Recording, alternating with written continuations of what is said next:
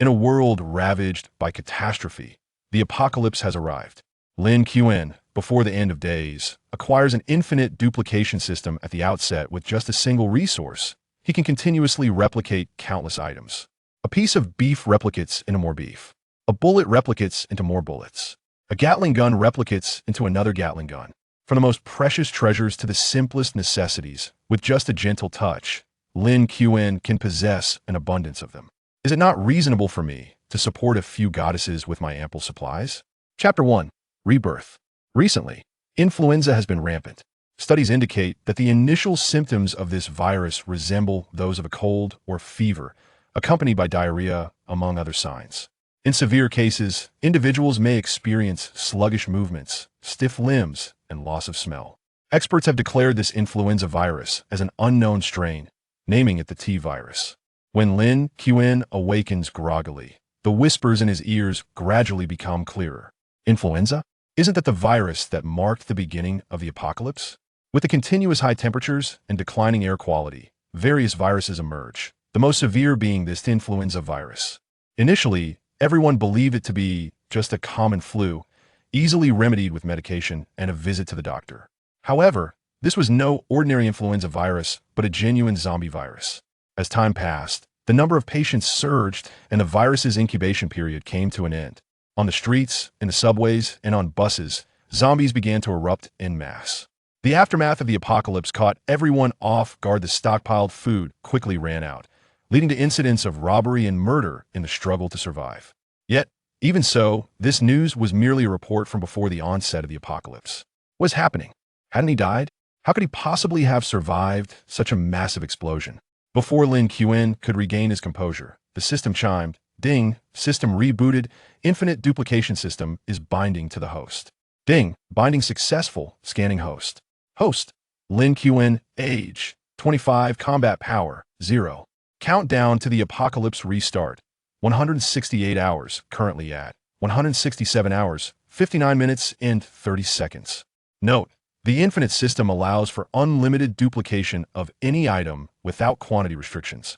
This system comes with built-in storage space that preserves items instantly, making it an essential tool for home and travel, a system you deserve to possess. Attention! The storage space can be viewed at any time to check the status of items. Data is being transmitted. Ding! Transmission complete. Lin Qin was momentarily stunned, then overwhelmed with joy. Not only had he been reborn, but he had also acquired a Sysmin Infinite Duplication System with storage space. He had struck gold. It is essential to know that in the apocalypse, resources are of utmost importance, and merely hiding them requires more than just skill. The Infinite Duplication System alleviates concerns about resource scarcity and even saves the need for storage space, eliminating the fear of discovery by others. Most importantly, it saves money. Acquiring large quantities of supplies can be quite costly, but with the Infinite system, Lin Qin only needs to purchase one of each item. For someone like him, with limited savings, this is nothing short of heavenly bliss. Lin Qin eagerly surveyed his surroundings and approached the refrigerator, retrieving a bottle of Sprite for duplication. Indeed, one bottle became 2, and then 4. He then stored the Sprite in his storage space, watching as it vanished from his hands. Shifting his gaze, he observed 4 bottles of Sprite neatly arranged in the corner of the empty space. Lin Qin retracted his inner view, suppressing his joy. It is crucial to remember that in his previous life, the sudden outbreak of zombies left many trapped indoors, too fearful to venture out. The limited food supply could only last 3 or 4 days. Initially, neighbors would support one another, but as resources dwindled, desperation led to robbery and murder. Cannibalism and foraging for tree bark became commonplace. Lin Qin was no exception. In order to survive, he had drunk the foul water from ditches, rummaged through garbage for scraps, and even slept and refused to mask his scent. Ultimately, he met his demise in an explosion 2 months later. Lin Qin immediately opened a can of Sprite, savoring a taste that was thousands of times better than the water from the ditch. The system's functions were straightforward. Lin Qin became familiar with them quickly. Next, he needed to devise a solid plan. The most urgent task was to prepare various survival supplies. These resources would not appear out of thin air. At least one sample was required for duplication. With this in mind, Lin Qin promptly opened his computer and began to strategize. Regarding supplies, he needed to ensure personal safety while preparing ample food and water. Of course, weapons and medicine were also of paramount importance, but the government strictly regulates access to pharmaceuticals and weapons. Many medications require prescriptions for acquisition. If he attempted to purchase every type of medication alone, it would likely raise suspicions. However, he was unsure of the specifics. After all, as a healthy young man, he was not yet at the point where he needed to buy every medication. Everything has a first time. He would start by buying a portion of the most essential items, and the rest could be acquired based on the situation later. As for weapons, the only items currently available for purchase were knives and fire axes, as weapon control was also quite stringent. Compared to being unarmed, these would suffice. Next were various daily necessities and tools. Upon careful consideration, he categorized them into 6 major categories: food, medicine, weapons, tools, daily necessities, and electrical appliances. Food was straightforward. Over the next 2 days, he aimed to purchase every type of food he desired, even including rice, flour, diesel, soy sauce, vinegar, and tea. He must not forget the gas canisters. As for medications, the most urgent in the early days of his previous life were those for cold, fever, and inflammation. Oh, and he must prepare a thermometer as well. Beyond these, gauze, alcohol, iodine, and other medications were also essential. Regarding weapons, he could currently think of only a few options. He would need to visit the wholesale market later to check. Daily necessities included far too many items. He would try to list as many as possible. As for electrical appliances, with the impending heat wave, air conditioning units and cooling fans would be indispensable, and with the onset of the apocalypse, the internet would collapse. Radios and telephones would be the only means to receive crucial national updates. However, as the electrical systems failed, households would be left without power, making generators and batteries exceedingly important. Nonetheless, one crucial factor required particular attention: the heat. Although it was only May, temperatures had already reached over 30 degrees Celsius. After the heavy rain in 6 days, the air would become both humid and oppressive, as if one were being roasted over an open flame. The apocalypse began precisely after that rain. With the continuous rising temperatures and the T-virus, many office workers still trudged to work, battling illness while carrying various tools. The virus seemed to mutate suddenly, appearing wildly across numerous locations. Reflecting on this moment, Lin Qin still felt a pang of dread. This place was no longer safe. He needed to enlist the help of an agent to find a suitable residence. Chapter 2. A Visit to the Supermarket. Lin Qin meticulously listed all items, organizing them into a shopping list to prevent any omissions. He then set off the nearby large supermarket. One must know that large supermarkets stock a vast array of items. Even if he couldn't find everything on his list, he would surely find most of it. Heading to the supermarket symbolized a casual stroll, allowing him to pick up a few small items to disguise his peculiar actions. He would be able to replicate everything in the supermarket, acquiring it all for a fraction of the cost. This transaction was indeed worthwhile. As for the wholesale market, although advantageous, it was impractical to touch everything, as he would be regarded as suspicious. Merely browsing without purchasing would surely earn him a notorious reputation at the wholesale market in less than a morning. The nearby WRM supermarket was vast and offered a comprehensive selection. Pushing a shopping cart, Lin Qin studied the layout of the supermarket. To explore everything, he could only start from the outermost sections. He would sweep through one side and then venture inward. However, it was Monday, and most of the customers were older adults. Young and ambitious individuals like him were relatively scarce. Once inside, Lin Qin headed straight for the leftmost shelves, which were filled with baked goods and prepared foods. Various Swiss rolls, breads, and cakes displayed enticingly. The Swiss rolls and breads were conveniently packaged on the outer shelves, making them easy for Lin Qin to access and replicate. However, the cakes within the display cases posed a challenge. He glanced around nervously to ensure no one was paying attention to his strange behavior before touching each cake, ultimately selecting the cheapest box of small cakes. A staff member glanced his way, noted the cake in his shopping cart, and then returned to their work. Lin Qin couldn't help but breathe a sigh of relief. His first attempt at duplication had been successful. However, the prepared food section was more challenging. 2 staff members stood behind the long counter, ready to assist anyone approaching. This made it somewhat difficult for Lin Qin to utilize his capabilities for free duplication. Ultimately, in the prepared food section, he managed to replicate several packaged items that had already been stacked on the shelves: roasted duck, roasted chicken, and steamed buns. Leaving this area, he entered the fruit section. Lin Qin casually selected apples, oranges, kiwis, watermelons, peaches, cantaloupes, bananas, dragon fruits, mangoes, durians, grapes, and crown pears. After thoroughly exploring the fruits section, he successfully replicated everything without attracting the staff's attention. The fruit and vegetable sections were connected. Given that it was just around mealtime, the produce looked fresh and restocking was timely. He picked a bunch of garlic, and several other vegetables were available, including cabbage, green onions, tomatoes, cauliflower, chrysanthemum greens, enoki mushrooms, spinach, green beans, sweet potatoes, lettuce, winter melon, pumpkin, and night-blooming flowers. Lin Qin did not hesitate, replicating each one in turn. After successfully duplicating, he headed straight for the rice and flour section. There were numerous varieties of rice, and even Lin Qin, who was not particularly knowledgeable, knew that WCHNG rice was the best. Once he found WCHNG rice, he began duplicating it. Naturally, he did not discriminate against other rice types, replicating pearl rice, glutinous rice, purple rice, black rice, yellow soybeans, peanuts, and corn as well. As for flour, Lin Qin did not bother to differentiate. He directly replicated the most common all-purpose flour and those displayed in bulk. He then duplicated the starch and bread flour on the shelves. Although he was unsure of their future use, they were free, and he would research them later. On the shelves, he found salt, chicken essence, MSG, white sugar, light soy sauce, dark soy sauce, aged vinegar, white vinegar, cooking wine, 13-spice seasoning, Sichuan pepper, star anise, cinnamon, cumin, chili, preserved vegetables, pickled greens, snow vegetables, and lao ganma.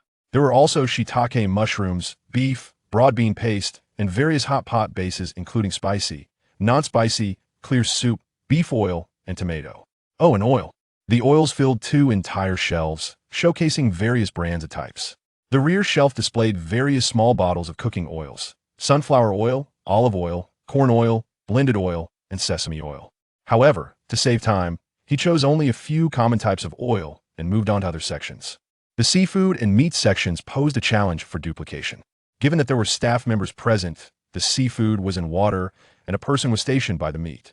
He wondered if he could replicate the entire display case. Lin Qin attempted to touch the edge of the counter while engaging the butcher in conversation to distract him. "Master, could you chop me up 20 yuan worth of pork ribs?" 20 yuan would yield only 2 ribs, a modest quantity, but sufficient for most single patrons, making it a common request in supermarkets. The butcher, skilled in his craft, quickly picked up half a rack of ribs and moved to the chopping board, skillfully separating the 2 ribs. Seizing the opportunity, Lin Qin immediately began duplicating. In his storage space, the counter holding the meat was successfully replicated, but unfortunately, only the counter was duplicated and no meat appeared. It seemed that the system could only replicate a single species at a time, unable to duplicate additional items simultaneously. After realizing this, Lin Qin observed the butcher still chopping meat and pretended to browse the meat section, touching various items. The butcher, having finished preparing the ribs, looked at Lin Qin with a furrowed brow. Lin Qin quickly added, "It'll take some meat, just make a cut from here." The butcher, suspecting nothing, chuckled as he began to cut the pork. "For one person, do you need so much?" Lin Qin smiled and replied, "We'll freeze it to save some hassle." The butcher accepted his explanation and continued his work. As Lin Qin's gaze swept over the display, he noted that the fresh beef and lamb were rather expensive and not easily accessible. He decided to check online later to find cheaper options.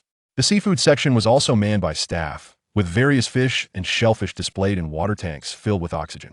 The likelihood of being able to select items by oneself is almost non-existent, and duplicating them proves to be somewhat challenging. This is inferior to a marketplace where one can personally choose their goods. After some contemplation, Lin Qin abandoned the idea of replicating seafood and fish, shifting his focus to other areas. There are numerous freezers here, primarily storing a variety of frozen beverages and products. As he has yet to explore other sections, taking 1 or 2 frozen items now could easily result in a messy situation. It seems prudent to leave this for last, especially since payment is required, even if merely for appearances. Pushing his shopping cart, Lin Qin arrived at the snack section. The snack area was sparsely populated, and even the attendant was absent. This absence made Lin Qin's duplicating activities all the more joyful.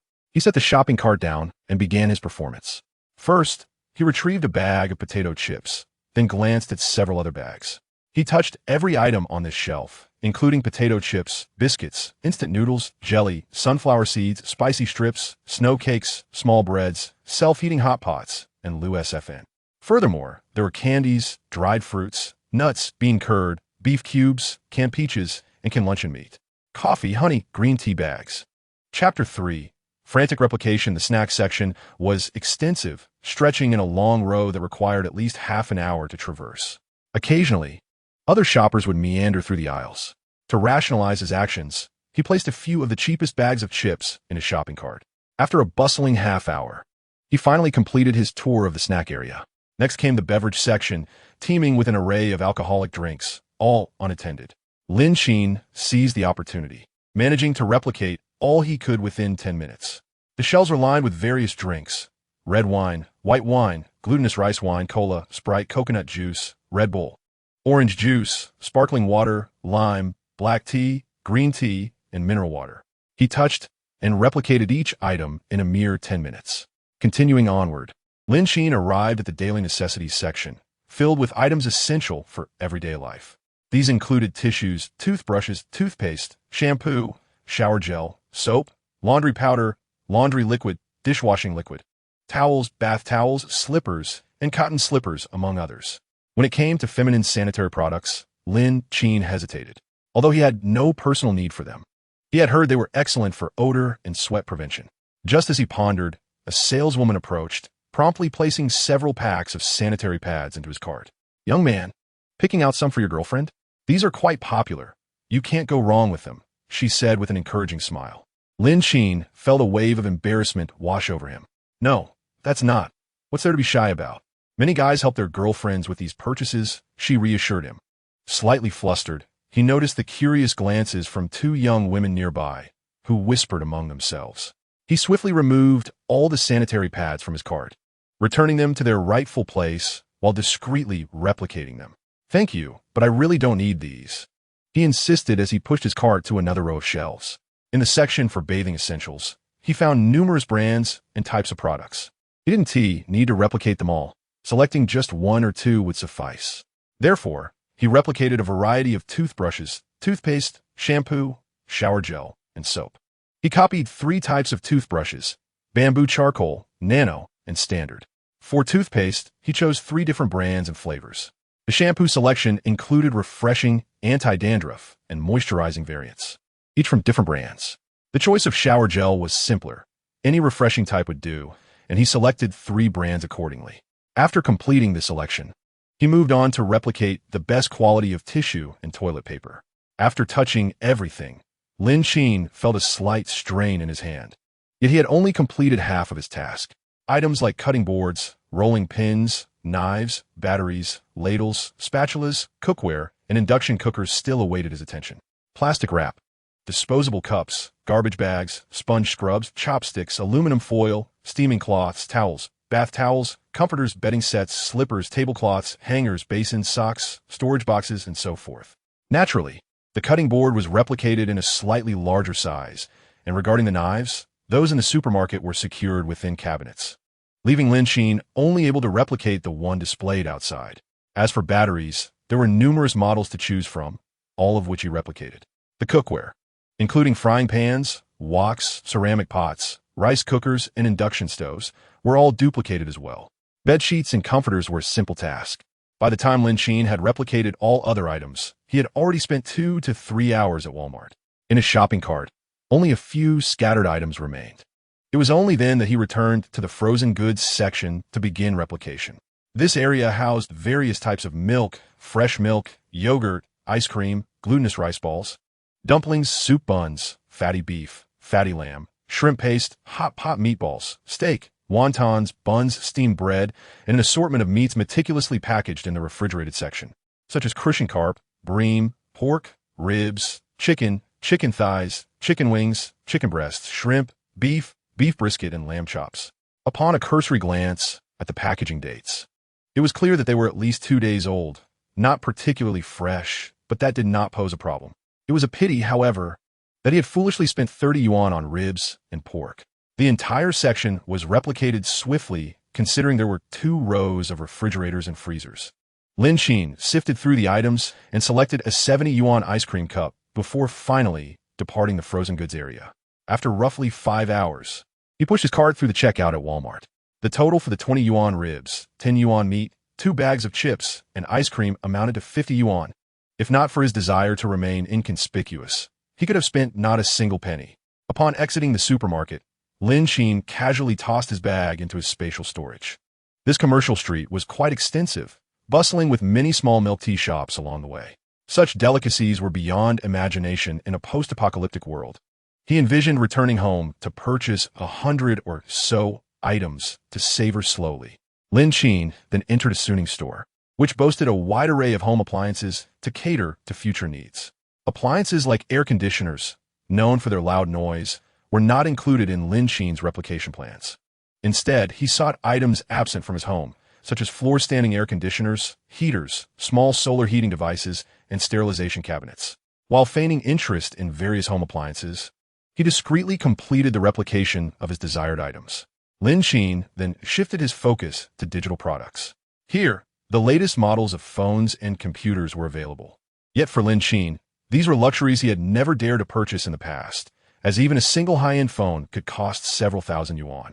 Though the latter phase was devoid of electricity and internet, it was nonetheless a somewhat protracted journey, indulging in pleasure before anything else. After a thorough examination of his phone and computer, he diligently copied everything down. However, Lin Qin also took the added step of acquiring a senior mobile phone, which was notably efficient in battery life, lasting several days compared to a smartphone. One must, however, ensure that all sound is muted. He gathered his essentials: a camera, headphones, a drone, a power bank, a storage battery, and a radio, which did not consume much of Lin Qin's time as he had specific objectives in mind. Upon exiting, he marked off the items he had already copied, leaving behind those yet to be acquired. The mall was vast, housing numerous vendors. Lin Qin ventured into clothing stores he typically dared not enter, copying various stylish and fashionable garments, including sun protection jackets, windbreakers, and outdoor climbing gear, ensuring he was well prepared for any situation. Entering empty, he emerged with his arms full. Chapter 4. Stockpiling via online shopping. However, the thicker garments were absent from the mall. As it was now May, and winter apparel had long been replaced with spring and summer collections, such clothing could only be procured through alternative channels. After completing his exploration of useful items in the mall, the clock had struck 4 in the afternoon, and Lin Qin's legs felt as if they were no longer his own. He had gathered a substantial haul, yet many items still eluded him. Contemplating his next move, Lin Qin opened an online shopping platform and began browsing for solar panels and generators. A solar panel was priced at an astonishing 3,500 yuan, while the generator cost 4,000 yuan, totaling 7,500 yuan for the 2 essential items. This figure did not even account for the thick clothing, blankets, bedding, and discs he intended to purchase online. Yet, one must risk losing a child to catch a wolf. Having secured the vital items, Lin Qin passed by a bubble tea shop and began to ponder his next steps. Ordering on-site could be somewhat cumbersome. Thus, he opted for a delivery app instead. With an array of choices such as tea, yogurt, fried chicken, burgers, fries, and skewers, Lin Qin limited himself to his preferred flavors. Each bubble tea shop offered approximately 10 cups, while the snack vendors had a broader selection with a slightly larger quantity. He scheduled his order for delivery at 8 in the evening and felt his stomach rumble in response. Exhausted both physically and mentally, he sought a nearby restaurant and requested a private room. He ordered a feast that included braised pork ribs, sweet and sour fish, spicy boiled meat slices, spicy chicken, potato beef brisket, and a hot pot. Each dish that arrived at his table was meticulously copied, with a table laden with delectable dishes. The server couldn't help but steal a few glances at Lin Qin, who savored the meal with great gusto, completely oblivious to the server's curious gaze. Without exaggeration, after a day of hunger, he could consume all the dishes before him. For Lin Qin, who had previously scavenged through garbage, this was an immense joy. Once satiated, he packed some leftovers to take with him. As he caressed his round belly, he did not forget to purchase some duck necks, duck feet, cold noodles, and other delicacies from the snack street. By 7 o'clock, he set off to return to his rented accommodation. At 8, the bubble tea, fried chicken, and skewers he had ordered earlier began to arrive, which he promptly stored in his space. Only then did he pull out a list and start making revisions. Today's excursion had provided him with food, water, daily necessities, and electricity, yet he had yet to find a place that sold gas canisters. A search online yielded only small canisters, while the larger ones remained elusive. Perhaps the gas company could assist? It seemed he would have to wait until tomorrow to make inquiries. Moreover, the most pressing concerns were medications and weapons. While he could procure some medicines from various pharmacies, those requiring prescriptions presented a challenge. Some could be easily requested online, while others remained uncertain. However, given the limited quantity needed, it should not pose significant difficulties. For instance, he could buy cold and cough remedies from one store and anti-inflammatory and throat-soothing medications from another. After all, pharmacies typically categorize their offerings into gastrointestinal, cold, skin, detoxifying, respiratory, ENT, pediatric, adult, and gynecological sections, allowing him to navigate the purchases with relative ease. Contemplating his needs, Lin Qin began to add items to his cart. The most crucial of all were antibiotics, with the most common being amoxicillin and cephalosporins. Online pharmacies did offer these, and prescriptions issued digitally were indeed valid. Furthermore, he had not sought any medications that necessitated a hospital visit.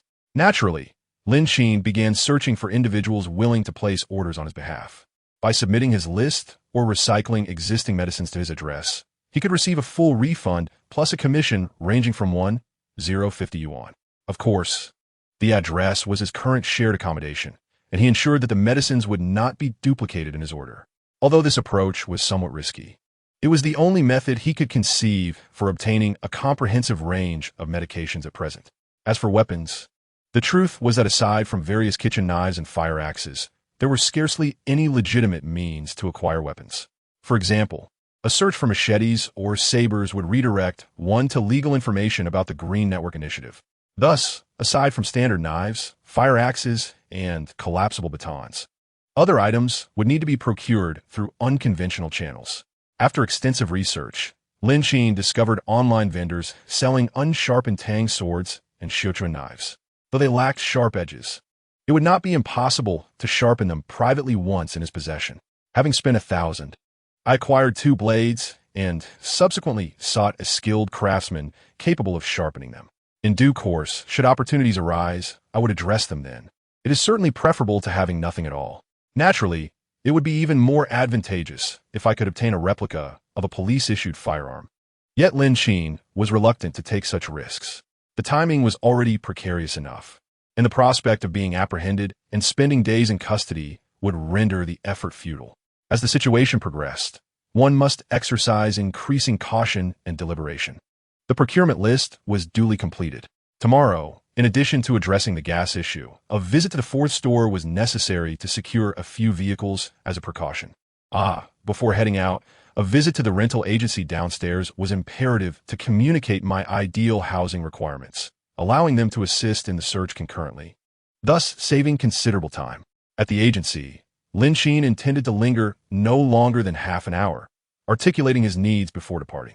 He would then proceed to the 4th store, and once these tasks were concluded, he would await the delivery of his online orders, taking the opportunity to wander and verify if anything had been overlooked. Subsequently, he would select a residence. With all arrangements in place, he would simply await the arrival of the items he had ordered.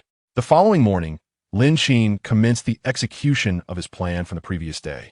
The real estate agency downstairs opened at 8:30, and to them, Lin Qin was their first customer. However, his appearance dissuaded them from investing time in him. After standing for nearly 30 seconds without a single agent approaching, a newcomer, presumably an intern, finally approached him. "Sir, are you looking to buy or rent? We have a wide array of listings available." Lin Qin raised an eyebrow. Cutting through the pleasantries, "I wish to rent a villa in the suburbs, albeit with high expectations. Firstly, it should be somewhat rare, preferably with a basement, and the space must be ample and well lit, with the landlord permitting modifications." The latter point was particularly crucial, as he intended to reinforce the thickness of the doors and windows, enhancing their defensive capabilities. If the landlord were to object, any rental would be rendered moot. Before the agent could respond, a male agent nearby, mistaking Lin Qin for a prime client, began to mock him. "Brother, modifications are highly unlikely. You must understand that landlords who can afford villas are merely looking to recoup their investments. Frankly, no one would rent to you. If you desire modifications, you might as well purchase one, then your options will be far greater." Zhang Feng scrutinized Lin Qin's attire from head to toe, his flip-flops, baggy shorts, and plain white shirt. If I may say, A villa with a basement is likely beyond your means. Chapter 5. Transportation. Amadiro Xiaoxue. You, as a newcomer, need to sharpen your judgment. Some clients are worth engaging, while others are not. It merely wastes time. Lin Qin thought to himself. He is indeed correct. I cannot afford it. Though my attire may not be impressive, what authority does a real estate agent possess to judge me? Lin Qin's expression instantly turned cold. The female agent, Xiao Shui, who stood beside him, sensed the impending tension and promptly grasped Lin Qin's arm. This was her final hope, should the deal be finalized. She might avoid unemployment. Following the sensation on his arm, Lin Qin cast a sidelong glance. Indeed, sir, the landlord may be reluctant to undertake significant renovations, but minor modifications could be feasible.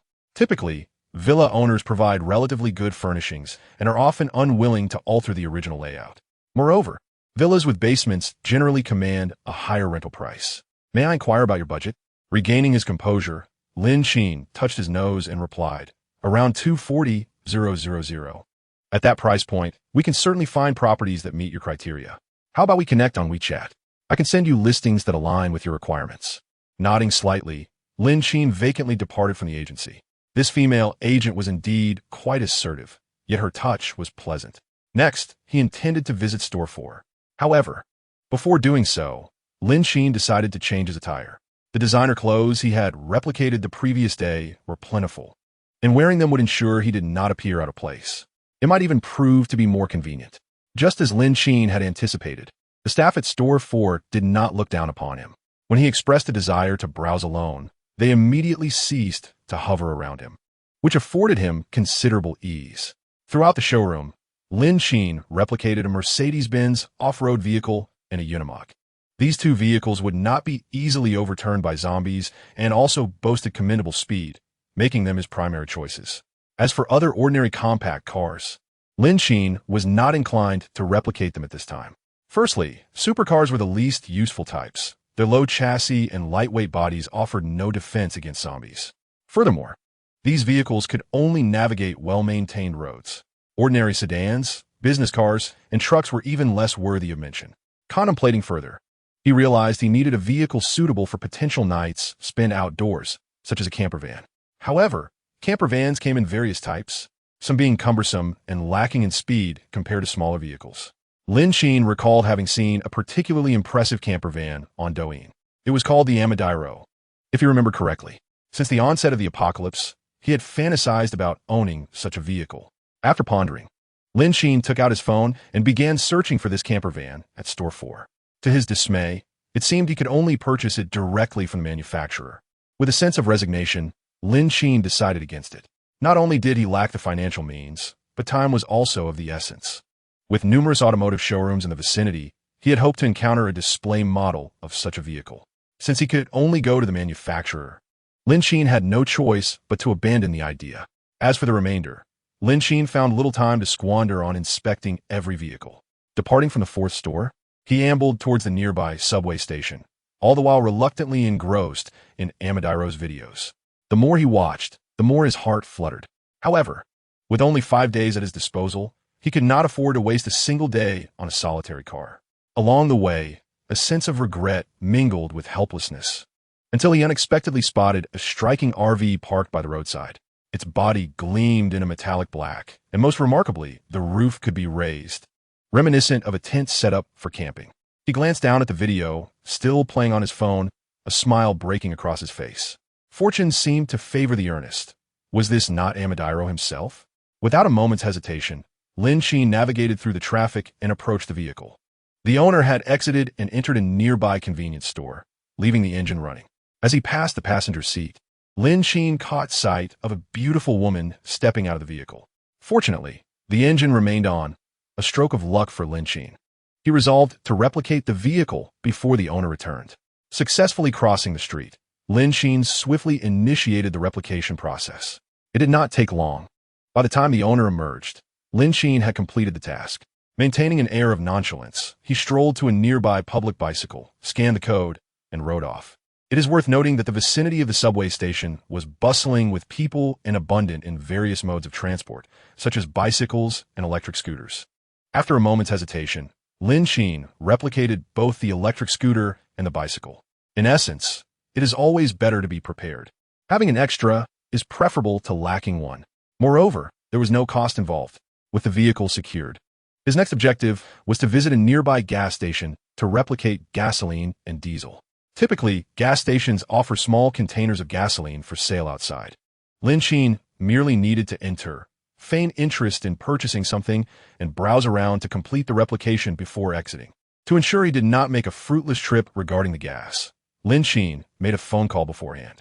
The location was a small station not far from the wholesale market, particularly known for coal transactions. After some contemplation, he decided to proceed directly there.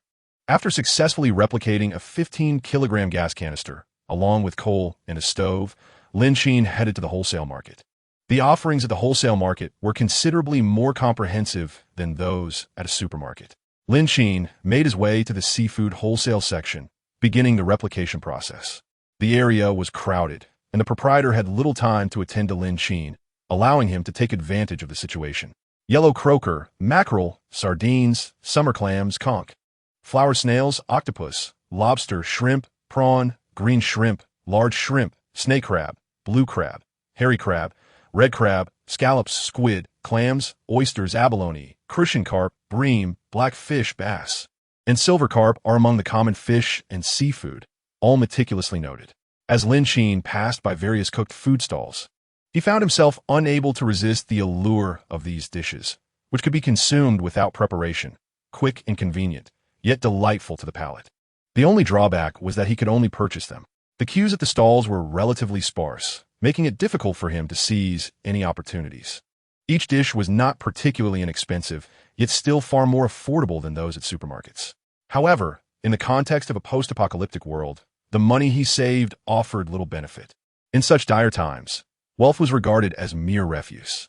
Smoked chicken, smoked duck, smoked rabbit, smoked chicken frames, roasted chicken, marinated duck, marinated chicken heads, marinated chicken necks, marinated chicken livers, marinated chicken feet, marinated chicken gizzards, marinated duck feet, and marinated duck gizzards.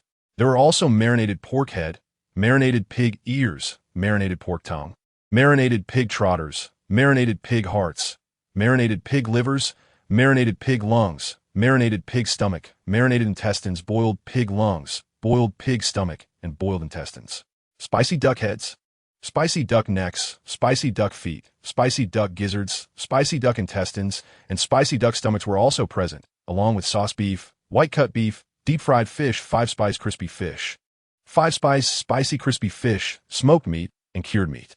Chapter 6. Shooting Club. Lin Qin had already spent a considerable amount on cooked foods.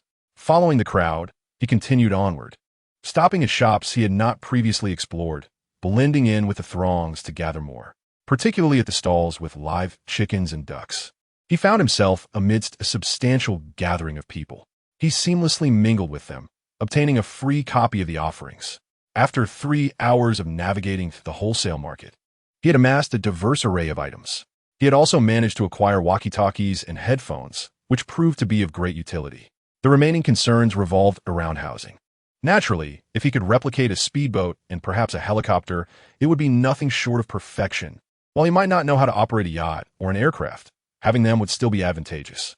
In times of necessity, perhaps his own rudimentary research would prove beneficial. However, the notion of a helicopter was ill-advised. One miscalculation could lead to disaster. But a yacht was certainly within the realm of possibility for study. Just as Lin Qin was lost in dreams of the future, a sudden, urgent ringtone shattered his reverie. It was Gong Chang Zhang Qian, his childhood friend and colleague. Upon seeing Zhang Qian's name, Lin Qin raised an eyebrow, momentarily entranced. In his previous life, Zhang Qian's fate had not been much brighter than his own. As soon as the call connected, Zhang Qian's voice came through directly. "Buddy, you're in trouble. You haven't shown up at the office for 2 days, and the old witch has discovered your absence without leave. She's in a fury at the office, threatening to fire you. I mean, when did you become so audacious, skipping work without even requesting a day off? But then again, I almost forgot before the apocalypse began. You were just an ordinary worker. You were so preoccupied with stockpiling supplies and gear that you neglected to ask for leave. However, with the end of the world approaching and your life hanging in the balance, who would fear being dismissed from the company or missing last month's paycheck. In comparison to life itself, these concerns are trivial. Lin Qin hesitated momentarily, his compassionate heart prompting him to remind his friend.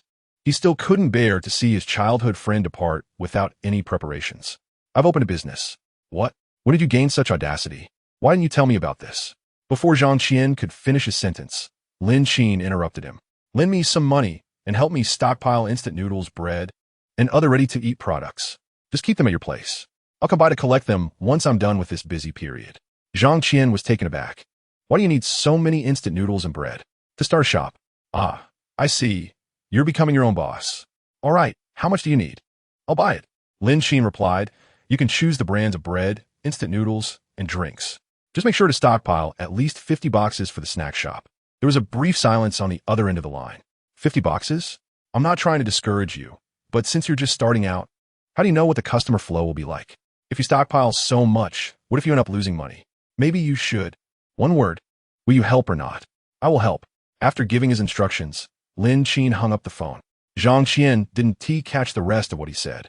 His attention was entirely on a new WeChat message that had just popped up. It was from the previous real estate agent, Xiao Xue. Lin Qin glanced over the property details sent to him and nodded in satisfaction. The house was located in the suburbs, yet it was distant from bustling areas. Each villa was spaced 200 meters apart, and the density of the houses in this villa community was remarkably low, with only 20 households in total. The house itself spanned 300 square meters, with decor that was somewhat luxurious yet not overbearing, providing ample space for potential renovations. Most importantly, the basement was equipped for audiovisual entertainment and had soundproofing, saving Lin Qin considerable effort. Without hesitation, Lin Qin decided to purchase this property. After visiting the physical house, he felt even more convinced of its value. First, the distance between the houses was sufficiently great, allowing for expansive activity space for each villa, complemented by abundant greenery. Secondly, the attached yard is roughly estimated to be around 50 square meters, perfectly suited for the installation of solar panels. With only 4 days remaining, Lin Qin found himself with little time to implement significant changes, compelling him to focus on meticulous details to achieve victory. He first fortified the walls with a thick layer of steel plating, followed by the addition of ordinary bricks, thus enhancing the original wall's strength, thickness, and height. The retractable awning made of cowhide was not raised excessively, remaining lower than the surrounding walls while effectively covering the yard.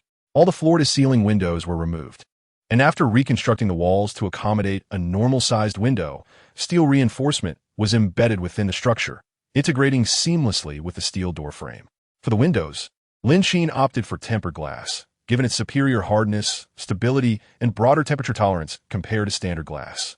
Typically, it can withstand low temperatures down to 100 degrees Celsius and high temperatures up to 380 degrees Celsius. However, recognizing that nothing is absolute, Lin Qin prudently installed a steel plate over the windows, allowing for easy operation. In the event that the glass fails to withstand an assault, the steel reinforcements and plating would provide additional support. The main entrance was similarly fortified, replaced with a theft-resistant door and a steel gate to counter potential zombie attacks. Additionally, he instructed the workers to prepare a concealed escape door in the basement and on the third floor. This hidden door was outfitted with a vault-level entrance, accessible only to Lin Qin. The staircase leading to the basement was constructed using bricks and steel plates, creating another discreet entrance. Concurrently, he had the master craftsman modify the existing ventilation system to enable the circulation and filtration of air from the basement. As a result, even if the surface became perilous, the basement remained a sanctuary for Lin Qin. If absolutely necessary, he could still escape through the concealed door in the basement. The final step involved the overall insulation, heat retention, and drainage measures for the villa. To be cautious, Lin Qin enlisted construction teams from 3 different cities, with each group responsible for a specific segment of the work. Local contractors would likely be drawn to the area once the apocalypse commenced, whereas those from afar would be naturally shielded by the distance from the zombies. Overall, the enhancements included thickening the walls, modifying doors and windows, installing awnings, creating concealed doors, ensuring ventilation, and bolstering insulation and soundproofing, none of which constituted a drastic renovation. The construction teams worked diligently, and Lin Qin remained industrious as well. Besides receiving daily deliveries, He was actively seeking channels for weapon acquisition. However, as an average citizen, he lacked the resources and connections that the affluent possessed, aside from online searches.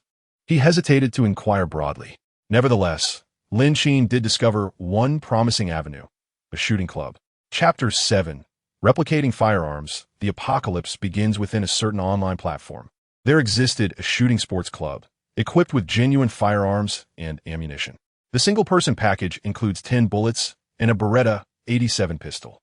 From the promotional video released by the vendor, Lin Qin also spotted the rifle model 512, 44, 35, 12, 332, and the Czech 75, as well as the Alpha 2231 revolver from the Czech Republic.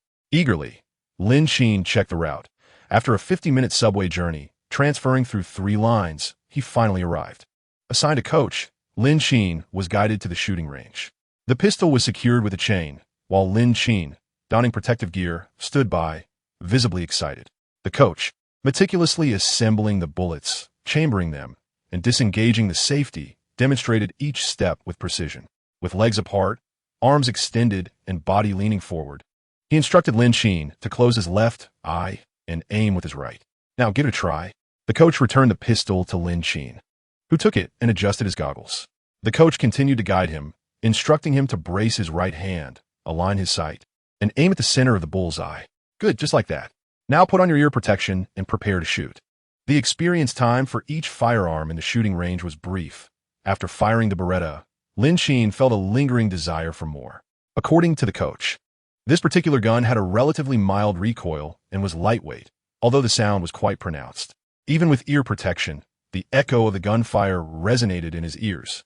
Nonetheless, for someone like him, who had never handled firearms before, this constituted an urgent training session. Consequently, Lin Qin purchased sessions for all the other firearms available. Ultimately, he adeptly replicated the skills required to handle them. Weapons secured, Lin Qin's restless heart found a semblance of peace. However, the heat seemed to have arrived early. The temperature had soared to 40 degrees Celsius, and within 2 days, it would reach an alarming 56 degrees. As for the house, it had been 4 days and 3 nights. The construction crew worked diligently, managing to complete their tasks just in time. Lin Qin, relieved from the tension caused by the premature heat, finally felt a sense of calm. After settling the final payments for the workers, he began to install surveillance cameras. It was crucial to have these cameras in place. As the apocalypse loomed, they would enable Lin Qin to monitor the safety of his surroundings against both nefarious individuals and zombies, allowing him to take timely action. The computer connected to the surveillance system was set up in the basement and linked to his mobile phone. Should anyone approach too closely, the system would trigger an alarm. With everything in place, Lin Qin could finally take a moment to rest on the sofa after days of relentless activity. He opened WeChat, a platform he hadn't checked in a long while. A week had passed, and his inbox was flooded with a barrage of messages from his superiors inquiring after him, colleagues checking in, and friends inviting him to gatherings, with each notification reflecting at least 20 to 99 unread messages. Yet, Lin Qin found little interest in these individuals. Inquiring about Zhang Qian's food stockpiling situation, I reminded him to take a day off tomorrow to procure supplies, and then I opened Weibo to check the news. The virus, which had maintained a prominent position on the charts, lingered for several days. Online, aside from complaints about this virus and a collective hope for the swift development of corresponding medications, there was not much panic. As of now, there had been no fatalities attributed to it. Lin Qin couldn't help but shake his head. After the heavy rain, the temperature would not be affected. It was as if the petri dish of bacteria had reached a critical point. Those who initially only exhibited mild fever symptoms suddenly deteriorated. They began to exhibit zombie-like behavior, attacking anyone in sight. They lacked cognitive ability and sensitivity to pain, acting as if tireless. Even with severed limbs, they continued to follow their primal instincts, tearing and biting. The head was their only vulnerability. With a thunderous roar, the storm raged outside, and torrential rain fell. By the morning, everything would change. Just like an ordinary downpour, no one noticed anything amiss, busy bustling through the city's various corners. Lin Qin opened a food delivery app, adding fried chicken, hamburgers, and fries to his cart. The tender beef burger and juicy double-layered beef sandwich were his favorites. He purchased 3 buckets, a 6-flavor snack bucket, a fried chicken snack bucket, and a family bucket. While browsing the delivery app, Lin Qin pondered what else he might need. How about grilled cold noodles? What spicy hot pot? The thought of cold skin with meat sandwiches thrilled him. He also craved pizza. To be honest, he hadn't replicated these dishes. Lin Qin felt conflicted. This would be the last time he ordered takeout. In the future, such indulgences would be unattainable. Without further hesitation, he swiftly swept through the shops to place his order. Before long, Lin Qin was enjoying fried chicken, hamburgers, and small barbecues paired with beer, all while watching a humorous variety show on television. These were not stockpiled goods. They were all popular shows and dramas currently airing. When the internet and power eventually cut off, the vast collection of films and DVDs stored as space would serve as Lin Qin's backup entertainment resources. Of course, there were also exhilarating short videos. After feasting and drinking, the effects of the alcohol set in, and Lin Qin rare experienced a good night's sleep. Early the next morning, Lin Qin was awakened by the incessant buzzing of his phone. Upon unlocking the screen, he found it inundated with various news headlines. 3 strangers attack at a bus stop, leaving 2 injured and urgently sent to the hospital. Morning rush hour sees accidents on elevated roads, with reports of bizarre behavior. A crazed biter emerges at the subway station. Drug-induced hallucination or zombie. Lin Qin, still bleary-eyed, glanced at a few headlines before casually unlocking the screen. He had anticipated all of this. On Weibo and Douyin, videos filmed by bystanders were being published. The scene was utterly chaotic, with one individual relentlessly biting into another, tearing away large chunks of flesh. Some had their bodies mutilated, intestines and blood mingling on the ground. The crowd screamed and scattered, while the zombies turned their attention back to the throng. Lin Qin switched on the television. The news channel was broadcasting live coverage of the unfolding crisis. The injured had been transported to nearby hospitals for treatment, and in response to this emergency, a special task force had been established to investigate the situation at the scene. Our reporters were also en route to the epicenter of the incident, as the host continued to narrate the events with vivid detail. Lin Qin glanced at the screen a couple of times before turning off the television. The subsequent images somewhat dampened his appetite for breakfast. Among the wounded being transported to the hospital, some are already turning into zombies on the spot, while others succumbed halfway there. A small fraction managed to reach the hospital, but it would not be long before they transformed the medical facility into a haven for the undead. The police en route to the scene were besieged by zombies along the way. The outbreak of the virus, coupled with its rapid transmissibility, soon led to the city's downfall. The government swiftly enacted measures, declaring a stay-at-home order and urging citizens to await rescue. The apocalypse had truly commenced. Yet, none of this impacted Lin Qin. Chapter 8. An impending storm. Lin Qin rose. As usual, he brushed his teeth and washed his face, then indulged in his breakfast. The meal consisted of pan-fried beef buns, fried dough sticks, and soy milk, accompanied by pickled mustard greens. This was replicated from a breakfast stall at the rental complex where he had previously resided. The taste was quite palatable. After finishing his meal, Lin Qin turned on the television once more. The images displayed were in stark contrast to those he had just witnessed. A news reporter was addressing the camera when a zombie suddenly leaped onto his back, sinking its teeth into his neck. The reporter was utterly defenseless, and the horrific screams echoed in everyone's ears. The cameraman had long abandoned the equipment and fled. Yet in the final frame, one could still see him being tackled by a rushing zombie. The news feed abruptly cut off, and the host appeared visibly flustered. Shortly thereafter, the broadcast ended. It was not difficult to surmise what had transpired. Buzz. The phone vibrated with an urgent intensity. Lin Qin calmly glanced at it before answering, holding the device slightly away from his ear. "Oh my goodness, you're incredible. It's complete chaos out here. Fortunately, you mentioned coming over today to pick up supplies, and I took the day off. Otherwise, I would have perished at the office today. Lin Qin, my good friend, you are nothing short of a deity." Lin Qin's eyelid twitched at the words, inadvertently recalling a certain iconic scene. "Please spare me the flattery. I understand, but given the turmoil outside, what are you doing at my place? You might as well not come today. Let us wait until things stabilize. Although your belongings have indeed filled every nook of my home, I expect a sumptuous feast from you once this ordeal concludes." Zhang Qian stood by the window, gazing down at the chaotic throng below, where cars collided amidst the uproar. His brow furrowed deeply. Lin Qin, however, displayed no urgency. It was merely an excuse. "Zhang Qian, have you observed the situation outside? The screams are incessant, and the streets are in utter disarray. Lin Qin replied, I have, and I was prepared for this. You've been staying at home these past few days, haven to you? I reckon your company will soon issue a work-from-home announcement. You should keep an eye on the news. Zhang Qian reassured him, rest assured, I've been keeping tabs. Just be careful. Their conversation concluded hastily, prompting Lin Qin to approach the window once more. This villa district, distanced from the bustling city, remained relatively tranquil, far from the turmoil depicted in the news. Yet, such serenity would not endure for long.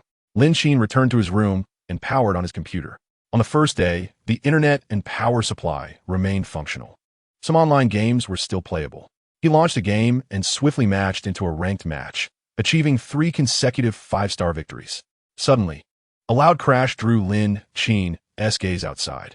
A luxury car had collided with a tree on the roadside. Grabbing his binoculars, he peered closer.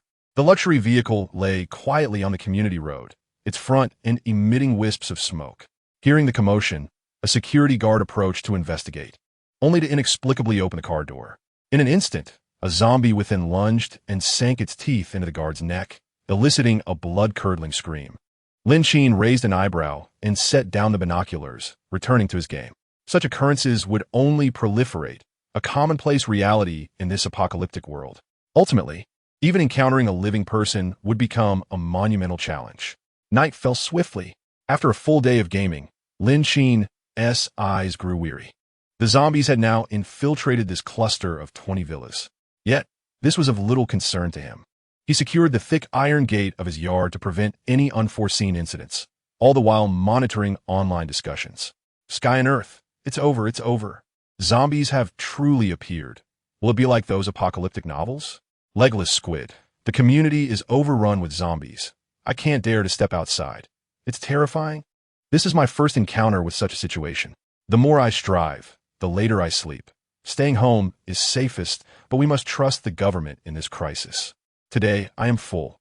I feel hopeless. The government may not be able to manage this. Just this morning, there were only a few, and now the People's Hospital has completely fallen. The number of zombies emerging from there is considerable. Bridge in front. Let us wait and see. It's uncertain. Staying at home is certainly safer than venturing out. Little Black Dragon, I feel the same way. Wong Wong's gift bag. Hurry to the Yangshi News Weibo. Quickly, quickly. Lin Qin glanced at the comments beneath the Weibo posts. His curiosity piqued and began to explore. At that moment, the latest pinned post announced the need for the public to stay indoors and avoid venturing out. The government would act swiftly, urging citizens to remain at home and await rescue. Scrolling through the comments, Lin Qin focused on the most liked messages, all expressing trust in the nation. Major news outlets were simultaneously resharing the information. However, discussions surrounding zombies and apocalyptic scenarios had begun to proliferate, amidst the usual jesting and expressions of faith in the government. Lin Qin discovered some dissenting voices.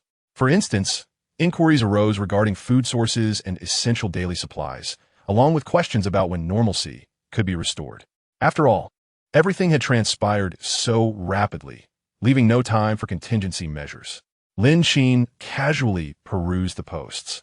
In the face of this unforeseen crisis, some are merely spectators, while others were gripped by anxiety. Yet, he stumbled upon a few surprising comments. Someone even inquired about the influenza virus. Little Pot, have you all noticed that several people I know who contracted the flu have turned into zombies? This situation can't be related, can it? Lin Qin raised an eyebrow and opened the comment section. There were only 2 responses, both assuring him that it was impossible.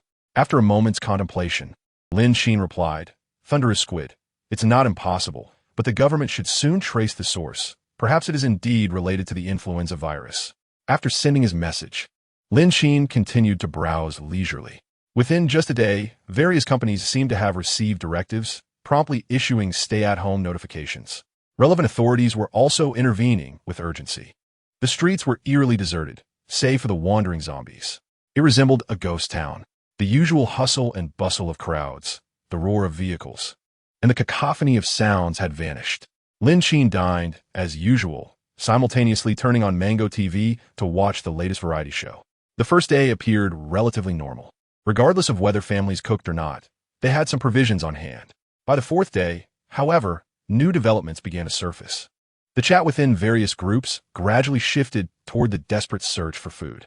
Lin Qin observed the messages in his group, noting that many neighbors from his previous residence were seeking mutual aid. Chapter 9. Seeking help everywhere, the nation takes action. Witnessing this scene, Lin Qin could only shake his head in silence. The goodwill displayed now would soon transform into the very hands that could bring about their own demise. Food supplies would dwindle, and the number of zombies would only increase. When they truly reached a desperate state, no one would adhere to the law. Just like now, where the group was tagging him. In a secluded villa community where Lin Qin resides, there are merely 20 households. The residents, wary of venturing outside, have begun to exchange food amongst themselves. Yet, the affluent individuals in this enclave never keep leftovers. They consistently purchase sufficient supplies for 3 to 4 days, favoring fresh provisions. Without an early exchange of food, one could scarcely endure such an extended period. Tang Xiaotian, Lin Qin, my brother, do you have any extra food at home? I would be willing to purchase some. I have children at home and am truly at my wit's end. Wan Qinya, Lin Qin, if you do, could you spare me a little? Zhang Cheng, Lin Qin, young brother, I will pay you double the price for your food. Sell it to me. Lin Zheng, Lin Qin, I am the owner of Yuan Phone Group. You ought to provide me with the food. If you assist me now, once this situation passes, I will offer you a monthly salary of 50,000 to work at my company. In that moment, the group seemed to find a glimmer of hope. As all eyes turned to Lin Qin, he pondered seriously. He had only joined this group 4 days prior and had not brought many supplies with him. He had never flaunted his belongings in front of others, particularly not to Lin Zhang. Before the apocalypse, such a salary had indeed enticed him, but in the future, there would be no Yuan Phone Group or any notion of being a boss. Money would merely be worthless paper. As the messages proliferated, some individuals even began to add him as a friend. Lin Qin chewed on beef jerky, then spoke up. Lin Qin, I sincerely apologize. I have just moved in and have yet to retrieve many of my belongings. Lin Qin, to be frank, I have been troubled these past few days. Does anyone have leftover instant noodle soup or vegetable broth? I would be grateful for just a sip. Upon sending the message, silence enveloped the group. It was as though they had chosen to ignore Lin Qin entirely. To them, a person devoid of utility brings no benefit. Lin Qin relished a moment of solitude. After closing the chat interface, he received a message from Zhang Qian. Zhang Qian, I've taken a few packs of your food to stave off hunger. Zhang Qian, I can't go out now. We've consumed everything at home, and your supplies are the only ones left. Lin Qin, go ahead and eat. After all, you purchased it. Lin Qin, however, I must remind you to keep your food hidden. Do not expose it to others, nor share it out of sense of charity. Once the abundance of your supplies is revealed, you will attract the attention of countless individuals, and the consequences need not be elaborated. Yet Lin Qin knew the character of his childhood friends well. They would heed his advice. After imparting this caution, Lin Qin retreated to the sanctuary of his room. His days were spent gaming, eating, and occasionally indulging in the gym and media room in the basement, enjoying visual feasts. Outside, the world had been turned upside down, but Lin Qin remained unaffected by the apocalypse. On the 7th day, the nation finally stirred into action. Major news outlets have consecutively published the same report, sparking considerable discussion online. Dear compatriots, it is with a heavy heart that we inform you that research conducted by various national departments, including biochemistry and disease control, has revealed that the recent incidents resembling a zombie outbreak in numerous cities stem from a mutated strain of the influenza virus. Throughout the comprehensive analysis of blood samples, the presence of the virus has been detected. Conversely, no traces of the virus have been found in the blood samples of uninfected individuals. The conclusion drawn from this study is alarming.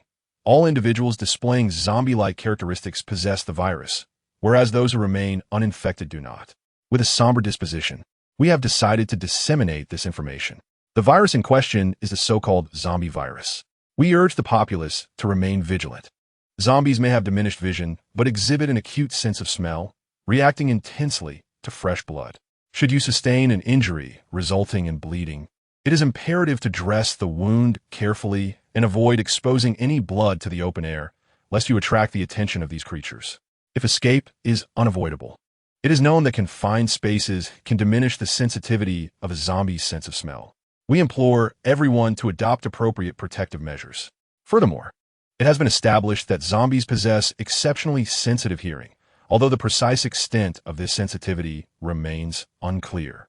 They react significantly to sounds such as birdsong, minor collisions, and conversations, indicating their auditory acuity is comparable to that of domesticated animals like cats and dogs. Thus, we advise the public to exercise caution and avoid producing loud noises that may draw the attention of zombies while at home. Initially, zombies exhibit a relatively slow and rigid mode of movement, yet they possess strength that is double that of an average human. Once engaged, it is exceedingly difficult to escape their grasp. Moreover, when a zombie is locked onto a target, their attack speed markedly increases. Therefore, it is advisable to avoid physical confrontations with zombies. Employing cunning strategies may enhance the chances of survival. Current research is still ongoing, and it is possible that zombies may present additional uncontrollable phenomena. However, it has been identified that the head is their critical vulnerability. Damaging the skull or brain can effectively neutralize them. Unless absolutely necessary, it is best to remain indoors, refrain from making noise, and avoid venturing outside. Any bites or scratches from zombies will lead to infection, which can occur within a time frame ranging from 10 seconds to 24 hours, depending on the nature of the wound and the source of infection. Regrettably, we must inform you that no effective treatment has yet been developed. However, our team is diligently working towards creating an antidote. There is no need for extreme panic, as the government is mobilizing swiftly to implement the most effective rescue strategies. Rest assured, various departments are collaborating closely to devise defensive measures and address issues regarding personnel placement. 3 days hence, ground forces will commence rescue operations in areas with mild infections. 7 days later, helicopter airdrops will be executed in conjunction with ground troops in regions exhibiting moderate infections. 15 days from now, certain severely afflicted areas will be patrolled from the air, necessitating that residents ascend to higher rooftops, enabling the helicopter rescue teams to pinpoint their locations for aerial assistance. It is important to note that we are currently experiencing a significant shortage of personnel. Daily search frequencies and ranges have been maximized. In some restricted areas, supply drops will be employed to extend the duration of rescue efforts. During this period, we will conduct phased deliveries of essential supplies, with the initial airdrop comprising drinking water, biscuits, bread, and other survival provisions. Due to logistical challenges regarding inventory and transportation, the first batch of supplies will commence delivery in 10 days. Chapter 10. Do Not Frighten Me. Subsequently, a report regarding infection statuses across various districts will be disseminated. Citizens are advised to retain and consult this information according to their respective locales to avoid missing critical details concerning regional classifications, supply drops, and rescue timelines. Additionally, the emergency radio frequencies are as follows. National Unified Emergency Rescue Communication Frequencies 433000, 433500, 438500. Provincial and Municipal Emergency Broadcast Frequencies City 1039, City 1068, City 1057. Anhui 908, Nanjing 1033, Fictional, Do Not Trust. Please commit these emergency communication frequencies to memory according to your province and city. Meanwhile, Lin Qin observed the news with little emotional response. The measures taken by the state were remarkably swift, even anticipating subsequent disruptions to power and communication. However, the challenges of rescue operations and their timelines emerged as the most significant concerns. Furthermore, the initial wave of rescue efforts would commence in the least affected areas, progressing to moderate and ultimately to the severely impacted zones. Lin Qin's locality, though suburban, fell within the designation of a severely affected area, and thus, assistance had yet to arrive. The situation had devolved into a veritable hell on earth, with food supplies exhausted and panic instigated by the undead. An increasing number of individuals resolved to take desperate measures in order to survive, clinging to the hope of enduring until the arrival of rescue. Lin Qin exited the news broadcast and began his preparations. This night would not be one of tranquility. As darkness descended, he noticed through the installed surveillance that a neighboring household had ventured out in search of sustenance. The individual moved stealthily through the community pathways, occasionally hiding amidst the foliage to ensure safety before proceeding. This person exhibited considerable caution. Lin Qin, intrigued, sipped his coffee, continuously switching between surveillance feeds to track the individual. Eventually, he witnessed the person stop at another villa, skillfully scaling the entrance. Lin Qin set down his coffee.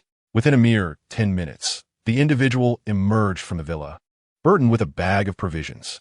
After surveying the surroundings, he cautiously returned to his own residence. At the other end of the villa district, a similar scene unfolded, albeit with far less fortune for the individuals involved. Merely a few steps outside, one unfortunate soul found themselves viciously bitten on the shoulder by a wandering zombie. A piercing scream echoed across the villa complex, attracting numerous other zombies. From the surveillance footage, it was evident that those lurking in the shadows were drawn to the sound, hastily converging upon the source. They mercilessly tore into the unfortunate victim, devouring him alive. For Lin Qin, such a sight was rather commonplace. However, for the two women within the villa, it was a harrowing visual shock. They clamped their hands over their mouths, hiding behind the entrance, too terrified to utter a sound, as they helplessly witnessed their father being consumed piece by the zombies. Observing this scene, Lin Qin lowered his head, feeling a twinge of hunger. He mused to himself about what to have for dinner that evening. How about some spicy hot pot or boiled meat slices? Both dishes promised a delightful spiciness. Emerging from the basement, Lin Qin surveyed the layout of the ground floor and made his way to the kitchen. After briefly heating the two dishes, he savored them alongside fragrant white rice. Compared to the chaos outside, Lin Qin's existence could be deemed quite pleasant. He kept the television volume low, blending with the intermittent screams and cries for help emanating from the monitors. Having satisfied his hunger, Lin Qin planned to retreat to his bedroom to watch videos before turning in for the night. Otherwise, he feared the ruckus outside would make it difficult to sleep come morning. Just before bed, he lay on his mattress and opened the chat interface with Zhang Qian. This fellow had been sending a flurry of messages since 5 o'clock, his concern palpable. At 5:07 p.m., he inquired, "How are you holding up?" At 5:20 p.m., he pressed, "Are you still alive?" At 5:25 p.m., he exclaimed, "Dude, reply to me, or I'll think you've kicked the bucket." At 5:26 p.m., he continued, "Brother? Brother? Brother?" At 6:01 p.m., he fretted, "You haven't really turned into a zombie, have you?" There were many more messages following, as Zhang Qian, fearing the worst, had begun to wax emotional. Lin Qin did not bother to sift through the ramblings. Instead, he simply tapped out a reply, "Still alive." It seemed Zhang Qian had been vigilantly awaiting a response, as he replied almost instantly, "That's wonderful. I thought you were done for." "Lin Qin, you won't believe what I've been through today. Frankly, I'm a bit scared.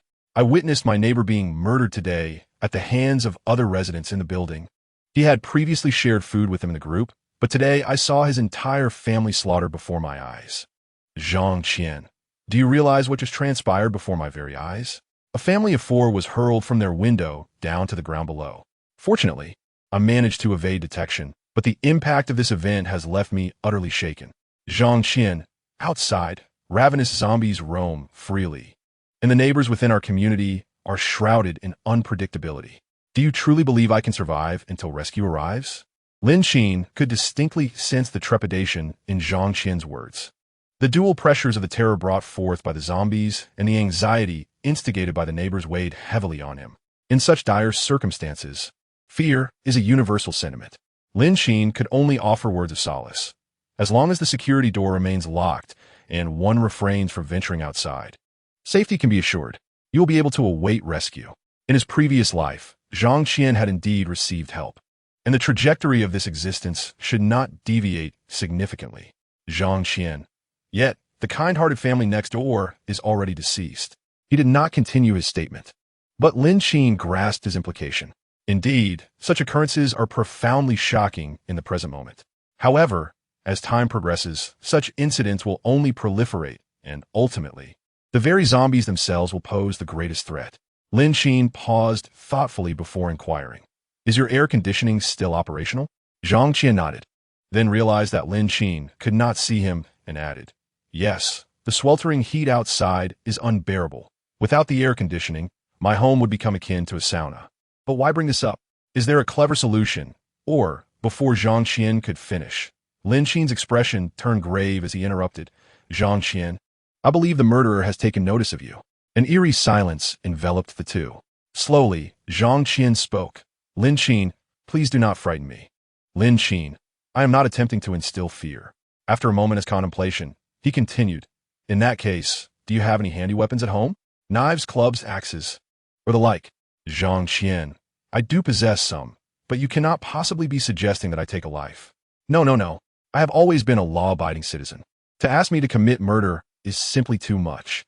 Zhang Qian, perhaps dispatching a zombie could be more feasible. Chapter 11. Women only affect my speed in drawing my blade. Lin Qin. That could suffice. Consider it akin to slaying a zombie.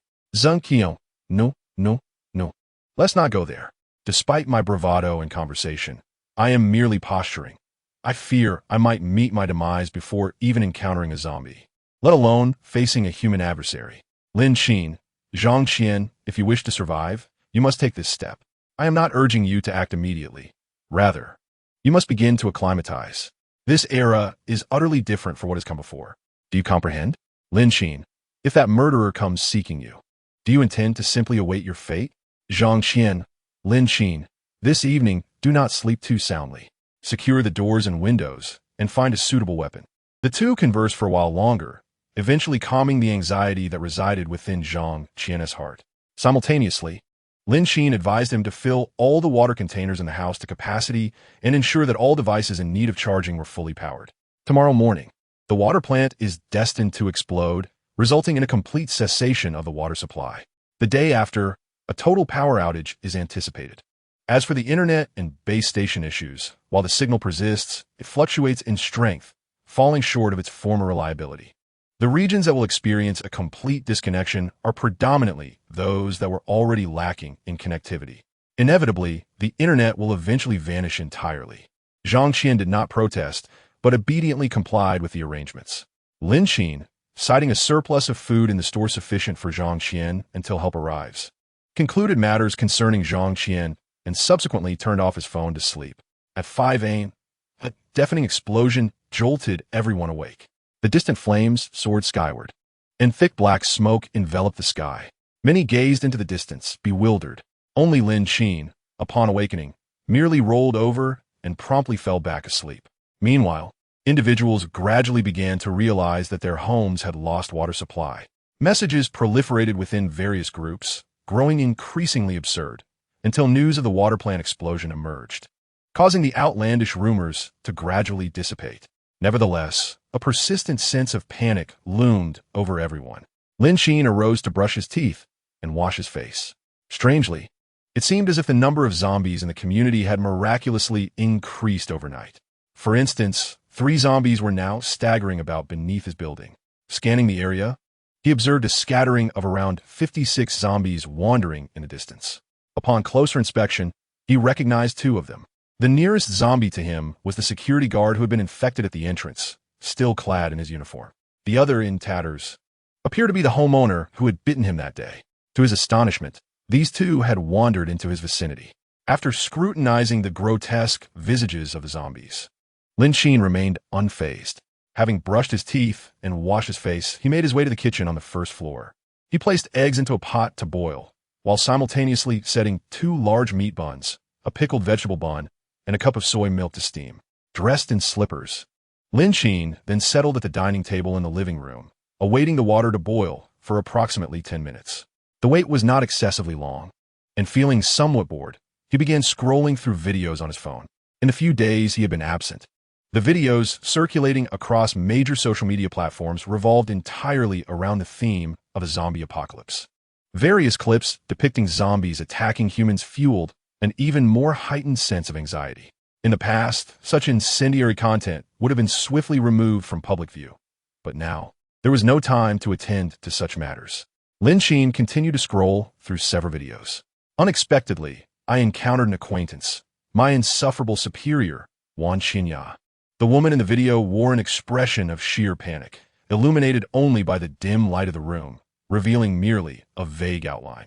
She directed the camera towards the zombies wandering outside the house, capturing the horrifying scene of a man being torn apart by the Hoard, his screams echoing in the air. The terror was palpable as the camera slid down to the window. It was utterly dreadful. The street below was swarming with the undead. After being cooped up at home for so many days, my supplies had run out. If I didn't venture out soon, starvation would inevitably claim me. I yearn to live and to avoid a grisly fate at the hands of the zombies. Is there anyone nearby who might assist me? I am willing to do anything, as long as I can survive. Beneath the video, a flurry of responses emerged, many of which were from lewd men.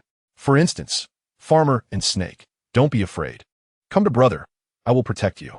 Huang Tongji, beautiful lady, let South get close. I am strong and sturdy. Chang Gu Bu Chong, the beauty seems rather near. Would you like to come to my place for some warmth? Lin Qin glanced at the comments, and his eyes fell upon a particular phrase. Only 500 meters away. 500 meters. Could it be that we reside in the same community? The first thought that crossed Lin Qin's mind was of Wan Qinya, whose head had flashed briefly in the group chat. Could it be mere coincidence? He clicked on her profile and found a plethora of risque short videos. To his astonishment, this person he had always seen as exalted was engaging in such provocative content. Each video garnered around 1,000 likes. Not an overwhelming amount, yet the comments were plentiful, filled with admiration and flattery. Wan Xinya's replies were tantalizingly suggestive. Intrigued, Lin Qin began to peruse her past videos one by one. Had these been discovered by their colleagues at the company, it would undoubtedly have stirred a significant uproar. One must admit, Wan Xinya's videos were quite skillfully crafted. Her figure was undeniably alluring, with curves that captivated the eye. The atmosphere she created in the videos contrasted sharply with her usual stern demeanor, a stark juxtaposition that was undeniably enticing. Lin Qin couldn't help but wonder what it would be like if Wan Qinya were to present such a scene before him, a proud and beautiful superior. Turning to him with fiery passion, his heart raced, and his breathing grew increasingly rapid. It was too much to contemplate. He clicked on the private messaging page, only to receive an automated reply. Yao Yao. Do you wish to learn more about my preferences? Add me to view exclusive videos. The implications of such a message were overwhelming. The restlessness he had just managed to quell surged anew. Lin Qin decisively closed the video. Calm down. What could a woman possibly do in this apocalyptic world? The only thing that would affect your speed in drawing your sword. The enticing aroma of steamed buns wafted through the room as Lin Qin rose to approach. With the food freshly prepared, he savored the buns and soy milk while donning his Bluetooth headphones, immersing himself in a variety show, attempting to suppress the anger that had been stirred within him. Outside, the relentless growls of zombies persisted. In stark contrast to Lin Qin's tranquil surroundings, the scene on the other side of the villa district was far less serene. Chapter 12. A call for help. The property management and security personnel sought refuge in a two-story house within the villa district. This was their usual workplace, an open space furnished minimally, with little more than workstations and computers. Having consumed their last meal that morning, only a solitary bottle of mineral water remained, rendered precious by the explosion at the water plant. Survival was imperative, but they first needed to address the immediate situation. In the hall, several individuals hurriedly dealt with the shards of a broken cup, while one anxiously peered out the window at the throng of zombies outside. Hurry, hurry! The zombies are coming! Yang Shui commanded, her voice laced with tension. They dared not even clean the glass fragments, hastily seeking shelter instead. Outside, the zombies had congregated at the entrance on the first floor, battering against the door. The four individuals hiding on the second floor were tense, not daring to make a sound. This state of suspense lingered for over 10 minutes until the zombies below were gradually distracted by distant screams. It was only then that they allowed themselves to relax, exchanging glances, yet none were brave enough to venture downstairs for a closer look. Yang Gao turned his gaze towards Lu Daqing, who had shattered the cup, displaying an expression of indifference. You caused this mess. You should go check it out. Lu Daqing, momentarily at a loss for words, finally replied, Fine, I will go. Summoning his courage, he nervously descended to the first floor. The glass in the windows had long been shattered, and the security bars hung precariously. Even the solitary door bore several gaping holes. If another wave of zombies were to be attracted, this place would be utterly defenseless.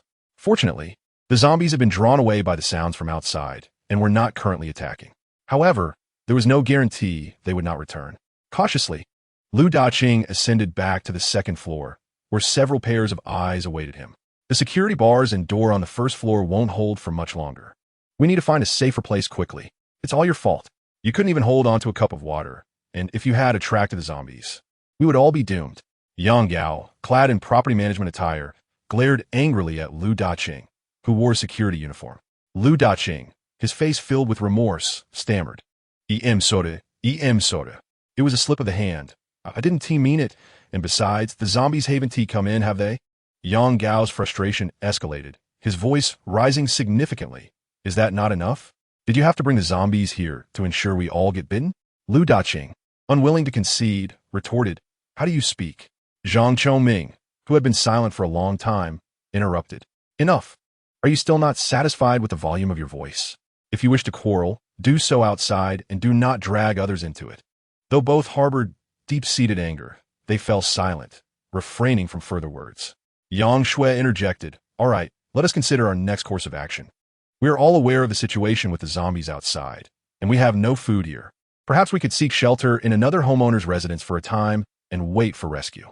Lu Daqing, unlike Yang Gao, maintained a semblance of composure, albeit speaking in somewhat halting Mandarin. "At this juncture, rather than pondering which homeowner might take us in, we should focus on how we can safely depart from here and find a secure location with provisions." All eyes turned to Lu Daqing, acknowledging the validity of his statement. They were indeed in dire need of a safe haven with sustenance. However, in surveying the entire villa community, it was evident that every household faced a scarcity of food. Moreover, the thought of venturing outside, with the recent horrors of the zombie threat vivid in their minds, further diminished their prospects. Silence enveloped the group, as the likelihood of venturing out appeared greatly diminished. Yet, remaining in place would only lead to inevitable demise. After a prolonged period of contemplation, Yang Shui suddenly recalled Lin Qin, the tenant whose renovations had been completed merely 7 days prior. Perhaps we could reach out to him. Was there not a new tenant who moved in just a few days ago? While it may not be wise to offend other homeowners, that tenant would certainly be amenable. Furthermore, I have glimpsed his yard from a distance. It is elevated and should provide a degree of safety. Resolute in her decision, the 3 property managers of the villa community fervently tagged Lin Qin. "Yang Shui property. Mr. Lin, during your recent renovations, I noticed the modifications made to your wall and gate. Given the grave circumstances outside, would you be willing to shelter us in your home until help arrives?" Yang Shui property. "The situation is quite dire. The number of zombies outside increases each day. Just yesterday, several zombies infiltrated one of our homeowners' residences, resulting in their complete demise. Your property, with its reinforced and elevated yard, appears substantially safer, and perhaps if we band together, we might wait for rescue." Zhang Chongming. "We are trapped at the property management office, and your location is quite nearby." Yang Gao. "Lin Qin, my brother, in the face of such calamity, we are all in a difficult position. Spending a few days at your house is hardly a burden, is it?" As for the silence, messages continued to flow within the group. While the other homeowners were unaware of the specifics, the property management's assurances indicated safety. One by one, they echoed their support, eager to gather at Lin Qin's residence. Yet, amidst dozens of tags flooding the screen, Lin Qin remained unmoved, offering no reply. Yang Shui gazed at the desolate screen, lost in contemplation. Before the apocalypse commenced, Lin Qin, the tenant, had moved in rather abruptly. Although it is customary for rental arrangements to exhibit a degree of fluidity, the circumstances surrounding Lin Qin's residence raised eyebrows, particularly due to the alterations made to the property's surrounding wall. All renovation requests necessitated approval from the property management, and while the specifics remained unclear, the materials delivered daily through the main entrance, coupled with her occasional glimpses, had piqued her curiosity. Initially, she found it peculiar, as the tastes of the affluent often tend to be eccentric. Perhaps he simply disliked the low walls aesthetic. There were plans for rectification, given that the villa community adhered to a uniform standard for its walls. Yet, before she could approach him to discuss the mandatory dismantling, the zombie outbreak occurred. In hindsight, however, Lin Qin's residence appeared to be the safest haven amidst the chaos. Despite the barrage of inquiries, Lin Qin remained unresponsive, prompting the property staff and security to question whether he was still alive. Desperation set in among them as they pondered their predicament. With the number of zombies outside increasing, relocating to a more secure location became imperative. But was Lin Qin's abode truly safe? And once there, what about provisions? For someone who had only recently moved in, it was likely that food supplies had already dwindled, perhaps even having become fodder for the undead. Chapter 13. We are all old colleagues now. With a sudden thump of her thigh, Yang Shui declared that regardless of the current situation of the homeowner, he remained their prime option. Lu Daqing, however, doused her enthusiasm with a splash of cold water, remarking, "Has he even replied to you? With so many messages, a normal person would have responded by now. He might already have been bitten by a zombie. His place could be more perilous than ours. At least we haven't had any zombies infiltrate here." The group shared a moment of silent agreement, contemplating the absurdity of Lin Qin engrossed in a variety show. Just then, her phone began to vibrate incessantly, disrupting her viewing experience. After a cursory glance at the notifications, she activated the Do Not Disturb mode. The show was quite humorous. It was a pity that the apocalypse had interrupted it before it could conclude. After finishing breakfast, Lin Qin leisurely unlocked his phone. Upon deactivating the Do Not Disturb mode, dozens of WeChat messages flooded in. A brief overview revealed that the property management suggestions were utterly ludicrous. Who, in such dire circumstances, would open their door to outsiders? Lin Qin rolled his eyes in disbelief. To his surprise, however, Wan Xinya had sent him a private message, seemingly just as astonished to find him within this community. "9. Xin Ua Morgens von Kianya. Lin Qin? How did you end up here? Is it true what the property management said about your home being secure? We have been colleagues for quite some time. Why not come to pick me up? 9:30. My phone is nearly out of battery, so please respond swiftly. At least we would have each other's company. Where are you? Answer me. Lin Qin. It has been a while since I sent the message." Immediately, Lin Qin's mind conjured the image of Wan Xinya's small account, which portrayed a strikingly different persona from her usual serious demeanor at work. Clearing his throat, he ultimately declined. No matter how charming a woman may be, one must not take reckless risks. The zombies outside are lurking with intent. He certainly could not venture out to fetch her. "Lin Qin, Director 1? It would be too much of a compromise for you to come here. I believe it would be far more prudent for you to remain at home and devise a means of self-rescue. Of course, you could also attempt to eliminate the zombies." After sending his reply, Lin Qin chose not to concern himself with her any longer. Before long, more people would venture outside in search of sustenance. And Wan Xinya was no exception. Her survival depended on her willingness to brave the outdoors. Soon, even her own home would not provide absolute safety. He needed to activate the external electric fence to prevent anyone from breaching the walls of his yard. After all, following the recent commotion caused by the property management, everyone in the villa community was aware of the security his residence offered. Lin Qin did not wish to be under constant scrutiny. Having activated the electric fence, Lin Qin stood by his second-floor window, gazing outward. The streets lay desolate, a chaotic scene of neglect. Zombies shuffled aimlessly along the road, their expressions vacant and dull. Birds chirped from the treetops, while below, an unsightly throng of zombies gathered. Nearby, on the lawn, the remnants of flesh torn by the undead attracted swarms of flies, the heat intensifying the stench. Occasionally, birds could be spotted pecking at the scraps on the ground. A gust of warm wind carried the noxious blend of decaying odors to Lin Qin's nostrils, somewhat unpleasant. Yet, he feigned ignorance of the foul smells and continued observing the situation across the street. Opposite the villa community stood another upscale neighborhood, but at a glance, it was impossible to discern much, as each household now refrained from making excessive noise. Lin Qin was no exception. The floors of his home were carpeted, allowing him to tread quietly. Although his house had been modified, it was merely a rudimentary version designed for 7 days. To ensure absolute safety from the zombies outside would require a long-term effort of at least 6 months. In his leisure time, whether watching television or playing video games, Lin Qin would retreat to the basement, which had been soundproofed to effectively muffle all noise. Once he confirmed that there were no anomalies in his surroundings, Lin Qin retrieved some fruit and ice-cold cola from his storage space. In the sweltering heat, the combination of fruit and ice cream with cola was the quintessential summer delight.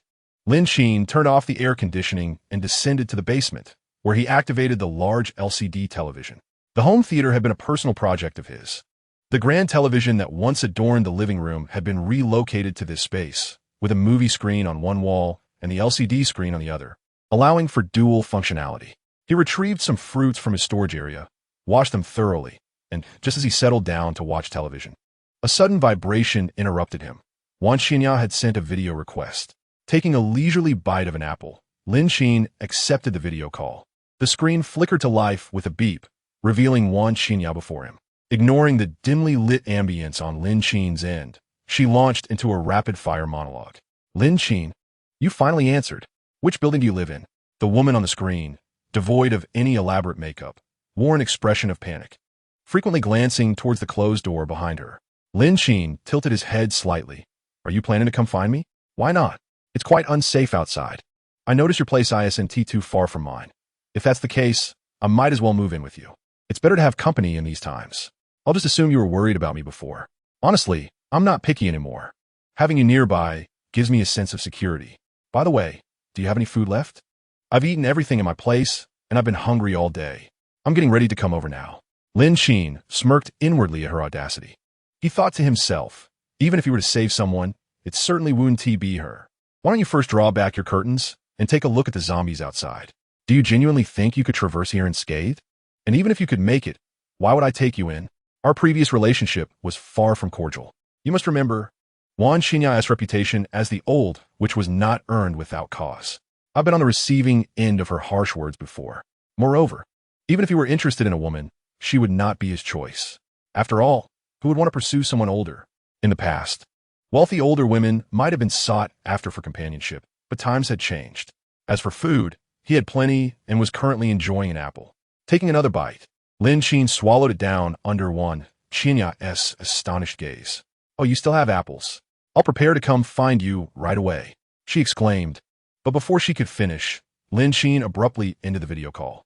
Seated on the sofa, Lin Qin fell into contemplation.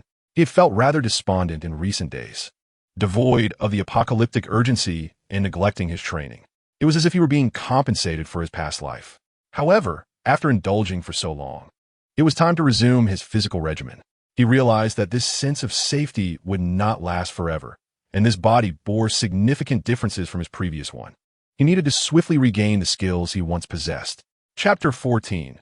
Physical exercise and forging. Lin Qin finished his apple, then clapped his hands and approached the exercise equipment to begin his workout. The initial intensity was not particularly high, and he concluded his session shortly thereafter. Upon retrieving his phone, Lin Qin discovered a plethora of video messages and calls from Wan Qinya, likely filled with harsh criticisms. However, he paid her no mind, promptly blocking and deleting her contact. Just as he completed these tasks, the surveillance system emitted a sudden alarm. Instinctively, Lin Qin approached the monitor to investigate. On the screen, he witnessed two individuals convulsing on the ground after coming into contact with the electrified fence as a horde of zombies descended upon them to feast.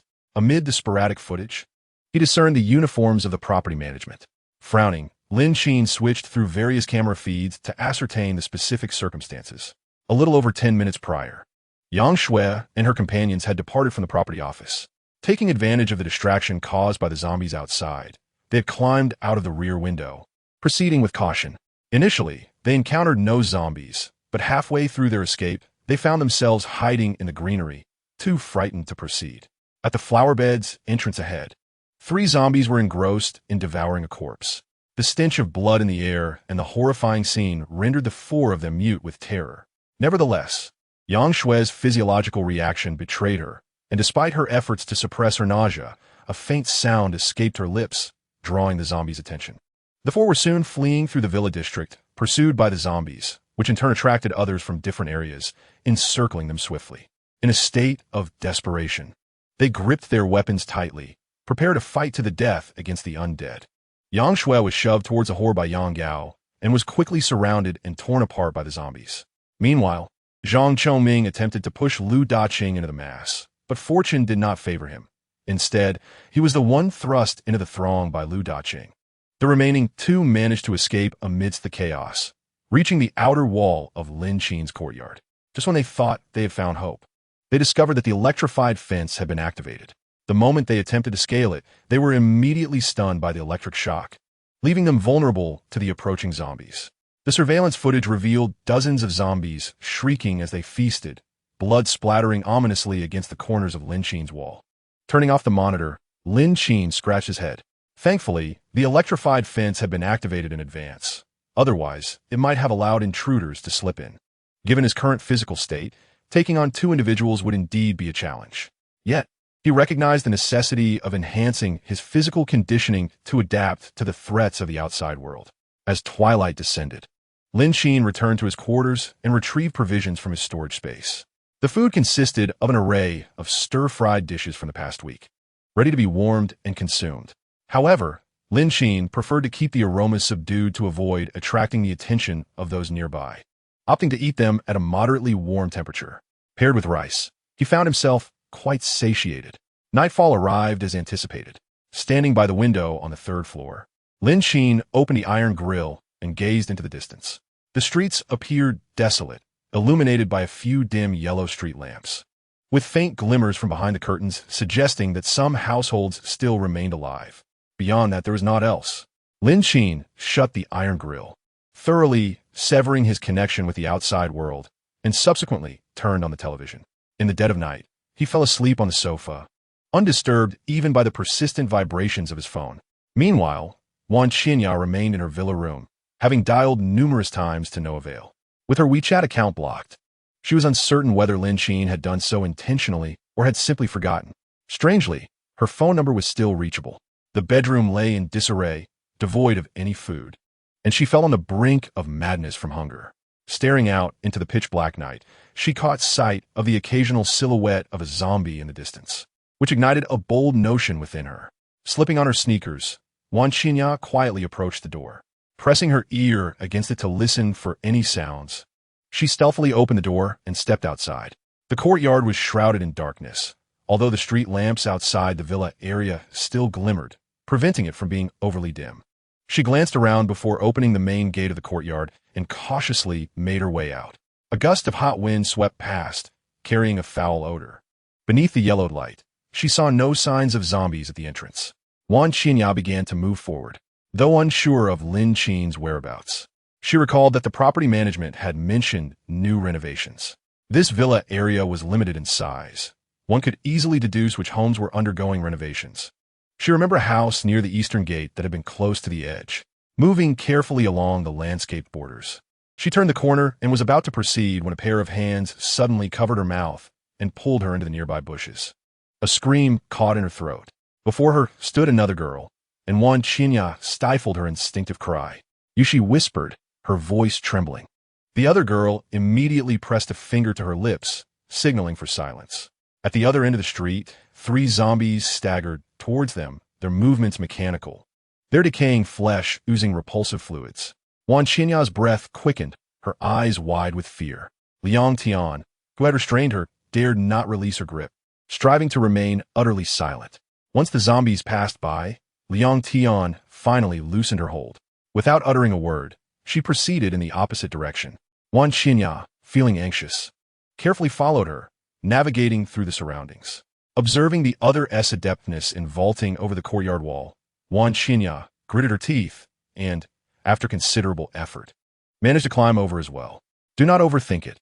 I merely fear you may hinder me.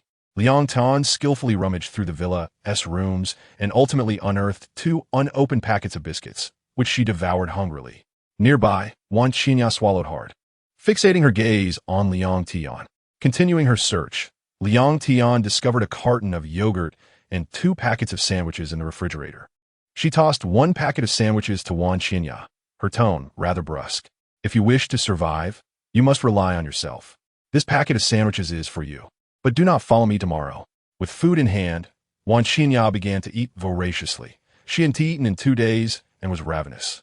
As for not following Liang Tian the next day, Wan Qinya readily agreed, as she had intended to seek refuge with Lin Qin. Curiously, Wan Qinya inquired, "Where do you plan to go tomorrow?" Liang Tian, sipping her yogurt, replied, "Staying here is not a solution. We must devise a plan to venture into the streets for food and drink, or else we may perish from hunger before help arrives.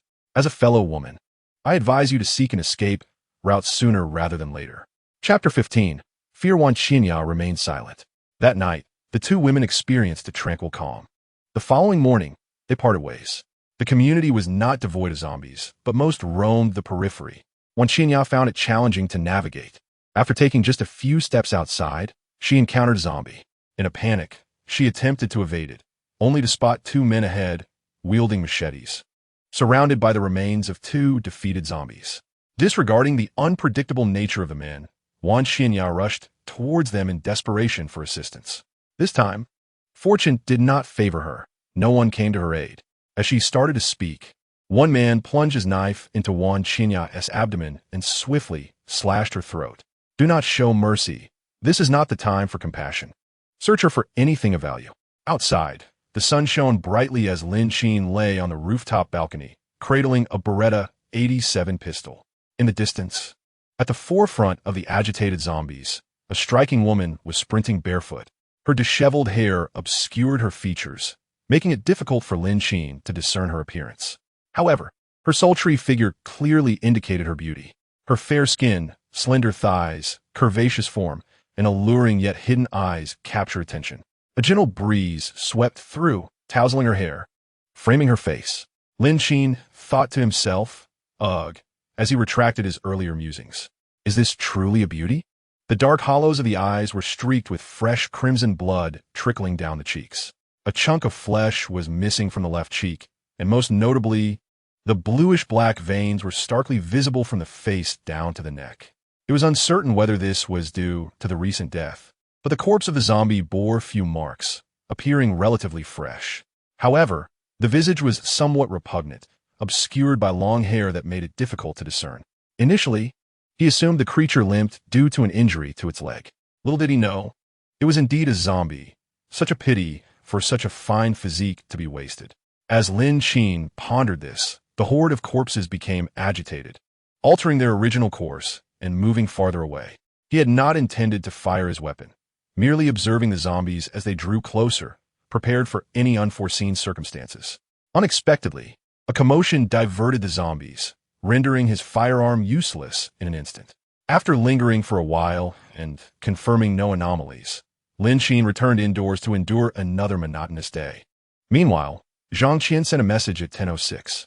Zhang Qian, Lin Qin, you were right. I couldn't sleep last night. That rascal attempted to break into my house in the dead of night. Luckily, I was on guard or might have been caught off guard. But Lin Qin, I feel guilty for what I did.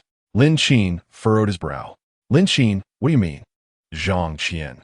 The commotion from our struggle attracted the zombies downstairs to the corridor. The situation was chaotic, and with the door ajar, I struck him on the back of the head with a stool, knocking him unconscious, and then I hid in the bedroom. He was left in the living room to be devoured alive by the zombies. I was terrified. He wanted to kill me, and in self-defense I locked him out, too frightened to respond to his cries for help. However, that's not the main issue now. What is crucial is that there is still a zombie in the living room, and all the food is laid out there. I am starving, yet I dare not venture out. Lin Qin was at a loss for words. Don't be afraid, it's just one zombie. If you don't deal with it, you'll only starve. Zhang Qian, I'm scared. Lin Qin, what is there to fear? Are you no longer a man? Zhang Qian, whether we are brothers or not. Your words are rather harsh. Lin Qin, the zombie's weak point is its head. Forget about the kitchen knife. See if you can find something sharper. To smash its skull. As a brother, I must say, if you can't harden your heart, you'll never succeed. Zhang Qian, all right, I'll look for a suitable weapon. Wish me luck. No. May success be swift. Lin Qin, the conversation between the two came to an end. Lin Qin put away his phone and descended to the living room on the first floor. The refrigerator in the living room was enormous, stocked with plenty of food. After surveying the contents, he closed the refrigerator and opened the freezer to retrieve some ice cream. The ice cream is contained in a large tub, and Lin Qin could indulge in it for quite a while. However, his mind was elsewhere, preoccupied with concerns about how Zhang Qian was faring. Was he in any trouble?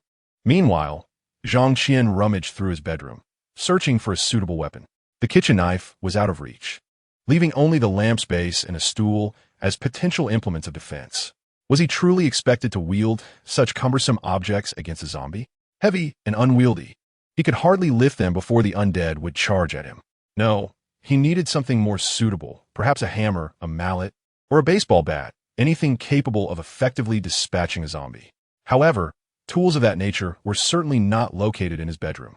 Zhang Qian frantically searched his room until, at last, he discovered a hammer nestled in the upper crevice of the wardrobe. This was a fortuitous find. He distinctly remembered that the hammer had been stored in the toolbox. Nevertheless, the specifics of its previous placement became irrelevant in light of his current predicament. Holding the hammer in hand, he felt a surge of confidence. With a swift motion, he flung open the bedroom door. The living room lay in disarray, bearing the chaotic marks of the zombie invasion. Most striking was a large pool of struggling blood at the center, interspersed with horrific chunks of flesh. The extensive blood trail intermittently led to the corridor outside.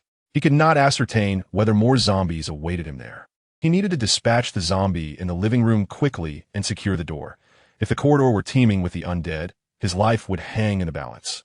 The zombie in the living room appeared quite attached to his home. Upon the door's opening, it reacted as if confronted by an unwelcome intruder. Letting out a furious growl, Lin Qin felt a twinge of anxiety, yet instinctively tightened his grip on the hammer. As the zombie closed in, he swung the hammer with all his might, striking its head. The creature's movements were not particularly swift. Initially, it seemed somewhat sluggish. Lin Qin easily felled the zombie with a single blow, then relentlessly smashed its head until it burst open, releasing a foul stench that made him gasp for breath. Turning quickly, he hastened to the front door of the living room and shut it firmly behind him, not daring to glance at the corridor outside. Leaning against the door, he strained to listen for any sounds emanating from the hallway. After a prolonged silence, he finally exhaled a sigh of relief. The surroundings fell into an eerie quiet, and Lin Qin surveyed the lifeless body of the zombie in the living room, glancing at the blood staining his feet. His heart continued to pound wildly. Chapter 16. A solo zombie to practice on. After a brief moment, overwhelmed by the scent in the air and the grotesque sight of the zombie's head and body, Lin Qin felt his stomach churn. Unable to restrain himself, he dashed to the restroom, clutching the toilet as he retched for quite some time. Once he had emptied his stomach, Lin Qin emerged, intending to tidy up the living room. However, upon witnessing the state of the room, he was once again overwhelmed by nausea. It was simply too filthy. Gritting his teeth against the physical response, he began to clean while suppressing dry heaves. Meanwhile, Lin Qin, having finished his workout, unlocked his phone. Conversations in various groups revolved around the dire situation of food scarcity. Many suggested venturing outside in search of sustenance, while others expressed trepidation regarding the wandering zombies beyond their doors. The dialogue escalated into a heated exchange. A message with an image arrived. Yang, run fast. There's nothing to eat at home. How are you all managing? Little 4. I don't know, just letting things be. Tiffany, I plan to go out. Yang, run fast. Aren't you afraid of the zombies outside? There are too many downstairs. I dare not venture out. Tiffany, yes, I'm scared, but what good does that do? If we don't go out, we will surely perish.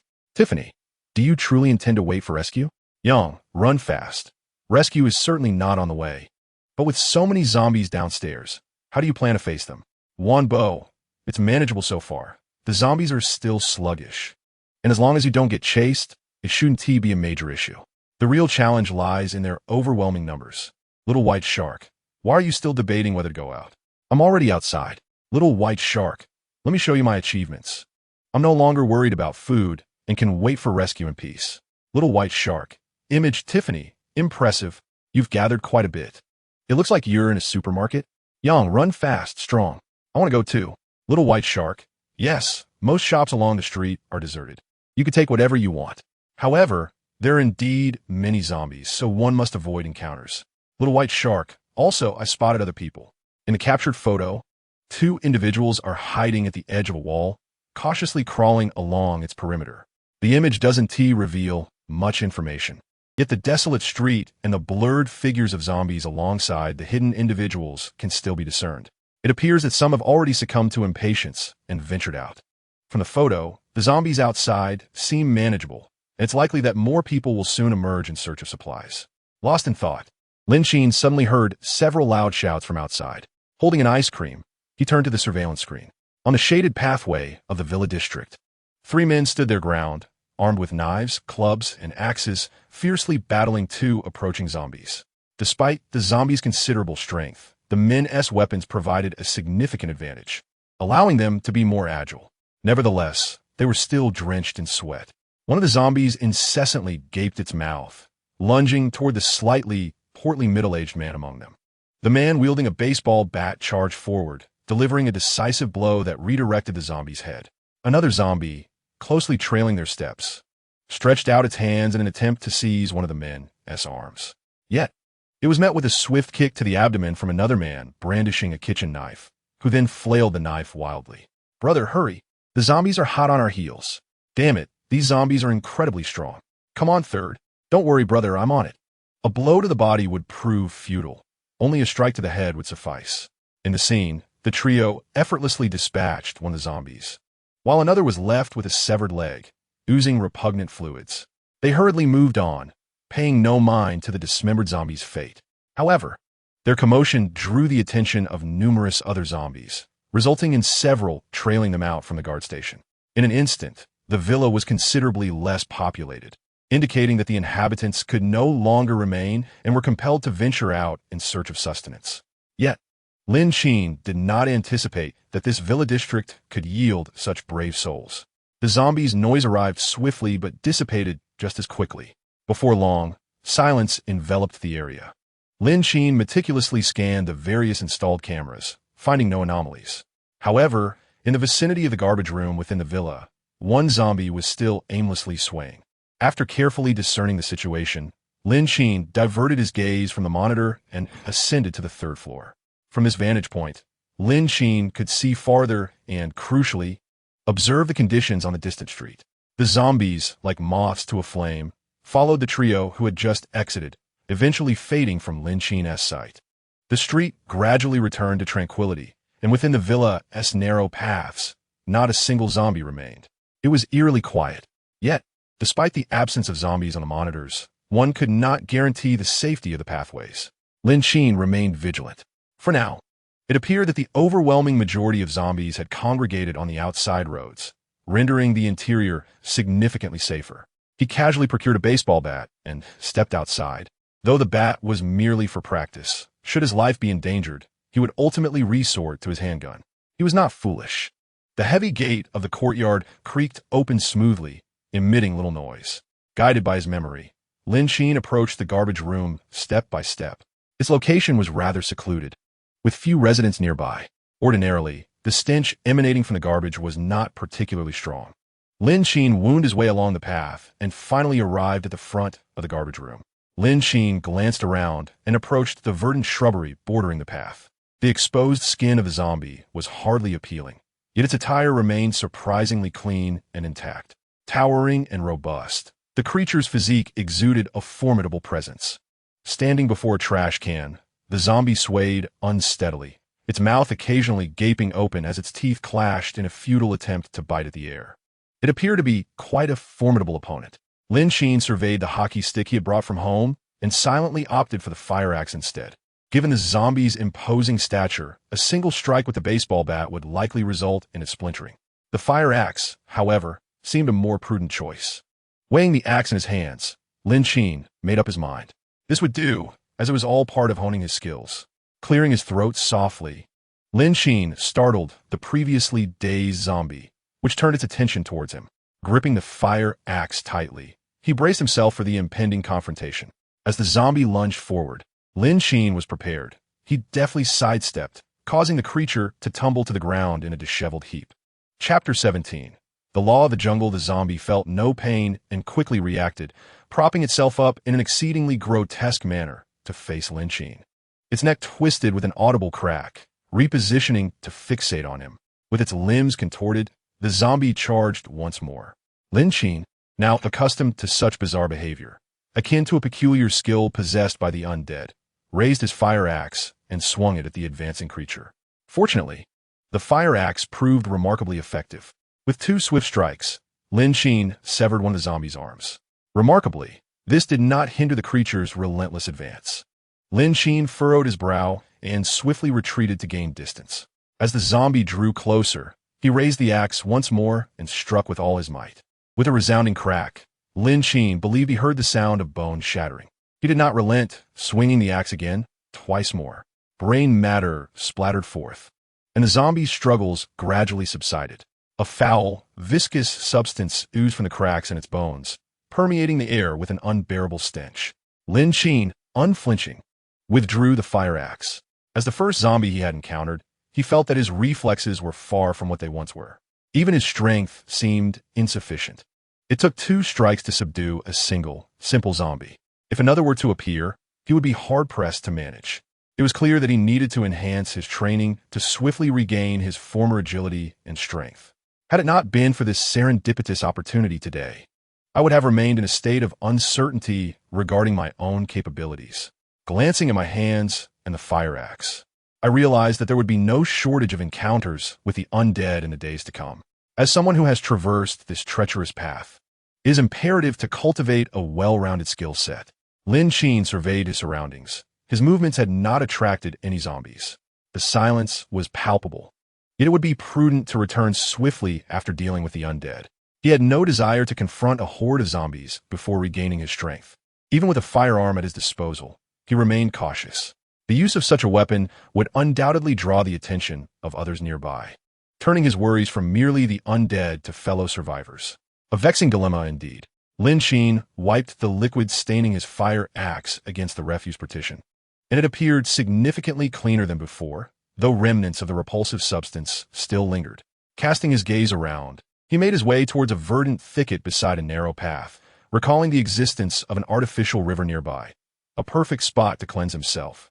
As he walked, he remained vigilant, wary of any hidden zombies that might launch a surprise attack from the shadows. Yet, he was not the only one to notice the dwindling number of zombies lured away. Within a villa not far from the refuse site, several burly men lay bare in a state of repose within the bedroom. Having indulged in feasting and revelry, they savored the bliss of relaxation, slumbering on a plush bed. In a dark corner, a lifeless male body lay sprawled, blood saturating the entire living room, while the lady of the house, completely nude, stared unblinking at the ceiling, her eyes forever open in death. Nan Wei found her limbs bound, her mouth gagged with tape, silencing her cries. Helplessly, she could only witness the brutal demise of her mother and the murder of her father.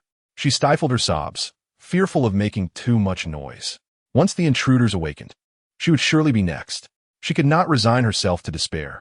She had to devise a means of escape. Suddenly, the zombies outside began to stir restlessly, one by one departing towards the villa's center, drawn by some unseen allure. If there was ever a moment to flee, it was now. She struggled once more against her bindings, but the shoelaces that restrained her were securely knotted. In desperation, she removed her shoes and hopped her way to the doorway, ensuring that the occupants of the adjacent bedroom remained in slumber. With painstaking care, she inched forward. Upon reaching the staircase, she lowered her voice and descended step by step, her heart racing with trepidation. Successfully arriving on the ground floor, she entered the kitchen and seized a fruit knife, concealing it behind her back as she worked to sever the bindings on her wrists. Despite the obstruction of her sight, she paid little heed to the blood trickling from her palm. At last, her hands, once bound, were freed by the blade. Nan Wei dared not waste a moment, swiftly severing the shoelaces binding her feet. Yet, she was still discovered. The burly man, groggily awakening, sought to seize the opportunity to indulge in the untouched flower that was Nan Wei before his companion awoke. With the intention of muffling any sounds, he carefully closed the bedroom door, ensuring a semblance of privacy to carry out his intentions. However, to his dismay, she had vanished. The drowsiness that clouded his mind dissipated instantly. Upon reaching the first floor, he realized she had fled to the kitchen. Seizing the moment while Nan Wei bent down to untie the ropes around her ankles, he lunged forward, grasping her hair with a vice-like grip. In pain, Nan Wei silently concealed a fruit knife within her long sleeves, struggling valiantly against her captor, yet to no avail. Thinking of escaping? The man rasped, his face obscured by a thick beard, yet his gaze towards Nan Wei was fiercely predatory. No one I, Lu Dazhuang, have set my sights upon has ever eluded me, and you shall not be the first. Gripping her scalp, he disregarded her cries of pain as he dragged her towards the living room sofa. With one hand, he easily restrained both of her arms above her head. He pressed his weight against her, while his other hand ruthlessly tore at her clothing. Nan Wei was no match for his brute strength. A scream escaped her lips as she fought back with all her might against Lu Dazhuang, but her efforts proved futile. Their strengths were simply incomparable. In the midst of her struggles, her nails carved a long scar across Lu Dazhuang's face. Yet at that moment, no one paid heed to it. As Nan Wei screamed, Lu Dazhuang swiftly covered her mouth, glancing nervously towards the outside.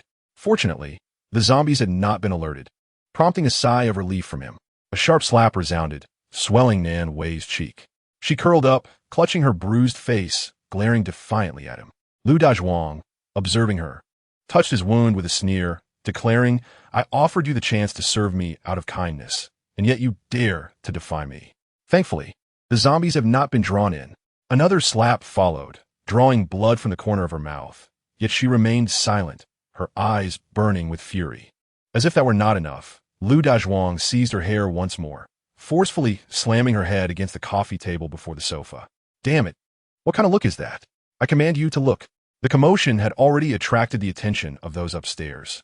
A few rushed down, and upon finding nothing amiss, they breathed a sigh of relief. "Dazhuang, keep it down. Do you wish to endanger us all? And stop being so brutal. If you kill her, will we find another?" Lu Dazhuang released his grip, spitting disdainfully. "Bah, filthy wench. Rest assured, my actions are measured. I will not perish." The zombies outside remain undisturbed, which alleviates Lu Dazhuang's concerns. He then gazes at Nan Wei, leaning in once more. The two men behind him chime in, "Dazhuang, if you desire to indulge further, it would be much quieter inside, minimizing the risk of attracting zombies. Indeed, let us enjoy ourselves in there. When we are finished, we shall summon the others for their share of the pleasure." Upon hearing this, Lu Dazhuang waved his hand dismissively, grabbing Nan Wei by her hair and stating, "All right, let us proceed." The woman's shrieks could certainly be troublesome. Attracting zombies would be a perilous folly. The bedroom offers far better soundproofing than the living room. "Get up. Let us move to the bedroom, swiftly now. This woman requires discipline. See how obedient she is now. Had she been so compliant from the beginning, she could have avoided a beating." Nan Wei rose obediently, her head bowed. Beneath her disheveled hair, her eyes radiated malice. Observing her submissive demeanor, Lu Dazhuang could not help but boast to his companions. Suddenly, Nan Wei lifted her head and, with a fruit knife concealed upon her person, plunged it into Lu Dazhuang's abdomen. With a successful strike, she did not linger. Taking advantage of the element of surprise, she withdrew the knife and kicked Lu Dazhuang away. Turning, she sprinted towards the exit. Lu Dazhuang clutched his bleeding wound, letting out a pained cry. Two men who had entered the kitchen upon hearing the commotion emerged. Witnessing the scene, one pursued Nan Wei while the other rushed to Lu Dazhuang's side. As Nan Wei dashed outside, she grabbed a stone from the yard and hurled it at the man behind her. However, he was swift, seizing her clothing. In a fluid motion, Nan Wei bent and spun, delivering a kick to the man's groin, leaving him in agony. She deftly opened the yard's gate and bolted through. There were no zombies in sight, yet her body bore numerous wounds, the scent of blood wafting around her, sure to summon the undead soon. She needed to cleanse her injuries and find a safe haven to hide for a while. Clearly, she could not remain in this villa area. Who knows if those men would return to investigate? Should they cross paths again, she would undoubtedly be in dire straits. Nan Wei made her way towards the refuse area, where discarded tissues and cloth might still be found, which could prove useful. First, she must cleanse the bloodstains and wounds. Yet the man was hot on her heels. Forced to continue running, she glanced back at the relentless pursuer. Taking a deep breath, she dove into a nearby patch of greenery. At this moment, trust was a luxury she could not afford. However, hidden within the foliage was another person. Judging by their silhouette, they appeared somewhat frail. The threat level posed to her was negligible. In an instant, Nan Wei pressed the dagger against the man's throat, commanding silence. Lin Qin, taken aback, had never anticipated that his mundane task of washing an axe would lead to such an encounter, let alone a direct threat. However, as he momentarily paused, he noticed the numerous wounds adorning the assailant's body, tattered clothing, a gash at the corner of his mouth, and swollen cheeks, seemingly linked to the man outside. From the thickets, he could vaguely discern a robust figure approaching along the narrow path, brandishing a large machete. Raising an eyebrow, Lin Qin remained still. Confronting Nan Wei should be manageable, yet the man outside posed a significant complication. Should he rise, both might become targets of each other. Suppressing any urge to resist, he observed the strength with which she held the dagger. It suggested she possessed some martial prowess, yet he wondered how she had sustained such grievous injuries. The man continued along the path, glancing around but failing to spot Nan Wei, before ultimately turning to leave. Once he was gone, Nan Wei allowed herself a moment of relief, though her grip on the fruit knife against Lin Qin's neck did not waver. "Do you have any medicine at home?" she inquired. Lin Qin remained silent, prompting her to narrow her eyes, pressing the blade forward slightly. Reluctantly, he replied no. Taking a deep breath, Nan Wei felt a twinge of pain in her cheeks, but the more acute discomfort resided in her feet. She had fled barefoot, and the path was littered with not just soil, but also sharp stones and twigs. Grimacing against the pain, she gestured for Lin Qin to turn around. Meanwhile, he discreetly retrieved a handgun from his storage space, prepared to act should Nan Wei show any sign of danger. Still silent, he kept his back to her. Nan Wei rose, gazing toward the shaded path outside, and gradually retreated from the scene. Only then did Lin Qin turn back, retrieving the cleaned axe and placing it once more into his storage. He dismissed the entire incident as trivial. Having organized himself, Lin Qin stepped out from the greenery. However, barely 2 steps away, a woman's scream pierced the air. Nan Wei had bitten down hard on the man's arm, and, upon spotting Lin Qin, a clever idea struck her. She dashed toward him, disregarding the potential for attracting zombies. "Big brother, you've finally returned. This man wants to kill me," she exclaimed, and then, turning her ire toward the enraged assailant, she boldly declared, "My brother is back. If you have the guts, kill us both. Otherwise, we shall avenge our parents' deaths." Lin Qin raised an eyebrow, gazing at the man across from him, and calmly explained, "No, I have no connection with her. We are complete strangers." However, the man paid no heed to Lin Qin's words, wielding a large machete with a cold smirk. "It doesn't matter whether you are or not. You will die just the same." A frail man posed no threat alongside a woman. Seeing the attention shift towards Lin Qin, Nan Wei began to retreat cautiously. Lin Qin felt a twinge of frustration. He had merely ventured out for practice and found himself embroiled in such turmoil. Just then, another man approached from the alley, gripping a machete in his hand. He addressed Wang Wei, saying, "Why waste time talking to them? Hurry up. Let the woman live, but the man must die. De Zhuang is still in the room, in excruciating pain." Understood. Without further ado, the 2 men advanced towards Lin Qin and Nan Wei. Chapter 19. Spare the brave Lin Qin intended to threaten the woman beside him, but to his surprise, she had already distanced herself. He realized he had been used. Thrust into the eye of the storm. Against the 2 men, he stood no chance unarmed. Without hesitation, Lin Qin drew his pistol and aimed it at the advancing duo. Wang Wei and Chun, who exchanged skeptical glances, doubting the authenticity of the weapon in Lin Qin's hand. They merely scoffed. Yet, Lin Qin remained undeterred, taking aim and firing a shot. A resounding bang echoed as the bullet struck Wang Wei's leg, causing him to collapse to the ground, clutching his wounded limb. While Chun hesitated in fear, Lin Qin tilted his head, his gaze indifferent. The deafening sound reverberated across the villa district, startling several nearby zombies. This place was far from safe. Chun promptly dropped his machete and pleaded for mercy. "Spare us, brave sir. We bear you no ill will. We only pursued after that woman struck our brother. She claimed you were her brother, which is why we harbored malicious intent. However, now that we understand the truth, we beseech you to spare us for our lack of wrongdoing." Lin Qin shook his aching arm. The last time he had used this gun was at the shooting range. He was somewhat familiar with its recoil, but it had been days since his last use, and he found himself slightly unaccustomed. Shaking off the discomfort, Lin Qin fired 2 more shots. These 2 could not be allowed to live. Home invasions, arson, and pillaging were all too common, and Lin Qin had encountered enough to see through their ulterior motives. Moreover, the previous woman's statements were not difficult to decipher. It was evident she had escaped alone after her entire family had been slaughtered. The 2 men before him were clearly not innocent either, merely adopting a submissive posture upon realizing he was armed and weighing their options. Had he not drawn his weapon just moments ago, it would undoubtedly have been his own demise. The eerie howls of the nearby zombies grew increasingly ominous.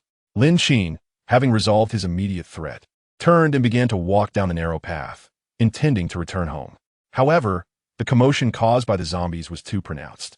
In a mere moment, they were drawn to the noise. Nan Wei reached the grand gate leading out of the villa district, only to witness the streets becoming increasingly congested with zombies, all rushing towards her location, effectively sealing off the exit. She was left with no choice but to retrace her steps. It was then that she spotted Lin Qin, single-handedly dispatching 2 men with his firearm. A sudden chill gripped her heart, and she froze by the roadside, hesitant to make a move. The distance between them was merely a couple of steps at the intersection. Lin Qin's gun was trained on her, and Nanwei dared not advance another inch. The sounds of the approaching zombies grew ever closer. Raising her hands in a gesture of surrender, she felt the encroaching terror of either being devoured by the undead or shot down by Lin Qin. Her gaze remained fixed on the barrel of his gun, ready to react the moment he pulled the trigger. With the weapon aimed at her, Lin Qin slowly began to squeeze the trigger. At that very instant, Nanwei made her move, sidestepping in an attempt to seize the gun from his grasp, her face contorted with ferocity. A deafening gunshot rang out, and a zombie behind her collapsed. Countless others followed closely behind. Lin Qin had no time to concern himself with this woman. As she lunged towards him, he delivered a swift kick to her abdomen, creating distance between them. Yet the zombies were alarmingly close, a mere 3 or 4 strides away.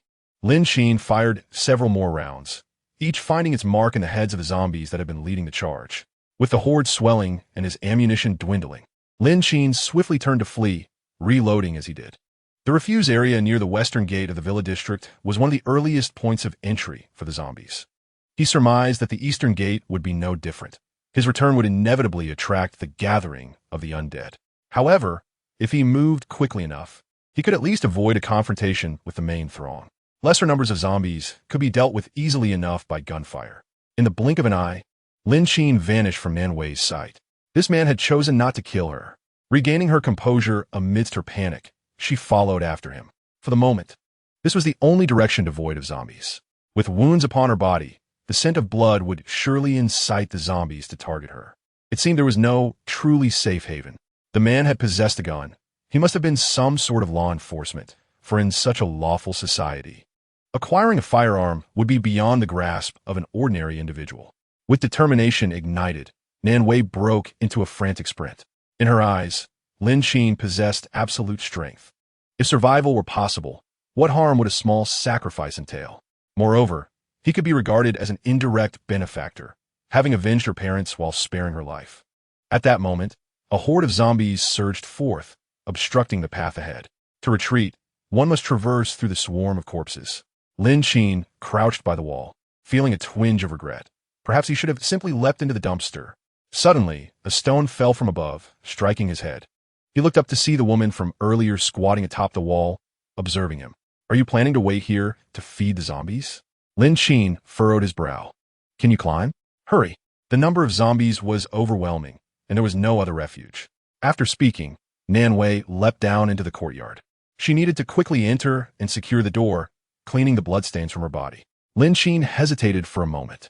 The distance between the villas was considerable, and the pathways were teeming with zombies. This was not merely a couple or 3, nor even 5, but dozens. It would not be long before this place was discovered by the undead. Lin Qin glanced up at the not particularly high wall, now smeared with Nanwei's blood. This complicates matters further. The residual blood would surely attract the zombies with pinpoint accuracy. Without further hesitation, Lin Qin scaled the wall, then retrieved a bottle of mosquito repellent and sprinkled it near the bloodstains. The pungent scent of the repellent could mask the metallic odor of blood, at least diminishing the zombie's sensitivity to it. Climbing down the wall, Lin Qin made sure to apply more of the repellent until the entire bottle was exhausted before finally stepping into the house. Fortunately, there were no other survivors within. As soon as Nanwei entered, she rushed to the bathroom to run the water, only to find it had long ceased. She could only frantically search for a clean towel to wipe the blood from her body. Sounds emanated from outside, and she cautiously brandished a fruit knife at the door. As it swung open, her hand lunged forward with the knife, propelled by instinct. A gust of wind met Lin Qin as he reflexively raised his hand to block. Chapter 20. A temporary alliance upon locking eyes with Nanwei. She recognized Lin Qin and relaxed her guard, apologizing. "I thought you were a zombie." The roars of the undead echoed outside, prompting Lin Qin to say nothing further as he released her hand and stepped inside, surveying the surroundings. Nanwei also set down her fruit knife and returned to the living room to continue her unfinished tasks. Once the blood was mostly cleaned, she resumed her search. Generally, such large villas would have a first aid kit stocked with various household medications. If there were antiseptic, iodine, and band-aids, that would be ideal. Her movements were vigorous and somewhat noisy. Almost every drawer and cabinet door had been thoroughly searched, both upstairs and downstairs. However, Lin Qin remained somewhat wary of Nanwei. After confirming that there were no hidden dangers within the villa, he couldn't help but remark, "Are you afraid that your noise might attract zombies?" Nan Wei responded in a hushed tone, "Rest assured, my voice will not summon any undead." Though her searching movements were relatively swift, they emitted only the faintest sounds, primarily the subtle creaking of drawers being opened and closed, and she exerted minimal force in her actions. At long last, Nan Wei discovered the medical kit. Sitting in the living room, she first cleaned her wound with iodine. Meanwhile, Lin Qin turned to regard the other occupant of the room. Their eyes met, and Nan Wei felt a jolt in her heart. She spoke first, "Surely, we can coexist without conflict?" Before he could respond, she continued, "I must clarify what transpired earlier. Those actions were taken out of desperation. They invaded my home and murdered my parents. I barely escaped, and upon being captured again, I naturally viewed you as a beacon of hope, hoping to dissuade them. To my surprise, you are quite formidable. However, I did not intend to manipulate you. You helped me eliminate my enemies, and I assisted you in evading zombies. By any measure, we are even." Lin Qin scoffed. "Do you believe I am a good person?" He stepped forward, and Nan Wei tensed, her gaze fixed on him. Yet, Lin Qin merely approached the edge of the staircase, listening intently to the sounds outside. A loud crash startled Nan Wei, prompting her to hastily shove the contents of the medical kit into her pockets. She then followed Lin Qin to the staircase, peering upward. Lin Qin drew his handgun, cautiously watching the upper level. He quietly inquired, "When you searched for the medical kit, did you go upstairs?" Nan Wei nodded, "I did. But there are 2 rooms upstairs. I did not enter the other one, as its door was locked." Lin Qin ascended the stairs, with Nan Wei trailing closely behind. The second floor was remarkably tidy, devoid of any disarray, with only 2 rooms, one door ajar and the other closed. A faint, unpleasant odor lingered in the air, which was to be expected given the horde of zombies outside. The noise emanated from the room with a firmly shut door. Lin Qin gestured for Nan Wei to open it. "It's locked," she replied. Just then, with a resounding bang, the door seemed to be struck forcefully from within, producing a loud thud. Nan Wei stared anxiously at the door. What if there are zombies inside? Lin Qin, exhibiting an unnerving calmness, pondered briefly before stepping back. Such instances of zombies being confined within a room were not uncommon in the future. It is not entirely unusual. Judging by the sounds, the number is likely limited to just one. The zombie within must have become agitated upon hearing their movements. However, zombies possess considerable strength. This wooden door would give way after just a few impacts. Indeed, after the first strike, a second followed. This time, the growls of the zombie erupted, displaying a hint of aggression. A hole soon appeared in the door, and the zombie, devoid of any sense of pain, continued to pound against it. The aperture grew larger until suddenly a head emerged, its mouth agape and making desperate biting motions at the 2 individuals. Nan Wei instinctively felt a wave of nausea. Meanwhile, Lin Qin remained remarkably composed, swiftly severing the zombie's neck with a knife. At that moment, Nan Wei had no time to ponder the origins of Lin Qin's weapon. She merely watched as the zombie's head rolled to their feet, her expression one of distaste. It seemed this place was no longer safe. "We need to go," Lin Qin stated earnestly. Standing by the window on the second floor, he could see zombies thronging in front of the main entrance, incessantly shaking the iron gate. Nan Wei nodded and turned to descend stairs. The owner of this house was a woman. While rummaging through the shoe cabinet, she had come across numerous high heels. Finding a pair of somewhat fitting sneakers, she donned them, then retrieved a bow and arrows hanging on the wall in the corner, slinging them over her shoulder. Lin Qin, on the other hand, directly opened the back door. The small courtyard led in another direction, with most zombies congregating at the front entrance. The back door was smaller, and the path behind it was not particularly wide, flanked by bamboo on either side. Lin Qin chose to head toward his own house, paying no mind to Nan Wei trailing behind. The 2 navigated through the narrow path of bamboo, managing to remain relatively safe. They did encounter a few houses with ajar doors, revealing courtyards stained with splattered blood, an unsettling sight. Lin Qin pressed onward, but Nan Wei tugged at his sleeve, urging him to hide in the nearby bamboo thicket. Ahead, 2 zombies meandered aimlessly, clad in property management uniforms and wielding wooden sticks. Lin Qin's brow furrowed as he recalled the figures he had seen on the surveillance footage. Were these not the very individuals who had fallen victim to the zombies early on? Nan Wei dared not speak, and Lin Qin refrained from making any sudden movements.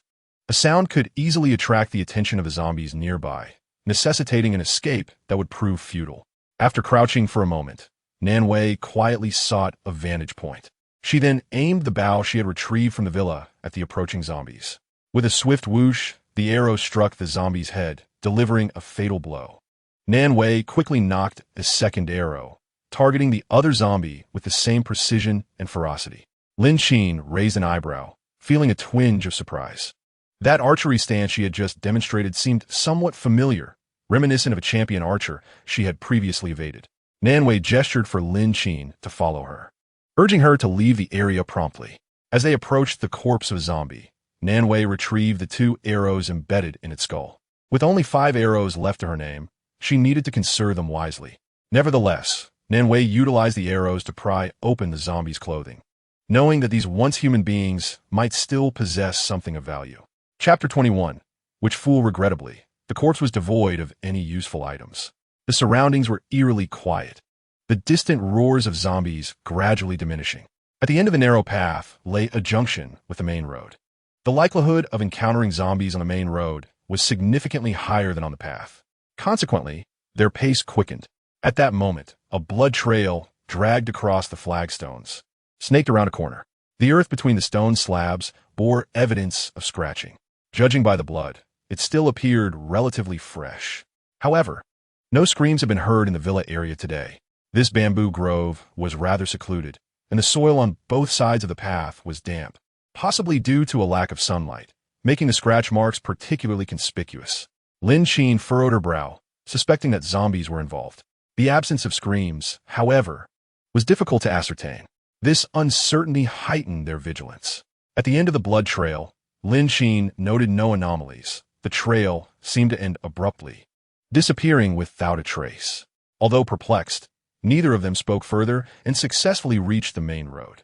Lin Qin glanced at the entrance of the villas lining the main road, where a considerable number of zombies lingered. At least 70 or 80 were gathered there. Fortunately, they were preoccupied and had not noticed the 2. In a burst of speed, Lin Qin dashed away from the junction. However, having missed that route, they encountered several scattered zombies along another path. These few seemed unaffected by the commotion and wandered aimlessly along the roadside. To proceed, they had no choice but to traverse this area. In approximately 2 intersections, they could return home. This position was relatively close to her house, but the issue lay with the cluster of zombies behind the first intersection of villas. Should they fire a weapon, it would undoubtedly attract a horde. Nanwei followed closely behind, drawing her bow and aiming. With remarkable accuracy, she dispatched the zombies ahead with 4 arrows. A smirk crossed Nanwei's lips as she raised her bow. The 2 remained silent, since someone had resolved the obstacle. Lin Qin pressed forward. Nanwei trailed behind, and together they arrived at the junction. No zombies were in sight. Nanwei spoke. "All right, let's leave it at that. My name is Nanwei. What is yours? We might meet again." Lin Qin halted his steps and turned to look at her. To be honest, he had no desire to entangle himself with her. However, considering the dire circumstances presented by the zombies along their path, he felt compelled to engage. He had not even formulated his questions before chaos ensued. Parting ways was not an option. Yet, Nanwei did not seem to be a mere ornament. Her archery skills were impressive, even to an amateur like him. Lin Qin clenched his weapon tightly. It would be preferable for Nanwei to meet her demise. Just as he was about to act, he heard her self-introduction. Nanwei. The name struck a familiar chord. In his previous life, while evading zombies in a trash heap, someone named Nanwei had rescued him. However, she was part of her own small team, and in his dazed state, he never caught a glimpse of her face. Only hearing her subordinates refer to her as Sister Nan. Whether this was the same person remained uncertain, leading him to abandon thoughts of eliminating her. There was no need. They might not cross paths again. Nanwei was equally disinterested in forming a deeper connection, acknowledging their prior mutual benefit, albeit under troubling circumstances. Fortunately, they shared similar sentiments. Why not make the best of it? His expression was aloof, clearly indicating his reluctance to delve further into conversation. Nanwei chuckled and shook her head, inadvertently pulling at the wounds on her cheeks, wincing in pain. "All right, suit yourself. But I assure you, I am not a villain." Their exchange consumed little time, perhaps not even a minute, as they remained vigilant of their surroundings to ensure safety. Lin Qin merely smiled, choosing not to elaborate. They exchanged glances when suddenly, the sound of car engines roared from the street outside. Such noise could easily attract nearby zombies. Nan Wei's expression shifted dramatically, and she cursed, "Which fool is driving around? Haven't they seen the news?" Lin Qin remained silent, sharing her sentiments. The growls of zombies erupted behind them, growing louder. Nan Wei glanced around and then forcibly tugged at Lin Qin's sleeve, pulling him towards the nearest villa. In a hushed tone, she urged, "Hurry, climb quickly." Lin Qin twitched at the corner of his eye, but complied, climbing up. Behind him, a mere 200 meters away, lay his own villa. However, a horde of zombies was closing in rapidly. Even if he sprinted, it would take him 2 or 3 minutes to reach safety, while the zombies would only require a little over a minute to detect him. Clearly, time was not on his side. Lin Qin could only crawl into the nearest courtyard, with Nan Wei following closely behind. The two leaned against the corner wall, remaining silent. The zombies came swiftly and departed just as hastily, soon vanishing from sight. As Lin Qin turned and stood up, he was taken aback when the curtains of the master bedroom on the second floor of the villa were suddenly drawn aside. A girl, her face etched with terror, gazed at them from the courtyard. Lin Qin recognized her, albeit only in passing. He had witnessed the tragic demise of her father at the hands of a zombie, while she had cowered in the yard, too frightened to make a sound. The unexpected appearance of the young girl left Lin Qin momentarily stunned. It seemed she had displayed remarkable resilience, managing to survive within the confines of her home until now. Nan Wei also caught sight of her, but before the girl could utter a word, a pair of large hands swiftly covered her mouth, dragging her inside. Nan Wei was taken aback, but quickly sprang into action, forcefully kicking the door open. Moments later, sounds of a struggle resonated from within. Lin Qin glanced outside to confirm that the zombies had bin lured away by the cacophony of vehicles. He then sauntered into the room to assess the situation. Inside, a seemingly frail man lay on the ground, having met his end at the hands of Nan Wei, who had slashed his throat with a single blow. The girl in the room regarded Nan Wei and Lin Qin with apprehension. Lin Qin was not particularly altruistic. In fact, he believed that Nan Wei's propensity for helping others would ultimately lead to her downfall. However, he refrained from voicing his thoughts, knowing all too well that such lessons are often learned through experience. In his previous life, Lin Qin had also been quite generous, but witnessing too many tragedies nearly cost him his life.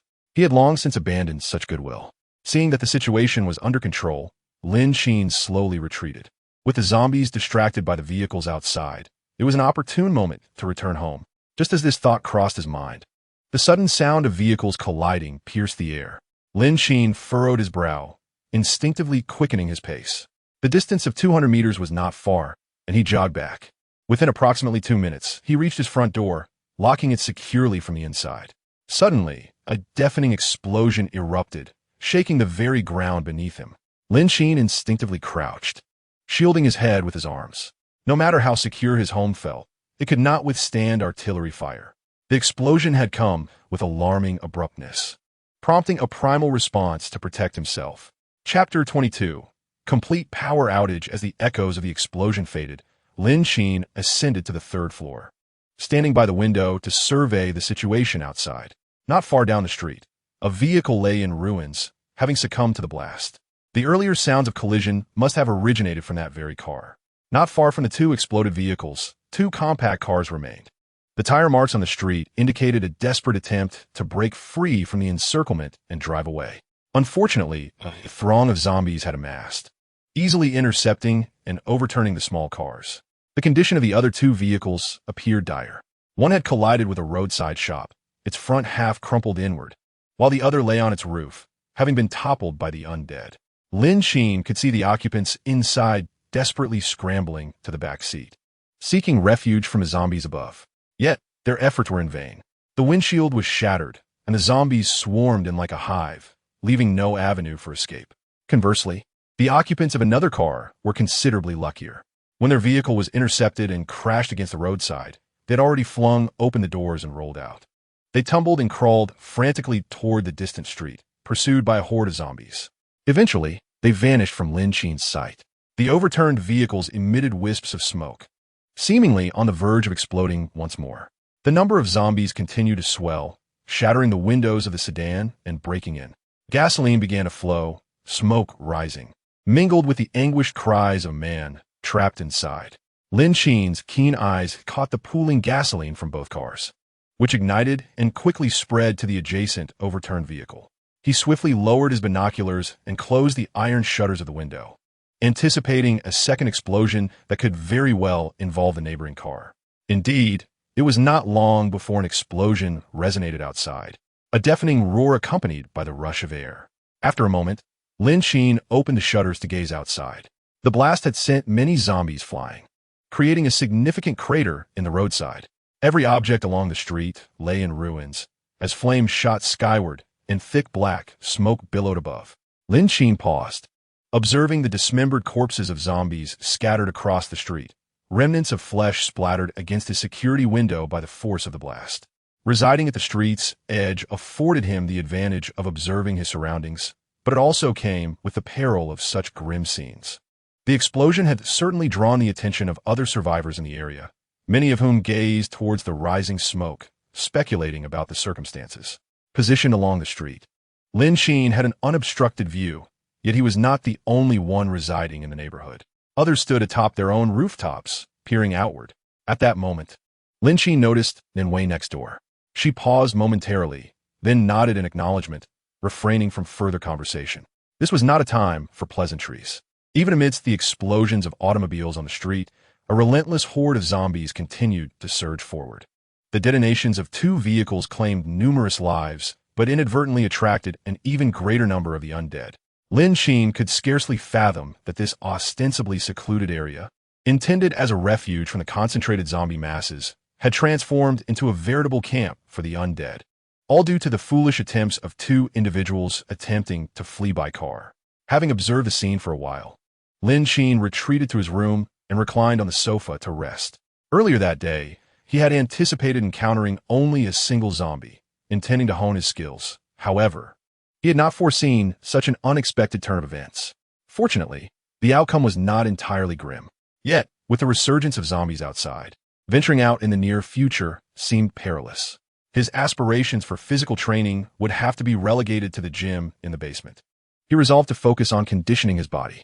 With these thoughts in mind, Lin Qin sprawled on the sofa, closing his eyes to rest. The past few days had been particularly perilous. It was imperative for him to maintain peak mental and physical readiness. In the adjacent room resided Nan Wei and a young girl, acquaintances of sorts, posing minimal threat. The number of survivors in the villa was likely substantial, thus vigilance remained essential. Soon, the night enveloped the surroundings. At 7 o'clock, the solar-powered streetlights flickered to life, while those reliant on electricity remained unresponsive. Lin Qin opened the curtains to gaze outside. In the pitch-black night, no lights illuminated any household. On the first day of the power outage, the community would not supply electricity, hence the darkness. Only a few homes emitted faint glimmers, likely from candlelight, though the blackout curtains obscured a clearer view. Nonetheless, some solar-powered streetlights along the tree-lined paths continued to shine, preventing the city from succumbing entirely to darkness. Interestingly, the frequency of zombie activity at night appeared diminished compared to the daytime, and the cacophony of sound had significantly lessened. Yet, the occasional faint groan of a zombie could still be heard. Lin Qin glanced down once more and noticed a furtive figure at the corner of the street, stealthily slipping into a small supermarket across the road. After a brief observation, he drew the curtains and returned inside.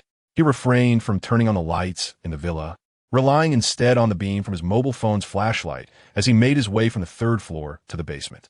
After securing the hidden door of the basement, he finally activated the lighting within, utilizing the solar panels in the yard to power the basement's equipment.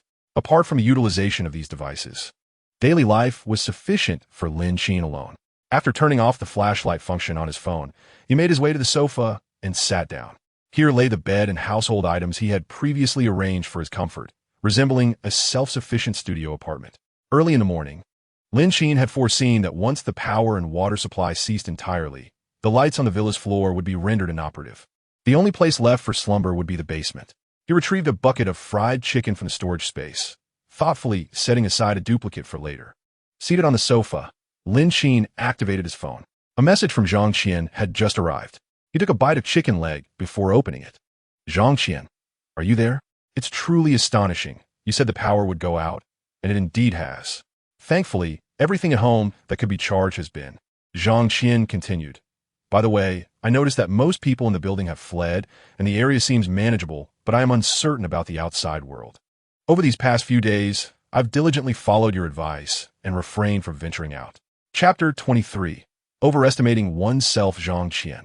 How are you faring? Are you doing well? Do you have enough food? Lin Qin bit into the chicken leg and swiftly replied. Do not worry about me. I certainly have provisions. The current situation is quite unpredictable. When rescue arrives, it will be prudent for you to accompany them to the shelter. The meager supplies he had would not last long. It was best to follow the rescue team to safety. Rest assured, I will remain indoors for the time being, and you should exercise caution as well. Their hurried conversation concluded. Both resumed their respective tasks. Lin Qin proceeded to switch on the television, indulging in previously downloaded content while sipping the icy cola that accompanied the fried chicken bucket and savoring the wings and legs within. Night fell as expected, enveloping the surroundings in an unusual tranquility, devoid of the usual cacophony. After finishing his meal, Lin Qin piled the discarded bones into the bucket and wiped his fingers clean with a nearby tissue. He reclined and continued watching television. The show Ultimate Challenge. Played on screen, compared to earlier seasons, the later installments lacked excitement. Nevertheless, it was still entertaining enough to pass the time. After a while, Lin Qin turned off the television and retired to bed, weary from the day's exertions, knowing he needed ample rest for the tasks that awaited him the following day. That night, Lin Qin enjoyed a particularly restful slumber. The next morning, he awoke with bleary eyes, yawning as he completed his morning routine. Lin Qin set the electric cooker to prepare a batch of dumplings.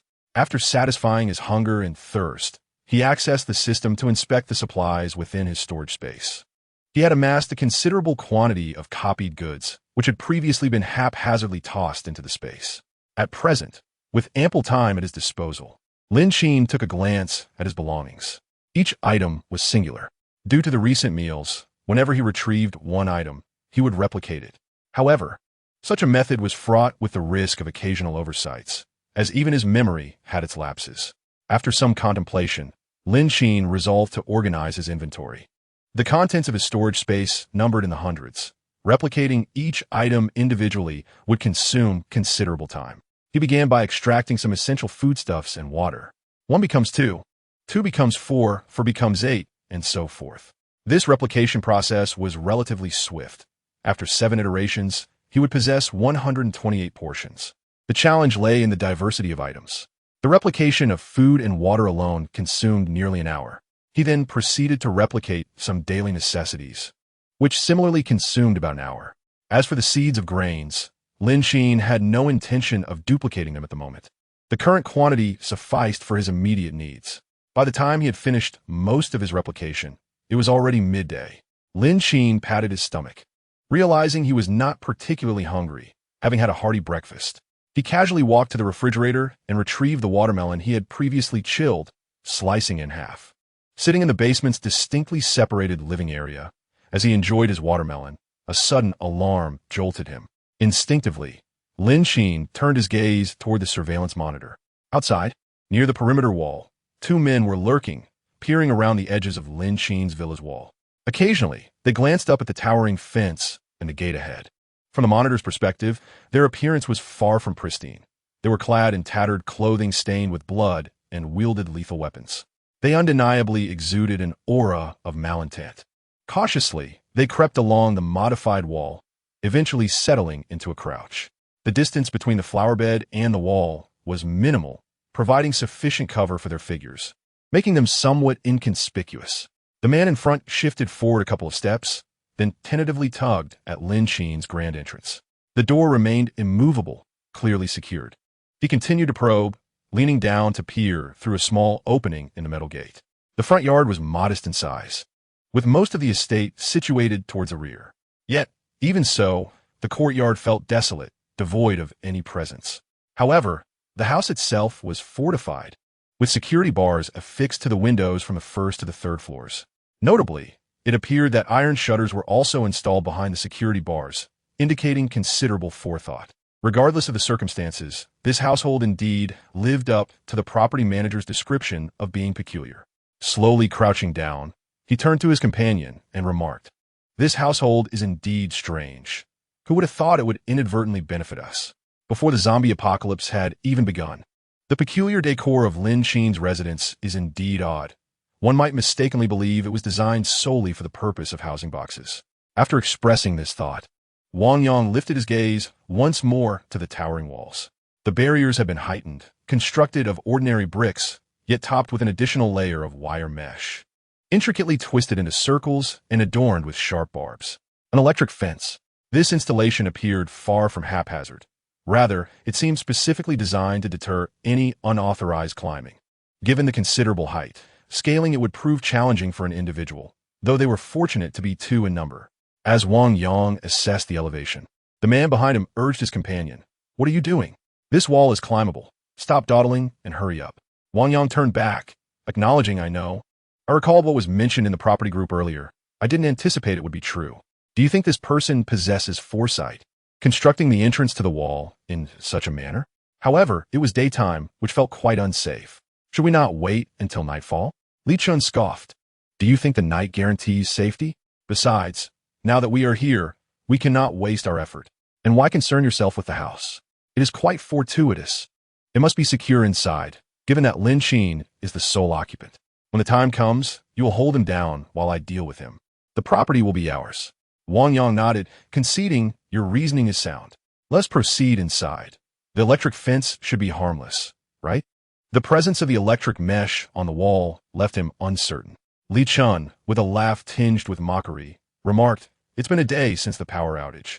Where would the electricity come from? Hurry, I'll support you." Wang Yang, suddenly enlightened, agreed. Indeed, with the power cut, even the electric fence would be inactive. They glanced around and began forming a human ladder to elevate Wang Yang. Witnessing this, Lin Qin inhaled deeply. Due to prior issues with the property management, his house had become somewhat infamous within the neighborhood, likely attracting unwelcome attention. Had it not been for the two cars exploding yesterday, the zombies within the villa would not be roaming the streets outside. These two individuals would not have appeared directly at Lin Qin's doorstep. As Lin Qin savored a slice of watermelon, cool and refreshing, he paid little heed to the fate of the two men outside. Chapter 24.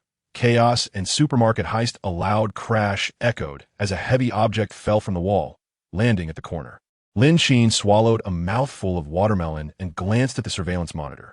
The two intruders, having touched the electric fence, collapsed and convulsed on the ground. As for their survival, Lin Qin remained oblivious. Nevertheless, he noticed that very few zombies lingered near the residential area. Most were meandering through the streets. Whether these two were fortunate or unfortunate was debatable. They had merely encountered a stroke of ill fate. At least for the moment, their bodies still retained their original form. Lin Qin cast a glance at the surveillance monitor on the opposite side. The zombies meandered aimlessly through the streets, having significantly expanded their roaming territory throughout the night. They had staggered into another street, and a cursory observation revealed that there were only about 10 zombies on the street in front of the villa. A few survivors, in search of sustenance, were frantically fleeing from the pursuing undead. The monitor displayed the undulating forms of the zombies, accompanied by intermittent screams that gradually faded from Lin Qin's view. After all, faced with the choice of starving or taking risks to find food, one would inevitably opt for the latter. Lin Qin lowered his head and took another bite of watermelon. Suddenly, he noticed a man at the security booth near the entrance of the community. Not far behind him were two men and a woman. The man waved his hand, prompting the others to bend low and hastily dash behind the security booth, anxiously watching the wandering zombies in the distance. "What should we do, old Shen? The supermarket is right across the street, but we must first deal with the zombies over there." The zombies seemed to be congregating around the supermarket, making it perilous for anyone to approach. After all, they had no substantial weapons at their disposal. Although a kitchen knife appeared to be a decent weapon, it required close contact with the zombies, which could spiral out of control. Thus, despite the relatively few zombies present, their lethality was formidable. Chun Jing crouched behind the security booth, contemplating for a moment before saying, "Push her out." "Who?" Wang Yao was momentarily taken aback, not quite grasping the situation. Chun Jing turned to look at the only woman in the group. She was bound, her body marred with injuries. Scars adorned her exposed arms and face, and her clothes were tattered. A piece of black tape covered her mouth, rendering her voiceless. Upon hearing Chun Jin's command, she shook her head in resistance, but was helplessly dragged in front of him by Wang Yao. Chun Jin glanced at the woman and drew out a dagger, pressing it against her chin. "Run straight ahead and don't look back." The woman shook her head in defiance, but Chun Jin showed no concern. He applied pressure with the dagger, creating a slight incision on her neck. The woman winced in pain, her eyes brimming with tears as she gazed at Chun Jin, unable to resist any longer. Observing her distress, Chun Jin let out a cold laugh. "If you refuse to go, I will kill you right now. If you do go, there is a chance you might survive.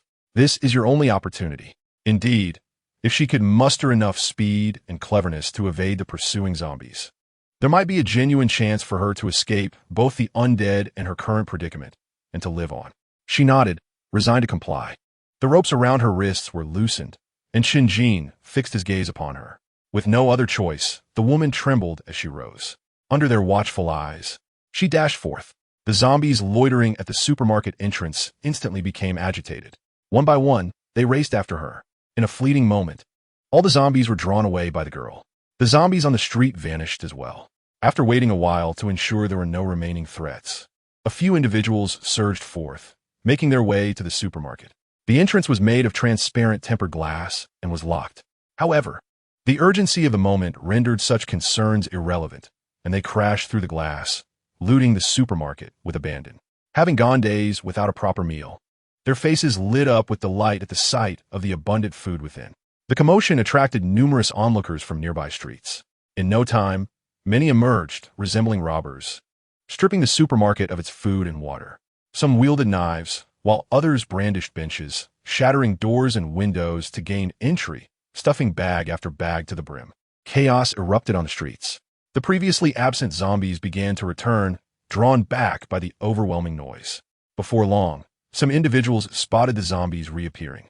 The astute retreated to their homes, while the greedy persisted in their quest for more supplies. Amidst the turmoil, some engaged in fierce battles with the zombies, resulting in screams echoing through the streets. The strength of the zombies was immense, and some underestimated their lethal power, leading to being thrown aside or bitten. Some met their demise on the spot, while others were transformed into zombies. The tension in the streets surged once more. Those who had failed to procure food now set their sights on those who had. In the midst of the chaos, as people scrambled for safety, opportunists seized the moment to rob. However, when faced with danger, the instinct for survival compelled individuals to confront both zombies and threats alike. Lin Qin observed the pandemonium from a distance, savoring a watermelon while reflecting on his fortune of not having to scavenge like the others. Yet, through the surveillance footage, he unexpectedly spotted familiar faces, Nan Wei and the little girl from the neighboring villa. They had entered a supermarket, both carrying bulging backpacks as they emerged. Nan Wei appeared diligent, gripping the little girl's hand tightly as they navigated through the disordered crowd. However, with their hefty loads, they soon attracted unwanted attention. Lin Qin, intrigued, adjusted the surveillance to track Nan Wei's path. The woman was perceptive enough to notice the two men trailing her. Instead of directly returning to the villa area, they ventured down a slightly more distant alley. If their dwelling were to be discovered, this group might prove to be as perilous as the intruders who had invaded her home. Nanfeng hastily pulled the girl along the road, weaving through the chaotic throng, when suddenly, a zombie clad in a police uniform appeared before them. Her eyes brightened. This undead figure was not only adorned with a bulletproof vest, but also bore a police-issued belt with a firearm prominently displayed. It was as if divine providence had delivered a weapon right to her doorstep. Naturally, Nanfeng was not the sole individual fixated on this police zombie. After all, the valuable possessions on the officer were substantial. Just the bulletproof vest alone could prove invaluable in a critical moment. Chapter 25, I Cannot Save You. Not to mention, the handgun secured at its waist. Nanfeng conveyed instructions to her companion, though Lin Qin could not discern the specifics of their conversation. He could only observe from the surveillance footage as the two parted ways. However, it was evident that Lin Yunyuan had dashed back toward the villa area. The chaos had escalated dramatically with the presence of zombies. The tumultuous crowd collided with one another. A slightly older woman, in an attempt to evade a zombie, inadvertently shoved her toward the nearest undead creature. In the ensuing chaos, Lin Yunyuan was knocked to the ground. Long, sharp nails grazed her arm, but she had no time to tend to her wounds. she scrambled to her feet and fled the scene. Behind them, a group fixated on their target quickly shifted focus as supplies amassed around Lin Yuan, trailing her as she made her way to the villa area. Meanwhile, Nanfeng witnessed the zombie lunging into the crowd, sinking its teeth into a man's neck, tearing away chunks of flesh. The surrounding throng erupted into screams, fleeing in terror. Amidst the cacophony of the undead, in the distance, a burly man advanced towards the police zombie with purpose. Nanfeng inhaled deeply, unsheathing the dagger from her leg, ready to confront the zombie head-on. She needed to dispatch this creature before the man arrived. Aiming for the zombie's eye, she thrust the blade forcefully, twisting it as she simultaneously liberated the firearm from its waist. With a swift turn, she released the safety and aimed at the back of the zombie's skull, pulling the trigger. Having vanquished the zombie and acquired the weapon, Nanfeng turned to find a burly man now before her, wielding a cleaver aimed directly at her. She retreated, disengaging the safety and targeting the man's head for a decisive shot. At that moment, urgent knocking echoed at Lin Qin's door. Lin Yuan stood trembling at the entrance, her voice quaking as she called out, "Brother, please save me, brother." She repeated the plea, her face etched with anxiety and fear. Nanfeng had instructed her to gather supplies and seek out her brother next door. But was he not home? She had cried out so loudly. Yet why had the door not swung open? The footsteps behind her grew increasingly louder, and soon two figures emerged. Lin Yuan clutched the two packages tightly in her arms, her heart racing as she gazed anxiously at the approaching men. "I warn you not to act recklessly," she implored. Both men wielded formidable machetes and were of imposing stature. Was it truly so easy to overpower a 19-year-old girl? They strode forward with determination, disregarding the fruit knife in Lin Yuan's grasp, each seizing one of the packages with brute force. Lin Yuan found herself powerless against the strength of two adult men. After a brief struggle, the shorter man snatched one package away and departed without a second thought. The taller man, however, exerted considerable effort to wrest the remaining backpack from her grasp. Lin Yuan clung desperately to it. This was the hard-won supply she had gathered with her sister Nanwei. Without these provisions, their chances of survival were bleak. Death was imminent. The taller man, his brow furrowed in irritation, kicked Lin Yuan in the abdomen, cursing under his breath. "Damn it, you're surprisingly strong for your age. Is this what you deserve to keep?" The force of the kick sent Lin Yuan sprawling backward, her stomach churning. Having gone days without a proper meal, she felt dizzy and disoriented. Ignoring the encroaching horde of zombies in the villa district, she crawled forward once more, clutching the strap of the backpack. Whether or not her sister Nanwei would return was uncertain, but she had to keep this supply. The man, fuming with humiliation, swung his machete toward Lin Yuan. "Damn it, the zombies are already in the villa area. If this drags on, I'll become their next meal." Yet, Lin Yuan was quicker. She plunged her dagger into the man's thigh and bit down with ferocity. The taste of blood and flesh was curiously intoxicating. Lin Yuan felt a surge of greed. The man, in agony, brought his blade crashing down onto her back and shoulder, though the force was significantly diminished. In a frantic moment, with the zombies drawing ever closer, he kicked Lin Yuan toward the horde and fled with the backpack in the opposite direction. The cold stone pavement was chilling to the bone. Lin Yuan, battered and bruised, saw the zombies rush toward her, their gaping maws ready to devour. She wanted to flee, but the pain coursing through her body left her frozen in place, staring blankly at the advancing horde. It was over. She was done for. Suddenly, a series of gunshots rang out, and one by one, the zombies fell to the ground. A figure emerged, clad in a police uniform, gun in hand. After dispatching the zombies, Lin Yuan finally released the breath she had been holding. It was as if her body regained control, collapsing onto the ground in a heap. The police cast a glance at her, noting the severity of her wounds. It was impossible to take her away. With such injuries, she would be nothing short of a living target. Moreover, without medication, there was no remedy. After much hesitation, he searched Lin Yuan for any useful supplies. Upon confirming the absence of anything valuable, he resolved to leave the place. Lin Yuan raised her hand, only to let it fall again.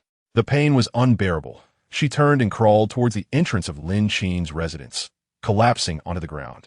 In the surveillance footage, once all was quiet outside, Lin Qin leisurely emerged. It was not that he lacked compassion.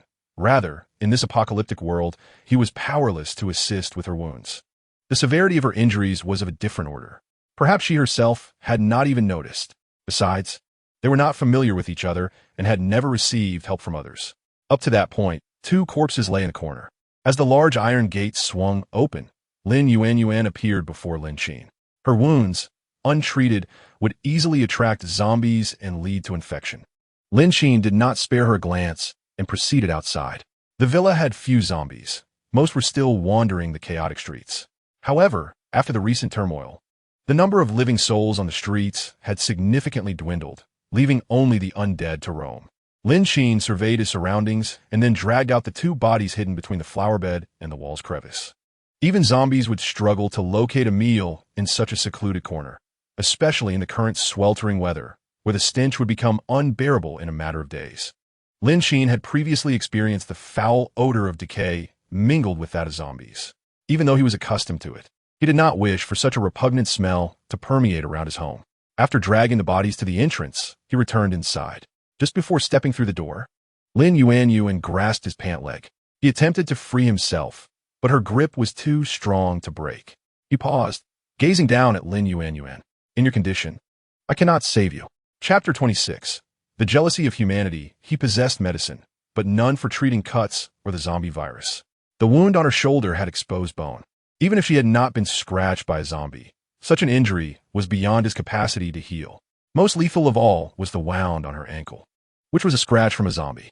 In the chaos outside, while Lin Yuan had managed to evade one approaching zombie, another had seized her ankle. Preoccupied with escape, she had failed to notice, but Lin Qin had seen it all on the surveillance footage. Lin Yuan curled her fingers and gradually released her grip. Lin Qin returned directly to the villa, uttering not a word.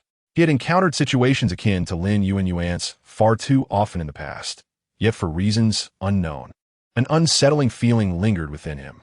He tossed and turned before finally reaching for his phone. In the WeChat message list, the most recent contact was Zhang Qian. Lin Qin took the initiative to send a message. Lin Qin, how have you been lately? Are you doing well? Before long, Zhang Qian replied. Zhang Qian, quite well. Life is rather pleasant each day. Lin Qin, pleasant? That adjective seems a tad ambiguous. It hardly qualifies as pleasant to be cooped up indoors, does it? Lin Qin felt a twinge of confusion. Zhang Qian continued to send messages. Zhang Qian, I forgot to mention I rescued a woman from our building, and now we're living together. Life is quite beautiful. Lin Qin raised an eyebrow. A woman? Zhang Qian. Yes, she was screaming in terror from the zombies, and no one else opened the door, so I saved her. Zhang Qian, my days aren't dull at all.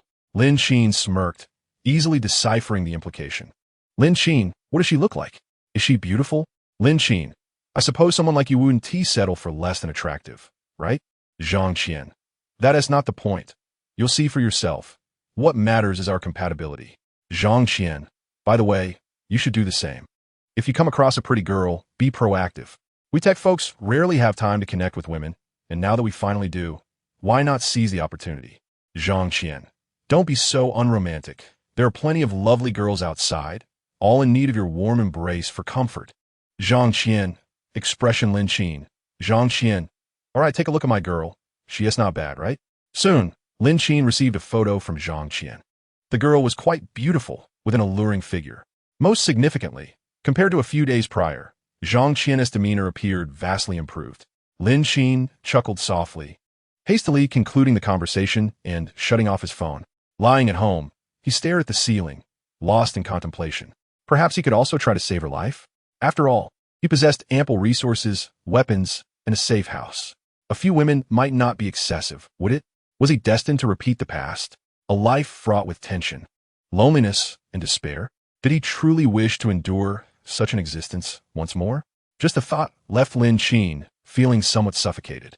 No. He was not the same as before. He had the means now. Yet even so, Lin Qin doused his enthusiasm with a splash of cold reality. Lin Qin, don't say I didn't warn you. Be cautious not to invite trouble. After all, there are numerous tales of inviting wolves into the fold. Zhang Qian, however, remained unperturbed. The uncertainty of how long one can live lingers. Thus, it is prudent to seize the moment and relish each day as a precious gift. Zhang Qian remarked, Let us not be consumed by anxiety. A more relaxed perspective will suffice. He continued, if the ultimate fate is to transform into a zombie, would it not be wiser to embrace joy in the present, given that the outcome remains unchanged? Lin Qin sighed, yearning not only for survival, but also for the enjoyment of life. Outside, the cacophony of screams persisted, a tumult of varied sounds, predominantly from the undead. The inhabitants of this place were far fewer than those in the bustling city. After a brief respite, Lin Qin rose and made his way to the kitchen. He contemplated the sweet and sour ribs and the braised chicken he had previously savored in the restaurant. As he replicated the dishes, they remained warm, preserving the exquisite flavor as if freshly prepared. However, upon reaching the kitchen, Lin Qin retrieved a can of cola from the refrigerator. A mouthful of rice brought him immense satisfaction. It was noteworthy that, amidst the relentless screams outside, no one else could enjoy such a feast in peace as he did. After finishing his meal, Lin Qin rested for a while the surveillance continued. The street outside revealed no sign of other survivors. The bodies littered the ground, creating a dismal scene. At 3 o'clock in the afternoon, having confirmed the absence of zombies, Lin Qin decided to gather his belongings. In truth, there was little to take. He merely feigned preparation by slinging a backpack over his shoulder. With the pack secured, he set off. Today, he had no intention of venturing elsewhere. His destination was the grand iron gates of the villa. He would close them firmly and methodically eliminate the zombies within the entire villa area, ensuring at least that it remained a sanctuary. The surveillance footage revealed an eerie emptiness, devoid of any undead presence. Lin Qin stepped outside. Finding the 3 corpses that had once blocked the entrance had vanished, though the bloodstains on the ground hinted at a grim fate. He aimed for the nearest main gate, the site of the morning's zombie outbreak, where many of the undead had likely entered. Yet in this vicinity, there were only 2 small communities, so even in great numbers, the zombies should not pose an overwhelming threat. Across the street lay Lanxiang Lake Park, a favored retreat for the affluent residents of the villa before the apocalypse. Now, it had transformed into an ideal hiding place for the undead. As long as one remained discreet and avoided excessive noise, significant problems could be averted. Cautiously, Lin Qin approached the entrance. He dared not draw too close, for just ahead, at the security booth, stood 3 zombies. Judging by their level of decay, they were remnants of the chaos that ensued during the morning's scramble for supplies. The decay had not yet reached its zenith. The surface still bore the semblance of human skin, albeit marred by the telltale marks of a zombie's grasp and bite. Lin Qin accessed his storage space, rummaging through its contents.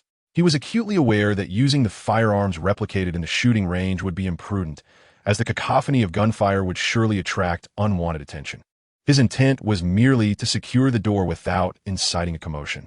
The items within his storage space proved to be quite comprehensive, and he eventually retrieved a bow and arrows. While bows could be procured from online marketplaces, they were predominantly professional-grade archery equipment. Upon discovering the option to place an order, he had taken the initiative to purchase several variants. However, the arrows initially included were merely practice arrows, devoid of lethality, to effectively combat the zombies. Modifications to the arrowheads were imperative. Lin Qin recalled having purchased several specialized arrowhead from a certain online platform, including leaf-shaped, triangular, and armor-piercing types. These could be affixed to the professional practice arrows without generating any noise. All he needed to do was aim at the distant zombies. After reattaching the arrowheads, Lin Qin endeavored to emulate Nan Wei's technique in drawing the bow and aiming. With a whoosh, the practice arrow was released. Yet his aim fell short of Nan Wei's precision, failing to reach the zombies. Undeterred, Lin Qin pulled back the bowstring once more. The arrow soared, landing with a clatter atop a nearby security booth, startling a few zombies, though they soon reverted to their previous state. Lin Qin paused, feeling a twinge of frustration. Nan Wei had appeared to wield the bow with ease. Why did it elude him so? With a slight grimace, he advanced and prepared to draw the bow again. This time, he applied the lessons learned from his earlier attempts, adjusting the bowstring and the angle of the arrow. He was determined to succeed. Although inexperienced, he had at least played Angry Birds and grasped the concept of projectile motion. However, while he managed to align his aim, the zombies were not stationary. They continued to move about. Clearly, this practice arrow was destined for failure as well. Lin Qin sighed, yet he was beginning to grasp the feel of the bow. He adjusted his stance, and aimed anew. On his fourth attempt, Lin Qin triumphed. The arrow struck true, piercing through the zombie's eye and penetrating its skull, a decisive kill. He set his sights on a second zombie, which wandered aimlessly, seemingly oblivious to its fallen companion. Lin Qin drew the bow, meticulously adjusting his aim to follow the zombie's movements. Finally, with a swift release, he let the arrow fly. He struck the second zombie. It did not immediately succumb to its wounds. Lin Qin's arrow merely penetrated its abdomen, tearing through flesh and releasing a significant amount of blood.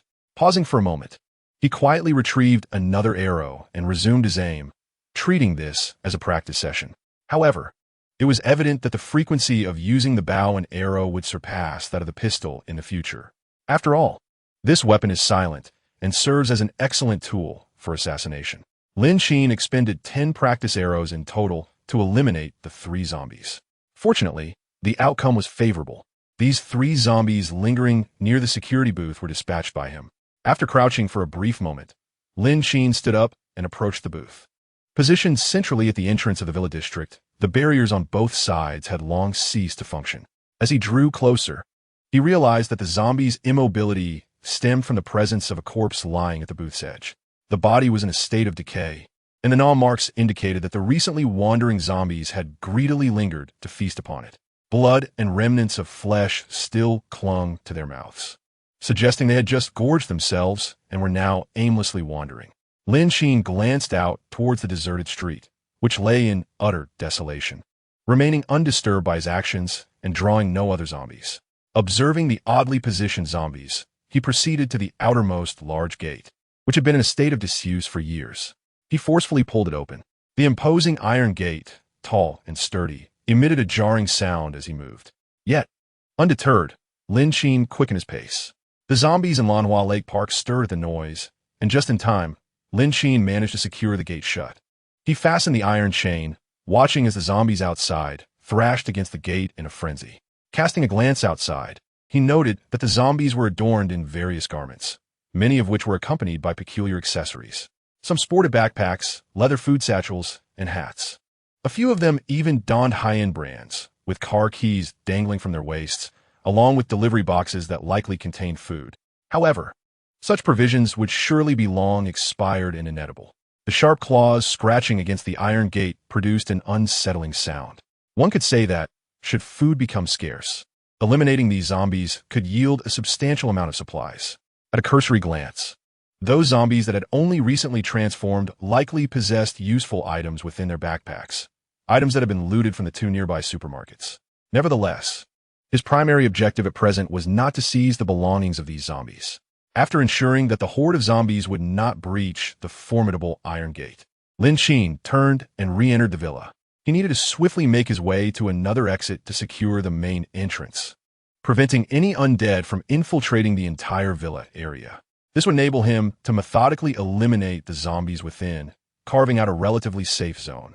As for the other inhabitants of the villa district, whether they could venture outside was no longer Lin Qin's concern. Of course, scaling the perimeter walls was not a daunting task. They were not excessively high. The villa area was extensive, and traversing from east to west required some time. The shaded pathways within the district bore traces of zombies at nearly every turn. As Lin Qin confidently walked down the road, he encountered a few scattered zombies, which he regarded as practice targets. His proficiency with the bow and arrow was still unrefined, yet he was resolute that with diligent practice, accuracy would merely be a matter of time. After all, in his previous life, he had not possessed such an array of weapons. Merely being able to protect himself was commendable. Regrettably, he had not persevered long enough to amass a plethora of weapons. Lin Qin ambled closer to the fallen zombie, a male who still bore a woman's backpack. He wondered if the previous pursuer had been a female survivor, though he could not ascertain how the backpack had come to be there. Curiosity piqued. He contemplated whether it contained anything of value. Grasping his practice arrows, Lin Qin cautiously nudged the zombie strap. The clasp was unfastened, revealing 2 red Mao Zedong notes, some loose change, a packet of tissues, and a bus pass. Beyond that, there was nothing more. Lin Qin hesitated. In times past, he would have eagerly collected those 2 red notes, but now, even if he picked them up, they would serve no purpose. He simply walked past the zombie and continued toward the western gate. The weather today was sweltering, with the sun blazing fiercely overhead. After only a brief walk, Lin Qin found himself feeling uncomfortably warm. The shaded path offered some respite, yet the rustling of grass reached his ears. Chapter 28.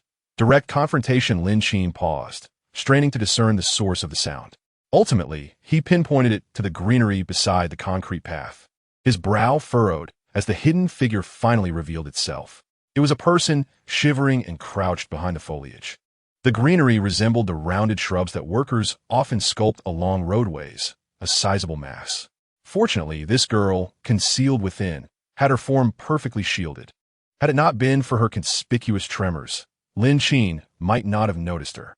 He glanced around, finding the area eerily quiet, devoid of survivors or zombies.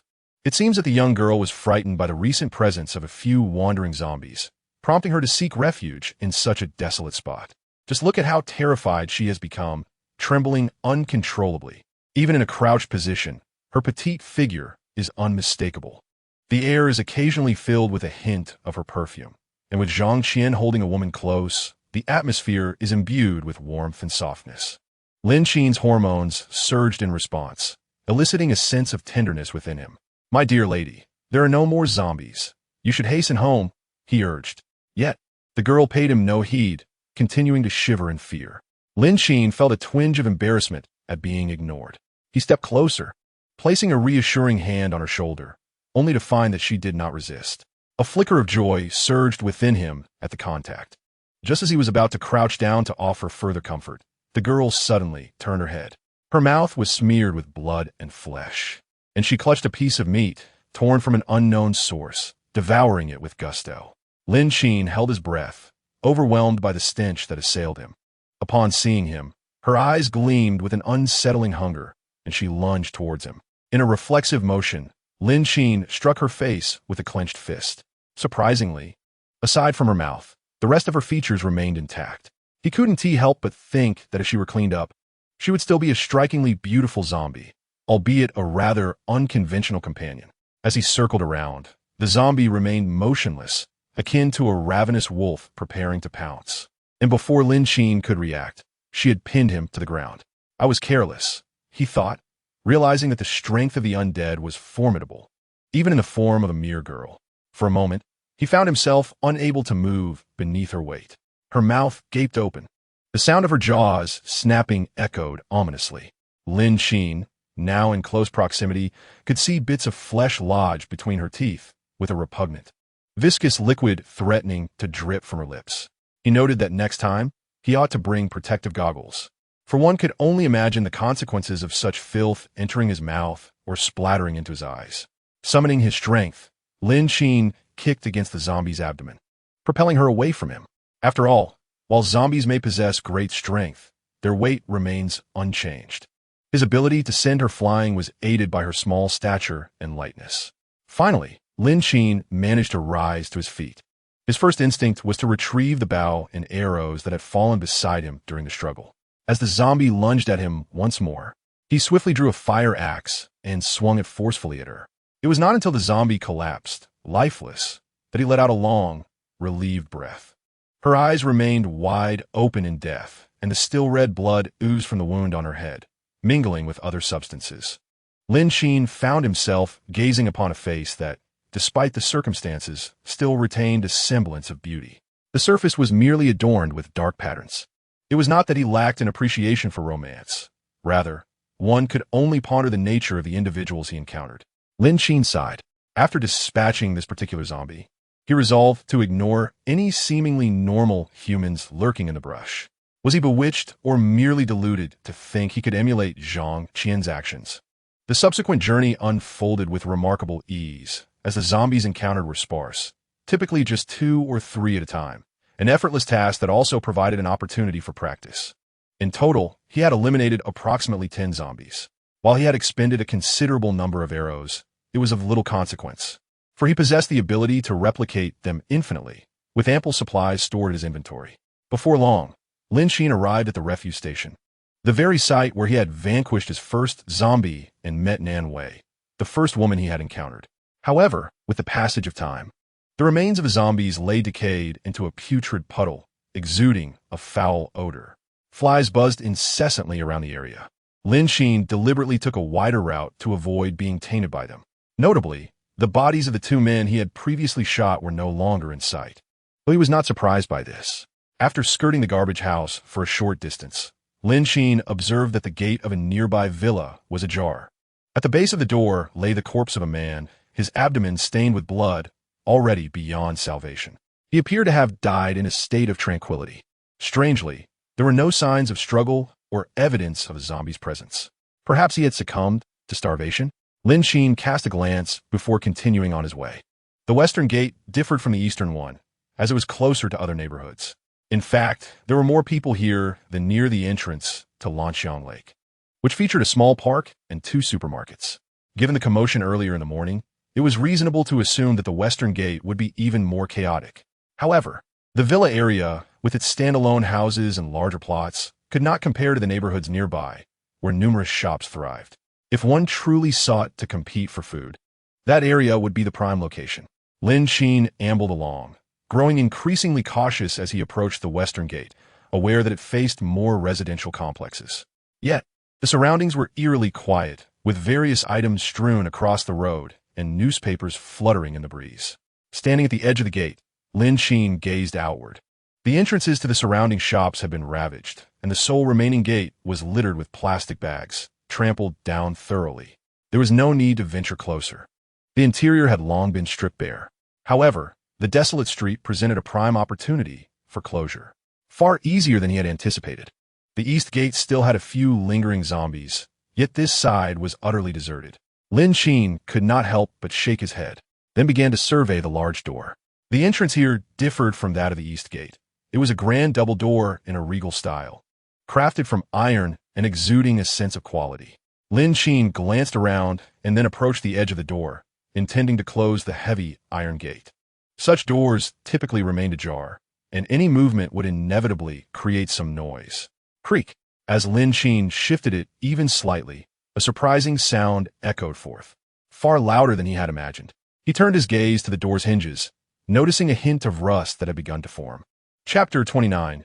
Entangled before Lin Qin could take any further action, a rustling sound emerged from the opposite side of the street. He paused and looked over, yet saw nothing. Peering into the street outside, he noticed a few zombies stirred by the noise, seemingly emerging from some hidden crevice. Fortunately, they had not detected him, and Lin Qin remained unconcerned. However, if he continued to close the door, the noise would undoubtedly attract their attention. Reluctantly, he decided against it. It seemed that closing this grand door would have to wait for another day. Turning around, Lin Qin resolved to return to the villa near the garbage station for a brief respite. After all, the weather outside was sweltering, and he was already drenched in sweat after only a short while. Standing under the blazing sun while waiting for the horde to disperse would surely lead to heat exhaustion. After a moment's pause, he stood up and retraced his steps. The Villa-S gate near the garbage station was ajar, and Lin Qin stepped over the bodies to enter. As he had suspected, the villa's door was also open, requiring little effort to push through. However, the interior was a chaotic mess, as if ransacked. Nonetheless, it was somewhat preferable to the outside, providing shelter from the scorching sun, though the air remained stiflingly hot. Just as Lin Qin was about to sit down to rest, he heard faint noises coming from the courtyard behind him. Glancing around instinctively, he ducked into the kitchen, crouching low. The footsteps grew closer as someone outside shut the courtyard gate and then entered the villa. A long shadow, cast by the sunlight outside, stretched across the tiles at the kitchen entrance where Lin Qin was hiding. The footsteps approached, lingering uncertainly at the doorway. Lin Qin could not discern whether it was a zombie or a human, although he did not detect any foul odor. That did not rule out the possibility of a zombie. In a close-quarters confrontation, the fire axe would be his best choice, and Lin Qin gripped it tightly, preparing to strike. Suddenly, the person hesitating at the door made a move. The shadow on the ground drew ever closer, its footsteps hastening towards the kitchen where Lin Qin resided. A sense of dread washed over him. It was a zombie. Without hesitation, Lin Qin sprang to his feet, brandishing the firefighting axe in his grip. The figure before him, upon recognizing Lin Qin, held its breath in fear, closing its eyes and flailing wildly with a steel pipe. Lin Qin found himself compelled to retreat, wary of being struck. After a moment of erratic swinging, the girl, Xiao Shui, noticed that he did not make any aggressive moves toward her. She cautiously opened her eyes, and to her surprise, the handsome visage of Lin Qin came into view. A sigh of relief escaped her lips as astonishment followed. "Mr. Lin, is that really you?" Lin Qin, taken aback by the utterance of his name, gazed at the face before him, momentarily stunned. Wasn't this the real estate agent who had introduced him to properties? Recognizing her as an acquaintance, Xiao Shui, panting slightly, surveyed their surroundings. Upon confirming there was no immediate danger, her expression shifted to one of contrition. "I'm so sorry. I thought you were a zombie. I noticed the gate to the yard was ajar, so I came in. It was so quiet here that I assumed there might be undead lurking about." Her words trailed off, but an unspoken understanding lingered in the air between them. However, Lin Qin instinctively glanced at Xiao Shui's chest. He recalled that day at the agency when she had donned a rather ordinary, loose-fitting outfit that concealed her figure entirely. Yet, in her current ensemble of short sleeves, long pants, and sneakers, ideal attire for evading danger in a post-apocalyptic world, her form was entirely enveloped, evoking a sense of regret when compared to their previous encounter. Shaking off his reverie, Lin Qin silently sheathed his firefighting axe. The pair made their way to the living room, where the sofa lay in disarray. Xiao Shui sat awkwardly, stealing glances at Lin Qin, while occasionally peering at the corpse outside. Noticing her furtive actions, Lin Qin raised an eyebrow and reassured her, "Do not worry. I did not kill that person outside. I entered through the open door, thinking this place was deserted and hoping to scavenge some supplies. I reside nearby, so my presence here is not unusual. But tell me, how did you end up here?" He remembered that the real estate agency was quite a distance away, and their encounter felt almost surreal. His explanation eased Xiao Shui's tension as she tucked a stray strand of hair behind her ear. "I live in a nearby complex. This area is somewhat isolated, with only 2 bus routes servicing it, which makes the rent considerably cheaper. I recently started my internship and cannot afford a more expensive place, so I had to come here. The past few days have been chaotic. I witnessed many being killed by their companions, which was terrifying. I had never seen anything like it. If I hadn't reached my breaking point, I wouldn't have ventured out in search of food. The supermarkets are mostly stripped bare. I found nothing and encountered zombies along the way. I fled here in desperation." Lin Qin remained silent, clearly shaken and in a state of disarray. Her face was ashen. Suddenly, as if struck by a thought, she grasped Lin Qin's large hand with urgency in her gaze. "You must flee at once. The zombies outside are likely approaching. Do not let me be the cause of your misfortune. I can hardly move. You must leave quickly. This place is certainly unsafe." Unsafe? He was not exaggerating. His intention was to close the massive iron gate of Shemin, thereby isolating the entire villa area into a relatively secure and manageable perimeter. Leaving now was out of the question. Moreover, he possessed an ample arsenal, rendering him less fearful of the undead. Indeed, at present, he was unperturbed by the mere 100 or so zombies. After all, he had a firearm in hand. Yet, generally speaking, it was preferable to avoid using a gun. The sound of gunfire attracted unwanted attention from the zombies. "Do not fear. I will protect you," Lin Qin reassured her, patting her shoulder, only to be met with a puzzled look from Xiao Shui. However, Xiao Shui wanted to remind Lin Qin that the number of zombies was substantial. How could he possibly safeguard himself? Yet, upon noticing the fire axe resting beside the sofa, she swallowed her words. An axe was undoubtedly superior to her steel pipe, and, as a man, he possessed greater strength than she, a woman. She had observed the other attractive girls in the building. Many chose to align themselves with powerful men for survival. Some even coerced into such arrangements, none of which were enviable circumstances. Her desire to escape stemmed partly from this reality, but a more significant reason was that the stronger men in the building were old and unattractive. Presently, she had nowhere else to turn. Lin Qin was at least a familiar face. Suddenly, a loud explosion erupted outside, jarring her thoughts.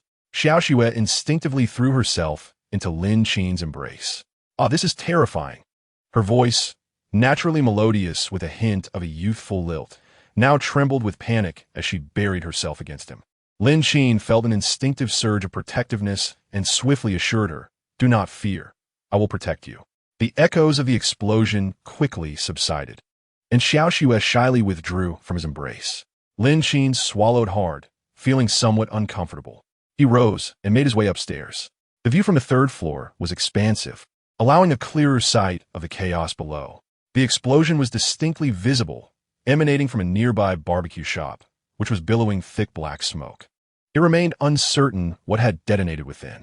However, as the smoke dissipated, Lin Qin noticed several zombies meandering around the perimeter of the shop. Xiaoxue approached, casting a nervous glance outside as she stood beside Lin Qin. Oh my, how could an explosion occur? A well-maintained shop would not simply detonate unless there were gas leaks or some objects collided. However, the circumstances remain unclear. The explosion has resulted in the demise of the zombies on the street, some dead, some severely injured. Only 3 or 4 in total. As for the zombies that Xiaoxue mentioned were pursuing them, Lin Qin failed to notice any such thing. Yet this was not the end of it. The explosion here seemed to trigger a chain reaction, with similar blasts occurring several streets away. From a distance, at least 5 plumes of black smoke could be seen rising into the sky above the city. Lin Qin furrowed his brow, puzzled by the situation. Nevertheless, with such explosions occurring, the zombies would not all swarm towards this area. After observing the aftermath on the street and confirming that no additional zombies had appeared, he stepped outside. Nervously, Xiaoxue grasped Lin Qin's hand, hesitant to venture out. Turning back, he saw her with tear-filled eyes, looking at him pitifully. No, it's unsafe outside, he said, his expression serious, but his masculine pride surged within him. Do not fear, I will merely close the main door. You stay here. Lin Qin escorted her back to the living room and, after a moment's thought, pretended to rummage through his pocket for a bag of instant noodles, his face betraying his hesitation. I don't have much food here. If you don't mind, you can have this half-open pack for now. As for you, just remain in this room and await rescue. There are provisions in the kitchen. If we can hold out for 2 more days, the rescue team will arrive. With that, he gently freed his hand from hers and ventured out alone. The villa's gate emitted a piercing sound, yet this time Lin Qin managed to close it successfully. He secured the latch and then turned to head back in a different direction. As for Xiaoxue, regardless of the situation, this house was still one they had helped secure. Avoiding that villa, Lin Qin felt an overwhelming restlessness. All he desired was to return home, bask in the cool air conditioning, and relax comfortably. Xiaoxue crouched beside the main gate, ready to rush forward the moment Lin Qin appeared. He was currently her only lifeline, yet there was a chance he might not return. She pondered this as she remained vigilant at the door, her gaze fixed on the entrance. Upon entering the community gate, 3 paths branched off in different directions. As long as she kept a watchful eye, she would be able to discern where Lin Qin had gone. Indeed, he chose another route. She immediately followed, maintaining a safe distance. With 2 days remaining until the rescue commenced, if all went well, she could leave with the rescue team. But what if things did not go as planned? Life is inherently dual-faceted. Her desire to survive was not something to be ashamed of. The weather was sweltering, and Lin Qin wiped the beads of sweat from his brow. Contemplating a refreshing shower upon his return, Lin Qin found himself trailed closely by Xiaoxue, who remained silent. Observing Lin Qin's discomfort from the heat, she hastily approached him, offering a clean tissue. Their journey was primarily characterized by companionship. Unable to suppress his pace, Lin Qin halted and turned to regard her. Xiaoxue instantly donned an innocent expression, her silence speaking volumes. As Lin Qin resumed his walk, she mirrored his movements. When he paused, she too came to a standstill. The grand gates of the villa district had been securely shut, sealing the outside zombies out while preventing any from within from escaping, a definitive measure against the undead.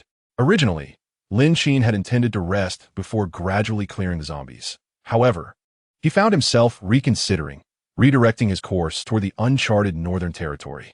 Each residence in the villa district bore the same layout, differing only in their locations. As he advanced, an unusual tranquility enveloped the surroundings, even devoid of birdsong. At the fringes of the greenery, a few decaying corpses emitted a foul stench, surrounded by swarming flies. Xiaoxue, visibly frightened, chose to follow Lin Qin nonetheless. Perhaps sensing something amiss, she anxiously tugged at his sleeve. Lin Qin paused momentarily, his attention captured by a series of uncharacteristic sounds. Crouching low, he reached into the nearby foliage, emerging with a bow and arrow in hand. Did you hear that? Xiaoxue asked in astonishment, her gaze fixed on the bow that had seemingly materialized. Lin Qin offered no reply, merely casting her a significant glance. prompting her to silence her inquiries. He proceeded cautiously, keenly discerning the sources of the surrounding sounds. Soon, he spotted 5 zombies congregated in the yard of a neighboring villa, arranged as if engaged in a tea party. Drawing his bow, Lin Qin aimed and swiftly dispatched the zombies, vaulting into the yard. Inside, the 5 zombies were dressed relatively presentably. The gate was securely shut, with no signs of any breach. They bore neither bite nor scratch marks, presenting a rather eerie sight. However, it was evident that infection by the virus would ultimately lead to their transformation into zombies, regardless of their confinement. This family appeared to embody the consequences of the outbreak. Lin Qin pinched his nose, deciding against entering. Xiao Shui glanced inside, then back at Lin Qin, choosing to follow him without uttering a word. Thus far, his actions clearly held purpose. The omission of a search for potentially valuable supplies indicated the presence of other concerns. Indeed, that must be the case. The duo circled the northern district, eliminating approximately a dozen zombies, with Xiao Shui steadfastly trailing behind Lin Qin, remaining oblivious to the unfolding chaos. Like a shadow, she followed him without a hint of complaint.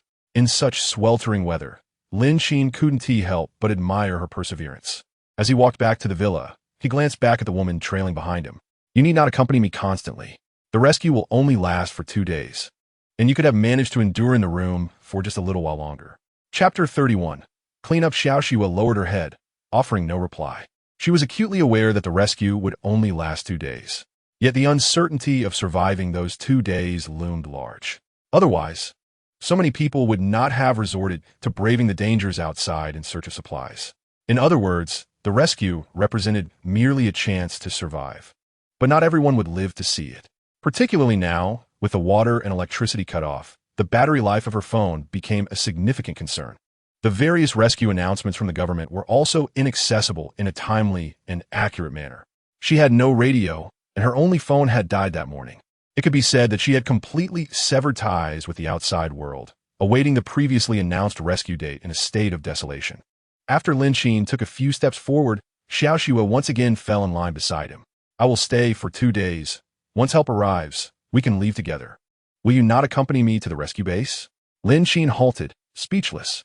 He had never been to that rescue base in his previous life, though he had heard whispers about it. The outcome did not seem promising, but he lacked knowledge of the specifics and the subsequent results.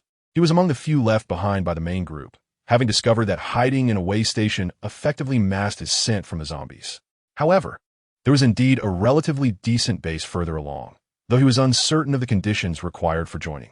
After a moment's contemplation, Lin Qin chose silence and continued walking forward.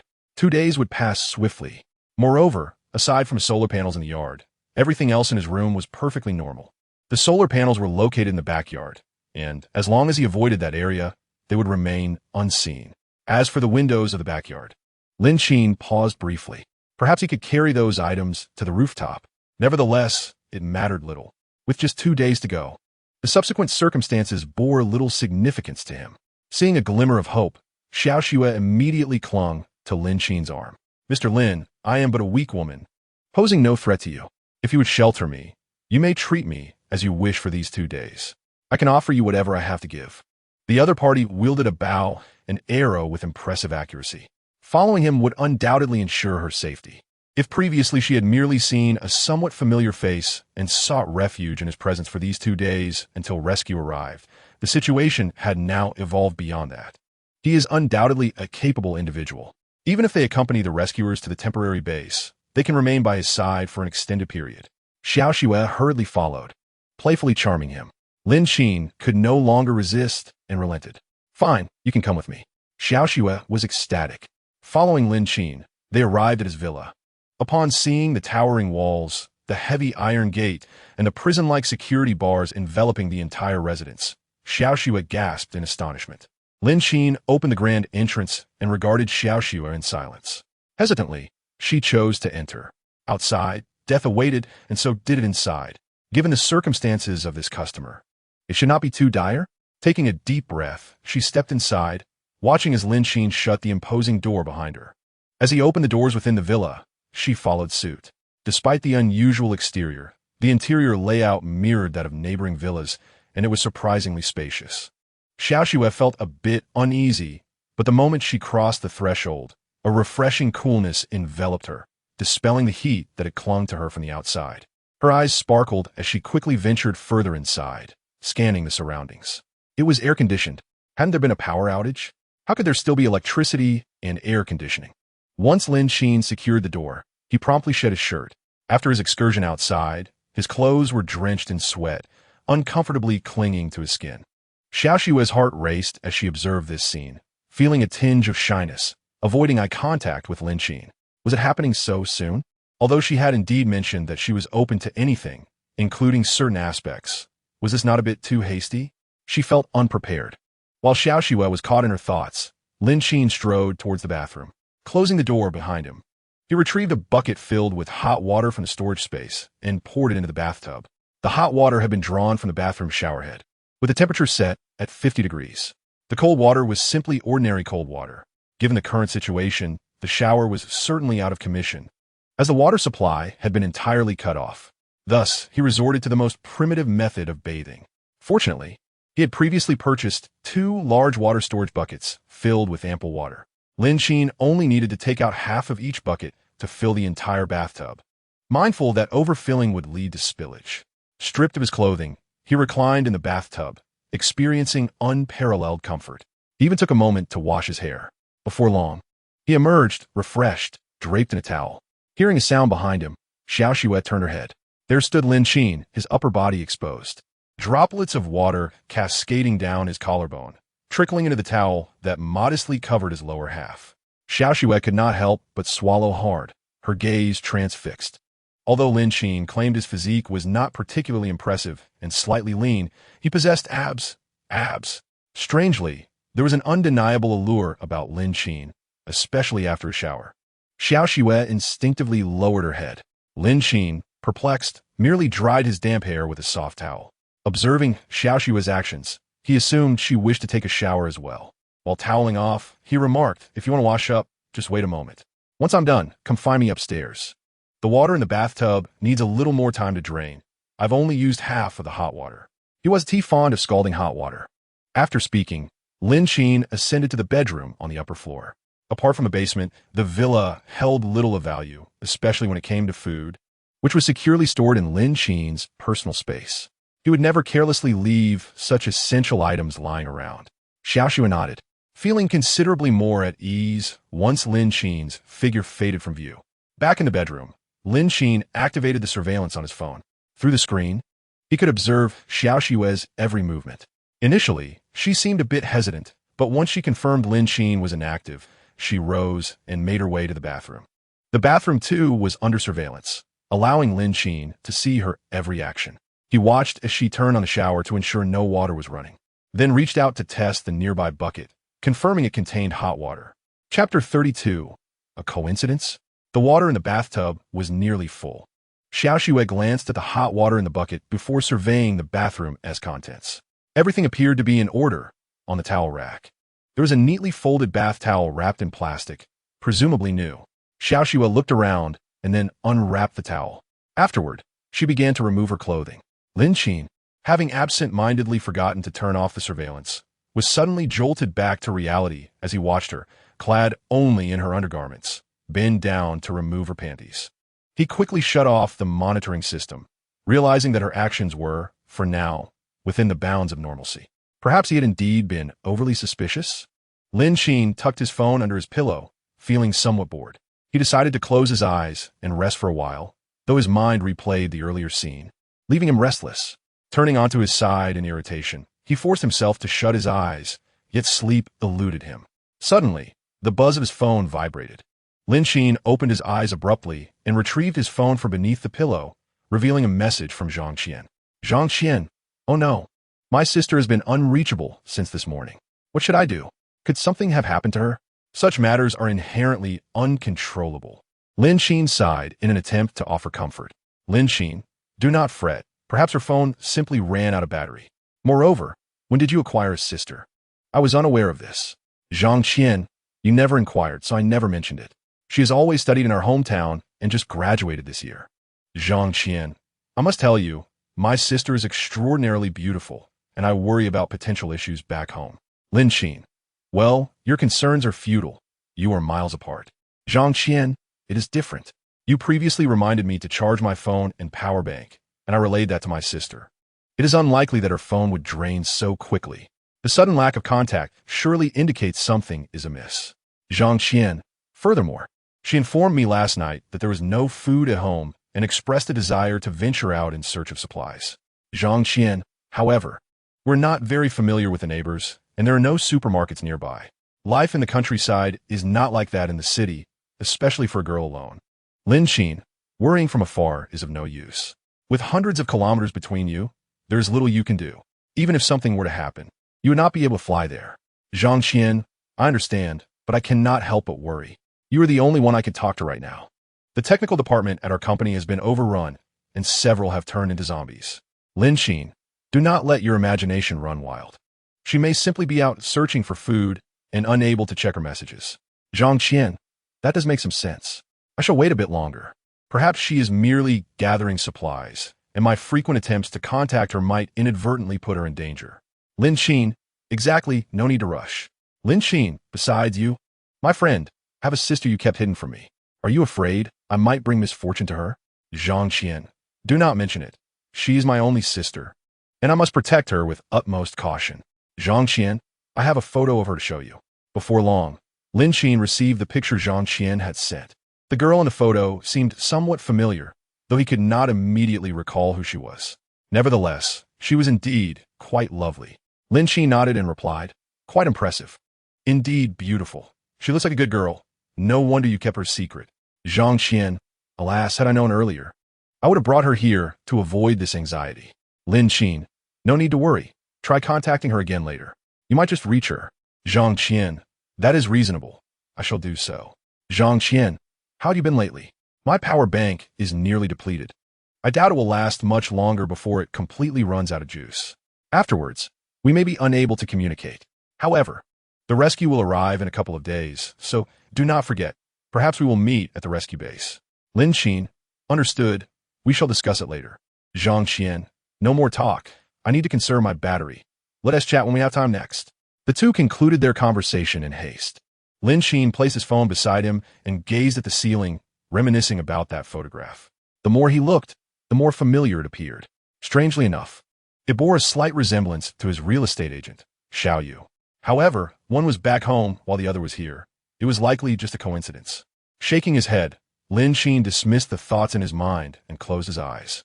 Outside, the sunlight was just right, and the occasional chirping of birds could be heard. After a while, Lin Qin caught a whiff of fragrant perfume. He opened his eyes to find Xiao Shui standing before him, wrapped in a towel. Her face drew closer, and she pushed him back onto the bed. Her delicate, fragile hand caressed Lin Qin's chest, slowly unwrapping the only towel he wore. With a captivating gaze, she unveiled herself under his watchful eyes. Lin Qin was taken aback. By the time he regained his composure, he had already pressed Xiao Shui beneath him, exploring her legs. However, just as they were about to take things further, the door behind them was suddenly flung open. His friend, Zhang Qian, stood at the entrance, staring at them in disbelief, chastising Lin Qin. Lin Qin jolted awake, heart racing as he touched his chest, relieved to realize it was merely a dream. Half an hour later, after a shower, Xiao Shui emerged from the bathroom, wrapped in a towel, cautiously glancing around. Her clothes were soiled, and she had used the remaining water to wash them during her bath. There was another towel on the rack, but she could only temporarily wrap herself in the towel. After all, Lin Qin's intentions were quite evident. It would be superfluous to clean herself up only to get dressed again. Wrapped in the towel, she traversed the living room and ascended the stairs. She had just seen Lin Qin go upstairs, but was unaware of the location of his room, so she could only search each one. Lin Qin had just awakened, his mind still a bit foggy, when he heard some noises from outside. Turning his head towards the front door, he noticed shadows moving through the crack. He was aware that someone else was in the house, but he was uncertain of her activities. Xiao Shui opened 2 empty rooms, but found no sign of Lin Qin. Turning around, she noticed that the door behind her was ajar, and she walked barefoot over. Pushing the door open, she found herself face to face with Lin Qin. She was only wrapped in a towel, her nervous hands clutching a corner tightly. Lin Qin glanced at her, and the scene eerily mirrored his dream. Startled, Lin Qin asked, "What are you doing? Dressing like this? Are you testing my self-control?" Xiao Shui lowered her head, timidly murmuring, "Didn't you say you'd wait for me upstairs?" Lin Qin replied, "He did say so, but he never specified for that." Gathering her courage, Xiao Shui lifted her head. He swiftly approached Lin Qin, lifted his leg, and pressed it against the edge of the bed, supporting himself with both hands on Lin Qin. Chapter 33. A Feast of Indulgence. "You don't intend to drive me away, do you? I have stated I will stay for just 2 days, as long as you take me in during this time. You may do as you please with me." In her eyes, these considerations paled in comparison to the mere act of living. She fixated on Lin Qin's lips and leaned down to kiss him directly, straddling his legs, separated only by a bath towel. Lin Qin was taken aback by her audacity, yet soon turned and pressed her down, exuding his masculine allure. "Damn it, I'm a young man full of vigor. How could I refuse such an opportunity?" He reached out and tugged at the bath towel draped over her, leaning in closer. The temperature in the bedroom soared rapidly. However, a loud bang interrupted their momentum. Lin Qin was unaware of the situation outside. The sound resembled someone banging on the door. Rising to adjust his pants, he hastened to the window and looked down. In the yard, a fist-sized stone was visible, yet the entire pathway revealed no sign of a person. What is happening? Lin Qin was utterly perplexed. He then accessed the surveillance footage, which displayed only the indication of the stone's trajectory, failing to capture any individuals. It seemed to have occurred in a blind spot of the cameras. Lin Qin scrutinized the direction from which the stone had come, pinpointing it to an unoccupied street corner. There was no one in sight on either side of the road. Lowering his gaze, he instinctively heightened his vigilance. It appeared that someone was testing the waters, likely fixated on his villa. Indeed, the villa's exterior was conspicuously distinct, unlike the other standalone houses in the vicinity. Even though it merely sported additional security bars, it appeared far more secure than the others. It should be noted that few residences were equipped with such protective measures. Against zombies, this fortified layer of security would prevent them from easily shattering the tempered glass. The coming days would require careful navigation. With a heavy heart, Lin Qin closed the window and returned to the bedroom. The woman on the bed was completely naked, wrapped in his comforter. Upon noticing his return, Xiao Shui shyly lowered her head, yet her grip on the blanket tightened, her trembling eyes blinking nervously. Clearly, she was quite anxious. Observing the scene, Lin Qin felt a twinge of regret and slapped his forehead. His earlier actions had indeed been impulsive, and now he lacked the mood for such matters. "You should rest for a while. I will go next door." With that, he casually shut the door behind him. Inside, Xiao Shui was momentarily taken aback, her gaze fixed warily on the entrance. After a prolonged silence, when the door remained unopened, she gradually relaxed her tension. As the night descended, Xiao Shui rose from her slumber, securely locking the door behind her before returning to bed, where she gradually succumbed to sleep. The room occupied by Lin Qin was in disarray, and amidst the darkness, the growling of his stomach reverberated distinctly. He groped in the shadows to switch on the light, then made his way downstairs. Having only consumed half a watermelon at noon, he was already quite famished. Now, with an additional woman in the house, Lin Qin resorted to retrieving a portion of roasted duck from the pre-prepared meals he had previously copied. The other dishes included sauerkraut fish, braised pork, and a family bucket. As the enticing aroma of the food wafted through the air, Xiao Shui felt a twinge of embarrassment upon seeing Lin Qin when she descended the stairs. Yet, comforted by the thought that she would not be sent away, she settled herself. The villa was brightly lit, and Xiao Shui wisely refrained from inquiring about the electricity. Upon witnessing the spread on the dining table, she was momentarily taken aback. In disbelief, she glanced from Lin Qin to the array of food before her, pinching her own cheek to confirm her senses. When the sharp sting registered, she couldn't help but gasp. It was real, not a dream. Lin Qin, having overheard her murmurs, turned back and assured her, "It's real. Go ahead and eat." Starved for a considerable time, Xiao Shui wasted no time, diving into the meal with unrestrained enthusiasm. Her manner of eating was indescribably voracious. Lin Qin, seated across from her, savored his meal at a leisurely pace, accustomed to these dishes. Most importantly, it spared him the effort of cooking. As they ate, Xiao Shui exclaimed, "Oh my, I haven't eaten in days. How do you have so much food? I didn't see any supplies when I came in. This is absolutely delicious. I was starving." With several pieces of duck leg and KFC in her cheeks, she finally slowed her pace once she was about 70% full. She looked at Lin Qin with a silly grin asking, "I hope I didn't scare you. I'm not usually like this. I was just too hungry." "How long have you been hungry?" Lin Qin maintained a rather stoic expression, recalling his own experiences of hunger. Yet he inquired further. Xiao Xue took a bite of chicken leg and sipped a generous glass of mineral water before replying, 3 days. 3 days without food would leave most people feeling weak and dizzy. However, Lin Qin remembered that when he first encountered her, she had seemed quite robust. Perhaps she had managed to sustain herself with small portions of food. Having eaten her fill, Xiao Xue had primarily refrained from indulging in excess over the past few days, as her household provisions were scant. Each day, she dared to consume only a few morsels, convincing herself it was a form of dieting, hoping to prolong her endurance. Yet, ultimately, she had succumbed and ventured out in search of sustenance. Lin Qin nodded in acknowledgement, choosing to say nothing further. As Xiao Xue finished her meal, she turned her gaze towards Lin Qin. "Allow me to formally introduce myself. My name is Zhang Xue. And you?" She had only known his surname, Lin, and had been oblivious to his full name. "Zhang, you say?" Lin Qin took a bite of fish, unable to suppress his curiosity as he looked up at her. This surname was the same as that of Zhang Qian.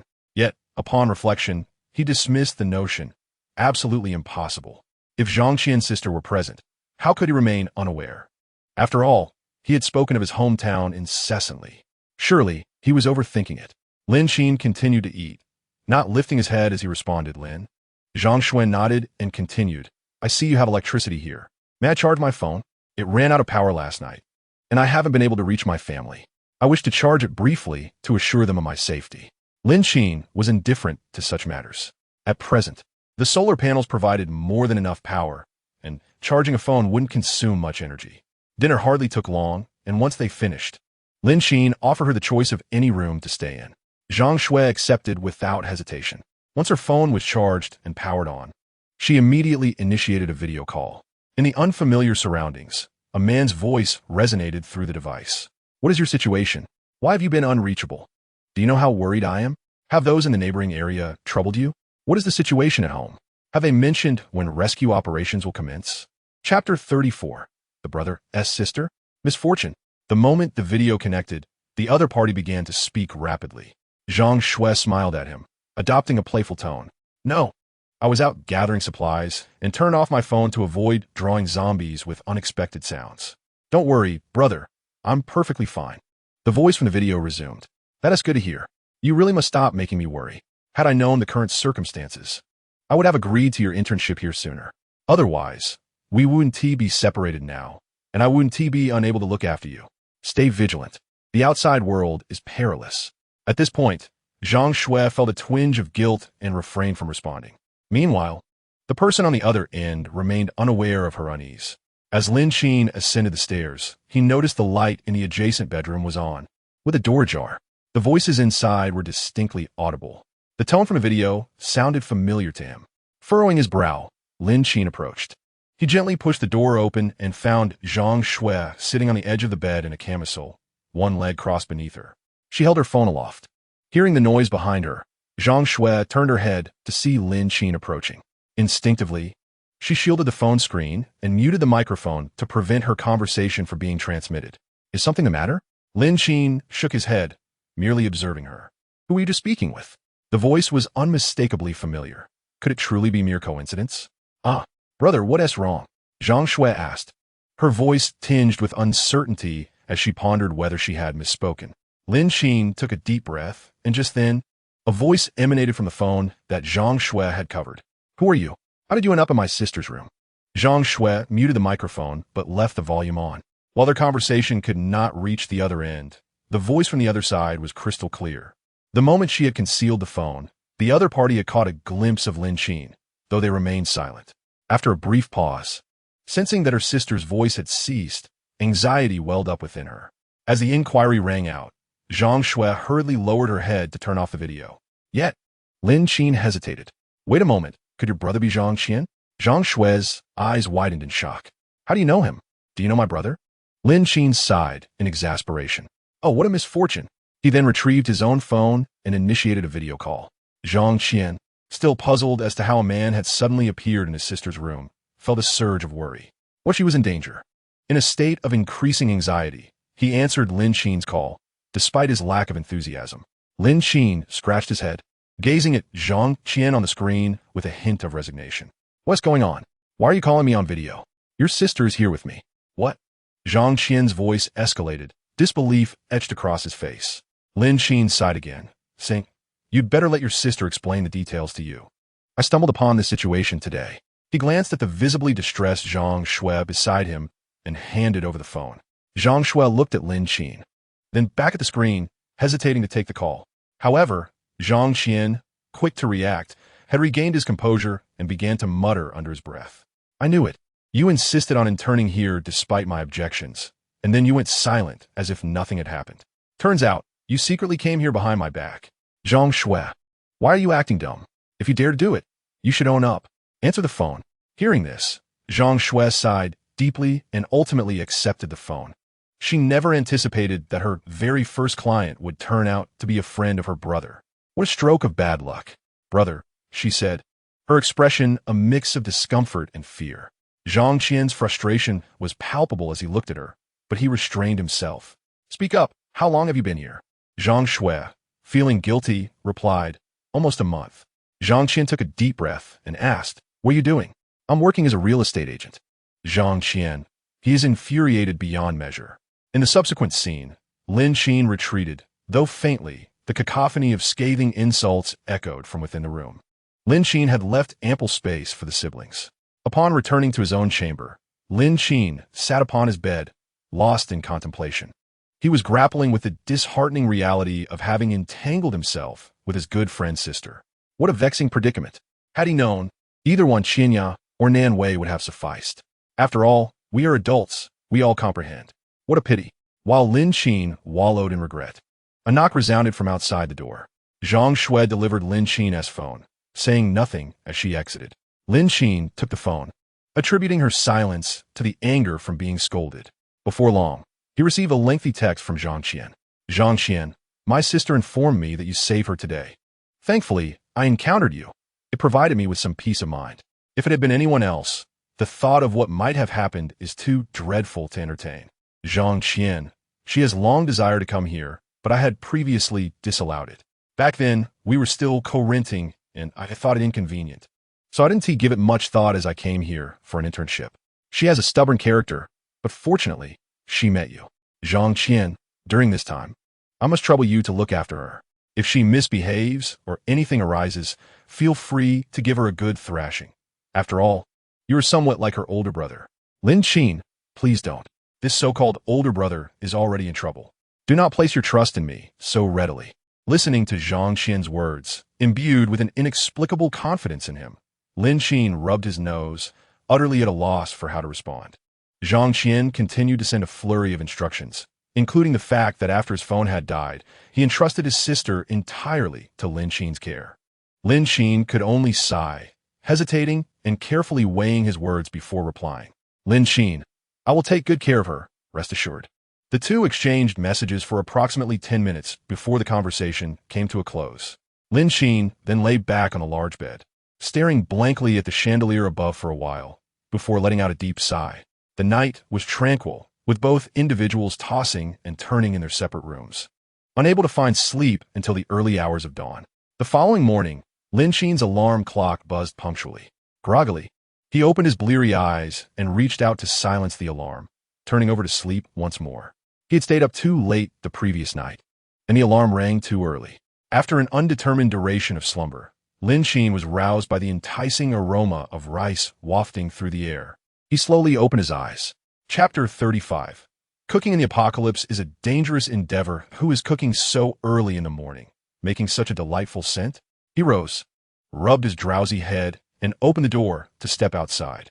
In the living room, at the dining table, a pot of freshly cooked rice porridge sat on the table, accompanied by 2 types of savory pickles.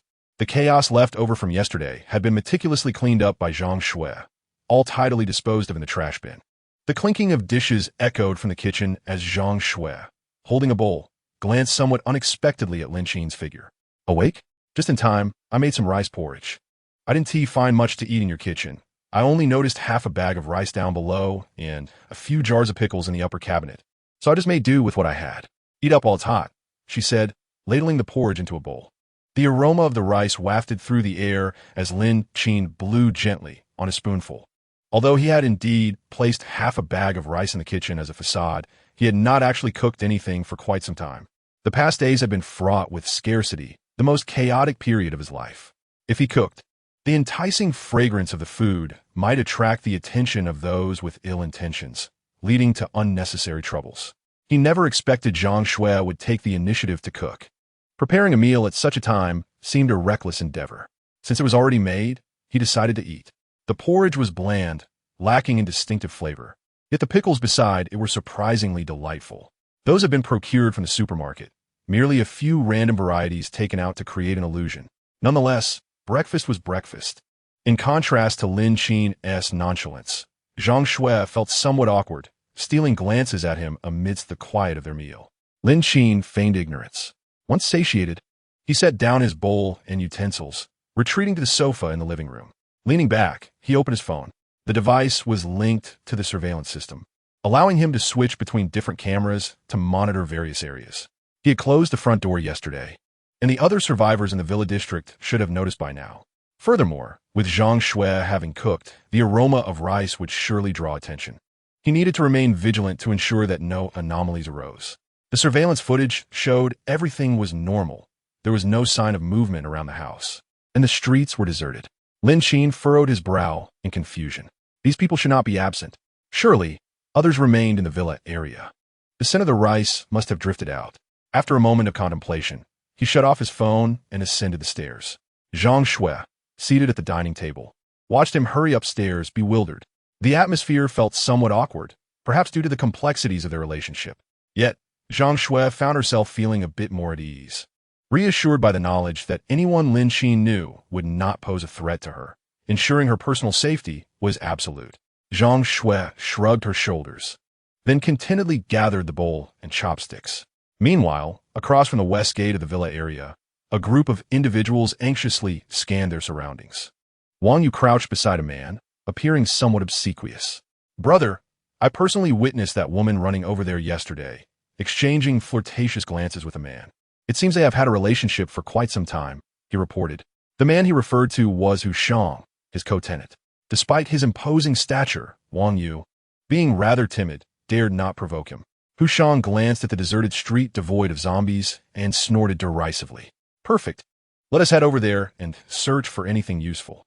This affluent area is usually off-limits, but now we can enter freely. Let us go." The two gates were closely situated, separated only by a two-way road.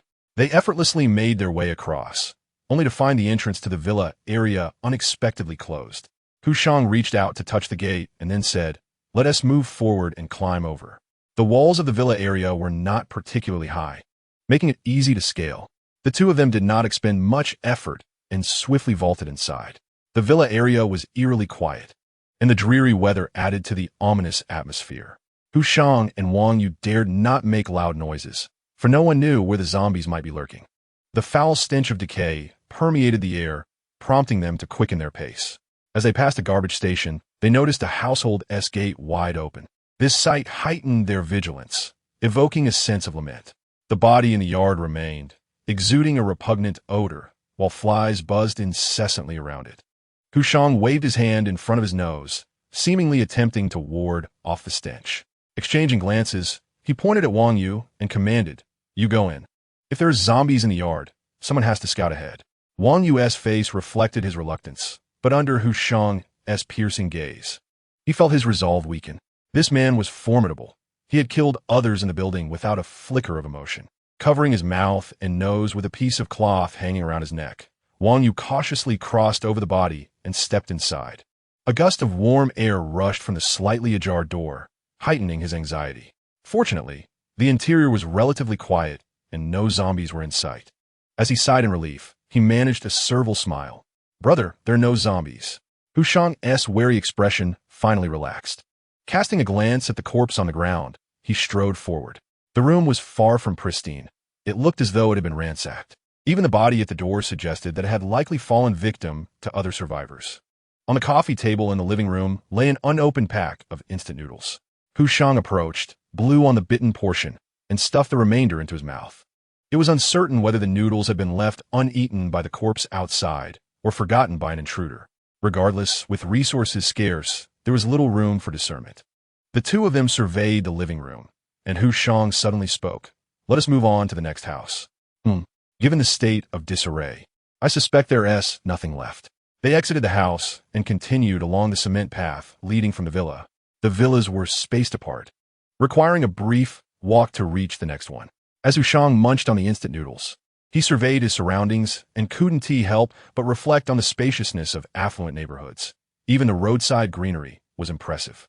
However, he wished the air were free from the stench of decay. Hu Shang inhaled deeply, a frown forming on his brow. Wait a moment. Is there a hint of rice aroma in the air? Chapter 36. Everything you might wish to see. Had he misperceived it? Hu Shang took another deep breath, scanning the area for the scent. No, there was indeed a fragrance of rice. But how could that be, with water and power cut off everywhere? It was plausible to encounter food, but the aroma of rice was puzzling. Could it be a mere figment of his imagination due to hunger? He halted and tapped Wang Yu, who was walking ahead. Do you smell the fragrance of rice? Wang Yu paused, sniffing the air. There was indeed a hint of rice aroma. Yes, but where is it coming from? They exchanged glances, beginning to follow the scent as they moved forward. It seemed to be emanating from ahead. Before long, they came upon a villa that appeared starkly out of place amidst its surroundings. With tall walls and iron security windows enveloping the entire structure, Hu Shang's eyes glinted with greed at first sight. He hadn't expected to find such a house here, an almost perfect fortress for residents. If only he had discovered this place sooner. Perhaps he could have sought refuge here and escaped the constant anxiety that plagued them elsewhere. Brother, it's definitely coming from here, Wang Yu remarked, bringing Hu Shang back to reality. He nodded in agreement. However, this villa clearly seemed beyond the reach of ordinary inhabitants and did not appear to be easily approached. After all, the outbreak of the zombies had been sudden, catching everyone off guard. The surrounding houses bore normal decor, while this one stood apart, hinting at something amiss. He surveyed his surroundings and then remarked, let's head back for now. Tomorrow, we will commence the rescue operation. At this moment, it's wise to proceed cautiously and avoid any unnecessary complications. Hu Shang was mindful of the long-term implications. Delaying tomorrow's rescue would undoubtedly be unwise, especially given the extraordinary effort that had gone into the villa's exquisite renovation, a feat not achievable by ordinary means.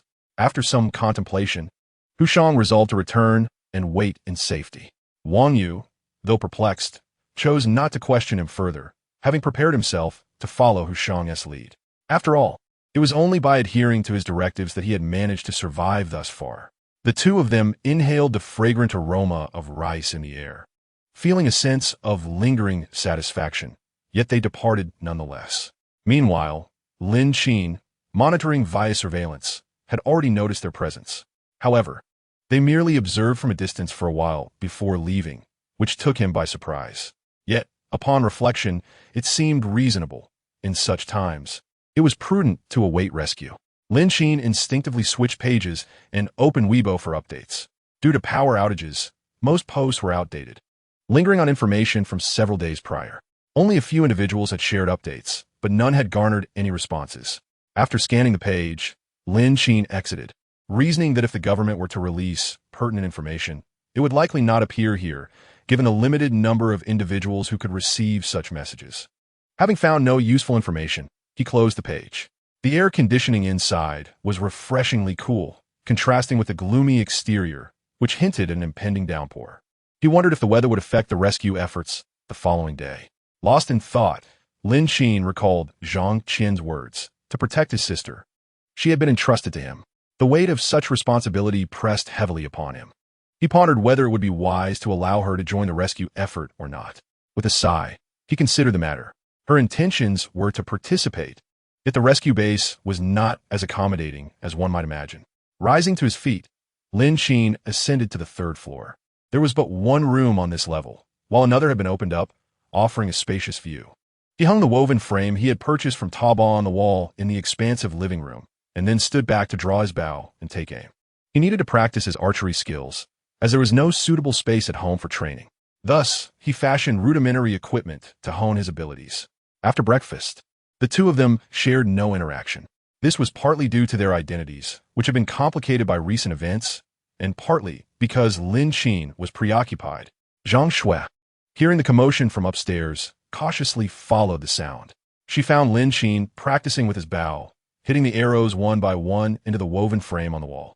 Nervously licking her lips, Zhang Shui gripped her hands tightly. If you feel uncomfortable, simply pretend that nothing ever transpired between us. I shall not mention it to my brother either. Moreover, the events of that day were indeed unforeseen. I had merely fled from someone else's presence. And it seemed no different to me to share that experience with you. Besides, you appear to be quite impressive. So there is no need to dwell excessively on this matter. As she spoke, Zhang Shui found herself stumbling over her words, ultimately losing track of what she had said. Lin Qin released the last practice arrow from his bow, unable to resist glancing back. Are you not concerned about what you're saying? Rest assured, that incident means little to me. I was merely establishing a connection. If you have nothing pressing, please do not disturb me. By the way, there is food in the refrigerator. Feel free to help yourself if you're hungry. After saying this, Lin Qin approached the woven basket against the wall and retrieved the practice arrows one by one, intending to repeat his training. Seeing Lin Qin speak as if it truly were of no consequence left Zhang Shui perplexed as she descended to the first floor and opened the refrigerator. Inside the refrigerator, she found some yogurt, milk, and chilled cola. To her surprise, the freezer contained ice cream. How curious. She hadn't noticed these items when she searched for food earlier that morning. With a sense of wonder, Zhang Shui happily took out an ice cream and began to enjoy it. For the entire afternoon, she sat beside the staircase on the third floor, watching Lin Qin practice. As night fell, thunder rumbled outside, and the wind howled fiercely. A torrential downpour ensued. Zhang Shui turned on the lights and watched Lin Qin descend from the third floor, immediately rushing over to greet him. The rain is quite heavy. I hope it won't hinder tomorrow's rescue efforts. Lin Qin looked at her with a bemused expression and couldn't help but chuckle, playfully flicking her forehead. What on earth occupies your mind? It's merely a normal rainstorm. He shook his head in exasperation and later made his way to the living room to turn on the television. If you can't control yourself, you might as well watch more TV. Zhang Shui pouted, Brother, what decent programming is there to watch now? And can the TV even function? Despite her words, she switched on the television. It resumed playing the variety show that Lin Qin had not finished watching earlier. Zhang Shui paused in disbelief. How could this be? Lin Qin had opened the refrigerator without a backward glance. How could he not? Surely, there must be something to watch on the disc. Even if you desire to watch something risky, he has it all, she mused. A disc? Her gaze fell upon the device, which glowed with a blue light. Zhang Shui thought to herself, all right, perhaps I was indeed a bit ignorant. What era are we in? And yet there's still those who purchase such machines? If memory served her correctly, this contraption was something that existed in his childhood. However, the variety show on the television quickly captured her attention, leaving her little time to ponder the matter further. While watching television, she casually remarked, I have checked the food in the refrigerator, so shall we just have some yogurt or milk for dinner? By the way, I didn't cook rice, as I thought I would be leaving tomorrow and therefore didn't bother. No need. Lin Qin said nothing further and simply went upstairs. When he returned, he held 3 boxes of self-heating hot pot. Zhang Shui, witnessing this scene, could not help but gape in astonishment. Are you performing magic? Earlier that morning, when she had been preparing meals, she had failed to find anything. Yet, by the afternoon, Lin Qin had informed her that there were other snacks in the refrigerator, which she could help herself to. Upon checking, she discovered milk, yogurt, and small loaves of bread. Most importantly, there were ice creams in the freezer. These items had seemingly appeared out of nowhere, as she had already rummaged through the fridge that morning. Now, unexpectedly, there were 3 self-heating hot pots. Zhang Shui was once again left in awe. It was as if she were in a dream, witnessing magic unfold. Lin Qin smiled and replied, something like that. I have plenty of food, and there will be many more surprises in the future. The two of them boiled a pot of hot water, and the self-heating hot pots quickly released an enticing aroma. Zhang Shui inhaled deeply. Oh my, this is heavenly. In stark contrast to her previous days of discomfort, this felt like pure bliss. Zhang Shui was eating a tomato beef brisket hot pot, which she usually found unappealing due to the quality of the meat. However, now, a piece of beef felt utterly satisfying. Oh my, once we meet my brother at the rescue base, I must treat you well. By the way, I heard from my brother that you two are childhood friends. How come I have never met you? The two engaged in light-hearted banter, creating a harmonious atmosphere. Their dinner was casual, perhaps influenced by the impending rescue mission scheduled for the next day. After the meal, Zhang Shui returned to her own room, feeling a bit anxious. However, Lin Qin paid it no mind. Whether the rescue would proceed smoothly remained uncertain. Moreover, the main team would certainly enter early, followed by the airlifts of various helicopters. Seizing the moment when she was distracted, Lin Qin slipped down to the basement. The surveillance equipment in the basement was always online. He meticulously checked the conditions at various junctions, ensuring the villa's surroundings were secure. After waiting for about half an hour, everything was quiet. By the time he returned to his room, it was already late at night. The thunder outside had diminished significantly, and the heavy rain had ceased.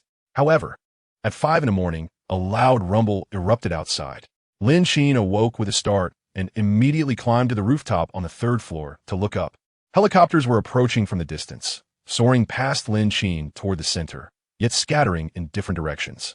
The sky was shrouded in darkness, revealing only the silhouettes of aircraft and their dark insignias. Nothing else was discernible. Watching the planes scatter, their thunderous roars receding into the distance, Lin Qin knew that the rescue operation had commenced. The lurking zombies, stirred by the cacophonous noise, surged forth from the shadows, converging from all directions to trail beneath the helicopters. Once the helicopters vanished from Lin Qin's sight, Zhang Shui's voice echoed from behind him. "They're coming." "Indeed. But with such commotion, I am quite curious about how they intend to execute the rescue," Lin Qin remarked slowly, gazing at the now vacant sky where the aircraft had once been. He recalled an animated series he had watched about zombies, where the rescue efforts were hardly straightforward. They typically involved eliminating a portion of the undead before facilitating an urgent evacuation. "By the way, it seems they have not implemented any rescue measures," he mused. In this apocalyptic scenario, everyone's sleep was restless. Such noise had undoubtedly roused many. As the clock struck 8, the atmosphere turned decidedly chillier, with all awaiting the promised rescue. However, as noon approached, the anticipated activity remained conspicuously absent. Zhang Shui, already donned in her gear, sat anxiously at home, unable to find peace. Lin Qin, in contrast, remained far more at ease, having never intended to seek refuge in a shelter. Observing Lin Qin, who was still diligently practicing, Zhang Shui could not contain herself and leaned in closer. Grasping his hand, she questioned, "Could there be an unforeseen situation? I've been waiting all morning, and there's been no sign of anything outside. It's hard to feel at ease." Lin Qin, focused on his archery, offered her no glance. "Why don't you turn on the radio and check the major news outlets for any announcements?" he suggested. "There likely won't be any updates online, as the audience is limited." "Where's the radio?" Zhang Shui asked, slightly bewildered. "In my bedroom, on the nightstand to the right," Lin Qin replied. With newfound enthusiasm, Zhang Shui dashed to his room. She leaned over Lin Qin's bed, fiddling with the device. The radio frequencies had been posted on Weibo. All she needed to do was adjust to the appropriate regional frequency. The radio broadcasts lacked the convenience of television replays. After a while, there was still no response, indicating a lack of recent developments. Finally, by 2 in the afternoon, movement could be discerned in the distant streets. Though far away, Lin Qin could still hear the sounds of gunfire. Zhang Shui, puzzled yet able to speculate, sensed the intensity of the battle. They were still a short distance from the center of the street. The gunfire was not particularly pronounced, but the intermittent explosions were unmistakably clear. After a long morning of waiting, there was finally some action. In contrast to Lin Qin's calm demeanor, Zhang Shui gazed anxiously toward the horizon. Lin Qin could not help but remind, "Even if you keep watching, you won't see a single flower." The central area was teeming with zombies, and even if they descended from the sky, fully equipped, it would still require considerable effort to navigate through. With such a multitude of the undead, if it were so simple to resolve, they would not have waited until now to initiate a rescue. Moreover, this rescue operation was proving to be anything but straightforward. Otherwise, he would have been living comfortably in the safety zone of the refuge from the very beginning. Upon hearing this, Zhang Shui remained somewhat anxious. The zombies outside had begun to roam due to the helicopter's presence early in the morning. Peering through the window at the street below, she saw that it was infested. Even in their remote location, the number of zombies was significant. The heart of the city was undoubtedly worse. Chapter 38. Rescue? Perhaps it's time to practice diligently. In the nearby residential and commercial areas, Where the population was likely most concentrated, the situation appeared dire. Fortunately, Lin Qin had gone to secure the villa gate yesterday. Currently, the villa area housed only a scattering of zombies, not many at all. The zombies on the streets were not aggressively attempting to invade the villa. The rescue should be relatively straightforward, so why was there still no movement? They remained at a distance. After observing for a while, Zhang Shui let out a sigh. Lin Qin glanced over and chuckled softly. Zhang Shui turned back. What are you laughing at? Lin Qin remained silent. This rescue mission would undoubtedly require a change in strategy. For now, the most prudent course of action was to hone his archery skills. Until he acquired a suppressor for his firearm, he needed to rely on the silent efficacy of a bow and arrow to eliminate zombies. After all, the noise from his current weapon was deafening, potentially attracting all nearby zombies and other ill-intentioned survivors. Lin Qin continued to aim at the woven basket. His practice over the past few days had yielded some improvement, with his arrows now demonstrating greater accuracy than before. However, the close range limited his ability to extend his shooting distance. His precision was confined to the dimensions of the living room. Hearing Zhang Shui's words brought Lin Qin back to reality. He replied, "It's nothing."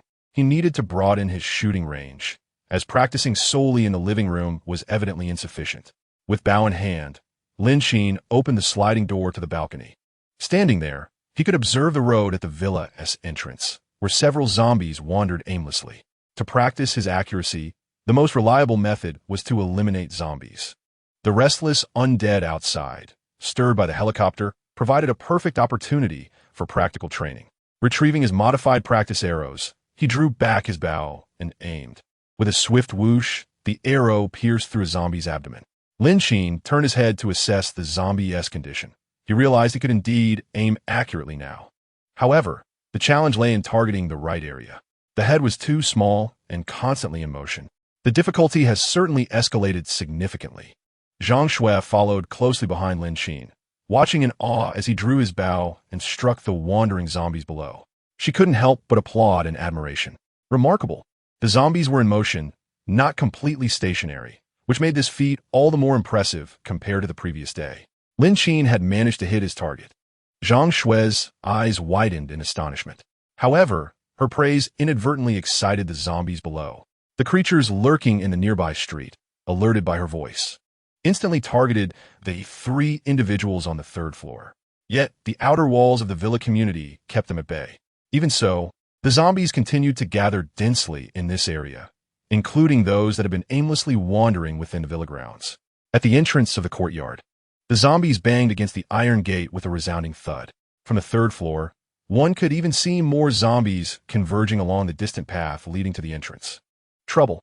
Zhang Shui looked at Lin Qin with a sense of regret. Lin Qin, however, was unfazed. The gathering zombies below provided an excellent opportunity to hone his archery skills. After contemplating for a moment, he handed his bow to her. "Give it a try." Zhang Shui hesitated, gazing up at Lin Qin, uncertain about accepting his bow. She had no experience whatsoever.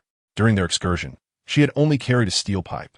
This was a long-range weapon, and she wondered if Lin Qin feared losing it. Yet, he truly did not worry. He had plenty of others. At present, they were 2 individuals, and, as part of this duo, Zhang Shui needed to possess certain survival skills. Just as Lin Qin had started with nothing but common kitchen items, even those who found themselves in dire straits ultimately met their demise. Therefore, to survive, one must acquire essential skills. Mastering archery was crucial for survival, especially when encountering zombies. As long as one remained within shooting range, they could eliminate the threat. Moreover, since they were together, it was only fitting that she share in the responsibilities of their team. Lin Qin regarded her and stated from now on, "You must familiarize yourself with this bow as quickly as possible. It will become your weapon." He gestured towards the zombies at the courtyard gate. "Eliminate them, and scavenge any useful supplies from their bodies." Zhang Shui, holding the bow, looked at Lin Qin with a troubled expression. "But I don't know how. Learn as you go. Haven't you ever watched television? Extend your arms. Aim the bow. Are you planning to just drift through life like this? You can't rely on others." Lin Qin said no more, leaving her with that thought as he returned to the living room. He retrieved another bow from their storage space and turned back, drawing the bowstring and aiming at the zombies on the street. Zhang Shui glanced at the zombies at the gate of the courtyard and then at Lin Qin. At that moment, He drew his bow once more and struck a zombie directly in the head. Imitating Lin Qin, she raised her bow and aimed.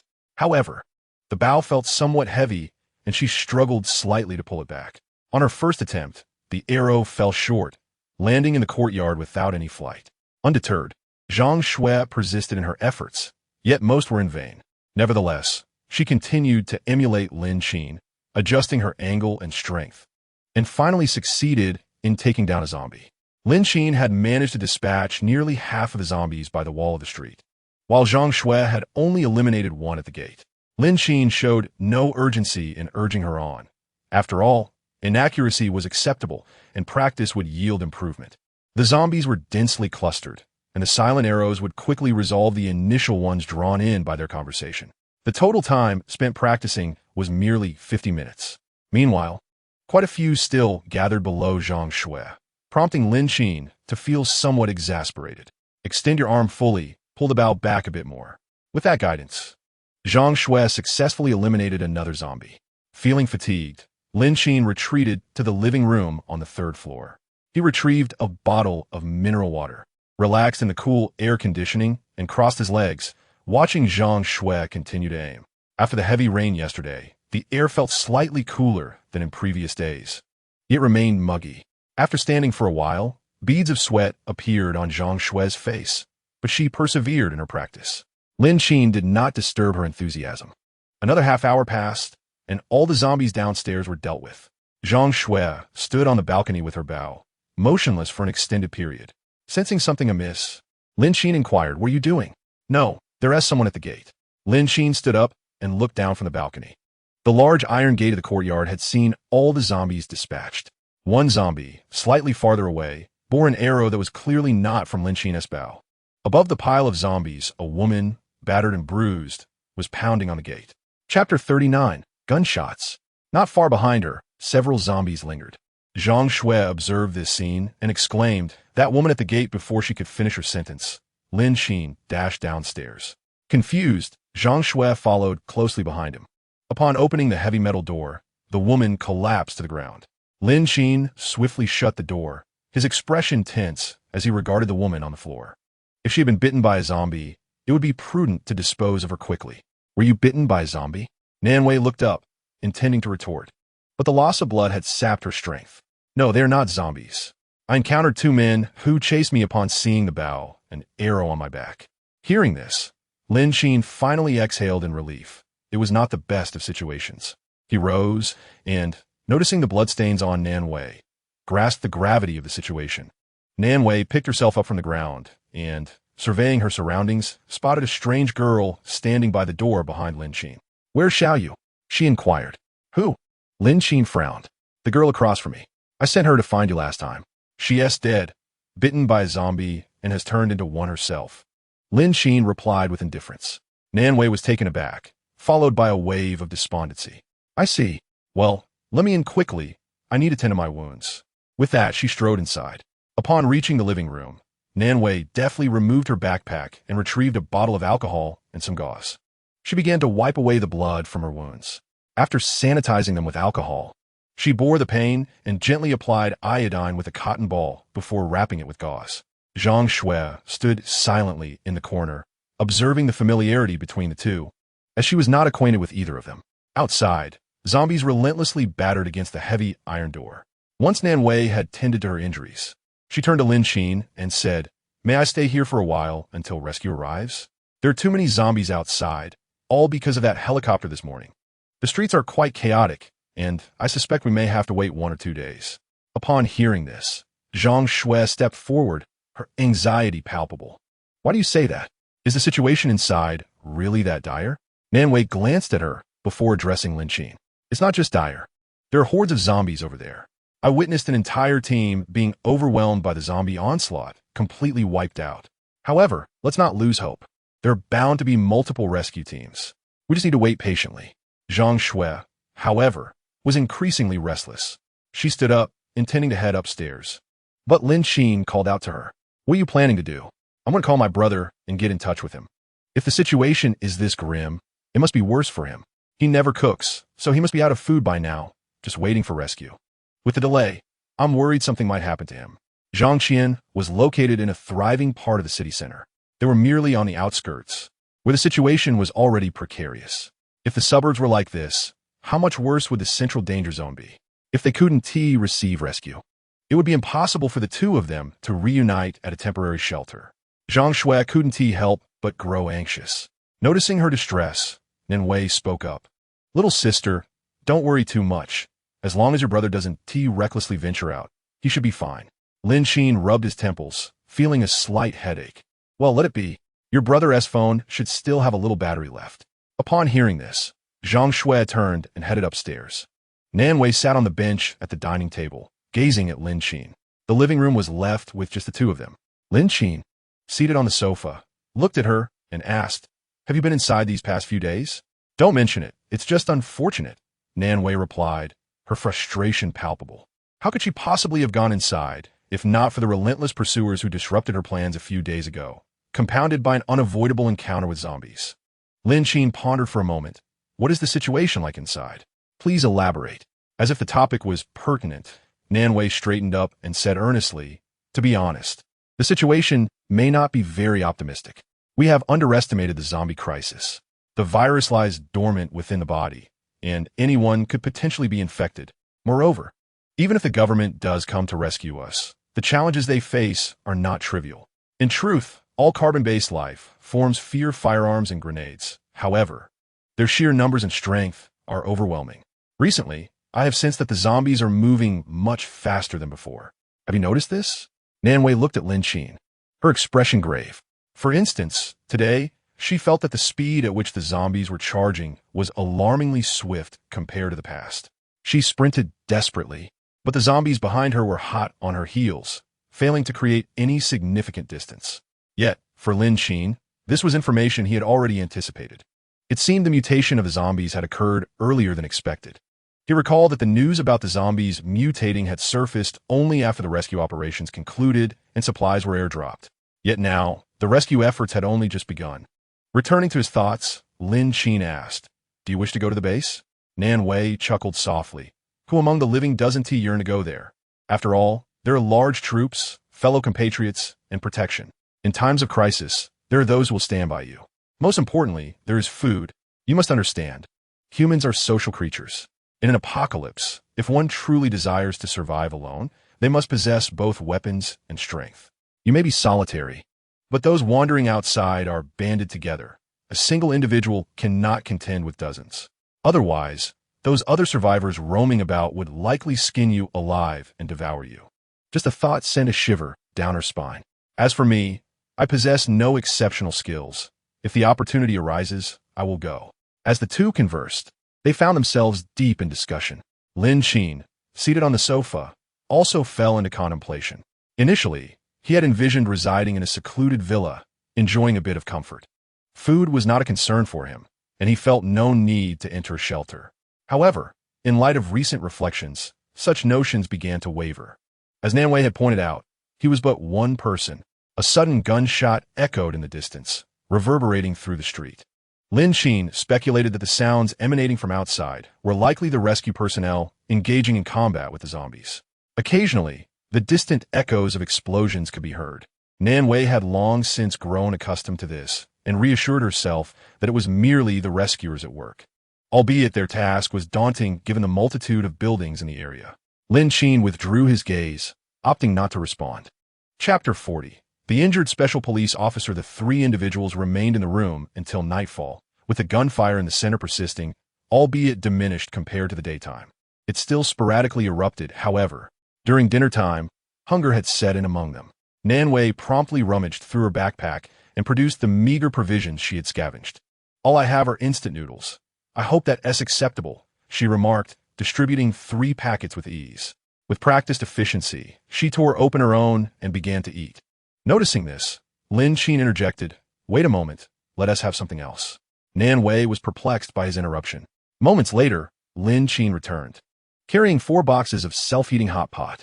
Zhang Shui immediately stood up to boil a kettle of water. Observing this, Nan Wei expressed her surprise. "Wow, you have quite the treasures. But wait, where did you get the electricity to heat the water?" Without lifting his gaze, Lin Qin poured the hot water in the pots. replying nonchalantly, "You must have just realized. The air conditioning has been running this whole time. Haven't you noticed it's cooler inside than outside?" At this reminder, Nan Wei became aware of her surroundings and was momentarily speechless, her lips moving as if to inquire, but she swallowed her words. Perhaps it was better not to know the details. She gave Lin Qin a thumbs up, choosing to say nothing further. The self-heating hot pot was rapidly prepared. As darkness enveloped the outside world, Lin Qin flicked on the lights within the room. The three of them gathered around the dining table, enjoying their meal with a sense of camaraderie. The aroma of the hot pot wafted through the air, and Nan Wei felt a deep satisfaction as she ate. Just as their conversation flowed merrily, 3 gunshots suddenly pierced the silence from outside. The sound was alarmingly close, distinct from the prior faint echoes. The trio exchanged wary glances, instinctively turning their attention to the pitch-black surroundings outside. Zhang Shui, already tense, leaned closer to Lin Qin, tugging at his sleeve as she whispered, "Those shots sound so near." "Do you think someone is coming?" Nan Wei set her chopsticks down, furrowing her brow as she regarded Lin Qin. The proximity of the gunfire was undeniable. It seemed to originate from just beyond their villa community. The presence of gunfire signified that someone nearby posed a considerable threat, one that was particularly dangerous for them. The aroma of the hot pot was substantial, and the villa's lights remained illuminated, making it a conspicuous beacon amidst the enveloping darkness of the surrounding neighborhoods. The allure of food heightened their vigilance. Someone, drawn by the scent, approached, attracted by the flickering lights. Lin Qin remained silent, quietly activating the surveillance cameras. The monitors revealed nothing. The commotion had not originated within the villa area. As for the roads surrounding the villa, there was also no sign of disturbance. The footage displayed the zombies surging away towards the distant horizon, beyond the reach of his cameras. He rose, offering reassurance. "Do not worry, I shall go and investigate." Nan Wei immediately stood up. "I will accompany you." Zhang Shui quickly followed suit, declaring, "I will join you as well. You two should stay here, especially you, Nan Wei. The scent of your wounds may incite the zombies' agitation. It is best for you to remain until I return." He turned to Xiao Shui, instructing, "Please fetch some clean water and bandages for Nan Wei to tend her injuries." With his orders given, Lin Qin opened the heavy iron gate and stepped outside. The darkness of the night enveloped the villa area, now devoid of streetlights, save for a few solar-powered lamps flickering weakly at the roadside, offering a meager illumination. He ventured forth, slowly disappearing into the inky blackness. The zombies within the villa had already been drawn to the commotion, clustering around the main entrance, shaking the door incessantly. However, the villa remained utterly secure at that moment, as the zombies had flocked to the western gate. Lin Qin surveyed the surroundings. All was silent within the villa. He approached the western gate, observing the horde of zombies amassed at the entrance, motionless. A solitary light illuminated a distant intersection, providing a faint glimpse of the street below. Yet, his vantage point was less than ideal. Aside from a narrow view of the street beyond the gate, the surrounding villas obscured any detailed observations of the situation. Lin Qin's gaze fell, recognizing that the presence of the zombies at the door would deter anyone from easily entering the street. They were armed, and such a horde should pose no significant threat to them. Nonetheless, Lin Qin could not disregard the possibility that those individuals might indeed be coming for him. At least the zombies would grant him a modicum of time. At that moment, a fresh volley of gunfire erupted. This time, the sounds were closer together, resembling a barrage. Just as Lin Qin intended to move towards a location with better visibility, he witnessed the zombies at the western gate falling one by one. The rapid gunfire struck the undead beyond the door with precision. Moments later, a man clad entirely in black tumbled into the villa, crashing heavily against the door frame. He staggered to his feet, disregarding the pursuing zombies behind him, and dashed into the shadows of the villa. Lin Qin observed the throng of zombies chasing the man, estimating their numbers to be around 20 or 30, a calculation likely reflecting the amount that remained after the assailants had dealt with them while fleeing. There must be quite a few pursuing him. However, it is merely one individual, lacking any real threat. The manner in which he fled appeared rather abnormal, suggesting he must have sustained injuries. Observing this situation, Lin Qin retraced his steps back to the villa. The villa district was intricate and convoluted, and without illumination. He could only proceed in the dark. Lin Qin possessed a flashlight, which allowed him to clearly discern the surrounding pathways. His journey thus far had been relatively safe, but just as he was nearing home, Lin Qin halted in his tracks. It seemed something was trailing behind him. Startled, he turned sharply, his gun poised to fire, only to see a shadow darting swiftly towards him, attempting to seize his neck in a deadly grip. Lin Qin's reflexes outpaced his thoughts, and he instinctively blocked the incoming attack. As it became apparent that he could not evade the assailant, they lunged at him directly. Lin Qin, caught off guard, fell to the ground, and the two of them tumbled into the nearby underbrush. However, the adversary reacted with remarkable speed, pinning him down before Lin Qin could regain his bearings. The assailant swiftly drew a handgun, aiming for Lin Qin's head.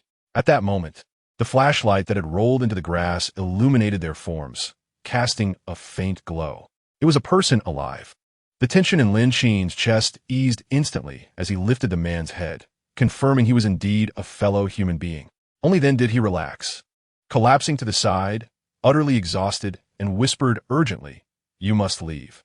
The flashlight lay nearby in the grass, its light dim, yet sufficient for Lin Qin to discern the other's identity. A special police officer? Chapter 41. Strip it all away, clad in a black combat uniform. He resembled precisely the figures Lin Qin had seen on television. Wearing a helmet, his left arm bore a badge emblazoned with the word police. He carried a firearm slung across his body, and a grenade was strapped to his waist, while a minuscule display screen adorned his elbow. The knee and elbow pads were stained with considerable blood. He was a rescue team member. At present, they were the only ones left. Despite the mask, Lin Qin could still detect the pungent scent of blood. He observed the officer as his eyes gradually closed, succumbing to slumber. Lin Qin immediately crouched beside him, reaching out to pat his face. "Hey, wake up." Yet, the officer, having lost too much blood, could not hear Lin Qin's voice. Just then, the radio crackled with a cacophony of sounds, which soon transformed into clear calls. Number 6, are you there? Where are you? Number 6. This is number 1. I can't hold on much longer. Requesting backup. Number 4 requests backup. Requesting backup. Team 2.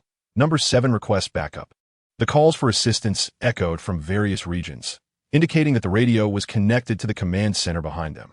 The man before Lin Qin was undoubtedly number 6. Lin Qin gazed at him intently. He picked up the flashlight from the ground and meticulously examined his wounds, ensuring there were not bites or scratches inflicted by zombies. He still had the potential to assist. However, after being pursued by such a multitude of the undead, how could he possibly emerge unscathed? Lin Qin could not help but let out a sigh. The bite on his elbow was particularly pronounced, already showing signs of darkening and mutation. There was no hope left. At that moment, the tablet on the man's elbow flickered to life with a faint glow. Lin Qin, filled with curiosity, leaned in closer. The screen displayed a map indicating an evacuation route. The sheer number of zombies had rendered most of the rescuers powerless. The situation was far direr than they had anticipated.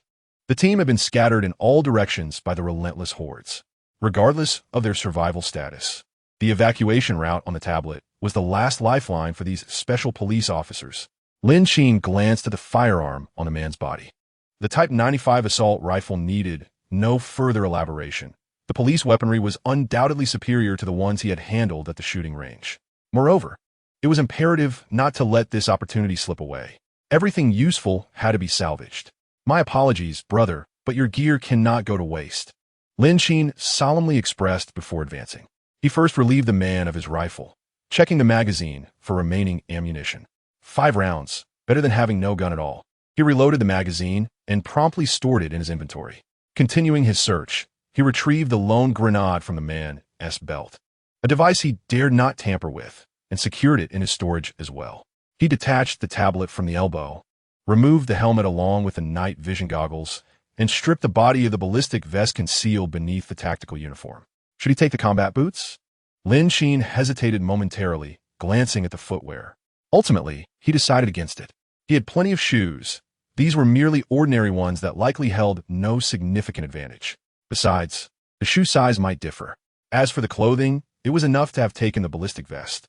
After thoroughly ensuring nothing was overlooked, he dressed the man's body respectfully, arranging it neatly. With a shake of his head and a sigh, Lin Qin picked up the flashlight from the ground and departed. He successfully returned to his villa, where 2 women awaited him eagerly in the room. Upon seeing him arrive, they rushed towards him. Noticing the bloodstains on Lin Qin's clothing, their concern deepened. What had transpired during his brief outing that left him so stained? Zhang Shui gazed at Lin Qin and asked, "Are you all right?" Nan Wei, lagging slightly behind, inquired what happened outside. Lin Qin looked at the two of them and glanced down at his soiled attire. "I'm fine. It's all from others." Zhang Shui's eyes widened in disbelief. "Ah, is this someone else's? You have killed?" Lin Qin couldn't help but chuckle. "What are you thinking?" Indeed, he was capable of taking a life, but he did not indiscriminately harm others. Moreover, they were engaged in a rescue mission. Silently, he retrieved the small tablet from earlier. The rescue operation appeared to have been postponed. Zhang Shui approached, perplexed. "What do you mean postponed? Those gunshots and explosions outside are still echoing." Nan Wei, noticing Zhang Shui's anxiety, stepped closer to offer some comfort. "Hold on, let's listen and see how he explains." Lin Qin produced a walkie-talkie from the special police and a small tablet. The two women regarded the scene with confusion, uncertain of Lin Qin's intentions. At that moment, the walkie-talkie crackled intermittently with static and dialogue. "Retreat, retreat, quickly retreat. Number 4, hurry up. Everyone, head to the evacuation point." The transmission was fragmented, yet the voices were discernible. Zhang Shui was utterly shocked, murmuring softly, "How can this be happening? How can this be?" Nan Wei, however, remained composed, noting the walkie-talkie and tablet on the table. The tablet displayed what appeared to be a route plan. She looked at Lin Qin and inquired, "Where did this come from? What is this route? I discovered these items on a special police officer. They are in the process of retreating. It seems the method of rescue will have to change, and this evacuation point is quite far from us. If you wish to go, you may want to take a look. By the way, new information is likely to emerge tomorrow, so keep the radio on to receive the latest updates." Nan Wei nodded in understanding. "All right, I got it." At that moment, Zhang Shui regained her composure, recalling her brother's words, and immediately ascended the stairs to retrieve the radio. Lin Qin glanced at her before continuing, "This outlines their evacuation route. The endpoint appears to be the local library or gymnasium." Nan Wei sat across the table, her understanding of the route deepening. "We cannot draw any conclusions just yet. Let us wait until tomorrow to see if there are new developments." Lin Qin nodded, acknowledging that they had no other option. "Xiao Shui, please take Nan Wei to the guest room upstairs. I will stay downstairs to monitor the radio." Chapter 42. Listening to the broadcast, changing the evacuation point, however. Xiao Shui looked at Lin Qin. "I will stay with you. If you fall asleep and miss the information, we could find ourselves in a precarious situation." Nan Wei chimed in, "I will keep watch as well. Having more people is beneficial, and we can take turns resting." The spacious living room offered ample room for anyone to find a spot to rest for the night without much concern. During summer, there was little need to worry about catching a chill. Lin Qin observed the two women without uttering much. Indeed, having an extra pair of hands was advantageous, and he readily welcomed their willingness to contribute. Ascending the stairs, Lin Qin returned with 3 mats, 3 blankets, and 3 pillows in his arms. He distributed these items, advising, "Let us lay down the mats and make do for the night." He turned off all the lights upstairs. From a distance, the villa's illumination would not be overly conspicuous. As for the first floor, Lin Qin secured the metal windows and drew the heavy curtains, allowing not even a sliver of light to escape.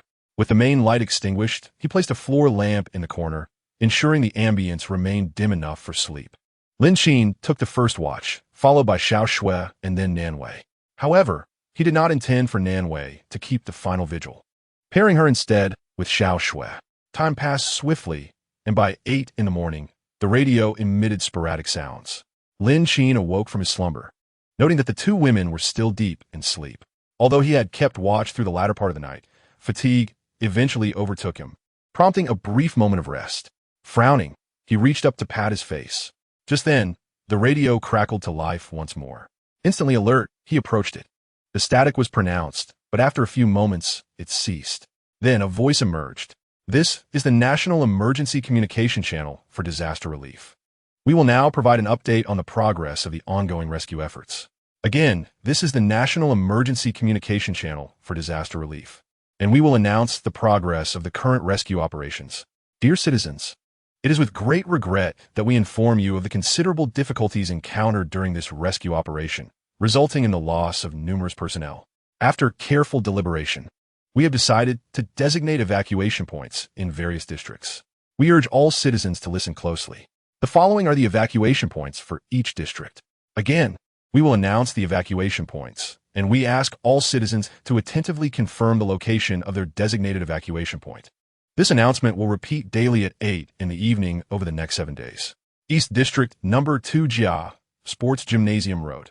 Chaoyang District, number 10 Yajian Road, Nanjing. Number 222 Jiangdong Middle Road, Jinya District. Number 58 Longyuan West Road, Gula District, Shanghai. Number 118 Xinqing Road, Jiading.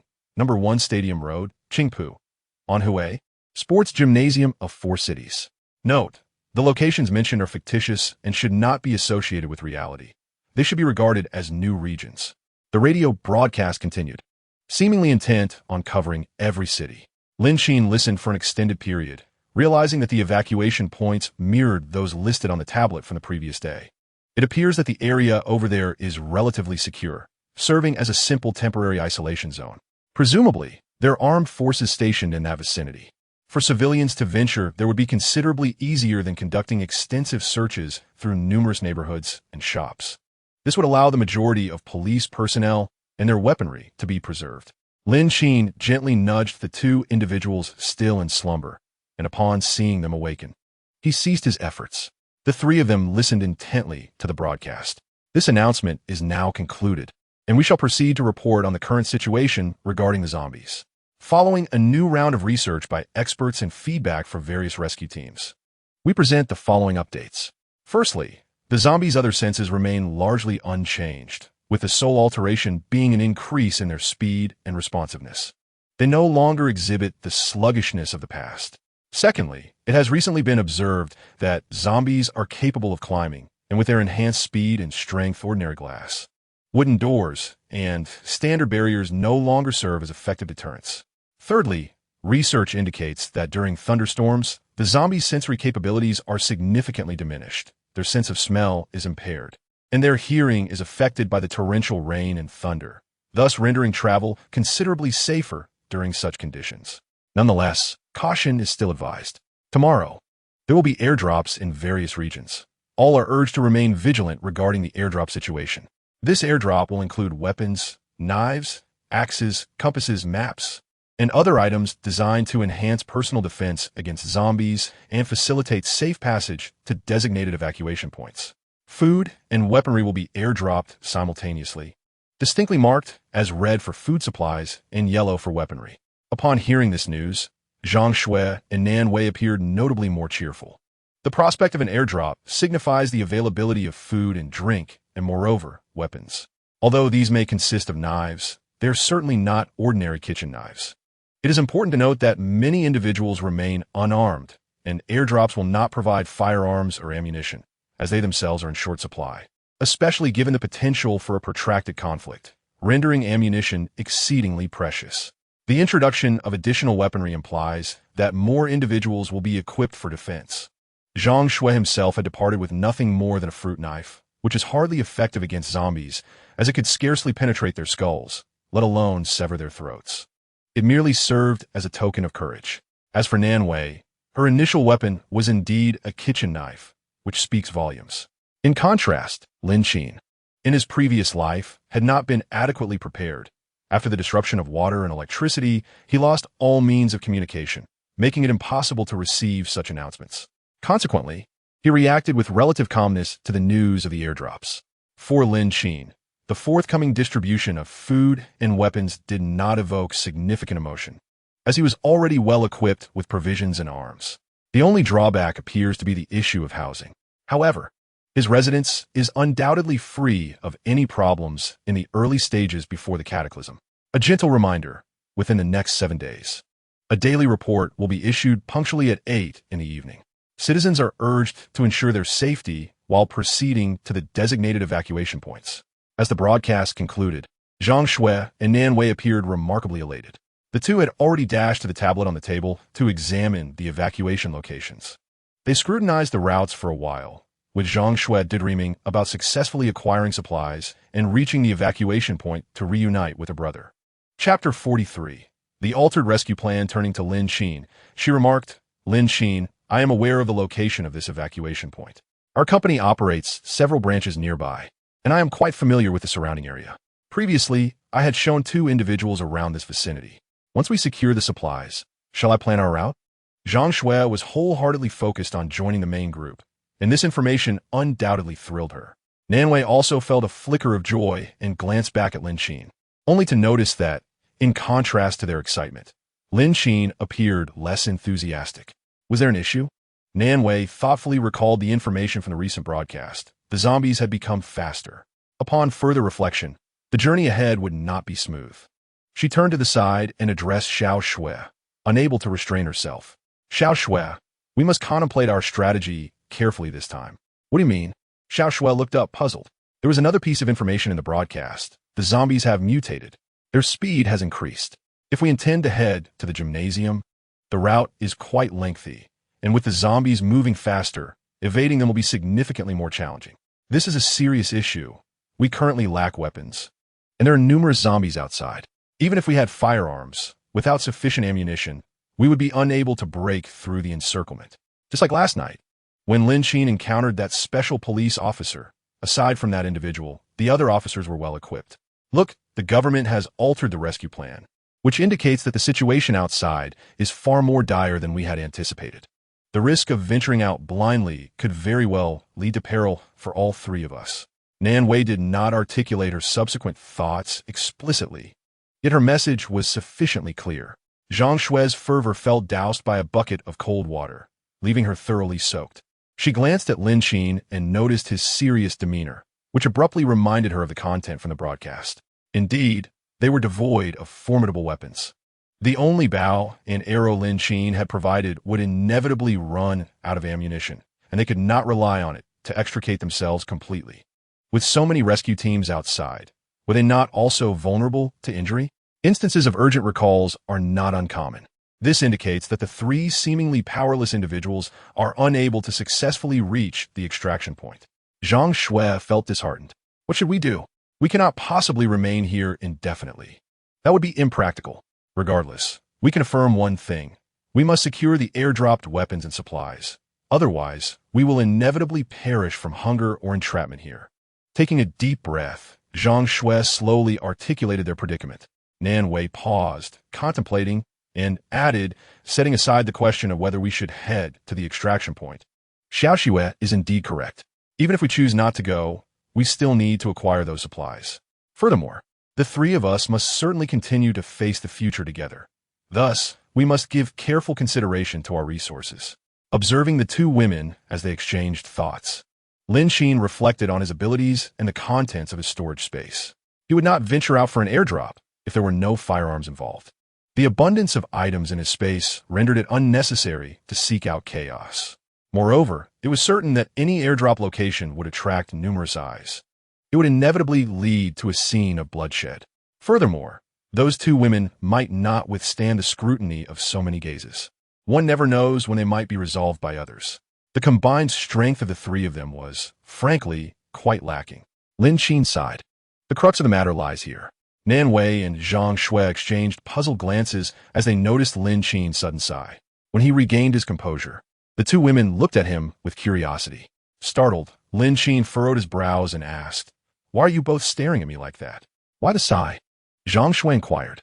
Lin Qin shrugged. "With our meager capabilities, do you truly expect us to confront zombies for the sake of an airdrop? That would be akin to a mouse confronting a cat, an exercise in futility." Nanwei, feeling despondent, replied, "But if we do not go, we will have no food or weapons. The shops and supermarkets outside have long been looted. There is nothing left. No food, not even spoiled vegetable leaves. Are we to survive on air and the northwestern wind?" Lin Qin grimaced, then silently ascended the stairs. On the 3rd floor, there was a room he had never opened. One even Zhang Shui had not entered. After reaching the upper level, Lin Qin stored away the large bed, wardrobe, and other furnishings into a space. The once empty bedroom was soon filled with various food items he retrieved from his storage, leaving only a narrow passage for entry and exit. However, Zhang Shui had previously practiced archery on the balcony of that very room, targeting zombies. Would it be inappropriate for such supplies to suddenly appear? Nonetheless, he had only opened that room once before. Even if Zhang Shui felt puzzled, what could be done? Once prepared, Lin Qin proceeded to the second floor. The second floor comprises 3 rooms, one occupied by Nan Wei, another by Zhang Shui, and the last by Lin Qin, leaving no space for anyone else. The additional storage area is a small compartment located in the attic. Lin Qin glanced at a tiny hidden door above.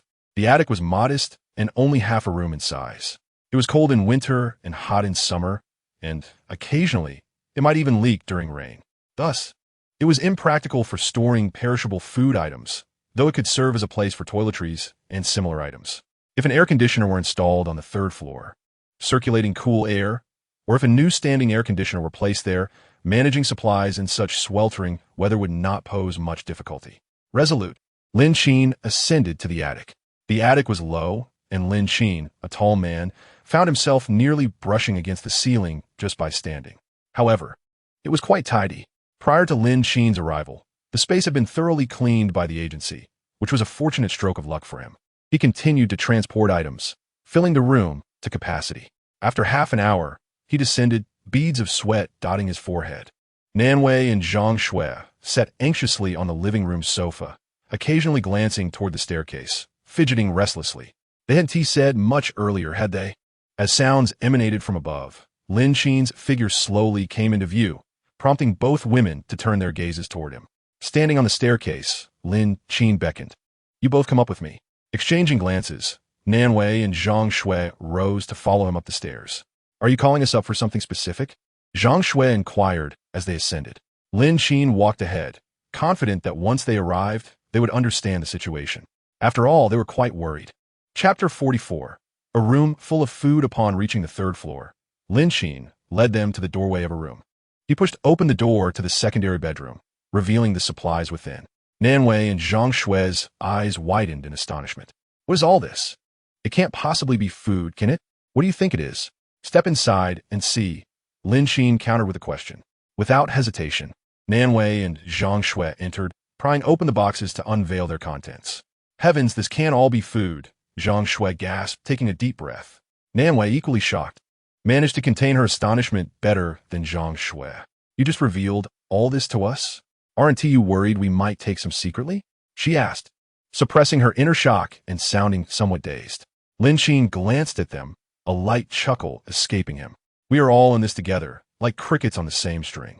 I cannot guarantee anything to outsiders, but under my roof, we share both fortune and adversity. Of course, should I discover any deceit, know that while I can provide shelter, I also possess the means to handle any issues that arise." Nan Wei shivered involuntarily. All right, I should have spoken. That wasn't funny at all. Even with an abundance of provisions filling the room, these supplies would ultimately prove insufficient for a prolonged duration. They would inevitably be consumed. For us, if we cannot reach the evacuation point, having a greater stock of food at home is undoubtedly advantageous. Nan Wei's reasoning is not without merit, and Lin Qin does not dispute her assertions. However, he cannot reveal to her that he possesses a system with an endless supply of food. His cards are not to be laid bare. For now, he decides to focus on training during this interval. "By the way, I recall that you possess some combat skills. Would you be willing to impart your knowledge to us both?" Regardless of the proficiency of Nan Wei's combat abilities, they are certainly preferable to having nothing at all. Lin Qin has experienced survival firsthand, which has honed his reflexes to an extraordinary degree. Yet Zhang Shui is an entirely ordinary university student, fresh to the world. Nan Wei readily agrees to share her knowledge. "Certainly, but I only possess a basic understanding, so temper your expectations. That is of no concern. The provisions in this room are quite substantial, sufficient to sustain us for a while." Having addressed the most pressing issue, the next concern revolves around training. Lin Qin beckons Zhang Shui over. "From now on, follow Nan Wei closely to learn combat techniques. Once we are all adequately trained, we will venture out together. Also, we must plan to hunt zombies. The fewer zombies there are, the greater our future advantage. Nan Wei, take care to heal your wounds over the next few days. The living room is quite spacious. I will modify the training area." With that, Lin Qin sends them on their way and begins to contemplate the empty living room. The treadmill resides in the basement, but relocating it upstairs seems impractical, as it occupies considerable space. After some consideration, Lin Qin resolves to divide the living room into 2 training zones, one for strength training and another for reflex enhancement. The woven basket previously used for shooting practice will be moved to the upstairs living room, as the only alternative would be to ascend to the small terrace on the roof. However, the outdoor temperature is quite high, and the sun's relentless rays would render any practice unbearable in a matter of moments. Equipment for strength training is limited to dumbbells, while for improving reflexes, Lin Qin decides to install a punching bag. Each punch will be followed by evading the bag's rebound. Were it not for the scarcity of resources, he would prefer practice on wooden stakes, but alas, nothing is available. Thus, a standard punching bag will suffice. The treadmill will be positioned near the stairwell, as this location will not obstruct movement or pose a risk of being struck by the swinging punching bag. With a space of 1 or 200 square feet, aside from the bedroom, there remains ample room for the equipment. Resolute in his decision, Lin Qin began to immerse himself in various tasks. The two women downstairs, now with food at hand, found their inner anxieties considerably alleviated. After all, the house was a villa, and accommodating 3 individuals was hardly an issue. Zhang Shui gazed at Nan Wei, feeling an unusual lightness in her heart. "I shall prepare breakfast. What would you like to eat?"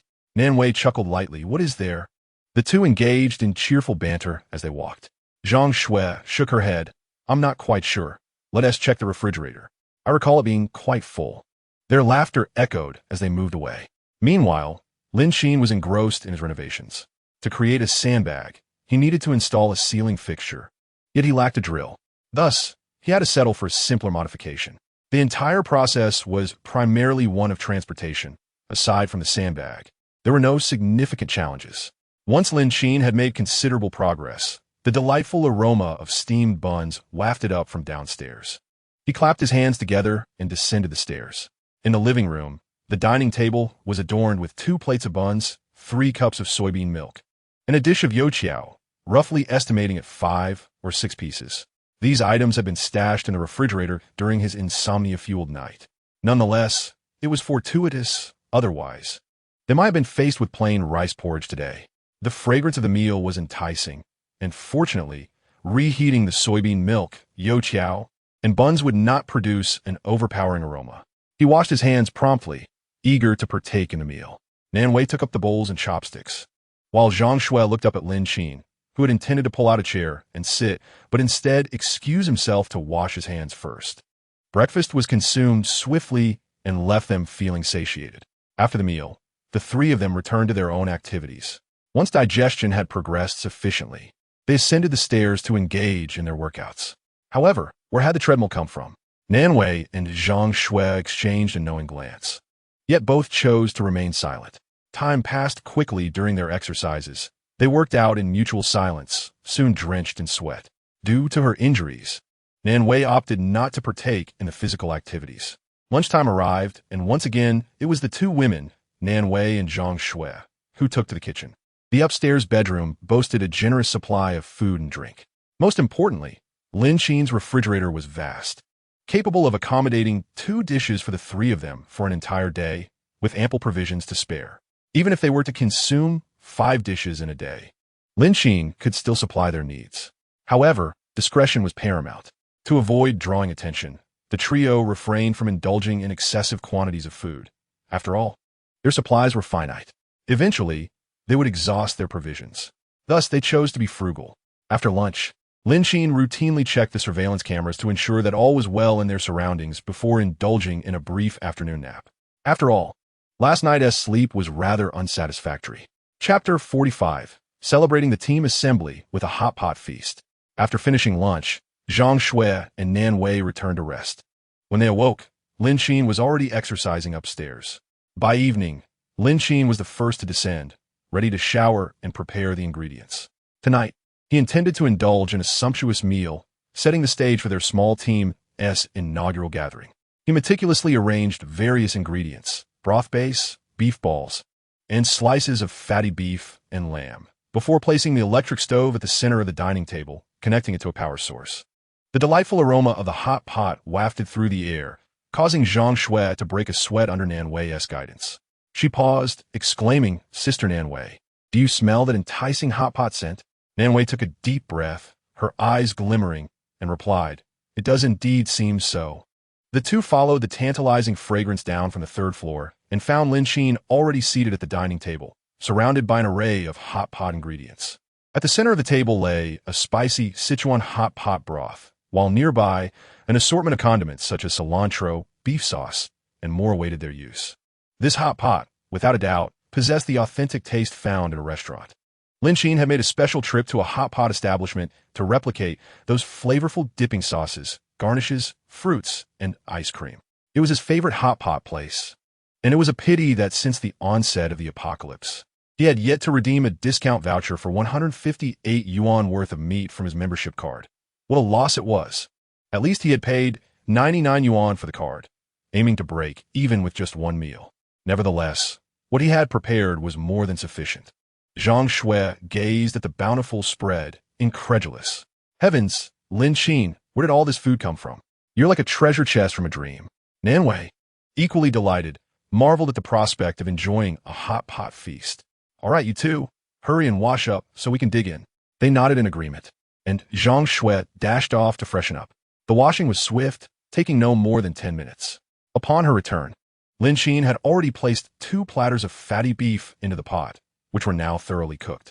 Nanwei settled in, eagerly awaiting Zhang Shui. Wow, you have so many condiments here. It's truly a complete assortment, she exclaimed, eyeing the neatly arranged sauces on the adjacent table, which even included neatly sliced watermelon and oranges, resembling those found in hot pot restaurants. However, unlike Zhang Shui, Nanwei was not easily deceived. Yet she chose not to reveal her thoughts. As long as there was food and drink, it was certainly a good affair. Zhang Shui swiftly emerged, promptly taking a seat beside the table laden with delectable dishes, and inquired of Lin Qin, "What is the occasion today that we are graced with such a feast?" Lin Qin retrieved drinks, beer and juice, while deftly opening the caps, responding, "This meal is not to be taken lightly." Is there a special significance? Zhang Shui, somewhat perplexed, wandered to the condiment station behind her, meticulously preparing a bowl of dipping sauce to her liking, complete with minced garlic and cilantro.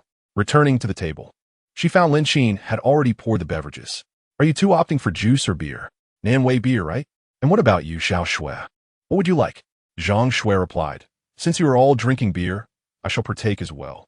"Are you certain you can handle beer with your injuries?" Lin Qin raised an eyebrow in inquiry. Nanwei smiled reassuringly. "Do not worry, it won't affect me." Receiving her assurance, Lin Qin shrugged it off. With an ample supply of beer, he distributed cans to each person. Once everyone was seated, Lin Qin announced, "Let us commence. This meal marks our inaugural team gathering. So let us dig in." "A team gathering? What does that mean?"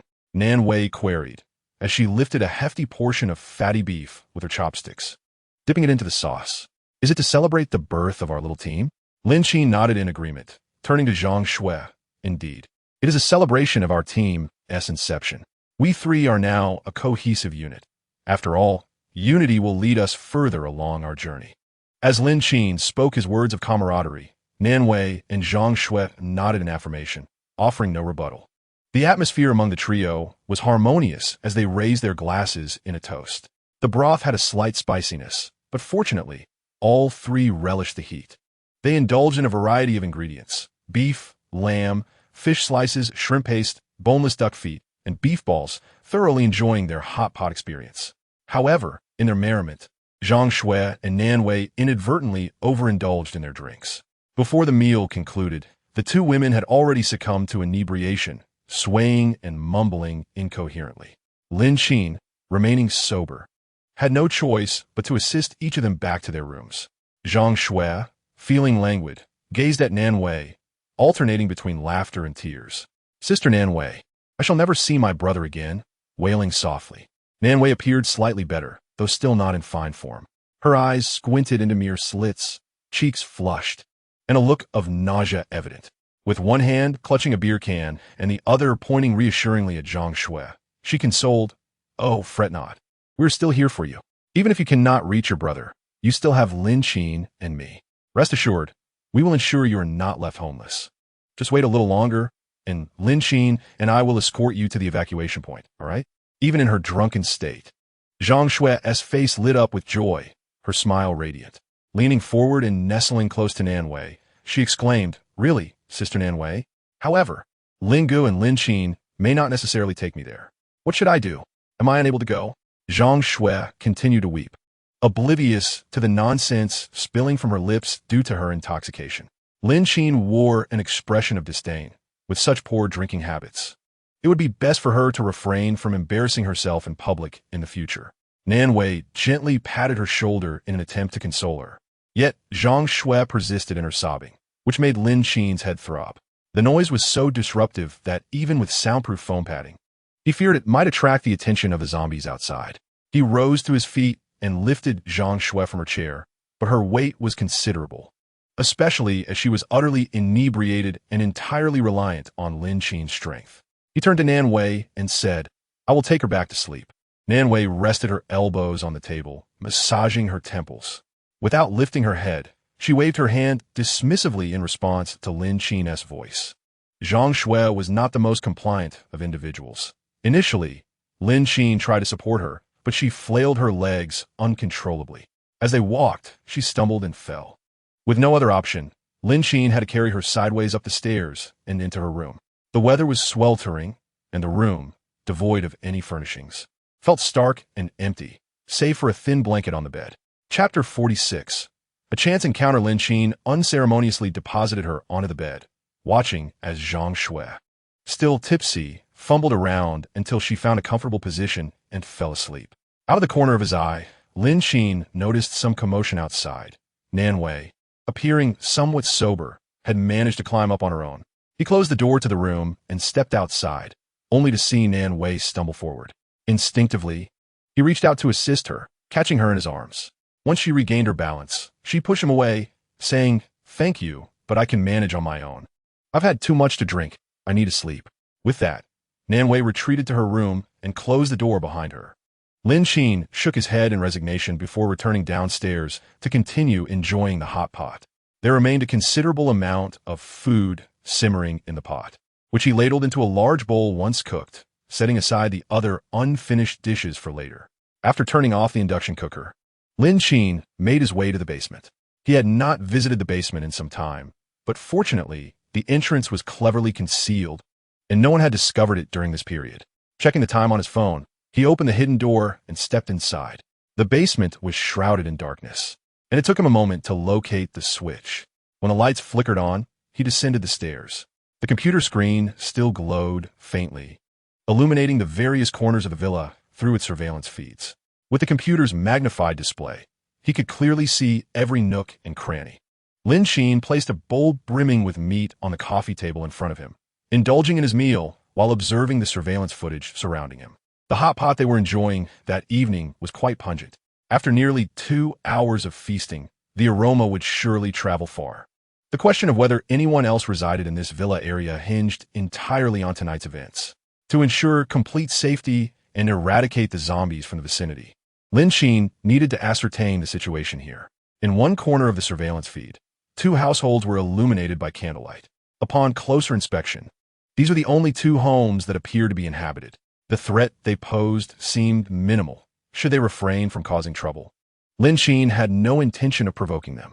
The night unfolded peacefully as he continued to focus on the monitors while savoring the succulent morsels from the hot pot. By the time he finished eating, it was deep into the night.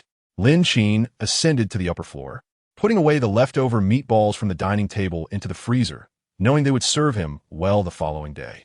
He disposed of the hot pot broth in the outdoor greenery, carefully burying it beneath the soil to prevent the scent from dissipating too quickly. Once the task was complete, Lin Qin returned to his bedroom, sprawling out on the bed and succumbing to sleep. Today's matters had come to a close. Tomorrow would bring its own challenges. The effects of alcohol took hold, and he gradually drifted into slumber, sleeping soundly until well past dawn. The 3 individuals in the room slept deeply, none showing signs of waking. The weather outside was splendid, bright, and sunny, though it promised to be quite sweltering. Nonetheless, the day would be bustling with activity, as supplies and weapons were to be airdropped.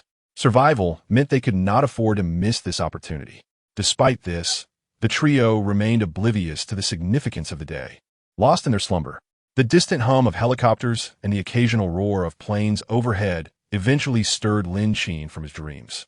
Rubbing his aching head, he sat up in bed and listened intently to the sounds of helicopters outside. As the aircraft flew farther away, the noise receded. Lin Qin rose and made his way to the only bedroom on the third floor. Standing on the balcony, he gazed out at the sky, which was a brilliant blue, unmarred by clouds. He could distinctly see a flurry of white dots descending from above. As they drew nearer, their colors became increasingly apparent. Could be an airdrop? The effects of alcohol dulled his reflexes momentarily, but in an instant, realization struck him. Indeed. He had nearly forgotten that today marked the commencement of large-scale airdrops of supplies.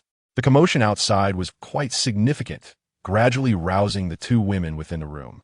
Rubbing their aching heads, they listened to the sounds emanating from outside. Zhang Shui, what's going on? Why is it so noisy? Nan Wei, stop complaining. It's probably an airdrop, replied Nan Wei. Zhang Shui, who had been feeling rather dazed, immediately felt more alert after hearing Nan Wei's words. She abruptly pushed open her bedroom door and slid open the door leading to the balcony, peering outside. Through the security bars, she could clearly see the blue sky and the multitude of supplies cascading down. Wow, Nan Wei, come quickly. There's so much supplies. Nan Wei, still rubbing her head, entered the room, and the two women gazed out through the security window. With so many supplies, are we really not going to collect them? Let us wait and see what Lin Qin says. Given my injuries, I might have to pass. Nan Wei shrugged and then returned to the bedroom. Zhang Shui, standing on the balcony, could only feel dejected. From the third floor, Lin Qin naturally overheard their conversation. Going outside was not out of the question. They could use the wandering zombies outside for practical training or observe how others were seizing supplies. However, the issue at hand was that today's zombies were particularly mixed with humans. Due to the airdrop, many other survivors would undoubtedly venture out to claim the supplies. Descending from the third floor, Lin Qin was deep in thought. In the bathroom, there was one large barrel of clean water with more than half remaining. The two women had already freshened up and crossed paths with Lin Qin. You're awake? Nan Wei greeted warmly, to which Lin Qin nodded before entering the bathroom. After brushing his teeth and washing his face, Lin Qin retrieved some bread from the refrigerator. The three of them sat at the dining table in silence. Outside, the airdrop was rapidly descending, with many supplies already landing in various locations, even on rooftops and in water. Lin Qin observed them and contemplated, today, let us have a casual meal. We need to head out soon. What are we going out for? Nan Wei inquired. Lin Qin took a bite of bread and replied directly, don't you want to go collect the airdrop? While collecting is impossible, we can seize this opportunity to find a spot to practice. We all need practical experience. With a large number of airdrops outside, many survivors will be drawn out to gather supplies, which will attract the attention of a significant number of zombies, leaving only a small portion that poses little threat to us. It's the perfect chance to hone our skills. Chapter 47. Follow my command. Upon hearing Lin Qin's words, both Zhang Shui and Nan Wei were somewhat astonished. It was well known that Lin Qin had previously been reluctant to let them go. Now, his sudden change of heart seemed rather unusual. You and T happen to have some ulterior motives, would you? Suddenly altering previous decisions certainly seems conspiratorial. Nan Wei was skeptical, as was Zhang Shui. However, practice was indeed essential for them, considering how long it had been since they last faced the zombies in real combat. Lin Qin sipped his milk, reflecting on the fragility of their team as strength. If they were targeted later on, their capacity for self-preservation was alarmingly limited. Xiao Shui, your archery skills are quite lacking. You need to hone them quickly. As for you, Nan Wei, your archery was impressive the last time I observed. Have you trained before? Nan Wei, caught off guard by the sudden mention, took a bite of her bread and replied, yes, I practiced previously as a member of the shooting team, but I stopped after a while. My parents trained me, concerned that as a girl, I might face difficulties in the future. I also learned a bit of martial arts. As you know, nevertheless, I can offer you guidance on archery. However, I might not be able to join you outside. The wound on my arm could attract the zombies. Lin Qin glanced at the bandage still wrapped around her arm. Her most severe injury was indeed on her arm, followed by abrasions on her calf. Thankfully, the wounds had mostly scabbed over in recent days, though the largest one on her arm had yet to heal completely. It's not a significant issue. I have some medicated oil and floral water. Which would you prefer? Nan Wei looked puzzled. What do you mean? The medicated oil and floral water have strong scents that can mask the smell of blood on you, disrupting the zombie's sense of smell. In essence, it's somewhat akin to the foul odor of a garbage dump. Upon entering, one can only perceive the stench, obscuring all other scents. In simpler terms, it will conceal the scent of your blood. How do you know this? Nanwei asked, astonished. It seemed improbable that he would possess such knowledge. Yet, Lin Qin merely smiled enigmatically, having gleaned insights from his experiences in the refuse. Since there is a solution, I shall accompany you. The trio finished their breakfast in haste, each returning to their respective rooms to gather their belongings before stepping outside with their backpacks. The two women were visibly more excited than Lin Qin. In the living room, Lin Qin distributed bows and quivers filled with arrows to both of them, solemnly reminding them, once we step outside, you must heed my commands, otherwise, I cannot guarantee your safety. Lin Qin's seriousness unsettled Zhang Shui, prompting her to nod hurriedly in agreement. Nanwei, being more experienced than Zhang Shui, required no further persuasion. However, before setting out, preparations were still necessary. Lin Qin retrieved masks and handed them out. These viruses reside within the human body. Symptoms of fever are merely the initial phase. To avoid infection from contact with zombies, it is imperative to wear the masks properly. Having said this, Lin Qin produced eye masks. The eye mask is of a transparent variety, akin to those used for swimming and diving to protect the eyes. It is imperative to wear it correctly, as it may play a crucial role when necessary. In the unfortunate event of a zombie attack, should any viscous substance fall, it would at least prevent entry into your eyes. Otherwise, before you confirm your infection and transformation into a zombie, I would take measures to eliminate you first. Despite the sweltering heat, it must remain secured. Once distributed, Lin Qin finally paused in his actions. With the mask and glasses in place, safety should be significantly enhanced. However, regarding the hands, as long as there are no wounds and immediate disinfection is performed, the likelihood of infection should remain minimal. It is essential to acknowledge that wearing gloves is rather inconvenient. Moreover, in this oppressive heat, donning the mask and glasses is already pushing the limits. Adding gloves would be excessively cumbersome and additionally uncomfortable. Rest assured, I have no desire to become one of those grotesque zombies. Being bitten would be excruciating, Zhang Shui remarked. Her face contorted in distaste. Nanwei nodded in agreement, properly affixing her glasses and mask. Once everyone was prepared, Lin Qin slung his backpack over his shoulder and opened the door to the room. The three of them stepped outside, traversing the narrow path before the villa. There were few zombies within the villa, especially after last night's intruder had dealt with the majority. At present, within the villa district, it seemed that only the mutated zombie of that individual remained. Thus, the three managed to exit with relative ease.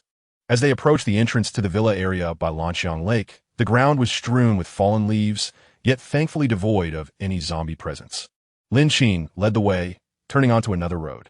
It was now midday, and the villa area was sparsely populated. In the distance, various airdrop smoke signals floated through the sky. At this moment, it was likely that few individuals remained in the surrounding neighborhoods or any other potential hiding spots. The surrounding silence hinted that the zombies were likely absent from this vicinity. They found themselves in a rather secluded area and needed to locate a higher vantage point for effective practice. However, Lin Qin was unfamiliar with this territory. While he pondered this, a sudden thought struck him. Zhang Shui was an agent, after all. She had mentioned yesterday that she had previously shown houses in this vicinity and frequently resided here. Therefore, she should possess an intimate understanding of the local situation. Abruptly, Lin Qin halted his steps and turned to Zhang Shui. Upon sensing Lin Qin's gaze, Zhang Shui was momentarily taken aback. What is the matter? You should be quite familiar with this area. Is there a location that is less populated and at a higher elevation, or somewhere we could ascend? We cannot afford to be trapped on the main road, waiting for the inevitable. Zhang Shui was momentarily at a loss for words, but after a moment's thought, she realized there might indeed be options. There were remote locations, albeit different from their current surroundings. The density of houses in that area is relatively low, with the tallest structures being three-story villas, followed by small houses and narrow alleys. Commonly referred to as an urban village. The place is not as dismal as one might imagine. From the outside, it appears quite vibrant and lively. The surrounding night markets and small commodity streets are fairly comprehensive, although venturing deeper may reveal a more mediocre environment, somewhat reminiscent of antiquity, as the architecture is rather old and not particularly appealing. Lin Qin lowered his gaze and inquired, "Is it far?" Zhang Shui shook her head, indicating that it was not distant, merely a couple of intersections ahead. Many of the houses there are vacant, resembling an abandoned shopping mall. However, due to the sparse population in this area, attracting businesses has proven difficult, leaving most spaces unoccupied, with only a few operational. Lin Qin nodded and continued onward, fully aware that he had encountered similar commercial sites in less favorable geographic locations before. Chapter 48. Good News Meets Airdrop. Bad news is the roadway was littered with withered branches and leaves, which were scattered by a gust of warm wind. Nonetheless, the prolonged desolation, coupled with the threat of zombies, lent the atmosphere an increasingly apocalyptic essence. Along the roadside, traces of vandalism were evident in the storefronts, reflecting a scene of devastation. As the three crossed a traffic light, they stumbled upon a grim sight: 5 corpses piled together. Crows perched on the edges of the decaying flesh, feasting on the remains. And upon noticing the approaching figures, they flapped their wings and took flight, circling overhead. It was akin to a deserted city. Zhang Shui's heart raced. Gripping tightly onto Lin Qin's sleeve, Nan Wei tightened her grasp on her bow, scanning the surroundings, and couldn't help but murmur, "How long has it been for this place to change so drastically? Sister Nan Wei, wasn't it like this when you went out before?" Zhang Shui had not ventured far beyond her community, only aware of those who had fought and fled for their lives, managing to escape to the opposite side of the road. While she had encountered zombies before, this marked her true first foray into the outside world. Nan Wei's voice was soft as she assessed their surroundings while responding to Zhang Shui. "It's the same, but worse." Lin Qin's ears perked up, and he suddenly hushed them. Don't speak. There are sounds." The three instantly became alert. Under Lin Qin's guidance, they dashed behind a patch of greenery by the roadside, crouching down to conceal themselves. Just as they settled into their hiding place, a figure emerged from a nearby fork in the road, followed by a second and third. These individuals crossed the street in a staggered manner, not simultaneously. Ahead, a yellow and red airdrop crate hung from the second-floor platform of the mall. The smoke markings above the airdrop crate had dissipated. The individuals appearing in the vicinity were presumably drawn to the airdrop as well. Nan Wei glanced at the exposed corner of the crate, unable to suppress a quiet murmur. "To our surprise, there are indeed airdrop boxes here, 2 of them, no less." Zhang Shui expressed her apprehension, sensing that the area was likely crowded. "Lin Qin, are we still going?" Zhang Shui hesitated, feeling somewhat disheartened. Nan Wei suggested, "Shall we consider another location?" Zhang Shui concurred. Lin Qin, with a hint of disbelief, questioned, "Are you truly afraid now? Weren't you just insisting on heading to the evacuation point yesterday?" "The evacuation point is far more perilous than our current situation," Zhang Shui retorted. "I retract my words from yesterday. The pressing issue now is what to do. There are certainly people watching the 2 airdrop boxes, and we must traverse this area to reach them. Let's not rush. We should wait and observe." Lin Qin settled onto the ground, comfortably biding his time. Fortunately, the narrow road behind the greenbelt was a thoroughfare for vehicles, and the lush foliage of nearby trees provided ample shade, sparing them from the harsh sun. After a brief respite, Lin Qin retrieved his binoculars, directing them toward the distant horizon. As he scanned the vicinity surrounding the airdrop, he noticed several individuals peering cautiously. Indeed, there were quite a number of spectators. It was likely that once they ascertained there was no threat, they would rush forward to seize the opportunity. However, the current vantage point was inadequate. He would need to inch forward a couple more steps for a clear view. After a moment's contemplation, Lin Qin crouched and advanced a few paces, occasionally glancing up to ascertain the situation ahead. Zhang Shui and Nan Wei observed Lin Qin's actions, and despite their confusion, they mimicked his movements. After traversing a short distance, Lin Qin halted. He once again raised the binoculars and focused on the scene ahead, only to find that the situation had shifted dramatically. He had to reconsider his earlier words. What he had assumed to be caution was merely a case of onlookers enjoying the spectacle from a safe distance. On the other side of the airdrop, chaos reigned. A cursory glance revealed a throng of over a dozen individuals, embroiled in utter disarray. Numerous bodies lay strewn about, some individuals sprinting away with supplies, while others attempted to reclaim what had been snatched from them. It was a relentless back and forth. Those who successfully acquired resources dared not linger, while those who had been deprived were desperate to retrieve their possessions. Amidst this turmoil, those wielding weapons began to lash out at others. The silver lining was the discovery of the airdrop. The unfortunate news, however, was that its contents had been exhausted. The onlookers, who had previously hesitated to approach, were now acutely aware of the situation unfolding before them and were deterred from advancing into danger. Many resolved to wait until the conflict subsided before cautiously assessing the aftermath, hopeful for any remaining spoils. Lin Qin, though indifferent to the resources, recognized that such a cacophony likely attracted a horde of the undead. Seizing the opportunity, while the crowd's focus was diverted, the three of them quickly made their way to the opposite side of the mall, ready to ascend. Opposite the shopping mall, he recalled that when Zhang Shui introduced it earlier, it seemed to be a small creative industry park. The place was not large. Lin Qin resolutely turned his head and inquired, "Is the industrial park located opposite the shopping mall? I remember you mentioned that there was an industrial park nearby." Zhang Shui nodded, affirming, "Yes, it is an industrial park, albeit quite small. There are only 3 tall buildings along the roadside. Oh, by the way, the shopping mall I mentioned earlier was actually developed due to this creative industry park. After all, there are many people working here, and the area is somewhat remote. Initially, it was thought that attracting businesses would be feasible, but in the end, only a few dining establishments opened here, and not much else." Lin Qin did not pay attention to the rest. As long as it was not too big, that was sufficient. "Let us go to this industrial park," Lin Qin declared. "You two, keep your weapons ready. We will need them." After confirming that the people over there were not paying attention to them, Lin Qin boldly stood up. They moved swiftly. Although Nan Wei and Zhang Shui appeared somewhat unreliable at times, they were somewhat effective in this moment. Before long, they arrived at the industrial park mentioned by Zhang Shui. However, calling it an industrial park was somewhat misleading. It was merely 3 tall buildings lining the roadside. "This building is quite difficult to enter," Lin Qin assessed. "Climbing dozens of floors from below could be exhausting, not to mention the likelihood of encountering numerous zombies. After all, the outbreak occurred during working hours. However, it is uncertain. The noise outside in the preceding days was considerable, so most zombies should not be inside the buildings." Standing at the foot of the building, Zhang Shui asked, "What are you looking at? This place? Do you dare to enter this building? Look over there. Do you see that 2-story shop across at an angle? Behind that shop is a residential community. These shops encircle the community. However, the second floor is just right. It would be best to access it. All right, let us go." Lin Qin took a deep breath, and the 3 of them moved stealthily. Even if the people over there noticed them, they would merely assume they were also there to partake in whatever was available. Lin Qin glanced into the distance, and through the aid of binoculars, he spotted a few scattered zombies at the far end of the road. In the adjacent alleys, more zombies were approaching. As for the zombies in other locations, Lin Qin was currently unaware.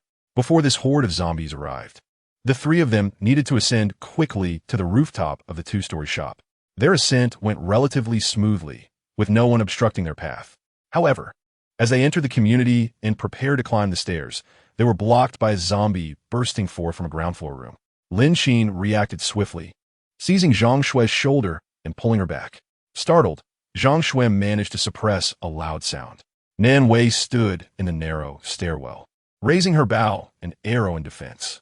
Striving to distance Zhang Xuelin from the undead, Lin Qin faced a formidable opponent. The zombie, exhibiting immense strength, snapped its yellowed teeth together with a resounding crack as it lunged forward. The bowstring broke under the pressure. Lin Qin entrusted Zhang Shui to Nan Wei and, without hesitation, delivered a powerful kick that sent the zombie crashing back through the doorway from whence it came. Swiftly, he drew an axe and unleashed a flurry of strikes upon the creature's head. The foul, viscous blood splattered against the pristine white walls of the corridor, filling the air with a nauseating stench. Nan Wei held Zhang Shui's shoulders, both anxiously observing Lin Qin's confrontation. Upon defeating the zombie and turning back towards them, their expressions were taut with concern. "Are you all right?" they silently inquired. Lin Qin wiped the blood from his glasses and shook his head. "I'm fine, but remain cautious. This place may not be entirely secure." After cleaning himself, he noticed Nan Wei's bow was irreparably broken. He shifted his backpack to the front and retrieved a smaller axe, comparable in size to the one he had just used. This handheld axe was not overly large, and upon offering it to her, Nan Wei accepted it with gratitude, as she had no other weapon after the destruction of her bow. Having dealt with one zombie, Lin Qin then pulled Nan Wei aside and moved to secure the large iron door. The entrance bore a security system, yet it had become ineffective after the power outage. Nevertheless, it remained sturdy enough to provide a semblance of defense against the outside undead. Lin Qin procured some rope, carefully binding the door to ensure it was secure. Typically, such barriers would not be breached, as the zombies outside charged relentlessly forward. The door, designed to be pushed open, would resist their advance. Yet Lin Qin preferred to be overprepared for any eventuality. With the zombie dispatched and the door secured, Lin Qin led the two women upstairs. Though Zhang Shui was terrified, she understood the necessity of silence to avoid attracting more zombies. Her fear was palpable, yet she was not foolish. The trio ascended the staircase, the walls still displaying the normal wear of time, their white surfaces marred only by a few chips at the corners. There were no claw marks or bloodstains to be seen. Nevertheless, vigilance remained paramount, for a sudden zombie appearance could occur, much like their initial entrance. Fortunately, no such surprises awaited them as they climbed. Reaching the second floor, Lin Qin paused at the top of the stairs, gazing at the tightly shut window above, which could only be opened partially. Lin Qin had no choice but to remove the backpack from his back and rummage through it, eventually pulling out a large pair of pliers. Beneath the window, a piece of iron was propping it up. If he could cut that, the window could be pushed open entirely. Nanwei and Zhang Shui anxiously watched the staircase, like vigilant guardians. Fortunately, there were no anomalies, and Lin Qin successfully managed to pry the window open. He leaned out to ensure the platform was safe before turning to Zhang Shui, saying, "Xiao Shui, your frame is the most delicate. You go first, and I'll assist you." Zhang Shui blinked, gasped, and glanced between the window and Lin Qin and Nanwei. Indeed, she was the smallest among them. If she were to support both Nanwei and Lin Qin, her petite stature would struggle. Nodding, she approached the window. Lin Qin effortlessly lifted her, with Nanwei coming over to assist. Zhang Shui grasped the edge of the windowsill and, with the help of the two behind her, managed to climb through and steady herself. The window was not particularly large, positioned at Lin Qin's chest level, necessitating some lifting to exit. After Zhang Shui got through, Lin Qin hoisted Nanwei onto his shoulder. However, her weight was quite noticeable. As he lifted her, Lin Qin widened his eyes, exclaiming, "Nanwei, how much do you weigh? You really need to lose some weight." Blushing under the weight, Nanwei murmured, "I haven't eaten much." Over there, Zhang Shui reached out and grabbed Nanwei's hand, pulling her along with a laugh. "Lin Qin, don't say that. Sister Nanwei is tall. Her weight is perfectly normal. If she were my height, she'd be frail and delicate." Soon, Nanwei successfully made it through. Lin Qin glanced back, noticing there was nowhere to step on, and it appeared he would have to scale the window with just his hands and feet. His childhood tree-climbing experience unexpectedly came in handy. Lin Qin adeptly maneuvered his upper body through, while the two women pulled him from either side, allowing him to find his footing. After dusting off his hands, Lin Qin turned to close the window again. The second-floor platform was rather unkempt. The cement was dark and littered with weeds sprouting through the cracks. Most importantly, various debris had been tossed down from above. Nonetheless, there was enough space to stand. The three found a relatively clean spot to crouch. Lin Qin took out a pair of binoculars, discovering zombies were approaching. In the distance, several individuals were preoccupied with looting supplies. However, such endeavors carried risks, as a few had already perished. Looking further afield, he noted the absence of spectators. This was understandable. With lives lost, the commotion was significant, and lingering could prove fatal. The departing individuals were quite astute, yet the struggle over the airdrop box continued unabated. From the initial dozen individuals present, only 5 remain now. It remains uncertain whether the others have successfully evaded capture or have been dealt with on the spot. However, Lin Qin's objective does not lie with the provisions they possess. With a telescope in hand, he can clearly discern the unfolding situation. A few zombies have directly breached the mall and are charging towards the individuals engaged in combat, causing chaos as they scatter in all directions. Lin Qin cannot help but grin. These people are simply too hesitant. Why linger over their belongings? They should make haste and flee instead of dawdling about. Chapter 50. A Revelation After Observing. Lin Qin passed the telescope to Nanwei. "You two stay here and keep a close watch. I shall step out for a moment." With Nanwei's bow and arrows lost, he had no choice but to retrieve an alternative from his storage space. However, he could not possibly conjure it before them, especially since the bow could not fit within his backpack. The two nodded and resumed their vigilance of the outside world. Lin Qin handed his bow to Nanwei and then departed. Having become quite adept at climbing through windows, Lin Qin entered a room on the second floor. opening the door to scour the premises.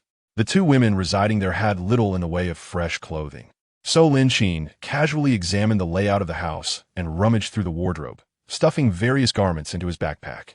He possessed several bags, and once filled, he departed with his spoils, still carrying a bow. Upon his return, the two women gazed at his bulging backpack in confusion. "Where have you been? What have you scavenged to fill it so?" "Not bad," Lin Qin replied. "I managed to gather some clothes for you both." Zhang Shui took the backpack, her expression brightening as she viewed the stuffed garments. Meanwhile, Nan Wei noticed the bow, prompting Lin Qin to chuckle upon sensing her gaze. "How fortunate, wouldn't you say?" Having organized their supplies, Lin Qin approached the edge of the second floor. Rolling up his sleeves, he addressed the zombies below. "All right, gather around. From this moment, each of you will wield a bow and arrow to practice your aim. Once proficient, the reflexes we've honed at home will serve us well in the impending battle against the zombies." Of course, that was a discussion for another time. "Xiao Shui, your technique requires the most improvement. Nan Wei will be there to guide you." Looking down, Lin Qin observed around 20 to 30 zombies. While this number was insufficient for all three to practice effectively, it would provide ample opportunity for Xiao Shui alone. "Let her practice for now," he decided. Nan Wei stepped forward to adjust Zhang Shui's less than accurate bow posture. With Nan Wei's assistance, Zhang Shui made remarkable progress. Under the scorching sun, three individuals were drenched in sweat. Lin Qin raised his hand to wipe the beads of perspiration from his forehead, gazing at the airdrop crate ahead. In the distance, zombies, drawn by the scent of blood, were converging. Numerous bodies lay around the airdrop crate, blood pooling on the ground, saturating the air with a metallic tang. The throng of zombies grew, their focus fixed on a few relatively fresh corpses near the crate. The undead hunched down, ravenously feasting upon these remains, their numbers swelling until each body was encircled by a mass of grotesque figures. The cacophony of gnawing echoed in the air, sending a shiver down Lin Qin's spine. Yet, he noted that the sheer volume of zombies was substantial, enough for Zhang Shui to practice on. Nan Wei continued to provide guidance, while Lin Qin readied his bow and began to aim. Among their trio, Nan Wei exhibited the most impressive archery skills, followed by himself and then Xiao Shui. If only he could acquire a silencer, he mused, there would be no need for this bow and arrow. He could simply wield a firearm and wreak havoc. But alas, none of the weapons at his disposal, be it the handgun, those from the shooting range, or the newly acquired assault rifle, came equipped with a silencer. The very purpose of practicing archery was to silently dispatch these zombies. It felt futile to be unable to utilize firearms when they were readily available. At this moment, practicing archery seemed to squander his potential. Surely, firearms couldn't remain mere decorations. Indeed, this was not the time for archery practice. He needed to devise a plan to procure a silencer. But where could he find one? The police station? No, it was unlikely they would have any left, especially considering the time that had elapsed. Other survivors must have already scoured it. What other locations were viable? Lin Qin drew back his bow, aiming at a distant zombie. His eyes glazed over while his mind raced with thoughts of silencers. With firearms, their capabilities would be vastly expanded. Suddenly, he snapped back to reality, noticing two figures clad in SWAT uniforms amidst the throng of zombies. They were still armed. Lin Qin's gaze fixated upon them, and he lowered his bow, retrieving his binoculars to observe the scene. The two individuals in black SWAT gear were jostling among the mass of zombies, desperately vying for food. Yet the overwhelming number of the undead rendered their efforts futile. As novice zombies, they were akin to infants, unable to penetrate the ranks of their more seasoned counterparts. Lin Qin directed his binoculars towards their waists and discerned that they appeared to possess weapon bags. The weapons remained intact. A surge of excitement flooded Lin Qin's mind. Before Lin Qin could utter a word, Nan Wei approached and gently patted his shoulder. "Lin Qin, there are people across from us." Startled, Lin Qin turned to face her, momentarily bewildered by her statement.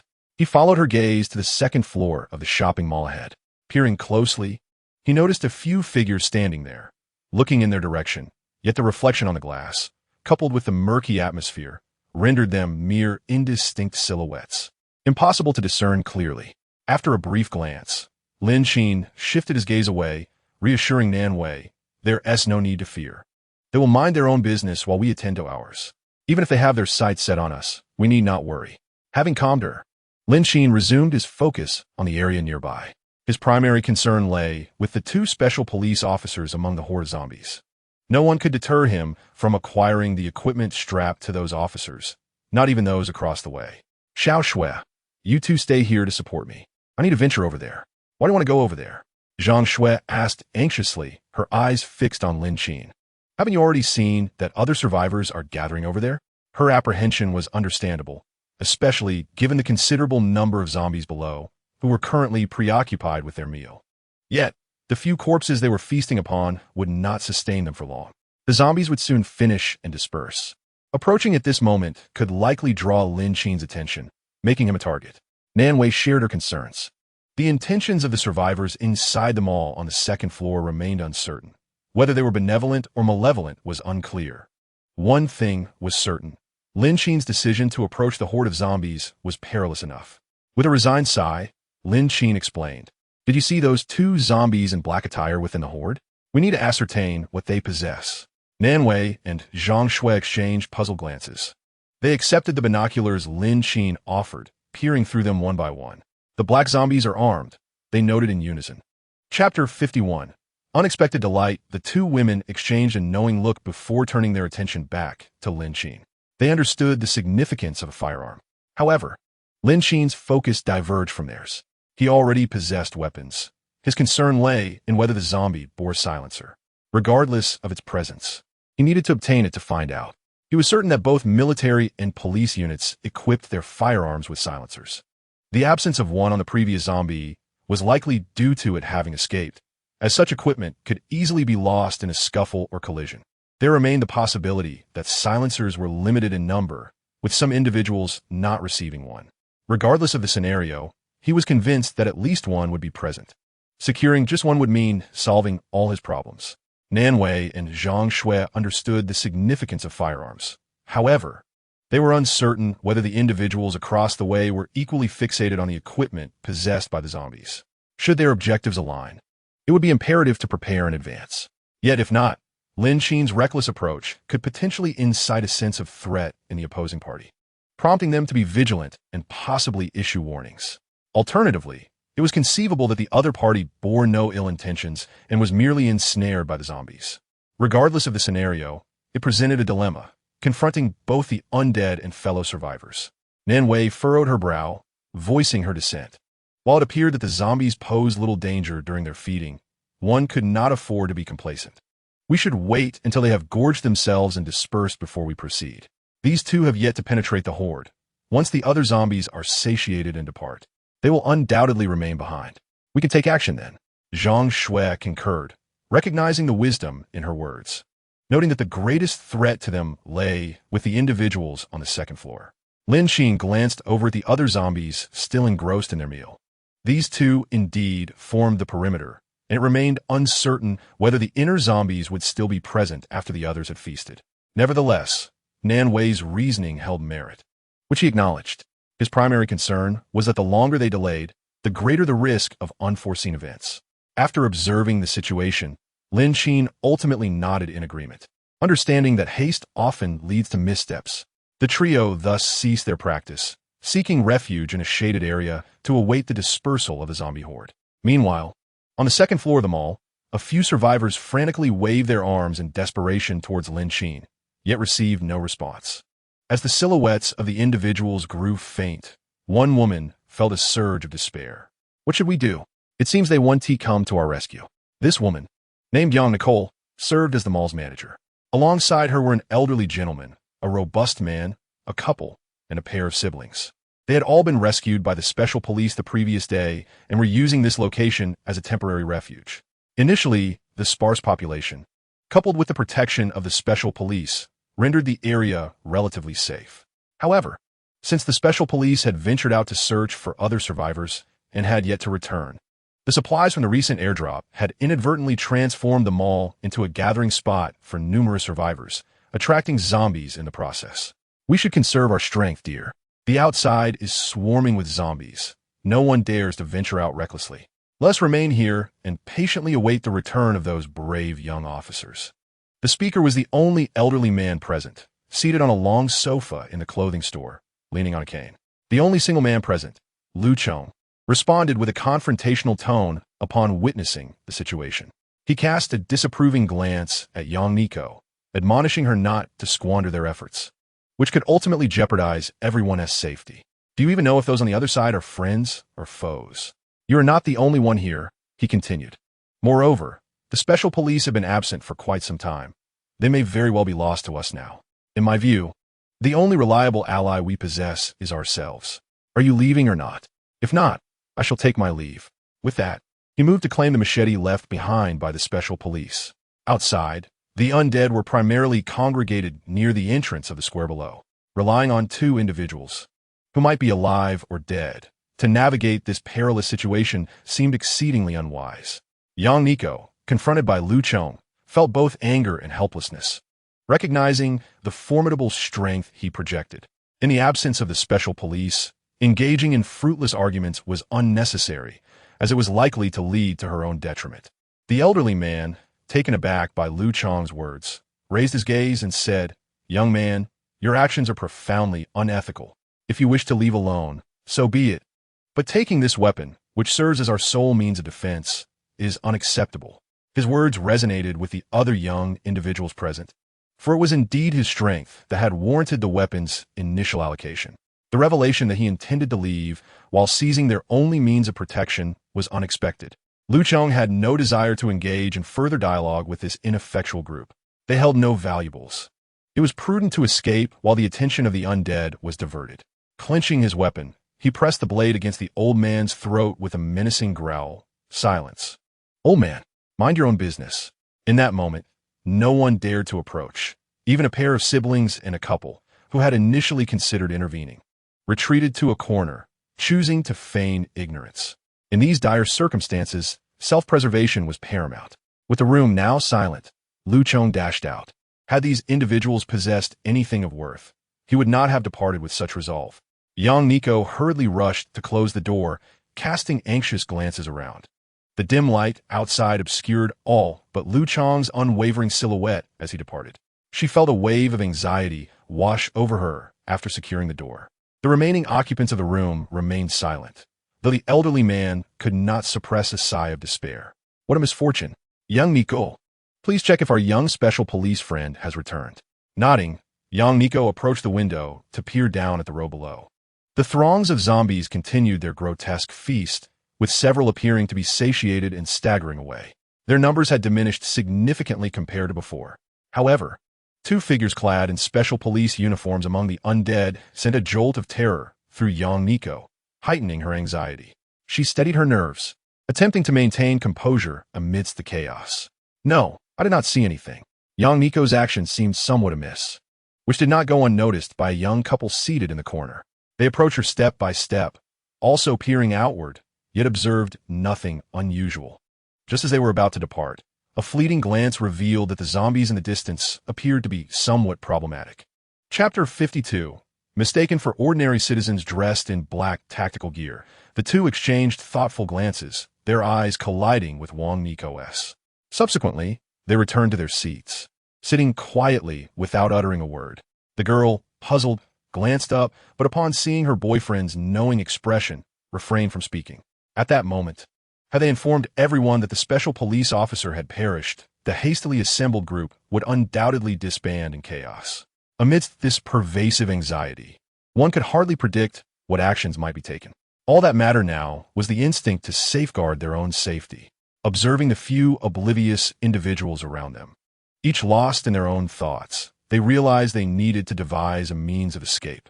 The members of the group harbored their own secrets. This silence was abruptly shattered by a sudden scream echoing through them all. It was Lin Qin's voice, the one who had just rushed outside. Fear surged once more, prompting everyone to crouch down and conceal themselves behind a multitude of clothing racks. The intentions of the two couples, who had initially planned to leave, were similarly interrupted. At this moment, Lin Qin also heard the scream. He stood up to survey the scene and noticed the horde of zombies being drawn towards the sound, including the two that had caught his attention. What was happening? The zombies were agitated and began to move away. As they were about to vanish from sight, Lin Qin contemplated, "You two stay here and wait for me." If any zombies chase me, cover me. No, that's not safe, they protested. Lin Qin merely bowed his head. Rummaging through his backpack, he retrieved a walkie-talkie and adjusted it to a new channel. You have a better vantage point here. Keep me informed about the zombies' positions. It would be best to wear the earpiece, not just keep it at your waist. Having given his instructions, Lin Qin departed, leaving behind several arrows. The concerned pair did not ponder where Lin Qin had acquired such items. They simply took up their bows, ready to provide cover at a moment's notice. Meanwhile, Lin Qin took a longer route. The zombies had all rushed into the mall, rendering it undoubtedly unsafe. He needed to ascertain the whereabouts of the two zombies. To enter or not to enter. While a silencer was indeed crucial, nothing was more important than preserving one's life. Leaning against the storefront, Lin Qin retrieved the Type 95 assault rifle he had obtained the previous day from his storage space. He removed the magazine, filled it with bullets, and simultaneously copied another magazine filled with ammunition. This way, he could swiftly change magazines and engage in combat at a moment's notice. Lin Qin carefully placed the loaded magazine into his storage space. Once secured, he reattached the disassembled magazine in its original position and slung the gun over his shoulder. Taking a deep breath, he prepared himself for the dangers that awaited him in the mall. Despite having been reborn, he remained an ordinary person. Unlike those who boast of their prowess, he was the first to lose composure at the sight of zombies. As he mentally steeled himself and was about to rush out, a faint clattering sound emerged from within the room. Instantly alert, Lin Qin aimed his gun in that direction. The shop's doors stood wide open, and it was entirely plausible that a zombie lurked within the kitchen. Holding his weapon, Lin Qin focused intently on the sound, and soon a shadowy figure emerged. Startled, he recognized a familiar badge. The special police officer, having noticed Lin Qin, scrutinized him thoroughly before confirming there was no threat. Ordinary citizen? Lin Qin nodded in affirmation. The officer then lowered his weapon, touching the earpiece of his helmet, and reported, Unit 1, I have located an ordinary citizen. Lin Qin could not hear the subsequent conversation, but he observed the officer's gaze fixed on him after the report. The officer addressed Lin Qin directly, You're startled, but safe now. You will follow me shortly as we head to the mall across the street. I rescued several civilians yesterday on the second floor. Once the other two team members arrive, we will proceed to the evacuation point together. With reassurance, the officer moved past Lin Qin to look out from where he had just crouched. The street appeared calm, though the distant airdrop lay in disarray, revealing signs of chaos. The officer frowned, holding his weapon while scrutinizing the outside. Lin Qin leaned closer, his gaze fixed on the officer's sling and firearm. He crouched behind the officer and whispered. There were screams from inside the mall moments ago. The zombies were drawn in. It's not safe in there. While speaking, he could not help but eye the officer's weapon, which boasted a silencer, far superior to his own. The officer glanced back sharply, startling Lin Qin, who quickly averted his gaze. What's wrong? The officer inquired, then shifted his attention to Lin Qin's firearm, his expression turning serious. Where did you acquire that gun? Lin Qin blinked and replied, I found it. Fortunately, the officer did not press further and turned back to his observations. How long have those zombies been inside? Upon being questioned, Lin Qin reflected on the matter. He only became aware of the situation when the screams erupted. Subsequently, the allocation of resources transpired swiftly, taking no more than a brief span of time. In total, perhaps a mere 10 minutes? As he contemplated this, the special police officer remained reticent, merely extracting a pair of binoculars from his backpack and directing his gaze toward the shopping mall across the way. The second floor of the mall was not particularly high. Despite the glass reflecting light and the haze outside, the interior was still discernible. Those survivors they had sheltered the previous day were huddled in the corner of the second floor. Fortunately, through the binoculars, he could see a woman seated by the glass edge, indicating that their hiding spot was relatively secure. Wang Hao pondered for a moment before stating, This area is relatively safe. After I depart, you should find a place to conceal yourself inside. Upon hearing Wang Hao's words, Lin Qin hesitated. You aren't planning to go in and rescue them, are you? There are quite a few zombies inside, perhaps 3 or 4 dozen surrounding the area of the airdrop, if not more. However, his companion paid no heed to his concerns. After adjusting his gear, he replied, We came here to rescue survivors. They took refuge inside, and I must bring them out. By the way, there are 3 others I have rescued. You should join them and wait for my return. Lin Qin glanced back toward the rear door leading to the kitchen. Are there still people back there? Chapter 53. Companions Lin Qin took a deep breath as Wang Hao led him to the back kitchen. Standing at the doorway, Lin Qin surveyed the surroundings. There was a serving hatch, and various pots and pans cluttered the prep area. Further inside, beyond another door, lay the actual kitchen. As the doors swung open, Lin Qin beheld 3 individuals concealed within. 2 men and 1 woman, all grimy and emitting an unpleasant odor, perhaps the stench of sweat. However, this was to be expected given that since the onset of the apocalypse, access to water and electricity had ceased, rendering bathing a luxury long forgotten. With no time to attend to personal hygiene, Lin Qin's gaze scanned the modest space, noting that opposite the door was a slightly larger window. No wonder the special police officer had emerged from behind him. He must have helped the others enter through the window before tending to them and continuing his exploration. Ultimately crossing paths with Lin Qin. Stay here with them, Wang Hao instructed. You have a firearm. Take it and protect them. Remember, do not make any sudden moves that might alarm the enemies. Lin Qin fell silent once more. Was he truly to abandon himself to this predicament? No, that couldn't be right. Did Wang Hao not fear that he might turn his weapon against those 3 individuals? Wang Hao, I have a gun, you know. Aren't you concerned that I might? Before Lin Qin could finish his thought, Wang Hao let out a derisive laugh. You would not, as taking the lives of these individuals would offer you no advantage, but rather squander your ammunition. These people possess nothing of value, neither sustenance nor weaponry. He is certain that the members of the team would not carelessly abandon their firearms. Thus, only one possibility remains. It is not uncommon for firearms to be taken by others, yet once transformed into the undead, the bullets within those guns would surely be scant. Whether they are virtuous or malevolent, without a sufficient supply of ammunition, the few remaining rounds in the magazine become exceedingly precious. When faced with individuals devoid of worth, those bullets far exceed their value. Lin Qin remarked, Brother, you are being rather blunt. Sending a lone individual forth is akin to offering a delectable dessert. In truth, for those wielding firearms, encountering 50 or 60 zombies is not particularly daunting. The rapid discharge of bullets can swiftly resolve such encounters. The predicament lies in the fact that the zombies now move with greater speed, no longer waiting idly for you to shoot. Furthermore, any noise will attract more zombies from other areas, effectively employing a strategy akin to a human wave assault. An individual has limited resources and ammunition. Once expended, they are gone. Therefore, one must not underestimate these zombies. Though his assertions are indeed quite rational, the issue is that he possesses ample ammunition, diverging from Lin Qin's perspective. Nevertheless, Lin Qin had no intention of lingering. Remaining behind would mean missing out on the silencer. After contemplating, he decided it would be wiser to follow. I shall accompany you. Having a companion to confront these zombies offers a degree of safety.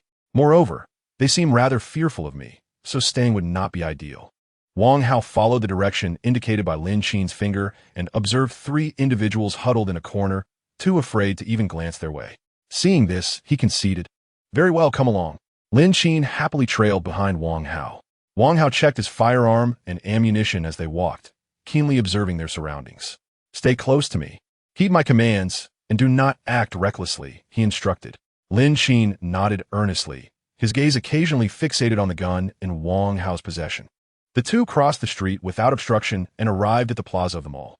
The square was not particularly spacious, and the special police officer moved swiftly.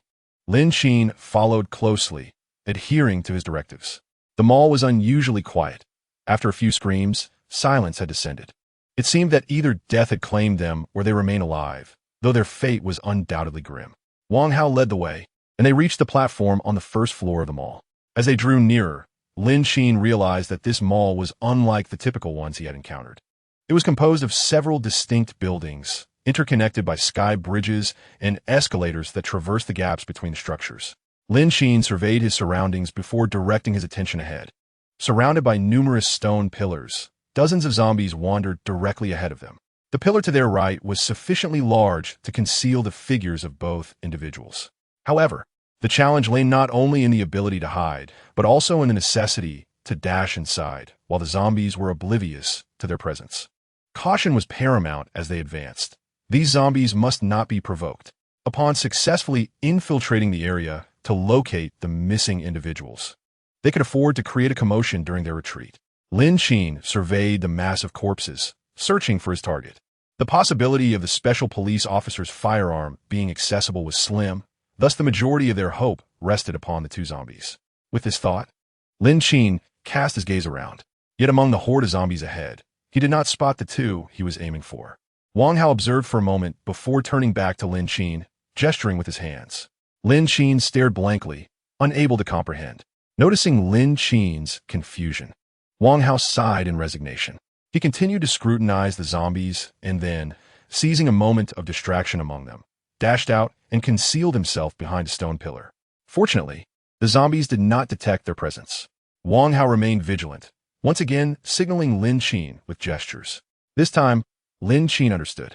He watched the zombies outside, poised for Wang Hao's command, and then quickened his pace to join him. The positioning of the stone pillars effectively concealed both their forms. Lin Qin was mindful, ensuring his approach was silent. Wang Hao glanced at the zombies outside and moved forward once more from behind the pillar, with Lin Qin closely trailing him. Before long, they reached the escalator, which perfectly obscured them from the zombies nearby. Once past the escalator, they merely needed to lower their voices to avoid detection.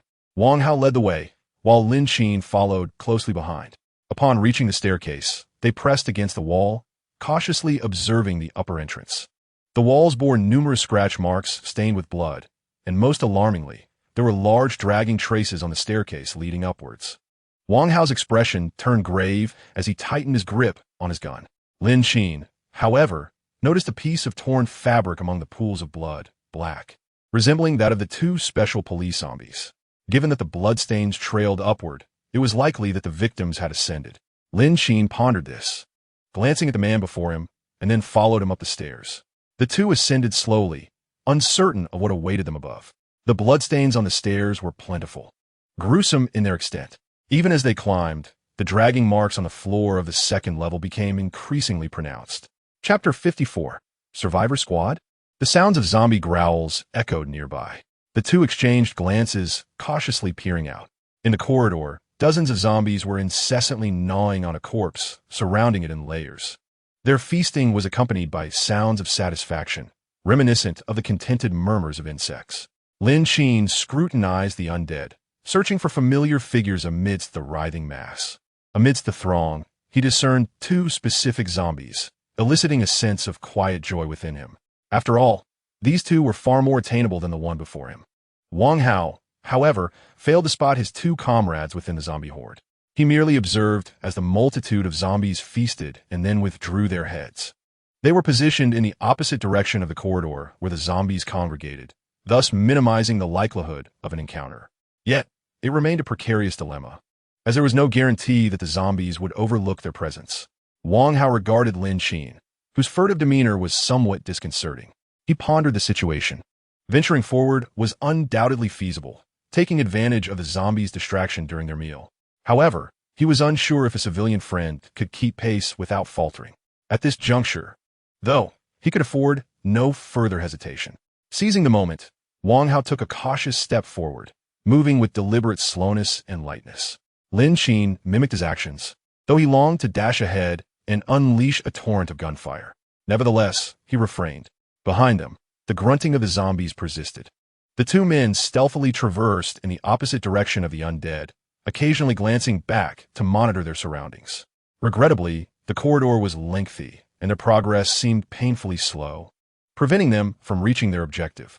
Suddenly, a commotion erupted from below. The zombies had inadvertently knocked over a tin can. The sound startled Lin Qin and Wang Hao, prompting them to instinctively crouch down and peer back at the approaching zombies. The commotion disturbed several of the undead, who shakily rose to their feet and locked eyes with the two men, tilting their heads as if stretching their limbs. Lin Qin instinctively raised his weapon, aiming at the creatures before him. Had they noticed? More and more zombies began to rise from the ground, their movements grotesque. Wang Hao, sensing the imminent danger, urgently grabbed Lin Qin and urged him to flee. "What are you waiting for? Move." The zombies pursued them, their speed unervingly swift. With no alternative, Wang Hao yanked Lin Qin behind him and began firing. The rifle, equipped with a silencer, lacked the firepower of an unsilenced weapon, yet its stealth was invaluable. Lin Qin observed him, grappling with internal conflict. Should he fire or not? The suppressed weapon would not disturb the surrounding zombies, at worst. It might cause them to investigate momentarily before returning to their aimless wandering. However, if he were to fire his own weapon, the consequences could be dire. However, the rifle can fire continuously, and while the zombies in the corridor move with remarkable speed, they are still no match for the bullets. Yet, their overwhelming numbers pose a significant threat. Wang Hao, while firing, whispered, "Stay silent, do not shoot," and move backward. Lin Qin nodded, casting glances toward the two zombies that occupied his thoughts. As they moved, guided by Wang Hao's instructions, they spotted a roll-up door with a gap of approximately 30 centimeters. The door had been left ajar, but Lin Qin had no time to ponder its cleanliness. Amidst the chaos, he realized he was caught on a fallen mannequin. However, there was no time to remove the mannequin, and fully pulling down the roll-up door would create noise. Lin Qin decided to slip through the gap, making every effort to avoid touching the metal above. The door was soft. Any contact would make a clattering sound, negating the advantage of their concealment in the blind spot around the corner. After pushing Lin Qin inside, Wang Hao retrieved something from his pocket, tossed it forward, and swiftly slipped into the gap beneath the roll-up door himself. Once inside, they dared not move. The zombies outside, having seen two figures disappear around the corner, rushed forward in a frenzy, seemingly unaware of their scent or perhaps distracted by the object Wang Hao had just thrown. They did not notice the two hiding beneath the roll-up door. Lin Qin held his breath, peering through the gap until the horde dispersed. Only then did Wang Hao deem it safe to move, with Lin Qin closely following. Those hiding within had long heard the commotion outside, yet no one dared to stir. Each person concealed themselves in what they believed to be secure spots, remaining utterly silent. The light inside was dim, and as Wang Hao led the way, he quietly beckoned. "Come." Lin Qin surveyed his surroundings as he entered. The lighting was indeed subdued, but he felt there should be no significant issues. Upon hearing the familiar voice, a few individuals emerged from the shadows. Once Lin Qin and Wang Hao stepped inside, they recognized the familiar clothing, and one by one, they revealed themselves. Lin Qin surveyed the room filled with the elderly, the weak, and the young, experiencing a moment of mixed emotions. The group was not entirely composed of the weak. There was an elderly man, 2 teenagers, and 3 women. Overall, the team appeared rather ordinary, lacking in physical prowess. With so many survivors, one might think they were a formidable group. However, looking at the elderly man, it was evident that he would struggle to run if pursued by zombies. The 2 couples, one thin male and a frail female, might manage to run, but given their current state, they would be of little help. Lin Qin couldn't help but sigh. The act of saving others is undoubtedly noble, yet in the current situation, it felt somewhat burdensome. Relying solely on Wang Hao is evidently a formidable challenge. Typically, a small team is responsible for a designated area, comprising at least 6 or even 10 members. In any case, it is absolutely implausible to depend on a single individual. Upon encountering Wang Hao, the elderly gentleman approached him with palpable excitement.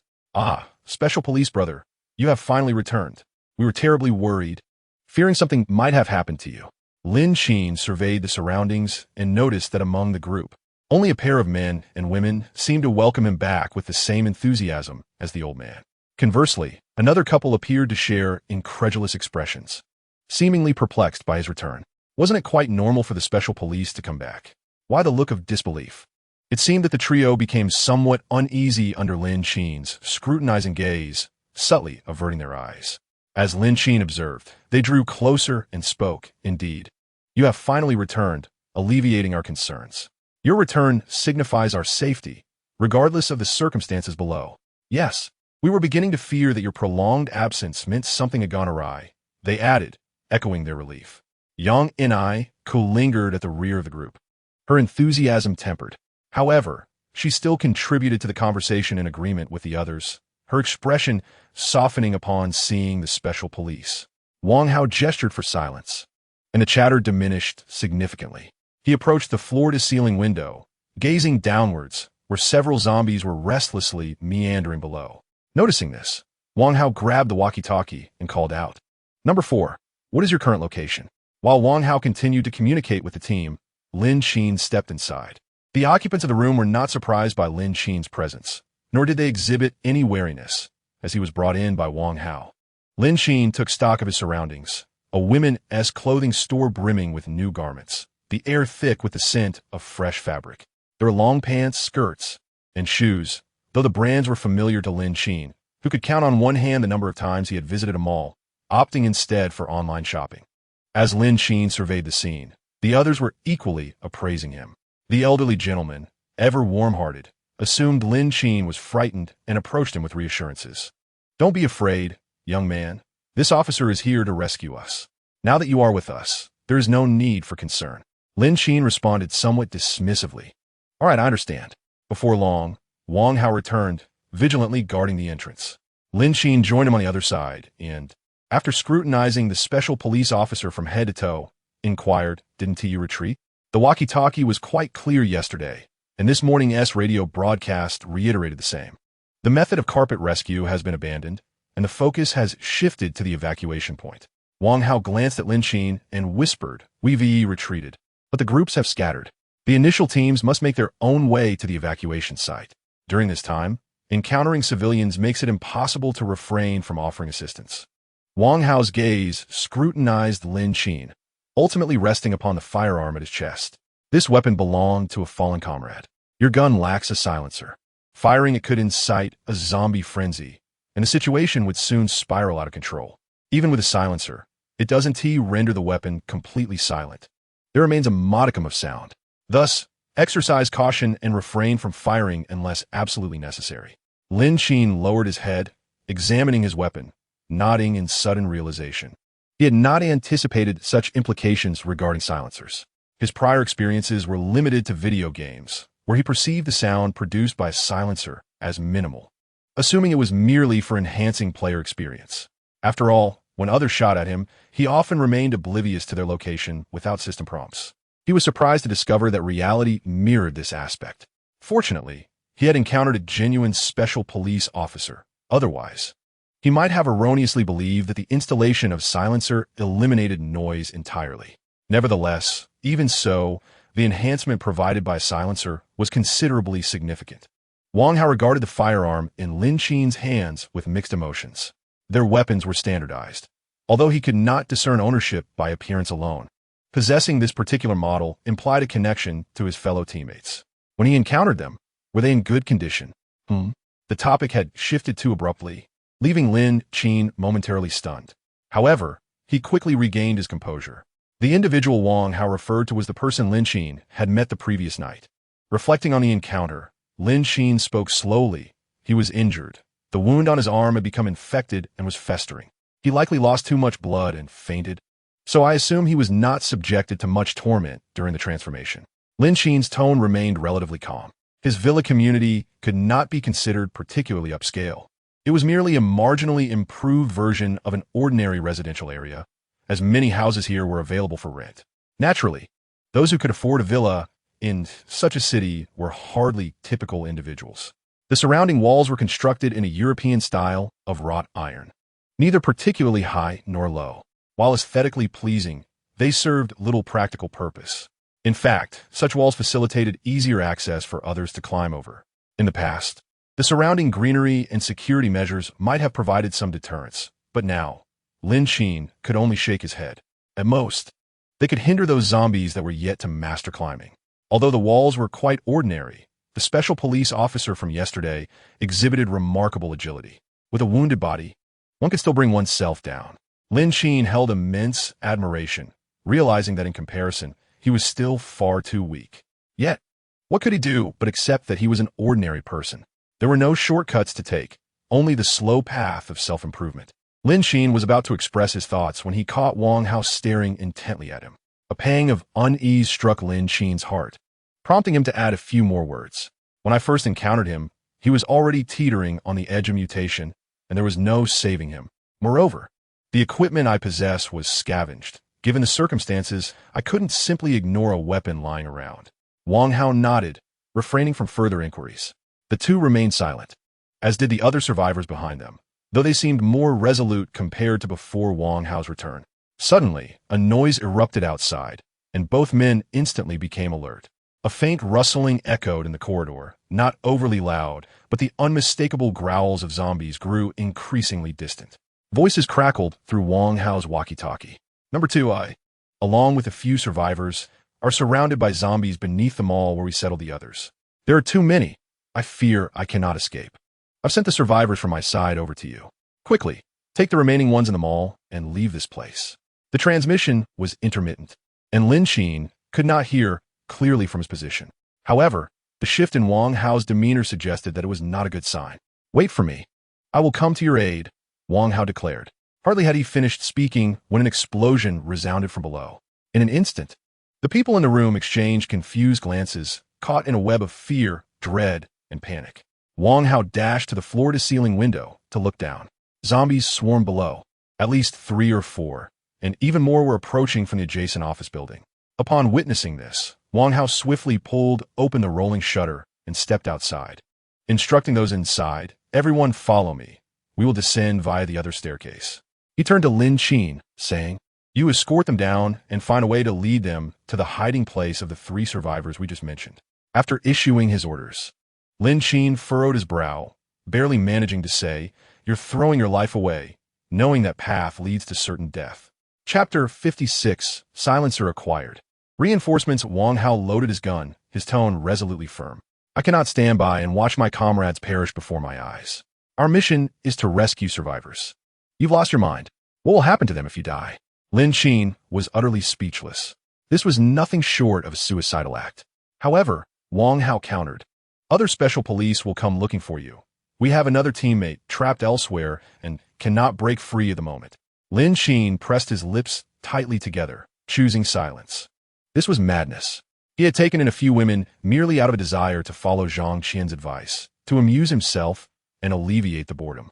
They risked their lives for the sake of a few strangers. At that moment, the voice of Zhang Shui crackled through the intercom, amidst the surrounding chaos. "Lin Qin, we're surrounded by zombies just downstairs in the mall. There's a SWAT officer assisting us, but it feels like we can't hold on much longer. Please come quickly." Lin Qin furrowed his brow, about to respond when a piercing scream echoed, abruptly cutting off the transmission. Taking a deep breath, he felt overwhelmed by the turmoil of the situation. Everything was a chaotic mess.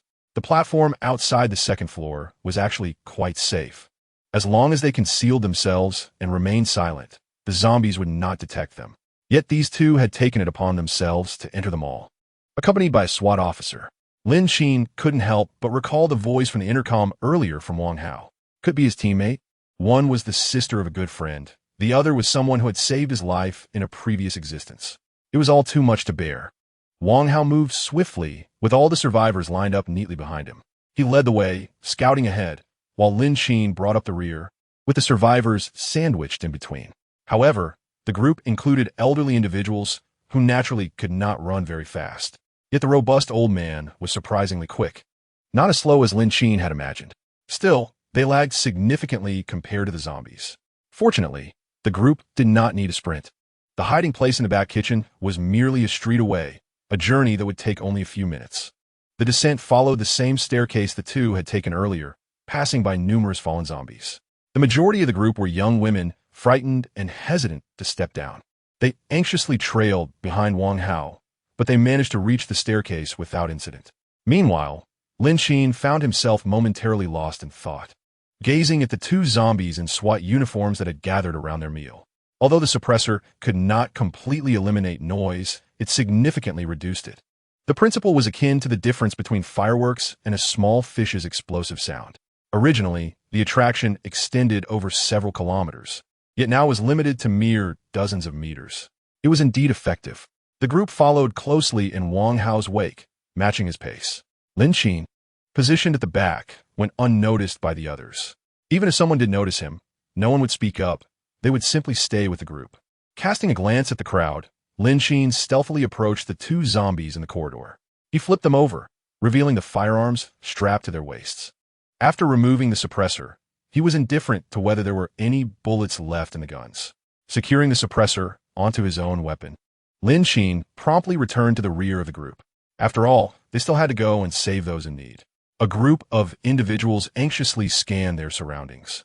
Having paid little attention to Lin Qin's brief absence, they escorted each other downstairs, huddled against the walls, fearful of making even the slightest sound.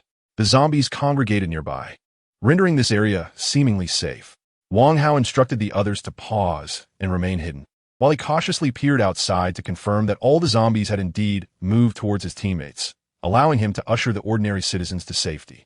At that moment, Lin Qin's walkie-talkie crackled to life with Zhang Shui's voice. Lin Qin, we are surrounded by zombies. You must run. Listening to the urgent message, Lin Qin also caught a glimpse of Nan Wei urging Zhang Shui to flee. He glanced at the people around him, then turned to see Wang Hao return, standing before him with a solemn warning. Take them around to that side, and remember, refrain from firing unless absolutely necessary. After delivering his instructions, Wang Hao resumed his watch outside, gesturing for Lin Qin to leave. Lin Qin surveyed the diverse group of men, women, and children, pursing his lips as he moved forward. 2 special police officers, armed with considerable weaponry, should be capable of handling the situation, he reasoned. He would only be gone for about 5 minutes. The other survivors cooperated, following Lin Qin across the road to the shop where he had previously encountered the special officers. Lin Qin knocked on the door of the kitchen inside, calling out, "Open the door, it's me." His voice was somewhat unfamiliar, yet not entirely so. A few individuals exchanged puzzled glances, realizing that aside from the 2 officers, there was no one else hiding here. Particularly with voices being heard from outside, it was evident that they were not zombies. Someone trembled as they approached, slowly opening the door to reveal a narrow gap. Upon seeing Lin Qin's figure, the door was pulled wider. Behind him stood a large group of people. Lin Qin pushed the door open fully, allowing the other survivors to enter before he said nothing further and swiftly closed the door, racing back onto the street. The zombies were positioned at another corner, out of sight, which facilitated their smooth evacuation. Furthermore, many of the zombies in this vicinity had been previously dealt with, leaving numerous corpses scattered about. For the time being, this direction would remain free from the undead. Lin Qin could still hear the distant growls of zombies. Yet there were no human screams of terror from that area, suggesting they could hold the line for a while longer. Without daring to delay, Lin Qin, weapon in hand, approached the rear of the zombies. A cursory glance revealed there were at least 100, certainly not a small number, crowding the plaza. Fortunately, the entrance to the mall was surrounded by numerous barriers, significantly slowing the zombies' advance. Meanwhile, Zhang Shui and Nan Wei were successfully coordinating with the 2 special police officers. At both ends of the street, numerous vehicles were parked. Lin Qin ascended to the rooftop, clutching his firearm as he began to take aim. A considerable number of zombies had fallen behind, and the cacophony of growls emanating from the Hoard effectively masked the faint sounds of his silenced weapon. The team on the other side was tirelessly working to repel the approaching zombies. Zhang Shui and Nan Wei expertly maneuvered their bows and arrows, yet without Lin Qin's presence. Their supply of arrows was rapidly depleting. The 2 special police officers also had a limited number of bullets. With so many zombies to contend with, their ammunition was dwindling. Observing this, Lin Qin retrieved 3 grenades from his storage space. Chapter 57. Experienced grandfather's grenade, though he had seen such devices on television. He had never operated one in practice and was uncertain if he would make any errors. Pulling the safety pin from one grenade, Lin Qin hurled it directly into the mass of zombies, though not too far, just enough to lodge it at the rear of the Hoard. This was partly due to his uncertainty about whether he had activated it correctly, and partly because he was unsure of the detonation time. It was prudent to familiarize himself with the mechanism first. After tossing the grenade, Lin Qin leapt down from the car, parked by the roadside. Silently counting in his mind, 1, 2, 3, boom! The grenade exploded, sending a tremendous shockwave that startled the 4 individuals nearby, who instinctively recoiled while witnessing the eruption behind the Hoard. It was undoubtedly Lin Qin's doing. Zhang Shui sighed in relief, and the 2 of them redoubled their efforts. The explosion had taken down numerous zombies at the back of the Hoard, diverting the attention of most of the remaining creatures. As a result, a portion of the zombies had been successfully drawn away, granting Zhang Shui and her companions a brief respite in their battle. "What is happening?" Wang Hao inquired, puzzled as he gazed at the site of the explosion, situated at the rear of the zombies. He had not heard Zhang Shui's words. While the group was engrossed in dispatching the zombies, they could not help but glance over to ascertain the situation. Observing the successful explosion, Lin Qin readied himself, aiming at the other zombies that had been drawn away. The pace was frantic and the range considerable. Falling behind could lead to encirclement. Lin Qin instinctively slung his weapon across his back, crouching by the roadside as he recklessly tossed grenades from left to right. Taste grandfather's grenades. With a resounding series of explosions, the zombies were scattered in disarray. Lin Qin periodically glanced up to assess the situation, continuously retrieving more grenades from his storage space and adjusting his aim. By the roadside, there were at least 50 grenades piled up. He relentlessly pulled the safety pins and hurled them forth. The pins that had fallen at his feet formed a small mountain. Meanwhile, Zhang Shui, Wang Hao, and the others had become somewhat numb to the chaos surrounding them. Wang Hao exclaimed, "Which big shot is responsible for all these grenades?" "Zhang Zuinwei, are you certain it is Lin Qin?" At this moment, Lin Qin continued to throw grenades with relentless vigor. Each grenade was launched with varying degrees of force, some landing far and others close. However, the sheer volume proved advantageous, as it eliminated the majority of the zombies before they could advance, leaving behind only a few scattered remnants, dismembered and less threatening.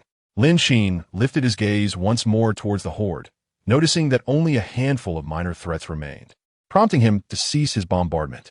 With the zombies no longer obscuring his view, Wang Hao caught sight of Lin Qin. They made their way towards him, dispatching the few remaining minor threats along the way, and finally regrouped with Lin Qin. Zhang Shui spotted Lin Qin and rushed over to embrace him. "You scared me. Are you all right?" Lin Qin's expression was grave. As she approached, he placed a hand firmly on her face, his tone serious. "Have I not told you to stay put and wait for my return? You've grown quite reckless, daring to run over here with just a flimsy bow and arrow. If your brother knew how you were putting yourself in danger under my watch, he would surely have a lengthy lecture for me." After chiding Zhang Shui, Lin Qin turned his attention to Nan Wei, feeling somewhat powerless towards her. It seemed he owed her from a past life, and this was his way of repaying that debt. Wang Hao, however, remained unfazed, even upon realizing that so many grenades had originated from Lin Qin. He merely paused for a moment, offering his gratitude. "Thank you. If it weren't for you, we would have truly struggled." Lin Qin shook his head at them, cautioning them not to regard him as too heroic, for it was Zhang Shui who rendered him speechless. Wang Hao refrained from further comment, surveying their surroundings as he stated, "We cannot linger here. We must depart swiftly. Lin Wei, you take one vehicle and let us transport these individuals. With 6 people from the mall, along with 3 more from the shops, that made 9 in total. Adding Lin Qin and his 2 companions, along with their own 5, the total rose to 14. Typically, a vehicle accommodates 5, which meant that the additional 4 would require squeezing 2 into each seat. The urgency of escape overshadowed any concerns about fitting or weight limits. The only priority was to board together. Lin Wei nodded and approached the roadside to select a vehicle at random. Numerous cars lined the street, some intact and others in disrepair. The selection process was swift, but without keys, considerable effort would be required. Yet, as a special police officer, he possessed the necessary skills. Meanwhile, Wang Hao entered the shop, bringing out the other survivors hidden within. Lin Qin observed the scene and shook his head. "We will not accompany you." Wang Hao turned back to Lin Qin, asserting, "We are heading to the evacuation point, where other units are stationed for safety. Moreover, with ample provisions of food and water. Once the national shelters are completed, we shall facilitate your systematic relocation to these sanctuaries, alleviating concerns regarding the onslaught of the undead. Your current environment is perilous." In Wang Hao's subjective assessment, the sheer number of zombies they encountered was overwhelming, rendering survival nearly impossible for ordinary individuals, even with self-defense weapons at one's disposal. The inexorable reality remains that supplies will ultimately deplete. When that time arrives, urban desolation will render the encounter with any living soul a formidable challenge. Furthermore, there is no assurance that, when forced to do so, the authorities would resort to the extensive use of firearms to purge the city of its undead inhabitants, leaving the fate of those ordinary citizens who have not reached the evacuation points uncertain under such circumstances. Naturally, Wang Hao kept these thoughts to himself, yet the likelihood of such events transpiring lingered ominously. Should the zombie population continue to proliferate uncontrollably, the state would undoubtedly implement appropriate measures. However, until that juncture, prioritizing the preservation of the majority of the populace remains paramount. Lin Qin was unaware of what the future held. In his previous life, he had only endured the initial 2 months. Nevertheless, for now, his own home was undoubtedly the safest haven. As for the evacuation point, that could be assessed later. But Xiao Shui, you should go with them. Accompany them to the evacuation point. Perhaps you will reunite with your brother along the way. Zhang Shui had always yearned to reach the evacuation point and be reunited with her brother. At that moment, she fortuitously encountered two special police officers also en route to the evacuation site. Compared to others, Lin Qin found the special police to be particularly trustworthy. As for Zhang Qian, once his phone ran out of battery, he had become unreachable. Yet Zhang Shui declined. No, I will stay with you. Lin Qin glanced at Nan Wei beside him, who smirked and said, Why are you looking at me? Of course, I will follow you. Chapter 58, Practicing Shooting, The Zombie Dog Alliance. In response, Wang Hao could only express his regret. Very well, should you require assistance, you may come to the evacuation point. We shall continue to accept survivors. Lin Qin smiled and nodded, while Wang Hao, left with no other option, departed with his teammates and two vehicles laden with survivors. For now, driving remained the most viable solution, given the sheer number of people in their group.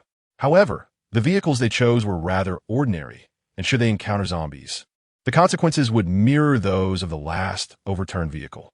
Nevertheless, Lin Qin believed they would abandon the car before it tipped over. Even so, he felt a lingering sense of insecurity and issued a gentle reminder. Wang Hao nodded in acknowledgement. The group then parted ways, with Lin Qin, Zhang Shui, and Nan Wei standing by the roadside. To their right, a mountain of zombie corpses lay in chaotic disarray. They watched as the taillights of the vehicle gradually faded from view. A gentle breeze swept by as Lin Qin bent down to pick up a discarded plastic bag, stuffing the grenades lying at his feet inside. Come on, let me show you around, he urged. Are you out of your mind? After all that commotion, you still dare to enter this mall? Zhang Shui exclaimed, her eyes wide with shock. Remaining here was tantamount to awaiting death. Lin Qin chuckled softly. Who said we were going in there? Let us go. He stepped forward, deftly maneuvering around the corpses strewn about, heading in a different direction, even as he walked along the edge of the road, keeping a safe distance from the zombies. The gruesome sight of bloodstains and the disfigured remains of the undead still caught his eye. Shredded flesh, charred arms, exposed bones and thighs, and eyeballs. The three of them hastily departed from that grim scene, traversing the other side of the road network. The street lay desolate, save for the twisted wreckage of cars, bloodstains, and cadavers. Everything else appeared relatively safe. As they distanced themselves from the chaos, a few wild dogs, behaving strangely, were feasting on putrid flesh by the roadside. Lin Qin crouched behind an abandoned vehicle, retrieving binoculars to scrutinize the scene. One wild dog bore a gaping wound in its abdomen, its intestines hanging out, already blackened. Another was in a similarly dire state, half its face missing. Lin Qin had seen dogs transformed in apocalyptic films. These creatures were more troublesome than zombies. After pondering for a moment, he remained crouched behind the car, producing two rifles equipped with silencers. Do you know how to shoot? He inquired. Nan Wei shook her head, followed by Zhang Shui. The average citizen, let alone them, had rarely seen a gun, much less fired one. If toy guns counted, they had indeed played with them. After all, with younger siblings and nephews at home, toy guns were a perennial gift during festive seasons.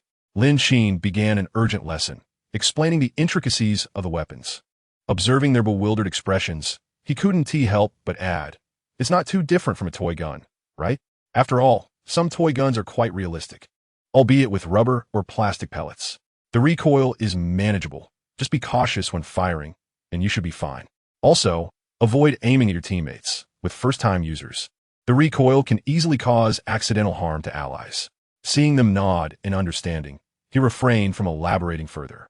The wild dogs continued their feast, and even though there were only two of them, they posed a greater challenge than zombies.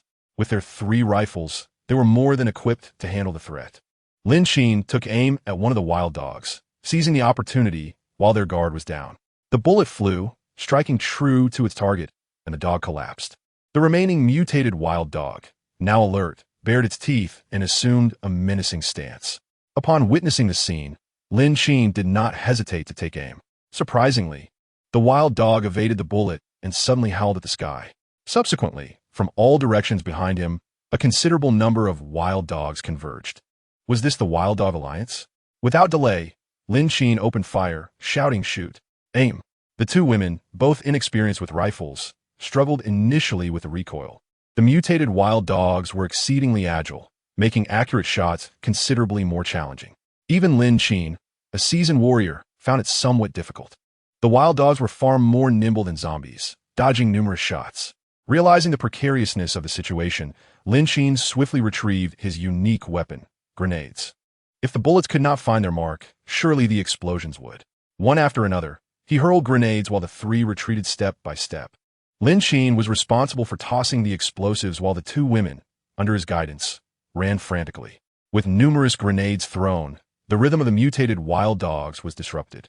At last, Lin Qin and the two women reached a safe location. Breathing heavily, Lin Qin looked at them and remarked, "I am utterly exhausted." Zhang Shui, equally fatigued, gasped for breath, clutching her waist. What on earth was that? Dogs? Nan Wei, also panting, surveyed the desolate surroundings and said, "They must have been bitten by someone who had already turned into a zombie. As long as they are alive, be it human or animal, these zombies will instinctively bite and feed." Clearly, the few wild dogs had simply been bitten by zombies and, upon fleeing, had undergone a mutation, assimilating into the undead. So what do we do now? If we head back, there are still 2 intersections to navigate, about 300 meters or so, Zhang Shui panted while scanning the area. This was certainly not the time for idle chatter. Lin Qin surveyed his surroundings and then approached a nearby supermarket. The supermarket had 2 stories and was not particularly large, easily visible from end to end. However, the shelves were entirely bare. Nothing remained. A few shelves had toppled over, resting against others. There were no signs of zombies in sight. Without hesitation, he pushed the door open and promptly secured it. The fallen shelves were then moved to block the transparent glass door, shielding them from external light. The 3 of them inspected the supermarket to ensure it was sufficiently secure before finding places to sit. After a frantic dash, their energy was nearly depleted. With the outside view obstructed and maintaining silence, they were unlikely to be detected. Lin Qin retrieved 3 bottles of mineral water from his backpack, distributing 1 to each of them. After such a long period of exertion, they were parched. They gulped down the refreshing liquid, feeling considerably more at ease. After waiting for a moment, it appeared that the mutated wild dogs had not pursued them. The tense atmosphere began to dissipate. Lin Qin looked at the 2 women and cautioned, from now on, do not always think of venturing out. Today has been quite eventful. Originally, they could have found solace within the villa. However, Lin Qin needed to procure a silencer, and they required practice to hone their marksmanship. After all, the surrounding zombies had largely been eradicated, and to practice, they had no choice but to venture outdoors. It was hardly feasible to remain hidden in the villa for eternity. Although it was an option, if one did not seek out others, would they not eventually be sought after? The best strategy was to cultivate sufficient strength, thereby earning the right to rest within the villa. No one anticipated encountering so many unexpected occurrences today. It was not meant to unfold this way. Zhang Shui lowered her gaze and murmured. Lin Qin turned to her, remarking that it was precisely because she was so eager to go outside. He asked why she did not accompany the 2 special police officers earlier when she had been so intent on reuniting with her brother. Zhang Shui lifted her head, retorting stubbornly. It was different. Had she chosen to go with them, he would have undoubtedly followed without hesitation. They were quite capable. Yet her brother had asserted that remaining with Lin Qin was safer and more trustworthy. Reflecting on Zhang Qian's unwavering confidence in him, Lin Qin deemed it quite plausible. He then shifted his gaze to Nan Wei. "And what about you? What motivates your actions?" Nan Wei shook her water bottle, acknowledging that evacuating to a safe point was indeed the optimal choice at present. However, she posed a critical question. Who could guarantee that the evacuation point would be entirely secure? Through their time together, she felt Lin Qin was more reliable than the others. As if struck by a sudden thought, Nan Wei hesitated, lowering her head. "Moreover, I have friends here. Once I locate them, I will devise a new plan. I cannot simply abandon them." Lin Qin raised an eyebrow, intrigued. "Friends, you say?" Before Lin Qin could delve deeper into his inquiry, Xiao Shui chimed in eagerly. "Sister Nan Wei, do you have friends with you? Why are you not together?" Nan Wei regarded Zhang Shui's question with a feigned nonchalance, sighing, "It's the zombies. Of course, we were childhood friends, very close. Just the day before the outbreak, I had returned, and we had planned to go out together, only to be engulfed in chaos the very next day. My friends remained holed up in a hotel. Later, when food and water ran scarce, a group of men forcibly entered my home, murdering my parents. I was imprisoned and abused until I found an opportunity to flee, driven by the singular desire to survive and exact revenge when I encountered Lin Qin. You are aware of the subsequent events. As she spoke, Nan Wei's gaze turned toward Lin Qin. She acknowledged that her actions had been rather unethical at the time. Yet in such dire circumstances, her instinct to survive was not without justification. Subsequently, while searching for supplies, I was targeted by a group of men and had no choice but to part ways with a young girl. I then made my way to the hotel where my friends had previously sought refuge, only to discover they were no longer there, and their whereabouts remain a mystery. However, I firmly believe they are still alive. Sooner or later, I shall find them, and they will surely come looking for me as well. Instead of aimlessly wandering about like a headless chicken, it is far wiser to return here, for they are aware of my home's location. Thus, I have returned. To be honest, Lin Qin, you had a gun at that time. Given my treatment of you, why did you not kill me? When you dispatched those two men, you did so without hesitation. To this day, I cannot fathom why you did not eliminate me as well. Lin Qin shifted his gaze slightly before responding. You would not believe it if I told you, so perhaps it is best left unsaid. I cannot merely say it is because you saved my life in a past existence, can I? Nan Wei raised an eyebrow, refraining from further inquiry. However, Zhang Shui, beside them, was incessantly curious. It seems a great deal transpired when the two of you first met, does it not? Do share. I am quite eager to learn what occurred between you. Children ought to inquire less and mind their own affairs, Lin Qin casually dismissed. Yet, Zhang Shui appeared rather displeased. Nevertheless, she did not press further, merely observing Lin Qin and then Nan Wei. Just then, a noise emanated from upstairs. Lin Qin immediately rose to his feet, signaling for silence. It was impossible to ascertain whether a mutated wild dog had entered or if it was something else entirely. However, the streets lay desolate, making the likelihood of a mutated wild dog rather slim. The three of them remained vigilant, their eyes fixed on the upper floor. Shelves blocked the entrance, obscuring most of the light. The staircase leading to the second floor was shrouded in dimness. Lin Qin first surveyed the staircase, noting its cleanliness, suggesting it was not infested with zombies. He ascended the stairs step by step. The second floor mirrored the first, stark and vacant, with a few rows of shelves lining the walls. The central area was completely open and unobstructed. As for the noise they had just heard, Lin Qin observed that there was nothing amiss. Zhang Shui, standing below, anxiously inquired about the situation upstairs. Nothing at all, Lin Qin replied, casting another glance around before turning to leave. Suddenly, in the corner behind the shelves, something appeared to shift. Lin Qin halted, tilting his head to observe. An empty soda can had toppled beside the shelves, uncertain whether it had been nudged or blown by the wind. It rolled back and forth twice, producing a sound identical to what they had just heard. Lin Qin moved towards the direction of the shelves. Yet behind them, there remained nothing. There was merely a small window ajar, with a gentle breeze wafting through. Lin Qin returned downstairs, shaking his head under the gaze of the two. Chapter 60. Let me help you find the airdrop. Have we rested enough? It is time for us to return. Let's be on our way. The team continued their journey. After Lin Qin and the others departed, outside the second-floor window lay a small platform for an air conditioning unit. The girl nimbly climbed back through the window. Meanwhile, Lin Qin and his companions cautiously navigated the streets, hoping to return to their villa unscathed. At that moment, a group of individuals arrived at the perimeter of the villa district. Gunfire erupted, startling a considerable number of zombies. Lin Qin's surveillance detected movement, causing his phone to vibrate incessantly with alerts. He could not help but pull out his phone to investigate. There, at the northwest corner of the gate, was a sizable group of people, each armed and scavenging vehicles along the roadside. Some were even rifling through the clothing and bags of fallen zombies, searching for anything of value. Witnessing this scene, Lin Qin felt a twinge of unease. He was not at home, although there was an electric fence outside. It merely deterred climbing. If they possessed tools, breaching the door would be effortless. However, this worry was fleeting as he noticed the individuals on the surveillance suddenly became exceedingly agitated, rushing towards a particular direction. Lin Qin adjusted the camera's angle while walking, eager to see what was unfolding. The footage revealed three unfamiliar faces, two men and one woman. These newcomers had encircled them, having found a new target, which meant they might not discover his conspicuous villa for the time being. Lin Qin felt a wave of relief. This group was the largest he had encountered thus far, and their actions suggested they were not ordinary survivors. While the electric fence would provide some security, he could not dismiss the possibility of these individuals employing alternative methods to gain entry. Nevertheless, Lin Qin was not particularly concerned about a break-in. Rather, he was apprehensive about attracting their attention.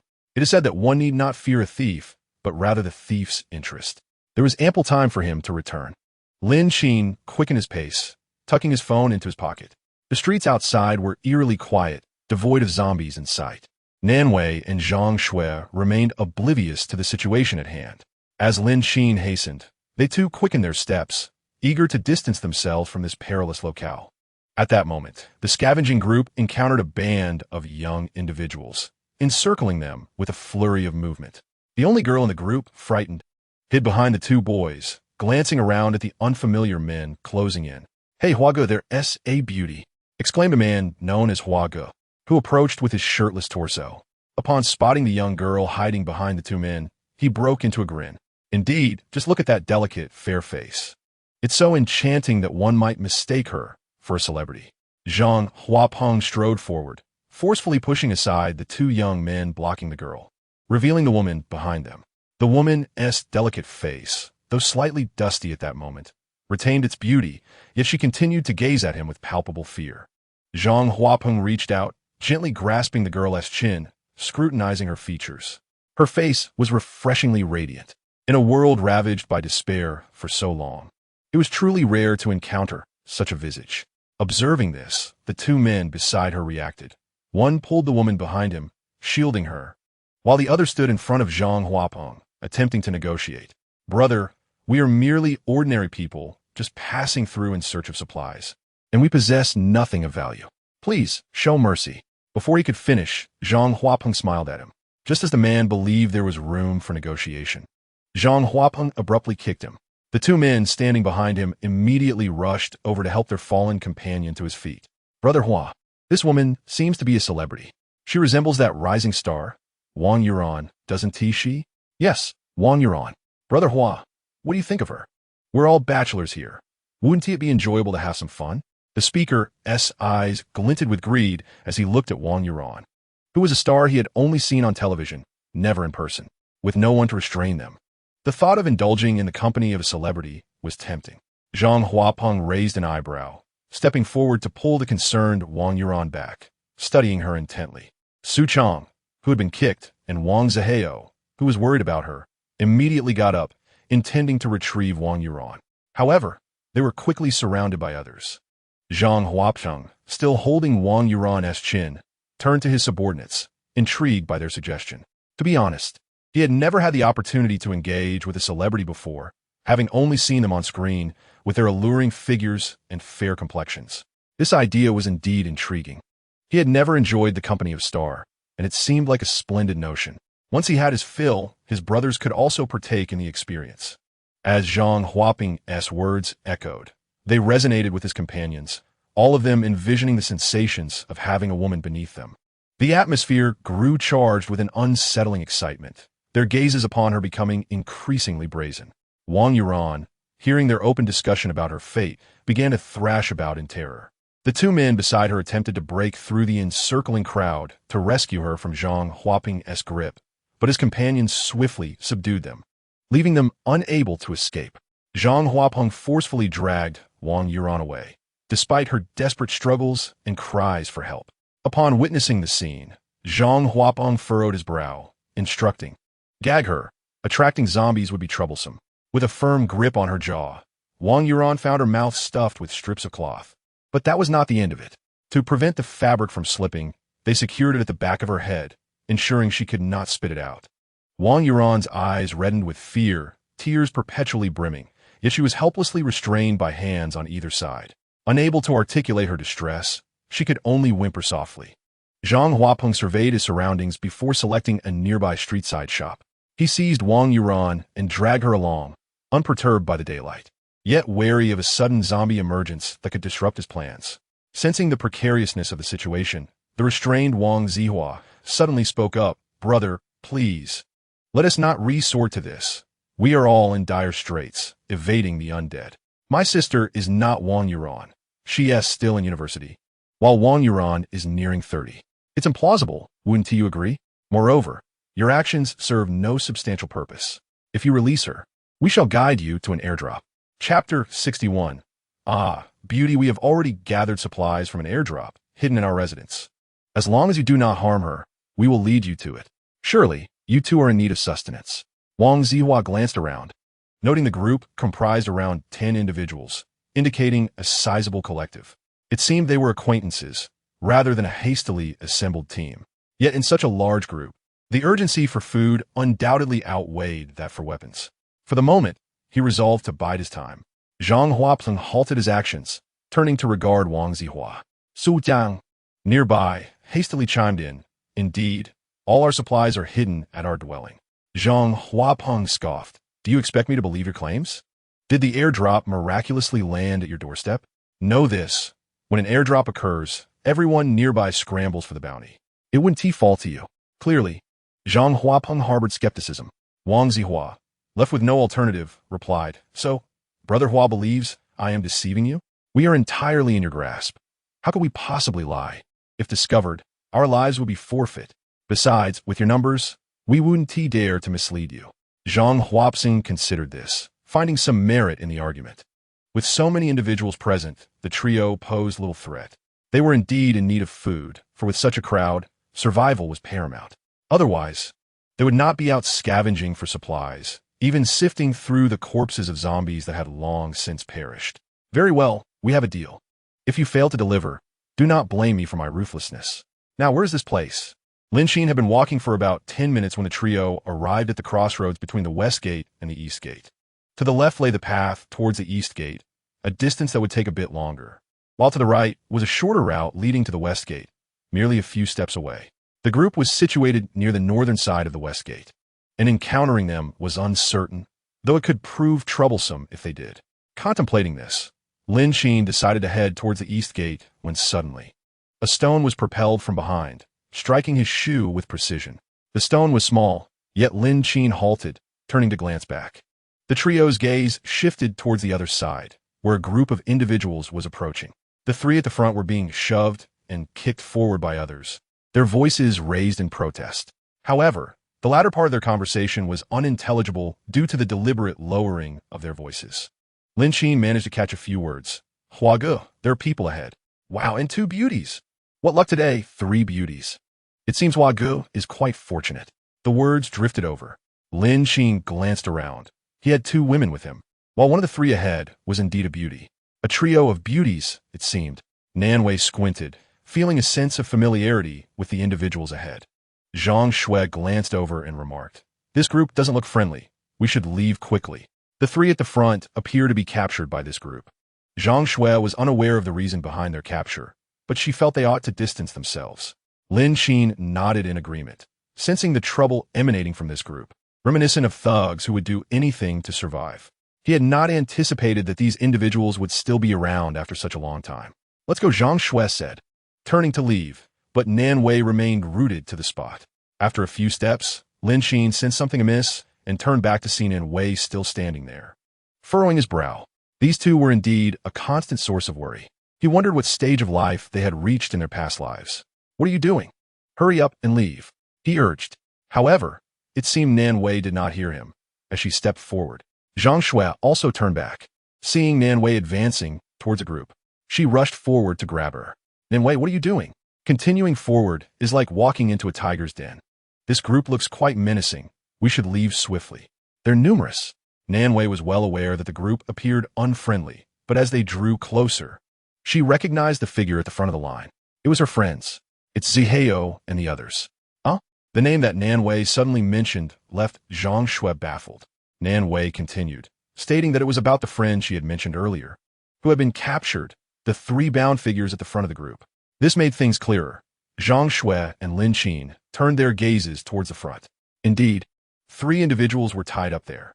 Lin Qin recognized them. They were the unfortunate souls surrounded by this group when his monitoring device had been vibrating incessantly.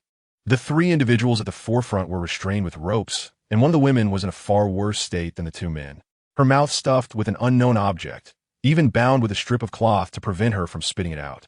As the opposing group approached, they paused, and one of them let out a whistle, remarking, "Ah, are these two beauties waiting for us? Nanzi, hurry up and bring them over. Our brother Hua has something to say to these ladies." As they spoke, several burly men strode forward, their demeanor intimidating. Lin Qin stifled a yawn, stepping forward to shield Nan Wei and Zhang Shui. He calmly instructed, "Shui, you and Nan Wei take care of them promptly. Don't waste time. Let's get back quickly." The group, initially engaging in playful banter, was momentarily stunned by the sight of Lin Qin drawing his gun. "He has got a gun," they murmured. As the realization set in, their initial fear morphed into excitement. With a firearm, they would no longer need to scavenge for supplies, nor fear the undead. With Lin Qin's weapon in hand, coupled with the promise of airdrop supplies mentioned by that young man, their luck seemed nothing short of extraordinary. While the crowd harbored a mix of trepidation and greed towards Lin Qin, he could perceive their intentions even from a considerable distance. Nan Wei and Zhang Shui snapped back to attention, nodding in acknowledgement. Lin Qin handed them firearms, although they were concealed behind their backpacks. In stark contrast, his own gun was displayed prominently across his chest. After issuing his commands, Lin Qin fired without hesitation. The rifle could fire in bursts or single shots. He unleashed a barrage that quickly incapacitated the first few assailants pressing down on Nan Wei's friends. As Nan Wei and Zhang Shui advanced to retrieve their companions, he continued to fire at the remaining adversaries. Chapter 62. Assessing injuries with his companions downed, Lin Qin's decisive actions left the group in a state of panic, causing them to scatter for cover. Even the three individuals who had been restrained were momentarily forgotten. "Oh no, Brother Hua, the gun still has bullets. Quick, take cover," someone shouted. "What about the three?" "I don't know. Everyone has hidden away. No one is watching." At that moment, no one cared about anyone else. With Lin Qin firing, the opposing group dared not show their faces. Nan Wei seized the opportunity to step forward and retrieve her friends with remarkable ease. She gently removed the object from Wang Yuran's mouth, placing a comforting hand on her shoulder. Wang Yuran trembled, her eyes misty with tears. It's all right, Wei Wei murmured, patting Wang Yuran's back.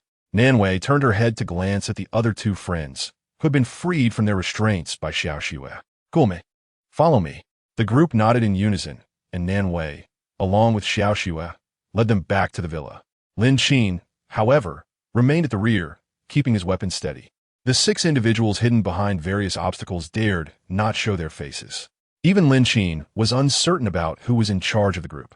Zhang Huapeng, with a sly glint in his eyes, could not help but speak up. "Little brother, we are all on the same side here.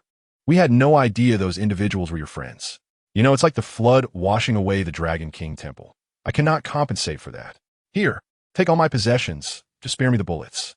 Zhang Huapeng, hiding behind a trash bin, quickly began to ingratiate himself. If he had to part with his most treasured belongings, he thought it best to bow his head and prioritize survival. After all, whether it be weapons or people, he could always return for vengeance in the future. But for now, it was prudent to admit fault and show humility. Those who recognize the times are truly wise. Moreover, it was a gun. Who could ascertain how many bullets remained within? The items Zhang Huapeng coveted must surely be of value. Without bullets, they were nothing more than heaps of scrap metal, utterly useless. Indeed, our brother Hua is the most loyal. We will give you everything, as long as you let us go," chimed in another subordinate from a different hiding spot. Yet, Lin Qin noticed the mention of Brother Hua. How fortuitous, he mused. Brother Hua, past grievances and entanglements. He realized that silence would not afford them mercy. Uttering his name would seal their fate. Forced to cower amidst the refuse. He was in this predicament because of this very group. Lin Qin took aim at the trash bin. The stainless steel offered no protection against his relentless assault. The bullets pierced through, striking shoulders and heads, rendering them like sieves. This was not the end. Lin Qin continued to fire upon the remaining targets. Many, frightened and desperate, attempted to flee but fell lifeless within mere steps. Lin Qin was not inherently ruthless, but this group had wronged him, and he would not let them escape unscathed. He understood Zhang Huapeng's temperament. Today, regardless of the circumstances, he had been offended, and animosity had been forged. This would not be forgotten, but would linger in the shadows. It was better to resolve matters swiftly than to invite further trouble. Lin Qin retracted his weapon, choosing not to linger on the corpses. Before long, the scent of blood would draw the hungry undead. Meanwhile, Nanwei led her companions as they scaled the walls of the villa area, guiding them to another house not far from Lin Qin's abode. This is the first residence she occupied after parting ways with Lin Qin. Lin Qin's house is notably unique, having taken in her friends without much reason. Moreover, she did not possess a key to Lin Qin's entrance. Zhang Shui followed Nanwei into the villa without hesitation. Upon realizing it was not their own, Zhang Shui momentarily hesitated, intending to inquire of Nanwei. However, Nanwei shook her head, interrupting her question. Xiao Shui, go to the entrance to meet Lin Qin. I'm afraid he might have trouble finding us. All right, Zhang Shui replied, choosing not to say more. She proceeded to the entrance, keeping a vigilant eye on the path. It was not until Lin Qin's silhouette appeared before her that she began to frantically wave her hand, wanting to call out, yet refrained from shouting out of fear of attracting zombies. Lin Qin, being most familiar with his own door, noticed the signs of it having been unused and began to scan the surroundings.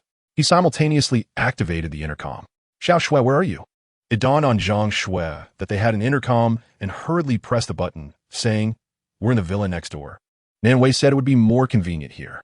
Got it, Lin Qin acknowledged, glancing over in the other direction, where Zhang Shui was crouched at the entrance. Peering in their direction, changing his course, Lin Qin headed straight over. Upon entering the villa, the others were already seated on the sofa. Nanwei was reassuring them while inquiring about their recent experiences. Wang Zihao, filled with righteous indignation, declared, we intended to come to your house to find you. But on the way, we were ambushed and captured. Those people recognized Yuan and sought to violate her. We had to pretend we had found supplies from an airdrop and asked them to take us to your villa. Thus, they took the east gate, only to unexpectedly find you. Su Chong bore the visible marks of a beating, particularly bruises on his abdomen, the result of the hardest kicks. Indeed, we've been extremely worried about you during this time, Nanwei said apologetically. I went to your hotel looking for you, but you were all absent, so I returned. Thankfully, you're all safe. It was a relief that they had survived. The four of them had been companions since childhood, their bond deep and distinct from others. At that moment, Wang Yuan, no longer afraid, looked at Nanwei and asked, where are Uncle and Auntie? Why aren't they with you? Upon mentioning this, Nanwei fell silent. The others sensed something was amiss and quickly shifted the topic. Wang Zihao, Nanwei, are you hungry? Coincidentally, we set out to find you today and unexpectedly came across a few packs of instant noodles. Yuan even mentioned saving one for you. Yuan, where are your noodles? Wang Yuan immediately looked down, rummaging through the pockets of her clothing. Clearly, they had been lost. The loss of such scarce food made Wang Yuan burst into tears with guilt. It's all right, they consoled her. A slight noise from Lin Qin's entrance drew their attention. The three unfamiliar faces in the room turned in unison to gaze upon him. Nanwei immediately stood up to introduce Lin Qin, explaining that he was the one who saved her and took her in. The three individuals quickly rose, with the two young men even eager to shake Lin Qin's hand, as he had just rescued them all. However, Lin Qin waved his hand dismissively, saying there was no need for thanks, as it was merely a matter of convenience. He insisted they should not rush to express gratitude, as he needed to check for any injuries on them. Xiao Shui, please examine this young lady, he instructed. Wang Zihao and Su Chong exchanged puzzled glances towards Nanwei. Lin Qin reassured them, do not worry. If there are marks from a zombie's bite or scratch, infection is certain. If not, then there's nothing to fear. This is merely a routine check. Nanwei concurred. As long as there are no injuries, the examination is of little consequence. Lin Qin inspected their bodies, finding only minor abrasions on the two men, which were normal and showed no signs of decay or mutation, and had already formed scabs. As for the young lady, no significant injuries were detected, though there were signs of having been struck forcefully, particularly evident from the prominent bruises on her cheeks. Given the multitude of zombies outside, the absence of any bite marks on the trio was a testament to their competence. Well, it seems there are no issues, Lin Qin declared, gesturing towards Nanwei. Once it was confirmed that they were unharmed, the group, though still somewhat apprehensive, sat down again, mindful of Lin Qin's formidable presence as a well-armed individual. Nanwei had much to discuss with them, and soon forgot about Lin Qin and Zhang Shui, both of whom were considerate enough not to intrude. Zhang Shui approached Lin Qin, asking, are we staying here? Not returning? Lin Qin tilted his head, suggesting they wait a bit longer, as there was no hurry. Zhang Shui appeared troubled, realizing that these individuals were unaware of the current situation. Didn't T-Sister Nanwei say we were just waiting for her friends? Now that they've arrived, does this mean we will leave for the evacuation point? Lin Qin, however, was indifferent, as his primary concern was the evacuation point itself. He had contemplated the matter seriously, but decided to remain observant for the time being. He casually found a spot to sit and surveyed the surroundings. He had been here once before. While not entirely familiar, he had a general understanding of the situation. This group could not stay in their own villa. The storage room downstairs was too small, even though it was vacant. The second floor was already fully occupied, and the third floor was even less feasible, as it was filled with supplies. The third and attic levels were primarily stocked with ordinary cardboard boxes containing snacks and puffed foods, which were lightweight. This arrangement allowed him to discreetly enter and retrieve supplies without attracting too much attention. On the other hand, only Lin Qin possessed the key to these rooms. Nanwei felt a sense of comfort in bringing him here. The two sat at the entrance, waiting for an indeterminate period. Suddenly, a sound emerged from behind them. Turning his head, Lin Qin saw Nanwei saying, could you spare some food? They haven't eaten in quite a while. The instant noodles they had painstakingly gathered were meant to be shared, but the last packet intended for her was lost. During this time, all their provisions had come from Lin Qin. He nodded and tossed a backpack towards her. The bag contained an array of food, biscuits, bread, instant noodles, and bottled water. Nanwei expressed her gratitude and walked over, and the others immediately began to eat. Before long, their hunger was sated. Lin Qin approached and inquired, "What are your plans for the future?" The three exchanged glances between Lin Qin and Nanwei. Wang Zihao replied, "We originally came to find Nanwei, so we will definitely stay with her from now on. However, Nanwei, we should hurry to the evacuation point. There are so many cars by the roadside. Once we get on the overpass, it will be much easier, and we'll reach the evacuation point swiftly. Once we arrive, we will be safe. By the way, why don't you come with us? The outside is chaotic, not just with zombies, but also with ruthless people." Wang Zihao's invitation was earnest.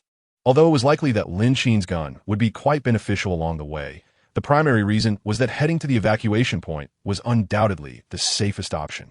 Accompanying them to the evacuation point was certainly not a disadvantage.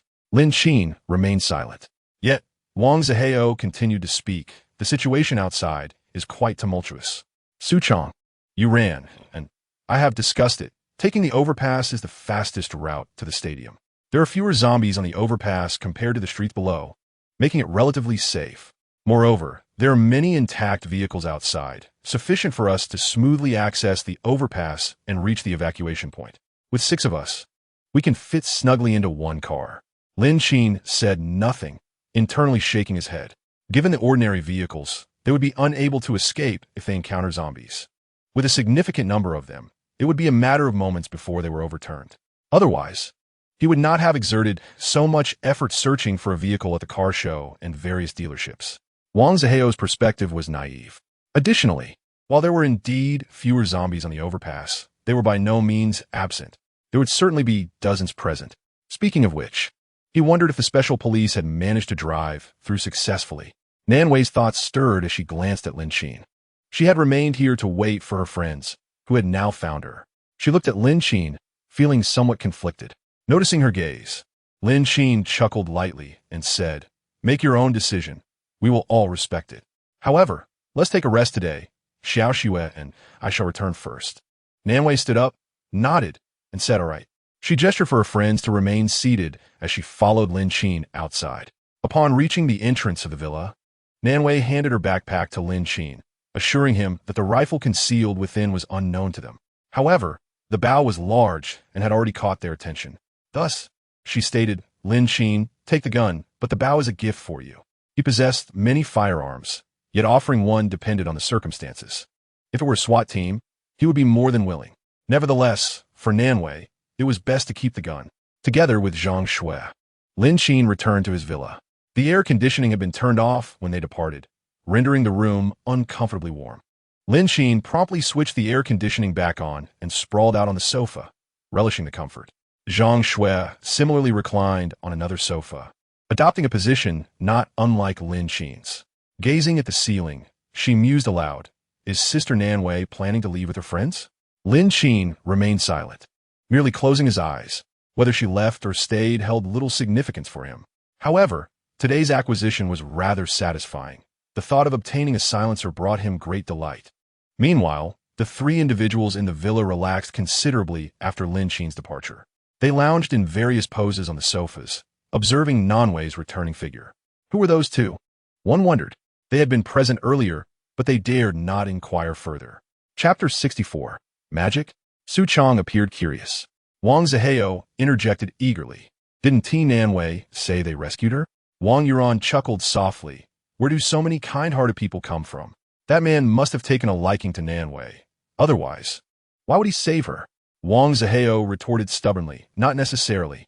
Did you not see the young girl beside him? Her gaze was far from innocent. Su Zhang Laoget, siding with Wang Zihao on this matter. The three continued their playful banter, seemingly reverting to their previous dynamic. Yet, Nanwei lacked the inclination to join their frivolity, stating instead, "Please choose a room to rest in. This villa area is relatively safe. We shall plan and discuss the evacuation details later." Noticing Nanwei's discontent, the trio ceased their teasing and nodded, each selecting a room. The living room fell silent, and Nanwei sighed. Darkness quickly enveloped the sky. In the dead of night, Lin Qin awoke with a start, his phone vibrating incessantly beneath his pillow, indicating the detection of human movement. The surroundings were pitch black, illuminated only by the faint glow of the phone screen.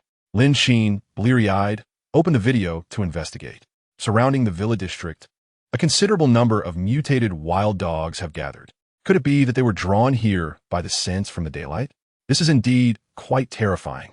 Before Lin Qin could fully comprehend the situation, he noticed that the alerts indicating human movement were not limited to just one. Reluctantly, he activated all the monitored feeds to investigate. In the shadows, a woman was frantically scaling the walls, seeking refuge here. The mutated wild dogs had been attracted to her presence. The commotion created by the wild dogs was significant.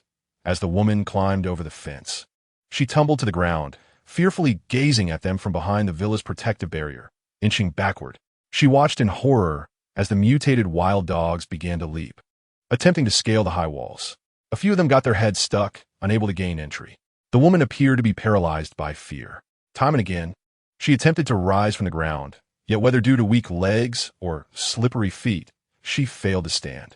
Through the surveillance footage, Lin Qin witnessed what true desperation looked like. Upon closer examination of the camera number, irritation washed over his face. This woman certainly chose her location well. Fortuitously, the place she chose to scale the wall was adjacent to Lin Qin's villa. The mutated wild dogs continued to leap, while others gnawed incessantly at the iron railings. The railings of the villa should be sturdy. They ought not to be breached so easily. Yet, as Lin Qin contemplated this, he noticed an increasing number of mutated wild dogs gnawing at the iron bars. If the gaps widened even slightly, just a minor bend, they could potentially squeeze through. For now, the mutated wild dogs had not achieved their goal. The quality of the iron railing was commendable. Nevertheless, the number of wild dogs outside was substantial, and given their gathering behavior, it was plausible they would stack up to shorten the distance before leaping over. Lin Qin was not particularly knowledgeable about these wild dogs, but their successful entry would signify a loss of safety for the area, while he himself was indifferent. The villa where Nanwei and the others resided had no defenses whatsoever. It still featured the most basic floor-to-ceiling windows, which would shatter easily whether faced with zombies or mutated wild dogs. Lin Qin stood up and stepped outside. The wild dogs, undeterred by the fence, persisted in their attempts. As Lin Qin approached, the woman, in her panic, collided into his embrace. He intended to move forward, but she grasped his arm tightly. "What are you doing? There are mutated wild dogs over there. If you go out, you might get bitten." Lin Qin cast a brief glance at her before continuing on his path. "Are you trying to get yourself killed?" Lu Shasha exclaimed, observing Lin Qin's reckless demeanor. In distress, she scanned her surroundings. One side offered safety, while the other beckoned death. This man truly seemed beyond saving. She glanced between the two directions and then hurried toward the safer path. Lin Qin, focused on the wild dogs outside, took aim and began firing his weapon with precision. The mutated wild dogs outside swiftly inflicted casualties. Once Lin Qin dealt with them, he approached the wall to inspect the bite marks. Lu Xia, having left, heard a faint sound behind her and naturally noticed the gun in Lin Qin's hand. After he had vanquished all the mutated wild dogs outside, the gun inexplicably vanished from his grasp. Lu Shao's eyes widened in astonishment. What was this? Magic? Or had he mutated? For a moment, panic seized her. Yet, she quickly regained her composure. It couldn't be a mutation, otherwise. How could he have dealt with those monstrous creatures outside? She reasoned that he posed no significant threat to her, otherwise. He would not have let her go when she had bumped into him. Calm down. Now that he possessed a firearm, his safety was considerably assured. If she ventured out now and endeavored to win his favor, it should not pose a significant problem. In the dim light, Lu Shasha noticed that he was moving toward the fence. An opportunity presented itself.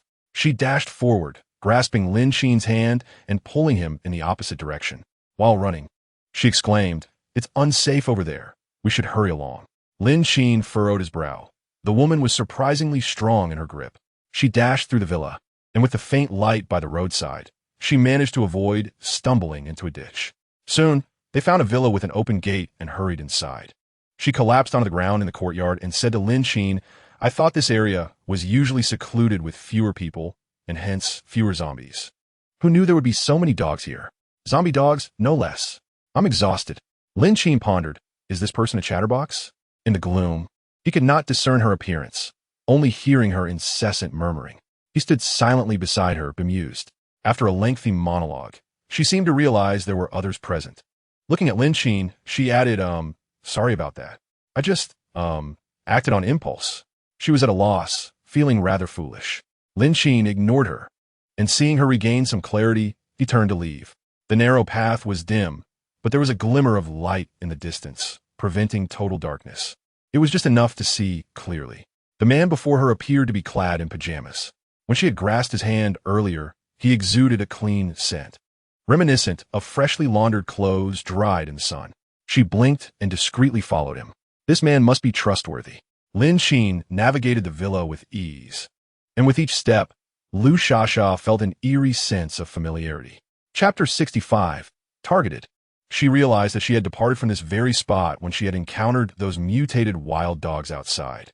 She nervously crouched behind the greenery along the roadside. Through the faint light, she observed him opening the large iron gate and stepping inside. Was this villa his residence? Lu Shasha's gaze fixated on the mansion, gradually revealing a look of astonishment. This house was unlike any other villa. The exterior was adorned with security bars, and the grand entrance was a solid iron door, while the surrounding wall was equipped with electric fencing. Despite the heavy curtains, a faint glimmer of light managed to seep through.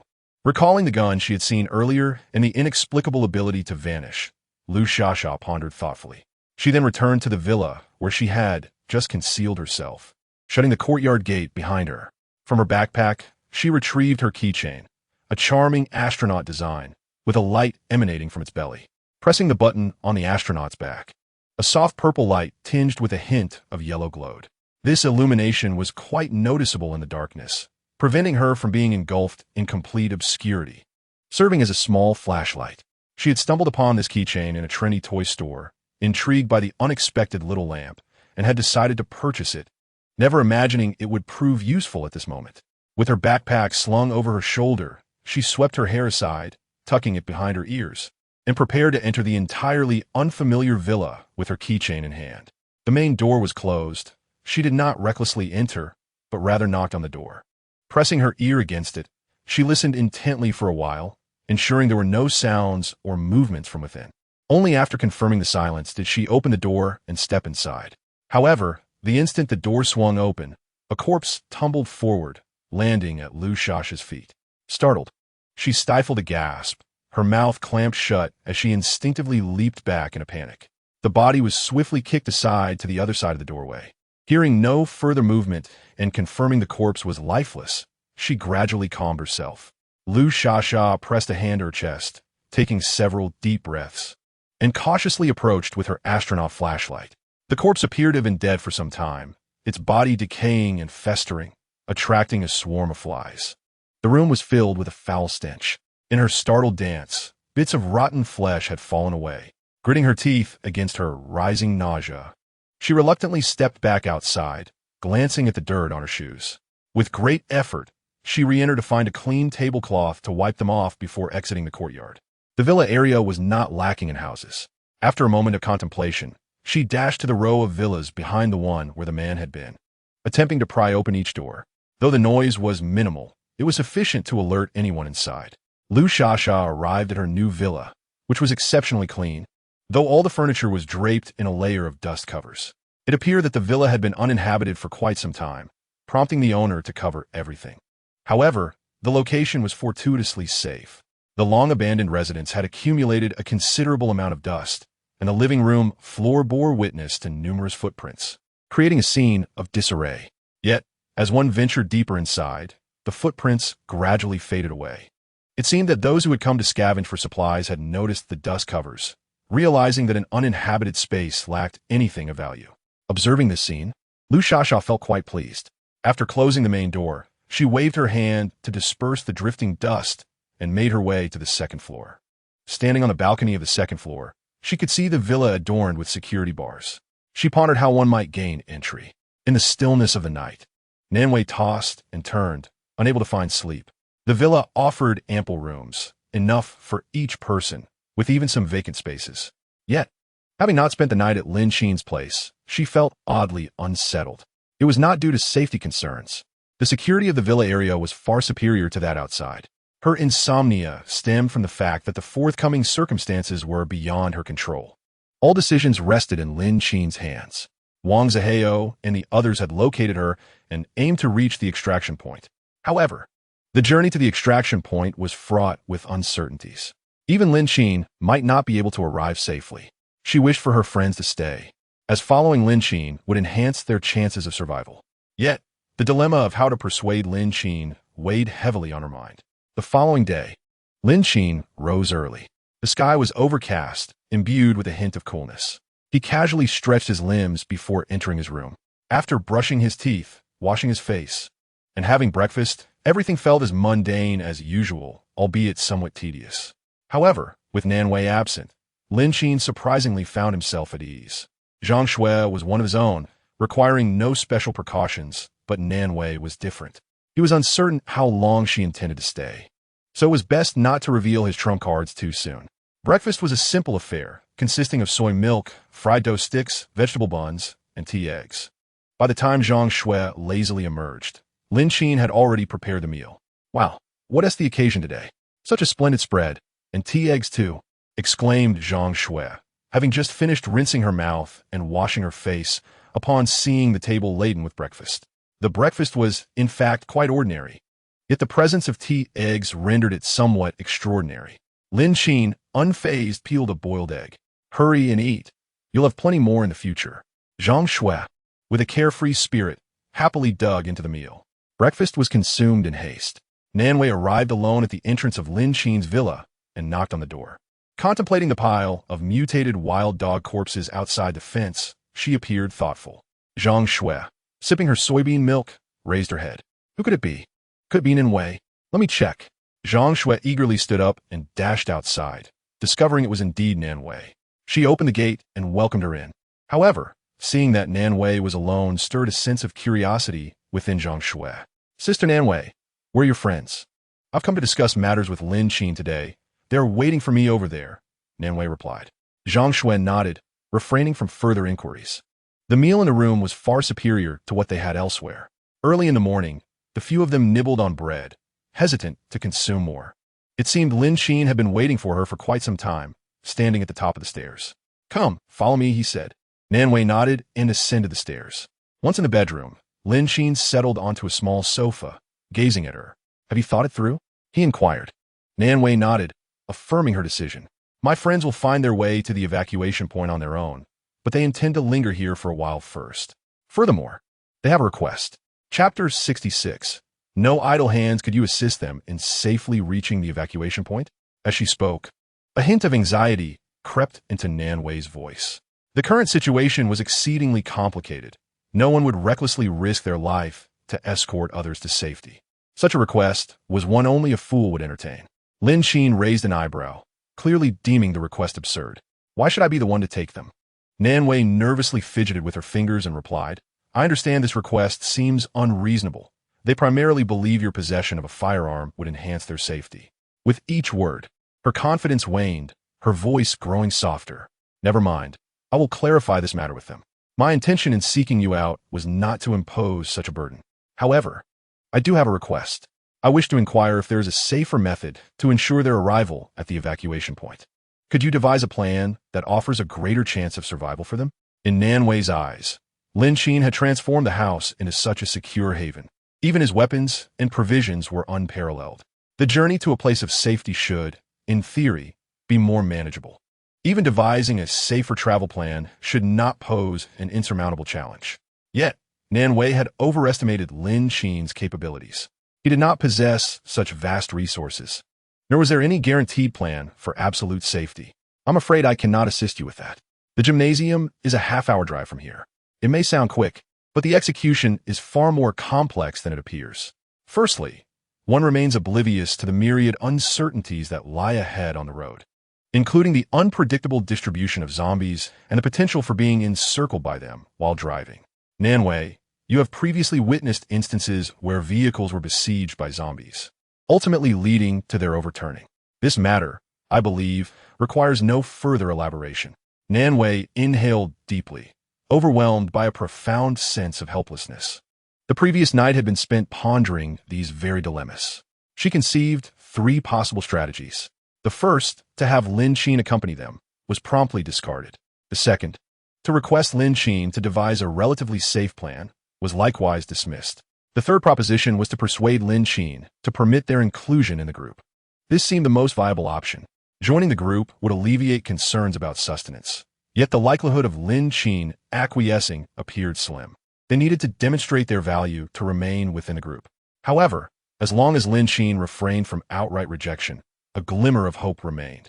After a prolonged hesitation, she inquired, "So, can they, like me, join this group? Rest assured, I can guarantee their utmost obedience." Nanwei extended her hand in a gesture of oath. Lin Qin, with a slight grimace, contemplated before responding, "I do not harbor idle individuals. Should they join, they must assist in procuring supplies. They cannot simply remain indoors. This is something you must understand. I am not a philanthropist. At best, I can permit you to reside here, in the adjacent space. But beyond that, self-sufficiency is essential. Allowing you to stay is already my greatest concession." It is important to note that Lin Qin intended to establish an impenetrable sanctuary within the entire villa district, while he could not oversee other areas. Ensuring the safety of the villa district was paramount, albeit only in the initial stages of clearing and securing the main entrance. It was impossible to entirely prevent the potential incursion of outsiders or external threats. Future enhancements to fortify the villa district would be necessary. Relying solely on himself was undoubtedly challenging. However, integrating additional personnel could also be feasible. The primary concern lay in the difficulties of managing and controlling newcomers. Lin Qin felt reluctant to accept new members at this juncture, primarily due to the complications arising from increased male presence leading to divergent opinions. If they were to exhibit absolute obedience and compliance, then he might reconsider. Nanwei nodded. "I understand. You need not worry. In our quest for supplies, we shall not be a burden to you. Consider us a small team responsible for sourcing provisions, or even as sentinels." Lin Qin replied, "I have yet to agree." Nanwei responded, "That is quite all right. Your hesitance aligns with my expectations. Were I in your position, I would likely make a similar choice." Lin Qin nodded in acknowledgement of her words. After a moment of thought, he inquired, "What are the names of your friends?" "Huh?" Nanwei was momentarily taken aback. Hesitantly articulating, "The girl's name is Wang Yuran. If you are familiar with the entertainment industry, you should know her. The 2 others, the taller one is Su Chong, and the slightly shorter one is Wang Zihao." Just as Lin Qin was lost in thought, Nanwei looked up at him, her tone laced with curiosity. "Why do you inquire about their names?" Regaining his composure, Lin Qin waved his hand dismissively. "Oh, just a casual question. You may return for now. I need to ponder this further." Nanwei nodded and departed, leaving Lin Qin in a quandary. In his recollection, he was uncertain how long these individuals would be able to endure. It appeared that Nanwei's team did not include anyone named Wang Yuran. In his scant memories, there was no trace of her. However, the 2 men bore a faint resemblance to someone he knew. Yet, the disparity was striking. The men who had rescued him had appeared rugged and unkempt, whereas these two resembled fresh-faced youths. It seemed to be a twist of fate. Nevertheless, there was a notion lingering in his mind. If he wished to establish a secure environment, he indeed required a few vigilant guards. It would be ideal if they were familiar faces. The uncertainty of their compliance remained a concern. After Nan Wei exited Lin Qin's room, she made her way downstairs, where Zhang Shui was leisurely enjoying breakfast. Upon seeing her, Zhang Shui warmly invited, "Sister Nan Wei, have you had breakfast? Come join me." Nan Wei merely shook her head, turning her gaze back toward the staircase, her thoughts racing. It seemed that Lin Qin and Zhang Shui shared a unique bond. She had previously heard references to him as brother. Perhaps seeking her assistance would yield better results? With this contemplation, Nan Wei approached Zhang Shui tentatively and inquired, "Shui, do you have a good relationship with Lin Qin?" Zhang Shui nodded. "I suppose it's fair to say so. Why do you ask?" Nan Wei continued, "It's just that I wonder if my friends could join the team. It's rather unsafe outside. I plan to settle here temporarily until there's an opportunity to relocate." She added, "Could you possibly speak to Lin Qin about it?" Zhang Shui paused her eating, her gaze drifting. "Sister Nan Wei, it's not that I don't wish to help, but in matters like this, I hold little influence. As long as he doesn't mind my presence, the decision ultimately lies with him." Seeing that Zhang Shui lacked any decisive authority left Nan Wei feeling somewhat disheartened. Would her friends ultimately have to leave this place? Although her time by Lin Qin's side was brief, she was acutely aware that this villa community was the safest haven in the vicinity, and Lin Qin was intent on transforming it into a secure sanctuary. It is inevitable that they are short-staffed. At present, she is not entirely devoid of opportunities. Nan Wei arrived in haste and departed just as swiftly. Lin Qin did not linger upstairs for long and soon descended from the second floor. Zhang Shui was washing dishes, and upon seeing Lin Qin, she inquired, "Sister Nan Wei just left. Lin Qin, do you have something going on with her?" Zhang Shui continued, "Nan Wei's friends seem quite decent. I do not perceive them as ill-intentioned." Lin Qin remained silent in response, instead gazing at her and asking, "Have you been in touch with your brother these days? If not, perhaps you should worry about him." Zhang Shui was momentarily at a loss for words before she muttered her grievances softly. "It's just that my brother said you were his good friend, and I can treat you like an older brother. Why is it that you can't even spare a word? When you took advantage of me before, why didn't you dare mention it to my brother? So petty." Zhang Shui placed the freshly cleaned dish down with force, her face clouded with displeasure. Lin Qin naturally overheard her murmurs, and an awkward silence enveloped the room once again. The more one speaks, the more tears are shed. He was uncertain of her relationship with Zhang Qian, and her overt advances only compounded his discomfort. Any man would have naturally succumbed to the situation. Lin Qin reined in his thoughts and resolved to devise a comprehensive plan. The villa area was not entirely secure yet. Outsiders could still enter at will. In recent days, many had come and gone. Even if the main gate was closed, the surrounding railings were far too low. Electric fencing needed to be installed, along with personnel to monitor the area. If Zhang Ziheo and Su Chong could serve as guards, he figured it would not be a waste of their resources. In such a scenario, the villa would become his personal sanctuary.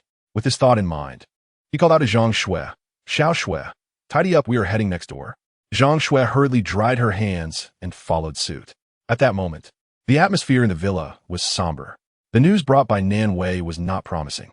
The three exchanged glances, their spirits heavy. Lin Qin had not acquiesced to the idea of them joining the group, which implied that after a brief respite, they would still need to proceed to the evacuation point. The zombies on the road and the ill-intentioned survivors could snuff out their lives at any moment. This was a perilous decision. Yet, remaining here without aligning with a formidable ally would eventually lead to demise. Lin Qin's capabilities were unquestionable. They had witnessed them just yesterday. Joining an unfamiliar group seemed less favorable than sticking with him. Particularly with Wang Yuran's striking beauty in their ranks, it would undoubtedly attract many unscrupulous men. They were aware of the gravity of the situation and would weigh their options carefully. Since the outbreak of the zombies, last night was the first time they had slept soundly, free from fear and anxiety. The echoes of the zombies' howls at night appeared to have diminished significantly compared to before. She was reluctant to disrupt such tranquility. Wang Yuran pursed her lips and softly inquired, "Nan Wei, is there truly no room for negotiation?" Nan Wei, however, merely lowered her head. Su Chong inhaled deeply, asserting, in that case, I shall seek him out for a serious discussion. We will not remain idle. Zaho, and I can take responsibility for the provisions within our group. When Lin Qin arrived, the atmosphere was far from pleasant. Su Chong continued to articulate the contributions he could offer, ostensibly to persuade himself. Upon hearing a commotion, the others braced themselves for confrontation. Upon recognizing Lin Qin, they collectively exhaled in relief. Nanwei, who had drawn her bow, instantly relaxed her grip, glancing between Lin Qin and the large gate behind them, somewhat taken aback. How did you manage to enter? She asked. The door was unlocked. How else could you have gotten in? When he and Zhang Shui had initially arrived, they intended to knock, but the courtyard gate was not locked, merely ajar. Thus, entry was effortlessly achieved. Noticing Lin Qin's presence, Su Chong promptly stood up. We were discussing how we might persuade you to accept our inclusion. The brothers were well aware of your apprehensions, given the current circumstances. Having more idle hands is not beneficial. Besides, you cannot ascertain whether we are trustworthy or not. Assurances can be deceptive. Had it not been for Nanwei, you surely would not have rescued us yesterday, and we understand this. However, even with that understanding, we wish to make our case. Nanwei had informed us that this villa community had been cleared of zombies by you. When we arrived yesterday, the gate was locked. Therefore, we scaled the wall to gain entry, as it was quite low, allowing for easy access. Yet, if everyone can scale the wall, it is evidently implausible to eliminate all the zombies and transform this into a secure enclave. Nevertheless, we can serve as sentinels, overseeing everything within this community, and we can venture out to gather supplies. In essence, we are willing to contribute in any way possible. Su Chong spoke with sincerity. Yet Lin Qin had yet to respond. At that moment, Wang Yuran rose to her feet, stepping forward to guide Lin Qin to the nearest sofa. Brother Lin, we genuinely wish to join this team, and we will diligently adhere to your directives, truly. Standing nearby, Xiao Shui frowned as she observed Wang Yuran supporting Lin Qin, her expression reflecting concern. Lin Qin sat thoughtfully on the sofa before responding. You may remain here until you accumulate sufficient supplies or encounter the special police before proceeding to the evacuation point. However, I must clarify that during this time, you are to be self-sufficient. Additionally, as you have stated, you will assist me in guarding the premises. While I have indeed cleared the zombies from this community, several other survivors have infiltrated during this period. Your primary responsibility will be to guard the entrance and ensure that no outsiders gain entry. Those who have already entered need not trouble yourselves.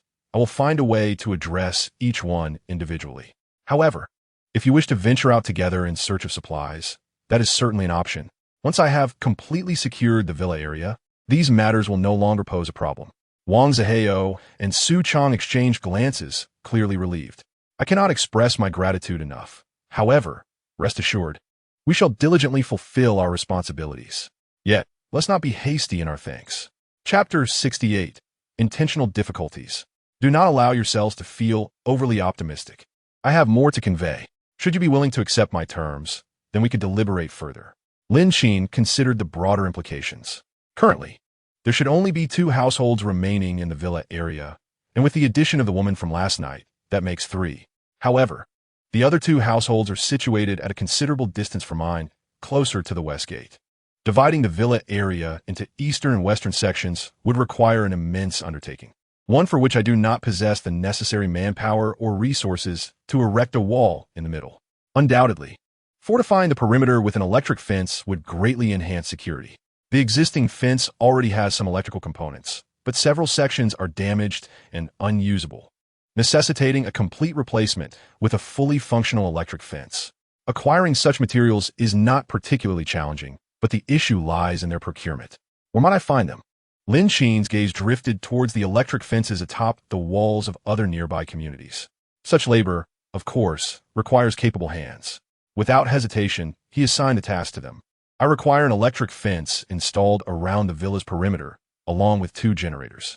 Regardless of how you manage it or where you must go, as long as you can procure these items, I can provide you with any tools or miscellaneous supplies you may need for the process. Have you considered this matter thoroughly? Wang Ziheo and Su Chong appeared utterly perplexed. Tasking them with acquiring an electric fence and generators? These items are not typically found in ordinary households. The electric fence is somewhat more feasible, as most communities possess them, at least visibly. However, generators? That would truly be a challenge. In this large city, how many establishments even possess generators? The two were a loss. Was this not a blatant attempt to create difficulties? Gritting his teeth, Su Chong replied, "Very well. I will take on this task, but do remember your words. Should we succeed, we will be considered part of the team. Of course, if the opportunity arises, we will still make our way to the evacuation point. Until then, you need not worry. We will remain steadfast. However, as friends of Nanwei, we wish to advise you to join us at the evacuation point. The future is uncertain, but we hope you will contemplate this matter earnestly." Lin Qin raised an eyebrow and smiled. "Naturally, I shall give it due consideration. The future remains uncertain. Even Lin Qin himself is unclear about what lies ahead. However, it is indeed a matter worthy of serious contemplation. Uncertainty does not equate to absence. Nonetheless, since they have confirmed their decision to stay, Nanwei's anxious heart has finally found solace." Wang Yuan, beaming with joy, settled beside Lin Qin, the two of them sitting closely together. Zhang Shui observed them with a slight grimace, questioning the reason behind their exuberant laughter. Lin Qin, oblivious to any oddity, glanced around the room and called out to Nanwei. The two stepped into the courtyard, where Lin Qin stated, "The generator they procured is located in this villa for your use.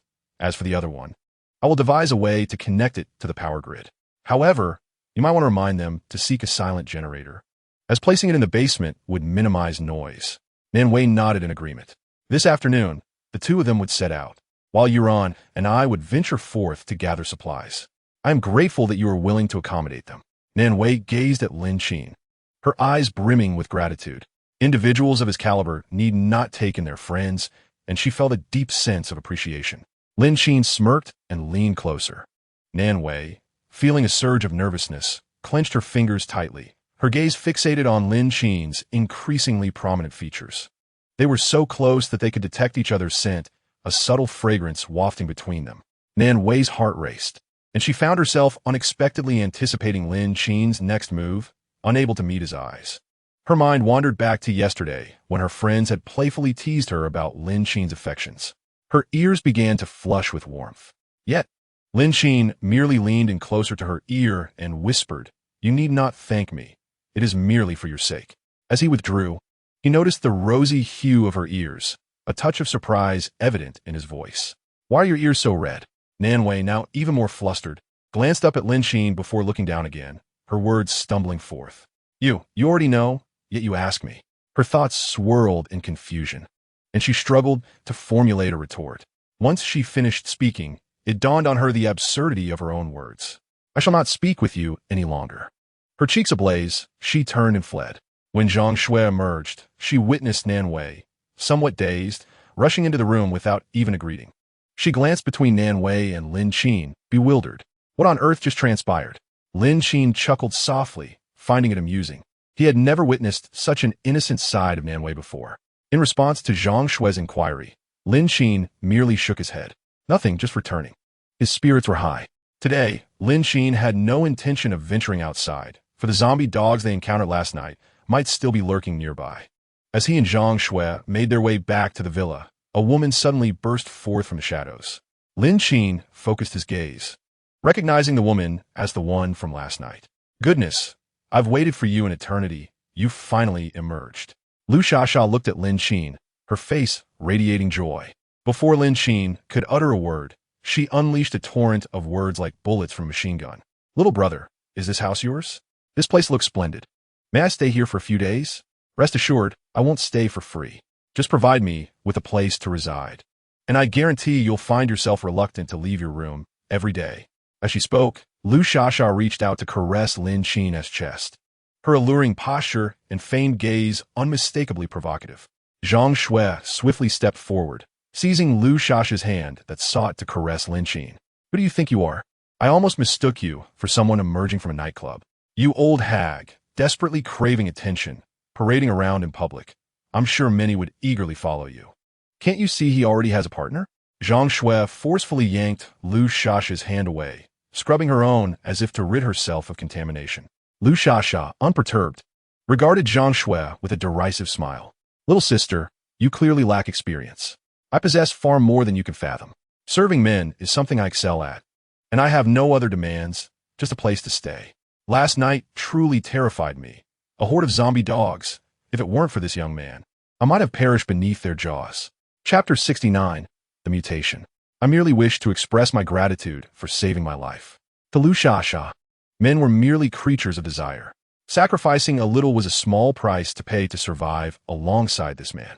Continuing to drift aimlessly would surely lead to death sooner or later. Having witnessed Lin Qin's capabilities last night, she deemed him worthy of her complete investment. There was no shame in being audacious. Zhang Shui's face turned pale with anger as she forcefully shoved Lin Qin aside and positioned herself between the two, pointing at Lu Shasha and hurling insults. I've seen shamelessness, but you take the cake. The more they argued, the more heated their exchange became, escalating into a physical altercation. Lin Qin shook his head, opting to walk away and return to the villa. Given Zhang Shui's demeanor, he doubted he would suffer any consequences. Behind him, Nan Wei, hearing the commotion outside, craned her neck to see what was happening. She noticed Zhang Shui embroiled in a quarrel with a complete stranger. However, just as Lin Qin's hand touched the gate of the courtyard, he suddenly realized something important. This woman had attracted a considerable number of mutated wild dogs last night. Although he had dealt with those that pursued her, there were certainly more lurking nearby. Their bickering echoed like school children squabbling, seemingly eager to attract the attention of the undead. It was deliberate, a plot to harm Zhang Shui. Lin Qin furrowed his brow and swiftly approached Zhang Shui, hoisting her onto his shoulder and making off. He shouted loudly. Nan Wei closed the door securely quickly. Zhang Shui, startled by Lin Qin's sudden action, instinctively clutched at his clothing. What is happening? What's going on? Yet, Lin Qin offered no response. Even Lu Shasha, who had been embroiled in the argument moments before, was momentarily taken aback. By the time she regained her composure, all she could see was Lin Qin returning to their villa with Zhang Shui. Lu Shasha sighed. If today did not work out, there was always tomorrow. After all, time was on her side. What she had witnessed at midnight paled in comparison to the clarity of daylight. The villa's security features were merely the tip of the iceberg. From such proximity, she could discern an additional layer of iron behind the security bars. Even the surrounding walls towered significantly higher than those nearby. It would not be long before she became the mistress of this villa. At that time, that little girl would see how grand she truly was. The commotion from the earlier argument had attracted a few zombies, who could only futilely snap their jaws at her from beyond the barriers, unable to breach the defenses. With a smug expression, Lu Shasha dismissed the threats outside. In her view, if they couldn't get in last night, they certainly wouldn't today. With a scoff, she resolved to take her time. Such a villa was uniquely exceptional in the apocalypse. Anyone who laid eyes on it would undoubtedly covet it. Within a mere 30 seconds, however, the number of zombies outside swelled. Yet Lu Shasha remained oblivious to the escalating danger. By the time she grasped the gravity of the situation, a multitude of zombies and mutated wild dogs had gathered outside the walls, continuing the unfinished business of the previous day. Unlike yesterday, when only the wild dogs had been present, unable to leap over the walls, today, the addition of zombies created a human ladder. The zombies, positioned at the forefront, formed a living ramp for the mutated wild dogs, who clambered over their bodies and charged inside. Before Lu Shasha could flee, she was seized by the wild dogs, their jaws clamping down on her limbs. As more and more wild dogs converged, they tore at her extremities. The excruciating pain overwhelmed her, and she quickly succumbed to unconsciousness. The wild dogs showed no mercy, and soon, they had completely devoured her. Meanwhile, Lin Qin and the others hid within their respective villas, watching the ever-increasing horde of zombies and dogs with grave expressions.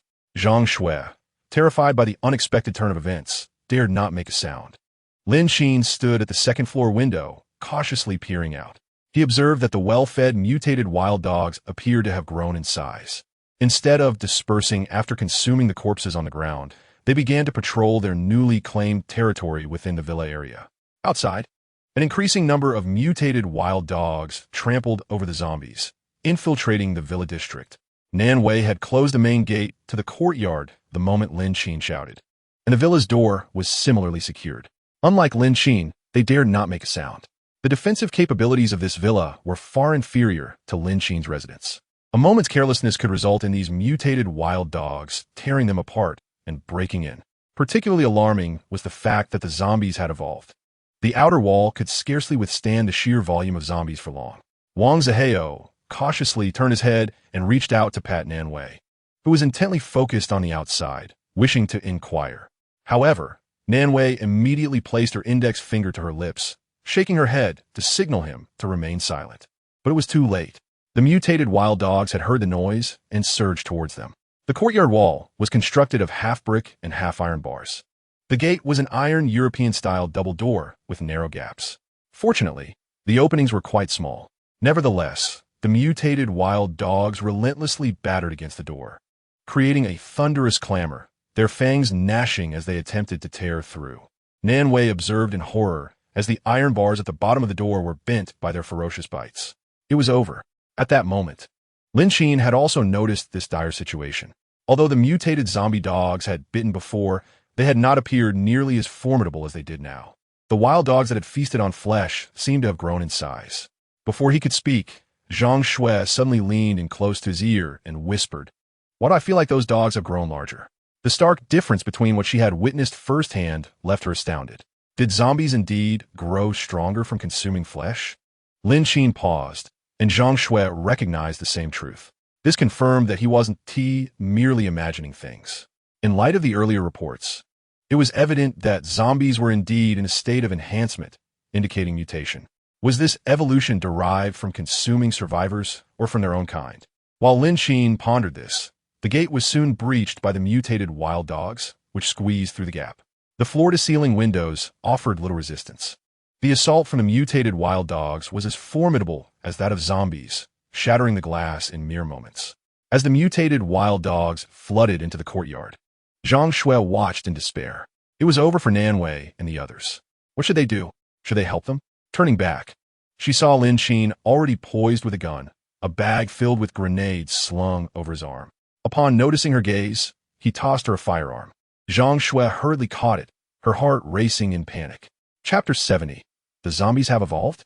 Lin Qin gripped the gun tightly and swiftly descended the stairs, with Zhang Shui closely trailing behind. Are we not going to rescue Sister Nanwei? Why are you closing the windows now? Lin Qin hurriedly descended to the first floor, handing her the attic key as he walked. You head to the rooftop and aim your gun at those mutated wild dogs. Huh? Zhang Shui was momentarily taken aback, but she quickly turned to ascend the stairs. During this period, Lin Qin had taught her quite a bit. Her archery skills had improved, and she had fired a gun yesterday, so it wasn't overly difficult. However, a tinge of fear lingered. Nonetheless, with the situation on the other side being critical, fear could not hinder action. She rushed up the stairs in haste. Meanwhile, Lin Qin swiftly closed the iron shutters on the first-floor windows. Once secured, the first floor was enveloped in darkness. He then hurried to the second and third floors, shutting all the iron shutters before proceeding to the attic. The attic was only partially constructed. Beyond the large door lay a small flat-roofed terrace leading to the rooftop. Zhang Shui had already fired her weapon, taking down several mutated wild dogs. However, the majority had surged into the adjacent villa, rendering them inaccessible. With no other choice, she could only attempt to intercept the other mutated wild dogs continuously flooding into the villa. When Lin Qin arrived, she was diligently trying to fend off the relentless onslaught of mutated wild dogs. Standing beside her, he looked down. Surrounding his villa were numerous mutated wild dogs. Fortunately, Lin Qin's perimeter was fortified. The original iron fence had been dismantled and replaced by reinforced walls with steel reinforcements. This was more than sufficient to withstand the assault from the mutated wild dogs. Calmly, Lin Qin grabbed the walkie-talkie and said, "Nanwei, I'm about to throw a grenade. Find a safe position, preferably away from that villa." As soon as he finished speaking, Zhang Shui interjected, "Nanwei is on the rooftop." Lin Qin glanced up to see Nanwei and her group on the rooftop, both parties gazing at each other from a distance. Two men gripped the attic door tightly, too fearful to let go. Observing this scene, Lin Qin retrieved a pair of earplugs he had previously copied at the shooting range. These would muffle most sounds, at least preventing the ringing in his ears from the nearby explosion. He handed a pair to Zhang Shui as well, then hurled a grenade into the throng of mutated wild dogs below, simultaneously tossing another towards the pile of zombies by the perimeter wall. The explosions echoed one after another. Lin Qin had prepared in advance, so the noise was not overwhelmingly loud, It felt as if his very insides resonated with the blasts, producing a low hum within him. He did not count the grenades. His movements were as automatic as a machine, tossing one after another. The plastic bag filled with grenades was soon empty. At that moment, the corpses of zombies and mutated wild dogs that had surged into the villa area piled up like a small mountain. The perimeter wall had been breached, leaving only the situation near Nanwei as perilous. Like a magician, Lin Qin produced another plastic bag filled with grenades and handed it to Zhang Shui. If, upon returning, a horde of zombies were to breach this opening, swiftly disengage this ring and cast it aside, the explosion will occur in 5 seconds. Do you understand? Zhang Shui nodded. Lin Qin donned his protective gear and descended cautiously. He meticulously surveyed his surroundings until he reached the villa where Nanwei resided. The courtyard was strewn with numerous corpses, and a large iron gate hung precariously to one side.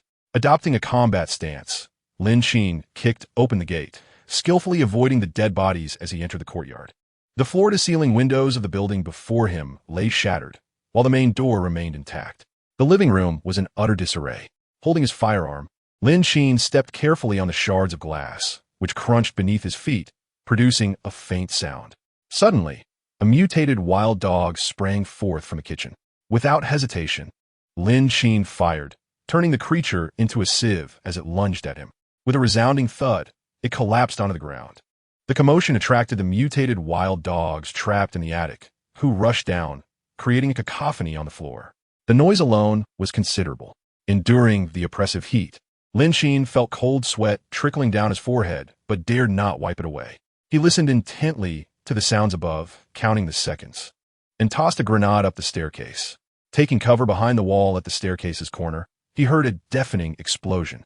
The wooden handrail of the staircase splintered into pieces, and the frenzied wild dogs tumbling down were similarly obliterated. Lin Qin stepped out from behind the wall, raising his weapon to unleash a barrage at the relentless wild dogs on the staircase.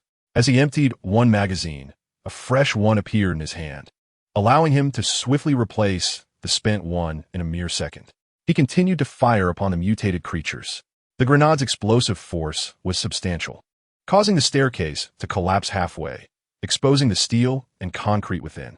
Many of the mutated dogs' carcasses piled up at the bend, plummeting through the gaping hole created by the explosion. As the bodies accumulated on the staircase, the weight shifted, causing them to tumble down once more. Lin Qin relentlessly fired his weapon while advancing upstairs. Upon exhausting his magazine, he swiftly reloaded.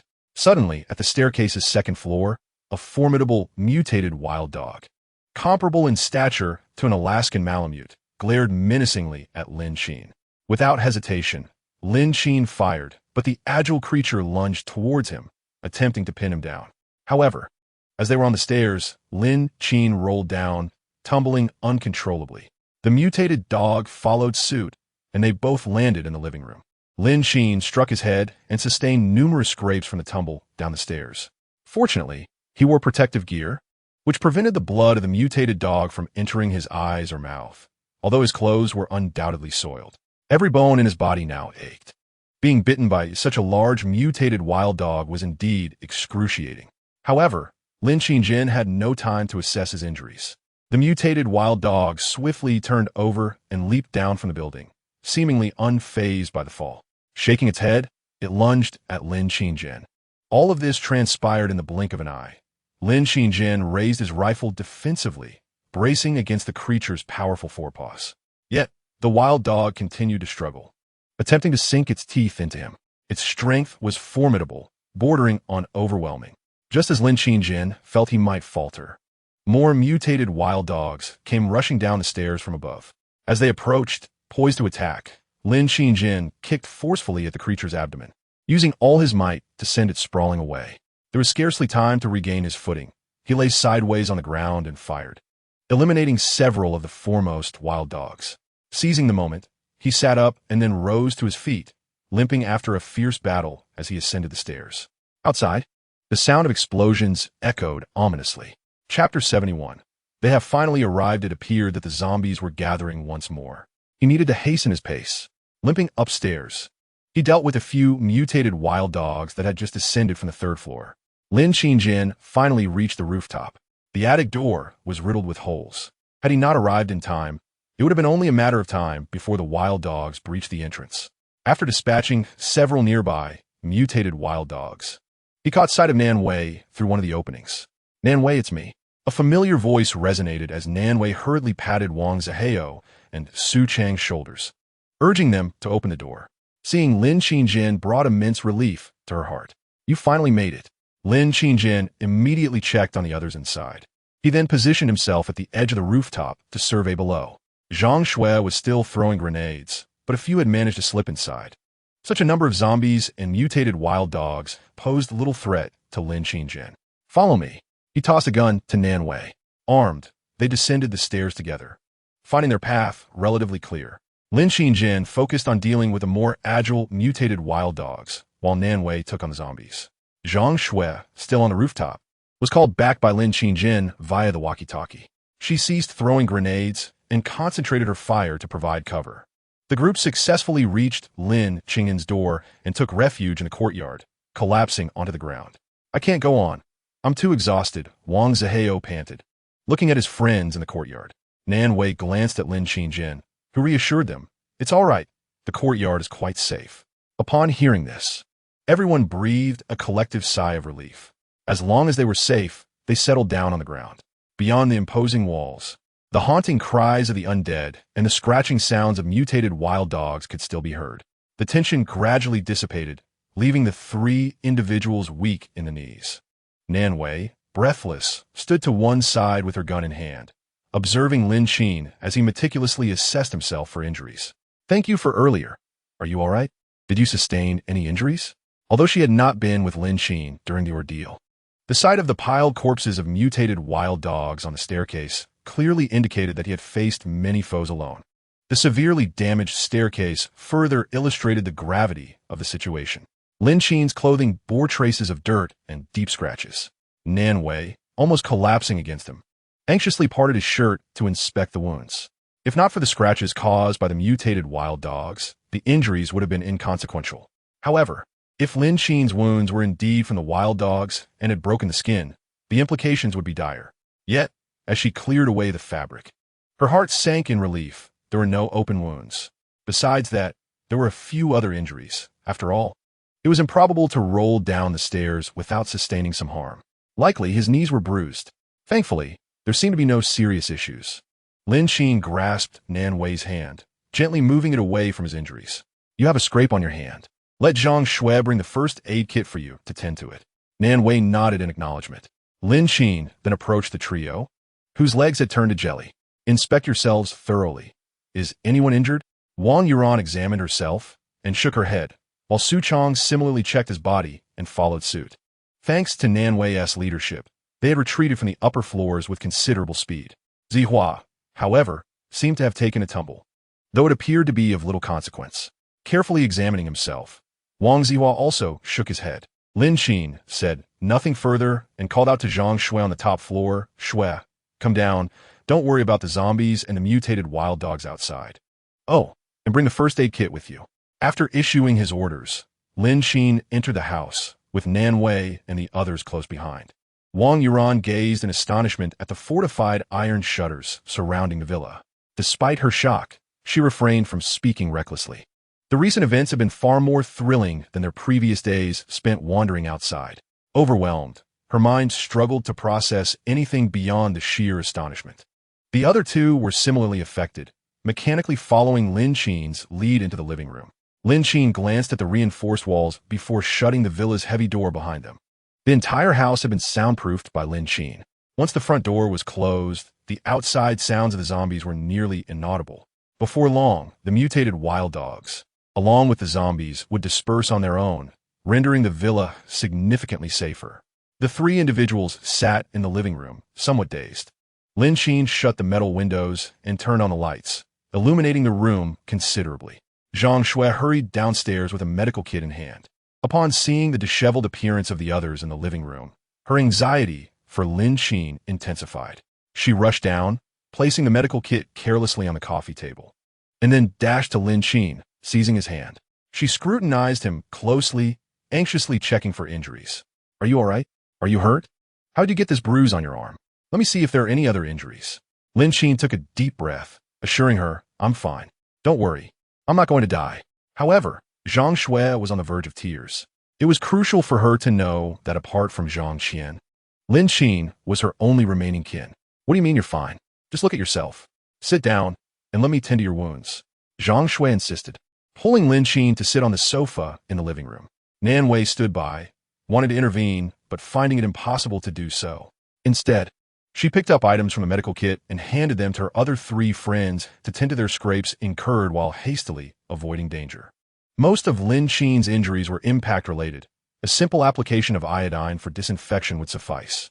As for his clothing, it was torn and dirty, destined for disposal. Outside, the zombies continued their moans, and the mutated wild dogs were incessantly scratching. Lin Qin's monitoring device detected movement, vibrating persistently in his pocket. He retrieved his phone to check the surveillance and observed that the zombies and wild dogs, having initially gathered, were now wandering into the villa area. This was, in fact, beneficial, as it indirectly helped to drive away some of the other survivors in the vicinity. After approximately 10 minutes, the group gradually regained their composure. Wang Zihao glanced at his friends, his spirits low, and finally turned to Lin Qin, inquiring, "Are there any rooms available? I would like to rest for a while." Chapter 72. Anomaly. Lin Qin felt a twinge of confusion, but refrained from voicing it. Nan Wei interjected directly, "You can use my room. It's on the 2nd floor." Wang Zihao, still in a daze, nodded slightly and then focused on the staircase, rising to head upstairs. Lin Qin observed his disoriented state and exchanged glances with Nan Wei, who also appeared puzzled, deep in thought. Su Chang, who had been seated on the sofa, now stood, looking at Lin Qin and Nan Wei, waiting for further direction. "I also wish to take a moment to rest. My apologies, but I shall depart with Zihao for now." Nan Wei was momentarily taken aback. "Su Chang, what is the matter with you two?" Zhang Shui set down the tools in her hands and said, "I will accompany them." Although there was only one room on the 3rd floor, it was replete with an abundance of provisions. The specifics of the rooms on the 2nd floor were unknown to them. It would be more prudent for Zhang Shui to guide them to Nan Wei's room. This also provided an opportunity to check the attic and ensure the doors were securely closed. In the haste to descend, the 2 large doors leading to the attic and the exterior roof had been left ajar, revealing numerous boxes filled with supplies. With newcomers suddenly entering their home, one could not dismiss the possibility that they might covet such plentiful resources. It was wise to remain vigilant. Meanwhile, Wang Yuan, who had been lost in thought while seated on the sofa, finally regained her senses. Upon spotting Lin Qin seated nearby, she instinctively dove into his embrace. "Ah, zombies!" Lin Qin was taken aback by her sudden display of affection. Under Nan Wei's watchful gaze, his hands instinctively rose. Nan Wei swiftly approached, grasped Wang Yuan's flailing hands, and gently reassured her, "Yuan, it's all right. There are no zombies now. Look, we are in the villa. I'm Nan Wei." Wang Yuan paused for a moment, then gazed at Nan Wei, gradually snapping back to reality after a few seconds, and again rushed into Nan Wei's embrace. Nan Wei held Wang Yuan close, continuously patting her back and offering soft words of comfort. Lin Qin lowered his hands, raised an eyebrow, and couldn't help but sigh. Just moments ago, he had thought that Wang Yuan's affections were directed towards him. How bittersweet. Yet, alas, that feeling was short-lived as Nan Wei pulled her back. Nan Wei felt a pang of sympathy for Wang Yuan. The friends had grown up together, and Yuan was the one who had endured the least hardship. Today, she must have been terribly frightened. Embracing Yuan, Nan Wei addressed Lin Qin. "I will take her back to the room for some rest. Once their spirits are lifted, we shall devise a plan." Lin Qin nodded in agreement. Soon, the living room was left with only Lin Qin. When solitude enveloped him, Lin Qin glanced down at the scratches on his abdomen. These marks seemed to have been inflicted by that mutated wild dog while rolling down the stairs. Yet, he wondered why there were no open wounds. Was it possible that the creature had not truly grasped him? After a moment's contemplation, he decided not to dwell on it further. Perhaps he had merely brushed against something during his tumble.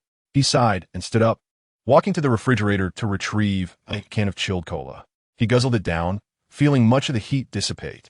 Outside, the heat was indeed oppressive.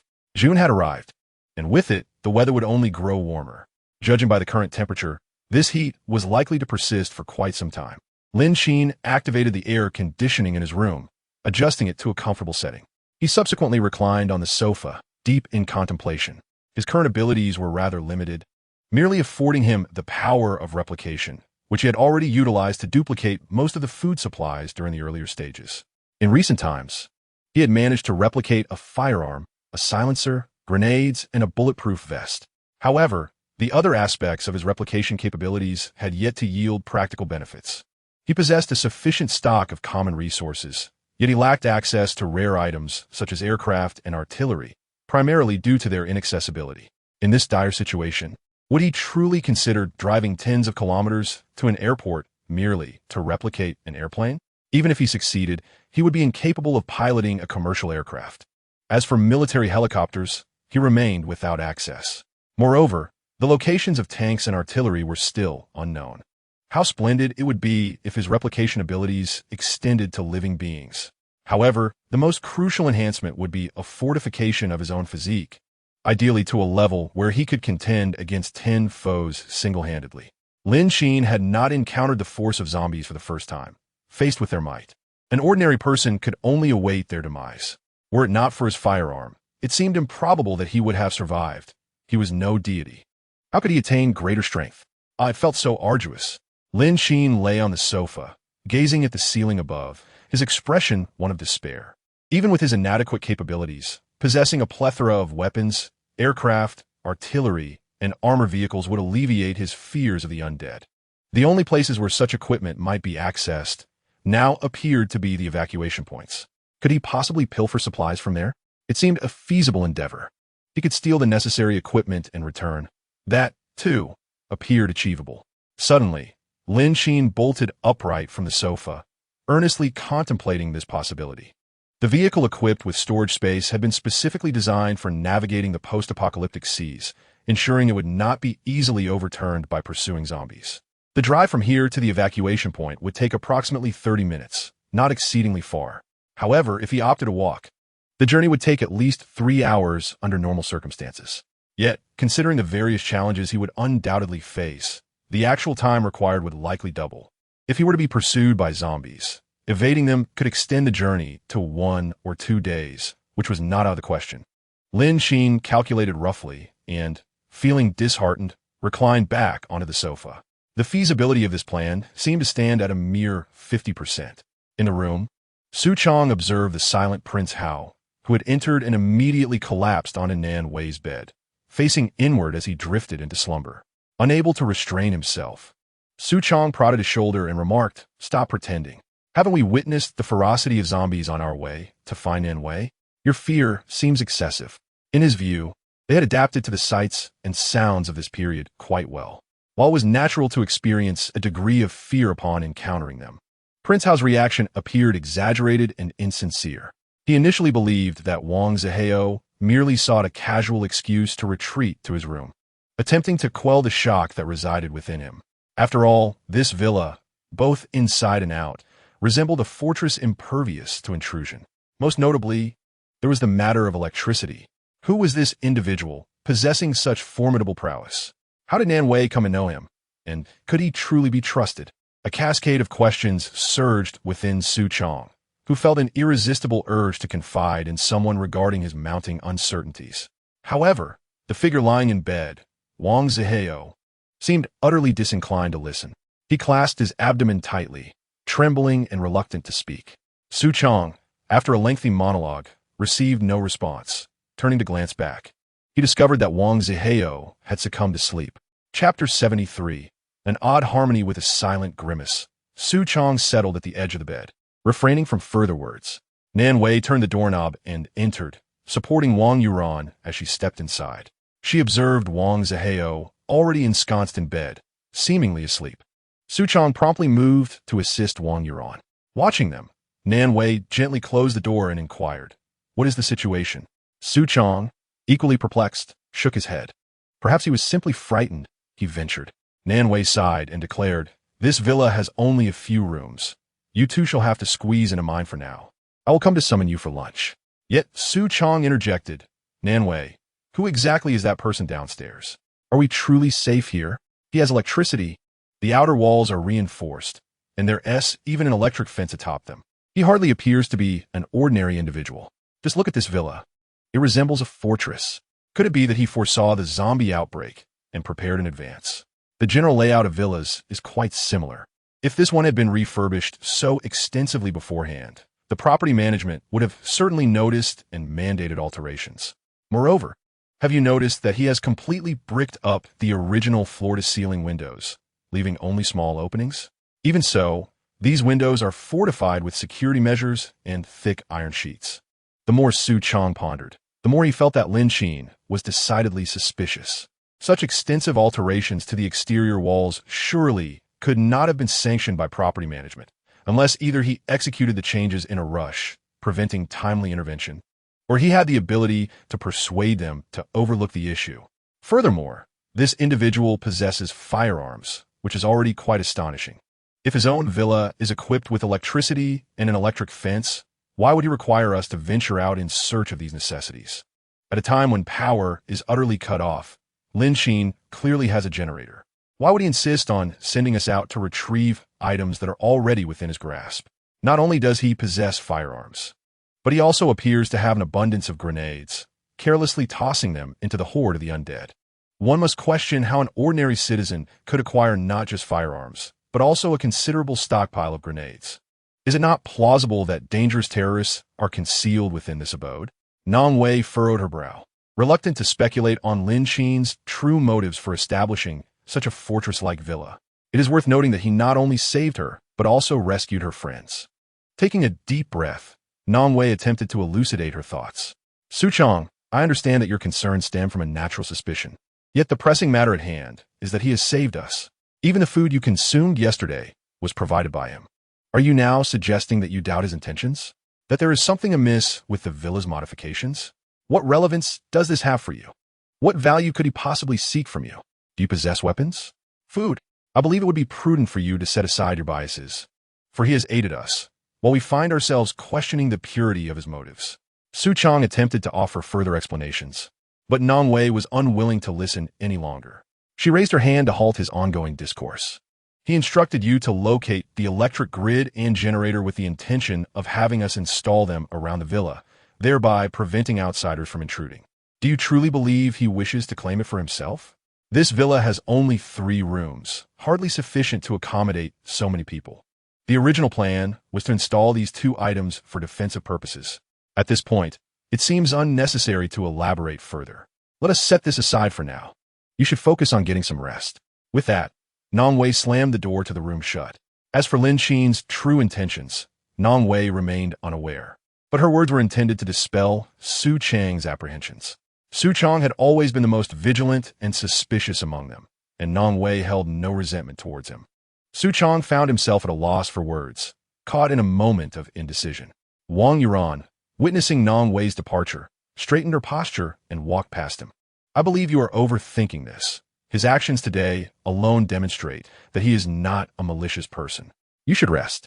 Wang Yuan glanced at Wang Zhihao, who lay quietly on the bed, and shook her head in resignation, making space for herself.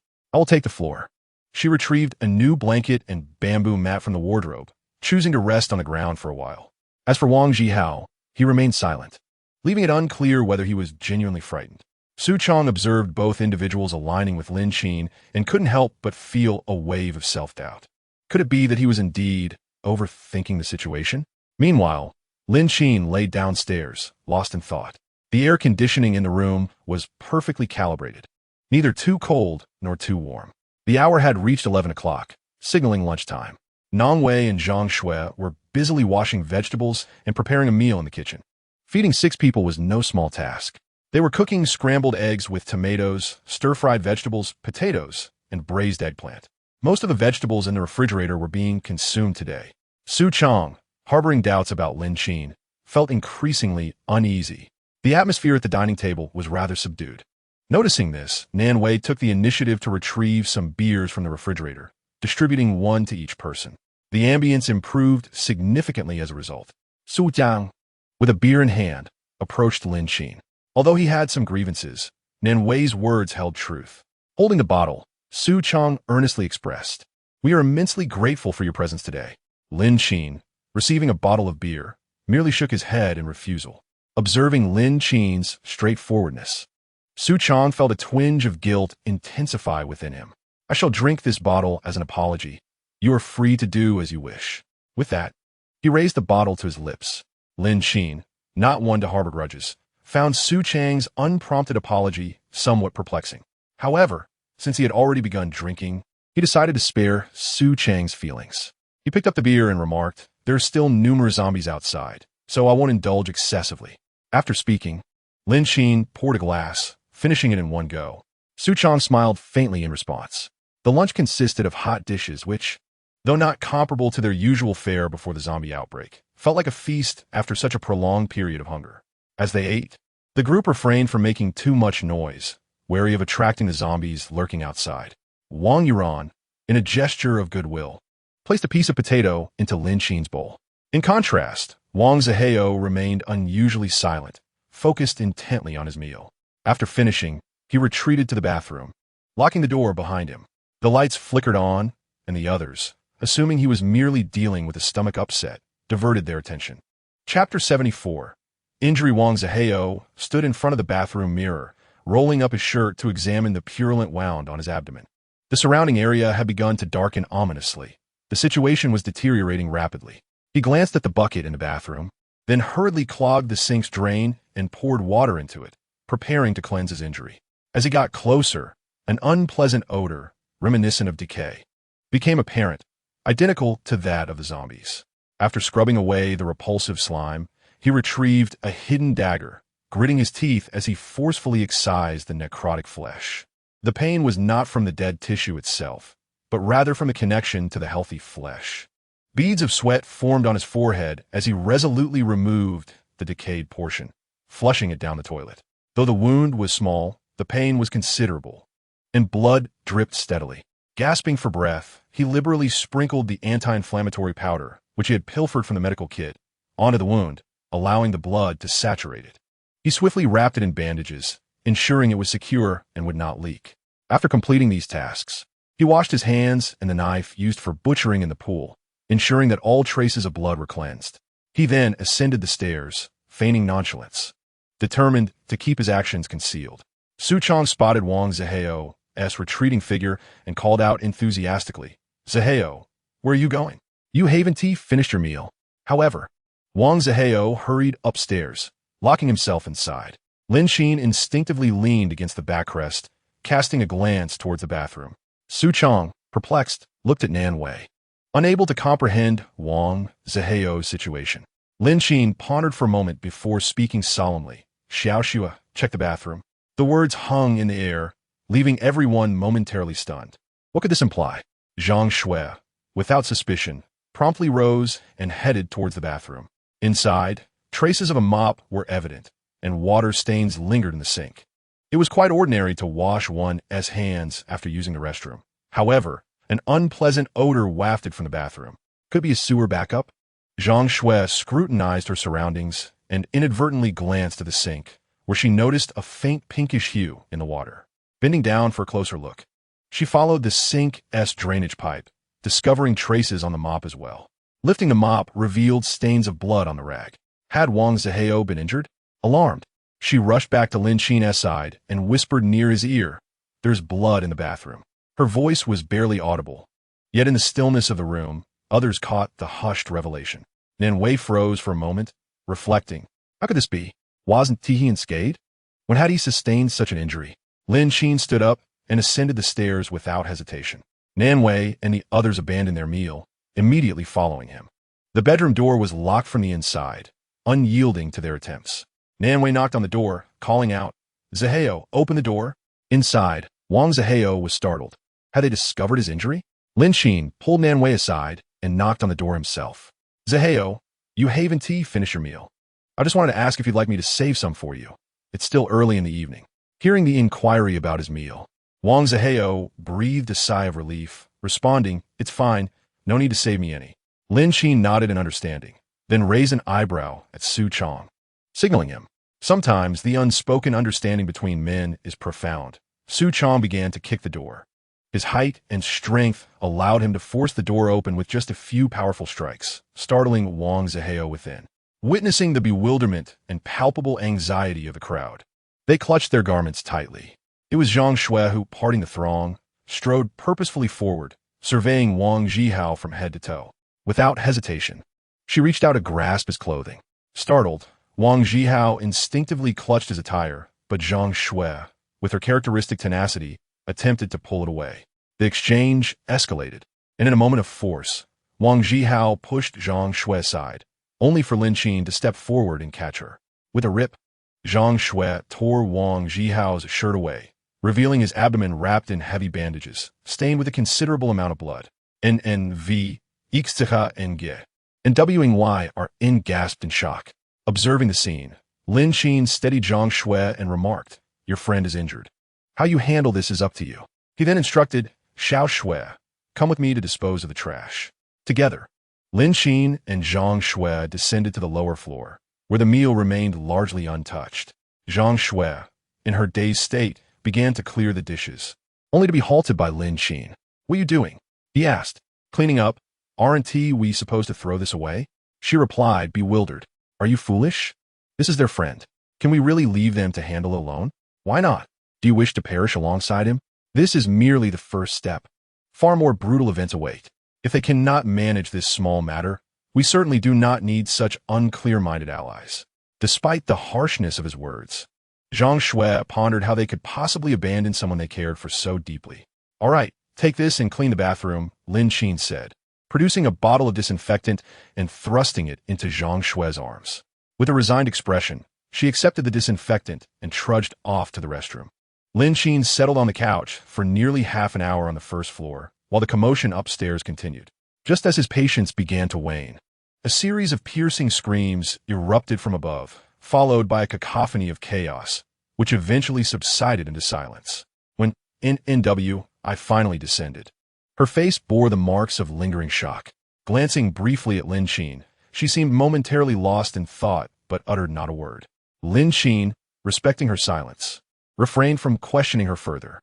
As time passed, the external darkness enveloped the skies, while mutated dogs roamed the vicinity of the villa. The room remained pristine, thoroughly cleansed with disinfectant, and throughout the night, no words were exchanged. On the following morning, the previous day's somber mood had dissipated, replaced by a lively enthusiasm among the group. "Good morning," and I greeted cheerfully. "Morning, good morning," WY chimed in. Zhang Shui responded, trailing behind. Lin Qin observed as Zhang Shui lingered at the back, taking in the joyous expressions of her companions, standing alongside him, and couldn't help but reflect on the peculiar turn of events. How swiftly one forgets. Chapter 75, A Monumental Undertaking. Lin Qin chuckled lightly, leading the descent. "What else can one do but move forward? Life must persist. Stop dawdling and hurry down. After our meal, we must venture out to eliminate the remaining zombies." More clearing to do," Zhang Shui lamented, her face a picture of despair. Her arms still ached from the gunfire yesterday, and now they had to go out again. Goodness, is there no respite? Meanwhile, downstairs, Nanwei and the others were washing up.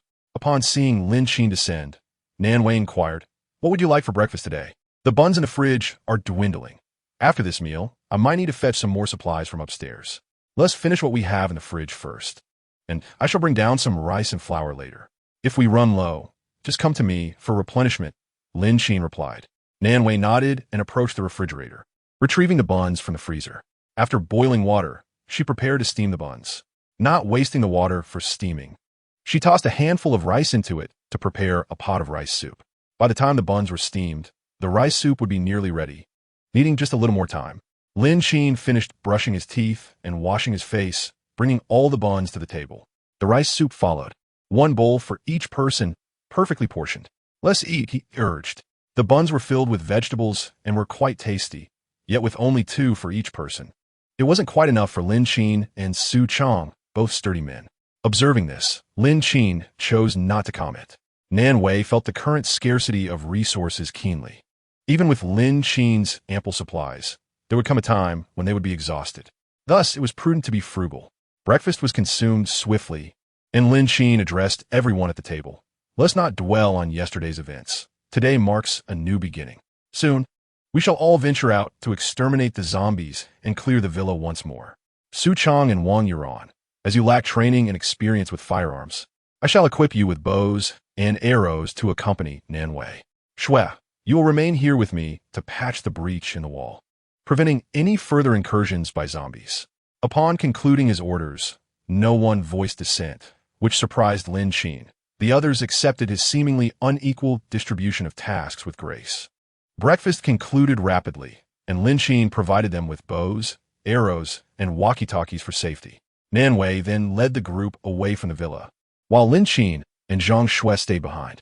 After a night's passage, the zombies had vanished from around Lin Qin's villa, their whereabouts unknown. Nanwei had ample time to help the others hone their archery skills. Once everyone had departed, Zhang Shui turned to Lin Qin and said, "We have no bricks to fill the hole. How shall we proceed?" The breach in the villa's surrounding wall was quite considerable. Lin Qin merely smiled. For him, repairing the wall was not a daunting task. However, it was imperative that the original fence be replaced, as it offered no protection against the zombies. Zhang Shui sighed and retreated indoors to prepare. There were likely numerous zombies outside, so it was prudent to be thoroughly prepared. Although mending the wall seemed a simple endeavor, the materials required were anything but trivial. At that moment, Lin Qin walked into the courtyard, surveying the wall. He approached it, pondering whether he could replicate it, as living matter was beyond duplication, but inanimate objects should suffice. Surely, the walls of the nearby communities could not compare in sturdiness to his own. Lin Qin reached the edge of the courtyard wall and extended his hand, initiating the replication process. In an instant, a wall materialized within his storage space. Lin Qin's eyes widened in delight. This was extraordinary. However, the wall was too heavy for him to move. His gaze then shifted to the entrance. A replicated door would suffice. Its steel and iron were robust. Before long, Lin Qin had produced a duplicate of the door. He retrieved a shovel and other digging tools from his storage space and stood at the entrance, awaiting Zhang Shui. After a lengthy wait, she finally emerged, glancing at the tools in Lin Qin's hands. "How can you venture out without any protective gear? And where will we find the materials to fill in a breach?" "Never fear, I have a plan," Lin Qin replied with a light chuckle, tossing a hoe to Zhang Shui. "Let us begin. You should dig a tunnel along the wall." "A tunnel?" she echoed, surprised. Lin Qin nodded. "As a real estate agent, surely you know that before constructing a building, one must first dig deeper about your height." He instructed. "That's far too deep. With just a hoe, how long will this take?" She protested. "Quickly now. Everyone else is out hunting zombies. Do you wish to join them?" Lin Qin sighed. Zhang Shui immediately shook her head. No, I think digging a tunnel sounds quite good." With that, the courtyard gates swung open, and the two made their way to the wall. The bodies of the zombies and mutated wild dogs they had slain the previous day had accumulated significantly. Before digging the tunnel, they needed to address the corpses. Zhang Shui looked at them with distaste, reluctant to touch the remains. Observing her hesitation, Lin Qin stepped through the damaged wall and exited. Surrounding the villa were abundant plants, which Lin Qin decided to clear away to prevent them from catching fire later. After removing the greenery, he poured a bucket of gasoline over the heap of corpses piled against the wall and ignited it, engulfing everything in flames. Zhang Shui stood by, watching Lin Qin in stunned silence. "What are you doing? These items are not meant to be handled. They have been thoroughly incinerated. Once the fire has completed its course, these remnants will be charred beyond recognition, rendering the area significantly cleaner, allowing you to commence digging." Zhang Shui nodded, observing as Lin Qin casually chose a spot to sit. Following suit herself, the two found themselves in a state of serene contentment. The flames roared fiercely, crackling as the scent of charred remains mingled with the aroma of gasoline, and perhaps even a hint of roasted meat. Zhang Shui gazed at the corpses consumed by the inferno. Their surfaces soon blackened. The embers crackled in the air. Seizing the opportunity while the bodies continued to burn, Lin Qin made his way to the east gate. The hemp rope at the eastern entrance, having aged, would merely crumble and break. Moreover, anyone carrying a dagger could easily sever it and gain entry.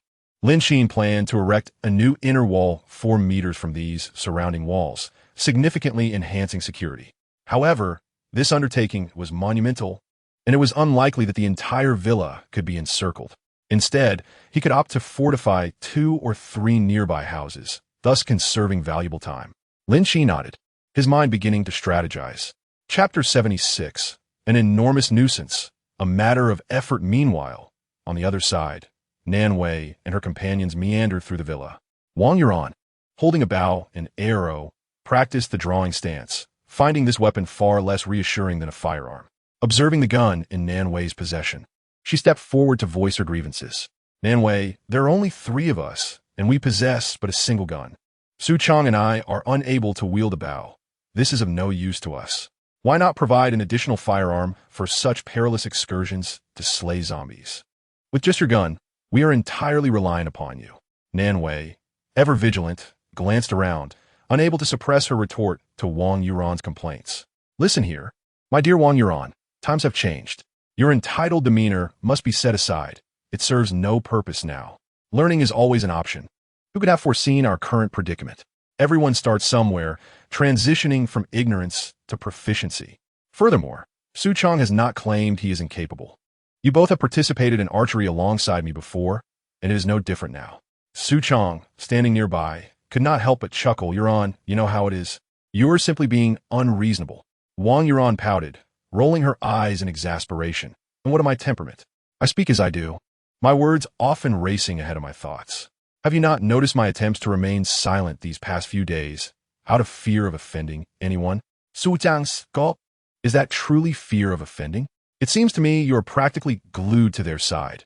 Your intentions are glaringly evident. Wang Yuan shrugged dismissively. What else can I do? If I do not show some degree of cordiality, we may find ourselves dismissed. Moreover, I am a prominent star, blessed with a beauty that could rival the finest flowers. Perhaps they might not chase us away. Furthermore, Lin Qin is not unattractive. This thought remained unspoken by Wang Yuan, who merely glanced at Nan Wei beside her. Su Chang surveyed the surroundings, his bow and arrow poised for immediate action. Enough complaints. These zombies and mutated wild dogs could be lurking anywhere. Stay vigilant and remain aware of your surroundings. The 3 ceased their playful banter, and Wang Yuan regarded the area with utmost seriousness, not allowing even a moment's relaxation. The group appeared to progress in an orderly fashion, but the rising black smoke in the distance captured Su Chang's attention. Upon turning his head, he noticed another individual had also taken note. It was not far off. A simple inquiry would yield answers. Nan Wei retrieved her walkie-talkie. I've spotted black smoke here. What is your situation over there? After a brief pause, Lin Qin's voice resonated through. No worries, continue as you are. Inform me of any developments. The conversation ended abruptly. At this moment, Nan Wei and her companions faced their first wave of crisis. The fire on Lin Qin's end, fueled by gasoline, gradually diminished as it burned out. The zombies below were charred, but not completely carbonized. Lin Qin realized that achieving full carbonization would require a prolonged burn. After some contemplation, he decided against it. Instead, he took out a shovel and, once the flames had extinguished, began to clear the remains onto the road outside. This endeavor consumed a considerable amount of time. Once Lin Qin completed the cleanup, Zhang Shui commenced digging with a hoe. The earth was interwoven with various plant roots. Each strike of the hoe either yielded too much to lift or too little to be efficient. Nevertheless, Zhang Shui persevered without complaint. The sun climbed from morning to noon, with everyone engrossed in their tasks. Lin Qin joined Zhang Shui's digging efforts, and the 2 labored tirelessly, though the depth remained insufficient. The wall Lin Qin had replicated was notably thick, measuring at least 1 meter, while the gate's thickness was around 50 centimeters. To adequately block this gap, the foundation must be exceptionally solid. A minimum, the depth must be sufficient. Otherwise, a heavy downpour would render the saturated earth incapable of supporting the weight of the iron sheeting, causing it to collapse. Presently, while the length and width were adequate, the depth fell short. When they stood inside, it reached only to Zhang Shui's waist, approximately 1 meter deep. Ideally, they needed to excavate to at least 130 or 150 centimeters. In previous times, they would have dug down to the dry soil layer, but now they had to make do with less. The 2 continued to swing their hoes, the meager breakfast they had consumed long since depleted, their stomachs growling with hunger. However, the depth of the foundation was nearing completion. They only needed to endure a little longer. In the distance, several zombies meandered aimlessly down the street. The 2 individuals laboring to dig a pit were utterly oblivious to their surroundings. It was only when a zombie stood at the edge of the pit that they finally reacted. Lin Qin swung his hoe with all his might, and with a sharp crack, the skull shattered, becoming lodged in the weapon. Gazing at the lifeless body of the zombie, Lin Qin couldn't help but curse his misfortune. Zhang Shui, holding her hoe, stared at the corpse at the bottom of the pit, pondering how to lift it. It was quite a depth. "Let us not bother lifting it. Come on, let us go up," she suggested. "All right." The two climbed out of the pit and collapsed beside the mound of soil they had excavated, gasping for breath. Lin Qin wiped the sweat from his forehead and said, "Xiao Shui, why don't you go back and prepare lunch? I'll handle things here. Oh, and just make enough for the two of us." They probably won't be back until evening. Zhang Shui trusted his words, wiped her own forehead, and headed back to the villa. Lin Qin stood atop the small mound they had created and surveyed the bottom of the pit. This depth should suffice. Even if it rains or winds howl, it should remain intact. As for the corpse, this heavy wall should be able to contain it. He adjusted his position, aligned the large sheet of iron from his storage space, and placed it carefully into the deep pit. He realized that lifting it directly was impossible, but fortunately, he could manipulate its placement freely. Once everything was set, Lin Qin began to methodically spread the mounds of earth he had excavated around the edges of the iron wall, compacting it gradually. After burying it adequately, Lin Qin nodded in satisfaction at the sight before him. The new enclosure was significantly taller than the original fence and constructed entirely of solid iron sheets. Regardless of whether it was a zombie or a mutated wild dog, none could budge it. However, this blockade was a gamble, and the wall was not yet complete. After all, without proper support, collapse was a possibility. Contemplating this, Lin Qin secured the sheet metal with hemp rope, tying it to the upper sections of the iron fence. With that, he concluded his task. After finishing up, Lin Qin gathered the hoe and other tools, placing them in the courtyard. By the time Zhang Shui had finished her shower, Lin Qin had already returned. Exhausted from their labors, neither felt inclined to cook. Instead, Lin Qin retrieved the replicated sauerkraut fish and rice, serving each of them a bowl. Chapter 77. Restlessness. The sauerkraut fish was a generous serving, freshly prepared from the market, and its flavor was exquisite. Having kept such indulgences hidden for a while, Lin Qin decided to partake without reservation, since there were no others around. Truth be told, such behavior might seem a tad selfish, yet Lin Qin was not inherently stingy. Once Nan Wei and the others had tidied up, he would prepare a lavish hot pot for dinner, with a plethora of ingredients. Of course, this was contingent upon everyone behaving themselves. Wow, when do we have fish at home? And there's sauerkraut too. Zhang Shui gazed in astonishment at the meticulously prepared dishes on the table.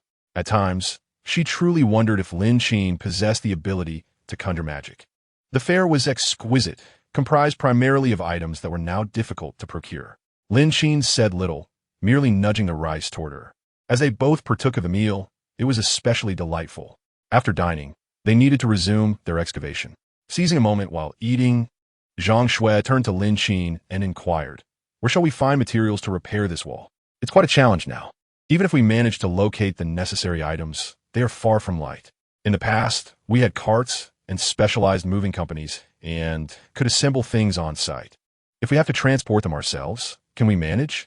Lin Qin raised an eyebrow, leisurely savoring his food. "There is no need for concern. You should go out for a run to strengthen your body. I will handle the wall situation." Zhang Shui looked up, though she was reluctant to exercise. The thought of the tedious repairs made her feel that she could comply with Lin Qin's suggestion. Little did she know, Lin Qin had already taken care of everything.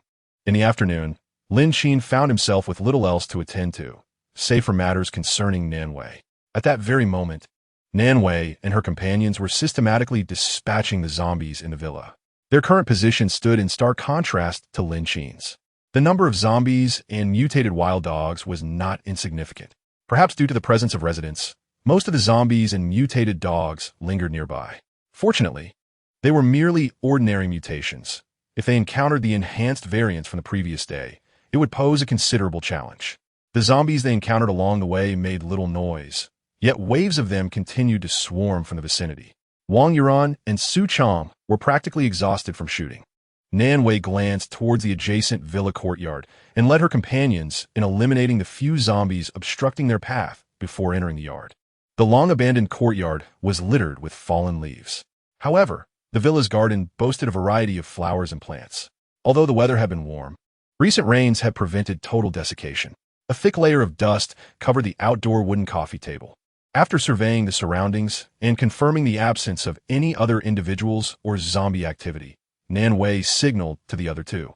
The trio exchanged glances and then unanimously approached the villa's front door. The door was locked, and despite Nan Wei's attempts, it refused to budge.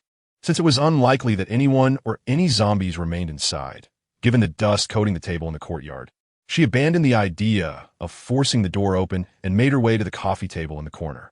Beside the table were two small, dirty stools, which the three did not mind sitting upon. Outside, the haunting cries of the undead continued to echo, and through the crevice of the courtyard gate, one could glimpse the zombies meandering not far away. The air was thick with the stench of decay, which effectively masked their own scent. At that moment, the three individuals were utterly famished, their stomachs pressed against their backs. Nan Wei produced a loaf of bread and distributed it among them. This sustenance was convenient to carry and soft in texture. Apart from slight rustling from its packaging, it proved to be relatively discreet. Removing her mask, the trio quickly began to eat. All they desired was a brief respite and to satiate their hunger. Wang Yuan consumed 3 slices before glancing at Su Chong and Nan Wei beside her. Her gaze fell upon the firearm slung across Nan Wei's back before she resumed her meal. After a moment of hesitation, she asked Sister Nan Wei, "Do you have many bullets for that gun?" Nan Wei, chewing her bread without lifting her gaze, replied, "It's sufficient. Why do you ask?"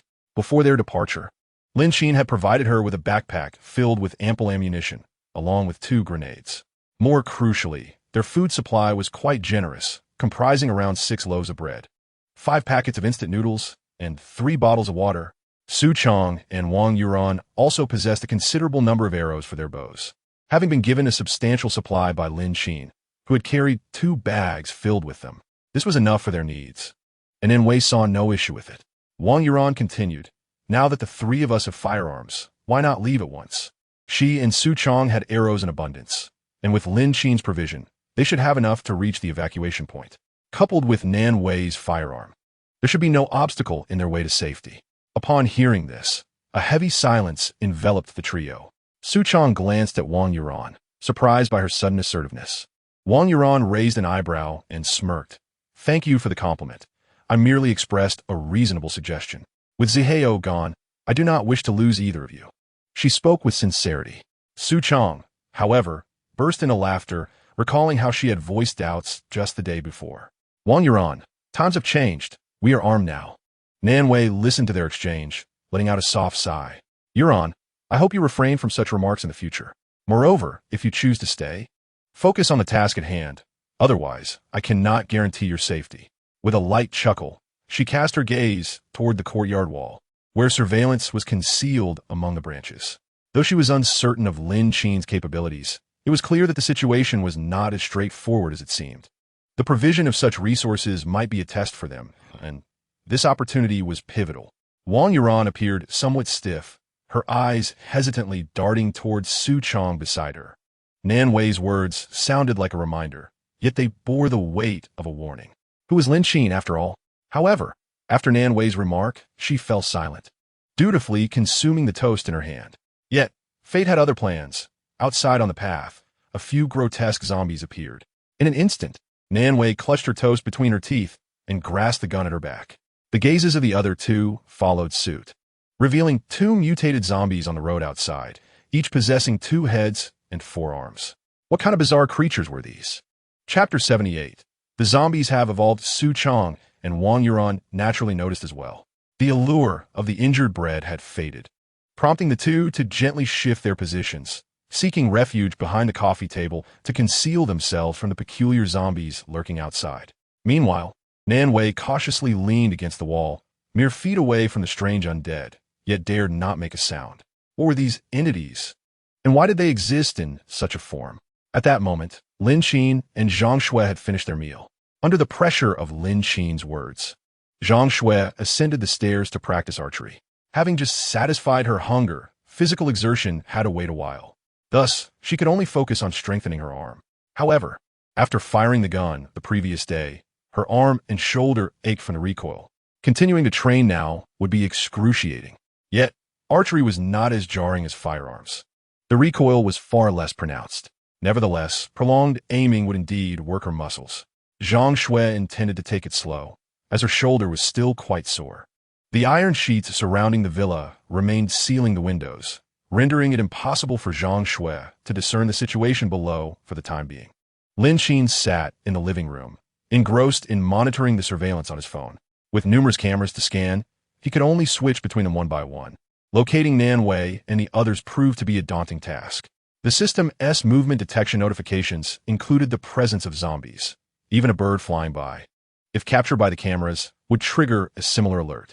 Thus, sifting through the myriad notifications became an impractical endeavor. Some cameras could provide multiple alerts, making it an arduous search. Lin Qin pondered before glancing up at Zhang Shui on the second floor. The sound of arrows striking a woven basket reached his ears, suggesting she would not be attentive to the happenings below for a while. He rose decisively and made his way to the bottom of the stairs, opening the hidden door before descending into the basement. The basement was shrouded in darkness, without the lights on. Only the faint glow from the computers housing the surveillance offered illumination. Upon switching on the lights, Lin Qin descended the stairs. In the center of the living room stood an array of computers gathered to form a massive display screen. Each small display screen corresponds to surveillance from various locations. Lin Qin swiftly scanned through the screens and finally spotted their figures in the courtyard of a villa. However, the position was rather awkward, revealing only a fraction of their presence in a corner of the surveillance. Lin Qin adjusted the camera, focusing intently on them. Through the gaps in the foliage, the view was not entirely comprehensive. Outside the courtyard lay a few scattered corpses of zombies. Meanwhile, within the yard, they were consuming food and resting. Lin Qin reclined in the chair behind him, reaching out to produce a tub of ice cream. The icy treat slid down his throat, and he intended to continue observing their actions. Just then, Nan Wei moved cautiously, filled with vigilance, as she advanced along the wall with her gun in hand. Lin Qin's surveillance was fully trained on their direction, rendering Nan Wei invisible. This piqued Lin Qin's curiosity about what could have caused their sudden alertness. He adjusted the camera to focus on the small path outside. There, he spotted a mutated, enhanced zombie wandering towards their location. This particular zombie was distinctive, prompting Lin Qin to pause his previously leisurely actions and magnify the surveillance footage on his computer screen. The zombie's stature was not significantly different, but its appearance immediately reminded him of a creature from an animated series where zombies fused together. It possessed 2 heads atop its body and 4 arms behind it. Despite its decay, those 4 arms appeared quite agile. It was seen grasping the corpse of another zombie and began to gnaw on it voraciously. All 4 arms wrapped around the meal, its teeth impressively sharp. How could such a creature possess such keen teeth? Yet, recalling the oversized, mutated zombie he encountered the previous day, it seemed less perplexing. Zombies were continuously evolving, and future scenarios could become even more intricate. However, it remained uncertain whether they would be able to contend with this one. Just as Lin Qin's thoughts began to swirl, another mutated zombie appeared on the surveillance screen. Now, there were 2 of them. Alarmed, Lin Qin felt a surge of anxiety. Given the current emergence rate of mutated zombies, while not exceedingly rapid, their numbers would only increase. If they wished to survive, they must swiftly enhance their strength and weaponry. Reflecting on his own capabilities, Lin Qin glanced down at himself. Well, at least he was much improved compared to the beginning. Yet, in comparison to the zombie's evolutionary pace, his progress seemed minuscule. If only he could receive guidance from special police or military personnel, he would surely advance at an astonishing rate. However, at present, such conditions were not available. Nan Wei held her breath, cautious not to make any excessive noise. Leaning against the courtyard wall, she fixated intensely on the zombies outside. In the next moment, she raised her gun, aiming at the oblivious creatures. Yet, the mutated zombies proved to be formidable adversaries. The instant Nan Wei fired, they detected the disturbance and evaded the shot. Stunned, she attempted to continue firing at the 2 mutated zombies. However, the zombies offered her no respite. The limited width of the gate hampered her efforts, as the agile bodies of the mutated zombies swiftly maneuvered to the sides, into her blind spots. To ascertain their positions, she would have to open the iron gate and venture outside, a prospect she deemed impossible. The 2 individuals hiding behind the coffee table recognized the dire situation and immediately sprang into action, forcibly pulling Nan Wei back from her confrontation with the mutated zombies. Nanwei, we must leave swiftly. These zombies are nothing like the ones we typically encounter. Look at their 4 arms and 2 heads. What monstrous beings. They are even evolving. Your gun cannot reach them. That is the crux of the matter. Nanwei feigned calmness and responded, my aim is not particularly precise. It would be different if Lin Qin were here. What are you saying about Lin Qin at a time like this? Can he fly over to rescue us? Su Chang Uget. Quickly, break down the door. Behind them lay only a villa, with no other refuge in sight. Su Chang strained against the doorknob, forcefully ramming against it. But the door remained steadfast, causing him to sweat profusely in frustration. The mutated zombies reappeared at the courtyard gate, their 4 hands grasping the iron door and shaking it vigorously. The gate creaked ominously under their assault, attracting nearby zombies and mutated wild dogs. Their collective strength was immense, and within moments, the powerful shaking nearly toppled the great iron gate. With no other choice, Nanwei joined Wang Yuran and Su Chang in their desperate endeavor. Fortunately, at the last moment, the door swung open. The 3 of them hastily entered the living room of the villa, traversing through to the backyard. The backyard featured a small gate. It was through a narrow path at the back that she and Lin Qin had previously escaped. This secluded path was densely planted with bamboo and foliage, capable of concealing their movements, yet it also posed the risk of harboring more formidable foes. The zombies did not rely solely on sight. Their auditory and olfactory senses were exceptionally acute. The path was paved with flagstones, which in ordinary times would have served as a charming spot for leisurely strolls or romantic rendezvous. Now, however, their only desire was to depart from this place. However, the mutated zombies relentlessly pursued them, desperately squeezing through the narrow gate of the backyard. Fortunately, the main gate of the yard was quite small, and the zombies did not arrive in an orderly manner. They became ensnared, causing the influx of zombies into the narrow path to slow considerably. Yet, those 2 mutated zombies stood out amidst the horde, being the first to charge forward. Nanwei and her companions found themselves unable to escape. She aimed her gun and fired indiscriminately. However, the zombies guarded their heads with their arms, rendering shots to their bodies ineffective. Su Chang and his companion could do little but draw the bows given to them by Lin Qin, aiming at the constantly moving mutated zombies. Damn it! It seemed they would perish in this wretched place. These creatures were far too cunning. What should they do? They simply could not be stopped, equipped only with bows. The 2 could easily dispatch ordinary zombies, but against these evidently enhanced mutated ones, their weapons were nearly useless. Surrounding them were not just 2 mutated zombies, but also a multitude of ordinary zombies, primarily handled by Wang Yuran and Su Chang. Nanwei needed only to focus on the formidable pair. She held her gun, continuously aiming and firing, adjusting her aim as the zombies shifted, darting left and right. Her heart raced, and in her mounting anxiety, she had no time to attend to her friends. At that moment, she alone bore the weight of survival for their entire group. Nanwei dared not relent for an instant. When her ammunition ran low, she swiftly changed the magazine.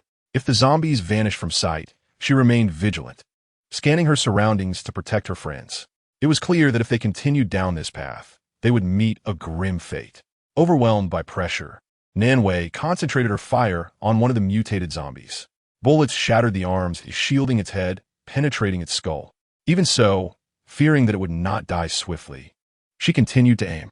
Her arms grew numb from the recoil, yet she felt nothing but determination, her breath coming in ragged gasps as she focused solely on eliminating it. Su Chang and the others managed to deal with the other approaching zombies, but when they looked back, they saw that Nanwei had dispatched one of the mutants. However, the second one, unimpeded by suppressive fire, had maneuvered around to Nanwei's side and lunged at her. Su Chang shouted, "Nanwei, watch your left." His urgent cry sent a jolt of fear through all 3 of them. Nanwei turned her head just as the other mutated zombie leapt towards her. There was no way to evade it. As its claw descended, Nanwei braced herself for disfigurement, fearing her very mind would shatter. Yet, amidst the chaos, a few faint gunshots rang out, and astonishingly, the mutated zombie before her had its head blown apart. With a thud, it collapsed mere steps away from her. Nanwei stood there, momentarily stunned, as if her soul had left her body, forgetting to react. Su Chang and Wang Yuran continued their archery, targeting the bodies of the mutated zombies. However, numerous other zombies lingered behind them. Nanwei, momentarily paralyzed, realized that their priority was to fend off the approaching zombies to prevent them from pouncing.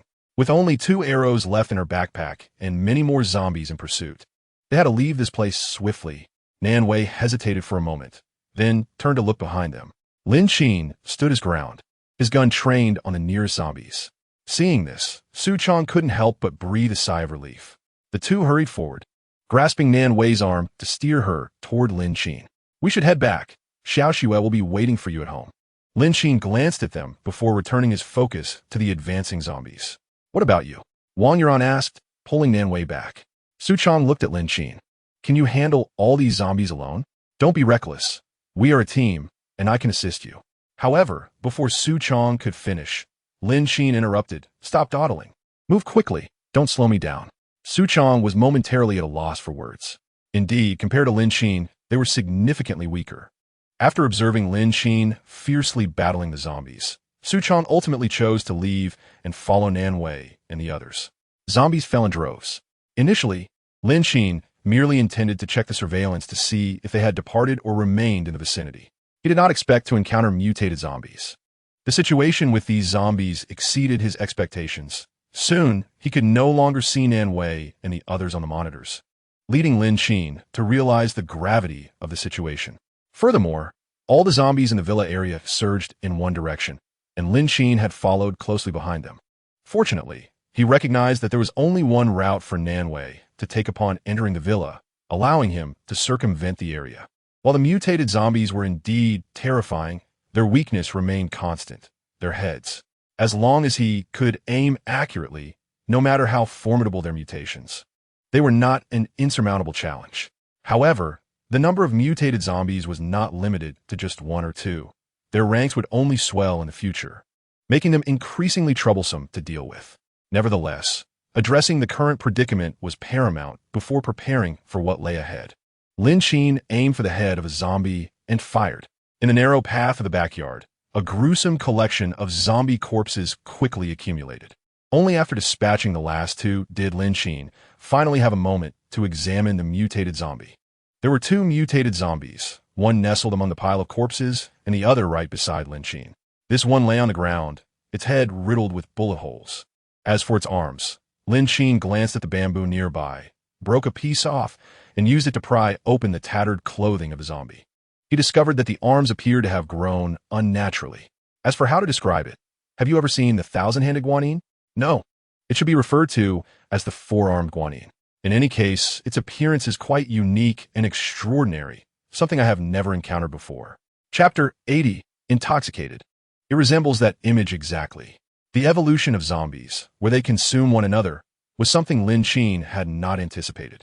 The official announcement had merely stated that the zombies' abilities have been enhanced compared to the last time, but made no mention of their capacity to evolve. Aside from the normal growth of 4 arms, Lin Qin did not observe any other peculiarities. Rising to his feet, he discarded the bamboo in his hand, preparing to depart. At that moment, a transparent crystal nucleus flickered within the decaying scalp of the zombie. Lin Qin could not help but tilt his head, using the bamboo to prod at the rotting scalp and hair of the zombie, revealing a small hole that he had created. From it emerged a small object resembling a glass bead, transparent, not large, and somewhat pliable. Its surface appeared to be enveloped in a thin, transparent membrane, with a tiny black dot at its center. Curiosity piqued, Lin Qin crouched down and waved his hand in front of his nose to ward off the unpleasant odor. What could this be? Lin Qin furrowed his brow. Repeatedly prodding with the bamboo, he unexpectedly punctured the membrane, exposing the liquid inside. It was somewhat nauseating, yet devoid of any smell. He could not ascertain whether it was a tumor that had originally grown in this zombie's head.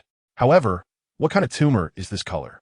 Frowning, Lin Qin discarded the bamboo and subsequently left the area. A gust of wind swept through, causing the entire bamboo grove to rustle.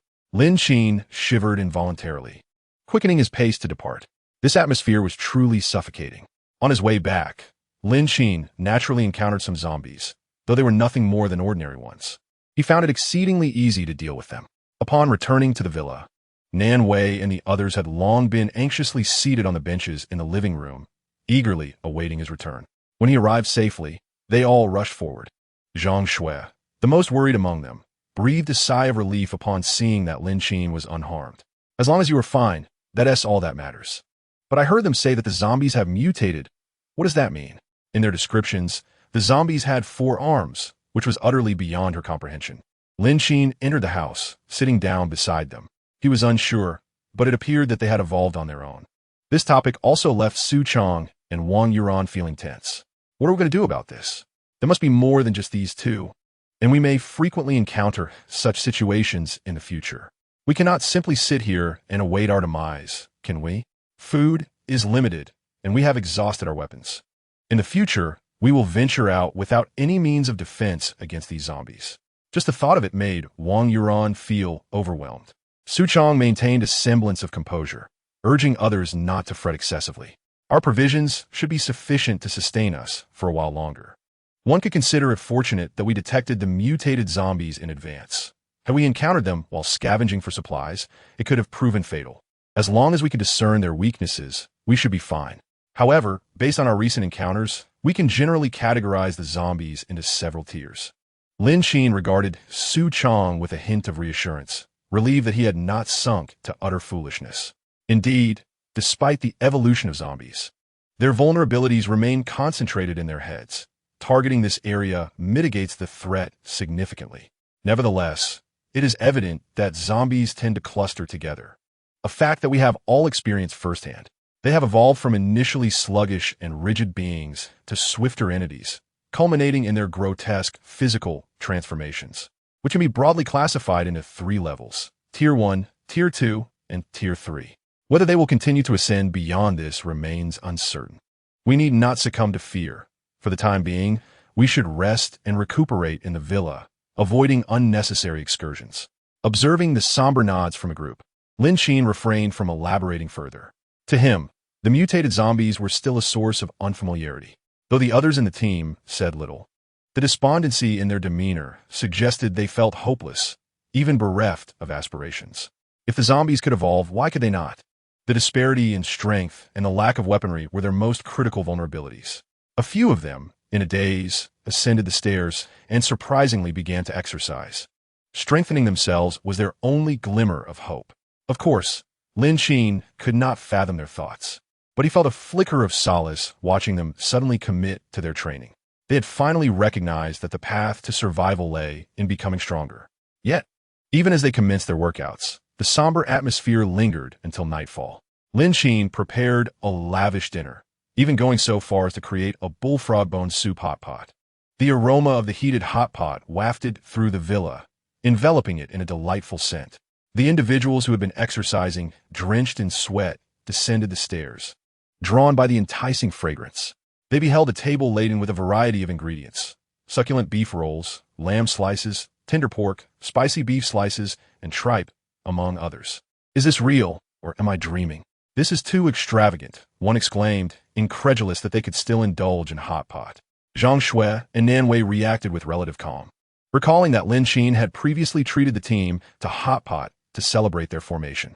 This time, however, the reason remained a mystery. The atmosphere, once bleak, had warmed considerably. As everyone gathered around the dining table, not a single person dared to pick up their chopsticks, quietly awaiting Lin Qin's arrival. Once he took his seat, Su Chong broke the silence, inquiring, "What is the reason for this sumptuous meal today?" Beside him, Wang Yuran also expressed her confusion. It seemed that the supermarkets outside no longer offered such fresh meat. Moreover, it was even more improbable for hot pot restaurants to have any, considering how long the power had been out. Am I truly not dreaming?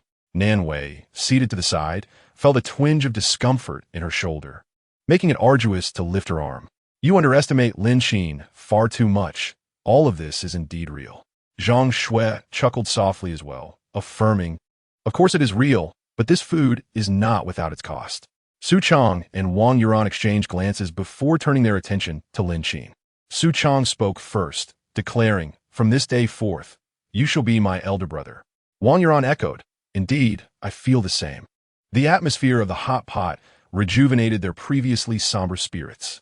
Nevertheless, the events of the day made everyone realize the importance of becoming stronger, Lin Qin included.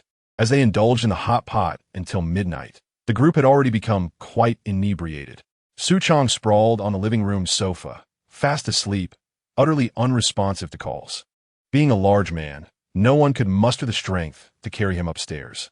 Zhang Shui fared worse. Having consumed only a small amount, she had succumbed to slumber, her head resting on the table. Wang Yuan remained relatively sober. As a celebrity, she was no stranger to such drinking gatherings. Supporting Zhang Shui, she swayed slightly, saying, "We shall head back now. Nan Wei is in your care." Chapter 81. Asleep? Indeed, asleep. The two leaned on each other as they ascended the stairs. The three girls shared a room, with Nan Wei's former space now vacated for Su Chong to sleep alone. Wang Yuan could only assist one person. Naturally, Nan Wei, who was also quite tipsy, was entrusted to Lin Qin. Nan Wei, already inebriated, had her eyes glazed, a rosy hue adorning her cheeks. Lin Qin approached and gently patted her cheek. Her dazed eyes fluttered open as she surveyed the table. They have all gone back. What else? Hurry and get to bed. Okay. With a hint of confusion, Nan Wei rose unsteadily. Seeing her manage to stand, Lin Qin refrained from intervening further. He headed to the bathroom for a casual rinse. When he emerged, the space was empty. Su Chong lay soundly on the sofa. Lin Qin retrieved a blanket from the room and draped it over him. After extinguishing all the lights on the first floor, he left only a dim night light before ascending to the second floor, returning to his room. The corridor on the second floor was similarly lit by a solitary nightlight. The dim light required Lin Qin to steady himself against the wall as he climbed.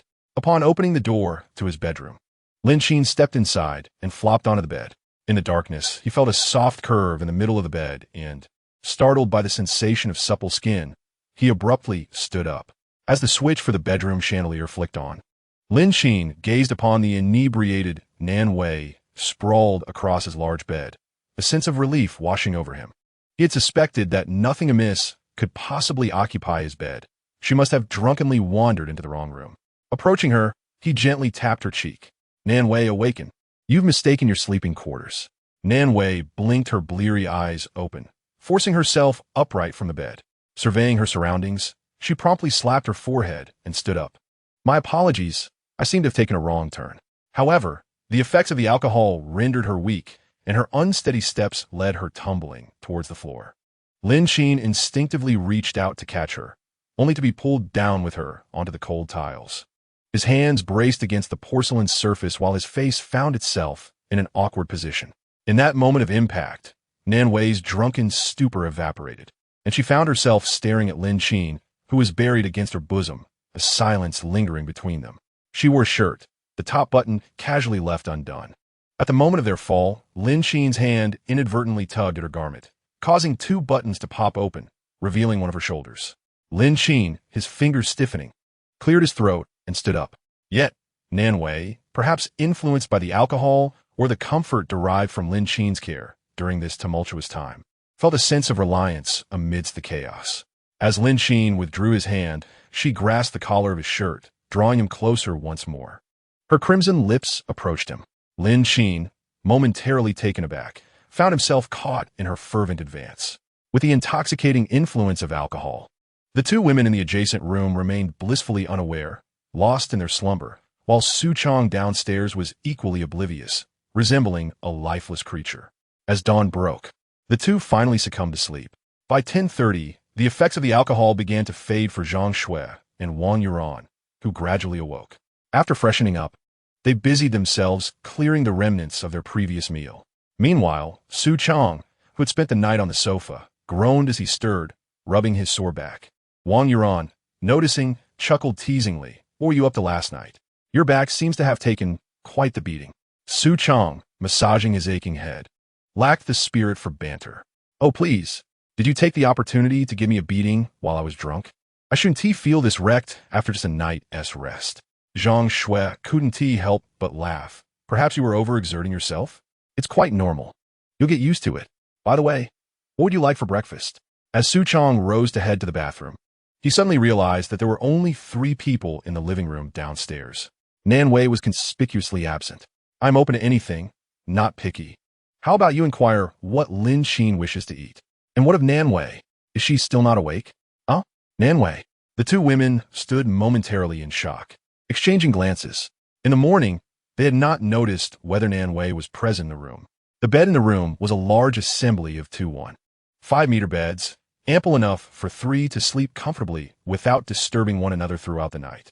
They seemed to recall that Nan Wei had been there in the morning, yet they had not paid close attention upon rising. Perhaps she is still asleep. Why don't you go and rouse her? Su Chong shook her head, suggesting it was best to let her wake naturally.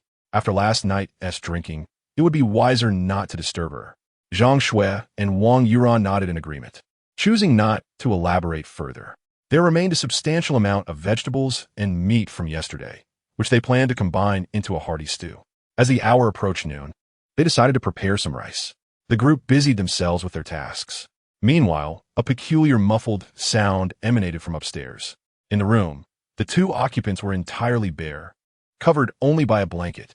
When Lin Qin awoke, he found Nan Wei already awake, clutching the blanket, her gaze fixed on the ceiling, avoiding his eyes.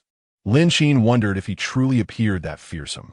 Nan Wei cleared her throat, her fair skin tinged with a rosy hue. Whether from shyness or another reason was unclear. This was a stark contrast to her demeanor from the previous day. About last night, I had too much to drink, and Lin Qin chuckled lightly, reaching for Nan Wei's hand, rolling over to her side. One must understand that a man who has tasted the pleasures of intimacy is often brimming with vitality. Don't, she protested, they're all downstairs. What is there to fear? Guarantee you, quite Lin Qin whispered softly into Nan Wei's ear, causing her to blush deeply, akin to a cooked shrimp. Are all men this intimidating? At 12:30, footsteps approached the door, and Nan Wei dared not make a sound. Wang Yuran glanced at the firmly shut door of Lin Qin's room, then at the shared bedroom of the 3 girls, before stepping inside. The bedding on the bed was slightly elevated, evidently indicating that Nan Wei, having indulged excessively in drink, had nestled herself in the innermost position. No wonder she had not been seen upon waking. It turned out their positions had become misaligned. Wang Yuran exhaled a sigh of relief, then quietly closed the door behind her. Since Nan Wei had consumed the most, it would be prudent to wait a while longer before waking her. Upon reaching Lin Qin's bedroom, Wang Yuran knocked gently on the door. Lin Qin, lunch is ready. If you are awake, please come down to eat. Chapter 82. A calm before the storm. Lin Qin, drenched in sweat from a sudden awakening, hurried downstairs. Wang Yuran, oblivious to any underlying tension, followed suit. As the footsteps outside faded, Nan Wei's heart finally settled. Half an hour later, Nan Wei stealthily opened the door to Lin Qin's room, ensuring that the living room on the 2nd floor was devoid of any other presence. She swiftly returned to her own room to dress herself appropriately. Lin Qin, clad in his attire, appeared remarkably invigorated. Zhang Shui glanced at Nan Wei's rosy complexion and could not help but voice her curiosity. Sister Nan Wei, are you feeling warm? Your skin appears quite flushed. Upon her utterance, all eyes turned towards Nan Wei. Wang Yuran echoed the sentiment. Indeed, even your neck seems quite red. How peculiar. The air conditioning temperature remains unchanged from yesterday. Nan Wei merely smiled lightly, choosing not to elaborate further. The lunch was a torturous affair for her, as the others at the table only briefly mentioned her appearance without delving deeper into the matter. At that moment, Lin Qin's phone, nestled in his pocket, vibrated insistently. He opened the surveillance feed, revealing a startling sight. The zombies appeared to have gathered, as if summoned, leaving the vicinity in droves, displaying a distinct trend of congregating. However, the surveillance only covered the immediate surroundings of the villa, rendering them blind to any further developments. This unforeseen exodus of zombies was not something Lin Qin had anticipated. Yet, this turn of events provided them with a fortuitous opportunity to expedite the installation of barriers around the villa without the looming threat of a zombie incursion. Lin Qin promptly ventured into his yard to replicate the electric fencing from the walls. Consequently, Su Chong would no longer need to venture out in search of fencing. He merely needed to connect these segments together. Lin Qin produced an abundance of the fencing, and soon the front yard was nearly overflowing. He then placed several sections at the entrance of the villa. Remarkably, this endeavor took him less than 10 minutes, resulting in a substantial accumulation.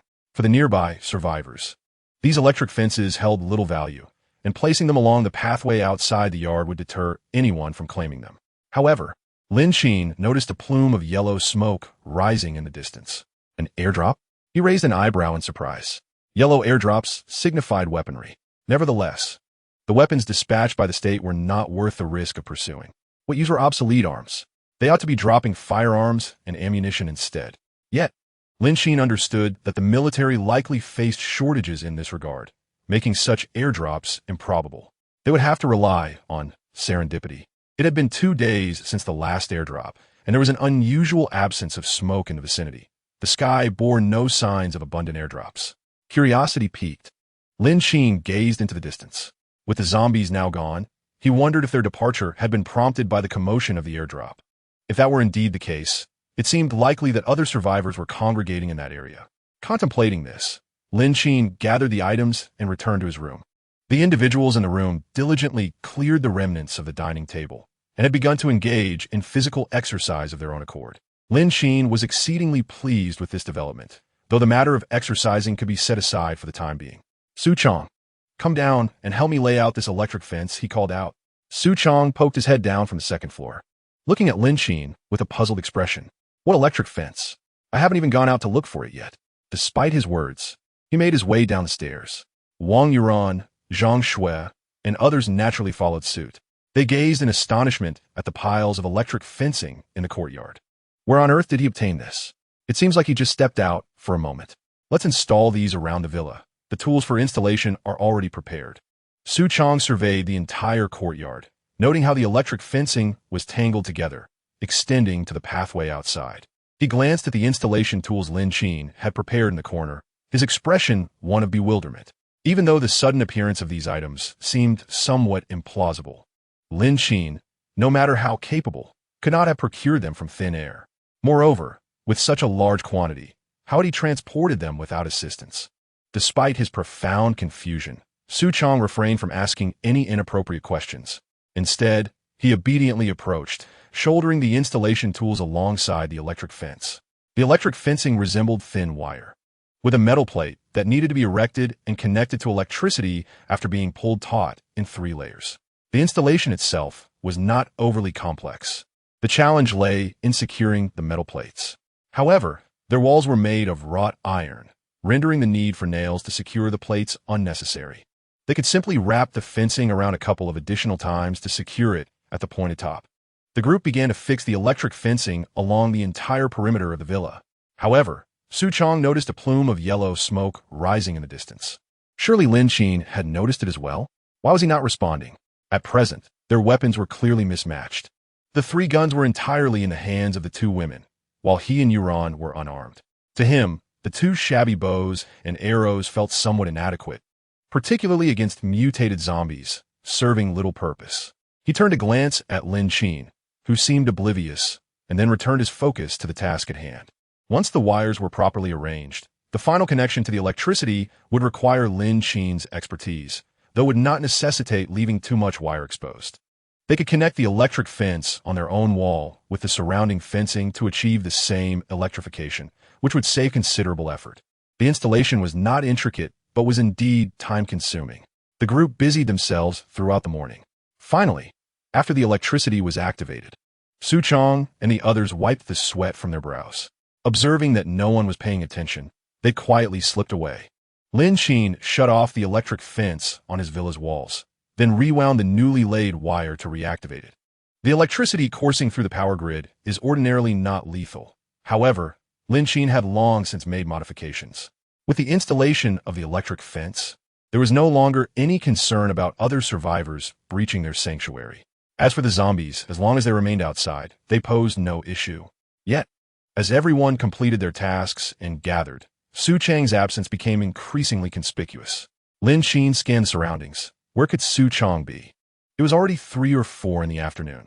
Had he opted to forego his meal? They had risen late that day and only managed a single meal at noon. Afterward, they had tirelessly resumed the installation of the electric grid. They were all famished, their stomachs growling in protest. Finally finished, everyone yearned to return to the cool embrace of air conditioning, but Su Chong was nowhere to be found. Throughout the entire process, not a single zombie had appeared, nor had any other survivors.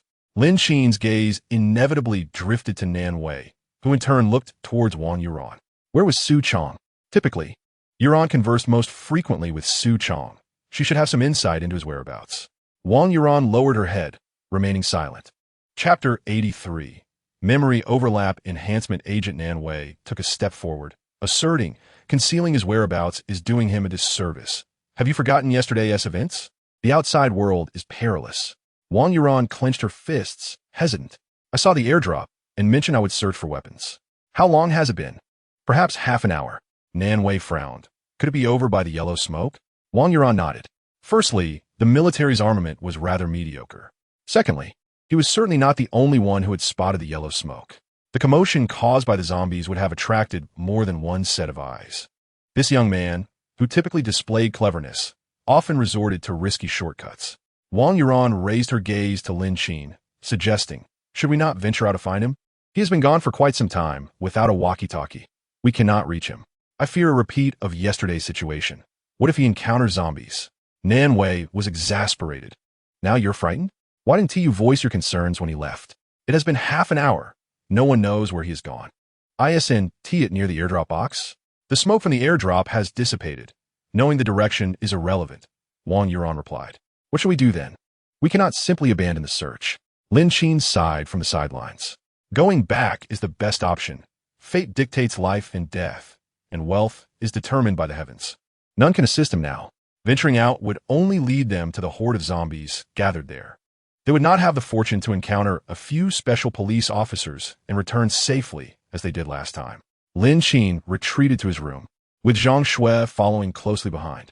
Nan Wei hesitated, ultimately deciding against acting impulsively, and followed suit. Wang Yuran stood in place, torn and anxious, with no other recourse. Casting a glance into the distance, she ultimately chose to follow. The temperature inside the room is significantly cooler than that outside. After a busy afternoon, everyone feels utterly exhausted. Zhang Shui distributes ice cream, one for each person, and she appears to be the most carefree in her enjoyment. Wang Yuran, while savoring her ice cream, would typically be filled with joy, but at this moment, she is overwhelmed with anxiety. An hour passes, yet Su Chang's figure remains absent. The others in the house, seemingly unfazed, retreat to their respective rooms. The solitary mobile games serve as a distraction, alleviating their boredom. Lin Qin returns to his bedroom and powers on his computer. The internet connection is currently unstable, rendering online gaming impossible. However, offline games are still playable. Yet, as time elapses, Lin Qin eventually halts his activities. At 5 o'clock, Su Chang is still missing, and it appears that the situation may be dire. Outside, Wang Yuran knocks vigorously on Lin Qin's door. Is something wrong? It's me, Wang Yuran. She calls. Lin Qin opens the bedroom door and gazes at her, stating plainly, if you wish to search for Su Chang, I won't stop you. But once you leave, don't expect to return. Wang Yuran realizes that Lin Qin is not inherently a bad person, yet he is hardly a good one either. Just as they had deliberated before joining the team, Lin Qin had nodded in agreement after careful consideration. However, if they choose to act recklessly, Lin Qin sees no other recourse. Those who defy authority and lack team spirit are bound to jeopardize the entire group. Certainly, Su Chang may have initially had good intentions, wishing to contribute to the team, but Lin Qin does not believe that he is devoid of selfish motives. Wang Yuran is momentarily speechless, taken aback by Lin Qin's bluntness. She had thought he would not simply stand by while Su Chang remained unaccounted for, and hoped to persuade him with a few words. Now, however, Lin Qin's response leaves her at a loss for words. She finds herself caught in indecision, unable to leave or stay. Is there something more to say? Lin Qin remarks. Observing her expression, Wang Yuran shakes her head, but then nods slightly before turning to exit. Nan Wei and Zhang Shui stand at the staircase, watching her, and upon witnessing Wang Yuran's defeat, they shake their heads in resignation.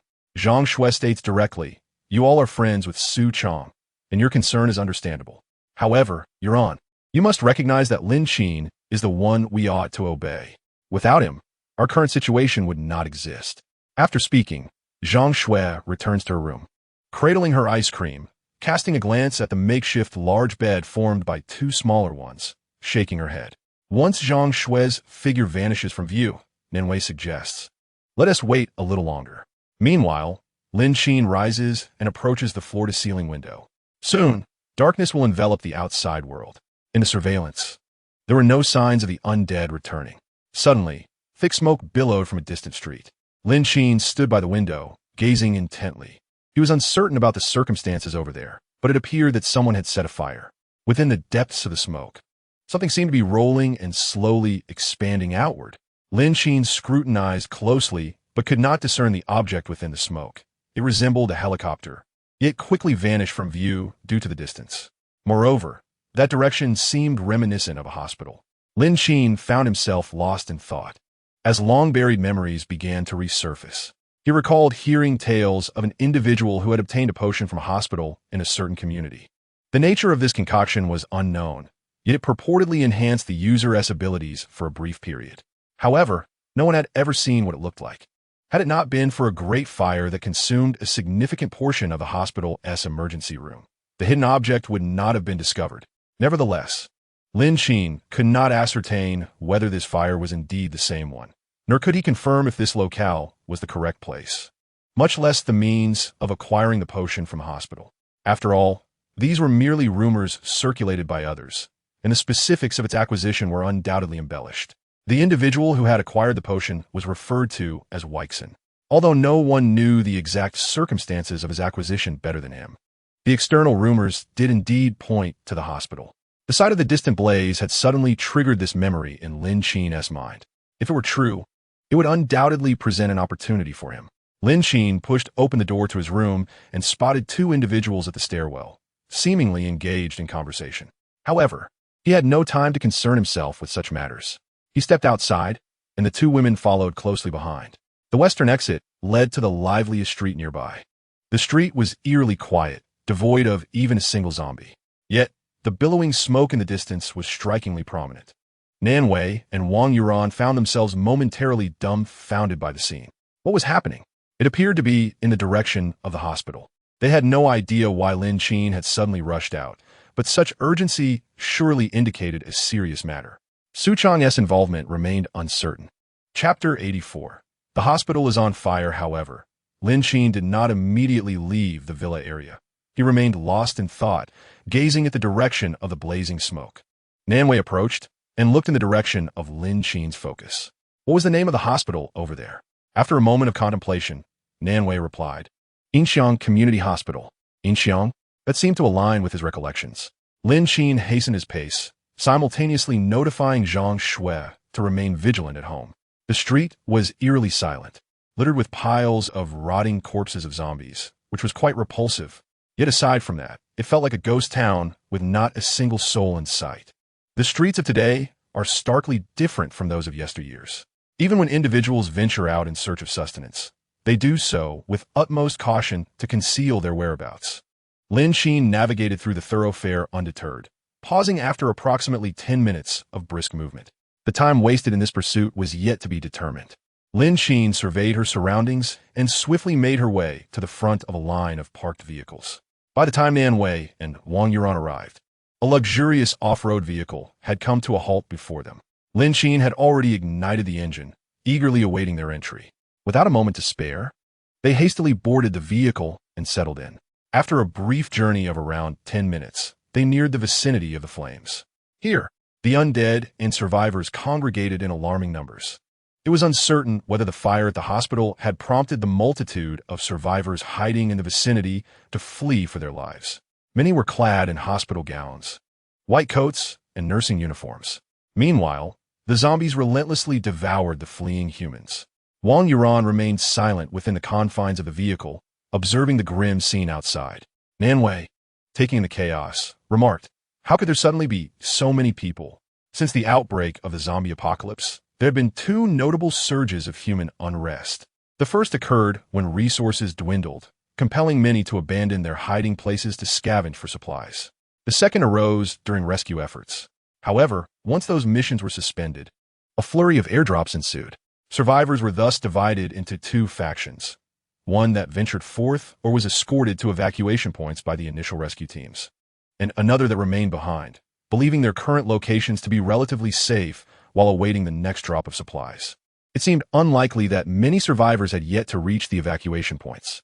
Yet in this moment, the hospital, not typically a site of plentiful provisions, was inexplicably teeming with individuals. Lin Qin maneuvered the vehicle through the fray of panicked humanity. Why has a hospital ever been devoid of people?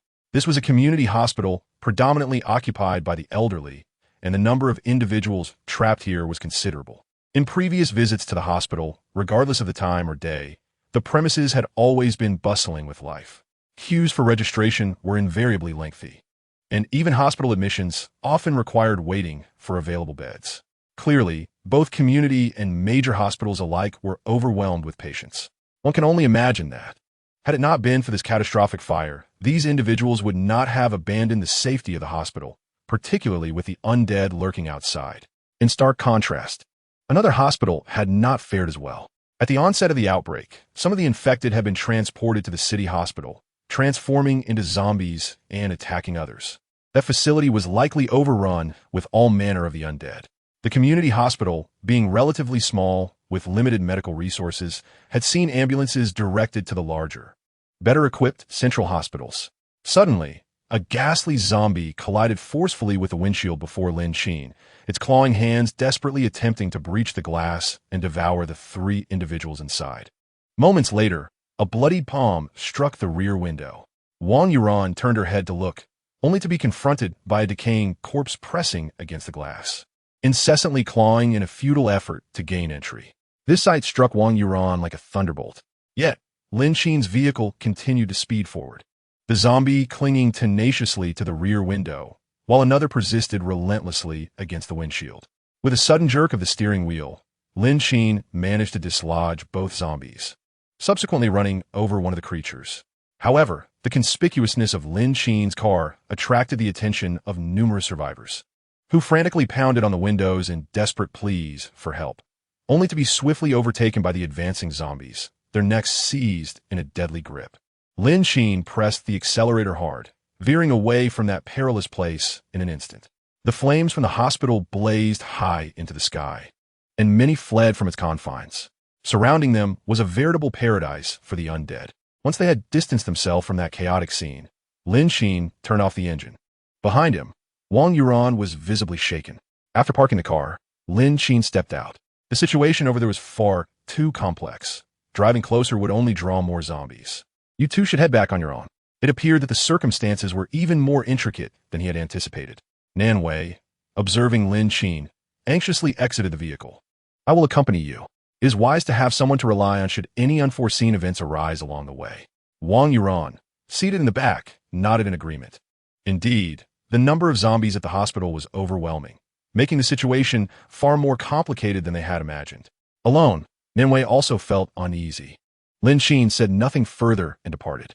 If they were indeed in this location, there was a possibility of discovery. Should reinforcement be attainable, the current predicament would be easily resolved. The distant flames continued to spread. The thick smoke gradually morphed into towering flames, and faint cries of anguish could still be heard. Lin Qin pressed onward, drawing closer.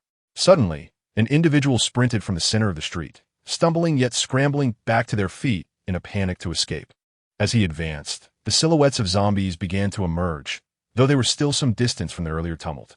Lin Qin navigated along the storefronts, prepared to slip inside at the slightest hint of danger. At this moment, without having secured what he sought, it was prudent to avoid direct confrontation with the undead. Primarily, the incessant influx of zombies posed a significant hassle and would hinder his progress. As he moved closer, Lin Qin noticed several survivors running in succession from afar, pursued by a horde of zombies. He quickly sought refuge within a nearby shop, pressing himself against the rear wall. A survivor stumbled and crawled away, evading the relentless pursuit of the zombies behind him. Upon entering, a gun was suddenly pressed against the back of his head.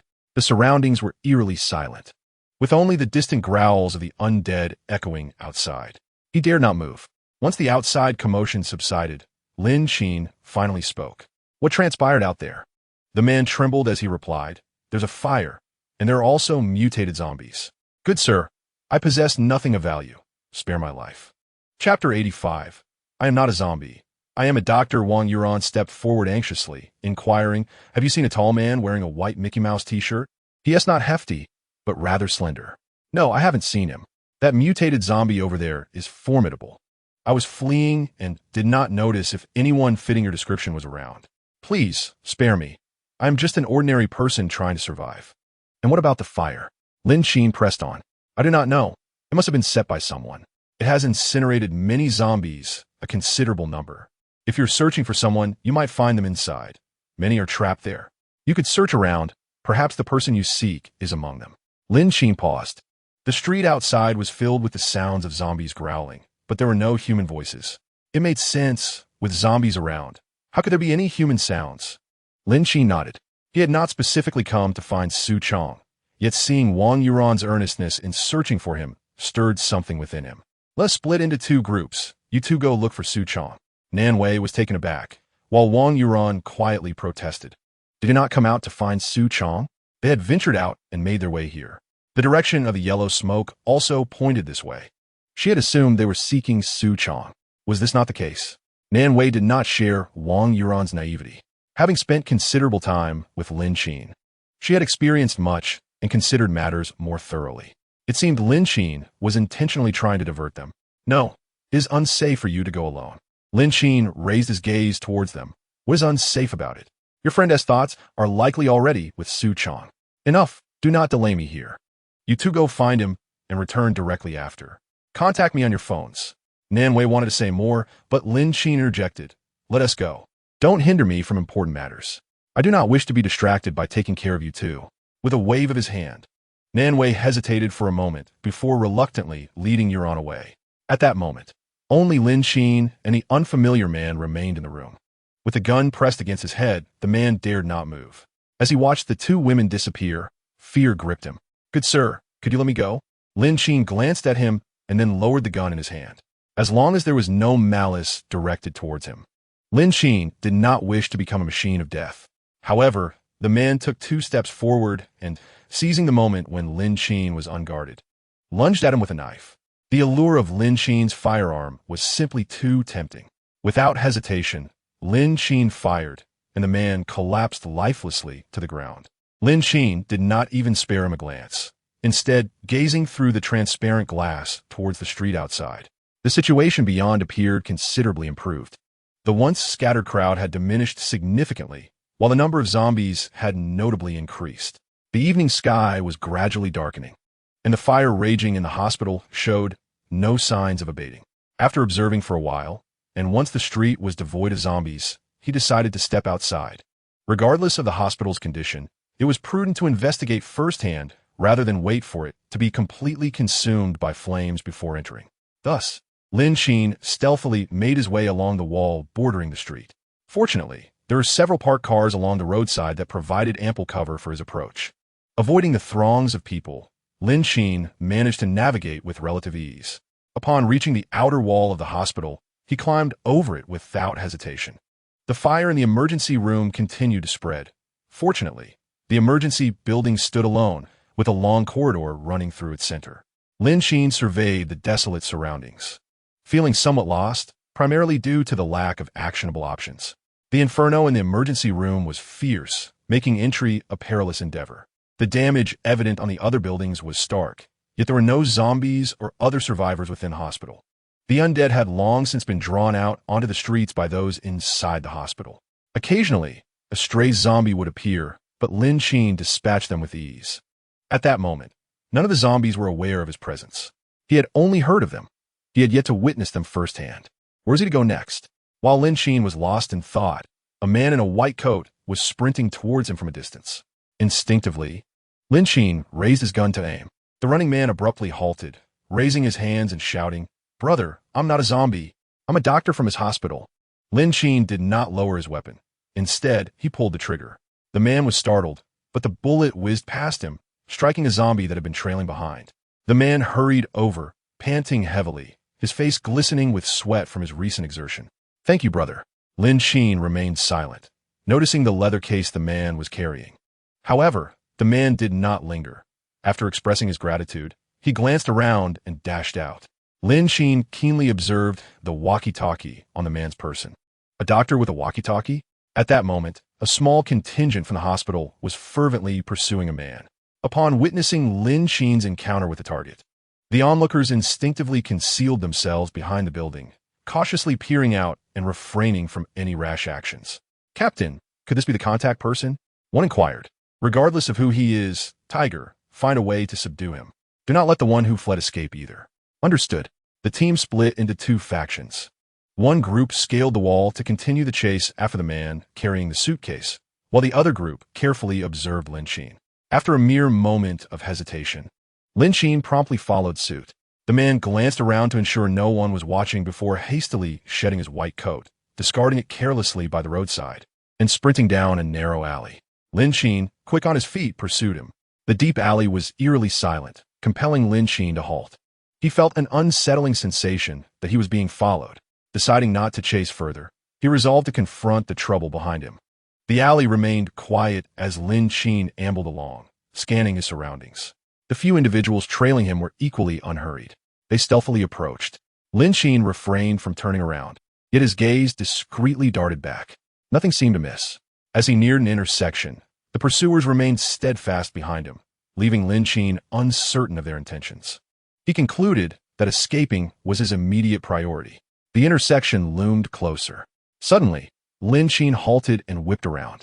The alley was silent, devoid of anything but the bodies of the undead. Nevertheless, Lin Qin trusted his instincts. Chapter 86. Rescue. He turned back and resumed his swift pace.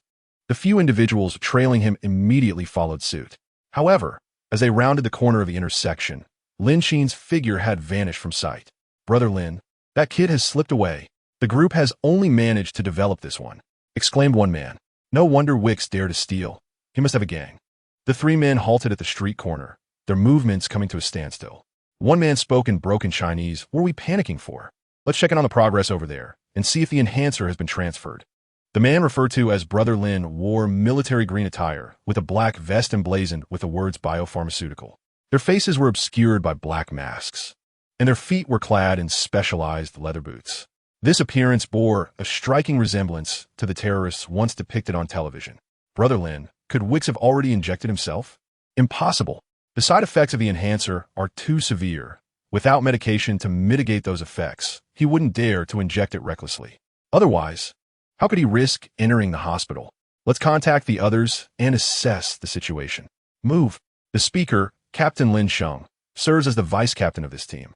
He gazes at the desolate street ahead, raising his hand in a swift gesture before dashing forward to leave the location behind. Lin Qin, concealed among the trees, does not rush to descend even after the group departs. The individual he encountered at the hospital was none other than Weeks's, the foremost figure in enhancement. However, the mention of enhancement agents and the four characters representing biopharmaceuticals piqued Lin Qin's curiosity. It appears that Weeks's is backed by a company. An enhancement is no mere coincidence. He leaps down from the tree, seizing the opportunity to follow the group unnoticed. Only by trailing them can he hope to find Weeks's. As twilight descends, the surroundings grow dim. The sky darkens rapidly, and Lin Qin maintains a careful distance, eventually trailing the group to a desolate construction site. The undeveloped land within the city is enclosed by low walls, with mounds of earth scattered about, overgrown with weeds. It is indeed a commendable hiding spot. Lin Qin deftly navigates through the foliage, exercising caution to avoid snapping branches that could betray his presence. The group weaves through the area and quickly reunites with their comrades. Lin Qin parts the underbrush, stealing a glance at the scene. There are 5 individuals in total, with Weeks's positioned at the center. 2 of them have seized the fleeing Weeks's, throwing him to the ground, surrounded by a throng of onlookers. Weeks's, lying helplessly, can only watch as they snatch the briefcase from his grasp. Weeks's, the contents of that briefcase are not rightfully yours. Moreover, what use do you have for a half-finished product? If you were wise, you would present the backup copies of your destroyed research records. That way, we can report to our superiors and spare your life. We are all colleagues. After all, we need not resort to such extremes. Weeks's, battered and barely able to rise, trembles as he speaks. There are no backups. How can you even contemplate experimenting with such abominable substances on human subjects? The world outside is teeming with zombies, and you wish to study them and turn them into weapons? You are mad. These zombies are the living dead, devoid of sensation. To inject this unfinished product into them, and then seek to conduct research is sheer insanity. Weeks's, lying on the ground, speaks with a voice weak and strained. Stop feigning ignorance. Have you not been contributing to the initial research investments all along? Why the sudden pangs of conscience now? Moreover, these zombies have already begun to grow stronger, and we have merely studied their trend of enhancement, leading us to develop this incomplete product. The Research Institute has been dismantled, yet you cannot take this with you. Lin Qin snorted coldly, regarding the severely weakened Vix on the ground as no threat whatsoever. He glanced at the others behind him, signaling with his eyes. Immediately, they began to pummel Vix with fists and feet. Lin Qin squatted beside them, observing the battered Vix, and inquired, "There are no backups?" "None. All destroyed." Lin Qin was somewhat taken aback, but given Vix's current state, clinging to life by a thread, he presumed he would not deceive them. He waved his hand, halting the others. "It seems you truly have none." He kicked Vix, who rolled uncontrollably away. "Let us go." Lin Qin rose and departed in another direction. Vix, now covered in wounds, lacked the strength to walk. Lying there, he would remain undetected, and it wouldn't be long before the scent of blood attracted the zombies. By then, there would be nothing left of him. It was unnecessary to waste their limited weapons and ammunition. Once everyone had left, Lin Qin emerged from behind the weeds. The password box those individuals took should not contain the enhancement serum. Otherwise, Vix wouldn't have been able to survive in such a state. However, it was unexpected that Vix, with only half his life remaining, could still be lively after using that serum. Soon, these people would realize the serum was absent and would return.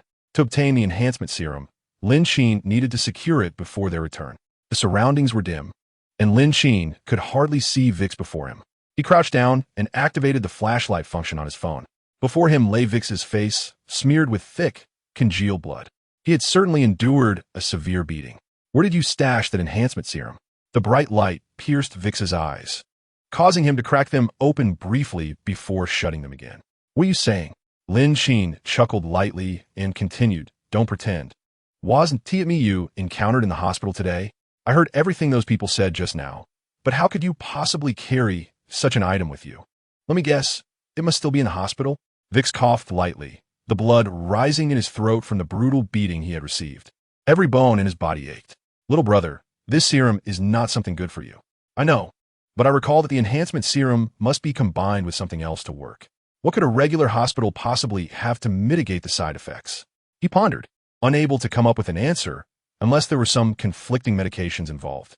Chapter 87. The enhancer. Lin Qin's words left Vix, who lay feigning death on the ground, momentarily stunned. Slowly, he opened his eyes and regarded Lin Qin with a scrutinizing gaze. Drawing a deep breath, he inquired, "Are you one of them?" His speech was labored, a consequence of his exhaustion. It was incomprehensible how someone unfamiliar with the enhancer could possess such intricate knowledge. Naturally, Vix assumed Lin Qin was aligned with them. However, Lin Qin shook his head, denying the accusation. He placed his phone atop a nearby mound of earth, and then retrieved a wheelchair from his spatial storage. Vix watched in astonishment as Lin Qin produced the wheelchair as if conjuring a magic trick. Lin Qin carefully positioned Vix into the wheelchair and pushed him through the underbrush, seeking refuge behind a tall mound of earth. After ensuring Vix was concealed, he returned to the thicket, smoothing out the impressions left by the wheelchair, and scattered a few drops of red ink to obscure their trail before hastening back. Still seated in the wheelchair, Vix was perplexed by Lin Qin's motives for rescuing him. Meanwhile, the individuals who had briefly departed were incensed to discover Vix's body was no longer on the ground. In a fit of rage, one of them kicked the safe away. "Damn it, Vix has tricked us. Find him." He.S. gravely injured. He couldn't have gone far. Lin Qin observed the drag marks on the ground and beckoned to his companions, who rushed in pursuit of the blood trail. Once the area was deserted, Lin Qin finally activated the flashlight on his phone. "Your current situation suggests you no longer require that enhancer. Had it not been for me, you might have met your demise at their hands. I can take you to the hospital, allowing you the chance for self-rescue, but the enhancer must remain with me."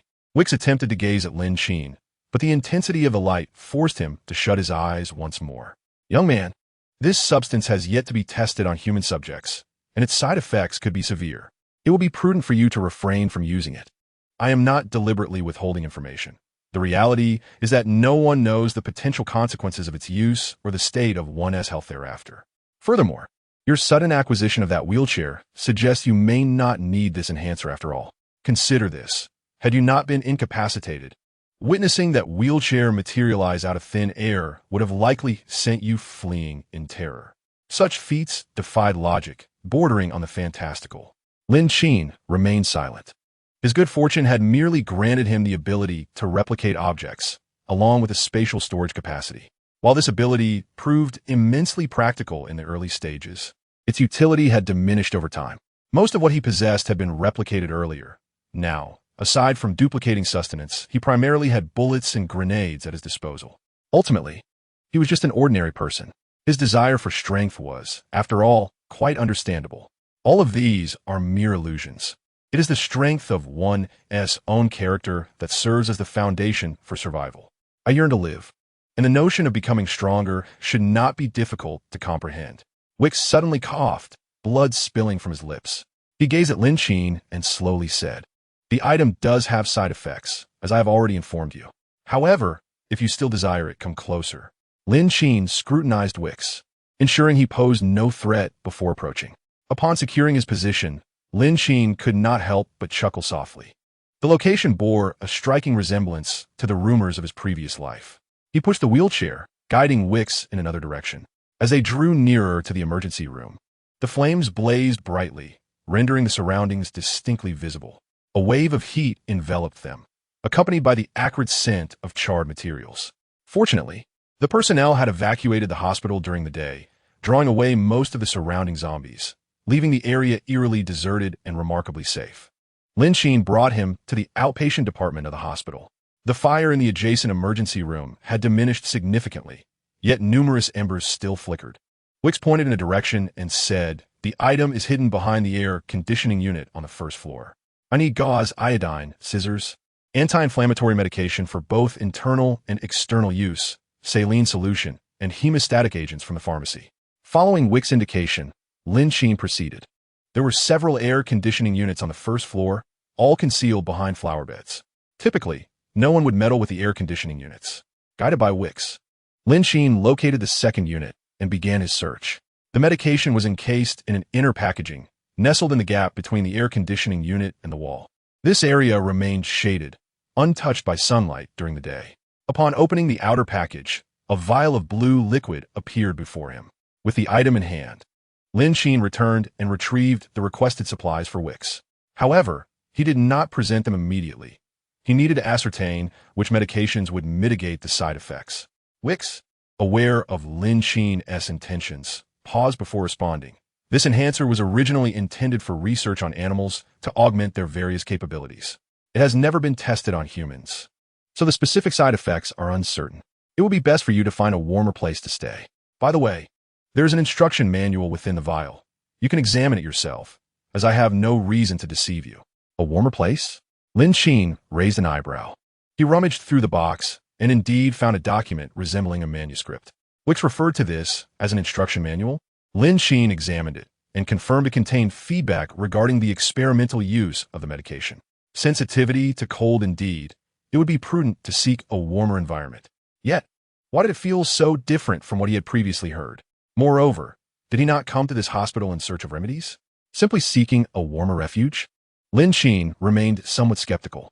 Wicks, perceiving his doubt, cleared his throat and continued, "I assure you, I am not deceiving you. This hospital lacks the resources I seek. Of course, if you possess something spicy and warming, it could serve a similar purpose, although the dosage would need to be rather excessive. The key remains in maintaining warmth."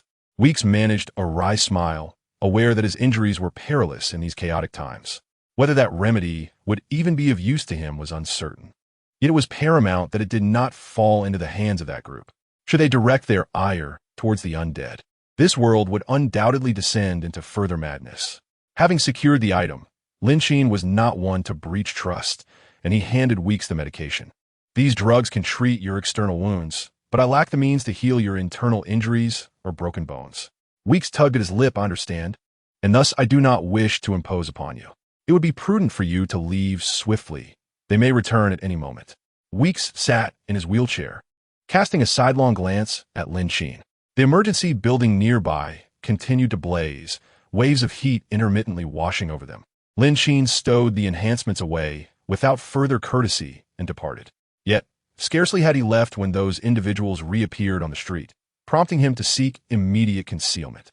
The group rushed forth, soon discovering Wicks in his wheelchair. From a distance, Lin Qin witnessed him endure another beating. Fortunately, even in death, he did not divulge that it was Lin Qin who had taken the items. However, finding a warmer place now proved to be a challenge. Lin Qin had no intention of returning, as the side effects remained uncertain. It was wiser to seek a safe location and contemplate his next move. Chapter 88, Replicating the Enhancer. A reunion with the SWAT team. Lin Qin surveyed his surroundings, his gaze landing on the blazing emergency building. It appeared to be the warmest option available. Yet, remaining there was not without peril. The hospital possessed a backup power source.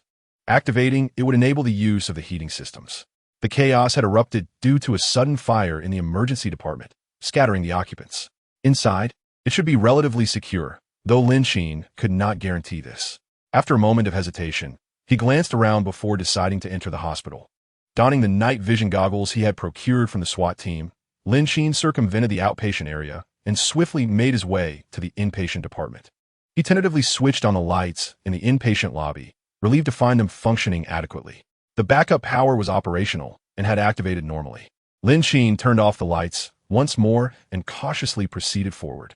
The lights in the hospital flickered on, revealing an unmistakable target, prompting a more prudent decision to traverse the dim corridors in darkness. The hallway was strewn with scattered blankets, slippers, and various other items, vividly depicting the chaotic exit of those who had fled in haste. However, apart from this disarray, the corridor surprisingly maintained an air of cleanliness, devoid of any traces of the undead or unsightly bloodstains. Lin Qin ascended to the second floor with relative ease. He did not venture too far upwards, but rather selected a random patient room on the second floor to conceal himself within. Inside the room, the bedding lay in disarray, and the floor was littered with athletic shoes and slippers. The bedside table was cluttered with empty water bottles and discarded food wrappers, likely remnants of previous occupants who would not return, mere refuse. Yet, the absence of others was a boon for Lin Qin. He refrained from illuminating the room, opting instead to switch on the small light in the bathroom, ensuring that the patient room was not overly dim. He moved the bedside table to barricade the door, then proceeded to the bathroom. Though compact, the bathroom was equipped with an electrical outlet. Lin Qin retrieved a heater and a small sun lamp from his spatial storage, preparing to warm the area. Regarding the blue enhanced serum, he felt a twinge of anxiety. Wix was uncertain about which specific herbs could neutralize its effects. Yet this semi-finished product had indeed conferred considerable benefits and abilities to Wix in his previous life. Perseverance would lead to success. Grasping the vial, Lin Qin commenced the replication process. Should he endure, this serum would be unique. If it proved effective, he would contemplate sharing it with his companions. However, that decision would require further discussion. The blue liquid was injected into his arm, and within moments, he experienced no immediate reaction. Instead, the warmth from the heater and lamp made him sweat, dampening his clothing. 30 seconds passed, and his heartbeat quickened. It dawned on him that Wix had only conducted experiments on animals, without specifying dosage. He had administered the entire vial in one go. At 40 seconds, a chill began to envelop him. 1 minute in, he felt as if he were running naked in the Arctic. He hastily retrieved blankets from his storage. Beginning the replication process, 1 blanket became 2, 2 became 4, until he was cocooned beneath a thick layer. The warmth from the heater and lamp seemed insufficient to stave off his current state of cold. A thick layer of frost formed on his eyebrows, and even his breath manifested as a plume of white mist. Cursing under his breath, Lin Qin lamented that Wix merely suggested finding a warmer spot without mentioning how frigid it could become. Despite being wrapped in multiple layers of blankets, he still felt uncomfortably cold. Clearly, he had underestimated the situation. Gradually, Lin Qin succumbed to slumber beneath the heavy blankets. Time slipped away unnoticed until the sound of commotion at the hospital room door roused him from his haze. As he blinked into consciousness, he beheld several figures clad in special police uniforms entering the room. A beam from a flashlight, mounted on one of their shoulders, pierced through the dimness, causing a momentary dizziness and an unclear vision. It seemed he was even experiencing auditory hallucinations. Unit 3, we've discovered a survivor. Acknowledged, I will stay here. You proceed further inside. How could special police be present here? It was unexpected. Struggling to his feet, he resisted, for if these officers were mere figments of his imagination, then they must be zombies. He could not simply await his demise. However, no matter how fiercely Lin Qin fought against his circumstances. The officer assigned to watch over him remained unyielding, merely urging him to maintain his composure. Lin Qin was the sole survivor they had located. After a while, Lin Qin's physical condition began to stabilize, and clarity returned to his mind. He surveyed his surroundings, and outside his hospital room, a considerable number of special police and military personnel were gathered in the corridor, ascending to the upper floors. He was baffled by the magnitude of the operation, wondering what could have compelled such a mobilization. This was the first time Lin Qin had witnessed such a scene. He attempted to step outside, but the officer tasked with his care stepped forward to halt him, inquiring, "Are you all right? Are you injured? Medic, we have a survivor here who requires a full examination." Lin Qin was engrossed in observing the happenings in the corridor and did not catch the officer's call to the other side. When a medic arrived and conducted a thorough examination, Lin Qin finally asked, "What transpired here? How did you come to be here?" The team comprised at least 20 individuals, a significant contingent indeed. Yet, they did not respond. Instead, they reassured Lin Qin, saying, "Sir, please wait in your room. Once we complete our mission, we will escort you back to the evacuation point." With that, he was forcibly returned to the confines of his room, and the door was secured behind him. Lin Qin was left in a state of confusion regarding the events unfolding outside. Though anxious in the hospital room, he was certain of one thing. His personal safety was not in jeopardy. The room was shrouded in darkness, save for the light still emanating from the bathroom. Outside, the world remained cloaked in night, prompting Lin Qin to glance at the time on his mobile phone, 4 a.m. At this hour, most survivors should be in repose. He leaned against the door, peering through the translucent glass above it. The corridor was eerily quiet, with only 2 special police officers stationed at the staircase. And including the one in his room, there were 3 in total. The earlier group had ascended the stairs, heading to an unknown destination, seemingly not on a rescue mission. Generally speaking, what within a hospital warrants such significant upheaval? Medications?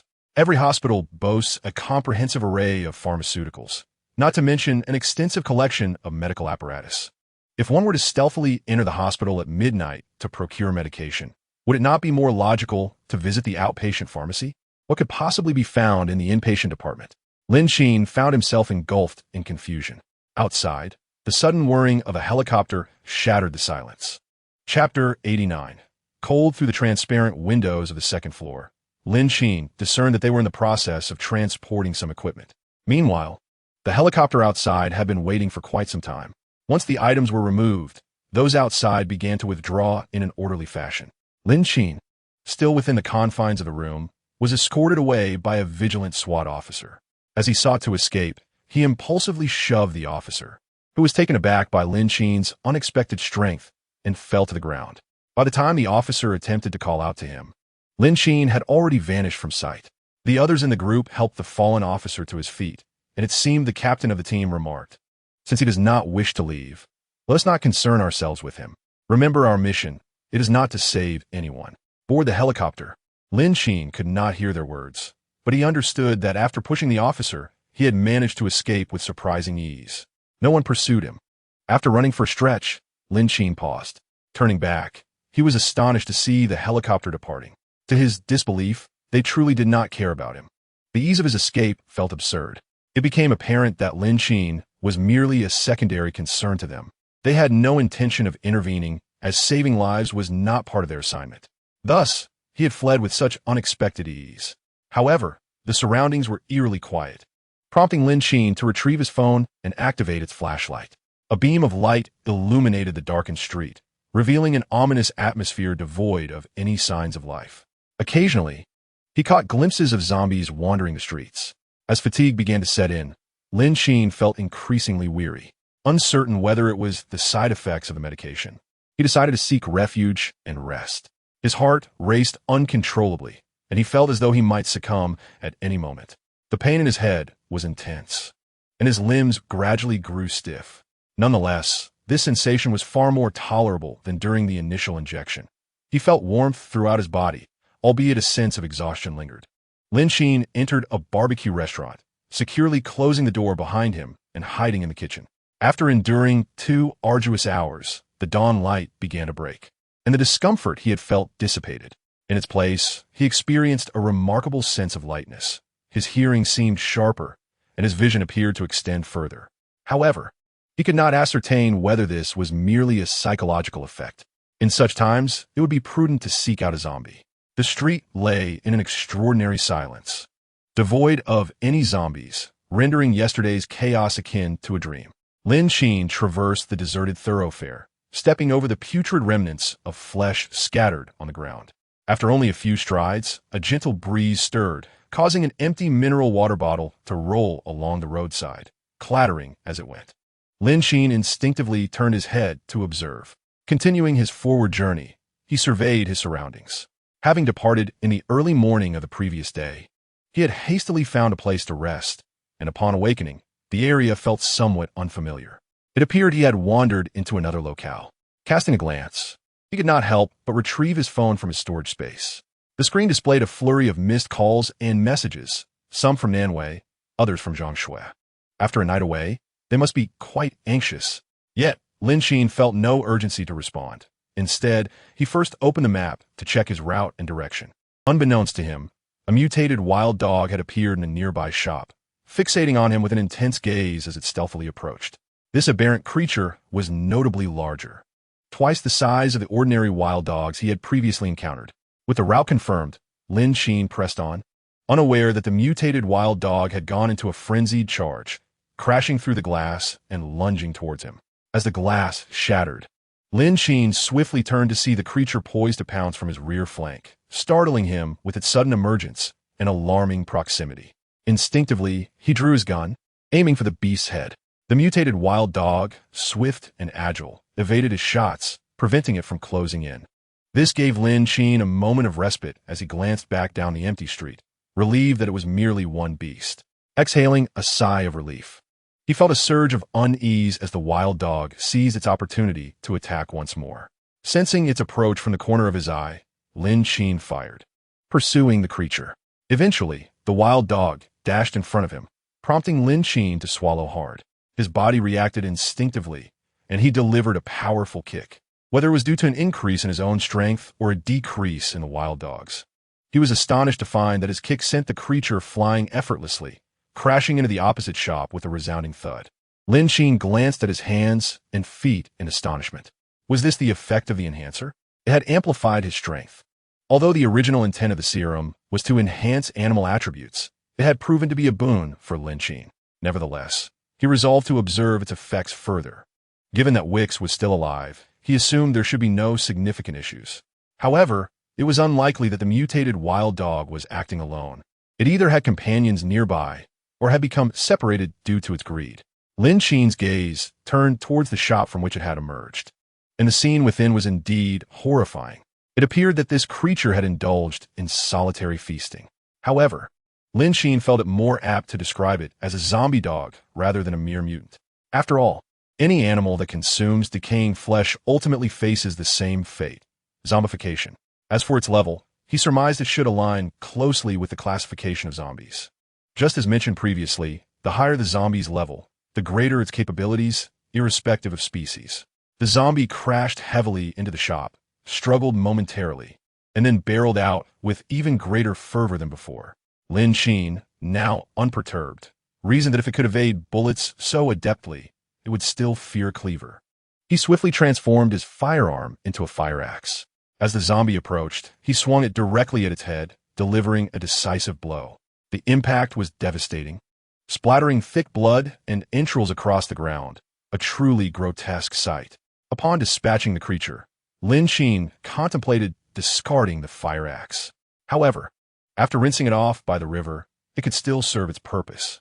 He hoisted it onto his shoulder, and what once felt cumbersome now seemed as light as a twig. Clearly, the effects of the potion were remarkably potent. Satisfied, Lin Qin nodded and continued on his path back home. Yet, an unsettling chill began to envelop his body. He paused, sensing something amiss. This sensation mirrored that of the previous night. What was this? The potion didn't specify any particular remedy. Warmth. A remedy against cold. Wasn't tea something warm or a heater the correct choice? Ginger tea, perhaps. When one caught a chill, it was customary to sip ginger-infused concoctions. Indeed, old ginger should suffice. Chapter 90. A change in the wind after all. It wasn't merely a matter of catching a chill. Alcohol could also warm the body. Lin Qin quickened his pace, retrieving his vehicle and making a beeline for home, to avoid a recurrence of the previous day's encounter with the special police. He deemed his villa a safer haven. Initially, he was uncertain about the reactions and circumstances following the injection of the special serum, and he preferred to keep such matters private. This was why he had chosen not to return home last night. However, he had not anticipated encountering the special police again at the hospital, which had caught fire in the early hours. It felt as though he had stumbled into a stroke of misfortune. Fortunately, these individuals assumed he was merely shaken and disoriented, unaware of the true nature of his circumstances. Thankfully, their focus was not on him, and once he made his escape, no one pursued him. Yet, the situation felt precarious. He remained anxious about encountering other zombies or survivors who might unearth his secret. Lin Qin felt it was necessary to return for a moment. As long as he hid in the basement, given Zhang Shui's temperament, she would not discover his presence. Having not returned for an entire night, Zhang Shui in the villa was already engulfed in anxiety. 3 individuals had ventured out yesterday, yet all communication had been severed. How could she not be distressed? The roar of a car engine suddenly jolted her awake. At such a time, who would be driving? The commotion outside failed to capture her attention. The living room remained desolate, devoid of any signs of return. A profound sense of loneliness and dread enveloped her. They were likely in dire straits. This realization filled her with fear. Gazing at the empty villa, she immediately resumed dialing the phone in her hand. Lin Qin should be safe. With his extensive arsenal and intelligence, how could he possibly be in danger? Yet, when the call connected, no one answered. The situation remained unchanged from the previous day. Zhang Shui, undeterred, continued to dial. Just then, a noise emanated from outside, prompting her to sit up alertly from the sofa in the living room. With a tense expression, she peered outside. Could it be a zombie? Grasping her gun, she cautiously rose and approached the door. If it were indeed a zombie, she would have to devise a means to confront it. She had 10 bullets left. If there were only 1 or 2, or even 5 or 6, it would be manageable. However, if there were too many, exceeding her ammunition, she would have to rely on the fire axe in the corner to deliver a decisive blow.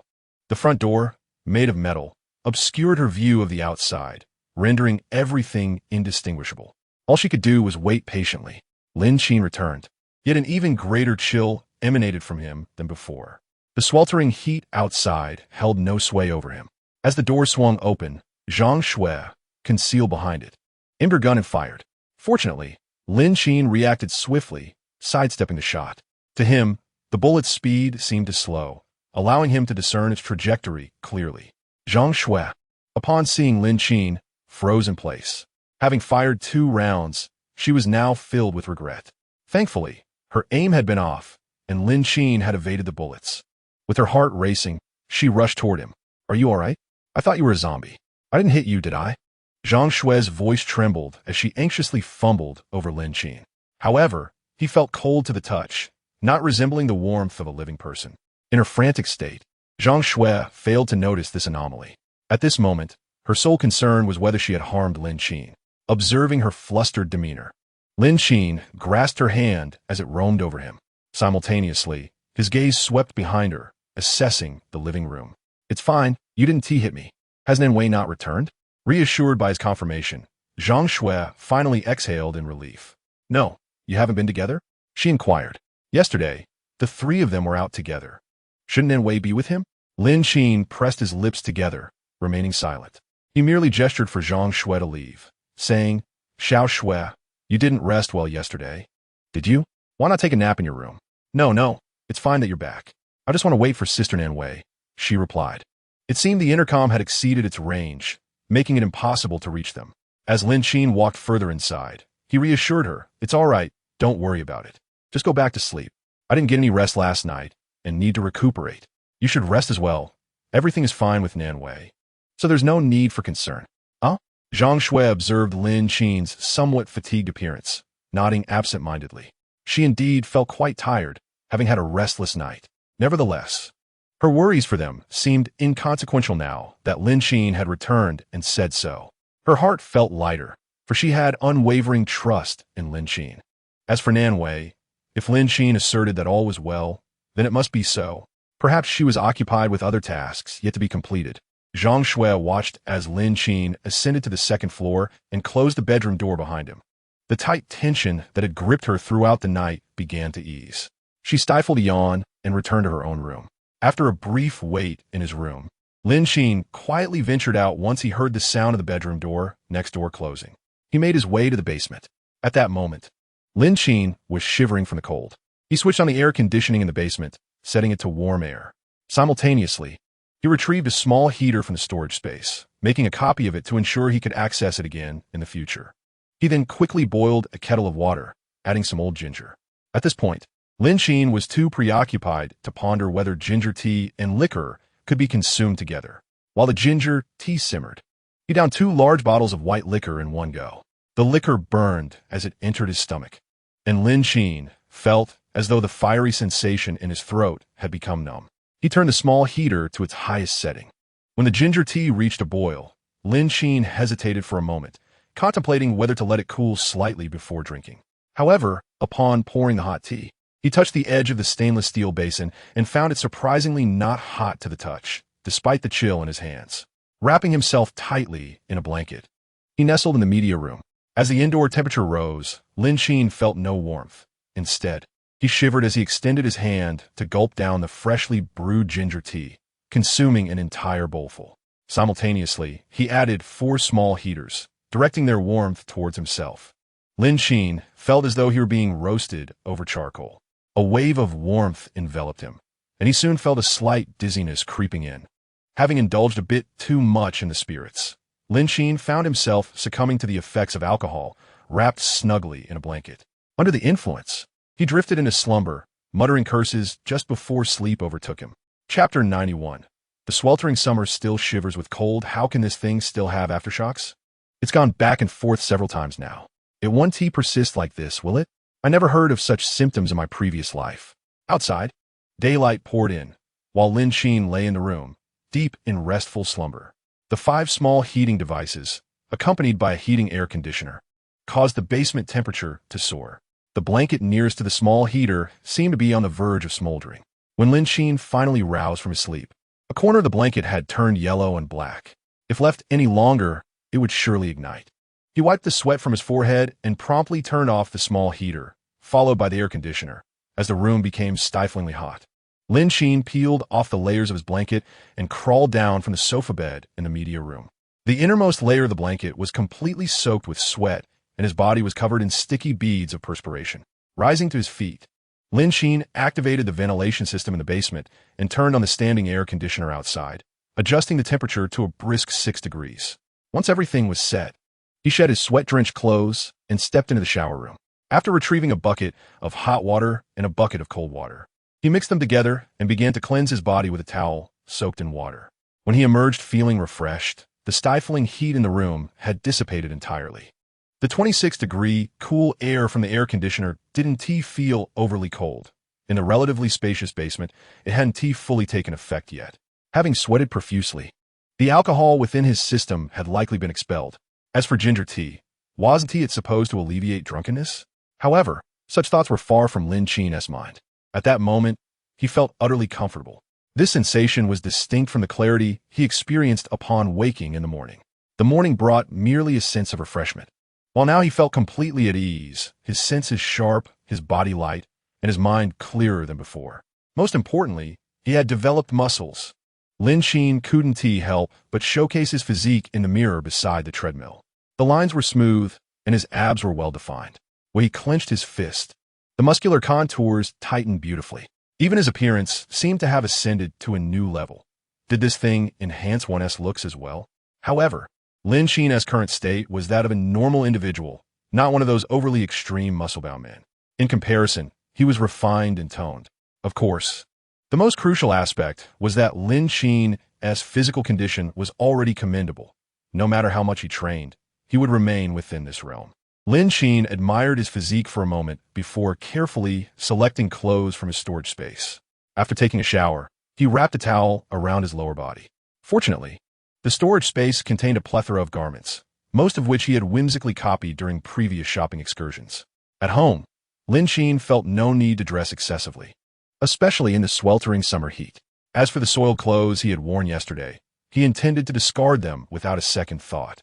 Once he donned a simple set of loungewear, Lin Qin glanced at the surveillance monitor. Outside, Zhang Shui was still fast asleep in the room, presumably having had a sleepless night. Sitting in front of the monitor, Lin Qin took out his phone, lost in contemplation. He hoped that Nan Wei and the others were not in any peril. Su Chang's direction towards the supply drop should not be far. He had also lent his car to Nan Wei and her group to expedite their search for him. However, the specifics eluded Lin Qin. Otherwise, they would not have remained absent until now. What could have transpired? In his reverie, Lin Qin pressed the phone number. Currently, the signal was somewhat unstable, yet not entirely non-existent. With repeated attempts, he was bound to connect eventually. However, the persistent busy tone emitted from his phone made it difficult to discern whether they were safe or in trouble. The walkie-talkie that Xiao Shui had mentioned was also unreachable, indicating it was beyond range. His walkie-talkie, purchased from an online marketplace, had a transmission range of merely 2 kilometers. Nonetheless, it was improbable that Nan Wei and the others had ventured beyond that distance. Could it be that they headed to the evacuation point? Lin Qin dialed the number again, only to be met with the same busy signal. It seemed that contacting them via phone was futile. He stowed the phone away and slumped back in his chair. Having not eaten anything since yesterday, Lin Qin retrieved a beef burger and a cup of ice cola from his storage. Naturally, he also indulged in the quintessential snack platter. As he held a chicken leg in his left hand and chicken nuggets in his right, Zhang Shui remained undisturbed in her slumber. Lin Qin shook his head in resignation, feeling an abundance of energy within him. Yet, lying there was undeniably blissful, a luxury he had long yearned for. As he tore a piece of chicken off the leg, his phone vibrated on the table. Curiosity piqued, Lin Qin glanced at the screen, which displayed Nan Wei's name, with a chicken leg still in his mouth. He answered the call. "Hello, is this Lin Qin?" Nan Wei was hiding in a hotel. Since the previous day, she had attempted to reach Lin Qin dozens of times, yet none had been successful. This was the first call she made after dawn, prompted by seeing Lin Qin's missed calls. However, at that moment, Nan Wei could not confirm whether the voice on the other end belonged to Lin Qin, so she cautiously inquired. Lin Qin bit into a chicken leg, mumbling a vague acknowledgement. On the other end of the phone, Nan Wei sighed in relief, saying, "That's good to hear. I've lost contact with you, Ran." When Su Chang's name came up, Nan Wei's tone wavered slightly. Bowing her head, she pressed her lips together and continued, "I haven't found her. I just wanted to ask if you've returned, where you are, and whether Su Chang and the others have made it back as well." Lin Qin set down the chicken leg from his mouth. "Where are you?" Compared to Su Chang and Wang Yuran, he was more eager to learn about Nan Wei's whereabouts. However, judging by her demeanor, she seemed quite concerned for the two of them.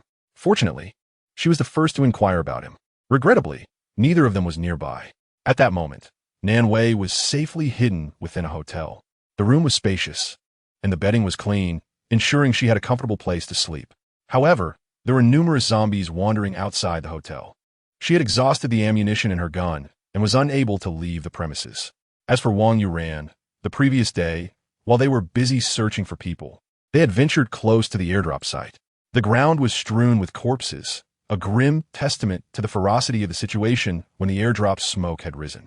Unfortunately, they had arrived too late, and there were no signs of survivors in the vicinity. Under one of the bodies near the airdrop, they discovered a necklace belonging to Su Chang. Before they could deliberate on their next steps, the overwhelming stench of blood attracted nearby zombies, forcing them to flee in a panic, scattering in different directions as they were pursued. Chapter 92, Beyond the Limits Now. Nan Wei had no idea of Wang Yuran's condition, nor Su Chang's. However, she felt a heavy sense of foreboding regarding Su Chang's fate. Without a weapon, she thought it would be exceedingly difficult for Wang Yuran to survive. Yet, the most distressing matter was that she had attempted to reach Zhang Shui, but was unable to make contact. She tried calling Lin Qin as well, but there was no answer. Hiding in her hotel room, Nan Wei dared not make a sound. The zombies were lurking nearby, creating an extremely perilous situation. Lin Qin, not receiving any response, inquired again, "Where are you?" Gathering her thoughts, Nan Wei replied, "I'm over at the Holiday Inn." The Holiday Inn? Lin Qin couldn't help but check his phone's map. Holiday Inn 21. No wonder she was unreachable. It was beyond the designated area. However, Lin Qin had previously left his phone in his storage space, so he was unaware of any attempts to contact him from either Nan Wei or Zhang Shui. He had just called Nan Wei, but it had been met with a busy signal and then silence. It seemed he had missed their messages, especially since his phone was on silent. Yes, the third floor of the Holiday Inn, but there are zombies all around the ground floor. There's an airdrop nearby, where many have perished and the undead abound. I cannot return in the immediate future. If those two manage to return, please inform me. Once the bodies outside have been sufficiently consumed, the zombies downstairs will disperse, at which point I shall make my return. Regarding Wang Yuan and Su Chong, Lin Qin felt little sentiment. Ultimately, the path one chooses is one's own. After pondering for a moment, Lin Qin inquired, "What about your provisions?" The zombies will not vanish for several days, and during this interval, food and water are paramount. Rest assured, I survived before. I shall do so again, came the reply.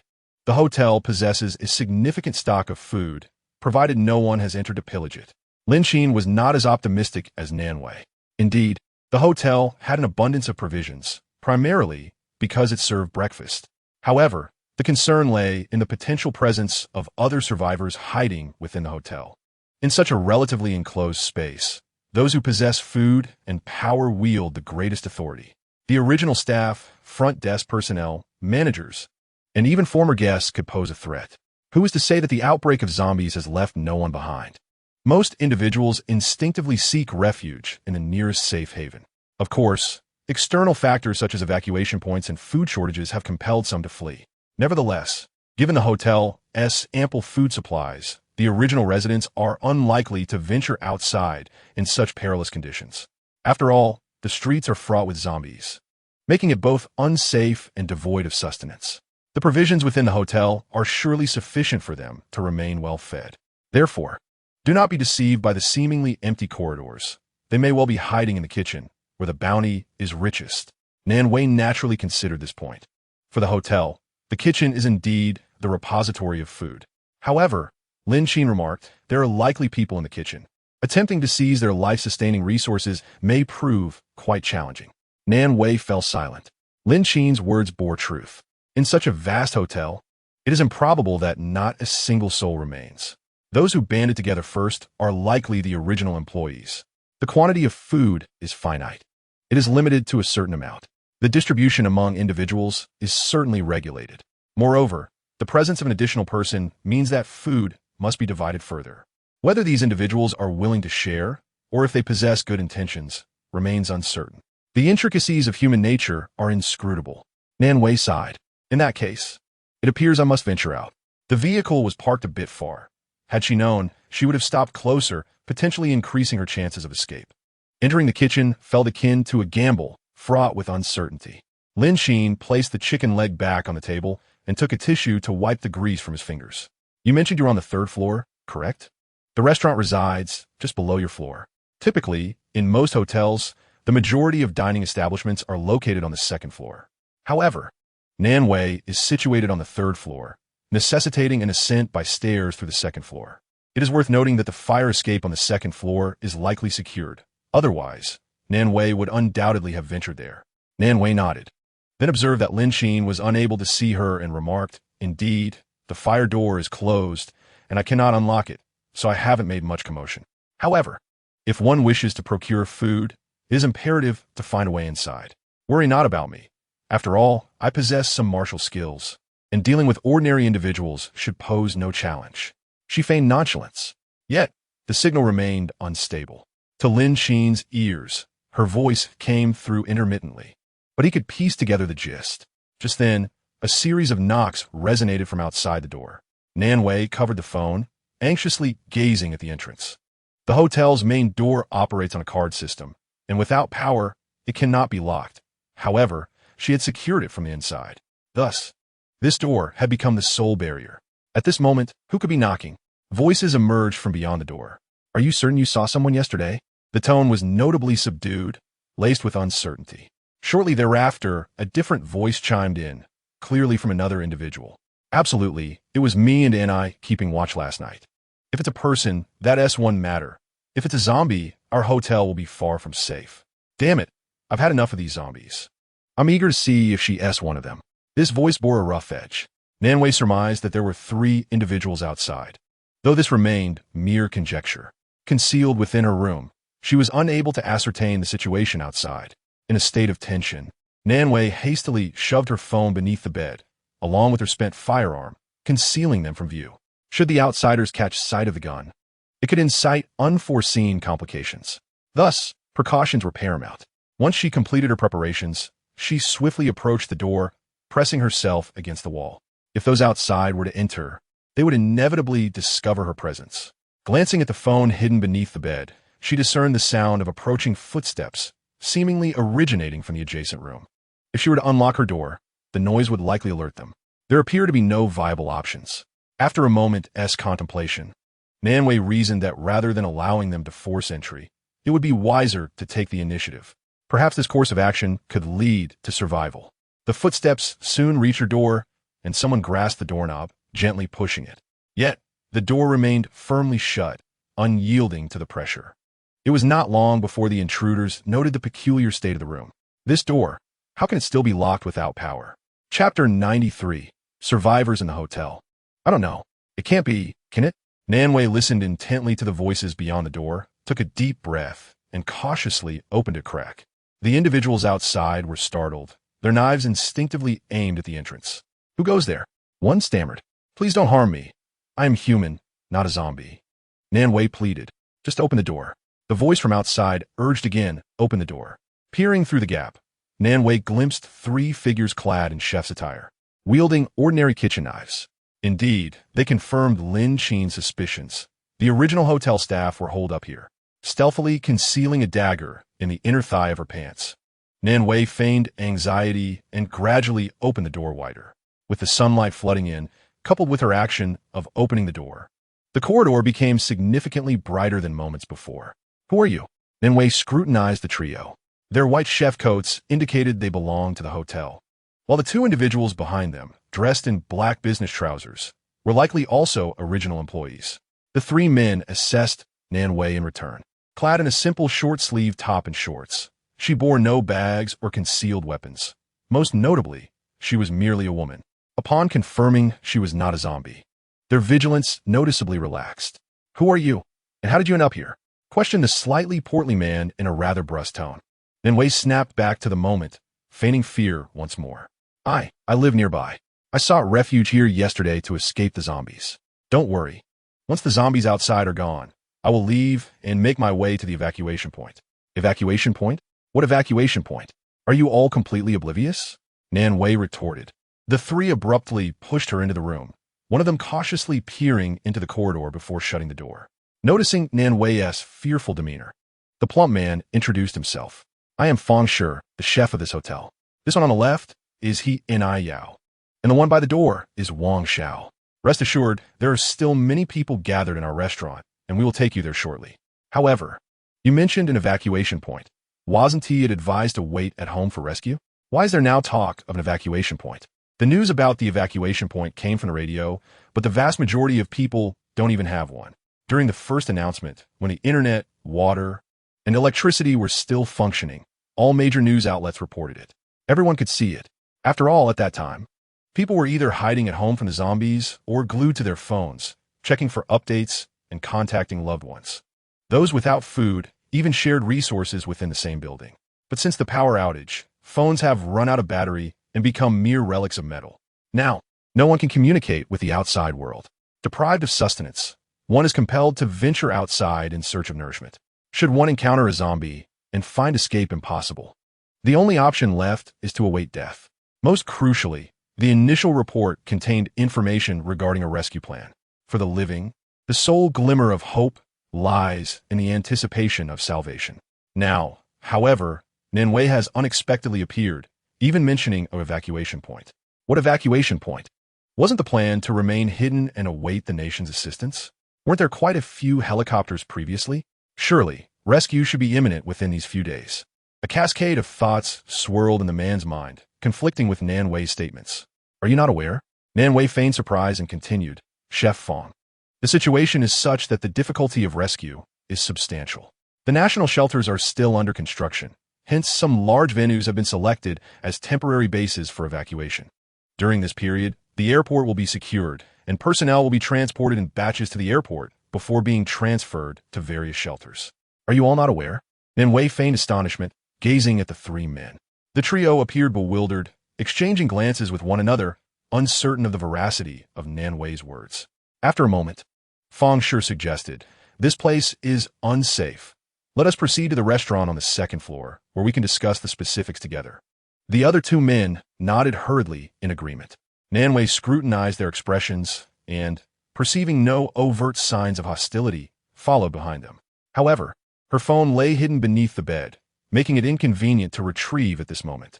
She also wondered whether the poor signal would allow Lin Qin to hear their recent conversation and whether he would come searching for her. The restaurant on the second floor was spacious. Each individual nestled into their respective seats, blankets strewn beside them, indicating that they had been resting on the benches during this time. A cursory glance revealed that approximately 20 individuals had taken refuge here. When the large door swung open, the occupants tensed momentarily, yet upon recognizing a familiar face, they collectively exhaled in relief. "Old Fang, weren't you supposed to be out assessing the situation? Why have you returned with a burden?" The young man who spoke did so without a hint of politeness. In his view, with so many people present, the provisions from the hotel would scarcely sustain them for several more days. Instead of uncovering anything useful, they had returned with a woman who would merely deplete their food supply. Was she not a burden? And a woman at that. What can women contribute? When confronted with zombies, they only cower and scream, inevitably attracting more of the undead. "We have enough women here already. We don't need another. Old Fang, in times like these, could you not rein in your kindness?" The crowd erupted in hushed murmurs, each voice striving to remain discreet, so as not to raise too much commotion. Nan Wei stood at the back, surveying her surroundings.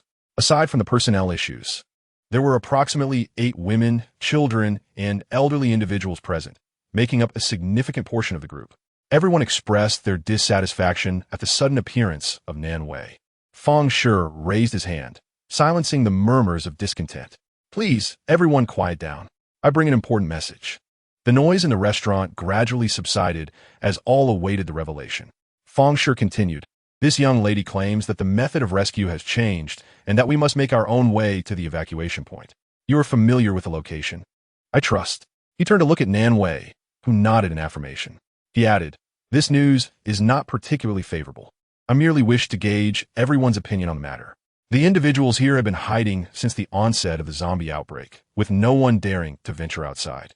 Peering down through the glass windows from the second floor, one could observe the grim state of the streets. Nonetheless, they all understood the implications of stepping outside. Fortunately, the hotel had a sufficient supply of instant food products to last them through this period, yet their stock was dwindling. "Is this information reliable? The previous news reports did not suggest this," one voiced. "Indeed, could this be a ruse to deceive us? With so many zombies outside, how can we be expected to reach the evacuation point? That would be tantamount to signing our own death warrants." Just days prior, there had been a rescue operation. Everyone had witnessed the helicopter. Yes, we even heard the sounds of explosions and fighting, and we saw several special police officers battling the zombies. Nan Wei observed the crowd's discourse with a slight grimace. If evacuation were truly so feasible, they would have departed long ago. It was implausible that they would still be hiding at this juncture. However, these individuals held steadfast to their beliefs. Fang Shi raised his hand for silence, and then turned to Nan Wei, asking, "Do you have any evidence to substantiate this claim of proceeding to the evacuation point?" Nan Wei replied, "No. The information came from the radio. Without a radio, how could she prove it? However, if you possess a radio, simply turn it on and you shall find out." Before she could finish, voices of dissent erupted. "Without evidence, what are you babbling about? Indeed, are you not inciting panic? Get out. We have no free food for you." A cup was hurled at Lin Qin's head, shattering upon impact with the ground. For a moment, the vitriol of the crowd subsided into a profound silence. As realization dawned upon them, panic ensued, and they began to retreat into the kitchen. Even Fang Shi, startled, rushed to ensure the restaurant's main door was securely closed before pulling Nan Wei into hiding. One must not underestimate this sound. The ears of the undead are exceedingly sensitive. Should there be any zombies within the building or just below their window, they would undoubtedly be drawn to it. The group anxiously waited for quite some time, and only after hearing no noise from outside did they feel a sense of relief. Fang Shi turned around and glared at the others who were hiding, berating them. "Who is it just now, damn it? Don't they realize that silence is imperative? Throwing a cup could endanger everyone in this room."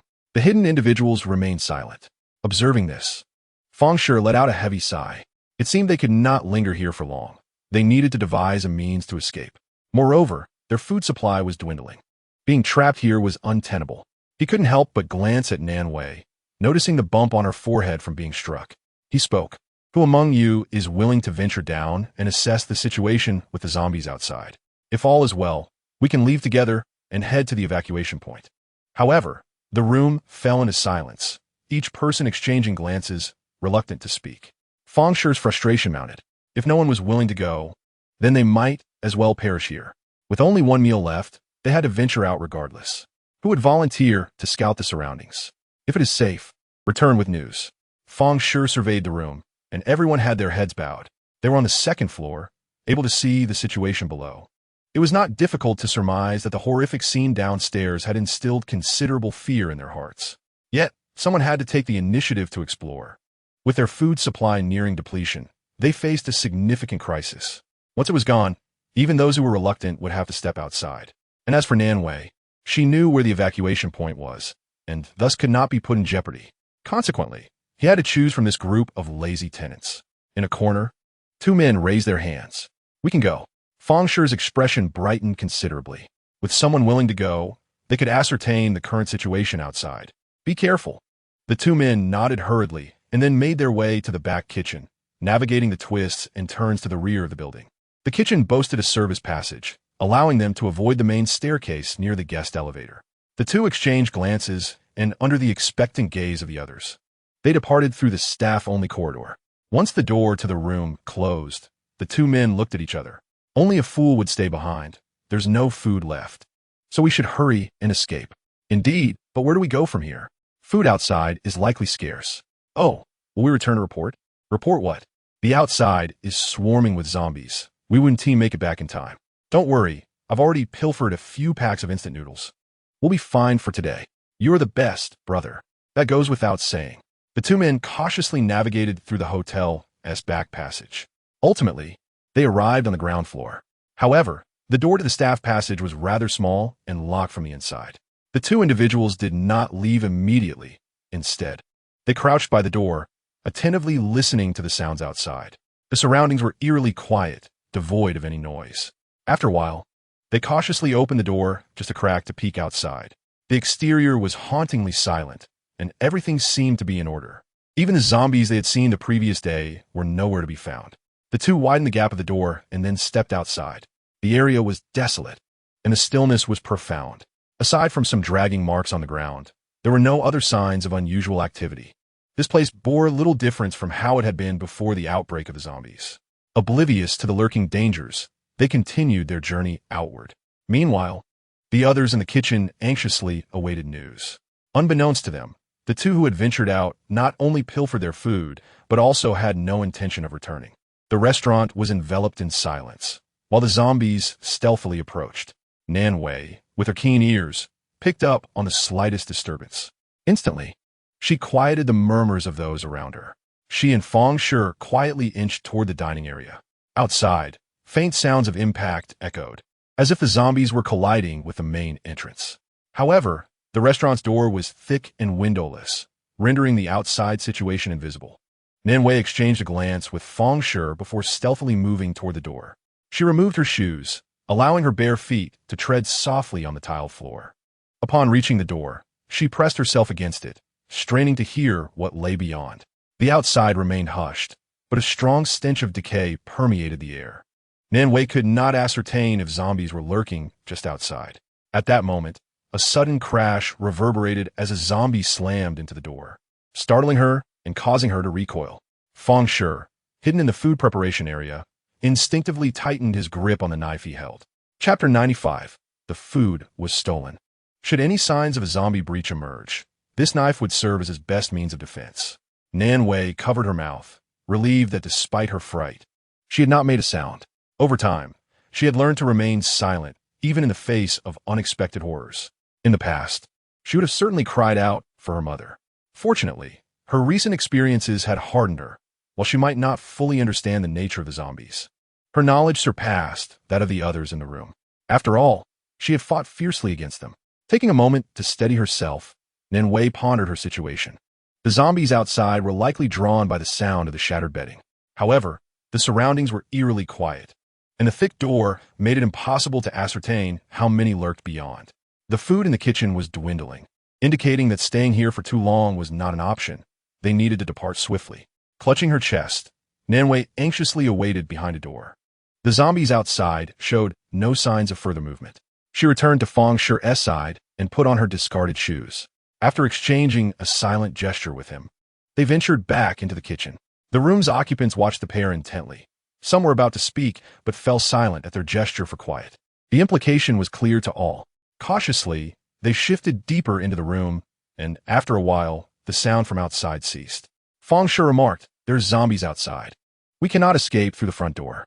We must wait for the two who went out to return with news about the back door. Wang Ru, please distribute the knives and spatulas from the kitchen. Everyone should take one for self-defense." Wei squatted nearby, unable to suppress her curiosity. Did no special police find this place before? Why have you been trapped here for so long? Feng Shi shook his head in resignation. No, if they had, we would have left already. Who would remain here otherwise? When the chaos erupted outside, we were among the few on duty. By the time we realized something was amiss, most of the guests had already fled. A few more individuals sought refuge in our lobby. Yet even then, the manager refused to lock the doors. It was only when the situation spiraled out of control that he finally shut them. Tragically, he fell victim to the zombies. Fortunately, we had stocked up on food and essentials just a day prior, which has sustained us thus far. At this moment, you are the only one aware of the evacuation point. Can you guide us there? Feng Shi's gaze suddenly fixed on Wei. In his eyes, she was of utmost importance. This young woman had managed to survive outside on her own, demonstrating considerable resourcefulness. Their group had limited encounters with the zombies and certainly lacked her experience. Wei squatted, feeling the weight of numerous eyes upon her. It was a difficult decision. The location is at the gym. It shouldn't be hard to find. I still have friends here. We got separated, and I must find them. Feng Shi looked at her solemnly. Young lady, do not take my words as discouragement, but your friends are most likely in grave danger. It would be wiser to come with us. Wei hesitated. Even though she feared for the fates of Yu Ran and Su Chong, she still held hope for Lin Qin. The mobile phone was carelessly left beneath the bed on the third floor, initially placed there to avoid detection during a search. Now, it had become a means of contact with Lin Qin, which had unfortunately been lost. Faced with such a dilemma, she felt a profound sense of hesitation. Outside, the relentless horde of zombies continued their ominous presence, while a few individuals dared not utter a sound, instead engaging in hushed conspiracies. As their whispered discussions unfolded, nearly half an hour had elapsed. The two who had ventured outside showed no signs of returning, causing an unsettling anxiety to spread among the group. Could it be that they had met with dire misfortune? Yet, were there not zombies loitering at the front entrance? The rear door, being somewhat secluded, should theoretically be free of such threats. Having distributed weapons, Wang Ru squatted beside Feng Shi and quietly remarked, "Old Feng, those two have been gone for half an hour. They should be returning soon." Feng Shi pondered seriously for a moment before nodding in agreement. Indeed, it is about time they returned. Let us ensure we are prepared with our weapons. When they come back, we can discuss our evacuation strategy based on the situation outside. The kitchen was not lacking in knives, and each person received one for self-defense. After all, during an evacuation, the number of zombies outside would undoubtedly be significant, and a confrontation was inevitable. The difference between wielding a knife and being unarmed was considerable. Wang Ru nodded in agreement. For now, they could only wait. However, as time dragged on, the anticipated return of the two remained elusive. Wei began to feel that perhaps they would not return. Feng Shi, too, was increasingly plagued by a foreboding sense of dread. Old Feng, why have they not returned yet? The weight of his words hung heavily in the air. Yet it was the most plausible explanation at present. In this somber atmosphere, a sudden rumbling sound broke the tension. Feng Shi's rising emotions were abruptly shattered as he turned to glance at Wei, who appeared somewhat embarrassed. She had not eaten since the previous night. Given the late hour, he instructed, "Wang Ru, please retrieve some bread and instant noodles from inside to share with everyone." "All right," Wang Ru replied, rising to dash towards the storage area behind the kitchen. Moments later, she hurried back, her face marked by anxiety. "This is bad.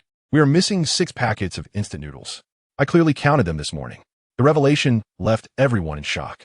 After all, The food supply was already limited to a single day's worth, and now 6 packets had inexplicably vanished. How could this happen? Are you certain you remember correctly? Of course. These are among the few provisions we have left. How could I possibly miscount? There was an undeniable implication that someone had pilfered from their scant reserves. Feng Shu's gaze swept over everyone in the kitchen. The presence of a thief indicated that there were those among them whose loyalties were questionable. Such individuals, even if they had gone outside, could jeopardize everyone's safety in their desperate bid for survival. Yet, confusion reigned among the group until a girl in the corner raised her hand. I saw one of the two who went out. One of them entered the storage room. She spoke with a hint of timidity, and as all eyes turned toward her, her voice gradually diminished. Feng sighed deeply and said, "Let's proceed." Meanwhile, the sounds from the other end of the phone began to fade, and after a prolonged silence, Lin Qin decided to hang up, having heard no significant commotion on the line. It seemed that Nan Wei had willingly gone with someone, indicating that the situation was not particularly dire. Chapter 96. A cry for help. Lin Qin felt a slight sense of relief. However, his gaze shifted toward the surveillance feed, where a few zombies aimlessly roamed the streets. After enduring several uncomfortable encounters, he simply longed for a moment of rest. The alternating sensations of cold and heat were a torment beyond human endurance, compounded by the uncertainty of time. Having used a stimulant, this was already the 3rd wave of discomfort he had faced. Lin Qin could not ascertain whether a 4th or 5th wave awaited him. He decided it would be most prudent to rest and observe his condition for any abnormalities before venturing outside. As for Nan Wei, Lin Qin found her safety to be of lesser importance. The premise for her rescue hinged upon his own well-being. He was not foolish. Taking a deep breath, Lin Qin reclined to continue his rest. Soon, he would need to return and change his clothes. Zhang Shui, having gone without sleep the previous night, slowly awoke around 1 in the afternoon. Noticing Lin Qin's absence, she was momentarily taken aback, questioning whether she had merely dreamt of him that morning. However, upon turning around, she was startled to find Lin Qin standing right behind her. Seeing her startled expression, Lin Qin took a sip of water. "What kind of face is that?" he inquired. Zhang Shui furrowed her brow. "Do you walk without making a sound?" Lin Qin, puzzled for a moment, realized he had walked over as he usually did. How could he have made no noise? Perhaps you weren't paying attention. After drinking, he dismissed the matter lightly. Yet, Zhang Shui patted her chest, regarding Lin Qin with a peculiar look, then began to murmur quietly. "Impossible. This house is so quiet. How could I not hear someone walking?" After a moment of contemplation, she glanced at Lin Qin again, sensing something was different about him compared to before. What exactly had changed was difficult to articulate. Was it his spirit, physique, or appearance? There was an oddity that was both present and absent, an ineffable strangeness. Having finished his water, Lin Qin returned to his room to change clothes. Meanwhile, Zhang Shui suddenly recalled the situation concerning Nan Wei and the other 2 individuals. They had left together, yet only Lin Qin had returned. Surely, he had not encountered some major trouble? Earlier that morning, Lin Qin had only hurriedly inquired about them, displaying no significant emotional shift. How should one begin? Rubbing her hair, Zhang Shui gazed vacantly at the empty staircase. When Lin Qin descended, he remained entirely oblivious. Observing Zhang Shui lost in thought, Lin Qin rolled up his sleeves.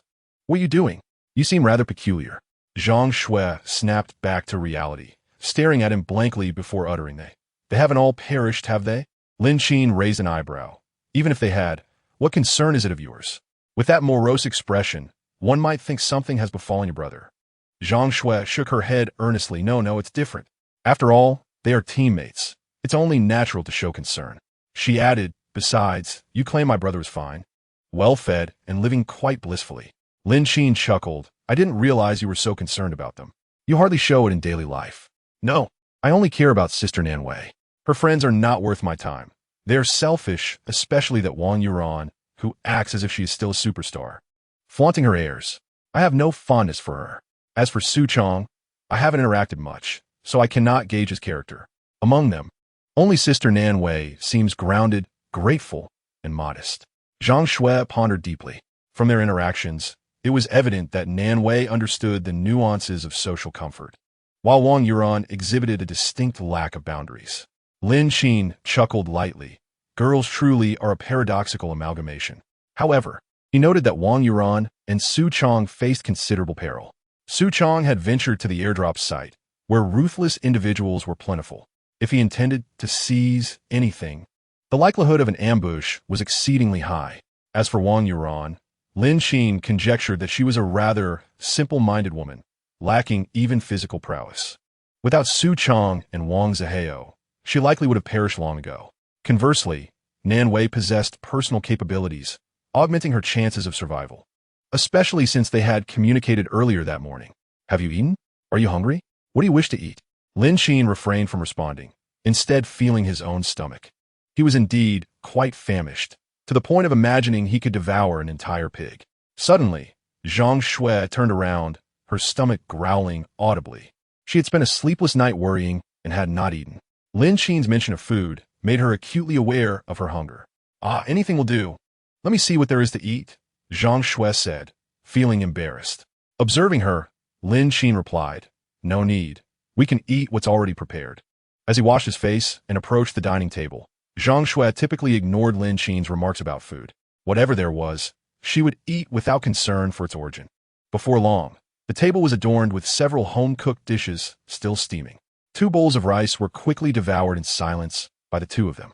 Suddenly, the phone in Lin Qin's pocket buzzed. Lin Qin lowered his head and unlocked his phone. A message had arrived. Lin Qin, save me. The message was perplexing. He glanced at the sender and was astonished to find it was Zhang Qian. The signal had been rather poor lately, causing delays in message delivery. Lin Qin could not ascertain when Zhang Qian had sent the message. After reading it, he immediately attempted to return the call, but the line was unreachable. He cast a glance at Zhang Shui, who was still dining, and then rose to return to his room, trying once more to make contact, yet to no avail. The phone indicated it was turned off. It was evident that he could not reach Zhang Qian. With no other option, Lin Qin sought out Zhang Shui. In the living room, she was busy washing the dishes. He hesitated briefly, but ultimately decided against informing her. The abrupt plea for help from Zhang Qian was alarming, and Zhang Shui had little capability to assist. It was perhaps better for her to remain unaware. Revealing the distressing news could lead to unnecessary anxiety, especially since it involved her elder brother. Moreover, sharing it would serve little purpose. Given the multitude of recent events, it was wiser to avoid adding to their troubles. Just yesterday, they had encountered 2 mutated zombies nearby, and the streets outside were teeming with the undead. The thought of searching for Zhang Qian's residence was daunting. It typically took 40 minutes by subway, and, on foot, it would be considerably longer, with driving hardly ensuring safety. Zhang Qian was a dear friend who had stocked ample supplies of food and water. Staying at home and awaiting rescue seemed the most prudent course of action during this critical time. Chapter 97.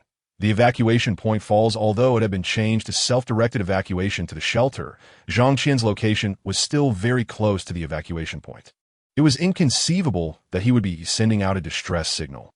Alternatively, it was possible that the message had not been sent by Zhang Qian himself. If that were the case, the situation could be far more dire. Yet, all Lin Qin could do was ascertain whether Zhang Qian remained at home awaiting rescue or had already proceeded to the evacuation point. Meanwhile, within the gymnasium evacuation point where Zhang Qian was located, the air was thick with the cacophony of children's cries, conversations among the crowd, and announcements concerning the evacuation. The space was densely packed with people of all ages, filling the expansive open area of the gym.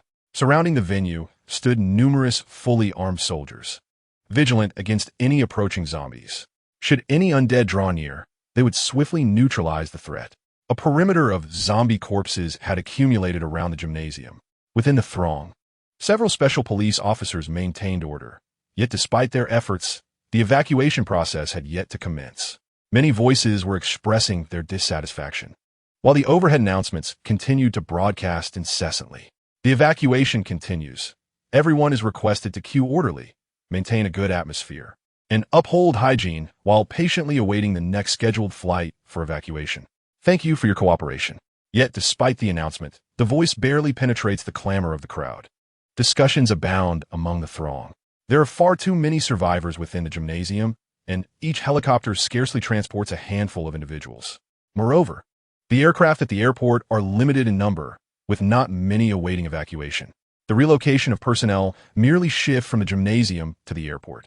Zhang Qian stands amidst the crowd, having arrived at the evacuation point since yesterday. yet he has not yet boarded a flight.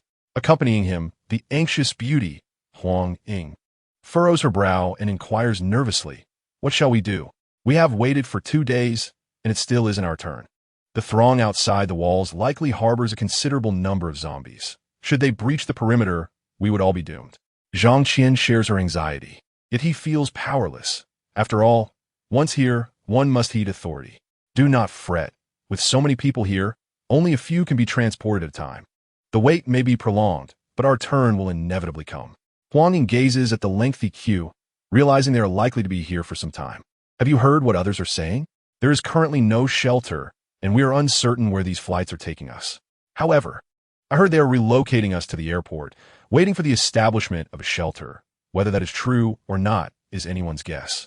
Huang Ying murmurs close to Zhang Qian. At least the electrical facilities here are still operational. Zhang Qian lowers his gaze, feeling somewhat burdened. In just over 20 days, it may be feasible to clear the zombies from the airport, but the establishment of a shelter will surely not happen so swiftly. The safety of that location remains unknown. The airport is surrounded by ordinary iron fencing. Can this barrier withstand the surrounding zombies? The daily arrival and departure of helicopters undoubtedly attract many zombies. The vicinity of the airport is undoubtedly teeming with them. Should they breach the iron fencing, the entire airport would be compromised. However, the airport is certainly more spacious than the gymnasium, capable of accommodating a greater number of citizens and providing more seating.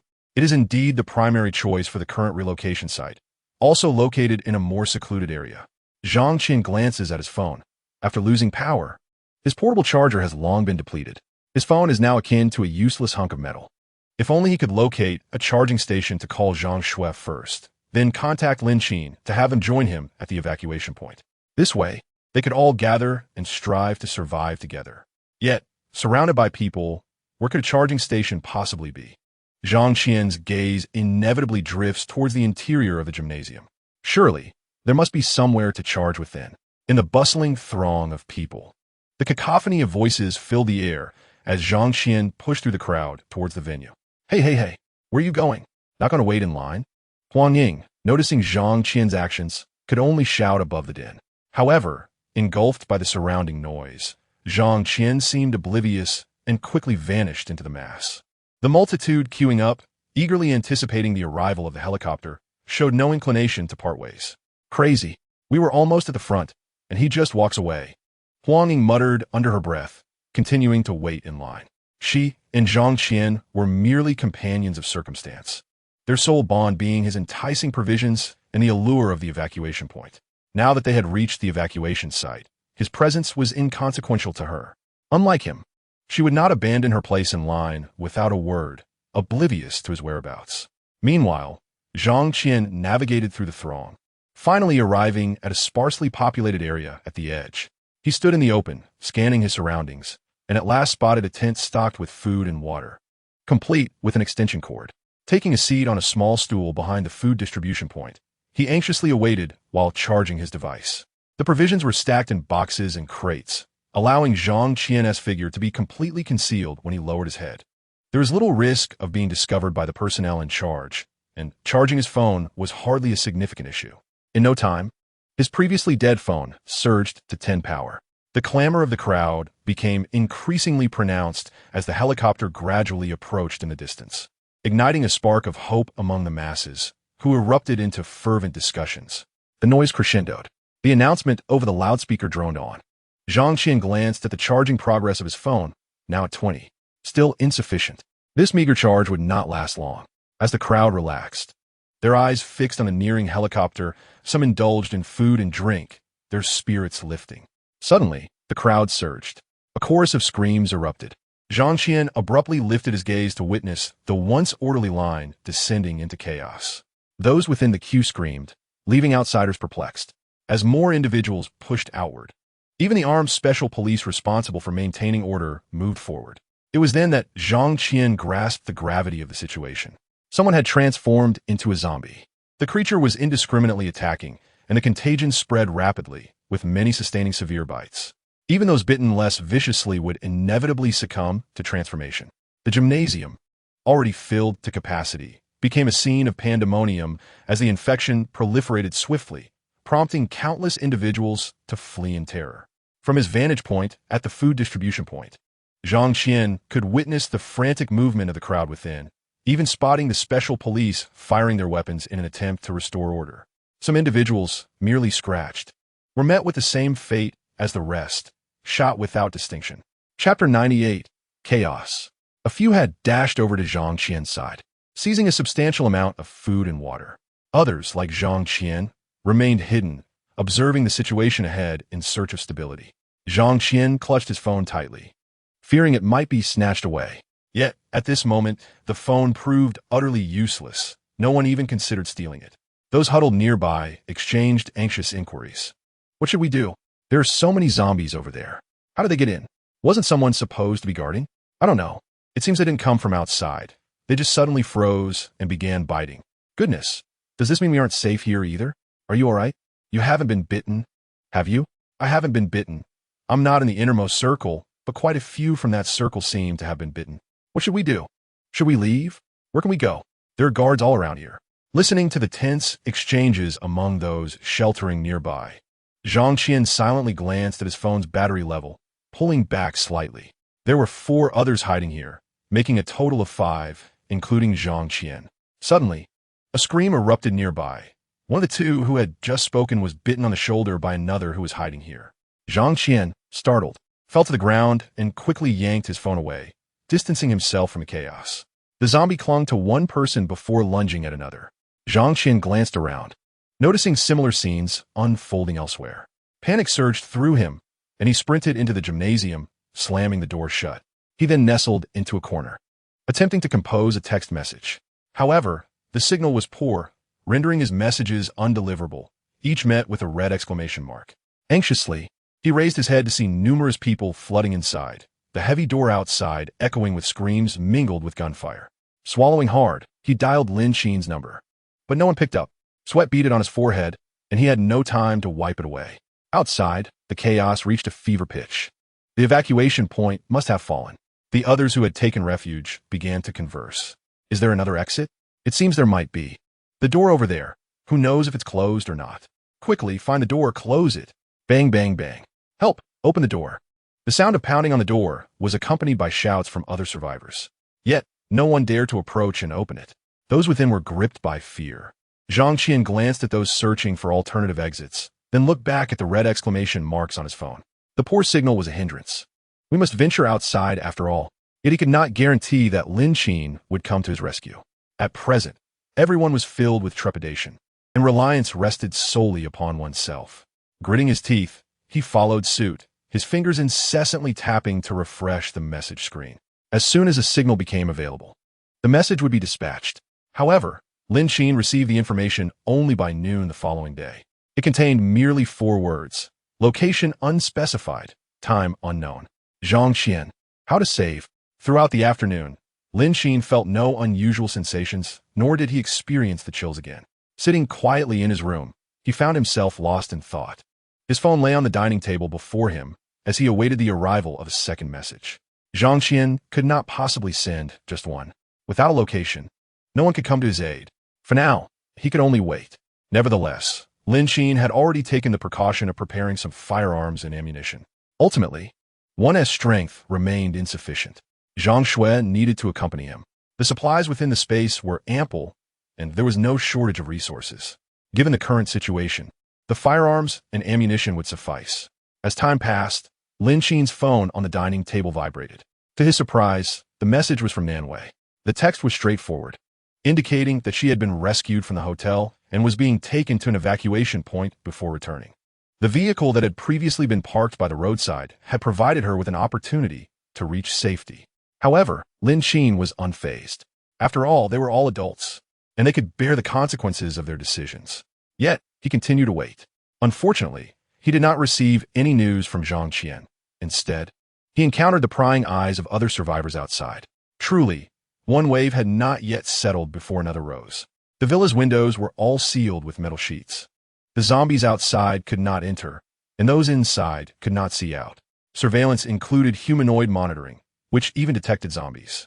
Day after day, the majority of the alerts were concerning zombies, and, at times, Lin Qin was not immediately aware of any anomalies.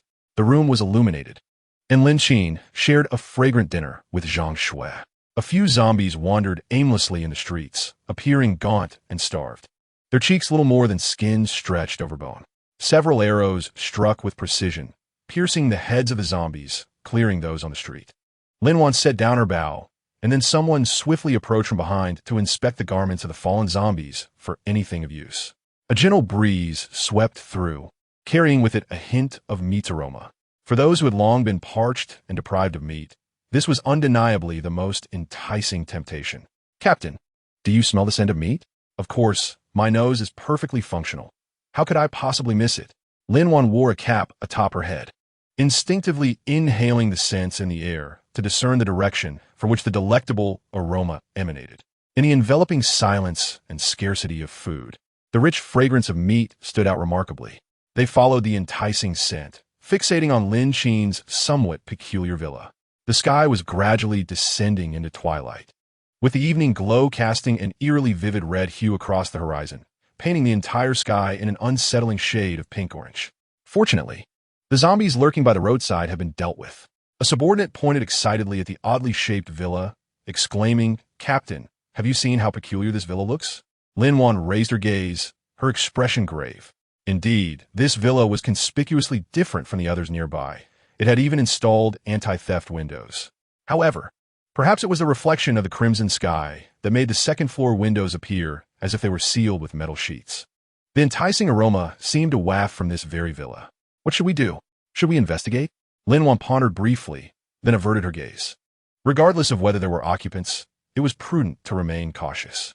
This was no longer the past. The world was rife with dangers that devoured without leaving a trace. Lin Wan would not lower her guard. Though they were in dire need of sustenance, risking their safety was not an option. Chapter 99. The Assault After Some Contemplation. Lin Wan suggested, "Let's first check the shops along the street for any remaining supplies, then find a place to rest for the night.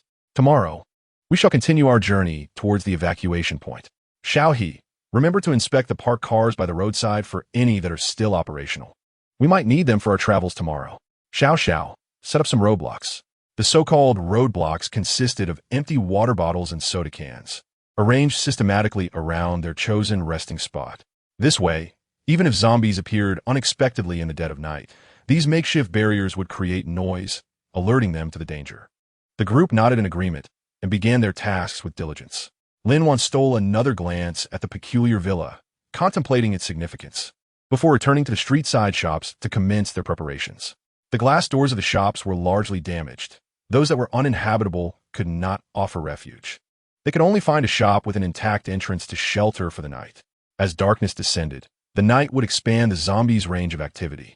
In the dead of night, the empty water bottles and soda cans placed around them clattered, awakening two slumbering individuals. In the darkness, Lin Wan and Lin Qin opened their eyes simultaneously. Lin Qin rose and approached the window, drawing the curtains slightly apart. The iron window remained ajar, exposing only the ordinary glass and the anti-theft bars. Thus, any rustle or disturbance from outside would reach Lin Qin's ears clearly in the stillness of the night. What was that sound? The streets lay shrouded in darkness, the once vibrant solar streetlights now dimmed considerably due to neglect. Lin Qin glanced around, only to perceive the silhouettes of several wandering zombies. He instinctively drew the curtains apart a little wider, allowing for clearer visibility. A horde of dozens of zombies approached, some of them ravenously feasting on the corpses of their fallen brethren lying by the roadside. Although Lin Qin could not see the bodies, their grotesque movements spoke volumes. The distant zombies stumbled upon a tin can at the roadside, producing a cacophony that echoed through the night. When had there been corpses outside? These zombies were evidently drawn by the scent of death. An area that had previously been cleared was suddenly swarming with the undead once more. Lin Qin's expression grew markedly grave. The zombies surrounding the villa had been painstakingly dispatched, and he could not afford for them to amass again. After a moment's contemplation, he raised his weapon and took aim. In the stillness of the night, the soft click of the gun was conspicuously audible. Yet, engrossed in their gruesome meal, the zombies paid no heed to Lin Qin's actions. Meanwhile, Lin Wan, roused from her slumber, caught sight of someone firing a gun from the peculiar villa across the way. Remarkably, there were survivors here. This commotion stirred not only Lin Qin, but also two other sleeping team members, who approached the window to observe the source of the gunfire. In hushed tones, they murmured, "Captain, it's a gun." Lin Qin nodded, surprised to learn that someone possessed a firearm. Each of them carried a handgun at their waist. And Lin Qin herself had acquired a submachine gun from a former special police officer who had turned into a zombie. However, the ammunition was limited, and the gun would remain silent unless absolutely necessary. During the day, they relied on bows and arrows to deal with the ordinary zombies, conserving their precious bullets. Xiaohe, glancing at the villa, could not suppress her curiosity, asking, "Should we take them with us?" Her words plunged the group into silence. Before the outbreak, they had been police officers. However, since the chaos ensued, their roles had diminished significantly, leaving each to fend for themselves. Now, they faced the dilemma of encountering ordinary civilians in need of rescue while they themselves were bound for an evacuation point. To take them along or to leave them behind posed a significant question. Zhang Xiao yawned, casting an exasperated look at Xiaohe. "Their weaponry is undoubtedly superior to ours. Why are you worrying?" She retorted. "We should be more concerned about our own safety." Xiaohe pouted, choosing to refrain from engaging in banter. Zhang Xiao scoffed lightly before returning her gaze outside. This place, with its solar streetlights casting a semblance of light at night, was not entirely engulfed in darkness. Though the zombies on the street were not entirely obscured from view, they were certainly discernible. Outside, the undead were voraciously devouring corpses. Yet the two bodies available were woefully insufficient to satiate their hunger. In no time, they would be consumed entirely. Lin Qin observed the zombies outside. Some were drawn away by the sound of gunfire, but due to the fence, they remained barred from entry. Strangely, however, a portion of them began to congregate towards their location. By the time Lin Qin noticed, the zombies had already reached the ground floor beneath them. "Damn it, stop talking. Stay alert," she urged. The two who had been conversing froze, realizing the presence of the zombies outside the window. They quickly regained their composure, bewildered by the unexpected approach of the undead. Lin Qin retreated into the room, retrieving her bow and arrow from against the wall, preparing to aim. "It's your fault. Your voices were too loud, and the window was left open." The two lamented their folly, thinking the zombies were distracted by the gunfire elsewhere, unaware of their proximity. Meanwhile, Lin Qin had dealt with the zombies near the perimeter wall and discovered that they had split into two groups, making their way towards a shop across the street. "Is anyone there?" He wondered momentarily, spotting what appeared to be several figures standing in the dark window. A flurry of arrows shot forth, striking the zombies below in the street.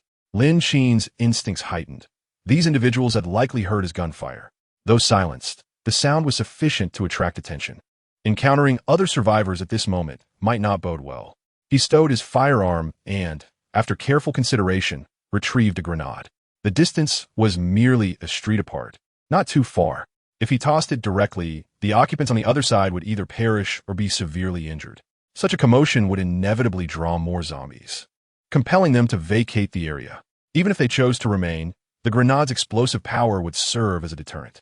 The benefits outweighed the risks. With narrowed eyes, Lin Qin positioned himself at the edge of the security window and aimed at the balcony across the street. With a swift motion, he tossed the grenade, which landed smoothly on the balcony. A thunderous explosion erupted, sending debris flying. Lin Qin and the others were caught off guard by the sudden blast, each left covered in dust and dirt. Cough, cough, what just happened? Chapter 100. An ambush. Lin Qin remained silent, merely glancing up at the second-floor window across the street before stating, "We need to go." It was uncertain whether the grenade was intended as a warning or a lethal threat from the occupants, but it was clear they could no longer remain in their current position. At this distance, launching more grenades would be alarmingly easy. The sound of explosions would inevitably attract nearby zombies, which posed a significant threat to them. Lin Qin's decisions were both resolute and decisive, and fortunately, her team members adhered to her commands. When Lin Qin tossed the second grenade, they successfully vacated the street-side shop. At this moment, Lin Qin donned night vision goggles, enhancing his visibility in the darkness. The three of them hastily departed the location, and Lin Qin refrained from launching any more grenades. However, the explosions roused Zhang Shui from her slumber. Grasping her weapon, she cautiously pulled back a corner of the curtain to survey her surroundings, before rushing into Lin Qin's room. "This is bad. There's been an explosion outside," she exclaimed. Yet, scarcely had she spoken when a dim night light flickered to life in the room. Lin Qin, fully dressed, was leisurely drawing the curtains closed. "Oh, I know. That was me," he replied. Lin Qin, "Yes, it's all right now. Let us get some rest. Tomorrow, we'll clear out the nearby zombies." Zhang Shui nodded and retreated. It was likely that a substantial number of zombies would be present the following day. They passed the night in a dreamless state, with the outside world falling silent. Early the next morning, the two rose with the dawn, hastily consuming breakfast before stepping outside to confront the lurking threat. They found a considerable pile of zombie corpses in the corner, with many more wandering about, including some mutated zombie dogs. Armed with their firearms, they swiftly dispatched the surrounding undead. Lin Qin aimed at the head of the last zombie and, after it fell, lowered his weapon to survey the area. They had followed this path into the confines of another neighborhood. Wiping the sweat from her brow, Zhang Shui noticed a man standing at the street corner not far off. She turned to Lin Qin, intending to call out to him, but saw the man raise his hand, seemingly aiming in their direction. "Be careful," she shouted, diving towards Lin Qin for cover. Gunfire erupted, and both of them fell to the ground, quickly seeking refuge behind a roadside obstacle. Lin Qin gasped for breath, realizing that the assailant was wielding a handgun. It was likely that the man had observed them from his corner for some time before firing. At that moment, they were hesitant to expose themselves, as even a slight misstep could lead to a well-aimed shot. Zhang Shui steadied herself against a nearby car, her head bowed as she whispered, "What should we do?" "He has a gun. Don't move yet," Lin Qin instructed thoughtfully. He then cautiously peered over the car window, assessing the situation. The distance was not particularly close. A handgun could not make fine distinctions at such range. Through the glass, Lin Qin calculated that the assailant was approximately 2,300 meters away. Not too far, yet not exceedingly near either. Just as he was inching closer to the edge of the window, a bullet shattered the glass above his head. Both individuals were taken aback. Zhang Shui, gripping a firearm, turned her head to glance at Lin Qin. Lin Qin wore a notably grave expression. Extending his large hand, he inexplicably acquired several grenades. "What are you planning to do?" Zhang Shui inquired. Lin Qin snorted coldly. "I do not indiscriminately take lives. Yet I am not one to passively allow others to bully me." The man who had fired the weapon was evidently no virtuous character. As he spoke, Lin Qin promptly pulled the safety pin from a grenade and hurled it forward. Su Sheng, clutching a handgun, cautiously approached Lin Qin while vigilantly surveying his surroundings to avoid an unexpected encounter with a zombie. He was a survivor residing nearby. Initially, like many others, he had sheltered at home, awaiting rescue. However, in the struggle for survival, one must accept the unacceptable. The scavenged provisions had long been depleted, compelling him to turn his attention toward other survivors. The man and woman before him were not the first targets of his predation. The firearms they wielded were vastly superior to his own. Seizing the moment while the duo was momentarily distracted by the task of dispatching zombies, he took a shot. To his dismay, he was detected. That woman had thwarted his plans. Had he known, he should have eliminated her first rather than aiming at the man he deemed a greater threat. The vehicles lining the street provided ample cover, and given the distance, he found it challenging to secure a lethal shot. The ground was littered with the remains of zombies, the air thick with the stench of decay. Cautiously observing his surroundings, he hastened his approach. If he could subdue these two, procuring food in the short term would pose no issue. Yet, it was their weapons that he coveted most. Suddenly, a head emerged from a car window, and Su Sheng recognized his opportunity. He immediately aimed and fired without hesitation, only to have his shot dodged. Damn it! Having lost the element of surprise, his chances of eliminating them diminished significantly. After closely monitoring them for some time, Su Sheng resolved to vacate the area, opting to stealthily follow them from the shadows. However, a dark object was suddenly hurled from behind a nearby vehicle. Upon closer inspection, Su Sheng was horrified and bolted in a frenzied escape. A loud explosion erupted, prompting Lin Qin to glance upwards. He observed the figure retreating into the distance. Raising his weapon, he took aim and squeezed the trigger. The bullet struck true, yet the man swiftly regained his footing and fled at an astonishing pace, vanishing from sight as he turned onto another main road. Zhang Shui, raising herself from behind the car door, surveyed the desolate street. As he escaped, Lin Qin scoffed. "He went to get away. I hit him." Zhang Shui exhaled deeply. The burden in my heart suddenly lightened. Having struck the target, I would no longer harbor any ill intentions towards them. However, was this person the same as last night's? Could it be that they had deliberately stalked them today for revenge? Lin Qin furrowed his brow, contemplating earnestly. Judging by their physique, it likely wasn't the same individual. Yet one could never be certain. Let us follow them. The person I struck could be traced by the blood on the ground. The two of them hurriedly pursued, following the trail of blood. Along the way, they encountered a few zombies drawn in by the scent of blood. Yet for Lin Qin, engaging in combat was not a concern. The blood on the ground transitioned from a few drops to a more considerable amount, gradually dwindling as they navigated through winding streets. Ultimately, they entered an old residential complex. The buildings in the complex appeared aged, and the paths were quite narrow. How could he have fled to such a secluded place? It seemed even more remote than ours. However, this area was not truly secluded. Chapter 101. Resolving the security team, though it was an old neighborhood. It was certainly not isolated. It was merely a cluster of residential buildings, a labyrinth of alleys rather than a commercial thoroughfare. They continued along the trail of blood until they arrived at a building. The spot where the blood trail ceased was right here, indicating that the person was likely nearby. Zhang Shui checked her gun, ensuring the magazine was adequately loaded. There might be a fierce battle ahead. Lin Qin grasped the door to the restricted access, which was already peeling paint, and upon pulling it, it emitted a creaking sound. The hallway was relatively well lit, albeit with an unpleasant odor. At that moment, a security guard from another building was wandering through the complex, searching for food. He spotted Lin Qin and Zhang Shui cautiously tugging at the somewhat dilapidated door. Hey, Lao Yang, did you see that? There are living people, and one of them is a woman. Wow, indeed. And it seems there's a man beside her. What is there to fear? He looks so frail, like a pretty boy, hardly a threat to us. You're right. But Lao Yang, don't you think that woman is quite attractive? How about we have some fun today? Exactly. We've been cooped up for too long, living in constant fear. Who knows when our lives might end? Brothers, let us enjoy ourselves while we can. At least we won't have any regrets. I think Zhang Bo has a point. I've been a bachelor my whole life. If I could sleep with someone before I die, it would be worth it. Look at your aspirations. The three men crouched in the corner, exchanging words as they gazed at Zhang Shui, their eyes gleaming with desire. This woman was far superior to the one from yesterday.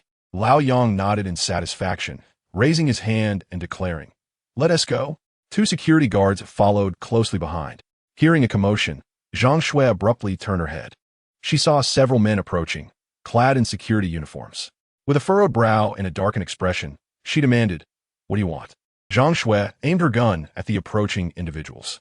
Old Yang scrutinized Zhang Shui's figure, noting that as they drew nearer, her form appeared more voluptuous.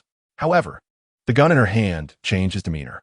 He raised a hand to touch the corner of his mouth, then arrogantly declared, "What are you two doing lurking around here? Are you so desperate for food that you intend to steal what we have painstakingly gathered?" Zhang Shui frowned, instinctively feeling a deep aversion towards the men before her. "What nonsense are you spouting? Who wants your pathetic food? Have any of you seen an injured person?" Old Yang glanced at the somewhat imposing Zhang Shui, squinting slightly as he replied, "Little girl, we haven't seen anyone, but we didn't notice you sneaking around here." Just as she was about to retort, Lin Qin behind her raised a hand to grasp her arm, pulling her behind him. The men then turned their attention to Lin Qin, their expressions now markedly less jovial. How disappointing. Yet they also noticed the gun in Lin Qin's hand, their faces becoming more serious than before. "These two kids have guns." One of the security guards whispered to Old Yang, "What are you afraid of? It might just be a toy gun. With today's technology, replica guns look almost identical to real ones. Look at you all, so cowardly." Old Yang retorted, "You've seen your grandson's gun. It's not much different." Lin Qin narrowed his eyes, a glint of ferocity evident. "Do you live here?" Old Yang remained arrogant, nodding in affirmation. "Of course, why wouldn't we?" Lin Qin scoffed. "You dare to occupy the first floor? Quite impressive. Inside, there's nothing but furniture, not even food." Old Yang, incensed by the veiled mockery, erupted with laughter. "What are you talking about? We have plenty of food inside. Did you two take it? Don't try to fool me. Old Zhang, Old Wang, search them. See if they have stolen our food." With that, Old Yang directed his gaze toward his companions, who readily understood his intent and prepared to advance. Lin Qin frowned, his temper flaring. This group of fools was attempting to extort him.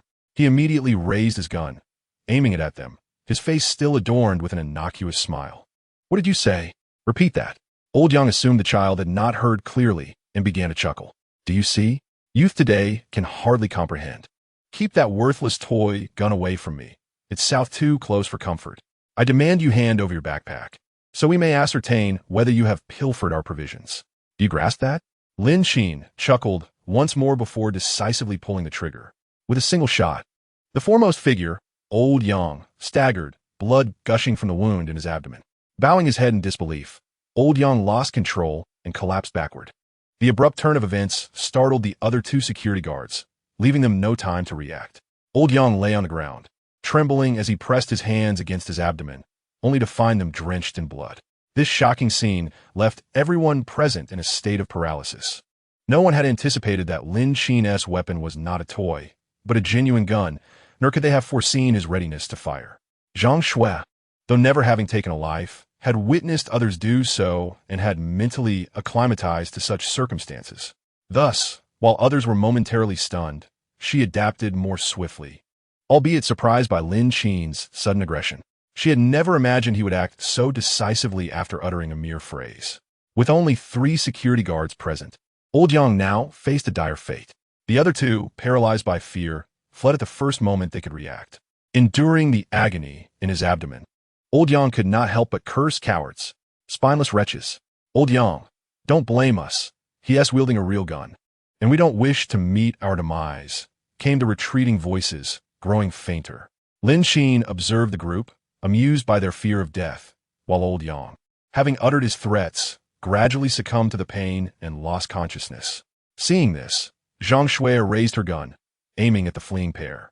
2 shots rang out. One of the escaping men collapsed beside the flower bed by the entrance, lifeless, while the other managed to pry open the door but could not evade Zhang Shui's bullet. Chapter 102.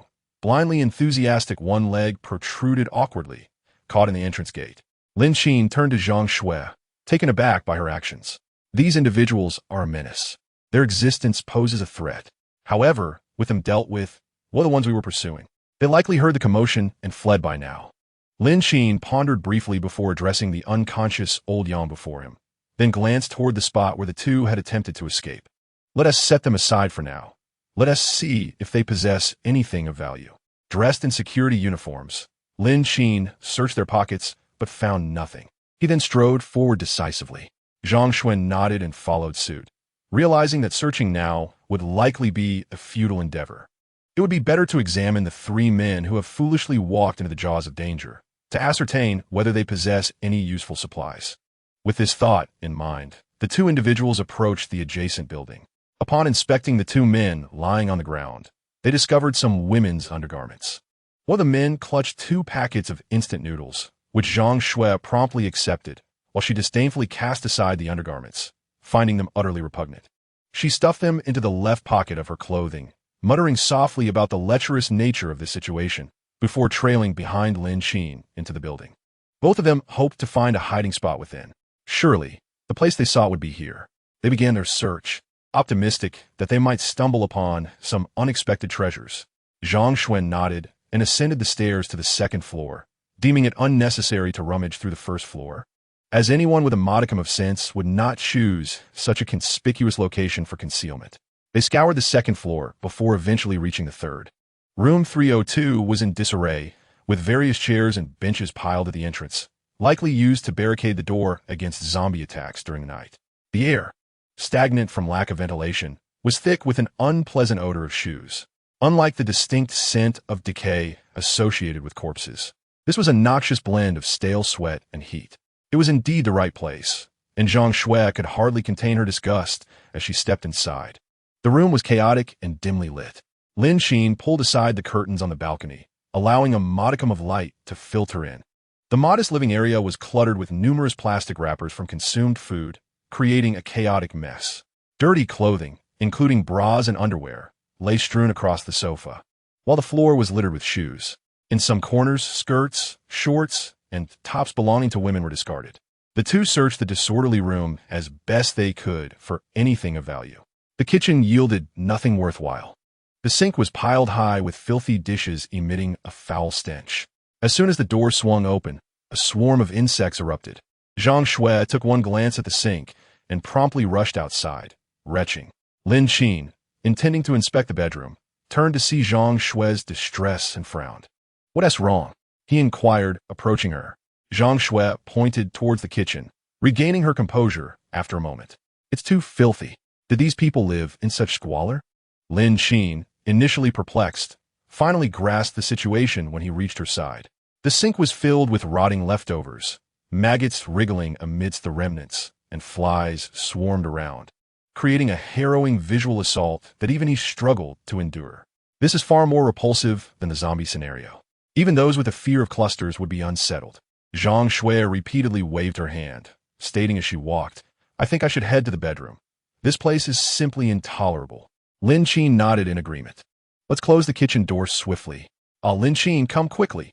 In the brief moment Lin Qin was closing the door, Zhang Shui had already pushed open the door to a bedroom. As Lin Qin hurried over, he was met with a disconcerting sight. Two completely naked women bound at the four corners of the bed. They exhibited no signs of life, their bodies devoid of any response. Scattered around the bed were torn pieces of clothing, and visible bruises marred their skin. It was evident what they had endured. This harrowing scene abruptly transported Zhang Shui back to her own past memories. She too had once been on the brink of becoming a mere instrument of someone else's desires in such an environment. Thankfully, she had managed to escape. Otherwise, she might have faced a fate akin to that which lay before her now. Were they dead? The two women in the room showed no signs of movement. Their necks bore marks, and some even had wounds. Lin Qin glanced briefly before averting his gaze. These individuals were indeed lifeless. There was likely nothing of value to be found in this room. They resembled playthings, having been trifled with by those individuals. It was improbable that precious food would be concealed within such a space. Zhang Shui nodded in agreement. Lin Qin proceeded to another room, where he discovered an array of tools and weapons, along with a pile of food on the floor. It appeared that the provisions were all stored here, though few of the weapons were functional. Nevertheless, he found tools that he lacked. He gathered several useful items, taking the opportunity to duplicate them. The food piled on the ground consisted mainly of snacks and instant noodles. These provisions would suffice for sustenance. Upon hearing this, Zhang Shui approached and stuffed all the food into her backpack.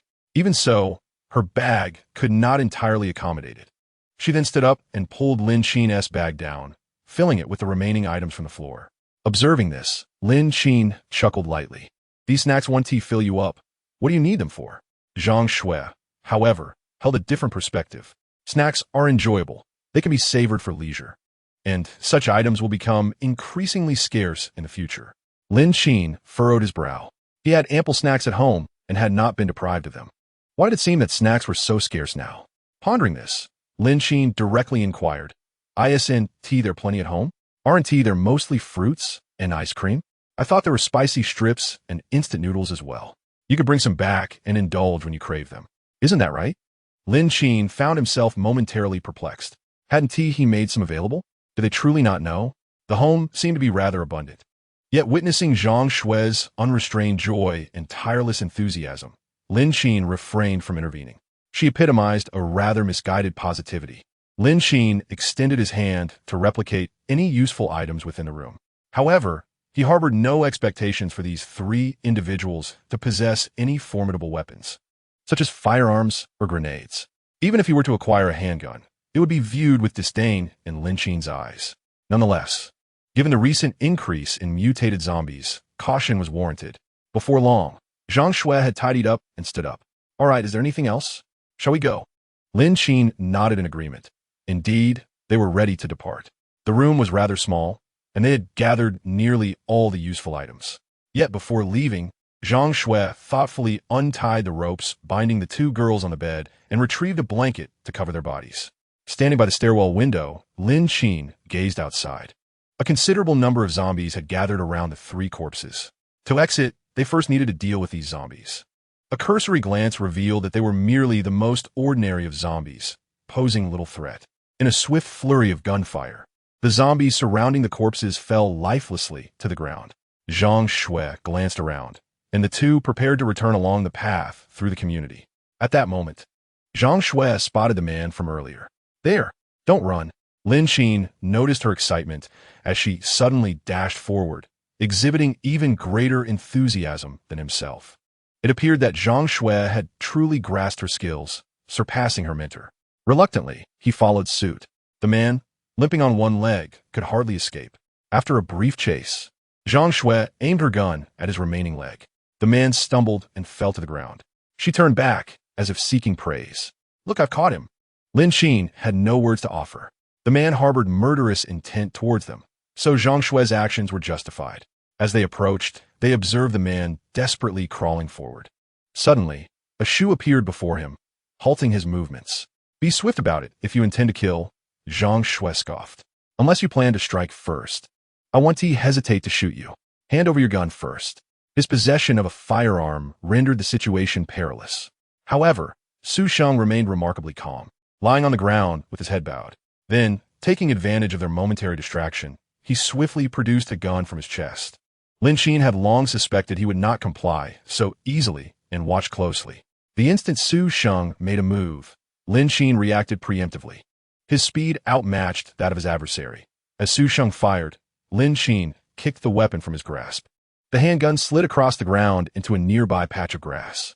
Su Sheng resigned himself, lying on the ground and gazing skyward. His legs were rendered useless, leaving him unable to run, a fatal predicament in a world teeming with zombies.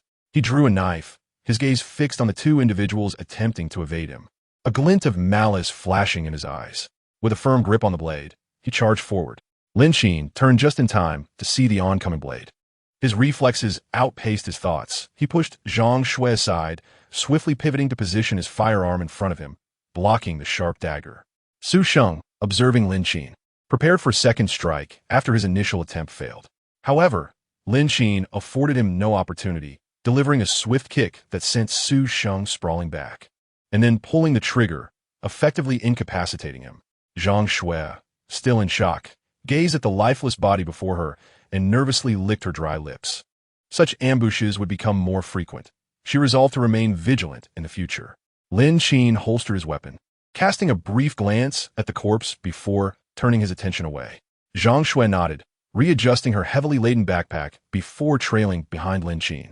He did not linger in that spot for long, leading Zhang Shui back along the path they had come. The temperature soared to 40 degrees Celsius that day, leaving both of them feeling dizzy and drenched in sweat. Zhang Shui raised a hand to wipe her brow, her steps becoming increasingly unsteady. In stark contrast, Lin Qin moved with agility, seemingly unaffected by the heat, not a bead of sweat to be seen.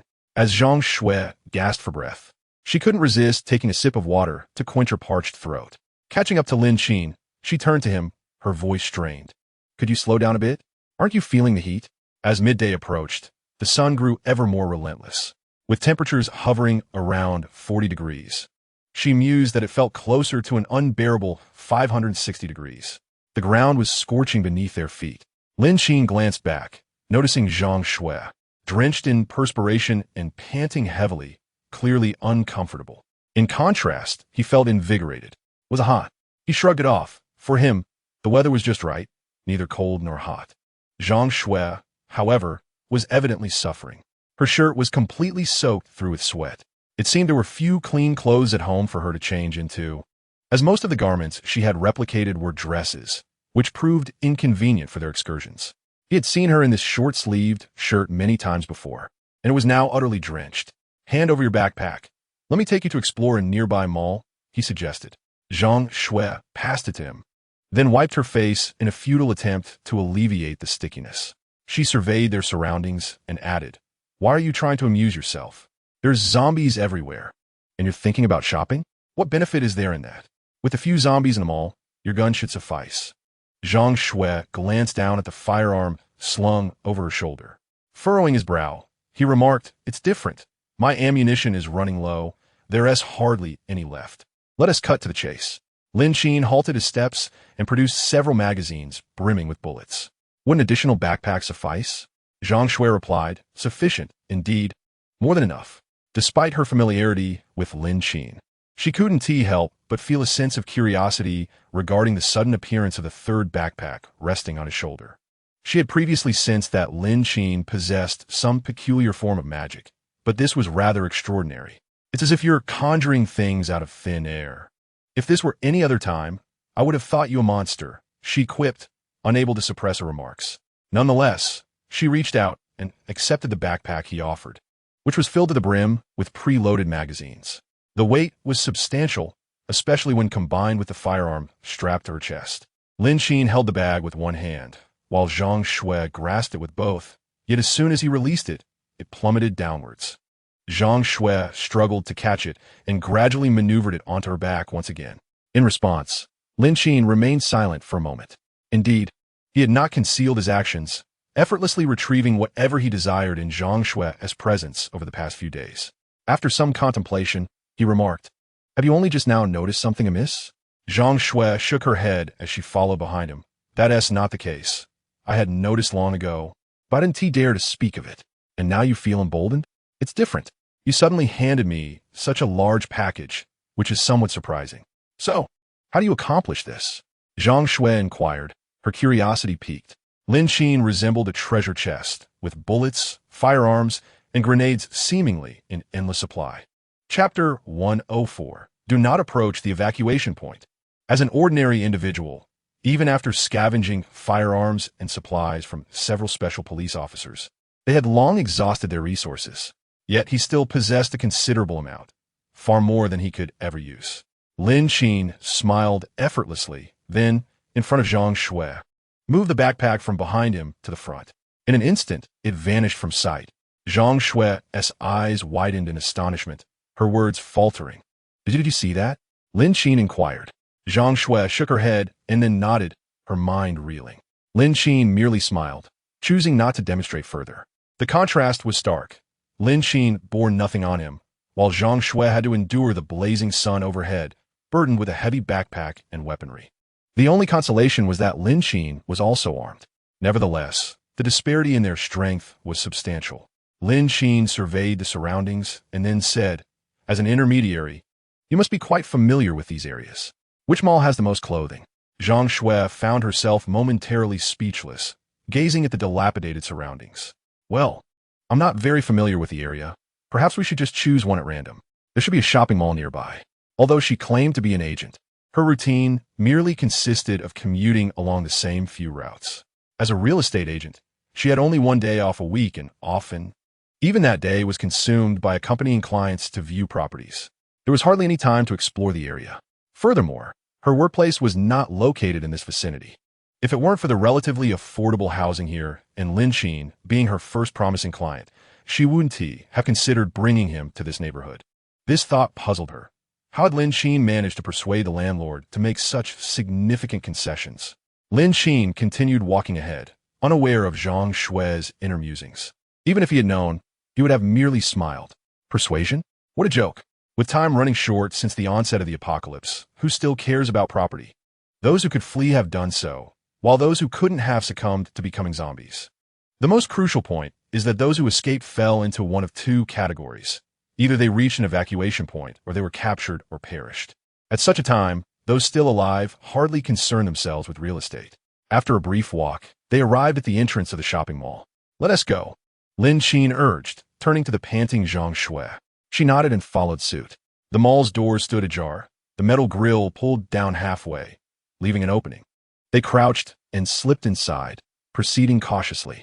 Zhang Shui dared not breathe too heavily.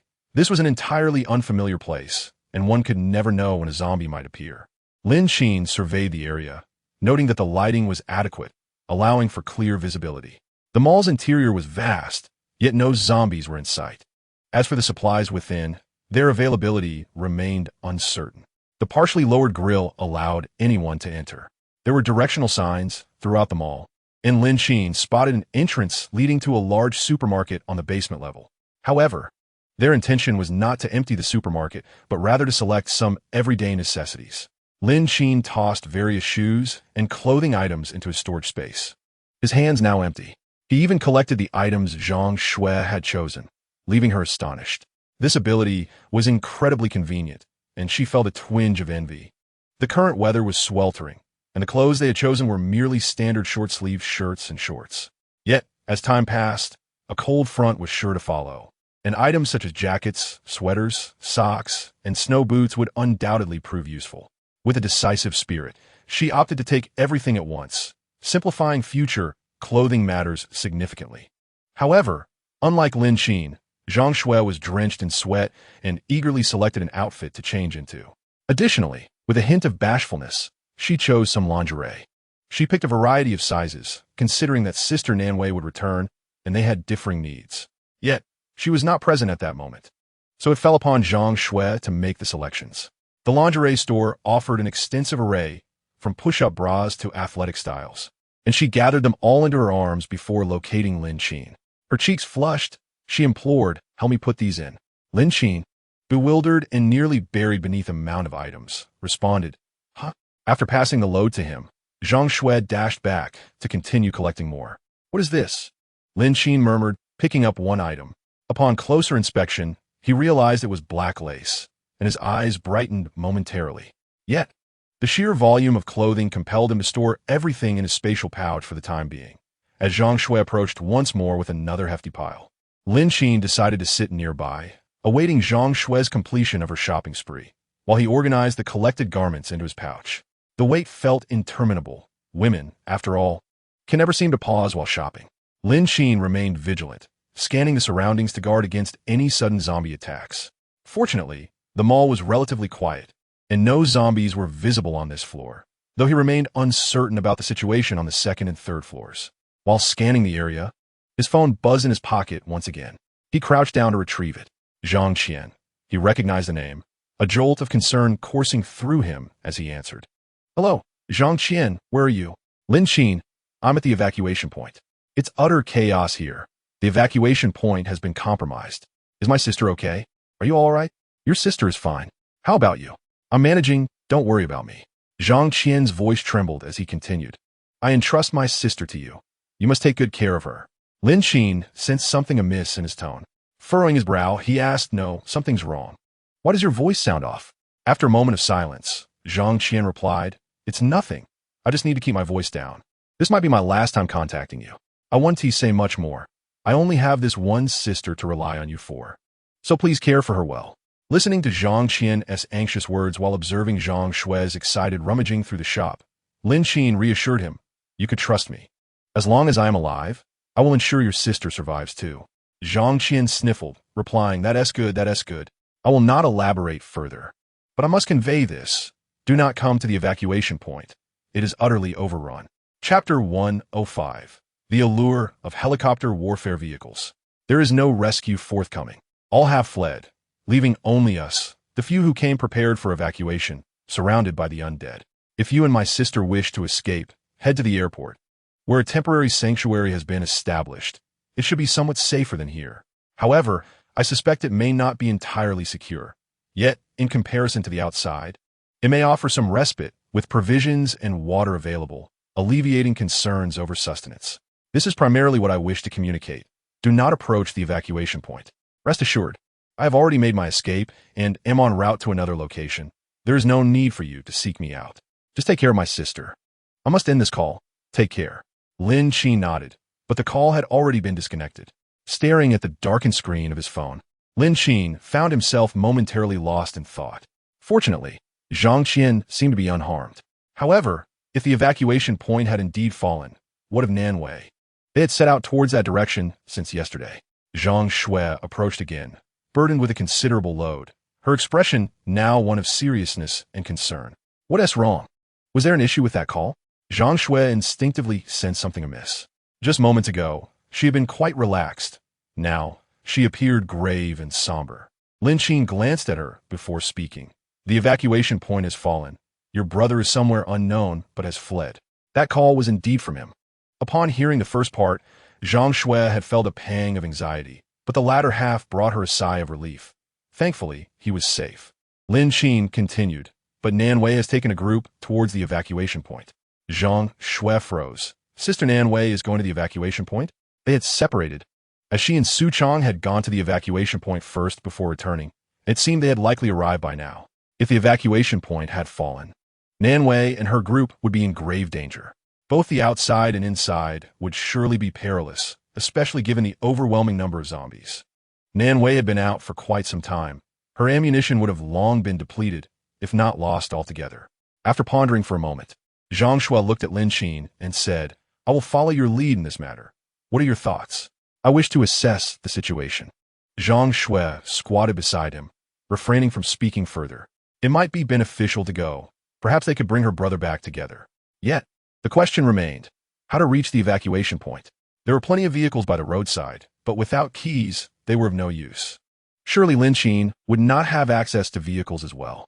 Zhang Shui nodded. I believe venturing forth is not out of the question. But we must consider the zombies along the way and how we will navigate through them.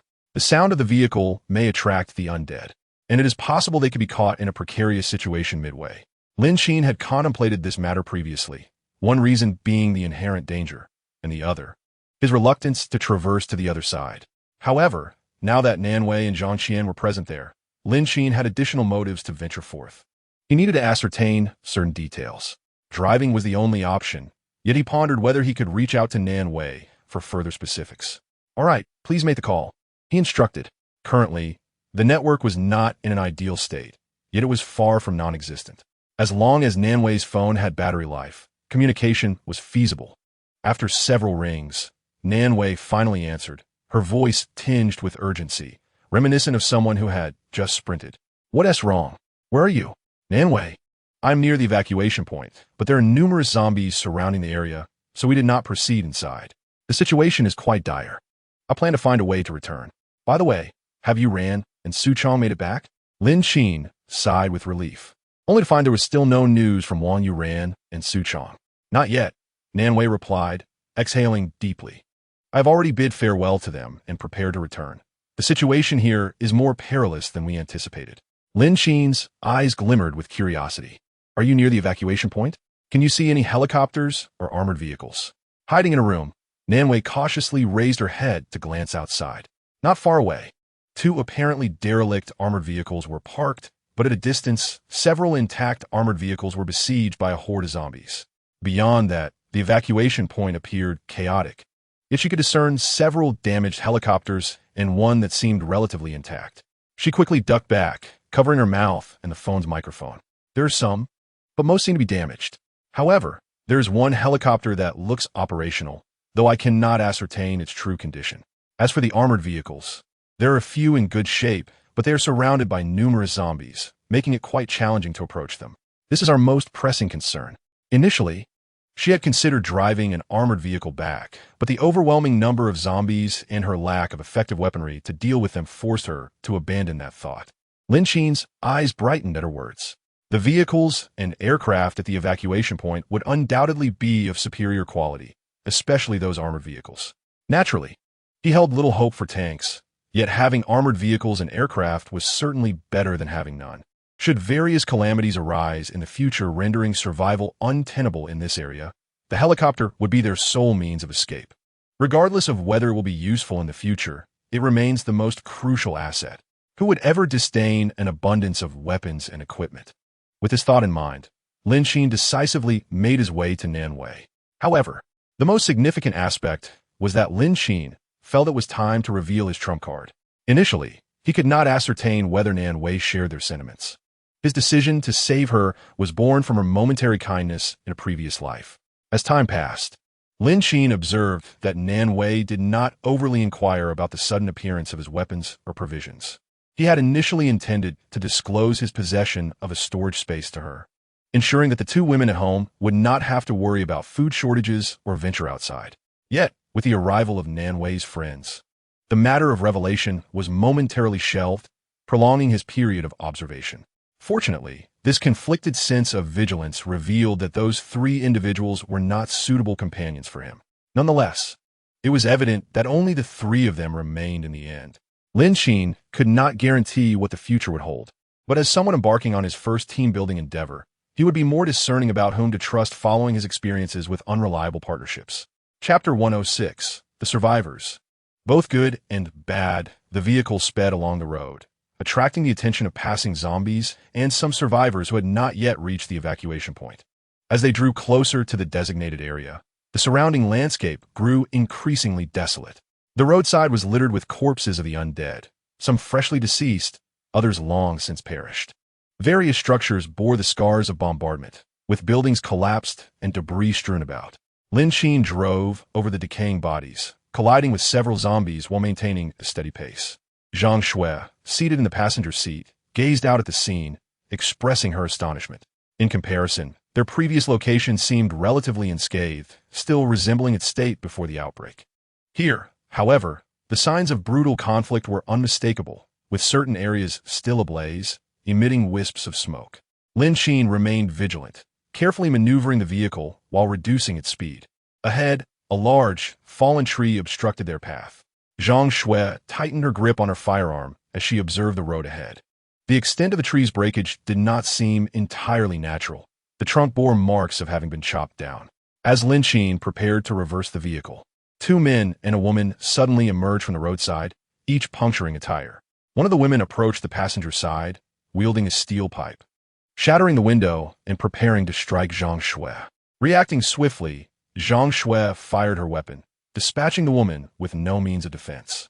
After neutralizing one threat, Zhang Shui pushed open the passenger door, ready to confront whatever lay ahead. To her surprise, the opponent reacted swiftly, exhibiting considerable strength. As she pushed open the car door and lifted a leg to aim her gun, the man struck her directly with a steel pipe. Meanwhile, Lin Qin had already exited the vehicle, raising his gun with precision. The adversary, realizing the threat while gripping a knife, swung it violently. Lin Qin first delivered a powerful kick, sending the assailant flying, then immediately aimed his weapon. On the passenger side, a loud bang echoed. Due to the disparity in strength, Zhang Shui was forcefully slammed against the car, creating a considerable commotion. Her firearm slipped from her grasp and clattered to the ground. Zhang Shui gasped for breath, the grip on her wrist tightening painfully as her assailant wrenched the gun from her hand and viciously pulled her hair, crashing her against the car door. Lin Qin quickly maneuvered around to the rear of the man. Upon noticing this, the assailant instinctively seized Zhang Shui, using her as a shield, his face betraying a tense apprehension as he glared at Lin Qin.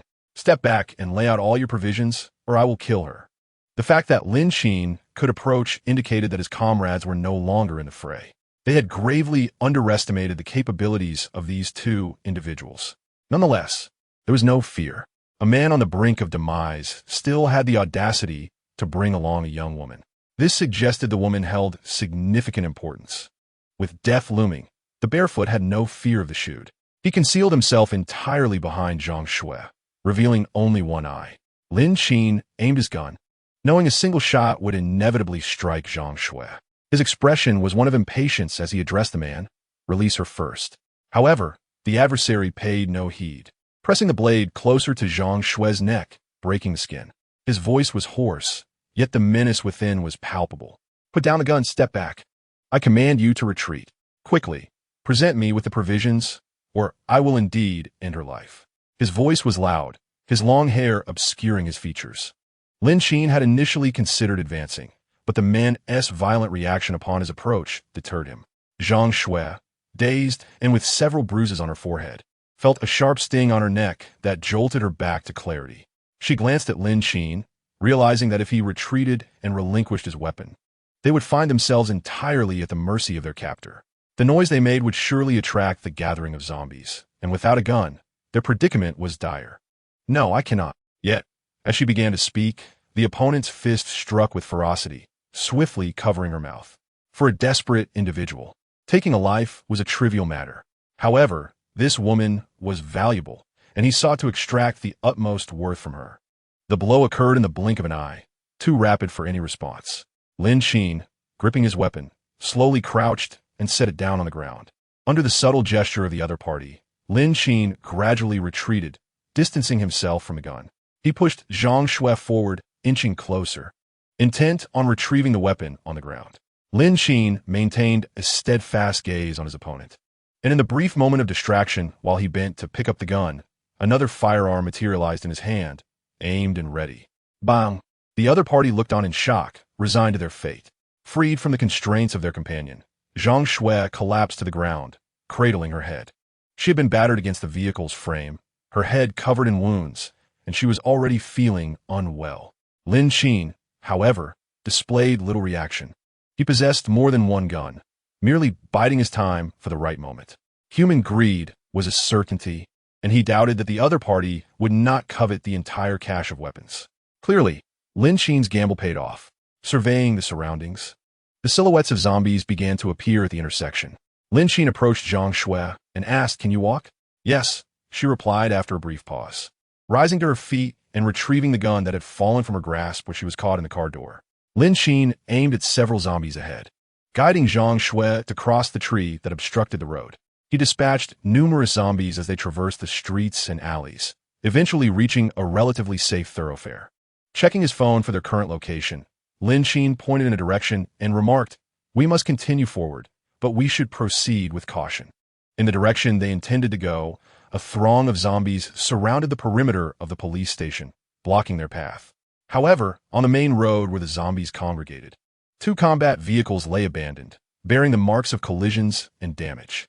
Zhang Shui wiped the blood from her forehead clean, after tossing the tissue into the wind. She affixed a bandage to her wound before pausing. Following Lin Qin's lead, she lifted her gaze.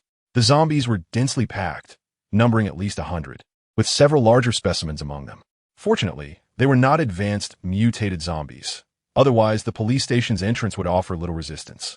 Just as Lin Qin pondered this, gunfire erupted from that direction, peppering the amassed horde of zombies. Soon, a considerable number of the undead fell to the ground. Lin Qin then discerned several figures emerging from within. Chapter 107.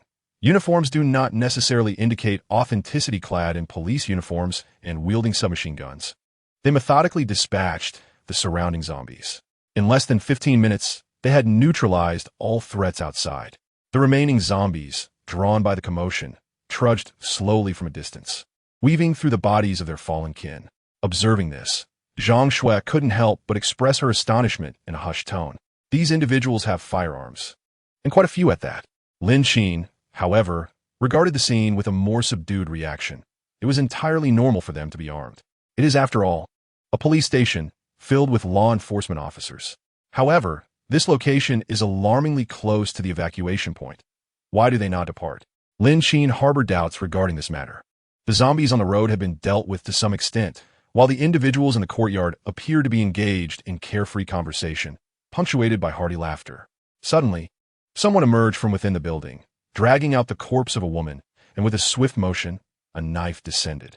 Zhang Shui was taken aback by the gruesome scene, her hands instinctively clenching tightly. Could it be as I fear? Are they resorting to cannibalism? Lin Qin furrowed his brow, feeling a sense of unease as well. In a world devoid of sustenance, cannibalism becomes a grim reality. Yet, he never anticipated witnessing such a horrific act firsthand. Zhang Shui could no longer suppress her nausea, her complexion paling. She could slay zombies and evildoers without flinching, but this was an entirely different sensation tied to the desperate act of survival. After a prolonged bout of retching, she remarked, "Aren't they supposed to be police officers? This is reminiscent of ancient battles, where the innocent were sacrificed for survival. Yet, how can they, as law enforcers, stoop to such depths?" Lin Qin scrutinized the scene with a furrowed brow for an extended period. Whether they were truly police was a matter for debate. Given the proximity to the evacuation point, they should have made their way there once their location was confirmed. It was inconceivable that they would still be lingering here after such a duration. Look at those battle vehicles over there and the corpses of zombies strewn along the roadside. The vehicles were overturned, their tires burst. This was evidently not a typical situation. Moreover, these individuals appear to be conversing and laughing, seemingly unconcerned about attracting the attention of zombies. This indicated a level of confidence regarding the undead. Thus, it was highly probable that they were well-armed and unafraid of both zombies and their mutated counterparts.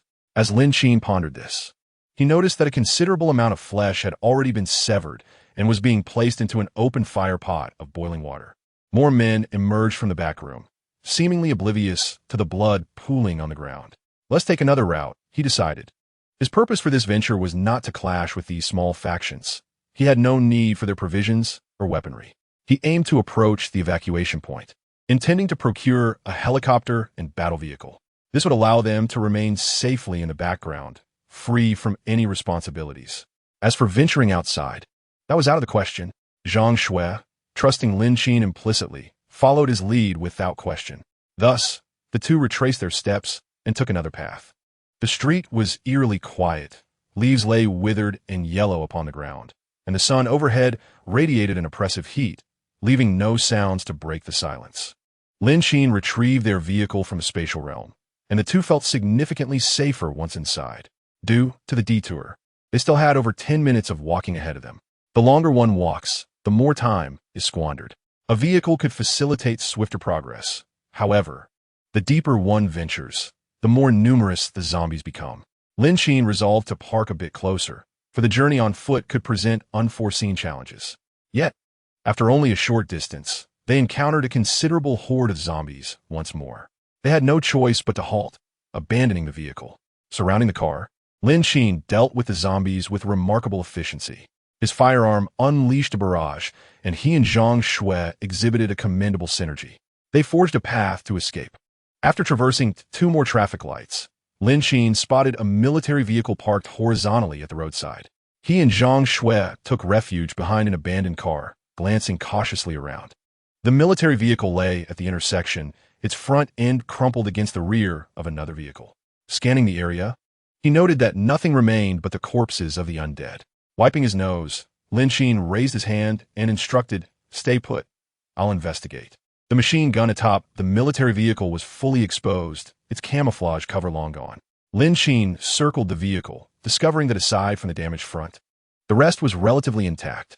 As for the interior, he wiped the dust from the glass and leaned in for a closer look. Inside the driver's seat, a zombie was fastened securely by the seatbelt, struggling in vain. Lin Qin opened the door, aimed his gun at its head, and fired. Once the creature lay motionless, he dragged its body out. The corpse was clad in camouflage attire, with bite marks visible on its neck. It was a transformed zombie. Casting a glance at the vehicle's keys, Lin Qin tentatively attempted to start the engine. It roared to life, confirming its functionality. Satisfied that the vehicle was sound, he surveyed the area once more, ensuring that no zombies would appear unexpectedly. In doing so, he noticed that the road at the vehicle's front aligned perfectly with the previous evacuation point. He turned back and waved to Zhang Shui, who promptly dashed over from her hiding spot. "Keep watch here. If anything goes awry, use the walkie-talkie to call me. I'll check the evacuation point. You stay hidden behind the military vehicle and avoid detection." The odor of decay emanating from the zombie inside the vehicle was overpowering, but the back seat remained relatively clean.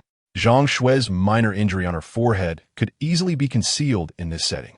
As long as she remained still and did not reveal her position, she would be safe. Zhang Shui nodded, opened the back door, and slid into the rear seat. Lying low beneath it, she retrieved the walkie-talkie, connecting the earpiece to ensure that her voice would not carry. Whether it was Lin Qin's call or a cry for help should trouble arise, the earpiece would prevent attracting any zombies. Meanwhile, Lin Qin proceeded to investigate the perimeter of the gymnasium, the designated evacuation point. Lin Qin arrived at the roadside and selected a relatively sturdy tree to ascend. As he gazed around, he noted the vast expanse of the gymnasium, teeming with an alarming number of zombies. The undead wandered aimlessly, having lost their targets. Not far away, several helicopters lay wrecked, charred remnants from their crash, the acrid scent of burnt materials wafting through the air.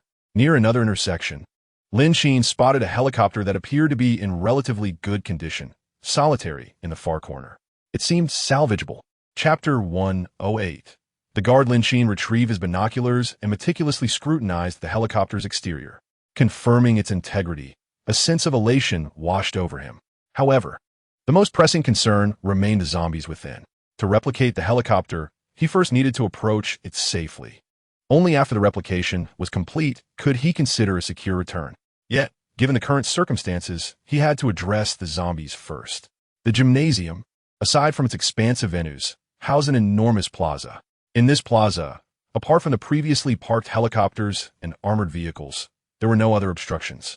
If he descended from that vantage point, he would be directly exposed to the zombies' gaze, rendering him a living target. Thus, Lin Qin felt it prudent to devise a more strategic plan. At that moment, his radio crackled to life. "Lin Qin, several individuals are being pursued by zombies and seem to have their sights set on the vehicle. Should I open fire or take some other action?" Lin Qin paused atop the tree, turning to observe the zombies at the distant intersection. They were alarmingly close, encircling the armored vehicle. It was unclear whether there were any other survivors inside. The sheer number of zombies obscured his view. "What about those individuals?" Lin Qin inquired anxiously. Meanwhile, Zhang Shui anxiously watched as a woman opened the rear seat beside her and a man slid into the driver's seat. "They're right next to me," Zhang Shui quickly relayed, her gaze shifting to the two unfamiliar figures entering the vehicle. The newcomers noticed Zhang Shui hiding behind and immediately aimed their weapons, pulling the triggers with an unsettling fluidity. Devoid of hesitation, Zhang Shui swiftly raised her hands, exclaiming, "Not zombies, not zombies." Hearing her voice, they hesitated and closed the car door.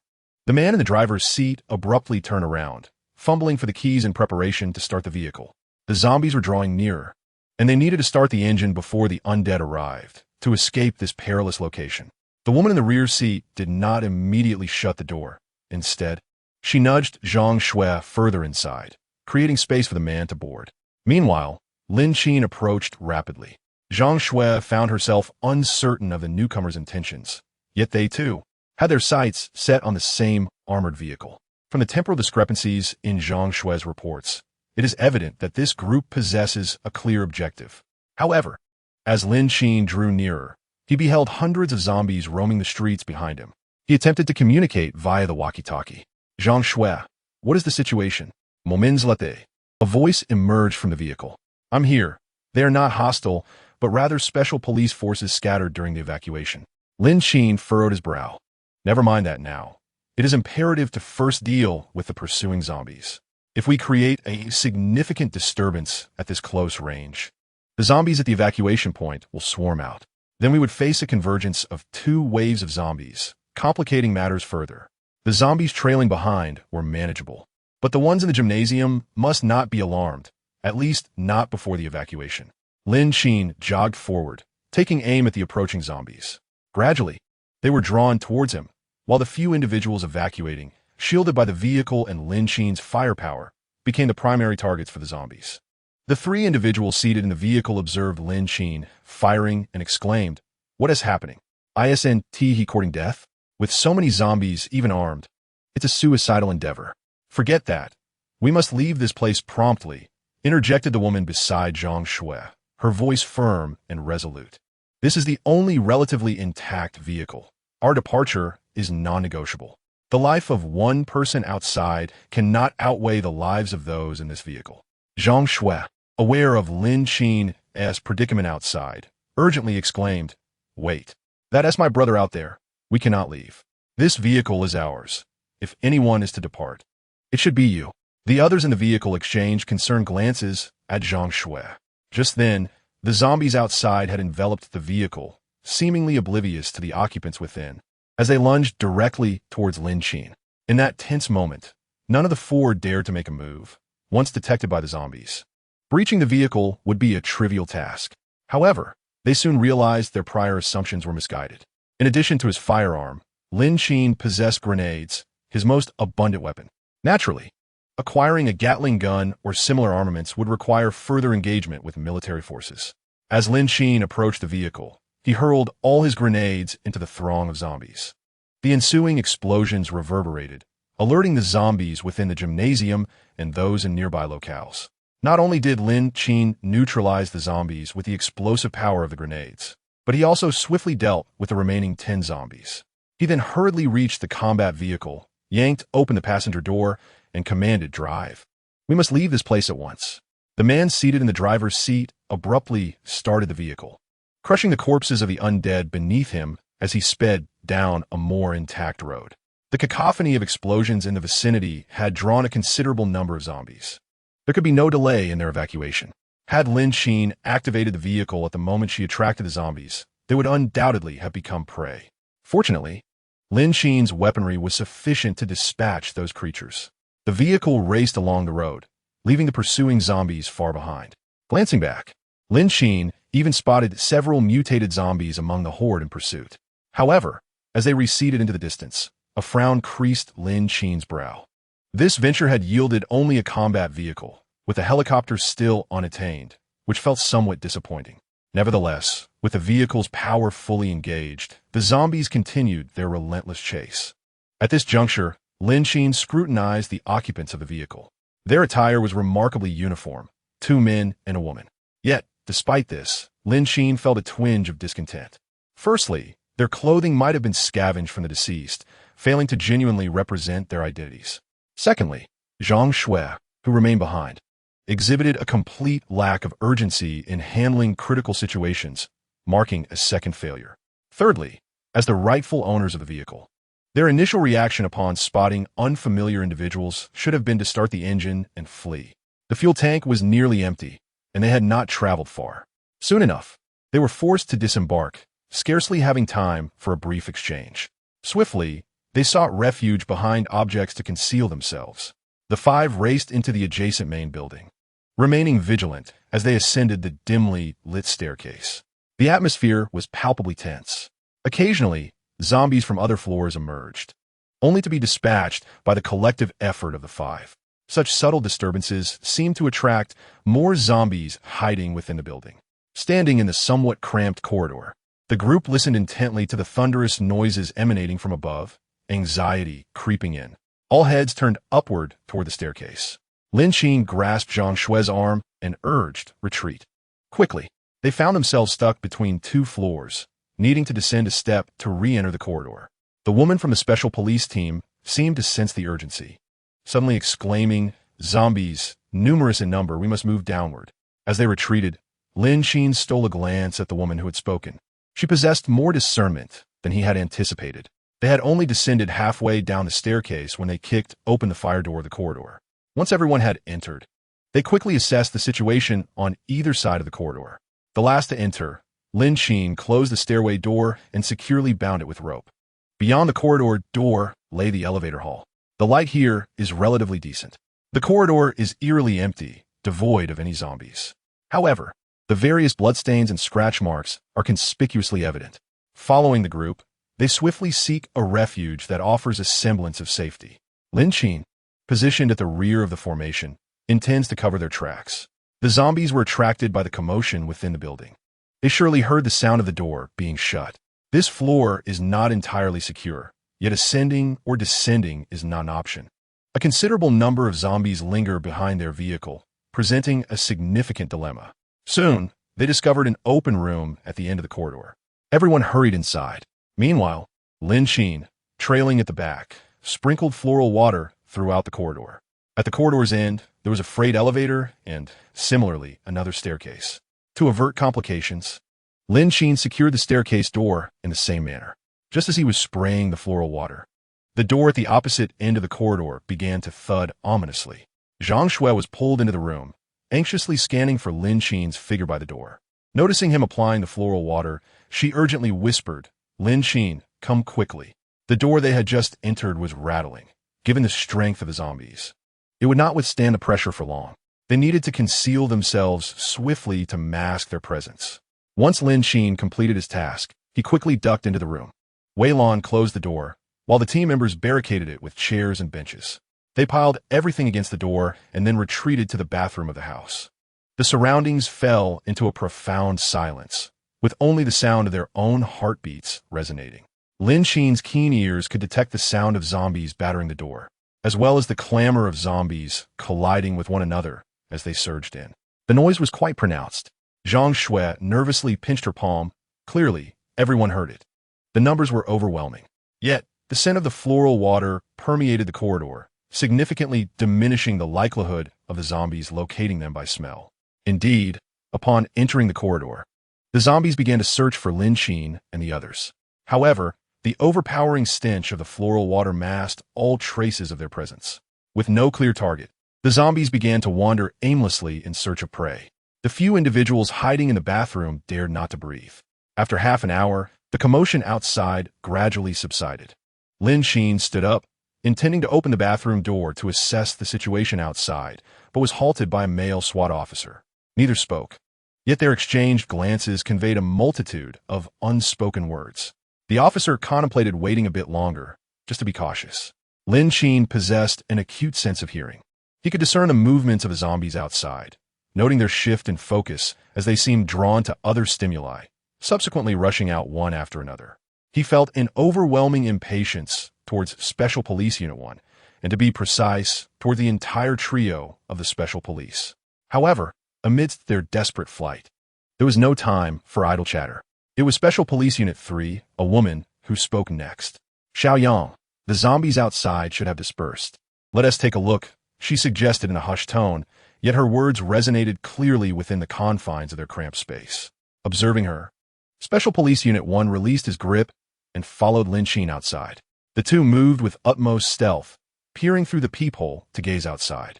To their relief, the area before the door appeared devoid of zombies. They crouched beside the door, straining to listen to the sounds beyond. There were faint footsteps, but judging by the sound, it seemed there were not many. Just as they remained intent on listening, the sudden crack of gunfire erupted from the street. The corridor, which had been relatively quiet, was instantly filled with commotion. The zombies were still present, but the gunfire outside had completely captured their attention. Lin Qin rose and turned to the window, striding purposefully towards it. The three individuals in the bathroom had also heard the ruckus and moved to the window to peer down. Outside on the street, two groups were surrounded by zombies, desperately firing their weapons to fend them off. Meanwhile, the zombies inside the building were surging towards the exit, converging with those that had been pursuing Lin Qin and his companions. The horde of zombies swelled in number almost instantaneously. Seeing this, Lin Qin and the others let out a collective sigh of relief. At the very least, it confirmed that the zombies in their immediate vicinity had likely dissipated. Lin Qin turned to Zhang Shui, who upon meeting his gaze, averted her eyes like a child caught in wrongdoing. Wei Lan stepped forward, positioning Zhang Shui behind her. Greetings. I am Wei Lan, the captain of their team. Here are our credentials. You may examine them, as they at least affirm that we are not adversaries. You cannot fault your sister for the circumstances. We only discovered she was with us after the zombies had us cornered in our vehicle. This operational vehicle was left by the roadside yesterday, which is why we returned today to retrieve it, only to unexpectedly encounter your group. Lin Qin scrutinized the credentials in Wei Lan's hand, but did not immediately reach out to take them. In these times, such documents hardly provided any real assurance. Nonetheless, Wei Lan remained composed, maintaining her gesture of offering. After a moment of hesitation, Lin Qin finally extended his hand to receive the credentials. They were standard issue, complete with a steel seal. Most importantly, the photograph matched the individuals before him, albeit not particularly flattering. Nevertheless, it served as a tacit validation, confirming that there had been no substitution. Yet, even with this evidence, Lin Qin harbored no intention of placing complete trust in them. This profession bestows upon them a layer of brilliance, and it is only after shedding this luminescence that their true character is revealed. Chapter 110, Our Search for Individuals. Lin Qin felt he could offer a 50-50 trust. However, since they had provided their identification, he could not maintain an unfriendly demeanor. He closed the document and returned it. Greeting, hello, guard. Wei Lan tucked the identification into the innermost pocket of his clothing, then smiled. You are quite formidable, able to handle so many zombies. Your reflexes suggest you must have trained. However, at that moment, we were trapped among the horde and could not risk starting the vehicle, lest we be besieged by the undead, so we were unable to assist you. Lin Qin understood their predicament. They truly could not move, for any action would have cost the lives of all aboard the vehicle. He nodded in acknowledgement. Wei Lan continued, This is Xiaoyang, and this is Lin Qin. Lin Qin looked over, realizing he had previously referred to these individuals as number 1 and number 2. To his surprise, it was Wei Lan who had made the introductions. Lin Qin gave a symbolic nod to indicate his understanding. At that moment, Zhang Shui stepped out from behind Wei Lan, standing beside Lin Qin. Guard, were you part of the evacuation team? How did this evacuation point end up in such a state? Upon mentioning this, Wei Lan's expression grew serious. I am not fully aware of the specifics. I am responsible solely for maintaining logistical order here. The zombie outbreak was sudden. Its origins unknown, whether it was a latent virus or something else. However, I trust you're all well aware that the initial wave of zombies was triggered by a viral outbreak. In the early days, countless individuals succumbed to death and transformed into zombies.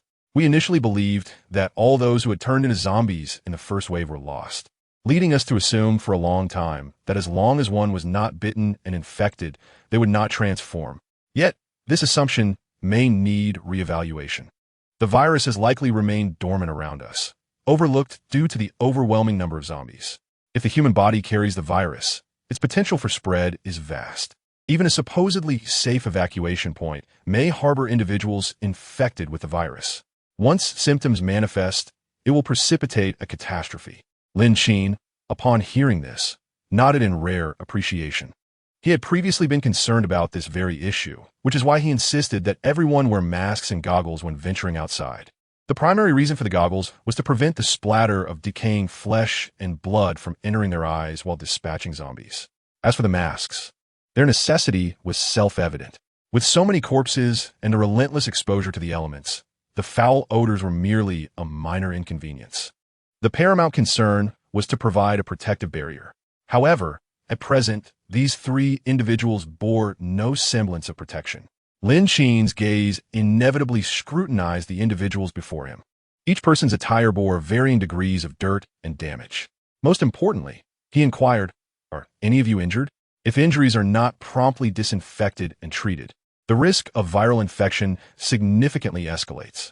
Wei Lan shook her head. "No, we only have minor abrasions. None of us were clawed or bitten by the zombies. The marks are hardly noticeable, just a few scrapes or superficial cuts that can be disregarded." Lin Qin nodded and then asked, once the zombies below disperse, "Where do you intend to go?" The gunfire from downstairs persisted. These individuals seemed to possess firearms from an unknown source and managed to hold their ground for a while. However, with so many zombies, death was merely a matter of time. They were encircled. Once the zombies dissipated, everyone would inevitably scatter.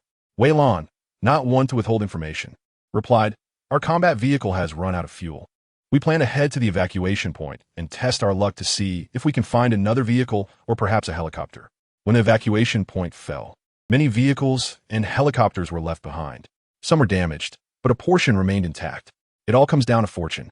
As for the helicopters, it appears their objectives align. There were several at the evacuation point, but most were in disrepair. Only one was operational. When I went to inspect, that was the sole one I found. If they managed to take it, replicating a functioning helicopter would be nearly impossible. After Wei Lan finished speaking, she turned her attention to Lin Qin, who was lost in thought. "What about you? Why not accompany us to the airport? The airport has the largest number of personnel. All those who evacuated earlier have gathered there. I am uncertain about the situation there, but they likely have ample manpower and weaponry. Until the construction of the shelter is fully completed, airports are the primary gathering points for citizens being relocated."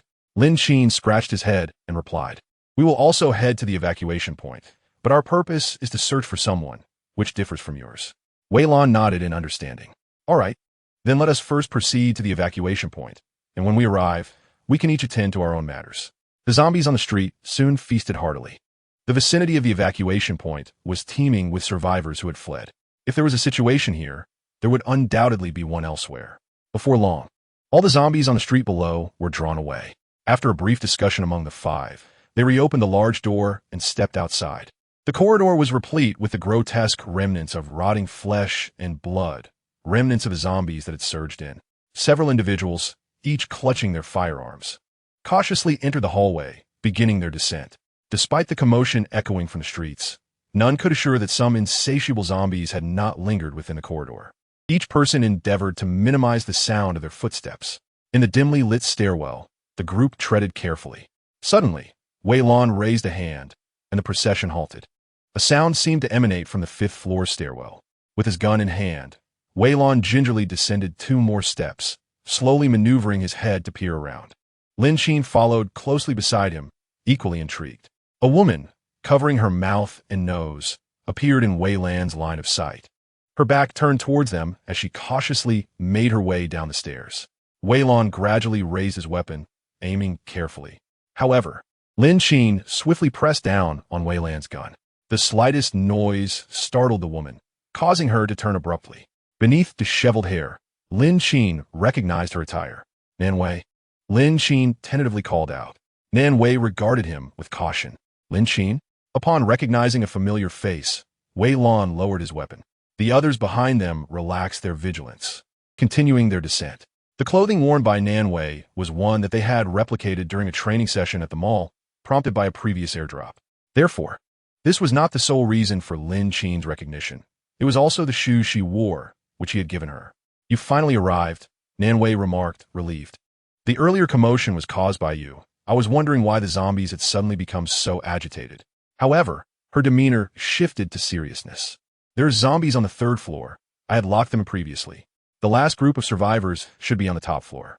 I got separated and remained on this level. But with all that noise just now, I cannot ascertain whether the zombies on the third floor are still there. Nanwei's caution stemmed partly from the earlier ruckus, which had attracted numerous zombies, effectively drawing them away from the building. Thus, this structure had become relatively safe for the time being. Yet, she could not determine the status of the zombies on the third floor, whether they remained or had escaped. Being on the fifth floor, without any weapons, she could only proceed with extreme caution. The corridor's dim light was not conducive to inquiries, and she refrained from asking about the three unfamiliar individuals who had suddenly appeared alongside Lin Qin. Wei Lan continued at the forefront, followed by Lin Qin, while Xiao Yang took up the rear. Zhang Shui approached Nan Wei, and the two exchanged a brief embrace before swiftly parting. Lin Qin retrieved a gun and a backpack from his space, handing the latter to Nan Wei. Nan Wei reached out and took it, resting on her back, feeling a sense of reassurance wash over her. The hallway door on the third floor had already been breached by a horde of zombies, leaving a gaping hole. A figure clad in a black shirt was crouched behind the door, engaged in some unknown activity, revealing only half of a shoulder. The 6 individuals approached cautiously. Suddenly, the sound of splintering would emanated from the staircase. The zombie abruptly lifted its head, letting out a terrifying roar, its mouth stained with blood and bits of flesh. Mutated to a grotesque form, and charged towards them with alarming speed. Wei Lan reacted swiftly, firing a shot that struck the zombie in the head, resolutely refusing to squander any bullets. After all, their ammunition was dwindling. If a single bullet could resolve the issue, she would not waste a second. However, this particular zombie was a mutated entity. Its tongue curled protectively around its head, and with a swift flick, it knocked the gun from Wei Lan's hands, sending her crashing against the wall of the hallway. The entire sequence unfolded in an instant, leaving no time for reaction. The mutated creature bared its teeth, roaring at the group. Lin Qin immediately opened fire, the bullets piercing through its throat. The mutated zombie attempted to shield its head, but its speed was no match for Lin Qin's, and it was quickly reduced to a gaping hole before collapsing to the ground. A collective sigh of relief escaped everyone. Xiao Yang and Lin Qin hurried to the wall, assisting Wei Lan to her feet. The force of the mutated creature had been tremendous, leaving several cracks in the wall upon impact. Pain surged through her body, and she felt the urge to cough. Yet Wei Lan stifled it, knowing that any sound could attract the zombies lurking outside. A perilous situation for a team already lacking in combat prowess. "Are you all right?" Xiao Yang inquired softly, concern evident in his voice. Wei Lan waved her hand dismissively, hesitating for a moment before responding, "I'm fine." She stood up, stepping over the fallen zombie, and turned her gaze towards the elevator hall at the end of the corridor. The walls and floor were marked and marred, with several zombie corpses sprawled haphazardly across the ground. One zombie was hunched at the door, devouring a body that appeared to have been dead for only a short while, its innards completely devoured. Despite the commotion, no other zombies from this floor seemed to have arrived. It appeared that only this solitary creature was indulging in its gruesome meal. Holding her gun, Wei Lan turned back. "Let us go. The zombies here should have fled." She glanced down at the corpse lying across the hallway door and gave it a swift kick. With this one remaining, the building should be safe. However, she anticipated it would be a mutated one. Thankfully, Lin Qin had reacted quickly, or they would have faced total annihilation. The elevator hall was brightly lit, the lights streaming through the large hole and illuminating a small area before them. Zhang Shui, Nan Wei, and the others stared at the deceased mutated zombie, still lost in the lingering terror of the recent encounter. This mutated zombie is unlike any they have encountered before. Previously, they faced those with sharp claws and some mutated wild dogs at home. However, the one before them now has a tongue that seems to be thrashing about, capable even of deflecting bullets. What manner of creature is this? Yet, unlike the two who were momentarily stunned, Lin Qin remained composed. It turned out that this type of mutated zombie is referred to by the military as a mutant entity. Observing Wei Lan and the others' unfazed demeanor, it appeared they were well acquainted with it. Lin Qin could not help but inquire, "Wei team, are you familiar with this type of zombie?" Wei Lan did not shy away from the inquiry, responding candidly, "We've encountered it before. However, the specific research data comes from above. Mutant entities exhibit various forms and are classified into different tiers. This one appears to have recently mutated, with its tongue serving as a weapon. Nevertheless, Regardless of whether it is a mutant entity, the weaknesses remain consistent. Wei Lan pointed to his own head, indicating the commonality among zombies. Meanwhile, Nan Wei and Zhang Shui regained their composure, listening intently to Wei Lan's words while scrutinizing the corpse of the mutant entity. No wonder it differed from those they had previously seen. As Nan Wei examined the zombie's body, her gaze fell upon a corpse gnawed at the door's edge. This individual was familiar to her, one of the women from her former team. It was she who had been injured and subsequently ostracized by her comrades. To think she had met her end, Nan Wei's emotions were a tumultuous blend. With a heavy heart, she averted her gaze. Lin Qin furrowed his brow and stated, "Let us go. Now is the optimal time for departure." A significant number of zombies have been drawn away by disturbances elsewhere. Only a few stragglers remain downstairs, posing little threat. If we do not leave now, when shall we? Wei Lan nodded in agreement, and the team proceeded downstairs. Outside on the street, a few zombies were preoccupied with devouring corpses, oblivious to their presence. Wei Lan led her team, treading lightly along the roadside. Lin Qin observed this with a hint of disdain. With just a few, is such caution truly necessary? He drew his weapon and took aim, dispatching the zombies that were still feeding one by one. A faint sound came from behind, prompting Wei Lan to glance back, only to feel a wave of embarrassment wash over her. She slowly rose, brushing her disheveled hair back to mask her discomfort. She opened her mouth as if to say something, but ultimately remained silent, merely gesturing in the direction they were to proceed before moving forward nonchalantly. In reality, Wei Lan felt exceedingly awkward. Their ammunition was limited, and not a single bullet could be squandered. The zombies had been engrossed in their meal, and with careful movement, they would remain undetected. Certainly, if they were discovered, they would naturally resort to gunfire to resolve the situation. However, Lin Qin's decision to fire directly was unforeseen. Did he not consider what would happen once the bullets were depleted? Was he unaware of the preciousness of ammunition in these times? After dealing with the zombies, the group continued onward. Fortunately, their journey proceeded with minimal danger.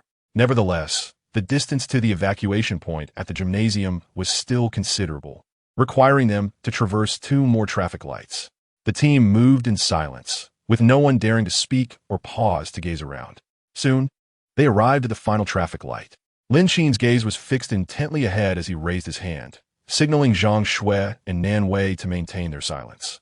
Not far off, approximately 20 ordinary zombies wandered aimlessly, among them a cluster of over 10 mutated zombies feasting ravenously on the flesh strewn upon the ground, seemingly satisfying their hunger. Their grotesque visages and bizarre forms resembled a haphazard assembly of various objects. Encountering such a multitude of mutated beings was indeed rare. This was Lin Qin's first sighting of so many together. The seasoned Wei Lan and the others required no prompting from Lin Qin. Their experience far surpassed that of Zhang Shui and Nan Wei. Upon witnessing such a gathering of mutated entities, they exhibited little surprise. Had they anticipated this? Or was it mere familiarity? Regardless, Lin Qin had no time to ponder these thoughts. To enter, they needed to either approach the gymnasium's entrance or scale the wall. However, the current path was clearly impassable. Lin Qin resolved to take a detour, seeking a wall or another suitable location devoid of zombies to climb over. It was not advisable to confront the zombies at this moment. The situation inside the gymnasium remained uncertain. Engaging the zombies could potentially attract more from within. Should they find themselves encircled, no amount of grenades would guarantee their escape. Most importantly, there was a significant risk of friendly fire. Wei Lan shared this sentiment. Although they were special police, their ammunition was severely limited. It was wise to conserve what they had. The team concealed themselves behind parked vehicles along the roadside, cautiously adjusting their steps as they sought an alternative route into the gymnasium. Lin Qin lingered at the rear of the group, occasionally glancing back at the gathering of zombies to ensure they remained undetected. At present, the group's strength was somewhat unbalanced. Zhang Shui and Nan Wei possessed ample ammunition, yet their individual capabilities paled in comparison to those of Wei Lan and his team, who were formidable but faced a scarcity of bullets. Lin Qin was not generous enough to share his ammunition with others. With careful steps, they evaded the earlier encounter with the zombies and gradually approached the wall. Wei Lan turned back and signaled with his hands. Xiao Yang and Lu Chun stepped forward, with Lu Chun pressing against the wall and adopting a horse stance. His hands crossed over his abdomen. With the assistance of Lin Qin, Xiao Yang swiftly ascended. The sound of his movement was not particularly loud, as he smoothly climbed up and firmly clung to the wall, peering over. Most of the zombies in the gymnasium had dispersed, leaving only a scant few remaining on the field, approximately 100 by rough estimate. After assessing the situation, Xiao Yang leaped down from the wall, landing softly as Lin Qin caught him, providing a cushion for the fall. The descent produced almost no noise. Wei Lan and the others huddled together, communicating through a series of gestures without uttering a single word. Lin Qin and his companions sat nearby, unable to comprehend the silent exchange. Once Wei Lan concluded her communication, she leaned closer to Lin Qin and whispered, "There are roughly 100 zombies inside. The helicopter is near the opposite wall. We plan to scale over to that side before entering. Do you wish to join us?" To Wei Lan, it seemed Lin Qin and his group had come to find their teammate, Nan Wei, who had already been located. Thus, it would be unnecessary for them to take the risk of entering further. Lin Qin rubbed his nose through his mask and shook his head. "There's no way we're leaving now. I came here specifically for the helicopter inside." Wei Lan raised an eyebrow and continued, "All right then. You can follow behind us and head straight to the helicopter afterward." The helicopter, a Black Hawk, was parked in the corner, and it could accommodate the 6 of them. If necessary, they could simply fly directly to the airport with these few individuals, continuing to keep close to the wall. Wei Lan and her group advanced until they reached the entrance. The gymnasium's main doors were ajar, allowing the zombies within to exit freely. Xiao Yang, leading the group, cautiously peered out and observed that the zombies near the entrance were not paying attention. He gestured to those behind him. Lin Qin sprinted forward decisively, followed by Zhang Shui and Nan Wei. When Xiao Yang ceased his signaling, everyone froze. As he waved again, Wei Lan and Lin Qin dashed forward, while Xiao Yang brought up the rear. After a few members had crossed, the group continued onward and soon turned a corner, arriving at their target wall. The number of zombies inside was considerable, and without any cover, entering would expose them to the undead's gaze.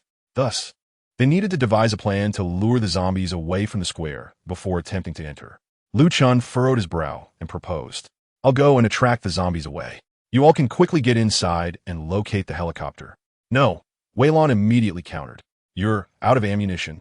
And with so many zombies, you would attract the mutated ones as well."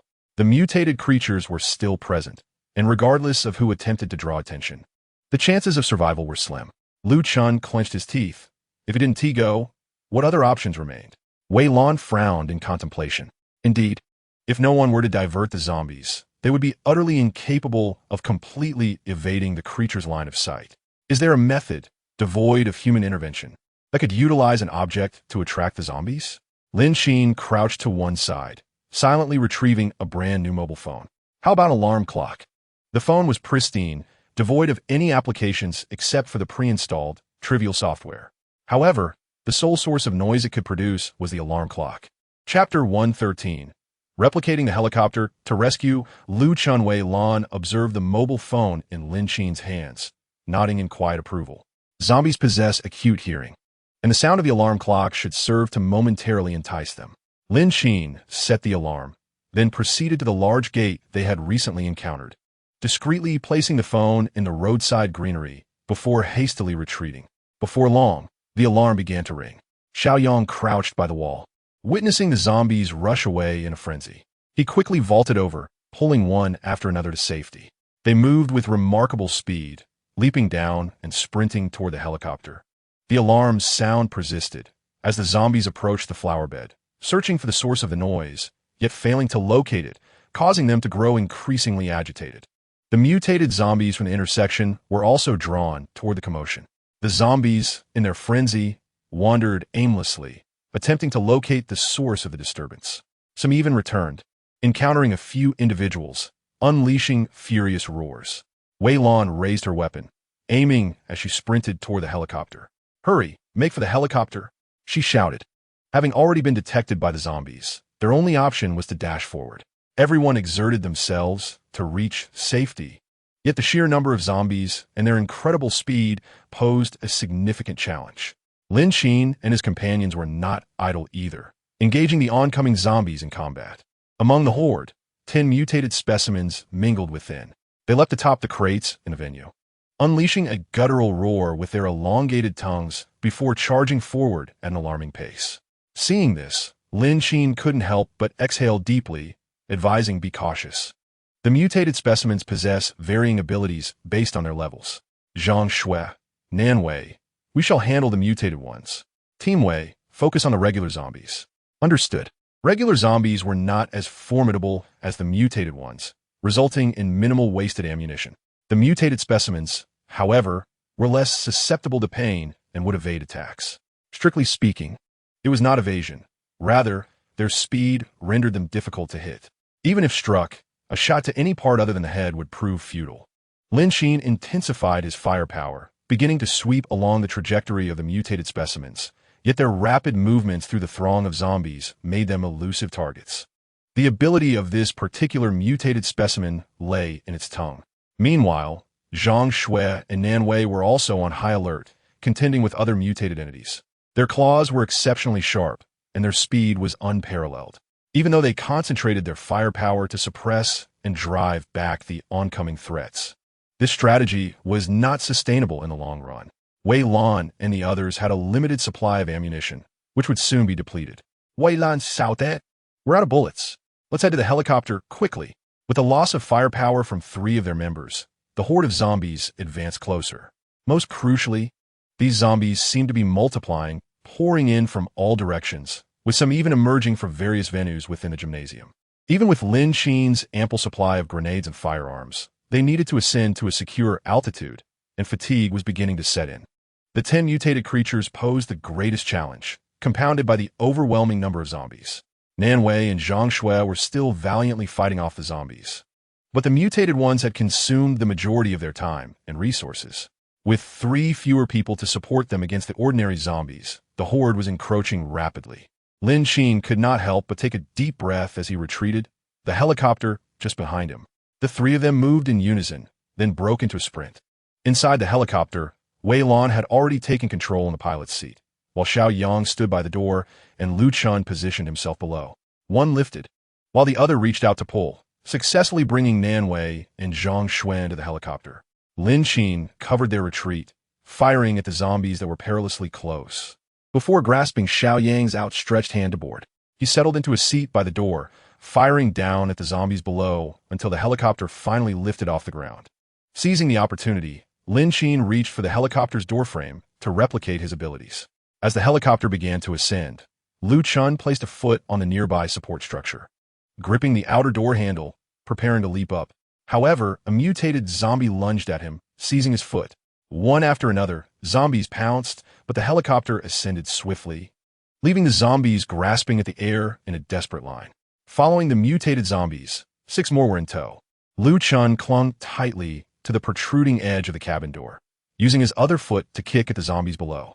Yet their strength was formidable, and their grip unyielding, making it impossible to shake them off. As the helicopter soared higher, 4 zombies remained below Lu Chun, writhing and attempting to climb up. The sharp claws of the zombies tore into the flesh around Lu Chun's ankle, immersed in his struggle to break free. He was oblivious to the slight trembling of the aircraft. Xiao Yang, standing by the door, extended his hand down to help stabilize Lu Chun's position. Meanwhile, Lin Qin, having completed his replication, drew his weapon and aimed at the mutated creature that clung tenaciously to Lu Chun's ankle, before firing with resolve. A bullet struck the creature's head, leading to its complete demise as it relinquished its grip and plummeted downwards, taking the zombies behind it along for the fall. Meanwhile, Lu Chun, with the assistance of Xiao Yang and Lin Qin, managed to climb back up. They lay exhausted beside the door, panting heavily after the intense exertion. Lin Qin closed the helicopter door, providing some semblance of stability for the group. After catching his breath, Lu Chun turned to Xiao Yang, raised his fist, and lightly tapped it against Xiao Yang's, expressing his gratitude with a simple, "Thanks, brother." They exchanged smiles. The helicopter glided steadily, piloted with commendable skill by Wei Lan. However, the inherent noise of the aircraft rendered their words nearly inaudible. Lu Chun attempted to speak, but soon realized Lin Qin couldn't hear him. So he patted Lin Qin on the shoulder, nodding in appreciation. Lin Qin offered a faint smile in response. Lu Chun then made his way to the back. Fastening his seatbelt, As the helicopter ascended higher and flew farther, the massive zombies below transformed from a sea of heads into mere black dots, until they vanished from sight. Yet, the thunderous roar of the helicopter attracted the zombies at the evacuation point, along with others in the vicinity, as they pursued the aircraft, desperately trying to keep pace. However, their speed paled in comparison to that of the helicopter. The towering skyscrapers of the city gradually disappeared from view, leaving only the distant sound of the helicopter fading away. Zhang Shui and Nan Wei sat side by side behind Lin Qin, leaning forward. Zhang Shui shouted, "Where are we headed? To the airport?" Nan Wei, hearing Zhang Shui's voice, turned to Lin Qin, inquiring, "Where to? What airport?" Chapter 114. Unfortunate Fate. Reluctant to become a zombie, the deafening roar filled their ears, compelling everyone to raise their voices. Yet even then, some words were still unclear. Lin Qin turned back and shouted, "We're not going." At that moment, Xiao Yang patted his shoulder. Lin Qin turned to see Xiao Yang, signaling him to put on headphones. Lin Qin took them and placed them on his head. Hearing Wei Lan's voice from the cockpit, "We're heading to the airport next. What about you? Will you come with us? Or do you want to be dropped off somewhere?" Wei Lan's voice was crystal clear. Given the current circumstances, Lin Qin had no other demands. Heading to the airport was not their primary objective. "Just find a safe place to land us," he replied. Wei Lan chuckled at this.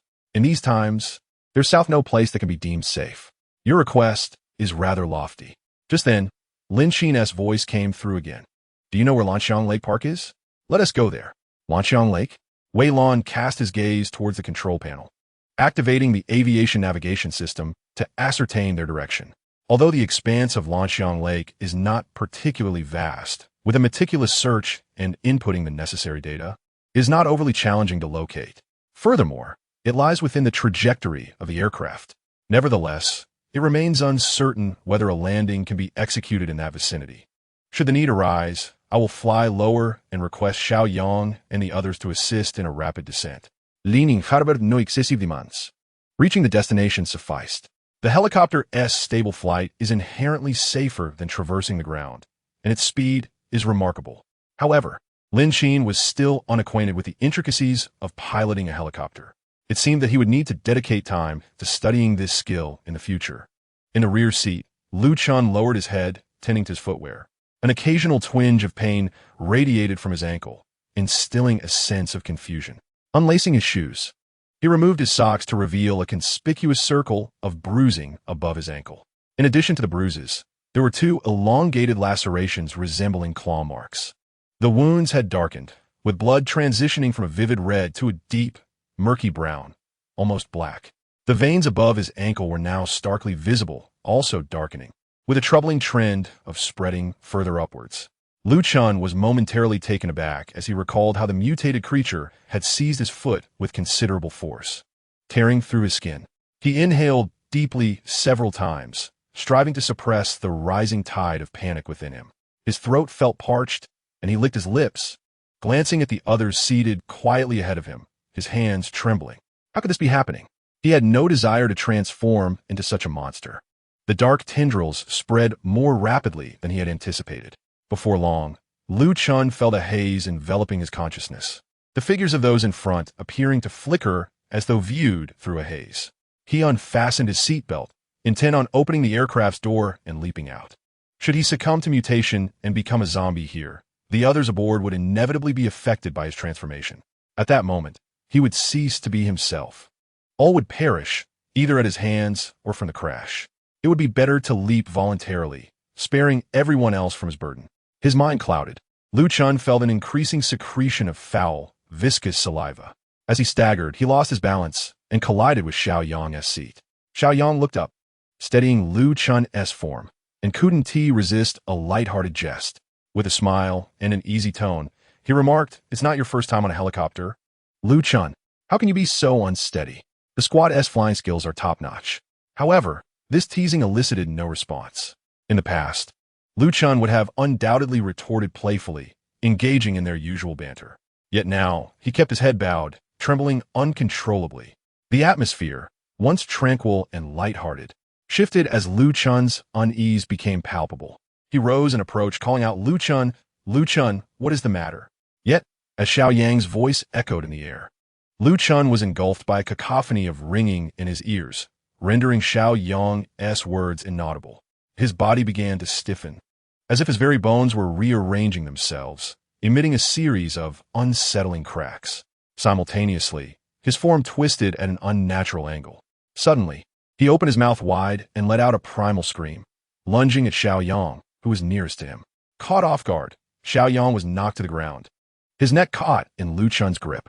A sharp pain surged through Xiao Yang's mind, eliciting a scream of anguish from his lips. This sudden turn of events sent shockwaves through the group, with Lin Qin being the first to respond. He swiftly unbuckled his seatbelt and dashed forward, forcibly pulling Lu Qin away from Xiao Yang. Zhang Shui and Nan Wei also rushed to assist, extracting the pinned Xiao Yang and distancing him from Lu Qin. In the cockpit, Wei Lan was startled by the commotion behind her. As she maneuvered the aircraft, she glanced back, bewildered. What is happening, Lin Qin? What is going on with Xiao Yang and Lu Qin? Once separated, Lu Qin's mouth was stained with Xiao Yang's blood, and upon seeing Lin Qin, he lunged at him without hesitation.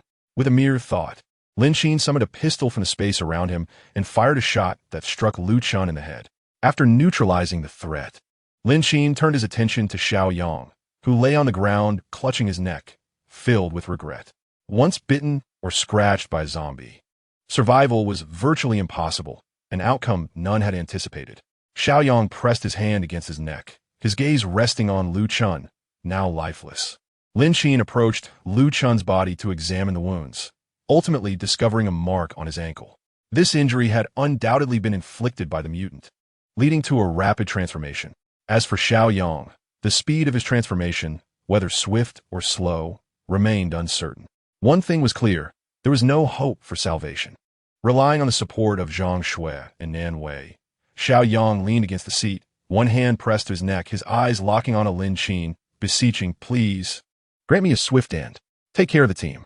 I do not wish to become a zombie." As he spoke, his gaze fell upon the handgun clasped in Lin Qin's grip. Blood flowed profusely from his neck, making speech laborious. Lu Qin's bite had been merciless, unreserved in its ferocity. It would not be long before he succumbed to the transformation, losing his consciousness and feeling. He desperately did not wish for this fate. Currently, only Lin Qin and a few others possessed ammunition, while Wei Lan stood alone.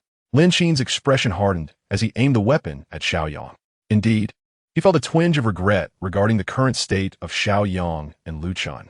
Had Lu Qin not prioritized sending Zhang Shui and Nan Wei up first, and instead ascended himself, he would not have been seized by the zombies, nor would he have transformed into one and subsequently bitten Xiao Yang. Chapter 115. A somber atmosphere. Xiao Yang, observing Lin Qin's reluctance to fire, felt the ominous signs of mutation manifesting within himself and could not help but shout in desperation. "Fire! Fire now!" After a moment's hesitation, Lin Qin, compelled by Xiao Yang's furious cries, discharged his weapon. The sound of the gunshot, amidst the roar of the helicopter, was not particularly pronounced. However, Wei Lan, who had been closely monitoring the situation, perceived it all too clearly. "What are you doing, Lin?" Lin Qin lowered his gaze, his voice steady. Lu Qin has been captured by the zombies and has transformed, biting Xiao Yang. Xiao Yang did not wish to become a zombie. Yet Lin Qin refrained from voicing the rest of his thoughts. Wei Lan, however, directly halted the helicopter and removed her headset, casting her gaze towards the unfolding scene behind them. Lu Qin's corpse was unmistakable, the signs of his transformation evident, while Xiao Yang bore a significant gash on his neck, blood saturating his clothing and hands. Yet, the most lethal wound remained the bullet lodged in his brow. Wei Lan stared at the grim tableau, her eyes reddening. In just over 10 minutes of flight, calamity had struck. The images of their laughter still echoed in her mind, a time when they had moved with the main group. No longer living in fear, armed and equipped. No one wished to witness the tragic circumstances that had unfolded. Nan Wei stepped forward, her expression one of profound remorse. "I am sorry. None of us wished to see this, nor did we desire for it to occur. However, it has come to pass. I understand that the decision regarding your teammates' fate rests with you, but at that moment, Xiao Yang did not want to become a zombie. While you were piloting the helicopter, we took it upon ourselves to act in accordance with Xiao Yang's wishes. Captain Wei, regardless of the circumstances, please accept my condolences." It seemed as if Wei Lan had just regained her senses, her eyes flitting towards Nan Wei, comprehending the rationale, yet struggling to accept the grim reality before her. Lin Qin, too, found himself at a loss for words. As the atmosphere thickened with tension, an unexpected assault struck the helicopter's exterior. Wei Lan snapped back to attention, regaining control of the aircraft while glancing downwards. On the rooftop of a nearby building stood several survivors, raising their hands in a futile plea for help before resorting to firing their weapons at the helicopter's shell. This assault jolted the one stationary helicopter into motion. Only then did they cease their attack, frantically waving their arms. Wei Lan furrowed her brow, decisively redirecting the helicopter back along its original path. She took note of the individuals atop the building. However, at that moment, she was utterly unconcerned about the individual brandishing a firearm at her. Lin Qin observed the scene and approached, inquiring, "What do you intend to do? What are you going back for?" His voice was scarcely audible. Noticing that Wei Lan remained unresponsive, Lin Qin donned his headphones once more. "Captain Wei, where are you headed?" After a prolonged silence, Wei Lan's voice finally emerged. Resolute and filled with fury, "I'm going to slay those zombies." This declaration caused Lin Qin to furrow his brow in disbelief. "You must be mad. Are you seeking death? Do you possess any weapons? Do you have ammunition? What do you plan to use to confront those zombies? Mere rage will not suffice. In your current state, you cannot avenge your teammates. You need firearms and weaponry before contemplating the extermination of zombies. Otherwise, given your present circumstances, you would merely be a feast for the undead, and your comrades would have perished in vain." Wei Lan's eyes burned with hatred. Yet Lin Qin's words forced her to confront the harsh reality. Indeed, aside from her loathing for those zombies, she had no viable plan. All her equipment and ammunition had been exhausted. Returning to the evacuation point to board the helicopter had been a perilous gamble. One must fully comprehend the likelihood of death before undertaking such a venture. To put it bluntly, had it not been for Lin Qin and his team, they might never have even gained entry, let alone board the helicopter, or worse, they could have met their demise right at the evacuation point. Their scant supply of bullets had been depleted, relying entirely on Lin Qin's prowess. Taking a deep breath, Wei Lan clenched her jaw. She then maneuvered the helicopter towards the destination Lin Qin desired. "I understand now. I apologize for my earlier outburst." Seeing her calmer demeanor, Lin Qin exhaled in relief and replied, "As long as you're fine, once you have weapons, you can handle the zombies as you see fit. For now, without weaponry, you must exercise patience and find a place to properly dispose of their corpses." "All right, I understand," Wei Lan replied, her spirits somewhat subdued as she adjusted her emotions. Meanwhile, on the rooftop of the building, the group grew agitated, kicking at the benches and cursing. Wang Chang exclaimed, "Damn it, isn't that a rescue helicopter? How could they see us and still leave?" Uncle Su, his voice hoarse, retorted, "When you point a gun at someone, who would be willing to rescue you?" Wang Chang shot back, "But I called out to them, and they didn't hear me. I didn't shoot at their engines or propellers." He spat in frustration. "What kind of rescue is this?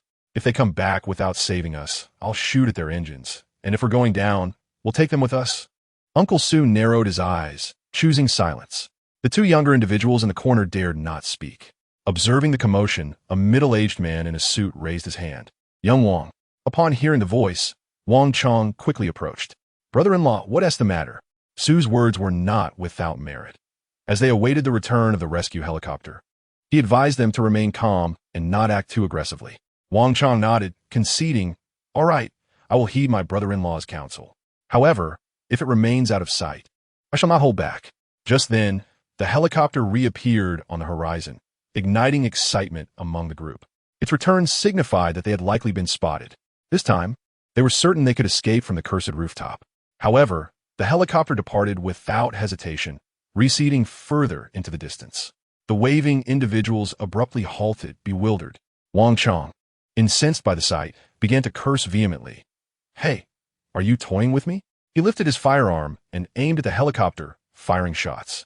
Yet, this helicopter was markedly different from the previous one. It flew swiftly and was now much farther away. His erratic gunfire echoed in the air, but whether he hit anything remained uncertain. Frustration continued to mount until the helicopter was but a mere shadow in the sky. Meanwhile, Wei Lan piloted the helicopter.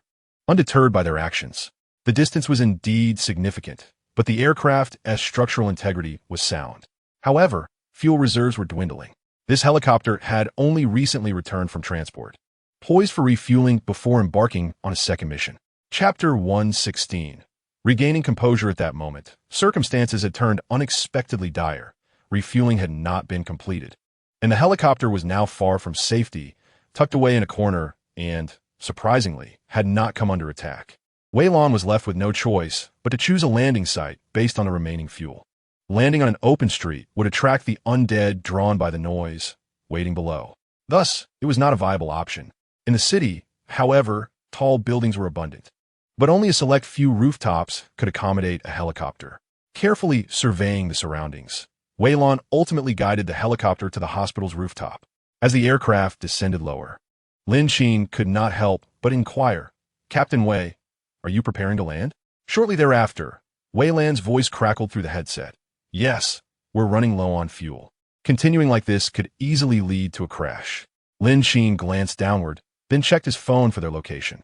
After flying for a while, he was unsure of their precise whereabouts, and thus relied on the offline map on his phone.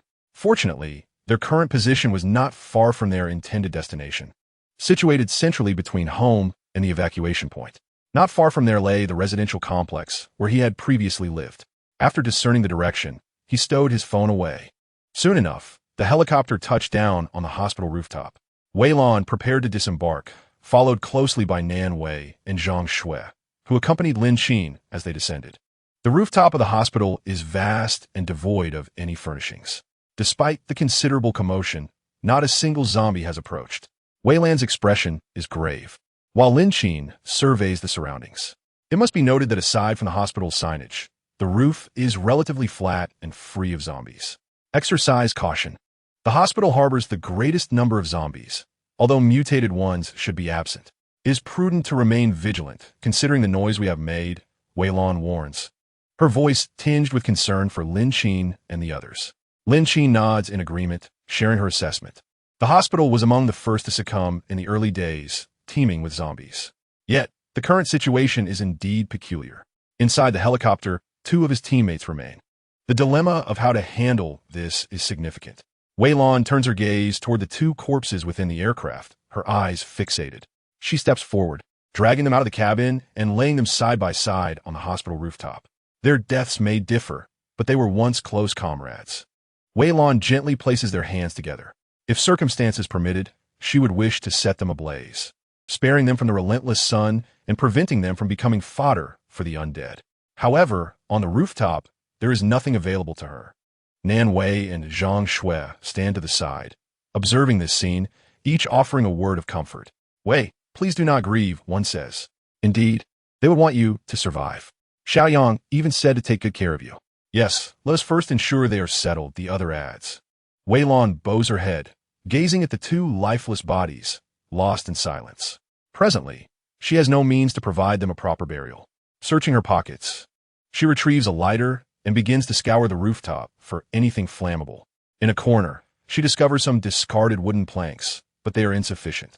There is no way to incinerate the bodies entirely. Wei Lan continues her search, yet finds scant combustible materials or anything to conceal them. The remains of her comrades have nowhere to rest. In a state of despair, Wei Lan appears at a loss. Observing her predicament, Lin Qin points towards a corner of the rooftop. "You could place them there. As long as the zombies cannot access it, there should be no significant issue. Cover them with this board." Wei Lan lifts her gaze and silently begins to move. Once everything is arranged, she adjusts the position of her teammates and turns to seek the door leading downstairs. Nan Wei and Zhang Shui exchange glances, both harboring concern. Lin Qin approaches them, saying, "She is different from you. Her mental fortitude is remarkable. Just watch. She will soon find her equilibrium." Nan Wei and Zhang Shui sigh in unison, then follow closely behind. Meanwhile, Lin Qin takes on the role of the rearguard. However, Wei Lan was unarmed, and the situation within the hospital remained uncertain, causing everyone to be on high alert. Soon, they located the main entrance. Lin Qin reached out and grasped Wei Lan's hand that was poised to open the door. "You don't have a weapon. Step back," he instructed. "Nan Wei, cover our rear." The team complied with Lin Qin's directives. Rather than hastily flinging open the door, he pressed his ear against it to listen for any sounds within. Fortunately, there was silence. As he pushed open the door, the group descended the stairs in an orderly manner. The hospital corridor was neither narrow nor dim, extending at least 25 stories down. Gazing at the deep staircase below, several individuals swallowed nervously. Lin Qin led the way, moving steadily downward while keeping their voices to a whisper. Yet, the staircase's floor and walls were smeared with various corpses and bloodstains, increasing in number as they proceeded. Before long, they reached the 10th floor, still encountering no zombies. This situation left Lin Qin perplexed. However, he kept his concerns to himself and continued guiding the group downward. Upon arriving at the 5th floor, they heard faint noises emanating from the stairwell. Lin Qin signaled for the others to halt and advanced to investigate. The secure door on the 4th floor was tightly shut, entangled with intravenous tubing. Standing at the juncture of the 5th and 4th floors, Lin Qin peered down. Through the transparent section of the door, he spotted several ordinary zombies wandering inside, unable to escape due to the entanglement. However, he was unaware if the 5th floor was similarly ensnared, having overlooked this detail earlier. Most of the ordinary zombies were clad in hospital nurse uniforms or lab coats, with some in regular clothing interspersed with patient gowns. Yet their slow, hunched movements should not attract the attention of the zombies. Lin Qin quietly returned and gestured for the others to proceed. The 3 women behind him cautiously made their way down, bending low as they passed the 4th floor door to minimize the chance of being seen by the zombies. They successfully reached the 3rd floor. The conditions on the 3rd floor were no better than those on the 4th, with the ground smeared with repulsive goo and blood, yet devoid of any corpses. A commonality emerged. All doors were bound with various materials, seemingly to prevent the zombies from entering the stairwell or interior spaces. The group continued their descent and soon arrived at the 1st floor, where zombies shuffled languidly about, approximately 50 in total. Observing this, Lin Qin's mind raced. Most of the zombies were trapped on different floors, each with doors secured by various restraints. Chapter 117. Not enough. If they managed to escape, they would still face a bloody battle with these zombies. As for the individuals upstairs, the intravenous tubes are made of plastic and cannot withstand prolonged use. The zombies before Lin Qin are merely those within his line of sight. There are undoubtedly many more lurking beyond. Exiting is not a viable option. Lin Qin glanced around and then turned to the small window in the corridor behind him. It was somewhat elevated and rather narrow, likely easier for a girl to navigate. He gestured for Zhang Shui to come over, lifting her onto his back to assess the situation outside. However, Zhang Shui shook her head and whispered, "Let the guards take a look. I'm afraid my observations won't assist you in making a sound judgment." Wei Lan exchanged a glance with Lin Qin and nodded in agreement. This approach would enable better strategic planning. Perched on Lin Qin's legs, Wei Lan peered outside. Numerous zombies roamed outside the hospital, their exact numbers indeterminate due to their scattered distribution. Fortunately, this building served as an outpatient facility and was not part of the inpatient ward behind it. If they could reach the greenery outside, escape would be feasible. Soon, Wei Lan signaled Lin Qin to set her down. The 4 of them huddled together. Wei Lan organized a few scraps of cloth, small stones, and sunflower seed shells on the ground to depict a rough layout of the surrounding area. She then spoke quietly. The zombies are spread out, and their numbers aren't excessively high. However, the most immediate threat remains those on the 1st floor. This window is a bit small, but it is possible to climb through. Upon landing, we would find ourselves in the greenery of the hospital, which is quite lush and could conceal our presence. The challenge lies in the potential noise we might make upon descent. The window in the corridor aligns with Zhang Shui's neck height. While not particularly high, it poses a challenge for a girl to navigate without something to step on. Moreover, it is uncertain if someone has previously attempted this. A piece is missing. Given that it is greenery, there are likely dry branches and decayed leaves that could create noise if stepped on. Wei Lan strongly suggested this route, as it appeared significantly safer than others. The 3 of them were armed, but it seemed their ammunition was limited. Among the 3 girls, only 2 possessed weapons, rendering their overall combat capability rather inadequate. If they were cornered, they would have little choice but to await their grim fate. Their descent from the upper floors to the 1st floor was uneventful. However, being trapped on the 1st floor by zombies would be unbearable, especially since the confined spaces would severely limit their ability to maneuver. "Are you worried about the abundance of zombies on the 1st floor? We lack weapons," Lin Qin observed pointedly, nearly forgetting that Wei Lan's gun was devoid of ammunition. Wei Lan took a deep breath and nodded in acknowledgement. Indeed, it is precisely for this reason that she would entertain such considerations. Once we step outside, I shall make my way to the nearest police station, where there should be firearms and ammunition. At that time, you may also take a look at what might be of use, and take what you can. It serves as a token of gratitude for your assistance during the helicopter incident. Upon hearing this, Lin Qin raised his hand and scratched his head. In truth, I have a firearm in my bag, though it may not meet your standards. With that, Lin Qin retrieved various weapons from his backpack, Berettas, rifles, and even the Type 95 assault rifles they had been using. Naturally, given the limited size of his bag, he could not carry too many. Wei Lan's expression was quite remarkable, leaving her momentarily at a loss for words. The array of firearms laid before her evoked an inexplicable sensation akin to selecting produce at a market. Yet, how did they come to possess so many guns? Carrying them at all times? Her gaze shifted to the three individuals surrounding her, each cradling a firearm and bearing a backpack. Even Nan Wei, who had just entered, was armed with a gun and a backpack. Had she encountered them without such items? Wei Lan felt a sense of disorientation.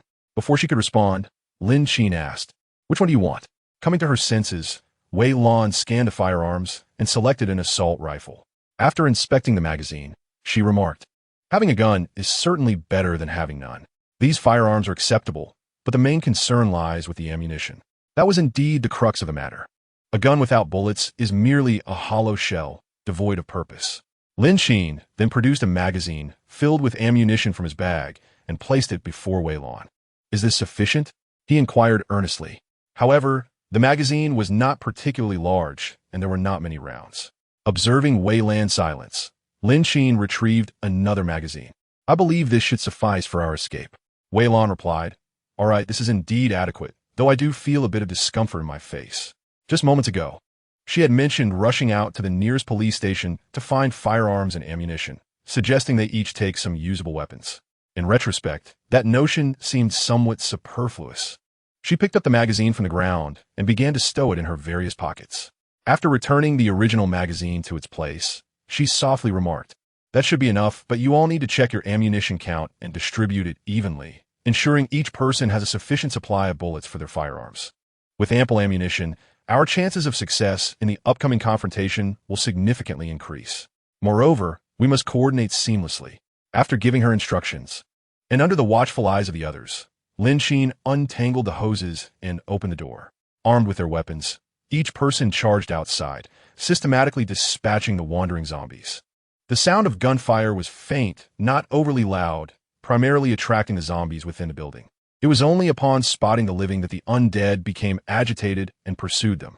The cacophony of their roars intensified, even stirring the zombies on the upper floors into a frenzy as they searched for a way down. Lin Qin and his companions moved forward with seamless coordination, adhering to Wei Lan's tactics without a hint of hesitation.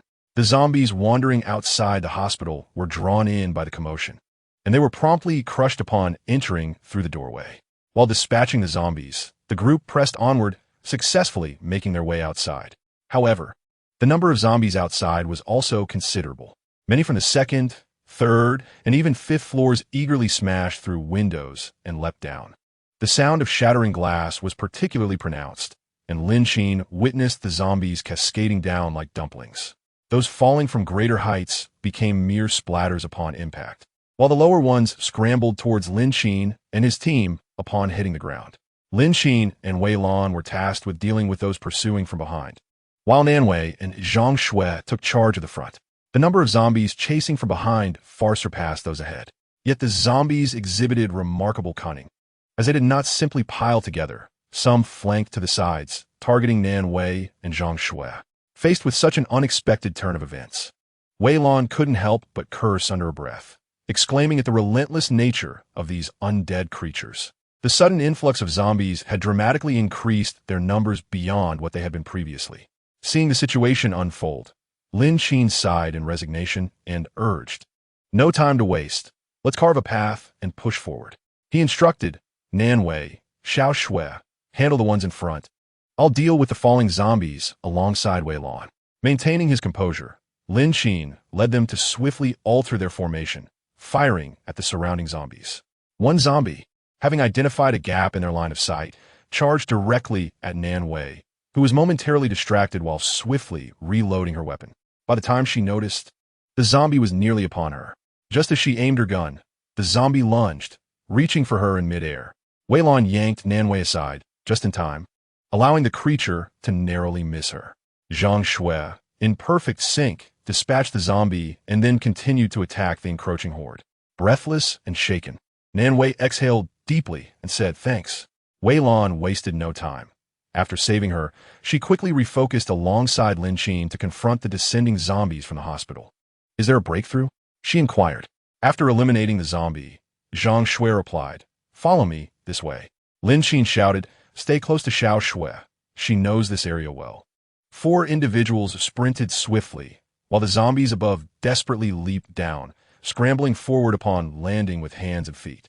Numerous vehicles lined the roadside near the hospital, most of which were crumpled together in a chaotic array, offering both concealment and considerable hindrances to their escape. Nevertheless, the 4 moved in harmonious silence, trailing closely behind Zhang Shui. They weaved through the streets and soon took refuge in a small shop along the way. The establishment was a pet hospital featuring 3 floors. The glass door on the first floor had long been shattered, allowing easy access for the quartet. They ascended directly to the 3rd floor, cautiously opening the large door to the back balcony, where they squatted in the open air, exercising utmost care.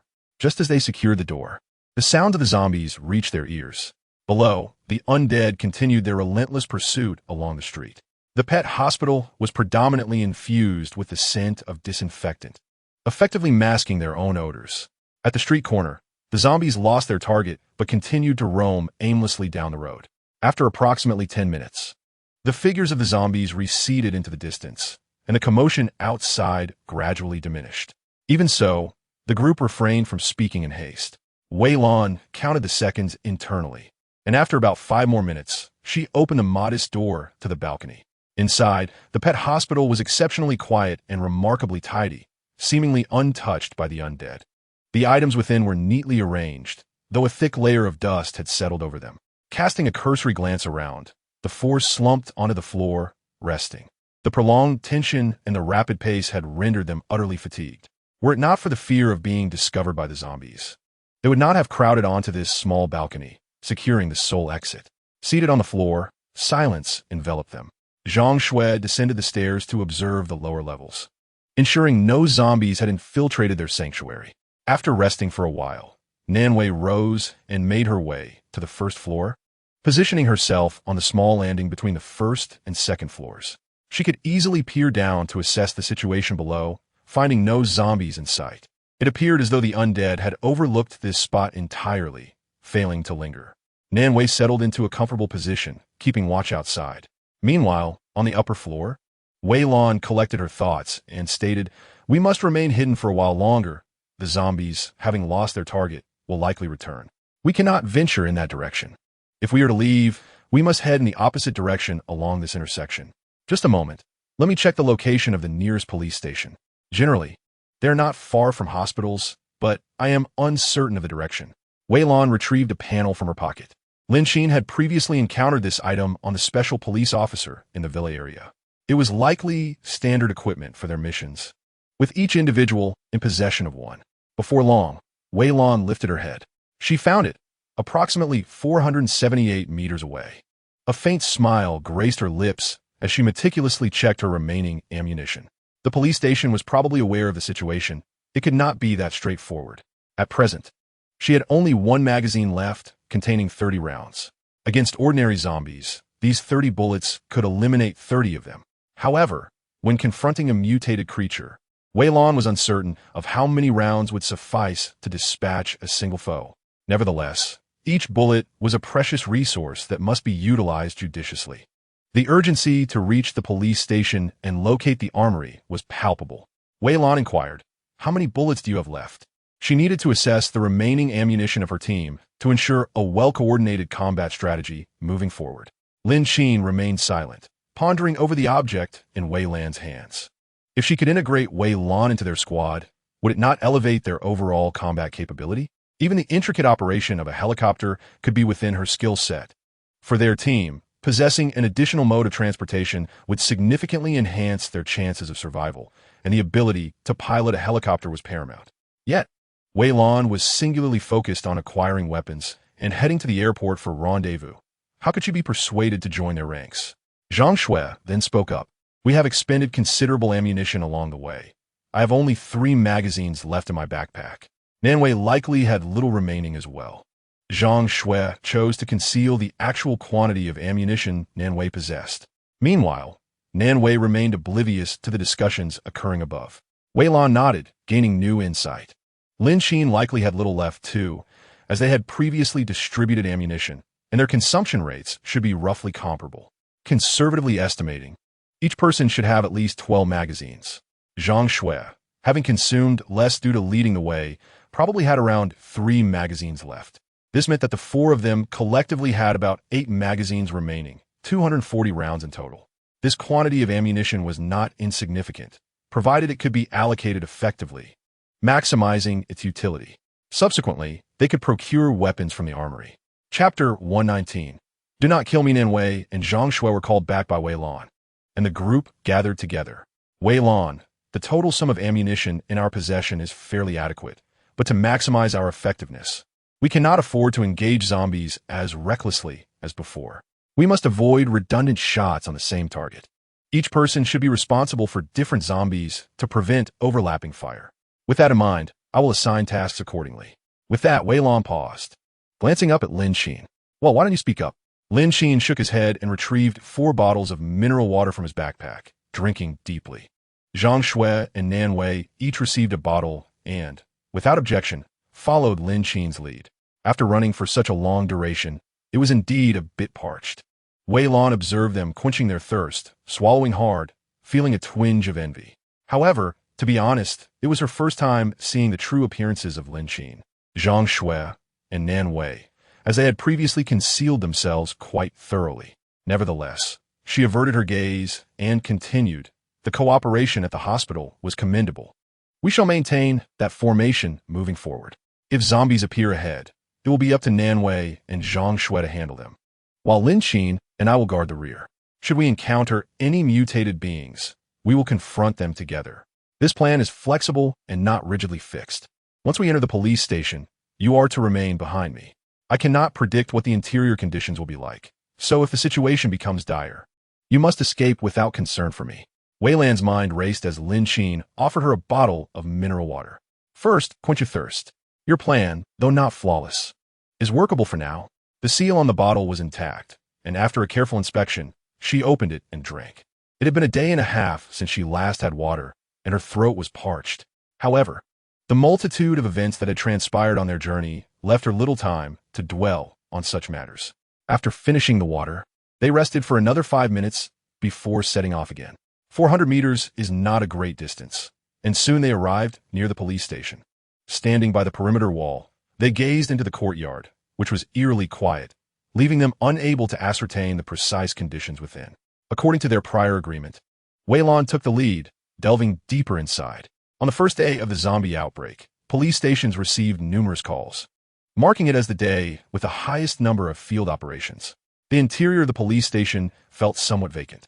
Although there were signs of forced entry at the main door, no other indications were present. Yet, even those signs of tampering instilled a sense of unease in their hearts. The forced entry indicated that the place had been rummaged through. Papers and documents lay scattered across the office desks, and even the drawers beneath the desks appeared to have been pulled open, suggesting signs of disturbance. Wei Lan continued her search deeper inside, and Lin Qin followed suit. He glanced at Nanwei and Zhang Shui, who nodded in agreement before proceeding to sift through anything potentially useful. The further they ventured, the darker some of the hallways became, lacking illumination. Due to various factors such as location and specifications, police stations may differ slightly in layout, but generally, they are not vastly dissimilar. Wei Lan searched diligently while remaining cautious of any lurking zombies. Surprisingly, despite their prolonged presence inside, they had yet to encounter a single zombie, indicating that this location might indeed be safe. The 4 individuals searched the equipment room with remarkable speed and soon located the place. Lin Qin picked up the walkie-talkie and called out, "We found it. Proceed down the corridor, turn right, and it's at the end." The large door of the equipment room bore signs of forced entry, mirroring the situation outside. At this moment, Wei Lan was already prepared for the possibility of firearms being present within. After all, the effort to pry open the heavy door indicated that the weapons and ammunition inside were invaluable. Upon pushing the door open, chaos greeted them. Every cabinet door had been flung open, showing signs of rummaging. Numerous batons and handcuffs that hung on the wall were notably missing. Scattered across the floor were several batons. And behind the transparent glass windows, some cabinets held pistol ammunition, with a few doors ajar. However, bloodstains marred the clear glass, suggesting that a considerable struggle had previously taken place here. Wei Lan entered through a side door, beginning her search amidst the disorder for anything useful. Fortunately, she discovered a few handguns along with ammunition. Lin Qin, however, found little value in the handguns, preferring the abundance of rifle ammunition he possessed. Why would he need a mere handgun? Just as Lin Qin expressed his disdain, Wei Lan collected all the ammunition without hesitation. Turning around, she noticed Lin Qin standing still, staring blankly at a handgun in the corner. She glanced at the firearm he was fixated on and remarked, "Never underestimate a handgun. Its significance can be paramount in critical moments." These batons and handcuffs also serve a purpose. If someone were to intrude and you needed to extract information, handcuffs are far more effective than ropes, alleviating concerns about escape. Lin Qin, however, believed he had no need for binding anyone to obtain information. Nevertheless, he placed the handcuffs into his storage space, acknowledging their potential usefulness in the future. As for the baton, he chose not to take it. Wei Lan said nothing further. Indeed, their firearms were superior to handguns. However, the police armory lacked larger firearms. All officers were equipped with handguns, batons, and handcuffs, while rifles were exclusive to special police units and the military.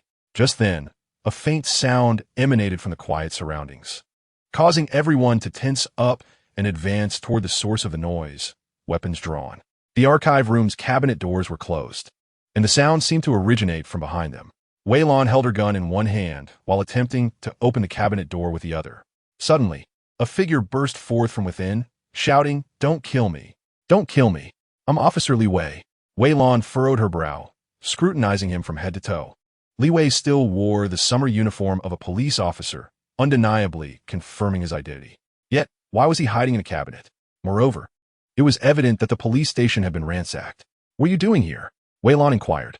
However, Wang Wei did not respond immediately. He merely adjusted his attire and scrutinized the four individuals before ultimately fixing his gaze upon the special police uniform worn by Wei Lan. "Who are you?" he inquired. "Do you realize that trespassing into a police station to steal firearms constitutes a criminal offense?" Lin Qin scoffed, suppressing the urge to utter a curse. "What kind of absurdity is this? Trespassing into a police station is a crime at this juncture. The firearms within are likely those you have taken." The cabinet brimmed with an array of handguns and surplus ammunition. Lin Qin bent down to retrieve a pistol. Wang Wei instinctively attempted to intervene. Yet the unwavering gazes of Nan Wei and Zhang Shui halted his motion. Chapter 120. A thick-skinned Lin Qin successfully acquired a handgun, extracting the magazine, which was fully loaded. "Nonsense," Wang Wei retorted, feeling a twinge of guilt and wishing to object. Yet, as the words lingered on his lips, he found himself unable to articulate them, ultimately resigning. "Very well, given the current circumstances, being without a firearm is untenable. You are all special police officers, I presume. You are aware of the situation outside. It is exceedingly difficult to survive without a weapon. Moreover, it is not merely the firearms we lack. We're also short on food. This predicament is dire. Who would have imagined that such a virus could truly exist? By the way, are you headed to an evacuation point? You are here for rescue, correct? Perfect. Take me with you. Bring me along." Wang Wei appeared to have not conversed with anyone in quite some time, but upon seeing Wei Lan's special police uniform, he began to chatter incessantly. Of course, his voice was subdued. During this time of concealment, he had learned the habits of the zombies. A loud voice would only attract their attention. Nevertheless, he still came off as rather cowardly. Lin Qin's initial impression of him was far from favorable. Thus, he refrained from engaging immediately. Wei Lan stepped forward, extending her hand. "Hello, I am Wei Lan, the captain of the special police team. These individuals are just ordinary civilians." Wang Wei stepped forward to grasp Wei Lan's hand, visibly exhilarated. "You are indeed a special police officer. That makes everything so much easier. Captain Wei, this is wonderful news. Your arrival is truly timely. You cannot fathom how I have endured these past days, he exclaimed, his voice beginning to quiver. He held onto Wei Lan's hand, reluctant to let go. Wei Lan furrowed her brow, yet responded earnestly, "Do not worry. Everything will turn out well." At that moment, Wang Wei released her hand, wiped his eyes, and sniffled. "Captain Wei, please forgive my emotional display. I am of an older age, and encountering someone familiar has rendered me sentimental. I have struggled to find enough to eat during this time." He added, somewhat embarrassed, "I hope you do not find it amusing, but I wonder if you might have any food on you. I have not been adequately fed in several days." Despite the awkwardness of the topic, Wang Wei felt a certain ease in conversing with Wei Lan due to her esteemed position. In essence, we all exist within the same system. Wei Lan sighed, momentarily taken aback by Wang Wei's subsequent remarks. She lowered her gaze and began to rummage through her belongings, only to realize she possessed nothing of value. Raising her head, an expression of regret crossed her face. "I'm sorry, but I have no food left."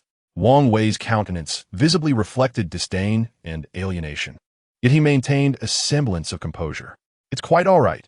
Food has become a rare commodity, scarce everywhere." He sighed, his demeanor steeped in melancholy. However, his gaze shifted to Lin Qin and the two other girls standing nearby. They carried bulging backpacks, likely filled with supplies. Among them, a slightly shorter girl had a plastic bag, seemingly containing food, protruding from her pocket. These little rascals, hoarding their provisions. He sneered slightly. Then, with a staggering motion, he lunged towards Zhang Shui, yanking the content from her pocket. Zhang Shui was startled, drawing closer to Nan Wei, both frowning at the man who had missed his target. At that moment, Wang Wei appeared apologetic. "I'm terribly sorry. I tripped." He mused, "What is this? Bread?" He spoke to himself before promptly shoving it into his mouth. "My apologies, young lady. I'm just so famished. I hope you don't mind." His mouth was stuffed, rendering his speech somewhat incoherent. Zhang Shui opened her mouth, attempting to voice a protest, but swallowed her words instead. Lin Qin wore a perpetual frown throughout the exchange, as did Wei Lan. Wang Wei, still chewing, turned to Wei Lan. "Captain Wei, when shall we head to the evacuation point?" Observing the expressions around him, Lin Qin furrowed his brow. "The evacuation point has long since fallen. It's all been compromised. As for your notion of rescue, that too is a lost cause. We are currently in a state of survival." Wang Wei was momentarily stunned, clearly struggling to digest this grim news. The evacuation point had succumbed as well. Had the situation outside deteriorated to such an extent? Just as a flicker of hope ignited within him, Lin Qin extinguished it with a chilling dose of reality. "Then what are you all doing here?" Wang Wei gazed at them, skepticism etched on his face. "Is this merely a quest for guns and ammunition? Do you really think a special police officer would lack such resources? Who are you trying to fool?" Wei Lan's tone was terse, yet she felt compelled to clarify. "Having sheltered here for so long, you may be unaware of the circumstances outside. The streets are overrun with zombies. Surviving without ammunition is exceedingly difficult. Thus, while your stay here might be safe for a short while, it can never guarantee long-term security. Furthermore, our firearms do not possess infinite ammunition. Once depleted, we must seek replacements. It would be prudent for you to find a more secure location to hide. It may afford you greater safety than remaining here." The collection of weapons was complete, and the four individuals had no desire to continue engaging in trivial chatter. With handguns and ammunition in hand, it was prudent to vacate the premises swiftly. Wei Lan signaled, and Lin Qin and the others proceeded to exit. Wang Wei lingered, casting a glance back at the concealed compartment where he had been hiding, as he observed the retreating figures of his companions. The surrounding silence was so profound that he could hear the rhythm of his own heartbeat. He dismissed any lingering hesitation and hurried to catch up. "Wait, I have the keys to a police car. We can go to a safer location, a place farther away. Even if the evacuation point is compromised, there must be other secure areas." "Captain Wei, surely you must have a contingency plan in place?" Wei Lan continued her stride without pausing. "No," she replied. "The outbreak of the virus has spread, affecting not only ordinary civilians like you, but also our personnel, including crucial research staff, all suffering varying degrees of losses. To put it bluntly, we are severely understaffed, and our resources are equally strained. This rescue operation was executed in haste, and the situation with the zombies across different regions remains unclear," leading to significant personnel attrition during this period. You may head to the airport. However, as you are aware, I am not privy to the current status of the evacuation point or the arrangements at the airport. Perhaps you might give it a try. Wang Wei furrowed his brow. Aren't you coming along? Lin Qin could not help but scoff. We're not going. I'll accompany you then, Wang Wei insisted. Zhang Shui, unable to contain herself any longer, retorted. You really lack self-awareness. Can't you see we wish to avoid entanglements with you? Moreover, do you think just because you follow us, we are obliged to take you along? Chapter 121. A face without shame is unrivaled in the world, Wang Wei replied. Young lady, one cannot speak so dismissively. After all, I am a police officer. I can ensure your protection. Zhang Shui let out a cold laugh. You? With just that handgun of yours? She silently drew the firearm she had been carrying on her back to the front. Wang Wei was momentarily at a loss for words upon seeing their weapons. Lin Qin, maintaining his stoic demeanor, continued to walk ahead. We should move quickly. The recent horde of zombies might soon arrive here. Wei Lan nodded in agreement. Indeed, let us hurry. Frustrated, Wang Wei, upon hearing the mention of zombies, promptly followed behind them. That's convenient. My police car is undoubtedly faster than those zombies. You all can ride with me to leave this place, and you won't have to worry about those zombies catching up. Lin Qin flatly declined. Thank you. But we have our own vehicle. Driving a police car? What were they thinking? Wang Wei, unfazed, continued to follow Lin Qin outside. At the entrance of the police station, a luxurious Mercedes was parked. Nan Wei and Zhang Shui had long since grown accustomed to the sudden appearances of unexpected vehicles and wisely refrained from saying anything more. Wei Lan furrowed her brow, directing her gaze toward Lin Qin. They had arrived on foot, and there had not been a single vehicle at the police station's entrance, though the main road was bustling with cars. When did an additional vehicle appear? Wang Wei gazed at the car, his face beaming with joy. This vehicle was splendid, far superior to his police car. With ample horsepower and swift speed, it alleviated any concerns. This car is excellent. I shall accompany you, he declared. However, Zhang Shui stepped forward to intercept him. I apologize, Officer Wang, but we will not be heading to the evacuation point or any other location. We have other matters to attend to, so we cannot accompany you. Wang Wei furrowed his brow and erupted in anger. What do you mean, you little girl? When you needed us, you called us Uncle Police, but now that you don't, you won't even allow me to board the vehicle? Do you not realize that your safety in this secure society depends on us, the grassroots police, who ensure your protection? Have you forgotten everything from your 9 years of compulsory education? As he spoke, he shook his head, a look of regret etched on his face. Lin Qin sneered and replied, In that case, you may take the car. Our destination is not far, and you can head to a place you deem safer.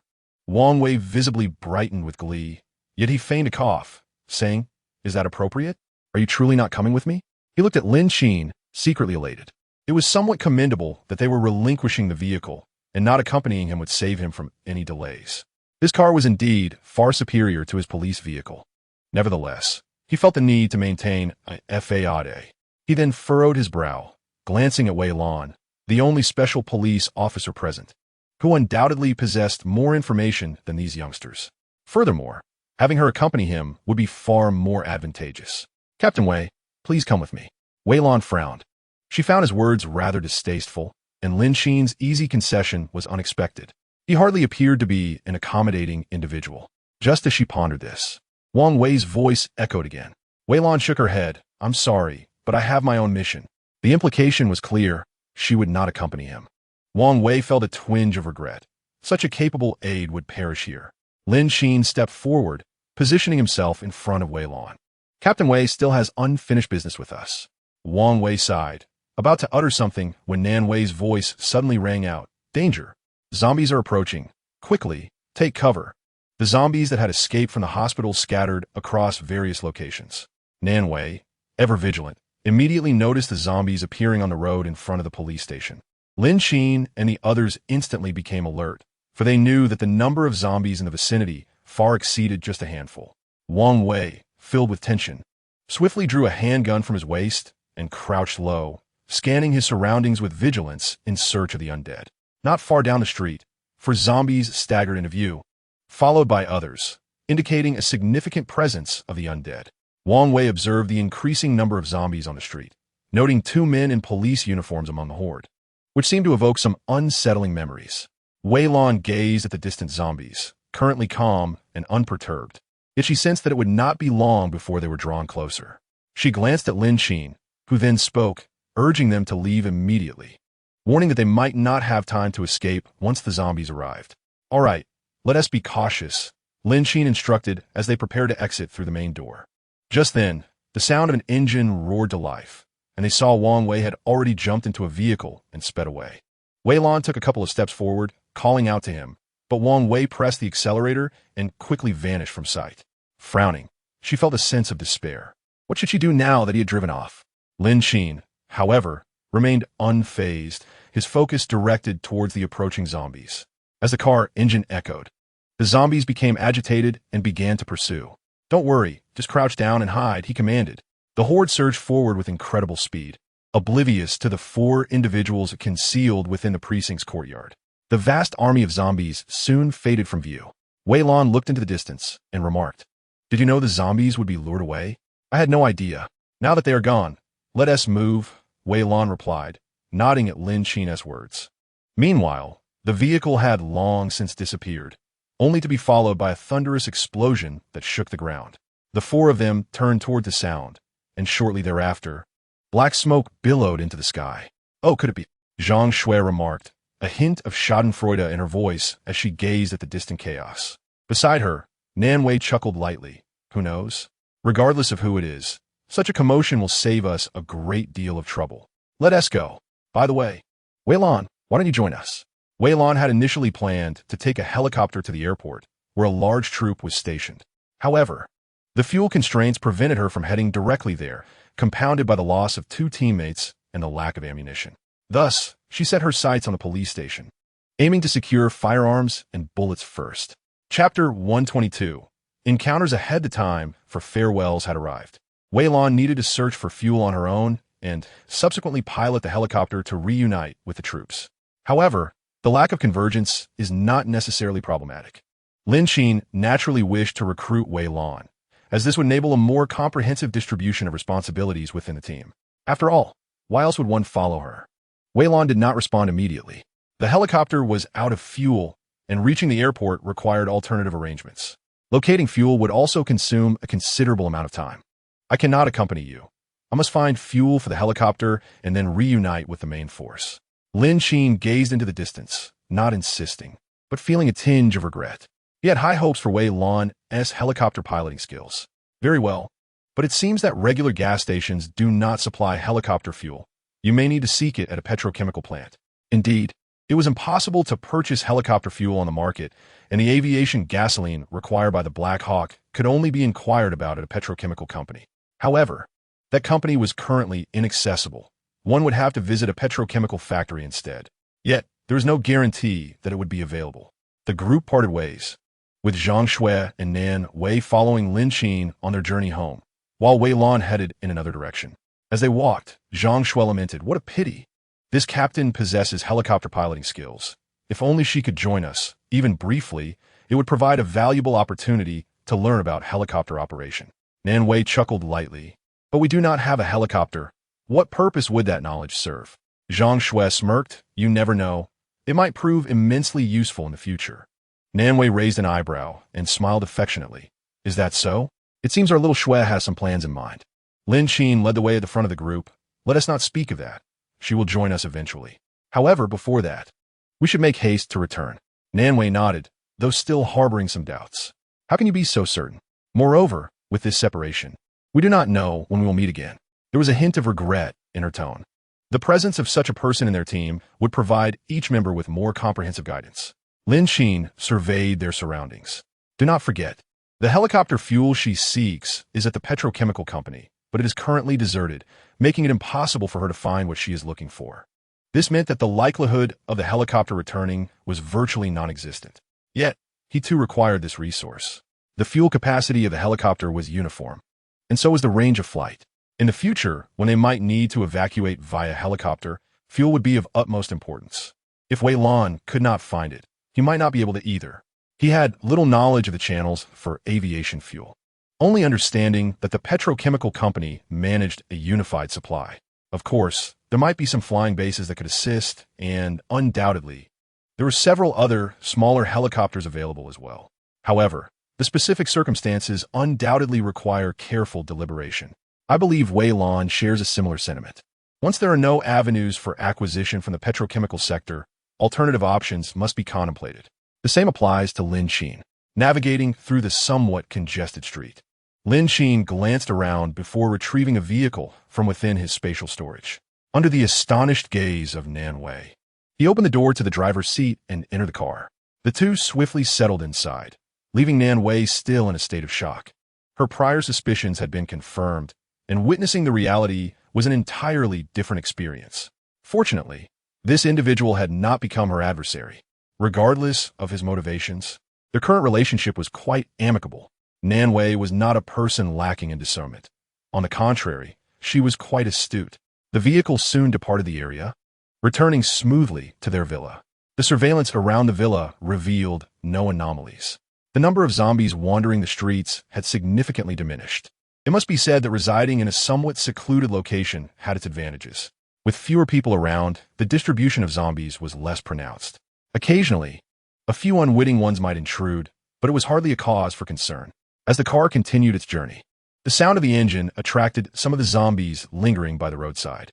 Nan Wei and Zhang Shui collaborated to eliminate them without causing significant disruption to the vehicle itself. Lin Qin pressed the accelerator to the floor, weaving through the main road. The zombies, though not as swift as the car, were far from docile. However, compared to the situation with Wang Wei, there were certainly fewer zombies in this area.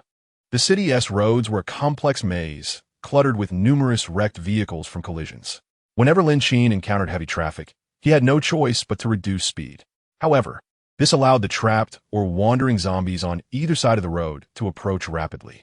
Nan Wei and Zhang Shui lowered the rear window, aiming their firearms at the sides. Lin Qin, undeterred, drove directly over the approaching zombies. Fortunately, such congested routes were not too frequent, and most paths remained relatively clear.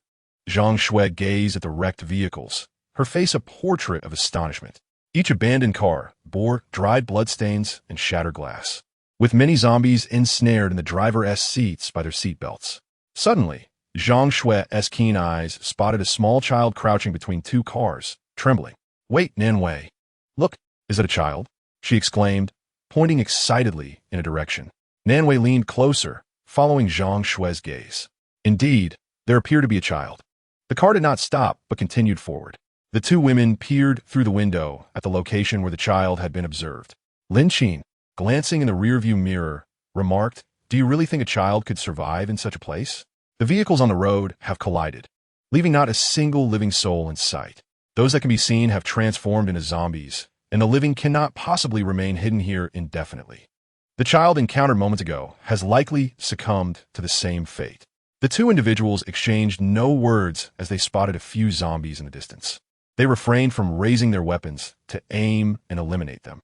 After advancing a short distance, they found the road completely blocked. Lin Qin had no choice but to turn off the engine and exit the vehicle to assess the situation ahead. Upon returning, he reversed the car, intending to take a detour. "What is the matter? The road is blocked. Were there zombies following us just now?" "Nan Wei, yes, but our speed should have kept them at bay. However, returning is uncertain. You too, ready your weapons. We'll take the main road." Lin Qin glanced at the navigation on his phone and then pressed the accelerator in reverse. The intersection behind them was not far off. The zombies pursuing them were within their capacity to handle. Chapter 123. Cease receiving personnel. The vehicle successfully changed direction, merging onto another main road. Although the number of zombies was not overwhelming, it was still considerable. Nan Wei and Zhang Shui could only continuously dispatch the undead. Yet, the likelihood of eliminating zombies on their forward path was exceedingly low. "You two focus on the zombies ahead. Do not engage those following us." Lin Qin observed the zombies, noting that those attracted by the noise were either knocked aside by the speed of his vehicle or crushed beneath its wheels. Understood. The two immediately set to work, clearing the zombies obstructing Lin Qin's path, resulting in a smoother journey. "Sister Nan Wei, it seems the weather is changing." After dispatching a struggling zombie at the roadside, Zhang Shui gazed toward the horizon. The prolonged streak of sunny days had become stifling, and the gathering dark clouds suggested an impending downpour. The oppressive heat began to stir a breeze. Lin Qin remained silent, merely accelerating. With a resounding thunderclap, the storm soon unleashed a torrential rain. The windshield wipers struggled to keep pace with the deluge, rendering Lin Qin unable to see the road ahead. What heavy rain! The downpour cascaded, forming a curtain of rain. However, the intensity of the rain also served to muffle the sound of the vehicle. Another thunderous rumble echoed. Lin Qin could only proceed slowly. At that moment, Wei Lan had taken refuge in a small convenience store nestled in a narrow alley, scavenging for food.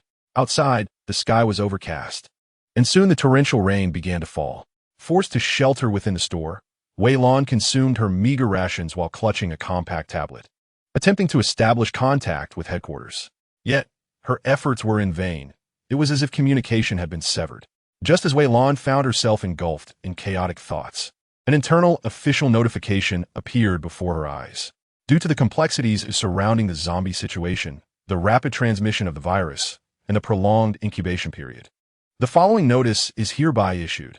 All individuals are prohibited from going outside. The existing evacuation points will cease to accept survivors, and all current survivors must undergo comprehensive testing and screening, including but not limited to military personnel, law enforcement officers, elite individuals, and researchers. Should any individual test positive for the virus, regardless of their status, they will be treated equally and expelled from the safe zone. Personnel assigned to outdoor duties must return to the base within 3 hours, or they will be unable to return. Please be aware, this is neither a drill nor a jest. All passages will be closed promptly in 3 hours for virus testing. I urge everyone to return swiftly. Wei Lan stared at the message, falling into a prolonged silence. 3 hours was an impossible time frame for her return. Given the distance, it was unfeasible to walk. And considering the torrential rain and potential unforeseen circumstances on the road, even driving would barely suffice within that time limit. Currently, she had no vehicle at her disposal. The rain outside poured down relentlessly. After contemplating for a moment, Wei Lan rummaged through the lowest shelf of the convenience store and found an umbrella. Although the downpour was indeed fierce, driving would be her most advantageous course of action. The rain, accompanied by thunder, could effectively disrupt the zombies' auditory senses. With so many abandoned vehicles lining the streets, there must be one that was operational. Having prepared herself, Wei Lan plunged into the curtain of rain. The downpour was so heavy that the umbrella provided little protection, leaving her thoroughly soaked. She worked her way through the rows of cars, attempting to open their doors in search of one with keys. Before long, she succeeded in locating a vehicle. Sliding inside, she turned the key and checked the fuel gauge. Although the tank wasn't full, it was sufficient for her journey to the airport. She then attempted to start the engine, and fortunately, after a few tries, the car roared to life. As she navigated through the rain, Lin Qin's pace was excruciatingly slow. Without caution, he risked colliding with the parked vehicles. Moving at a snail's pace, his patience began to wane. "How much farther until we reach home?" he queried. "About a kilometer," came the response. It wasn't an insurmountable distance. It was far from negligible. "Well then, let us expedite our journey," Lin Qin muttered, brow furrowed, unable to suppress his annoyance at the sheer number of vehicles on the road. Zhang Shui, gazing at the rain splattering against the glass, replied, "It likely correlates with the zombie outbreak day. It was a Monday during rush hour, so the roads were teeming with cars. Just take it slow. This stretch is the only congested part. Once we get past, it should ease up. It is a major intersection after all."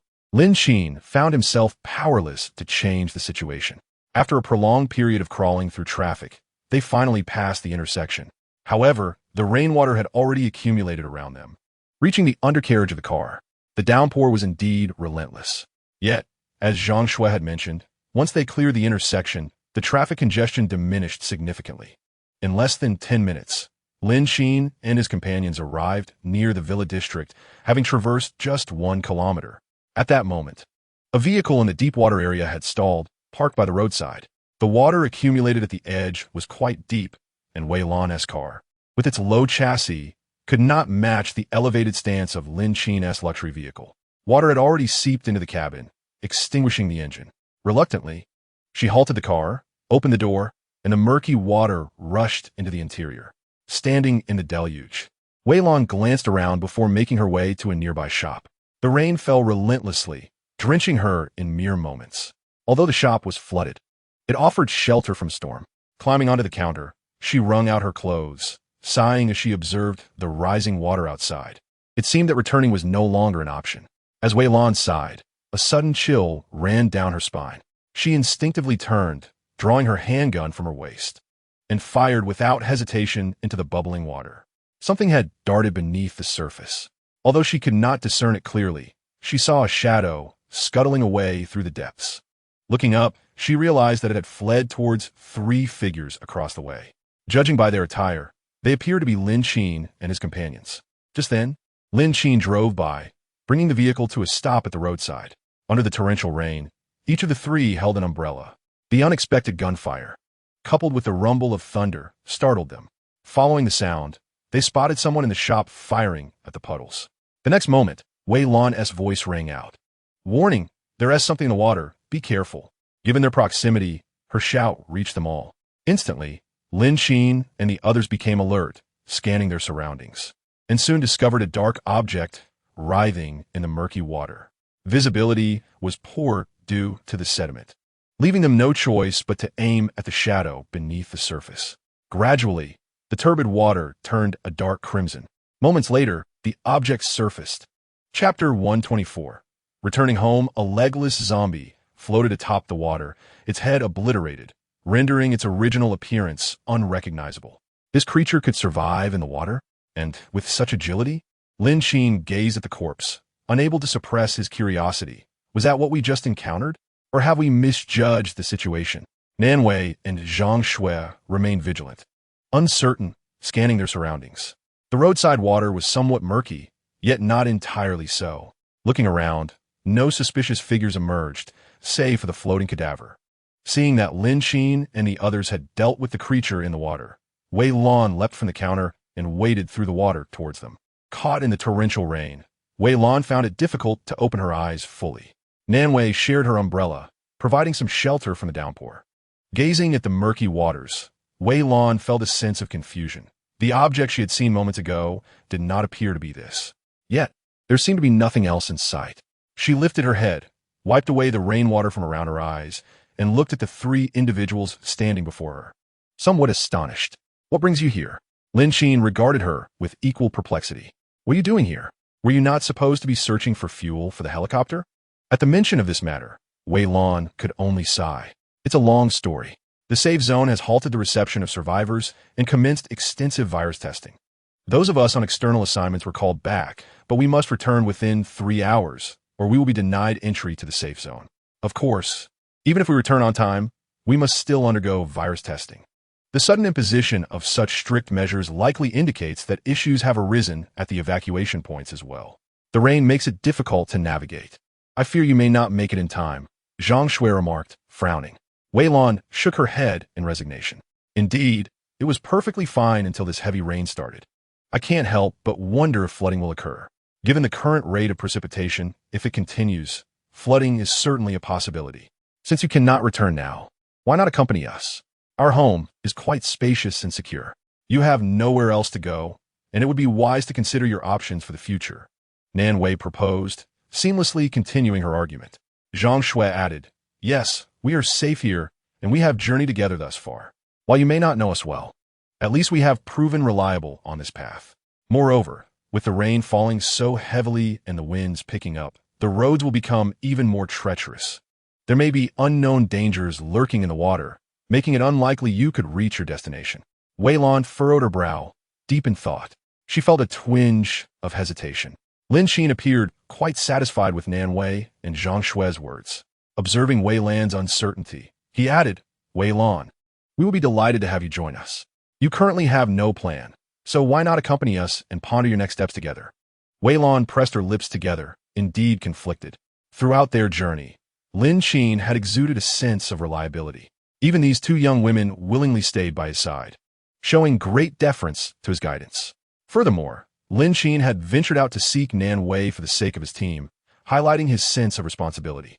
She truly had nowhere to go, and facing not only zombies but also other survivors with ulterior motives alone could be perilous. Joining Lin Qin might indeed be a prudent choice. At that moment, Wei Lan's stomach let out a soft growl. Previously, she had hastily consumed only a couple of bites of the food she had gathered, mindful of the uncertainty that tomorrow might bring regarding provisions. The food she had foraged was precious, and she intended to ration it carefully. Zhang Shui couldn't help but chuckle, then gently urged Wei Lan, come on, come with us back home. We have all sorts of delicacies. Whatever you desire, we can provide.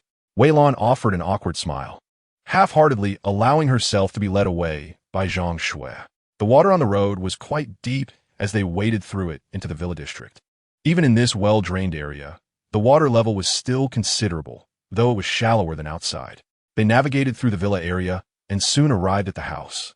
Upon pushing open the grand door, they found the yard completely submerged. Fortunately, the villa's entrance was elevated, preventing it from being entirely flooded. But it would not withstand the rising waters for long. The water level had already matched the steps. Wading through the water, Lin Qin was at the forefront of the group, closing the courtyard gate behind them. The first task upon entering the house was to turn off the solar panels in the backyard. The accumulated water there had not spared the back area either, and once all was brought into his own space, the backyard became entirely empty. After handling this, Lin Qin switched the main power supply in the room. Besides the solar panels, there was a generator in the basement. All the surveillance equipment in the basement relied on this generator for power. Now that the solar panels were rendered useless, they had no choice but to depend on the generator in the basement. Of course, this oversight was his own fault. He had initially thought it would be convenient to store energy in the yard and opted not to install it on the rooftop to avoid detection. Little did he know that he would have to dismantle it eventually. Fortunately, he had left a power outlet on the side of the stairs. The original lights in the villa were naturally non-functional, but the additional floor lamps remained usable. Due to the torrential rain outside, the interior was rather dim. Lin Qin turned on the living room's floor lamp, brightening the space somewhat, before heading to the bathroom to wash up and change out his soaked clothes. While Lin Qin busied himself, Nan Wei and Zhang Shui were not idle either. Upon entering the room, the two immediately set their backpacks down by the door, then removed their soiled shoes, retrieving clean slippers from the shoe cabinet. Their original shoes had filled with water and were filthy, and their clothes were drenched from the downpour. Wei Lan followed behind them, observing the layout of the interior. In contrast to Wei Lan's slight discomfort, Zhang Shui and Nan Wei casually dropped their backpacks on the floor and placed their umbrellas in the drainage basket behind the door, exuding a sense of ease. Wow, we're home. How wonderful! Nan Wei exclaimed joyfully as she changed her shoes and then offered a pair to Wei Lan. Wei Lan, like the others, was entirely well prepared. She removed her shoes and slipped into a pair of slippers, following Nan Wei and the others inside. This was her first visit to this place, and the unfamiliar surroundings evoked a sense of astonishment in her. The courtyard, while not significantly different in appearance from others, featured reinforced electric fencing atop the walls and a greater height and thickness that had been enhanced to various degrees. Chapter 125. Paradise. The layout of the room resembled that of a conventional household, yet what astonished her was the presence of electricity at such a time. The floor lamp beside the refrigerator was brightly lit, which left her quite taken aback. Was there a widespread blackout? From where was this electricity sourced? While she pondered these thoughts, Nan Wei and Zhang Shui ascended the stairs directly. Upon their return, they ushered her into the bathroom. Here, I'm not sure if the size will fit, but it's my clothing. Rest assured, it's brand new and hasn't been worn. The garments Nan Wei had gathered from the room appeared to be of a size that would suit Wei Lan, who was nearly of the same stature as Nan Wei. Thank you. That should be fine. We are about the same height, so it should work without issue. Wei Lan reached out to accept the clothing, feeling somewhat flustered. She was drenched from head to toe and genuinely needed a change into clean attire. Well then, let us go. Will you wash with us or by yourself? Nan Wei inquired with a nod. I'll wash what? A shower? Wei Lan was taken aback. It had been so long since the outbreak of the zombie crisis that she had not had a proper wash. Coupled with the water shortages, the prospect of bathing seemed exceedingly remote. As a woman, the thought of a shower was sheer bliss. She had long been in need of one. To her surprise, the possibility of bathing here was a delightful revelation. Yes, we could take showers. Here is the plan. You go first, and we'll follow after. Wei Lan was gently guided into the bathroom. Inside, the water storage tank held fresh water drawn after Lin Qin's recent shower, filled to the brim with 2 large barrels, ample for her needs. Having not bathed in quite some time, Wei Lan washed thoroughly, scrubbing away layers of grime that had accumulated. The water in the basin turned murky gray, a testament to her filth. Not only that, but the bathroom was stocked with an abundance of shower gel, soap, shampoo, and body wash cloths, all the essentials. Wei Lan couldn't help but sigh. This place was nothing short of paradise. Joining Lin Qin's group was undoubtedly the most astute decision she had made. After a shower and clad in fresh garments, Wei Lan emerged feeling rejuvenated. Yet, in such an environment, she still felt a bit dazed. Clothed in clean attire, having bathed with fragrant soap and shower gel, she was settled onto the sofa in the living room, observing Zhang Shui and Nan Wei busily mopping up the water stains on the floor. She had nothing to do but sit there and enjoy the moment. After tidying up the water stains on the floor, Nan Wei and Zhang Shui approached the refrigerator, engaging in playful conversation. "Wow, this rain is quite heavy. What should we eat?" Zhang Shui leaned in. "Anything will do, given the circumstances. I believe our refrigerator is brimming with delicious treats." At this, Nan Wei burst into laughter, thoroughly agreeing. "I feel the same way. You have no idea how starved I've been these past few days, longing for our usual fare. During this time away, I've eaten well, but haven't slept properly." She candidly admitted her regret over the situation. "Speaking of which, what about your friends, Nan Wei?" Zhang Shui inquired earnestly while sifting through an array of milk cakes. After all, Nan Wei had initially parted ways with Lin Qin to seek out her friends. Nan Wei shook her head. "I don't know. I haven't found them. I believe if fate allows, we shall meet again. If not, there's nothing I can do. I can't force it. After all, it was I who implored Lin Qin to take them in, and ultimately they didn't cherish that opportunity. Rest assured, I hold no resentment against you. What matters is that we forge ahead together, focusing on the present." Zhang Shui patted Nan Wei on the shoulder and retrieved a box of strawberries from the refrigerator. Suddenly, she exclaimed, "Ah, I just remembered, we have milk tea. Would you like some?" Nan Wei, puzzled, responded, "What are you talking about? Milk tea?" Zhang Shui was already on the move, searching for Lin Qin's presence. "If I say we have it, we do. What would you like? I'll go get it for you." "Wait, what?" Nan Wei was completely taken aback. Zhang Shui clicked her tongue. "Never mind, just wait here." As the two chatted and laughed, Wei Lan experienced a moment of nostalgia, as if transported back to the days before the outbreak. Though the contents of the refrigerator were not overtly visible, glimpses of fruits, milk, and various beverages could be seen through the gaps between them. There appeared to be some vegetables as well. This was astonishing enough for Wei Lan, as a collection of long-forgotten foods lay before her, accompanied by the luxury of electricity. It felt almost like a dreamlike paradise, despite their base having power. Fresh food was a rarity, let alone these scarce items like milk and fruit. Lost in thought, she was suddenly drawn back by Zhang Shui's voice. "Wei team, what would you like to eat? We have sunflower seeds, cola, fruits, spicy strips, everything." "Everything?"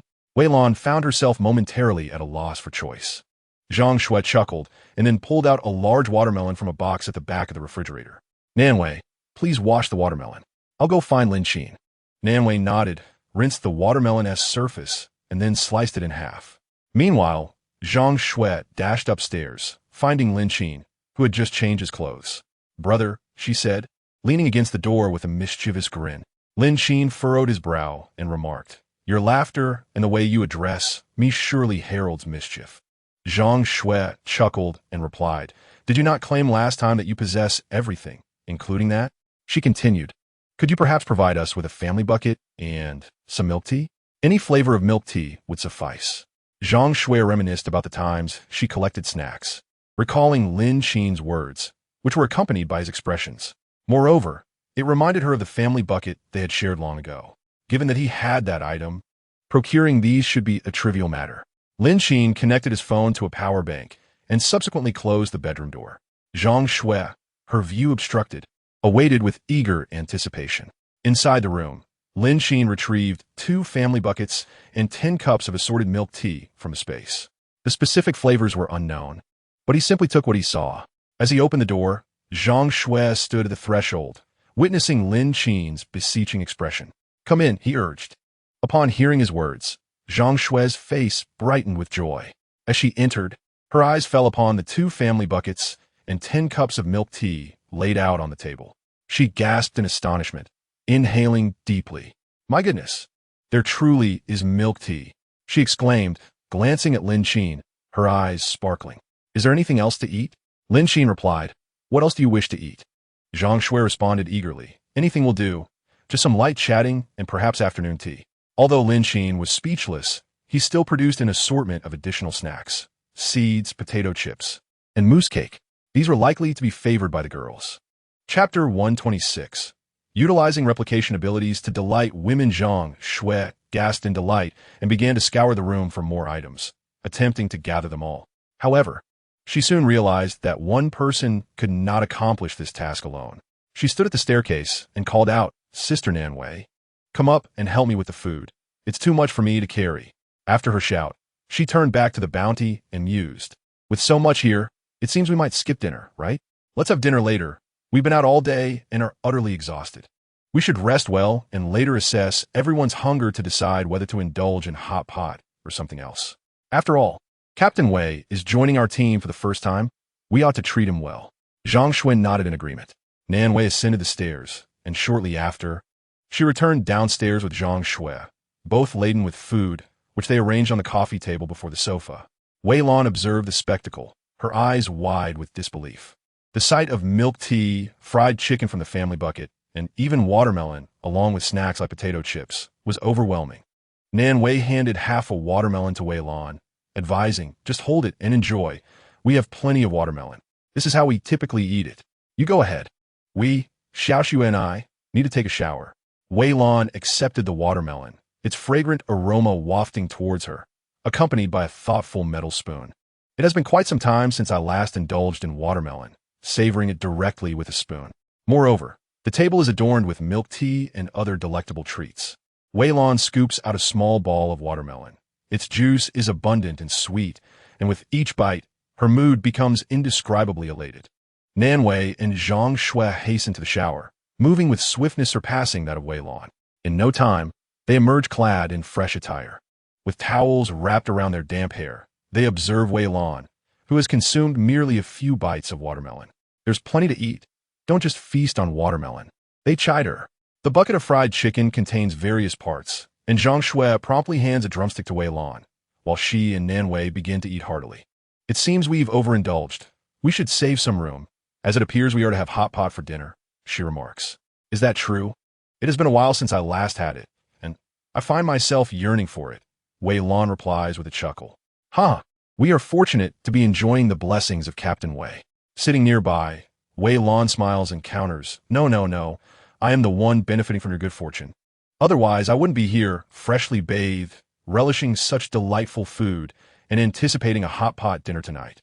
The three young women engage in lively conversation, having consumed little fried chicken, in contrast to the ample watermelon they have enjoyed. Perhaps it is the allure of the upcoming hot pot that draws their attention. When Lin Qin descends the stairs, he brings with him a television.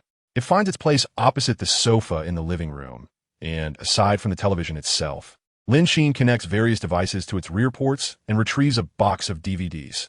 "Feel free to choose what you wish to watch," he offers. As the three women chat animatedly, Wei Lan feels her shyness dissipating. Glancing at the television, she comments, "You can still watch TV after you leave." Previously, no one watched it. Everyone was preoccupied with training. "Soon, you'll understand. Our upstairs was entirely renovated after your arrival," she adds. Lin Qin remained silent. Such privileges were not granted before. He had merely been focused on self-improvement, leaving little time for these distractions. Over time, all such devices had been stowed away, as everyone prioritized physical training and personal enhancement. "Do not heed their whimsical words," he interjects. However, as evening approaches, everyone ponders what they desire to eat. There are numerous DVDs available, and when Nanwei selects one and hears Lin Qin's voice, she looks up. "Weren't we supposed to have hot pot? That's just a tentative plan. We can consider other options as well." No, let's stick with hot pot," Wei Lan says, feeling slightly bashful about the enthusiasm of Lin Qin and the others. In truth, the food they have is already delightful, and there is no need to prepare anything else. "Very well, then let us have hot pot," Lin Qin nods. Not overly insistent on having an extravagant feast, Wei Lan smiles and nods, yet she cannot help but feel a sense of wonder. The atmosphere here feels utterly devoid of a doomsday gloom. There are also these foods, which are not meant for the present moment, yet they possess them, and, judging by their expressions, they appear unconcerned about the scarcity of provisions. Lin Qin, immersed in his tasks, is observed by Wei Lan as she indulges in fried chicken, igniting a sense of curiosity within her. This man inspires profound trust from the two women and exudes an inexplicable aura of mystery. His capabilities extend beyond mere sustenance. Even the firearms and ammunition he possesses carry the same weight of reliability. When he confronts the zombies, his demeanor is serious and focused, emanating an indescribable essence. Wei Lan's gaze becomes fixated on Lin Qin's arm, gradually descending, revealing a hint of muscularity. She abruptly averts her eyes, concentrating on the fried chicken before her. The milk tea, infused with coconut jelly, offers a comforting warmth. Coupled with the ferocious storm outside, an unexpected sense of comfort envelopes her. Sipping milk tea and savoring the bucket of fried chicken while watching a program on television creates an unexpectedly delightful ambience, almost reminiscent of another world. Observing the three women, Lin Qin ascends to the second floor and gazes out from the balcony. The relentless downpour persists, with fierce winds causing the leaves of roadside trees to be torn away. All around is a landscape soaked in water. If this trend continues, a flood is imminent, one that might not spare even their villa. The rain swiftly inundates the steps, and Lin Qin, unable to do otherwise, opens the door and retrieves numerous flood prevention bags, reminiscent of those used during heavy rains in the subway station. He meticulously stacks them at the entrance, sealing off any potential ingress of water through the door's crevices. As the door swings open, a gust of wind rushes in, nearly destabilizing him. Battling against the elements, Lin Qin positions the flood bags at the threshold, forming a formidable barrier against the rising water levels. Once he completes the task, he returns to the room, attempting to close the door. However, the force of the wind makes it a laborious endeavor. The winds inside the house are fierce, prompting Nanwei and Zhang Shui to approach. Wei Lan, too, remains active, peering out against the wind at the rising water. The yard is inundated, with the water level encroaching perilously close to the door's seam, threatening to breach the interior. The torrential rain shows no signs of abating, and the sky grows increasingly dim, accompanied by the rumble of thunder and flashes of lightning. Together, they exert their strength to close the door. Wei Lan claps her hands nervously, expressing concern as the water level outside rises alarmingly. If the precipitation continues at this rate, it is merely a matter of time before the first floor succumbs to flooding. Chapter 127. Our kin Nanwei shares similar apprehensions, having witnessed the external conditions. A glance outside reveals that the rain shows no inclination to cease. Wei Lan remains silent, observing the relentless storm, which exhibits no signs of letting up. Lin Qin approached the back door, followed closely by Wei Lan and the others. Positioned at the back door were bags that Lin Qin had prepared in advance. Upon opening the door, a fierce wind rushed in. Wei Lan reached out to lift one of the bags, using it to block the entrance. Nanwei and Zhang Shui did the same. Soon, they had entirely filled the space of the back door. Once everything was in order, they worked together to close the large door of the backyard, effectively shutting out the howling wind from outside. The wind is so strong. We're fortunate to have returned early. Zhang Shui couldn't help but exclaim. That gust felt powerful enough to lift me off the ground. Indeed, if you were caught in that wind, it might just happen, but Nanwei here would be safe. You need to eat more, Lin Qin teased lightly, aware that Zhang Shui was the smallest among them, making her more susceptible to being blown away. Zhang Shui pouted. Oh really? I'll tell my brother that you think I'm short. Lin Qin chuckled at her words. All right, you're not short. Okay, everyone, let us head back and continue watching television. There is nothing more to do here, he suggested as the group returned indoors. Lin Qin settled onto the sofa, indulging in some snacks. Perhaps it was his presence or the captivating film on the disc that allowed the three women to gradually relax, becoming engrossed in the cinematic experience. They huddled together on the longest couch, holding a bucket of fried chicken, intently watching while munching on their food. Lin Qin occupied a single armchair across from them, nibbling on a chicken wing. The laughter of the three women filled the air, and in moments of tension, they would huddle closer together. Lin Qin couldn't help but shake his head, noting that they were all dressed in pajamas, their feet resting on the couch, shorts slipping to the tops of their thighs. He swallowed hard and averted his gaze. The film soon concluded, and the sky outside had completely darkened. The living room was illuminated solely by the soft glow of a floor lamp. The torrential rain outside began to subside, although the thunder and lightning persisted, and the fierce winds showed no signs of abating. With the movie finished, Lin Qin stood and made his way to the kitchen to prepare dinner. To be honest, he had initially considered seafood, but that would be quite troublesome given how tired everyone was after the day's activities. A hot pot would certainly be more convenient. Having dined at a hot pot restaurant twice and sampled various broths and ingredients, he found that these were pre-prepared, eliminating the need for chopping, washing, or even plating, thus saving considerable effort. The kitchen table was adorned with a variety of ingredients. Nan Wei approached and began transferring them to the dining table in the living room. Before long, the table was beautifully arranged, presenting a sumptuous feast. Everyone gathered around, eagerly awaiting Lin Qin's arrival. Wei Lan gazed at the array of dishes before her, instinctively placing a hand on her stomach as she swallowed hard. To speak candidly, she longed to indulge in the food. The sheer abundance of such culinary delights left her in awe. Yet, with an insincere thought, she felt a twinge of guilt for the extravagance. After all, one cannot be certain that another meal would follow this one. Perhaps it would be prudent to eat sparingly. However, Lin Qin did not take a seat immediately. Instead, he retrieved a light bulb, connected by a long cord, and suspended it from the original chandelier above. Plugging it into an electrical outlet, the bulb illuminated the room, casting a warm glow that made everything distinctly visible. Indeed, it was essential to have a light on. Zhang Shui, noticing the brightness, remarked with a hint of pride. Addressing Wei Lan, we typically refrain from turning on the main lights, only doing so during meals. But today, the power supply outside has been submerged by water, so we must make do with this. Thankfully, it is still quite bright. Can you see clearly? Wei Lan nodded, affirming that she could see perfectly well. The sheer volume of food was astonishing, leaving her almost hesitant to partake. It had been a long time since she had enjoyed such fare. Even during her days in the commune, one could not always find whatever they desired. Only during breaks could she indulge in her cravings. The thought of hot pot felt like a distant memory. With the zombie outbreak lasting so long, her diet had consisted primarily of compressed biscuits, leaving her nostalgic for hearty meals. Before her, the hot pot brimming with various meats felt like a banquet fit for royalty. Lin Qin approached with the final platter of meat, and by then, Wei Lan and the others were engrossed in animated conversation. Once Lin Qin took his seat, Wei Lan expressed, "You have truly gone above and beyond. It was unnecessary to go to such lengths." Lin Qin merely waved his hand dismissively.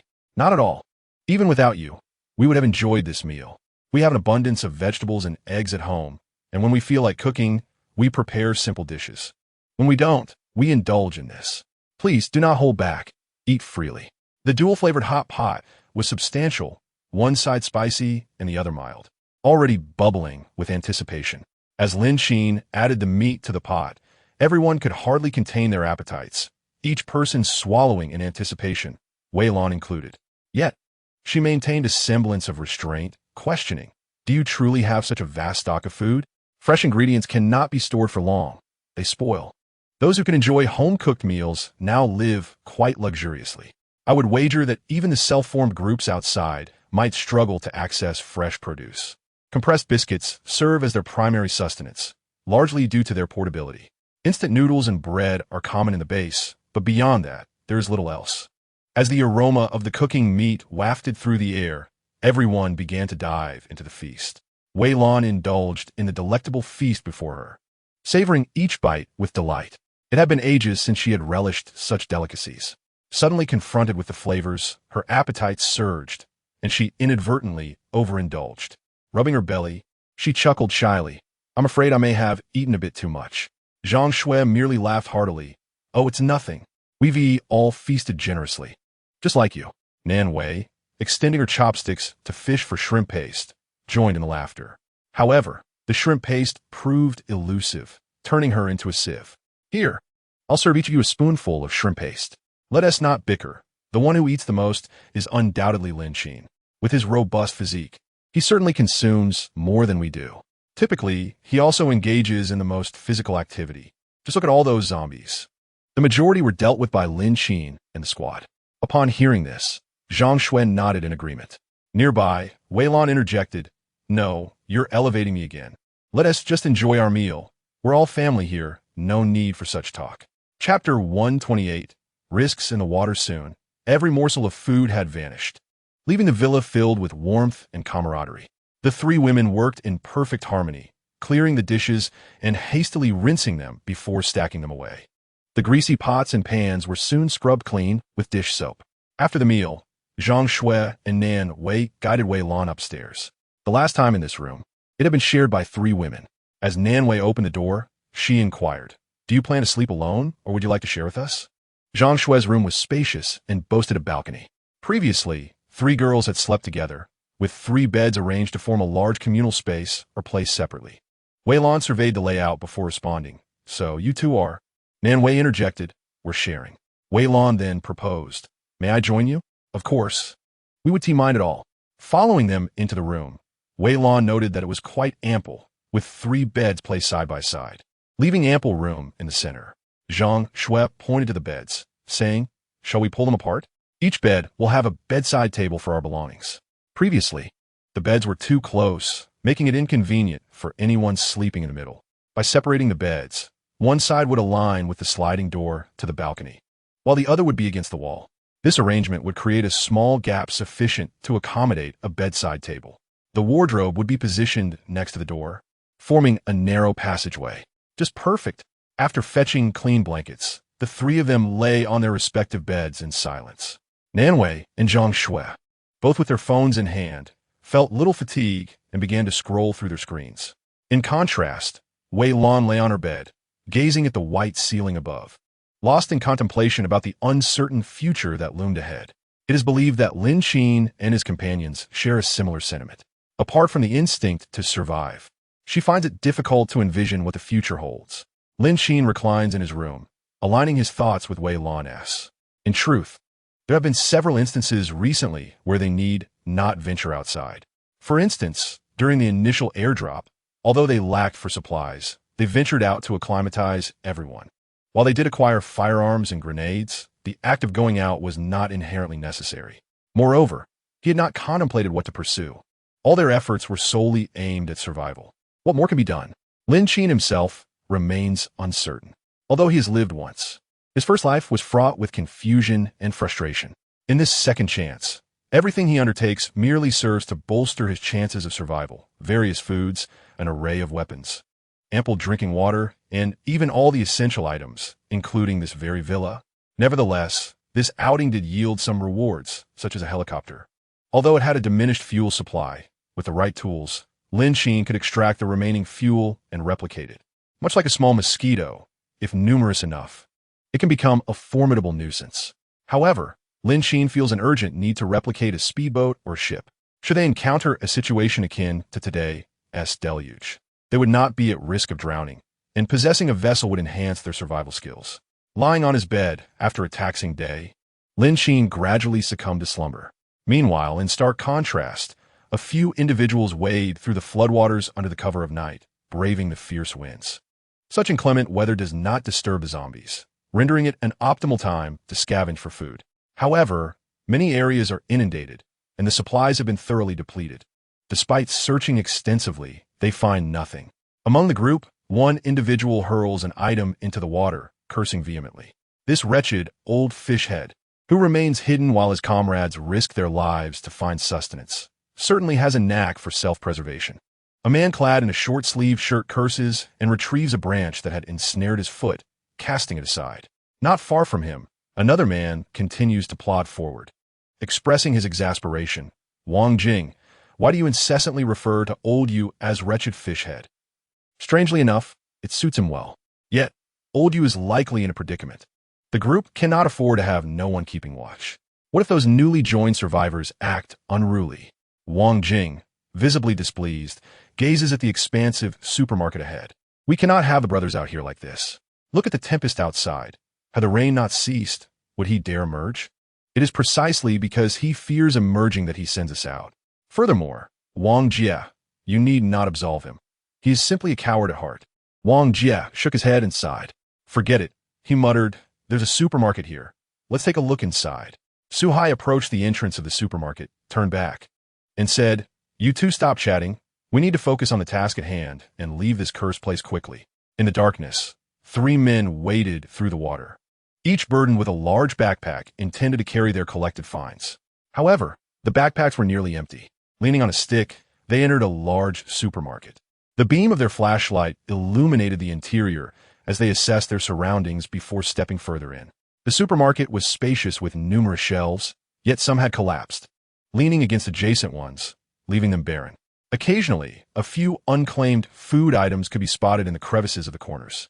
The men swept their flashlights across the shelves as they ventured deeper inside. One of them sought the storage area, knowing that large supermarkets typically had a small space reserved for stock. It was evident that the shelves outside were likely stripped bare.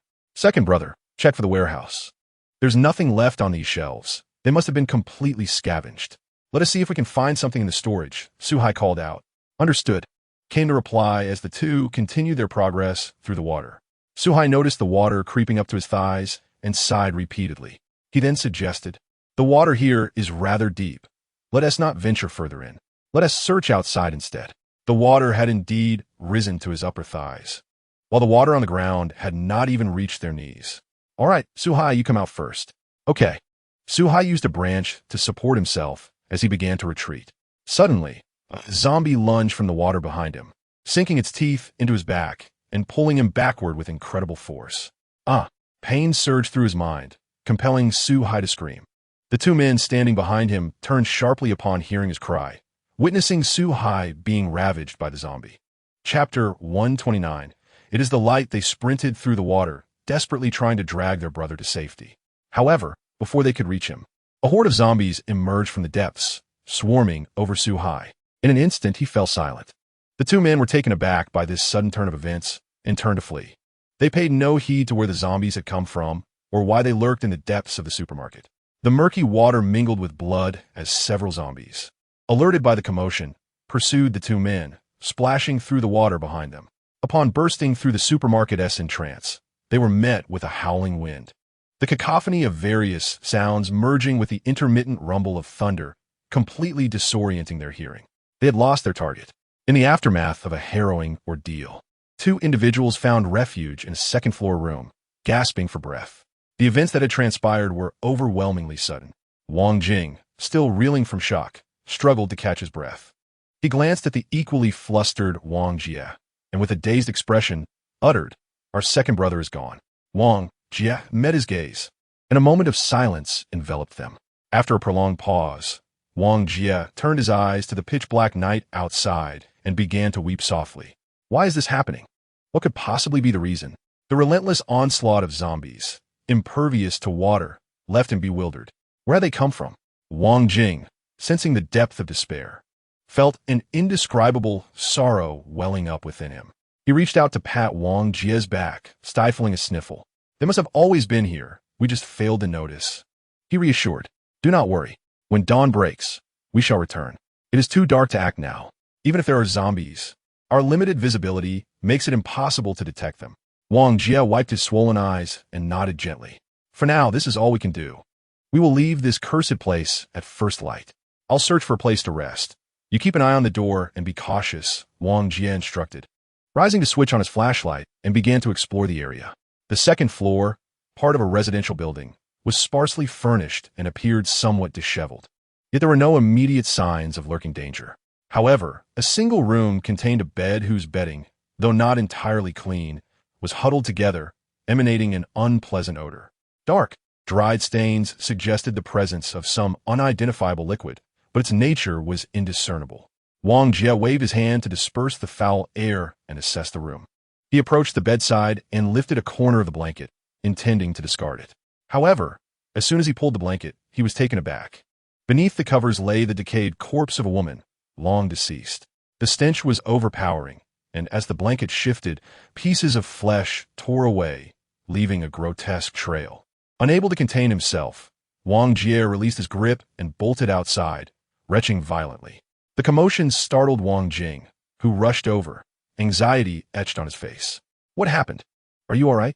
Wang Jie could scarcely articulate his distress, merely pointing back towards the room while continuing to gag. Wang Jing, concerned, entered the room with his flashlight, only to regret it moments later as he stumbled out, succumbing to his own nausea. It was not that he had never encountered a corpse before, but this was unlike anything he had ever seen, so repugnant that it felt as though insects were crawling all over him. Heavens, should we not change rooms? Wang Jing could no longer suppress his disgust. The odor he had initially overlooked had become unbearable. Wang Jie took some time to compose himself, repeatedly shaking his head in disbelief. It is not feasible. What if the zombie from just now comes chasing after us? Although this place is somewhat odorous and rather revolting, it remains safe. However, the entity within is utterly nauseating. The mere thought of it made Wang Jing retch once more. At this moment, Wang Jie found himself devoid of anything left to expel from his stomach, his face contorted in distaste. Let us move to the living room. We shall sleep there tonight. Once you have finished being sick, go inside and cover the body with that blanket. It will help mask the stench. It was the blanket being uncovered that caused the odor to permeate. After speaking, Wang Jie hurried back to the living room. Wang Jing, with a grimace upon his face, reluctantly accepted this arduous task. The smell in the room was even more unbearable than before. With one hand clutching a flashlight and the other grasping the edge of the blanket, he covered the corpse, trembling as he completed the task. He dashed outside, ensuring to close the bedroom door behind him. Having finished, he felt an overwhelming sense of relief. In the living room, candlelight flickered to life. Yet Wang Jie was nowhere to be seen. Wang Jing searched the surroundings, gradually making his way toward the balcony. Behind the heavy curtains, a shadowy silhouette seemed to lurk. "Wang Jie, is it you?" he inquired as he approached. Suddenly, the curtains were yanked open, and a pair of hands seized Wang Jing's. "Shh, don't speak. Come in." Wang Jie whispered. Wang Jing released a sigh of relief, exclaiming, "You nearly gave me a heart attack." "What is it?" Wang Jie pointed toward a distant glimmer. "Look over there. There's a light." Wang Jing followed Wang Jie's gesture, spotting a brightly lit building not far away in the darkness. It appeared to be illuminated by something other than candlelight. How could there possibly be lights at this hour? "You must be mistaken. It's likely just ordinary candles like ours."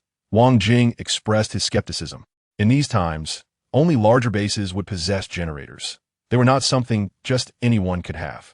Electricity was a distant concept for ordinary people, unless that place was indeed a large base.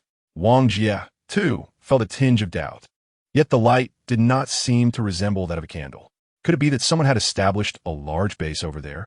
The two exchanged glances before retrieving a pair of binoculars from their backpack to investigate further.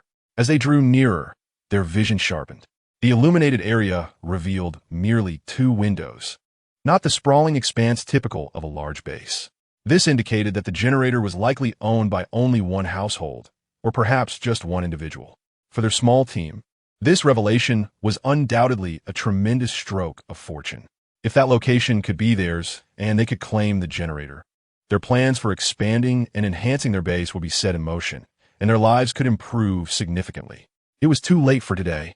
They would observe tomorrow, and then share this good news with Old Fishhead. Agreed. They nodded in unison and took turns keeping watch, awaiting the dawn of a new day. The guard, rising so early? As Lin Qin opened the door, he beheld Wei Lan in the midst of her morning run. Clad in athletic attire, she wore a slightly loose pair of shorts, her sun-kissed skin glistening with beads of perspiration. Her toned abdomen and defined physique left Lin Qin momentarily speechless. Indeed, her figure was remarkable. Wei Lan glanced up at Lin Qin and smiled, remarking, "I've grown accustomed to early training." Chapter 130, The First Clear Day. And you, it appears, are not rising too late either. After exchanging pleasantries, Wei Lan switched off the treadmill. Standing beside it, she casually wiped the sweat from her brow with a towel she had picked up from the floor. Gasping slightly, she turned her gaze towards Lin Qin. "However, there is something we ought to discuss. Since we are all part of the same team now, let us drop the formalities. I should be older than you all. You can call me Wei Lan or Sister Lan. The title of guard feels rather distant." Wei Lan chuckled heartily. Lin Qin, lowering his head, chuckled softly in return, then said, "Sister Wei Lan, you certainly appear youthful." Wei Lan laughed. "You flatter me, but I am nearing my 30s. So please refrain from teasing me about my age." Lin Qin raised an eyebrow, acknowledging that she was indeed a few years his senior. Yet, as the saying goes, a woman 3 years older is akin to a treasure, and age did not seem too significant. His gaze fell upon the towel she was using to wipe her sweat, and he frowned slightly. Wasn't he that meant for drying hair? However, Wei Lan had already begun her descent down the stairs, casually mentioning, "I heard from Nan Wei and the others that if you want to shower or do anything else, just let me know." Is it inappropriate for me to bathe this early? Lin Qin shook his head, assuring her it was perfectly fine. Wei Lan nodded, casting a subtle glance downward. And noticing Lin Qin's lack of response, she added, "That's good, but shouldn't you put on some pants?" Lin Qin looked down and realized he was only in a pair of boxers. He was accustomed to this. The two of them would not typically rise so early, and he often descended to shower and change into clean clothes without a second thought. Now, with someone else sharing his early routine, Lin Qin found himself momentarily flustered. As Wei Lan left, she shot him a playful glance at his lower half. Lin Qin immediately looked down, furrowing his brow. What did that look mean? He thought to himself that he was not lacking in that department. Yet, he was no exhibitionist. Puzzled, he retreated to his room to don a pair of trousers. Meanwhile, Wei Lan entered the bathroom. Though it was summer and the water was cool, she was not one to be finicky about such matters. A cold shower was nothing new for her. She was not the type to insist on hot water. Soon enough, Wei Lan emerged, feeling refreshed and invigorated. As Lin Qin descended the stairs, he encountered Wei Lan, who was still clad in the same loose-fitting pajamas from the previous day. She rolled up her sleeves and inquired, "I am preparing to make breakfast, but what do you usually eat for breakfast?" Lin Qin replied, "Typically, we have steamed buns and fried dough sticks. All the ingredients are in the refrigerator. These items are quite convenient, and they usually suffice." He had no particular demands regarding breakfast and noted that the refrigerator was fully stocked after a recent replenishment. Wei Lan nodded and then approached the refrigerator to assess its contents. "I shall prepare breakfast for you all, allowing the others to rest a bit longer." With that, she busied herself in the kitchen. Lin Qin watched her with satisfaction, nodding appreciatively. Previously, breakfast was often a joint effort between the two women. But now that Wei Lan had arrived, she willingly took on the role of the cook. Everything seemed to be in order. Lin Qin had little to occupy his time and felt somewhat aimless. Out of sheer boredom, he stepped outside to observe the extent of the water accumulation. The sky was overcast, and a cool breeze had replaced the gentleness of last night's winds. The water level in the courtyard had significantly receded, rendering the sandbags at the entrance somewhat unnecessary. However, Lin Qin was reluctant to remove them, sensing that rain could still return at any moment. The clouds lingered, and the possibility of more rain remained ever present. After inspecting the situation in the courtyard, Lin Qin returned inside. Shortly after, Wei Lan emerged with a pot of fragrant vegetable porridge, accompanied by freshly steamed buns. While rummaging through the kitchen cupboard, she had also discovered pickled mustard greens and Laogan Ma soybean paste, delicious additions that could be slathered onto the buns. Wei Lan had always delighted in such flavors. To complete the breakfast, she hastily stir-fried some shredded potatoes. The two women from upstairs finally made their leisurely descent, surprised to find that breakfast was already prepared. They showered Wei Lan with compliments, making her feel a tad bashful. Lin Qin savored a bowl of the vegetable porridge, seasoned to perfection. It was indeed delectable, far superior to plain white porridge. Perhaps it was because they had been accustomed to the blandness of the latter, but the savory flavor seemed to awaken his taste buds. Nan Wei and Zhang Shui shared similar praise. Nan Wei couldn't help but jest, "Finally, we have a skilled cook in the house. You have no idea how it was when Zhang Shui used to cook. We would experiment, and it was either too salty or too bland." Zhang Shui burst into laughter, unable to resist teasing Nan Wei about her previous culinary mishaps, recalling how Nan Wei would peruse recipes step by step, only to find that the results were vastly different, leaving her in a fit of frustration for an entire day. As night fell, I found myself entangled in thoughts of where I had gone astray, which brought a smile to my face.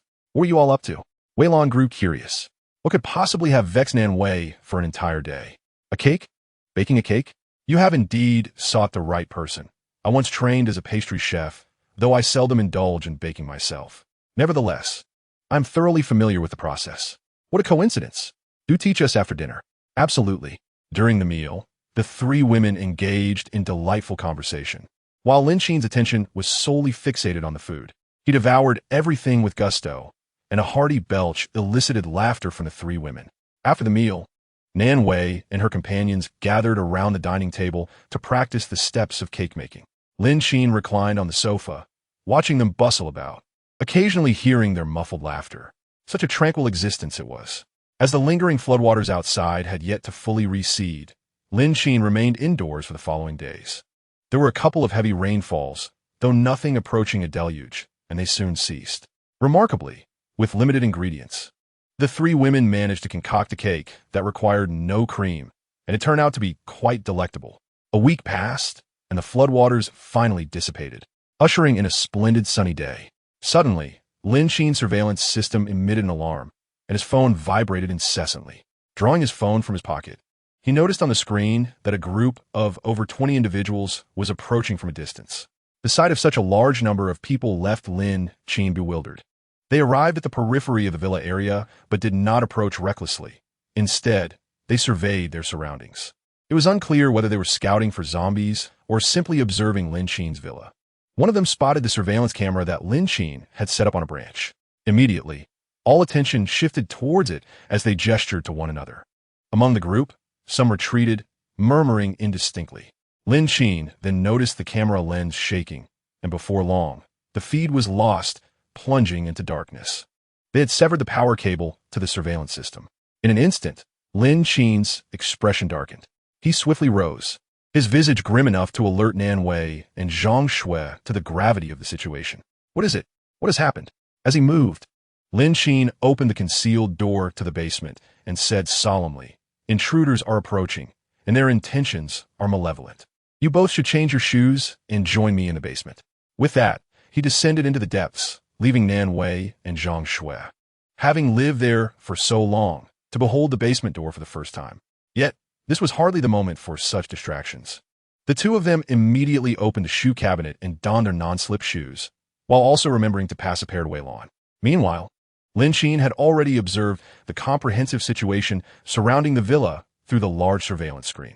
Not only did he discover that they had dismantled his surveillance cameras, but he also noted that over 20 individuals had divided into different teams, circling the villa area in search of a point of entry. The electric fence above the villa remained intact, deterring them from acting recklessly. Nevertheless, members of the four small teams dispatched had begun to dismantle the surveillance cameras upon discovery, resulting in several feeds on Lin Qin's screen going completely dark. Near the western gate, a few individuals conducted a thorough inspection but failed to locate the hidden cameras tucked away in the corners. They then began to converse with a sense of ease. "We need to find a way in. This wall is quite difficult to scale. Let us find a ladder." "Fifth brother, where are we supposed to find a ladder now? We could either have the brother step on me to get over, or just climb the main gate." The surrounding walls had been significantly raised with the electric wire that Lin Qin's team had previously installed. The gate itself was made of iron, aesthetically designed, which ironically made it easier to climb. The only challenge was the electric wire coiling at the top, making it somewhat difficult to pass over. Observing the situation, fifth brother nodded, recognizing the lack of alternative options. "All right, brothers, once we get inside, pinpoint that house. Remember, we must leave no survivors. Eliminate everyone inside." It must be said that Wang Jing and Wang Jie had stumbled upon such an advantageous location. Just look at the villa as perimeter, with its natural walls and electric fence. Although the power was currently out, rendering the electric fence seemingly ineffective, their team possessed generators that could be put to good use. Furthermore, in such an expansive villa district with numerous houses, even if each brother claimed one villa, it would be more than sufficient. "Brothers, this will be ours from now on. Once we succeed, each person can choose a villa to reside in." The opposing team was exceedingly enthusiastic, completely unaware that Lin Qin could hear their voices through the surveillance. Without hesitation, one individual immediately grasped the large iron gate, intending to ascend and lead the charge. Soon enough, he reached the pinnacle, preparing to vault over the electric fence. Little did he know, as soon as his hand made contact, he convulsed as if electrocuted, crashing straight to the ground. The sudden turn of events startled the remaining individuals, who hesitated to advance further. The electric fence was not abandoned. It was still live. When Nan Wei and Zhang Shui descended, they were taken aback by the scene in the basement. They had never encountered such a situation before. The enormous screen displayed the entire situation surrounding the villa, with several smaller cameras going dark, leaving them puzzled about what had transpired. Yet, they were witnessing such a grand spectacle for the very first time. Wei Lan's capabilities were not significantly superior to theirs. Lin Qin's equipment was almost comparable to that of their team. It is essential to recognize that ordinary citizens do not possess such extensive surveillance. Her gaze shifted toward Lin Qin, curiosity deepening within her. Did these individuals seem intent on attacking us? From the existing surveillance footage, It appeared that they were strategically positioned at various locations, scrutinizing the villa district. The occasional encounters with zombies posed little threat to them, as they effortlessly dispatched those creatures. Within the surveillance, several individuals continued to observe intently. Beneath the grand iron gate lay a man, while the others hesitated to approach, seemingly paralyzed by fear. Weilan's attention gradually focused on Lin Qin. Yes, they intended to monopolize our villa district. Lin Qin turned, approaching the pre-packed backpack on the ground, stating, "This bag contains ammunition and grenades. We need not show mercy against these intruders. Sister Lan, here is your walkie-talkie. Our channel is 6, where we can communicate. Also, ensure the headphones are secured tightly. Otherwise, the sound will be projected outward." Lin Qin did not respond to Weilan's inquiry, but instead handed her the walkie-talkie they typically used. The three women accepted the backpack, slinging it over their shoulders, while the rifles were designated to a specific spot on the first floor. "Is there a plan?" Weilan inquired succinctly. The fact that Lin Qin had articulated such thoughts indicated that something had transpired to instill a sense of urgency in him, evident from his serious demeanor. Surprisingly, Zhang Shui and Nan Wei followed suit without even posing a question. Lin Qin shook his head, indicating there was no plan. These individuals had appeared suddenly. Although there had been a few days without rain, the water level had only just receded today. Their swift arrival suggested that they had been monitoring us for quite some time. They threatened to kill us all and seize this place. Therefore, we must show no mercy. Understood? Understood. The three women nodded in agreement. Lin Qin added, "Although the electric fence has deterred them for now, this is not a sustainable solution. There are a total of 20, divided into 4 teams.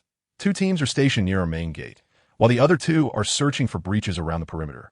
I need each of you to confront 5 of them individually, systematically dismantling their separated teams. It is crucial to note that they may be armed with firearms, which possess significant lethality. Exercise extreme caution. Additionally, there are likely numerous zombies in the vicinity. While dealing with these individuals, remain vigilant against zombies, particularly the mutated ones." Chapter 132. Delusions of grandeur. The destructive power of mutated creatures far exceeds that of the others. "Rest assured," Zhang Shui replied, patting her backpack fully equipped. "What we have to fear." Lin Qin could not help but remind them to be cautious and avoid the walls as much as possible, for damaging them would require considerable time for repairs. This thought reminded Zhang Shui of the large pit they had dug, leaving them breathless from exhaustion. If they were to repair the extensive villa area, the workload for the 4 of them working in unison would undoubtedly require at least half a month, perhaps even pushing against tight deadlines. After excavating the pit, they would need to install the fence. Although Lin Qin had previously managed the subsequent tasks alone, it was not difficult to imagine the challenges involved. All these considerations added up, consuming a significant amount of time on wall repairs. Thus, Zhang Shui immediately assured that she would be vigilant. However, Nan Wei and Wei Lan could not guarantee the same. Once everyone had been assigned their respective targets, they armed themselves and ventured in different directions. Lin Qin, after confirming through the surveillance that the designated individuals had not moved, ascended from the basement to the rooftop of the 3rd floor.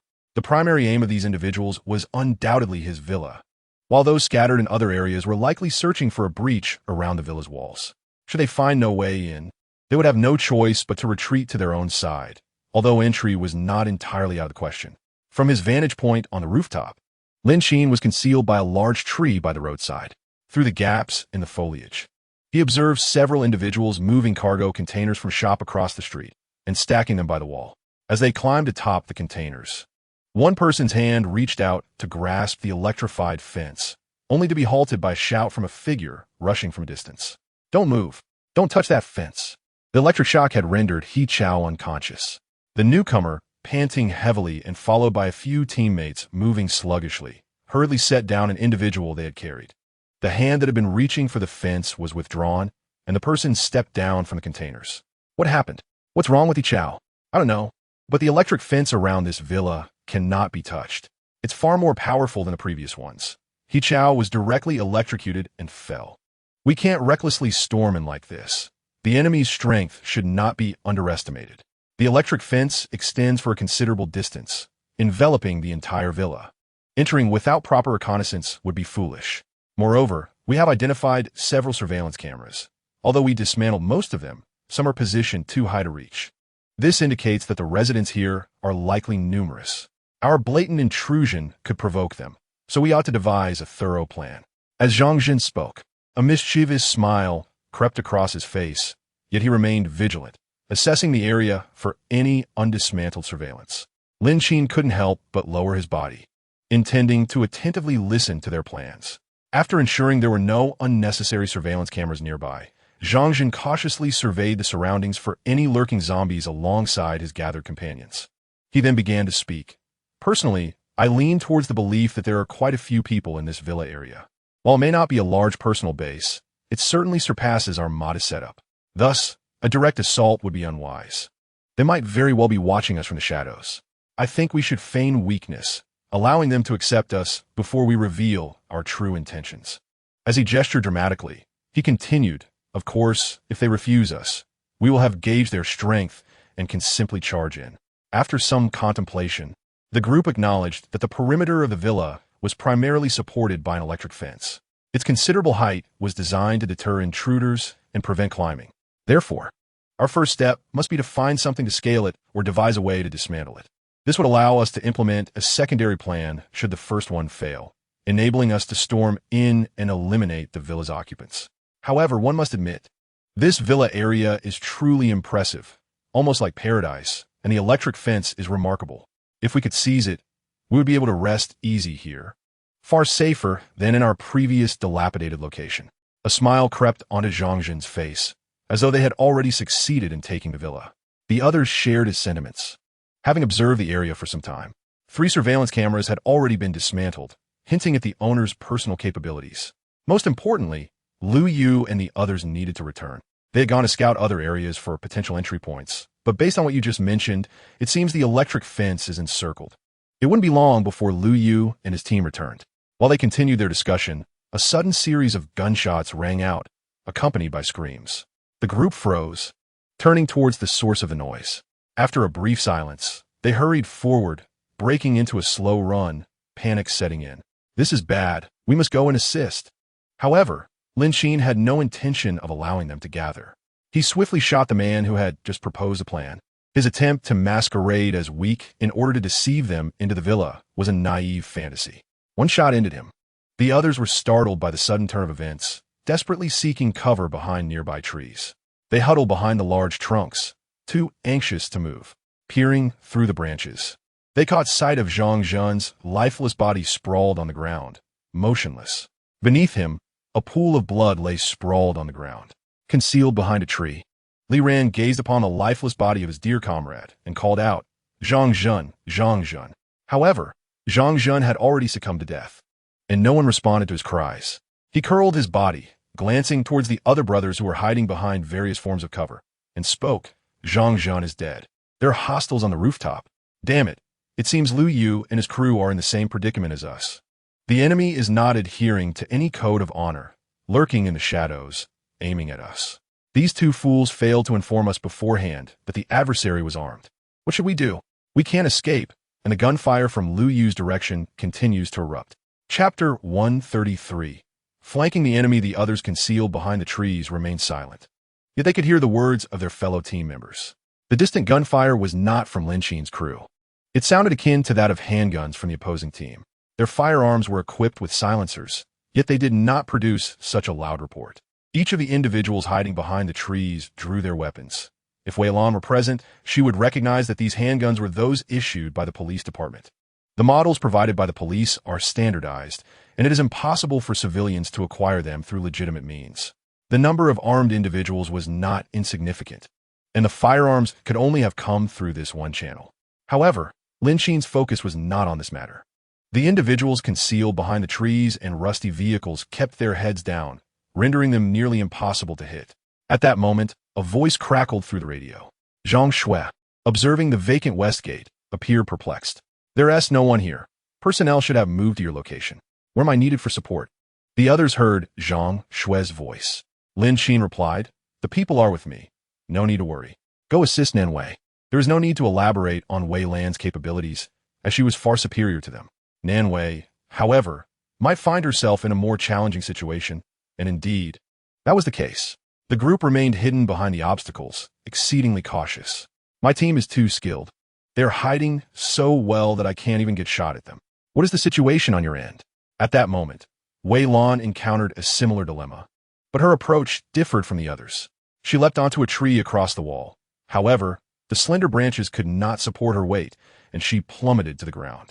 Nevertheless, this did not impede her. Upon landing, she moved without making a sound. As she stealthily approached, someone noticed her presence and immediately aimed a gun at her. Wei Lan was forced to evade and then retaliated, eliminating all adversaries in her path. Holding the radio, she declared, "I've dealt with all of them on my side. I'm coming to assist you." Now outside the villa, Nan Wei and her team could not target those hidden behind the barriers. For Wei Lan, the situation was quite manageable.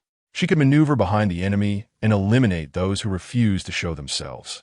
In the distance, she noticed that the commotion involving Nan Wei and Zhang Shui was almost non-existent.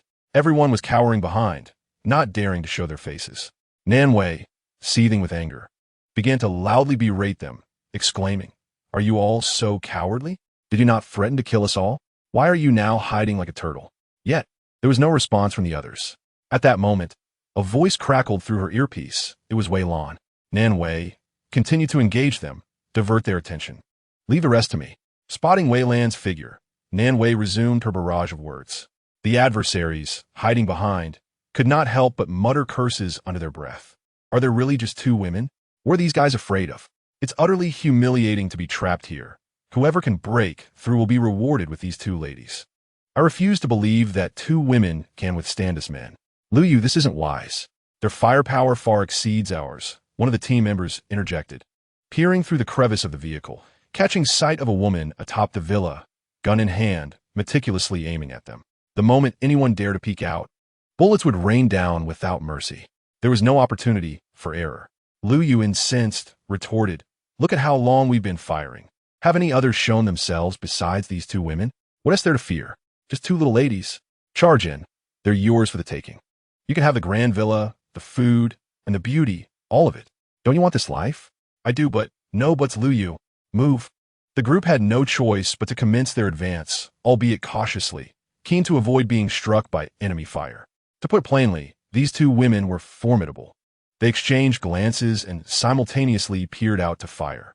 Nan Wei and Zhang Shui, under pressure, had no choice but to duck to evade the incoming bullets. Nevertheless, they continued to taunt. "Is this all you're capable of? Hurry back home. You think you can come here and make a fool of yourselves? Plotting against our villa district? TSK, it seems you are merely seeking punishment. A few men, and yet we two women outshine you. What a disgrace." Their incessant banter would drive anyone mad. Lu Yu, known for his volatile temper, erupted in anger. "Damn it. You two women better wait. Once I break through, you will kneel and serve me. I refuse to believe I cannot bring you down." All eyes were fixated on Nan Wei and Zhang Shui, completely oblivious to Wei Lan's approach from behind.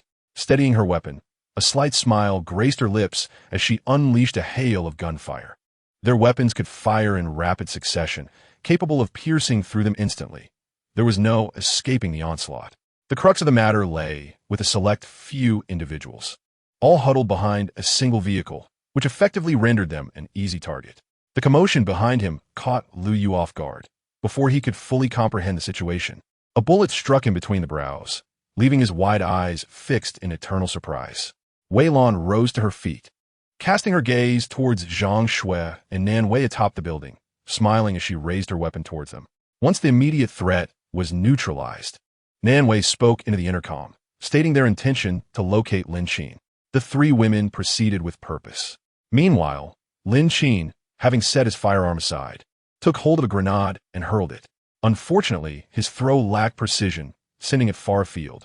With a thunderous explosion, a sizable crater emerged, momentarily stunning those who had been taking cover. Were these adversaries even human? How could they possess such an array of weaponry? What was even more disconcerting was the sound of a woman's voice emanating from within the courtyard walls. All the other individuals surrounding the villa had been neutralized. Why were they still at risk?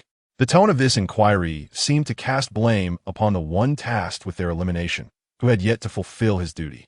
Meanwhile, their comrades in other locations had already been dealt with, leaving only this group alive. This realization left them in a state of shock. The disparity in power was overwhelmingly stark. They had underestimated the situation. They should not have attempted to seize territory, nor should they have set their sights on this location. How could mere mortals withstand the onslaught of a grenade? It was only now that they grasped the gravity of their miscalculation, yet it was evidently too late.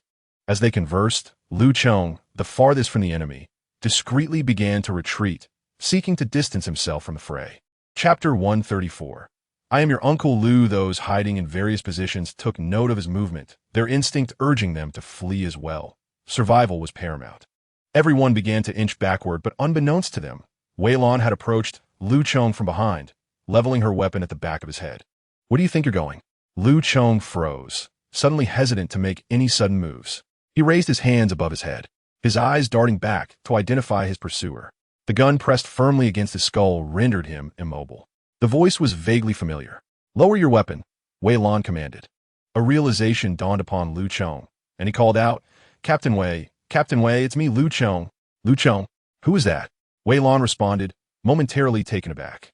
Seizing the opportunity, Lin Qin resisted, pushing Wei Lan's gun away from his head and aiming it towards a different direction, swiftly retrieving a pistol from the ground in an attempt to neutralize her. However, Wei Lan's reflexes were swift. She executed a sweeping kick, toppling him to the ground, and with a swift motion, kicked the firearm further away, once again aiming her weapon at him. At this moment, the face of the other party came into view.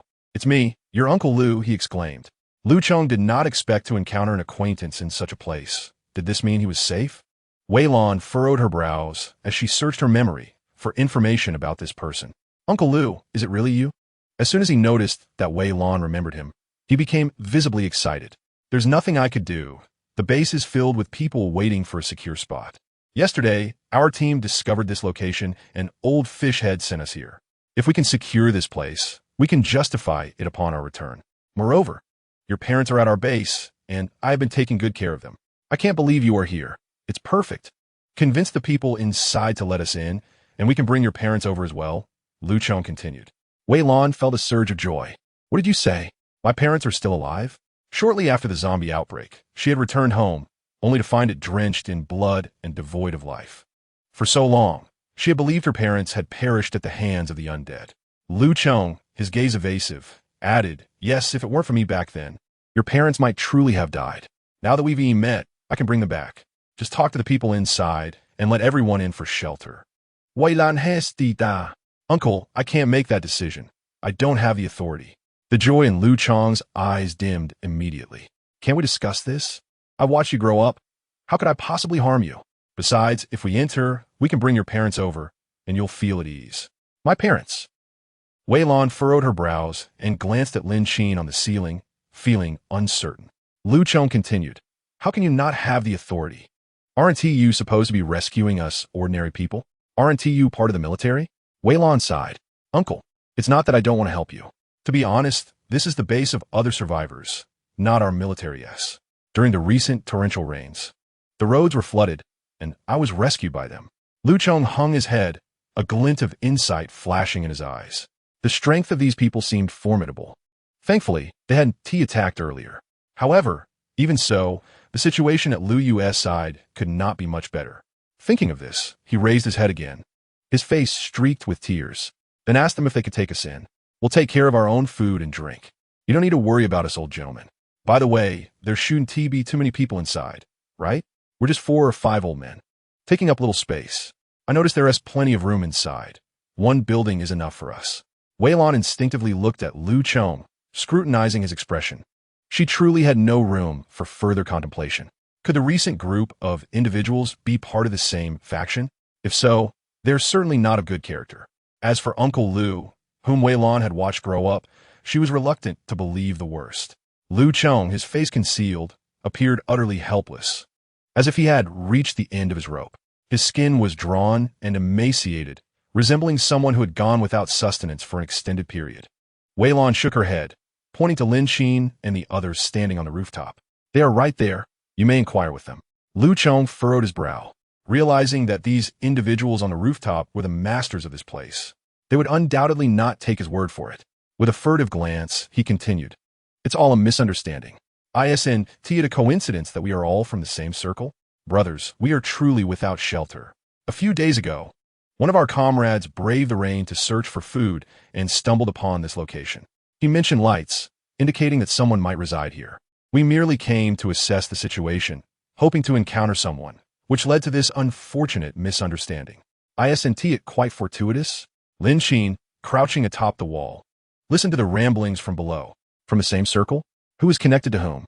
He thought, rolling his eyes. Enough with the pleasantries.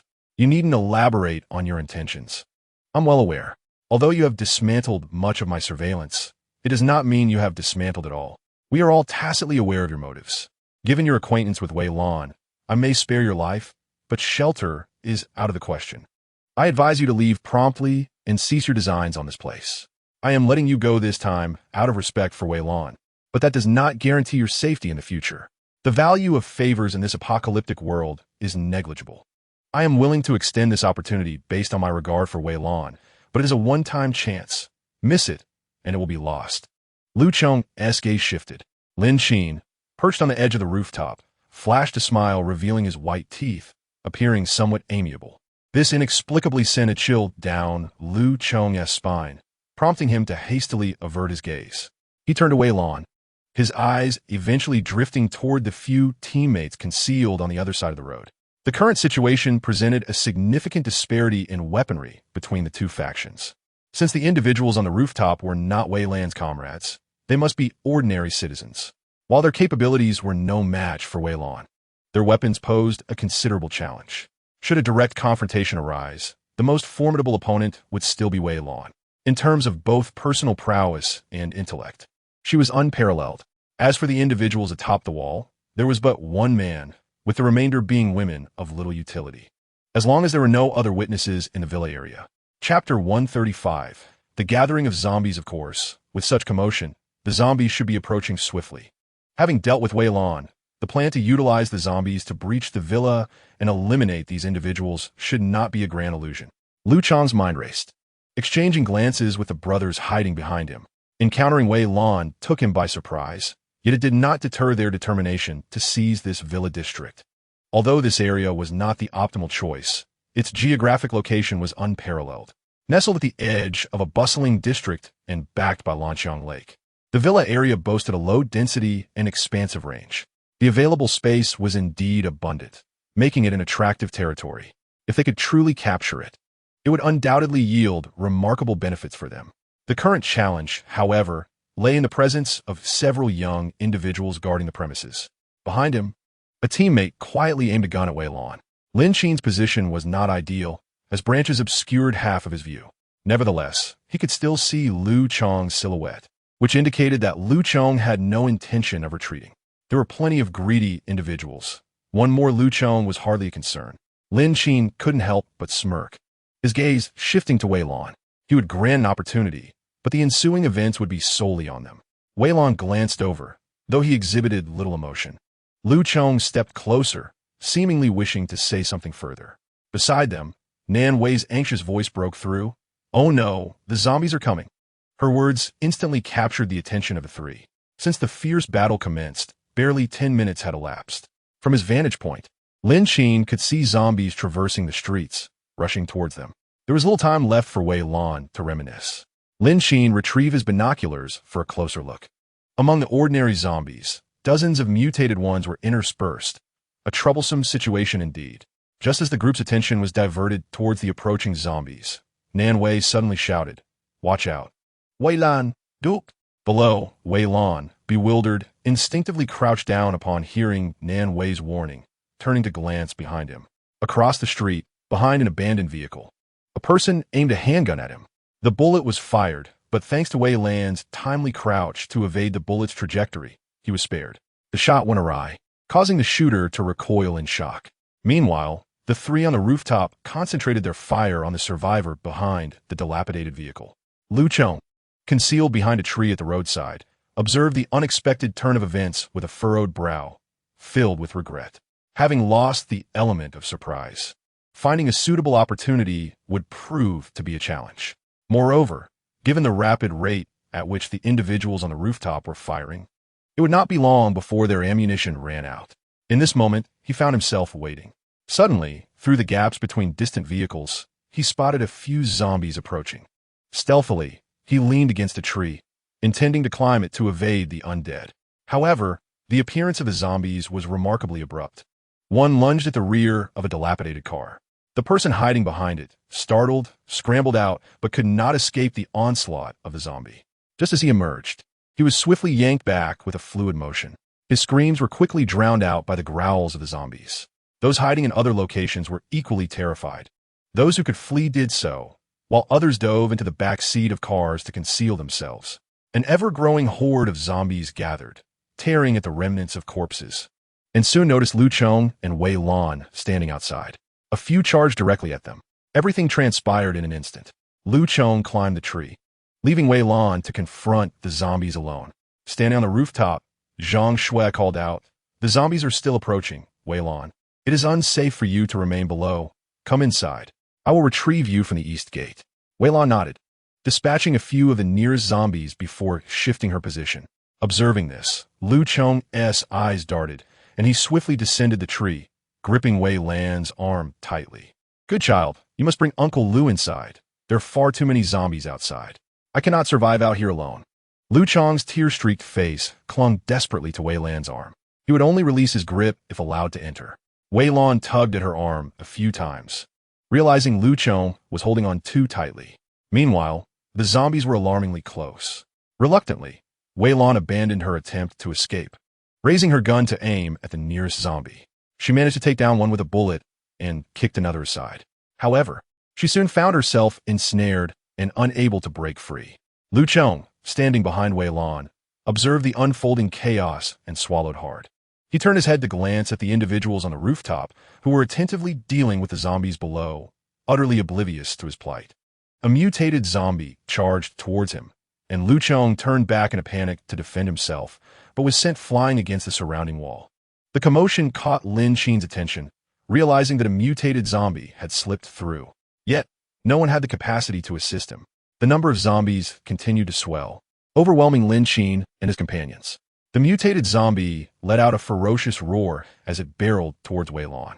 Zhang Shui aimed her gun at the creature, focusing her fire. The mutated zombie staggered back, attempting to shield its head, but within moments, Zhang Shui successfully struck its skull. Wei Lan turned her head and simultaneously retreated. Lin Qin scrambled up from the wall, only to be confronted by another mutated zombie that sank its teeth into his shoulder. The creature's strength was immense, and he gritted his teeth against the pain, engaging in a fierce struggle with the zombie. Simultaneously, he withdrew the pistol from his waist and aimed at the zombie's head. The zombie's skull exploded, yet his own shoulder remained grievously wounded, blood seeping profusely. The aspiration to seize control of the villa area was extinguished. He had witnessed his comrades succumb to the undead, transforming into zombies themselves, and thus was acutely aware of his impending fate, which was undeniably bleak. Clutching his shoulder, he observed Wei Lan preparing to retreat. With a surge of resolve, he raised his gun and aimed. There were still many people left at the base, and the struggle for territory could persist. Even in death, his son remained at the base, and he must pave a path for him. Regardless of Wei Lan's identity, it presented the most formidable challenge. His foremost desire was for his son to remain safe. Enduring the agonizing invasion of his nerves by the mutation, Lin Qin pulled the trigger. Lin Qin, initially targeting the mutated zombie that was entangled with Lin Qin, was taken aback when Lin Qin disregarded the threat and instead aimed at Wei Lan, firing his weapon. Lin Qin immediately retaliated, and fortunately, Lin Qin's bullet veered off course, grazing Wei Lan's arm and striking a zombie that was attempting to encircle her. Chapter 136. A failed attempt at theft. Lin Qin did not anticipate such a turn of events, clutching his abdomen in disbelief.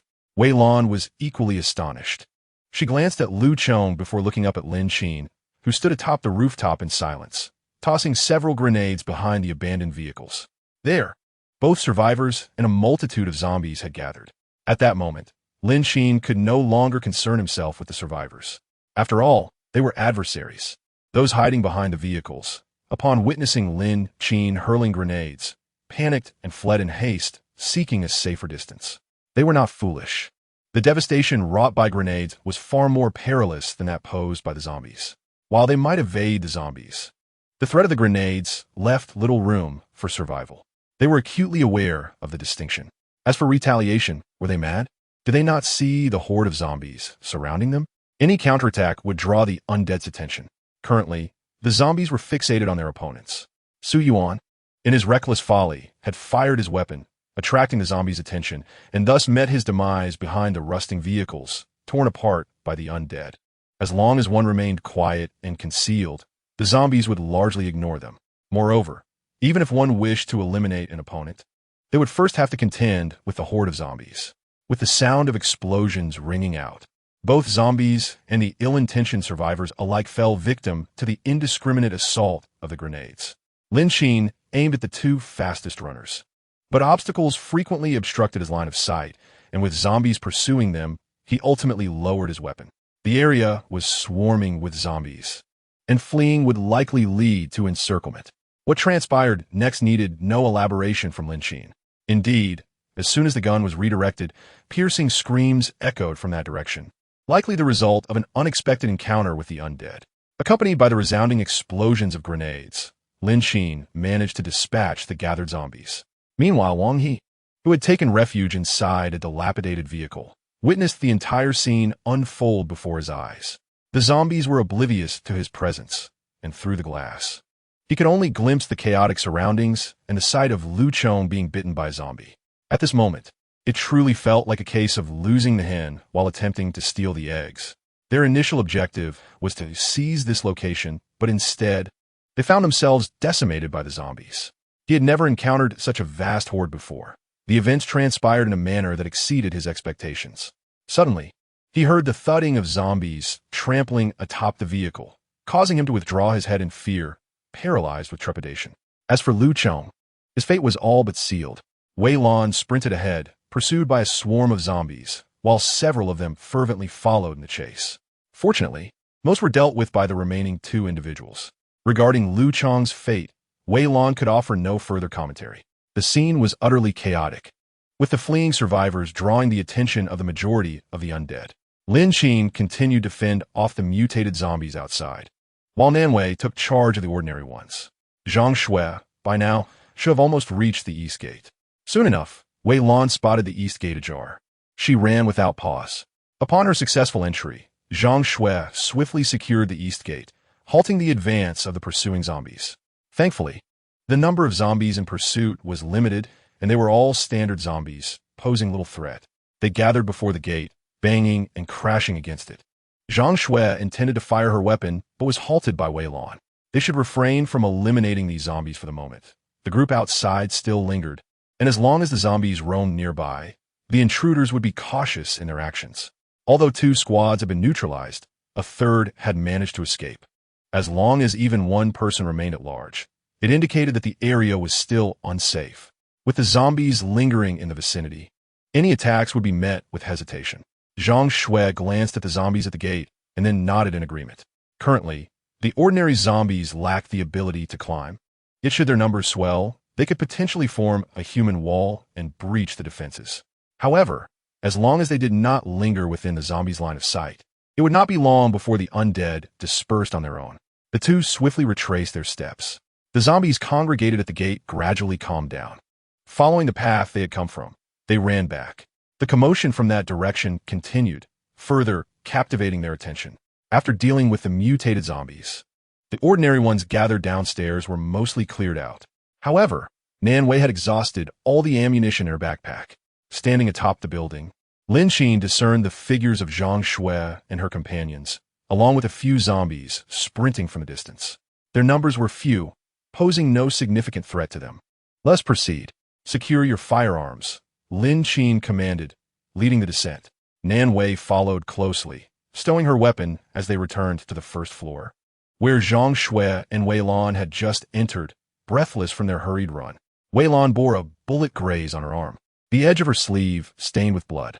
Though the wound was minor and the bleeding had ceased, Lin Qin's expression remained grave. Nanwei approached to examine Wei Lan's injury, ensuring it was not a zombie's claw mark.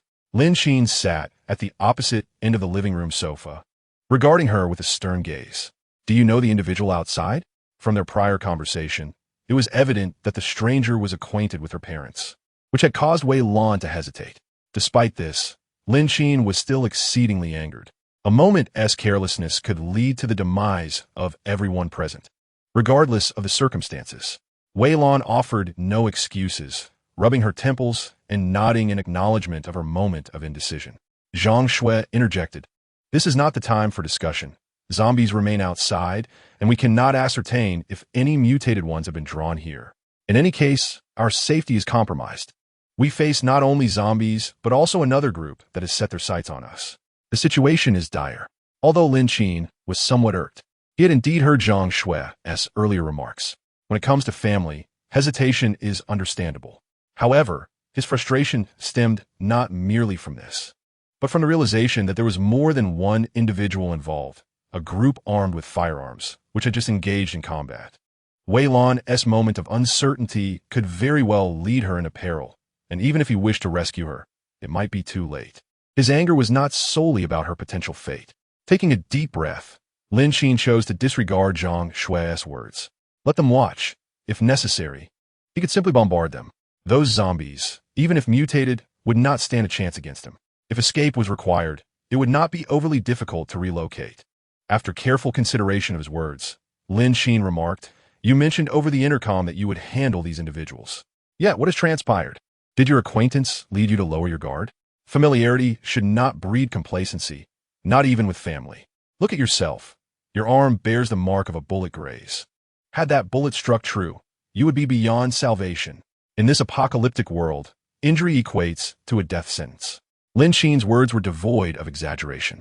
Wei Lan lowered her head, observing Lin Qin's demeanor. After a long, contemplative silence, she found herself unable to muster a retort.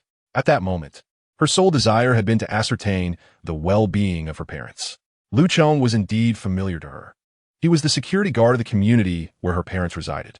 Having been neighbors for decades, he had watched her grow up. Wei Lan could hardly fathom that amidst the outbreak of zombies, Lu Chong's thoughts were not of escape, but rather of harming her. The myriad reasons behind this eluded her understanding, leaving her to lament the unpredictability of life. Observing Wei Lan's dazed expression, Lin Qin couldn't help but sigh. It was perhaps best to focus on how to deal with the menacing group outside. Although the zombies lingered, their numbers had likely swelled once more. Yet another team remained fixated on them. Many surveillance cameras had been dismantled, and those that remained offered scant coverage. Consequently, their ability to monitor the surrounding area had been significantly diminished. The atmosphere was rather grim, even tense, as the scale of the opposing force remained uncertain.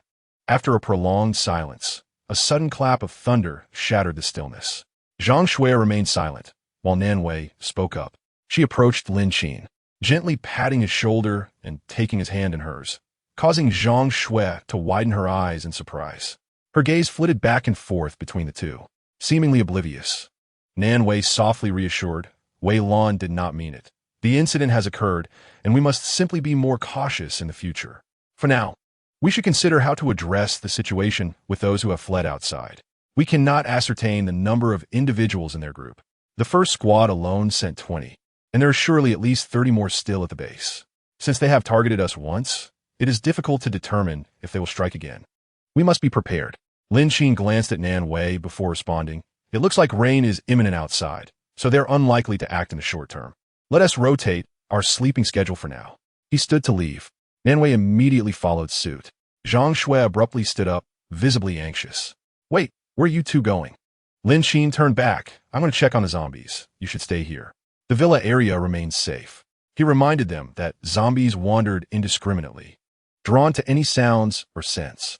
The surrounding surveillance had become unfeasible to install, and they might have to wait until the chaos subsided. Nanwei, you should stay behind as well. There is no need for you to accompany me. With that, Lin Qin stepped outside. Inside the room, Zhang Shui's gaze fixed intently on Nanwei, and even Wei Lan cast a curious look her way. Nanwei's earlier actions seemed to suggest a relationship beyond mere friendship. Zhang Shui's brow furrowed as she demanded, Be honest with me. Are you and Lin Qin hiding something from me? Their recent interaction had appeared too natural, as though they shared a secret that was meant to remain concealed. Certainly, it is preferable that it is not so. Nanwei's gaze faltered, and she involuntarily cleared her throat. What are you all thinking? Rather than dwelling on these chaotic matters, it would be wiser to contemplate our next course of action. Frankly speaking, the weather is already quite unpredictable, and the presence of zombies outside presents a considerable dilemma. Wei Lan, in the past, how did you handle such situations? As she spoke, Nan Wei's attention shifted towards Wei Lan, simultaneously altering the topic of discussion. Wei Lan was momentarily taken aback, then responded, I am now with you all, and if I were to follow my previous methods, I would likely have resolved the situation directly, as the completion of the mission takes precedence above all else. As for the other considerations, they were not within our purview. Thunder rumbled once more. At this moment, Lin Qin had already stepped outside. After a brief respite of sunshine, the sky had once again darkened, ominously threatening a torrential downpour. The zombies on the streets, having lost their focus, wandered aimlessly. Their numbers had noticeably increased since their departure. Among them, Lin Qin also spotted two mutated creatures. Wang He, who was hiding in the car and dared not make a sound, had naturally noticed the gathering zombies nearby. Most of them lingered around his vehicle, uncertain whether they were drawn by a scent or some other reason. Regardless, he did not dare to make any sudden movements. Attracting the surrounding zombies could result in an overwhelming swarm, leading to certain death. However, the impending storm offered a glimmer of hope, as the dark clouds promised heavy rain. With the thunder providing cover, escape would not be overly difficult, provided he could wait for the right moment. As time passed, the rain began to fall in torrents. Soon, a curtain of rain obscured distant objects from view. This rain resembled the downpour from a few days prior. Lin Qin did not wander aimlessly, but instead made his way to the east and west gates. He conducted a thorough inspection of the gate's sturdiness, even reinforcing them. Before long, the rain poured down in earnest, and Lin Qin, holding an umbrella, began to make his way back. This weather had its pros and cons. Nevertheless, Lin Qin found himself lacking in any concrete plans. As the rain intensified, the zombies outside seemed to quell their ferocity. The growls gradually diminished, and even the mutated zombies faded into the distance, seeking refuge from the downpour. The zombies on the streets remained stationary, while the rain, accompanied by thunder, formed a natural barrier. Wang He cautiously lifted his head to observe the zombies outside, only to accidentally step on the frame of an umbrella that had fallen beneath his seat. His heart leapt in an instant, relieved that the noise was not fatal, perfectly countered by the torrential rain and the rumbling thunder. Picking up the umbrella from the ground and discovering it was functional, he quietly shifted his position and secured the car door lock. As he observed the zombies outside, he gently pushed open the car door and dashed out. This process was far from easy. Wang He was in a state of heightened tension. Once he stood outside the vehicle, every step was taken with utmost caution. Accompanied by the booming thunder, he swiftly vanished down the street, sprinting towards the distance. Chapter 138. Surely not here to meet his end. The sudden downpour was truly a stroke of fortune. With the rain and thunder providing cover, the wandering zombies outside would not easily detect him. He needed to hasten his pace and return to deliver the news, indifferent to the soaking wet state of his clothes. When encountering zombies at several intersections, he opened the umbrella and leaned against the wall to obscure his figure. Once the zombies dispersed, he folded the umbrella and continued his frantic run. Navigating through the city streets, he managed to evade a considerable number of zombies in this manner. However, his safe arrival was largely attributed to the weather and the thunder, which significantly impaired the zombies' sense of smell. Hiding behind the umbrella not only hindered the zombies' approach, but also concealed his form, with the heavy rain and thunder further aiding his concealment. Before long, he arrived at the exterior of an abandoned building. The perimeter was encircled by barbed wire, effectively isolating him from the zombies outside. The wire was of the green variety, typically used for street isolation, and its sturdiness was commendable. Yet the surroundings were eerily quiet, devoid of any zombies, possibly due to the rain. Wang He surveyed the street, confirming the absence of zombies, before stepping out from his hiding place. The installed wire fence had a designated gate, allowing for their easy ingress and egress. However, along the roadside, two derelict cars were parked, completely enveloped by the wire. Reaching the gate, he extended his arm through the gaps in the wire to disengage the latch from the inside. The heavy gate was typically secured with a bolt, and since they rarely ventured outside, it was tightly closed, requiring some effort to open. While Wang He focused on opening the gate, he remained vigilant of the zombies' whereabouts. At that moment, he noticed that a section of the wire nearby had collapsed, creating a breach. The gap, it seemed, had not been intentionally created. It appeared to have been forcefully kicked open. He glanced at the fallen iron mesh and then surveyed the eerily silent building. With determination, he stepped forward. Just a few strides in, a chilling growl of a zombie pierced through the curtain of rain, seemingly emanating from nowhere. He raised his umbrella higher, scanning his surroundings. At that moment, a rustle emerged from behind a dilapidated vehicle. Wang He, one hand gripping the umbrella, remained vigilant, watching cautiously. However, the figure of the zombie did not materialize in his line of sight or in the vicinity. The sound echoed, both distant and near, its source concealed.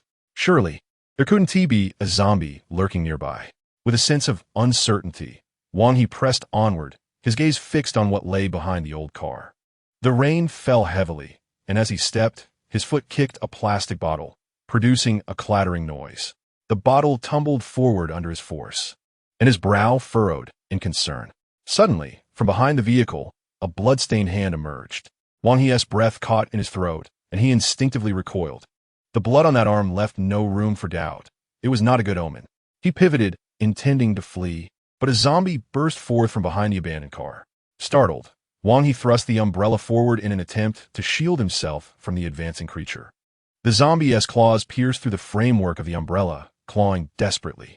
In a panic, Wang He frantically searched his body, but found nothing. Alas, his handgun was missing, likely left behind in the car. Without any means of defense, he felt utterly vulnerable against the zombie. With a powerful swipe, the zombie tore through the fabric and frame of the umbrella, shattering it. Realizing the dire situation, Wang He pushed forward with all his might. Yet, the zombie remained steadfast, even reaching out to push against the remaining half of the umbrella with considerable force, rendering Wang He unable to control its direction. He relinquished his grip and dashed to the side. Fortunately, there was only one zombie, so there was no need for excessive worry. The rain and thunder would likely mask the commotion, preventing more zombies from converging. He sprinted through the iron mesh he had arrived from, the zombie hot on his heels.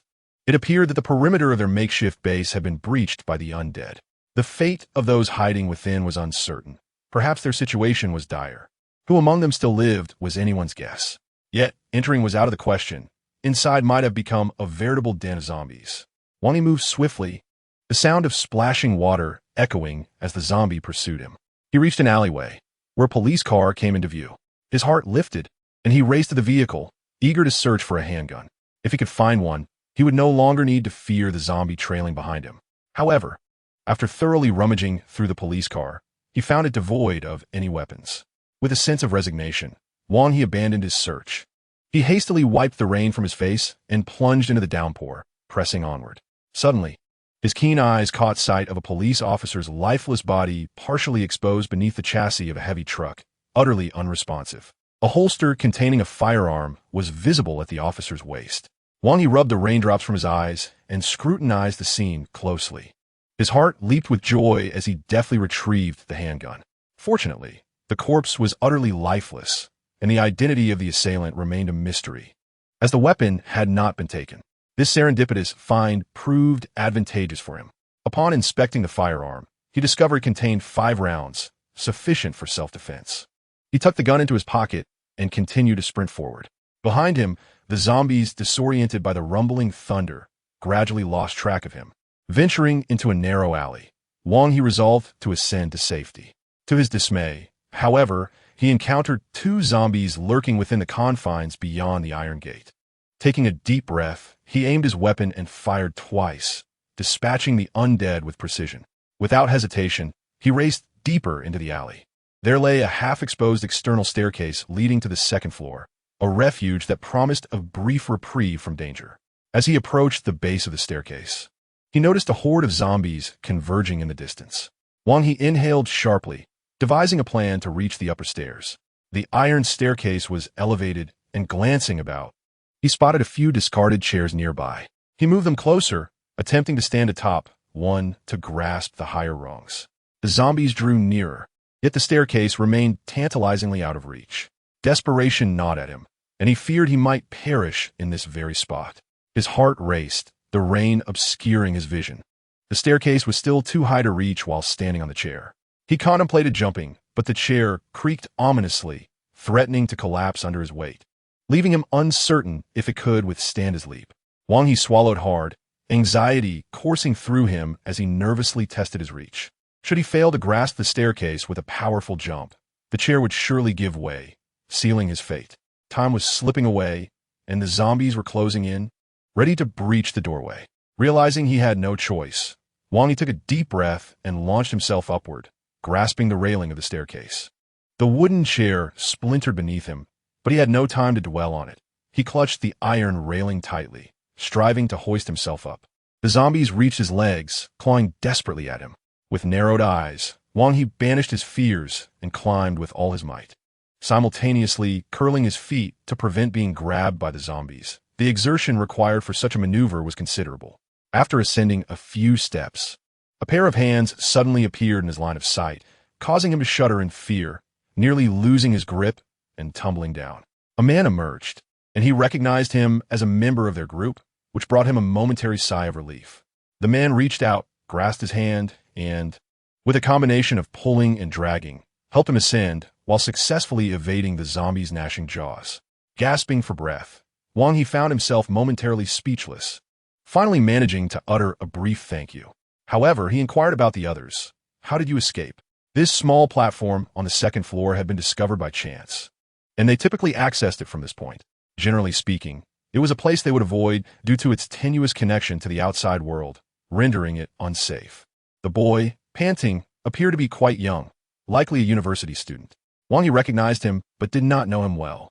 The base had fallen, and a couple had arrived, bringing with them a horde of zombies, including some mutated ones, which had smashed through the iron barriers they had previously set, resulting in numerous casualties and a significant number of survivors fleeing.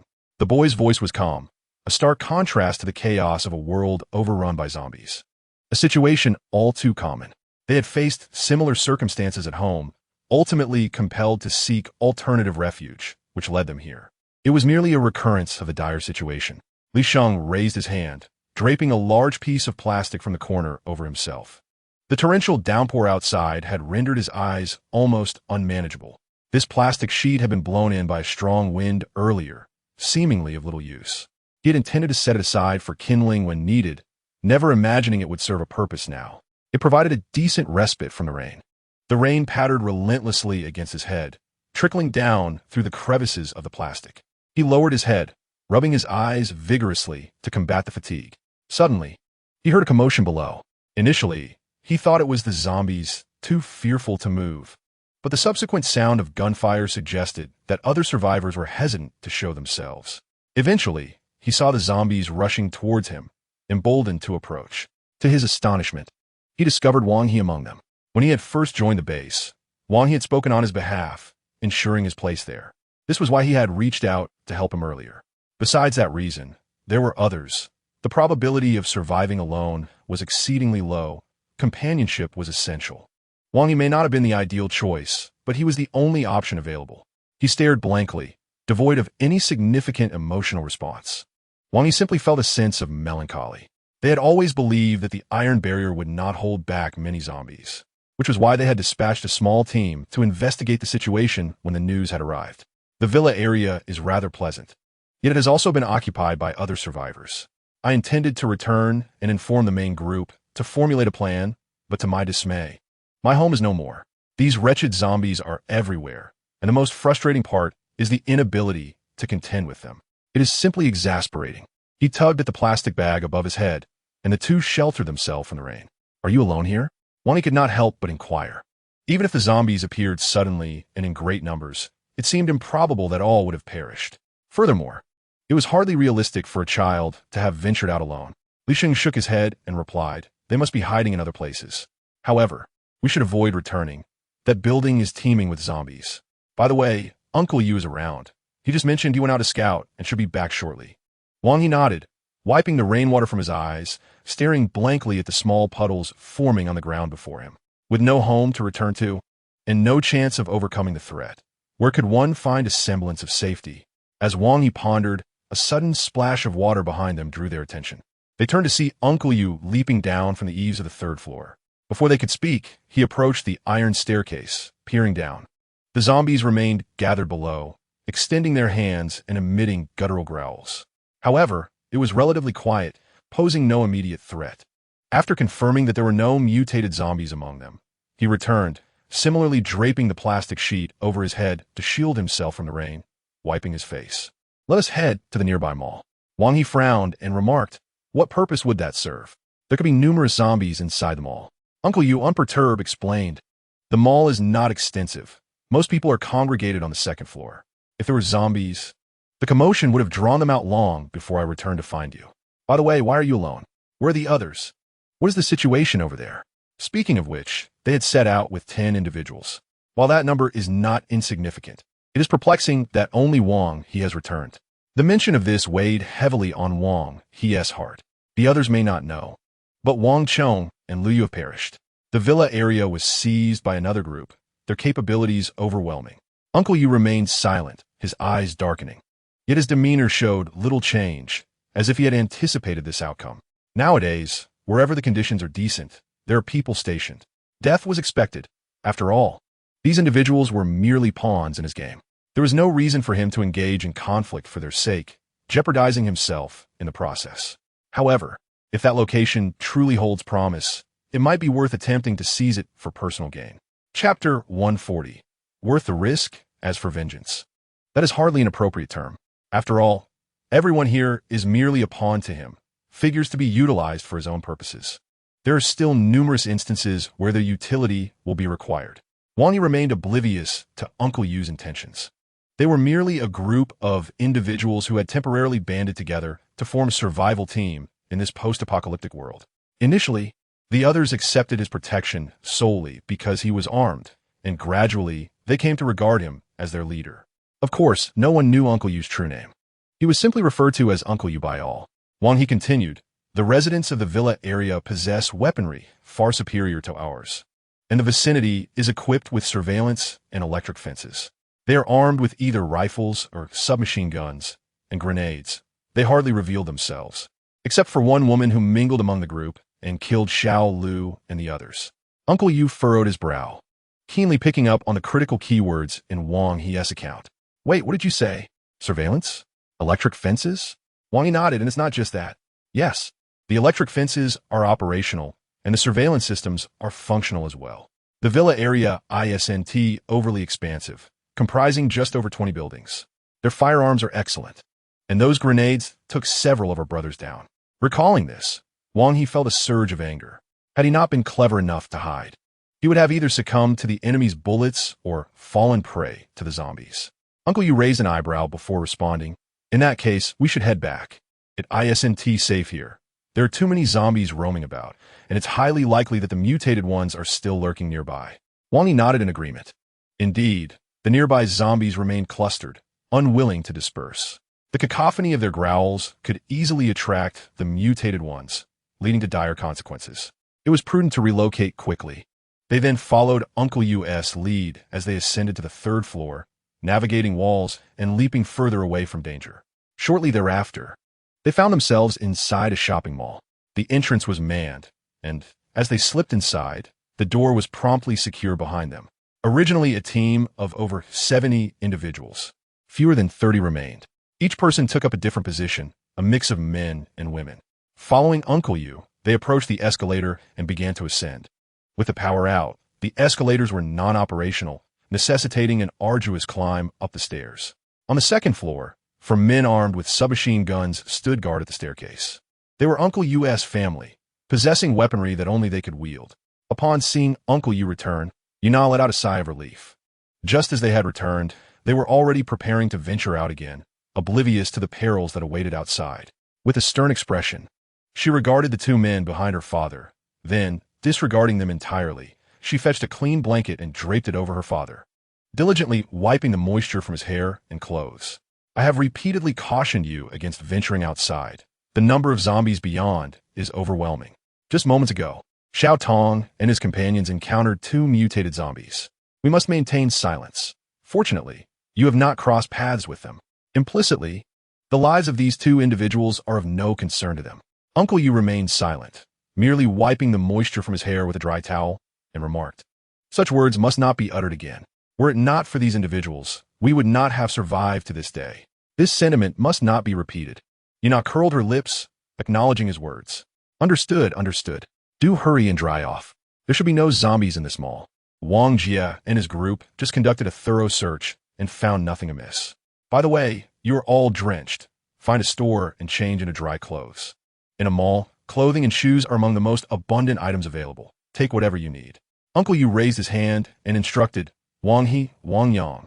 Go find some clothes to change into. Do not catch a cold. The two nodded and departed. Yuna observed their figures, her voice low. Father, your actions are not merely for the sake of those below, are they?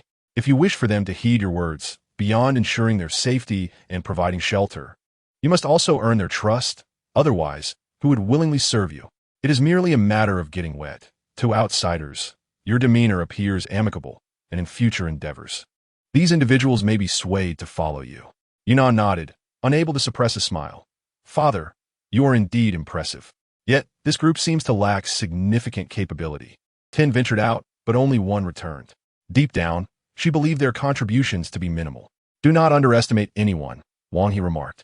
The villa area is equipped with electric fences and surveillance, all of which are operational. At this, Uncle Yu paused and looked at his daughter, Yuna.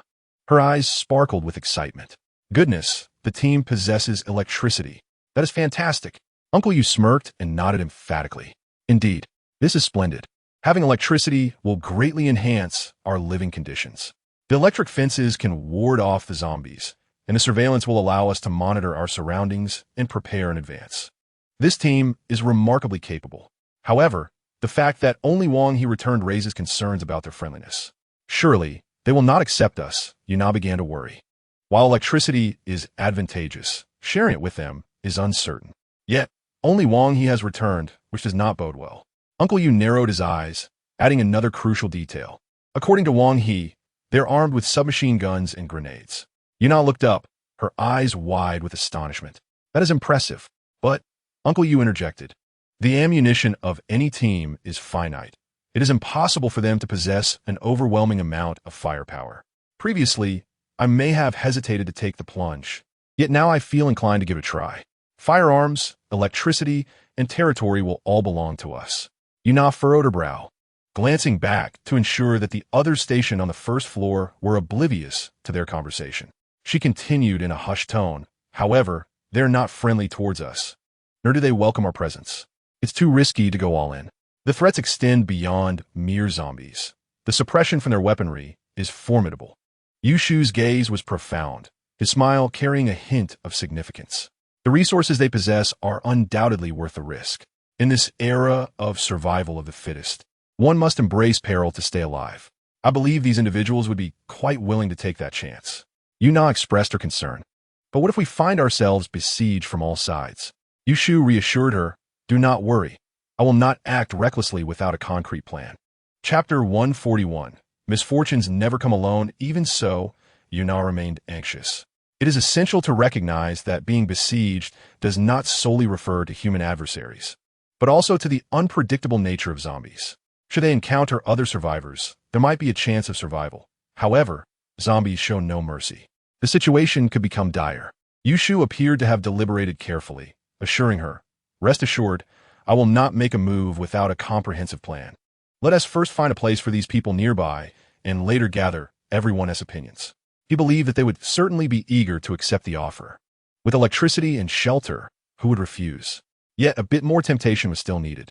At that moment, Wang He and Li Sheng arrived at a clothing store to change into clean garments, while the others merely wiped the rain from their hair with whatever they could find. Once Li Sheng had changed, he suddenly asked, do you think we're safe now? Wang He did not catch his words clearly. What? Li Sheng did not elaborate further. Standing before Wang He and continuing, I would also like a handgun for self-defense. Wang He heard him this time, chuckling in response. That's out of the question. Guns should remain in the hands of adults. You children have little chance of going out. It's best to stay sheltered at home. The firearm on him would serve limited purpose. Li Sheng frowned, sensing Wang He's reluctance, and chose not to press further. Without further ado, he left to rejoin the larger group outside. With a resigned smile, Wang He resumed drying his hair. The surroundings were quiet, yet some object touched the ground, producing a sound. Following the noise, Wang He gazed towards the corridor outside. The further he ventured, the darker it became, obscuring his view. Yet, A small yellow plastic ball came into sight. As he approached, he could clearly see the viscous substance coating the yellow sphere. This object could not bode well. He immediately sensed something amiss and intended to return to inform everyone. However, the zombies outside had gathered and unexpectedly burst through the doors, flooding in. Gunshots echoed throughout the mall. Wang Yi ran back, only to witness the first-floor lobby already overrun by a horde of zombies. On the second-floor platform, two mutated zombies let out a ferocious roar before leaping down. The scene was chaotic beyond measure. Observing the turmoil below, Wang Yi swiftly darted in another direction. He had no time to ponder how or why the zombies had arrived. Survival was his only thought. The mall boasted several entrances. Perhaps they had infiltrated through one of the side doors. As Wang Yi sprinted ahead, he was suddenly yanked into a shop by Li Sheng, seeking refuge. Li Sheng hushed him, signaling for silence. Wang Yi swallowed hard, catching sight of a mutated zombie emerging from the very corner he had nearly turned. The zombie state was far from pristine. Tattered clothing dripped with moisture. As it passed in front of the shop, tentacles writhed from its mouth. The two held their breath, terrified to make a sound. Gunfire erupted in the corridor ahead. Chaos reigned as people fled in all directions. Without a moment's hesitation, a tentacle extended with deadly precision, piercing through a man's chest. The zombie then charged forward, the sounds of its ravenous bites echoing in their ears. This was the first encounter for the two with such a mutated zombie, and they were horrified to witness the tentacle's ability to stretch. Paralyzed with fear, they were uncertain of their next move. Just as panic set in, a barrage of bullets rang out, exploding the mutated zombie's head. Uncle Yu and the others gradually came into view. Wang Yi patted Li Sheng, then dashed out. The mall's dim lighting obscured his form, leaving others uncertain whether he was a zombie or a human. The barrels of Yuna and her Team S submachine guns were trained directly on Wang Yi. He shouted loudly, it's me, Wang Yi." Recognizing one of their own, Yuna and her team refrained from pulling the trigger and continued their escape. The rain poured relentlessly, thunder crashing in succession. The group ran through the downpour, soon arriving at a tranquil alleyway where everyone remained vigilant. Crouching low and refraining from making any noise, Uncle Yu surveyed the surroundings, then scanned his team. Having encountered two waves of zombies, the situation was dire. From an initial group of over 20, only 7 remained, a devastating loss. Initially believing that strength lay in numbers and that gathering together would lead to gradual improvement, they had instead suffered catastrophic consequences due to a couple's misfortune. All the supplies had been gathered through their collective efforts, stored in the previous building. With nothing but weapons on their person, survival was the utmost priority. The torrential rain poured down, and any building that could provide shelter might harbor zombies. While inclement weather facilitated movement, it also carried its own perils. For instance, taking refuge within a structure. The cacophony of thunder and rain would mask the presence of lurking zombies, rendering them undetectable at first. The illusion of safety was, in fact, a precarious one. What to do now? Food and water had run out. With no place to hide, only a handful of brothers remained. Where else could they turn? Uncle Yu wiped the rain from his face and gazed at the darkened sky, which was momentarily split by a flash of lightning, leading him to make a cautious decision. Let us seize a villa. The relentless downpour showed no signs of abating throughout the day. By evening, the steady patter had transformed into a gentle drizzle. Inside the villa, 3 women busily prepared dinner, and the enticing aroma wafted through the air. Through this ordeal, Lin Qin recognized the necessity for tighter cooperation within the team. Thus, during dinner, he conferred with Wei Lan, arranging for everyone to learn her specialized knowledge, which was not easily accessible to the average person. Have you finished your meal? Shall we commence our first lesson? Wei Lan was not accustomed to teaching, yet her expertise was unparalleled, compelling her to take the plunge. Zhang Shui and the others nodded in agreement, their eyes fixed on Wei Lan. All right, let us first explore the application and forms of tactical sign language. Mastery of tactical sign language was imperative, as in times of difficulty, it would be essential to convey information through gestures. Zombies were acutely sensitive to sound. Even with walkie-talkies and headphones, noise could still be discernible. It was crucial to remember that zombies possessed a high sensitivity, and in situations where communication devices were unavailable, sign language would prove invaluable. Chapter 142. Learning Combat Sign Language. Thus, it is vital for everyone to commit these expressions of combat sign language to memory. The conventional methods of expressing numbers should be familiar to all, I trust. As she spoke, Weilong glanced at Nan Wei and Zhang Shui before resting her gaze on Lin Qin. Zhang Shui chuckled and eagerly volunteered. This is simple. Allow me. When we say 1, typically, one would extend a single index finger. For 2, a peace sign is made. And for 3, the index and middle fingers are raised along with the ring finger. Naturally, the average person does not adhere to strict conventions regarding which fingers to use for numerical expression. For instance, one can extend whichever finger they choose for the number 1 without concern for formality. Weilong smiled slightly and remarked, Indeed, however, our numerical expressions may require a higher level of precision. I believe everyone will grasp it upon a brief demonstration. As she spoke, Weilong extended her hand and continued. This is 1, 2, 3, 4. With each number that rang out, she accompanied it with corresponding gestures. Do you understand? Please follow along so I can observe. The expression of these numbers is not particularly challenging. The main difficulty lies in the varying fingers each person extends. As long as we establish a unified standard, having each individual perform it twice should suffice. Of course, some numerical expressions require a departure from conventional understanding. However, this is not overly difficult compared to other aspects. Zhang Shui and Nan Wei practiced it twice. When they reached certain numbers, they stumbled a bit, their movements instinctively adhering to their ingrained notions of conventional gestures. In contrast, Lin Qin completed it flawlessly in just one attempt, astonishingly so. Weilong couldn't help but cast an appreciative glance in his direction. Lin Qin smiled faintly, nudging the empty bowl on the dining table to make space, then drew the fruit basket containing apples closer to himself and leisurely took a bite. Weilong merely glanced at him before diverting her gaze. Noticing that Zhang Shui and Nan Wei were still grappling with their fingers, she spoke up. It's all right. There is no need to rush. You don't have to master it right away. You can practice slowly afterward.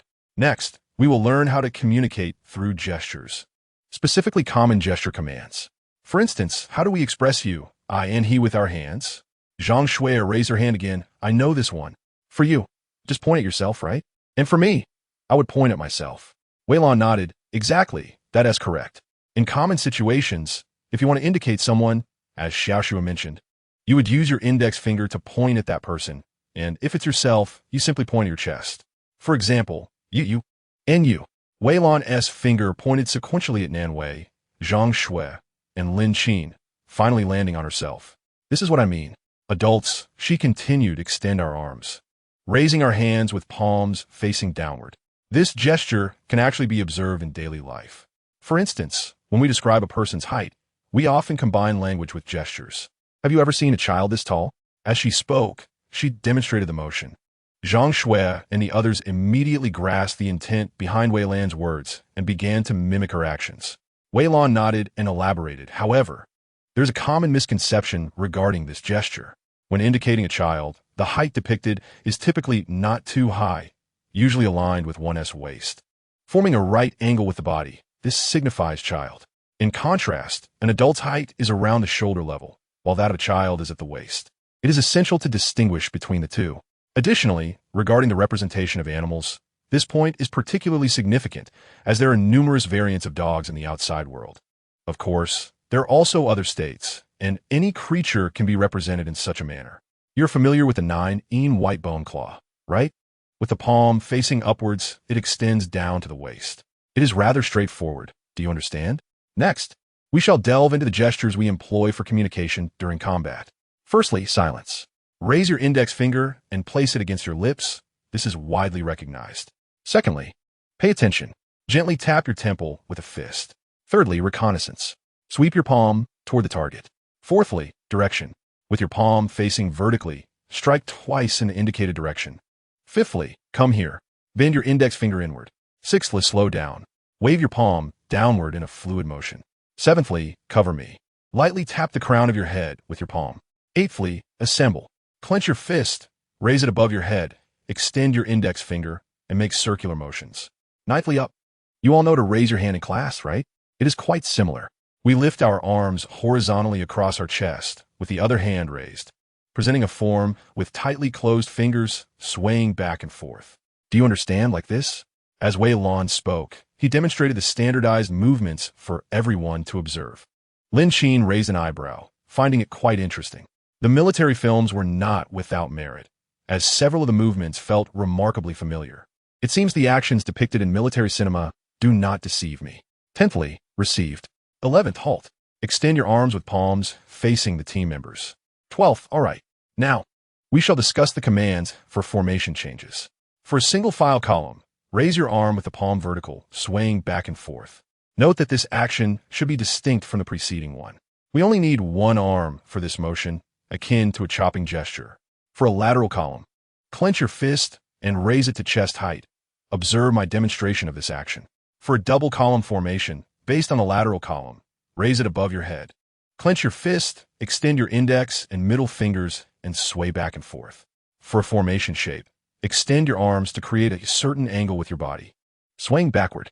These are the most commonly utilized combat gestures, frequently employed for silent communication. Naturally, the complete repertoire of combat hand signals is not limited to these. We will explore the remainder gradually. I believe this information is sufficient for you to remember for some time. However, to proficiently apply these gestures in our current context, we must frequently utilize them for communication in the upcoming period, thereby enhancing our memory and muscle memory. Furthermore, Lin Qin has some thoughts he wishes to share regarding today's events. As Wei Lan spoke, he directed his gaze toward Lin Qin. Lin Qin did not keep them in suspense and spoke directly. Today's incident serves as a wake-up call. In the past, we merely discussed it verbally. But now it is time for us to establish some standards. Chapter 143. The last-minute effort commencing today, all personnel engaged in missions outside are strictly prohibited from acting independently. Aside from our routine activities, regardless of the circumstances, even in the face of emergencies, it is imperative to communicate promptly with teammates to avert unnecessary complications. Given the current situation with mutated entities outside, our communication cannot solely rely on walkie-talkies. The purpose of acquiring these skills is twofold. Firstly, to facilitate communication among us, and secondly, to address the evident lack of coordination within our ranks. Our team has become too fragmented, and it is unnecessary for me to elaborate further. Our current state is far from optimistic. In light of the numerous incidents that have transpired recently, I trust that everyone is aware of the reality outside, where survivors have formed their own groups, establishing strongholds in various locations.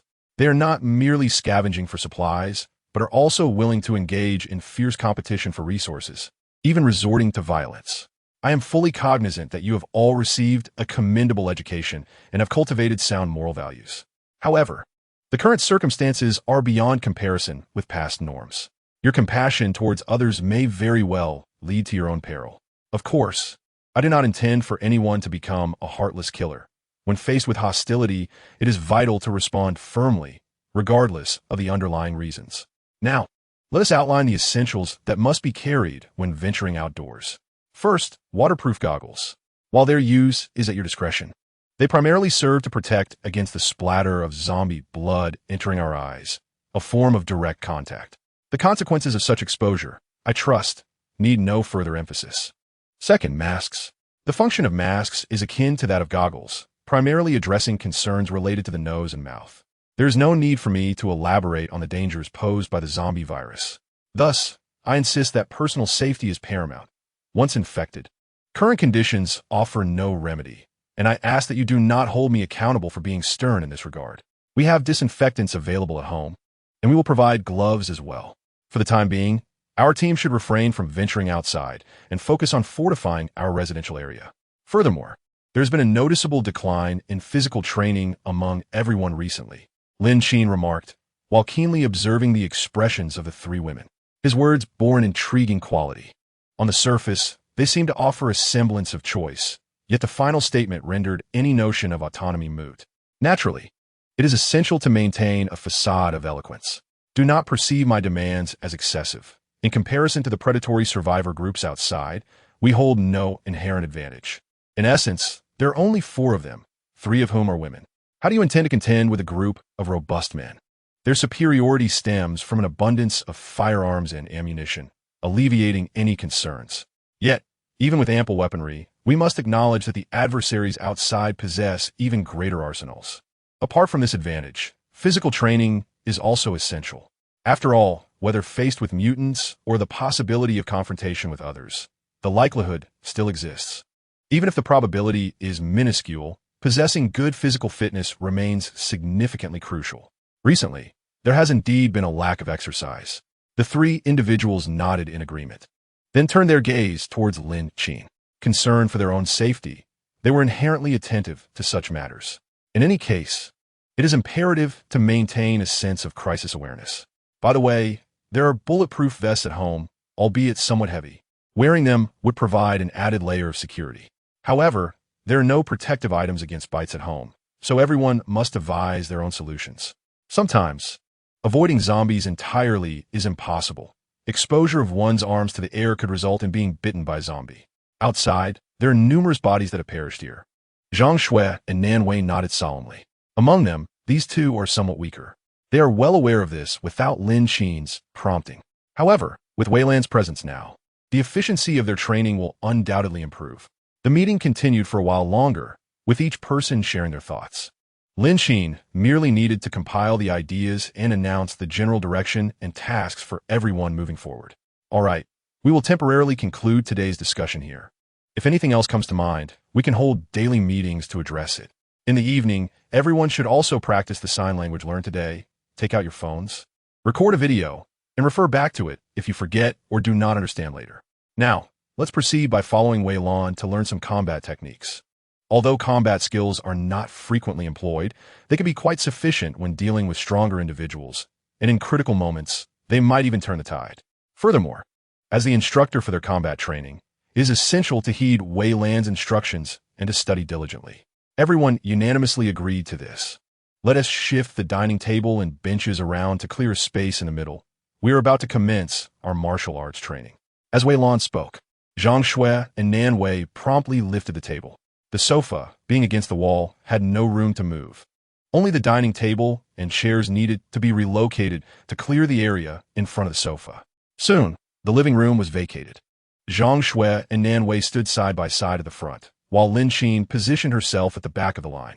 Observing that everyone was ready, Wei Lan began to demonstrate her movements. Today, I will teach you combat techniques, starting with the fundamental movements of martial arts. Essentially, martial arts incorporates kicking, striking, grappling, and throwing techniques to subdue opponents, greatly enhancing one's ability to respond to emergencies and handle unexpected situations. The first is the combat stance. What does it entail? In simpler terms, this pertains to the preparation posture for both offense and defense. Observe my movements closely. Starting from a position of attention, rotate your body approximately 45 degrees to the left while simultaneously stepping back with your left foot, ensuring it aligns with your shoulders. Your legs should be slightly bent. With your toes pointing forward, the tip of your right foot should touch the ground. Raise both hands with the knuckles angled slightly upward. Your left fist should be about 30 degrees away from your lower collar, level with your shoulder, while your right fist protects your collar, with your lower collar slightly retracted. Keep your chest in and abdomen engaged, gazing straight ahead. Next, we shall discuss footwork, particularly advancing and retreating. This is primarily utilized for moving forward, backward, and diagonally. Now, watch my movements and follow along. From the fighting stance, step forward with your left foot, followed promptly by your right foot. Chapitre 144, Combat Technique, Préventive Mesure. When executing continuous advances and retreats, our steps must be sudden and swift. We cannot afford to be sluggish. Otherwise, your movements will be easily discernible, rendering them ineffective. Now, observe my actions. Do you comprehend? I would like each of you to replicate my movements so that I can assess your technique. Should you falter, I will provide corrections. Wei Lan stood to the side, observing the three individuals as they repeated her previous actions. Zhang Shui struggled somewhat with her coordination, clearly understanding the concept in her mind. Yet her limbs seemed unresponsive. As a result, Wei Lan had to guide her meticulously through each movement. Fortunately, Zhang Shui was not dull, although she initially found it awkward. She quickly adapted. Nan Wei and Lin Qin grasped the techniques swiftly, earning Wei Lan's admiration.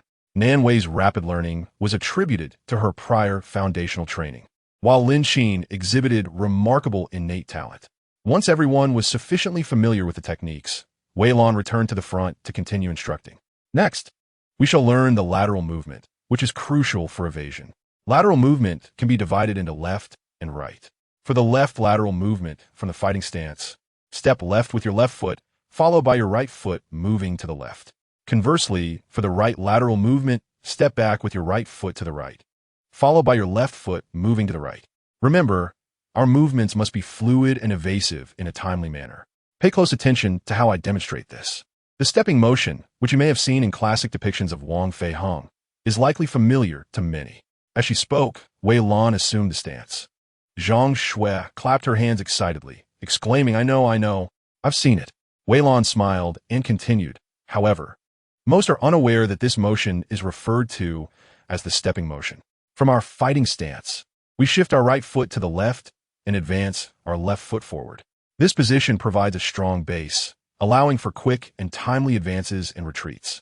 As for striking, we are all well aware of the vital areas of the human body: the head, neck, ribs, abdomen, and groin. Strikes to these regions are often highly effective, though it is essential to note that these techniques pertain to living opponents. If you find yourselves confronted by zombies or mutated beings, among these body parts, only the head can effectively eliminate zombies. Remember, when dispatching the undead, refrain from flaunting your skills or showcasing the trivial techniques you've acquired. Simplicity, speed, and precision are paramount.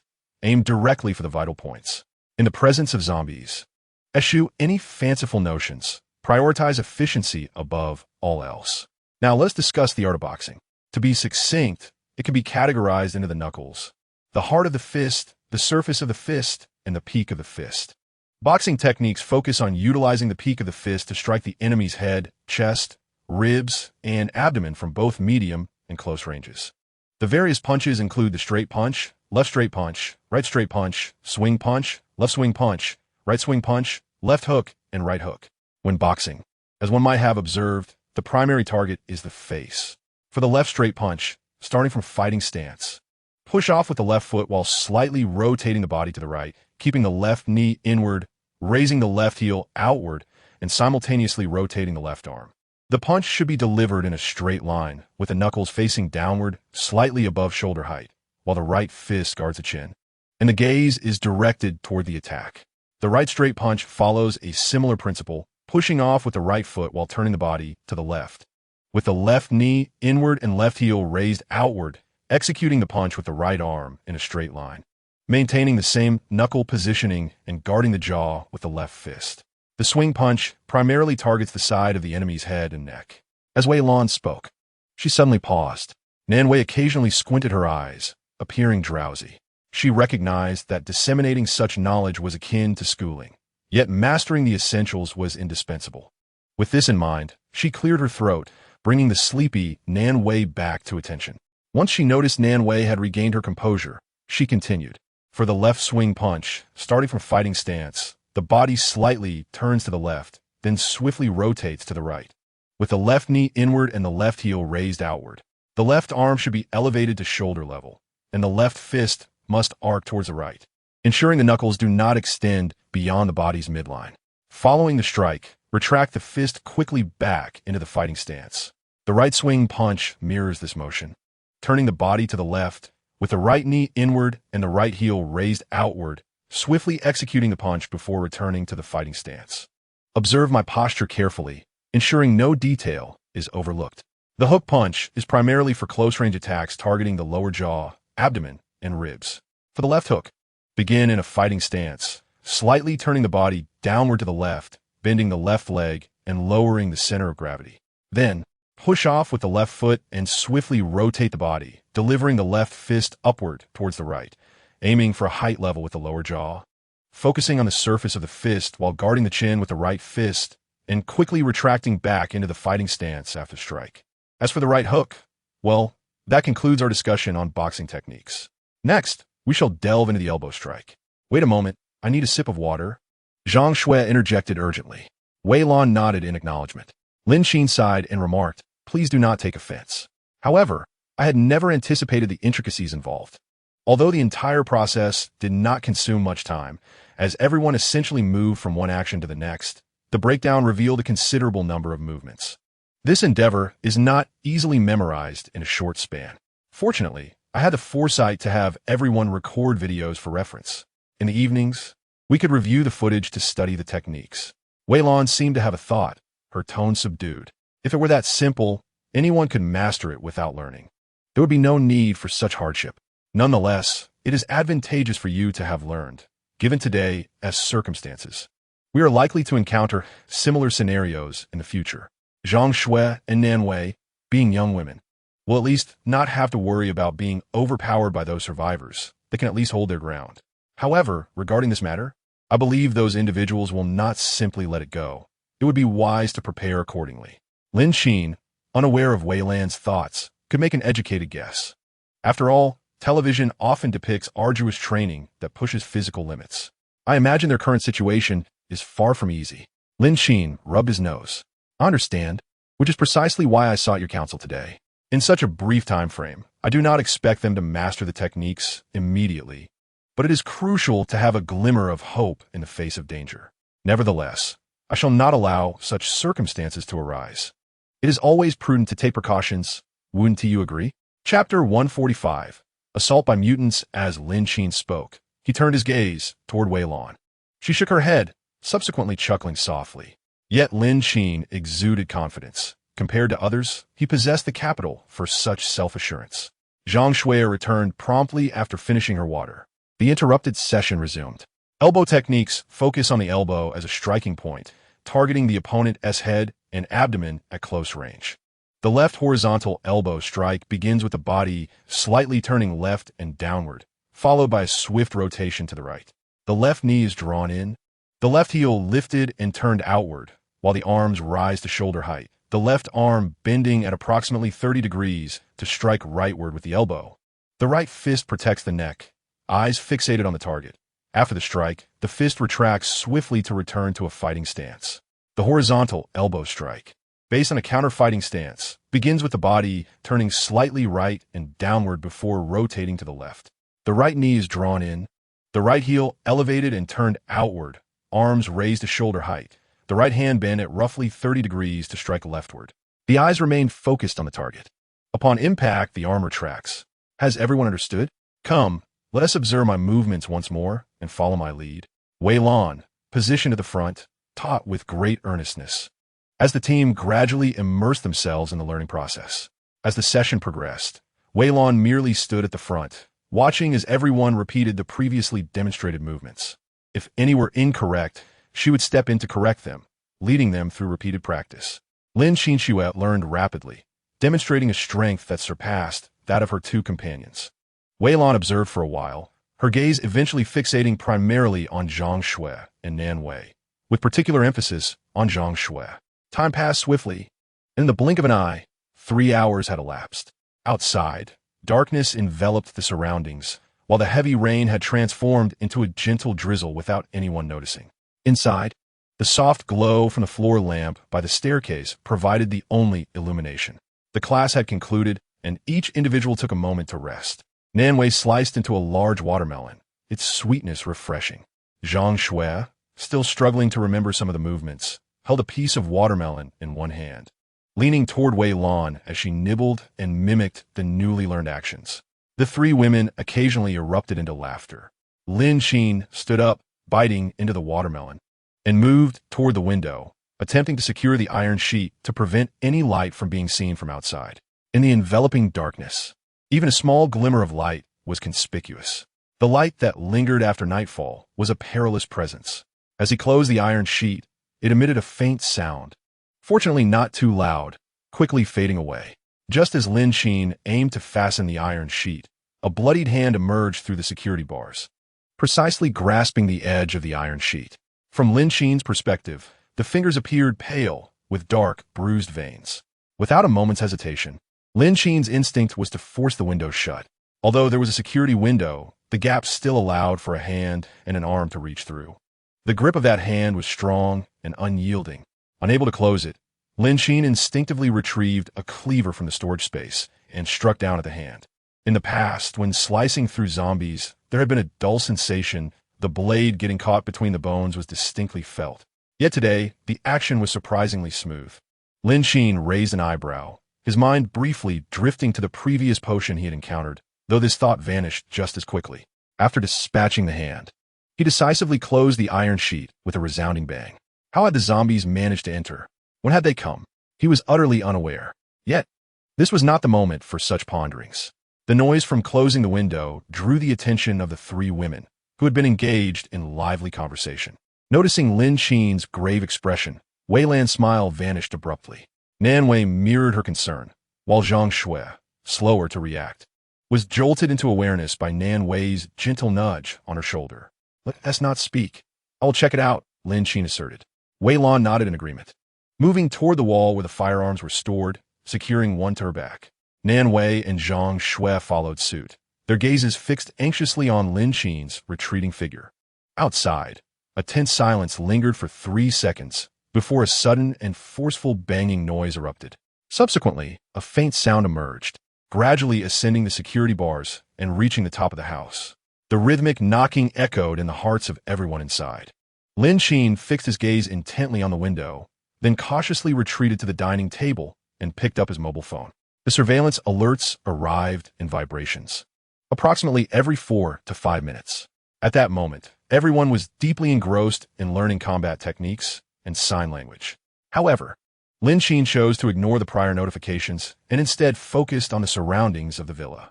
Fortunately, he had labeled the surveillance cameras with their respective locations. Upon locating the relevant camera, Lin Qin observed that around his house, there were 10 mutated creatures. Meanwhile, the zombies loitering along the street had all congregated by the walls, exhibiting an unusual level of agitation. The corpses in daylight served as prime sustenance for this horde of zombies. Although the rain had obscured some of the scent, it did not deter the wandering undead from drawn by their olfactory instincts. Indeed, ordinary zombies lack the ability to climb, leaving only the mutated ones capable of such feats. The presence of corpses naturally attracted zombies, including the mutated variants. The house had decent soundproofing, yet it did not render it entirely silent. Additionally, the hearing of mutated creatures was significantly superior to that of ordinary zombies. Wei Lan lifted her head, glancing at the clattering sounds on the security bars, suspecting there was more than one creature outside. Are there mutated beings out there? She inquired, but Lin Qin did not respond immediately. Instead, Nan Wei and Zhang Shui, standing behind him, exchanged concerned glances. Goodness, it sounded as if there were multiple mutated creatures. Can they climb? The notion of climbing mutated beings seemed rather formidable. Lin Qin handed his phone to Wei Lan behind him, urging her to take a look. As she accepted it, the three women gathered to observe the live surveillance footage. In the video, 2 zombies were forcefully battering against the security bars, while several others had climbed to the second floor. Out of the 10 zombies, 7 were contending at various security windows, and 3 were assaulting the front door, attempting to breach the interior. Witnessing this scene, the 3 women became increasingly anxious. What should we do now? They pondered as the zombies obstructed both the windows and the door. Addressing them posed considerable risks, alongside the dangers that would arise once the door was opened. After all, there were not merely 1, but 10 creatures distributed across the various security windows and the front entrance. Surely, these mutated beings could not enter, could they? Chapter 146, The Intrusion. No one knew how long the security bars and iron door could withstand the assault. Lin Qin himself was uncertain. Initially, he had fortified the security bars considering the threats posed by zombies and other survivors. Firstly, relying solely on the glass, whether against the zombies or other individuals attempting to breach, would not withstand much of an assault. Secondly, it serves to deter intruders. The installation of metal sheeting was originally motivated by safety concerns. When metal sheets were being installed, Lin Qin was mistakenly perceived by the workers as someone suffering from serious ailment. However, due to his generous compensation, the workers, though perplexed, remained silent and proceeded with the installation. As for any subsequent issues, those were beyond the workers' consideration. In a short while, the sound of the security window cracking echoed, indicating that it could not endure under the relentless attacks from the mutated beings. As for the metal door, aside from the resounding thuds, there were no other signs of damage upon its surface. Lin Qin furrowed his brow and turned to see Wei Lan and the others readying their firearms, poised for a life-or-death struggle against the mutated entities. Recalling the hand signals Wei Lan had just taught, he immediately gestured towards them. The villa had several windows and 2 doors. The mutated beings encircled the villa, searching for any potential breaches. The primary targets were, of course, the door and the window directly in front of him. Initially, Lin Qin had approached this window, intending to close the metal sheet and block out the light. To his surprise, he found himself face-to-face with a mutated being through the security window. Although he quickly attempted to shut the window, the mutated beings had already converged, nearly piling up in that spot. With two other doors requiring vigilance, even the window at the back needed attention. A moment's inattention could allow a zombie to slip through any crevice. Moreover, these were not ordinary zombies. They were all mutated. Wei Lan and Nan Wei cautiously shifted their positions, keeping a watchful eye on both the front and back doors. Zhang Shui moved behind Lin Qin, glancing towards a rear window, intently monitoring another window across from it. The noise outside was quite loud, contrasting sharply with the heavy atmosphere within. Lin Qin tightened his grip on his firearm, listening to the incessant sounds emanating from the metal sheeting on the window, one after another. Gradually, scratches and impacts began to manifest. The thickness of the metal sheeting on the window differed from that of the door. If the thickness of the door's metal had been installed on the window, it would not have provided adequate support. Consequently, the metal sheeting on the window was somewhat thinner. Lin Qin was not overly concerned about the sturdiness of the metal, but the dents were undeniably substantial. The relentless assaults and scratches from the zombies outside made it impossible to rest, even if one desired to sleep. Furthermore, the commotion from the mutated beings outside seemed to have diminished significantly. A sense of unease crept into Lin Qin's heart. This was evidently not the expected behavior of these mutated entities. His gaze shifted towards the staircase behind him, which led to the rooftop on the third floor, where a small wooden door remained unfortified by heavy metal sheeting. As Lin Qin contemplated the situation, he turned to Wei Lan and advised, "Please exercise caution. I shall ascend to the rooftop." Nan Wei gazed at Lin Qin's retreating figure with a serious expression, tinged with anxiety. She lowered her voice, saying, "Wait a moment. Going to the rooftop is futile, for outside lurks a horde of mutated beings. We should observe further. These aberrations have failed to breach our defenses for quite some time. Perhaps they are incapable of entering at all. The iron sheeting of your main entrance bears no signs of intrusion." Nan Wei firmly believed that the zombies could not infiltrate, and there was no need for undue concern or to behave like startled birds. Venturing to the rooftop was exceedingly perilous, as it would bring them perilously close to direct contact with the mutants. Moreover, while their villa's exterior walls had undergone minimal alterations, the newly installed security windows, equipped with anti-theft grates, undoubtedly facilitated the mutants' ascent. "I understand, but these aberrations persistently surround us. Do you not think they might attract other zombies?" Lin Qin countered. "Furthermore, with such cacophony, would you be able to sleep soundly?" His intent to ascend was not solely based on these concerns, but rather because the rooftop door was merely an ordinary wooden barrier, lacking defensive capabilities. If the mutants were astute enough to scale the rooftop, breaching the wooden door would be trivial. Of course, these creatures, devoid of human intelligence, would merely act on instinct in search of vulnerabilities. In the next moment, a jarring sound echoed from outside as the zombies clawed at the iron sheeting. The noise was particularly grating, suggesting yet another mutant had managed to climb up. Nan Wei and Zhang Shui felt their hearts race in panic, recalling the small wooden door leading to the rooftop. The villa's wooden door was not just an ordinary slab of wood. It was crafted from composite materials and painted attractively, unlike the robust aluminum doors. However, this did not diminish its perceived grandeur. "This is untenable. If a mutant were to breach from above, it would be unsafe." "You cannot go alone," Wei Lan interjected, shaking her head. She then addressed the others. "You take Nan Wei with you upstairs while I stay below with Xiao Shui." Lin Qin was about to acquiesce when he suddenly detected a noise emanating from the rooftop. Though faint amidst the sounds of the door being struck from outside, it stirred an unsettling feeling within him.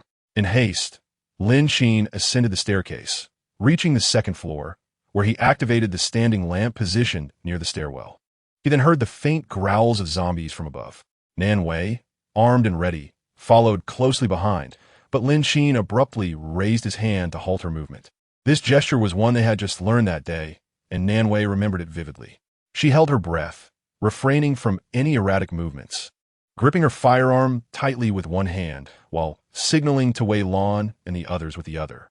Wei Lan's gaze remained fixed upon them, and when she noticed Nan Wei suddenly halt, her brow furrowed in concern. In the next moment, she observed Nan Wei's gestures, instantly becoming alert. She moved closer to Zhang Shui, gently patting her shoulder before positioning herself beside Nan Wei. The room was enveloped in silence, and miraculously, the sounds of commotion from outside vanished. Lin Qin ascended the stairs, with Nan Wei and the others trailing behind, each footstep taken with utmost caution. Upon reaching the midpoint between the second and third floors, the living room of the third floor gradually came into view, along with the silhouettes of zombies. The third floor housed but a single room, its expansive living area accommodating 4 mutated entities without feeling cramped. However, the absence of light shrouded the third floor in darkness. Lin Qin could only discern the movements of the 4 mutated beings as they cautiously searched the living room. Of course, the mutated entities were not truly cautious, as they lacked intelligence.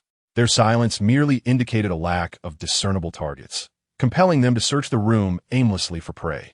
The motion sensor light beside the third floor activated momentarily upon detecting Lin Qin's presence. The 4 mutated beings scattered, some nearing the door, others investigating various objects. While one approached a treadmill, the forms of the mutated entities were distinctly recognizable compared to ordinary zombies. Regular zombies were the most common humanoid figures, moving sluggishly. In contrast, the mutated entities, aptly termed mutated zombies, exhibited diverse appearances.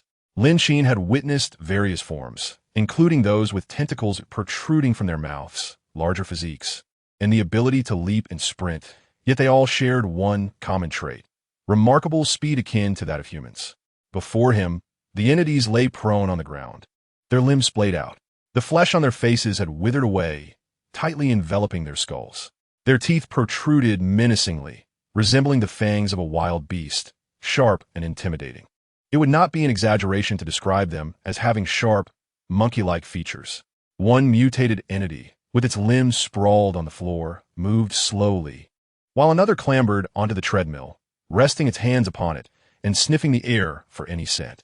A third entity approached the treadmill belt, investigating the odor of the material.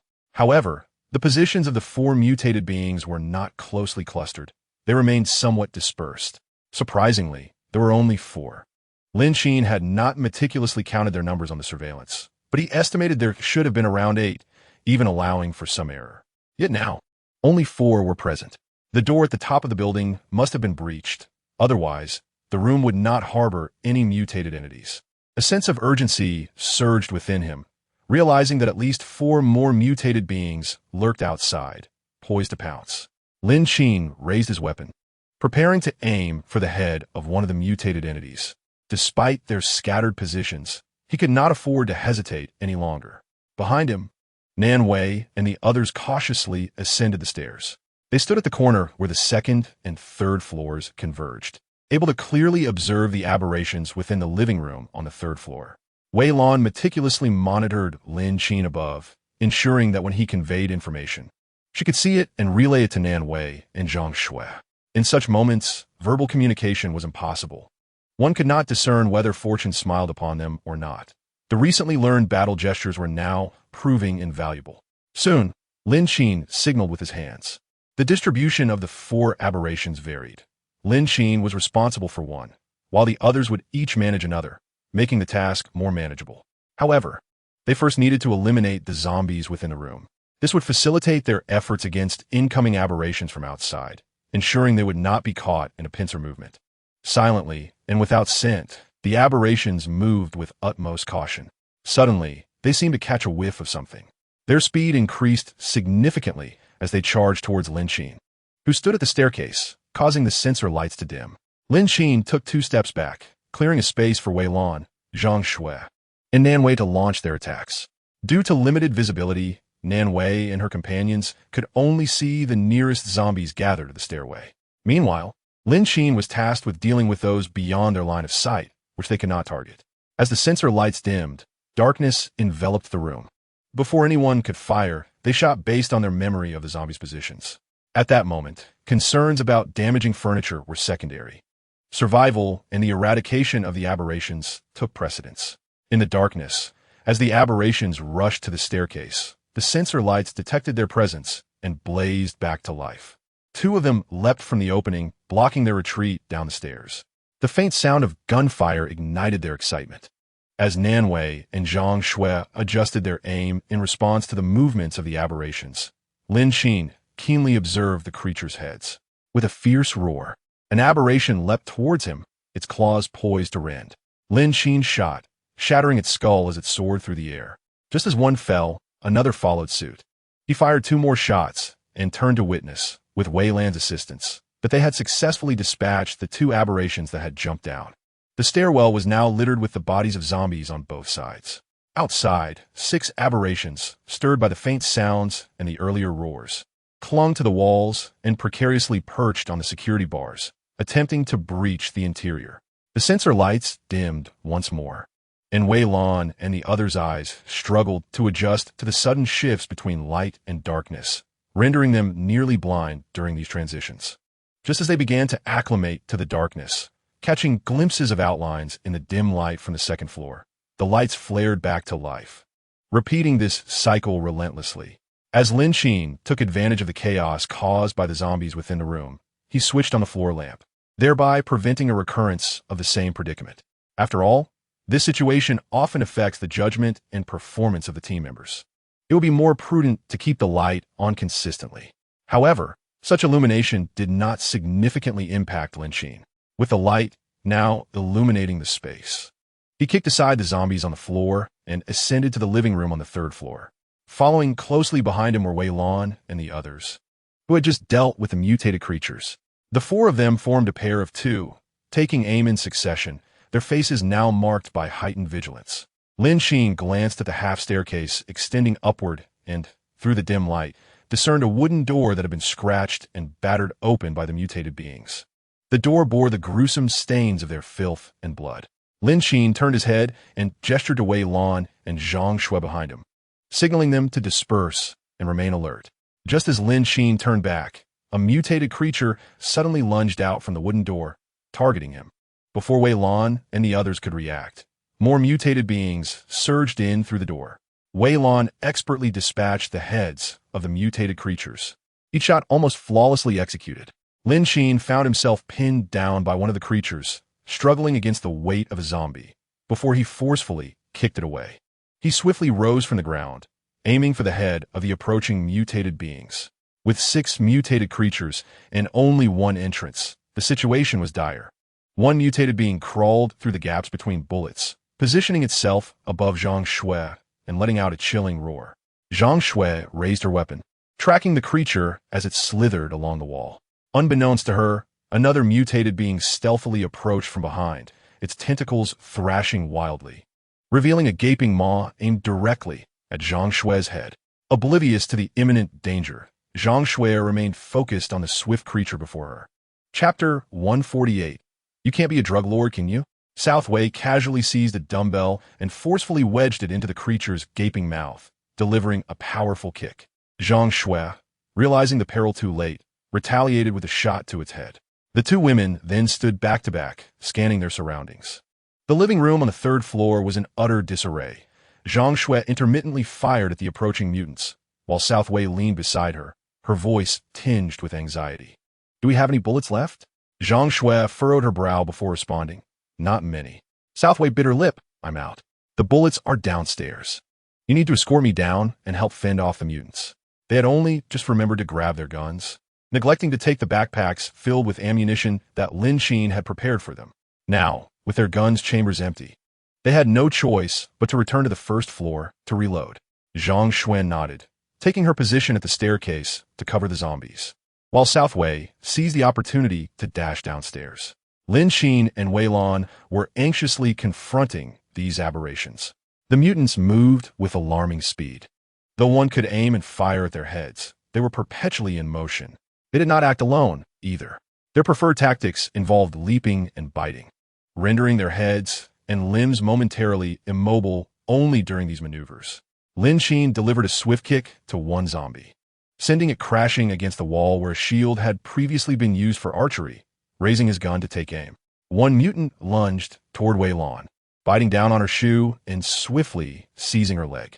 Another approached from the opposite direction, leaving Wei Lan besieged from 2 fronts. She turned her head executed a spin, and forcefully stepped down on the zombie's claw, thwarting its attempt to grasp her ankle.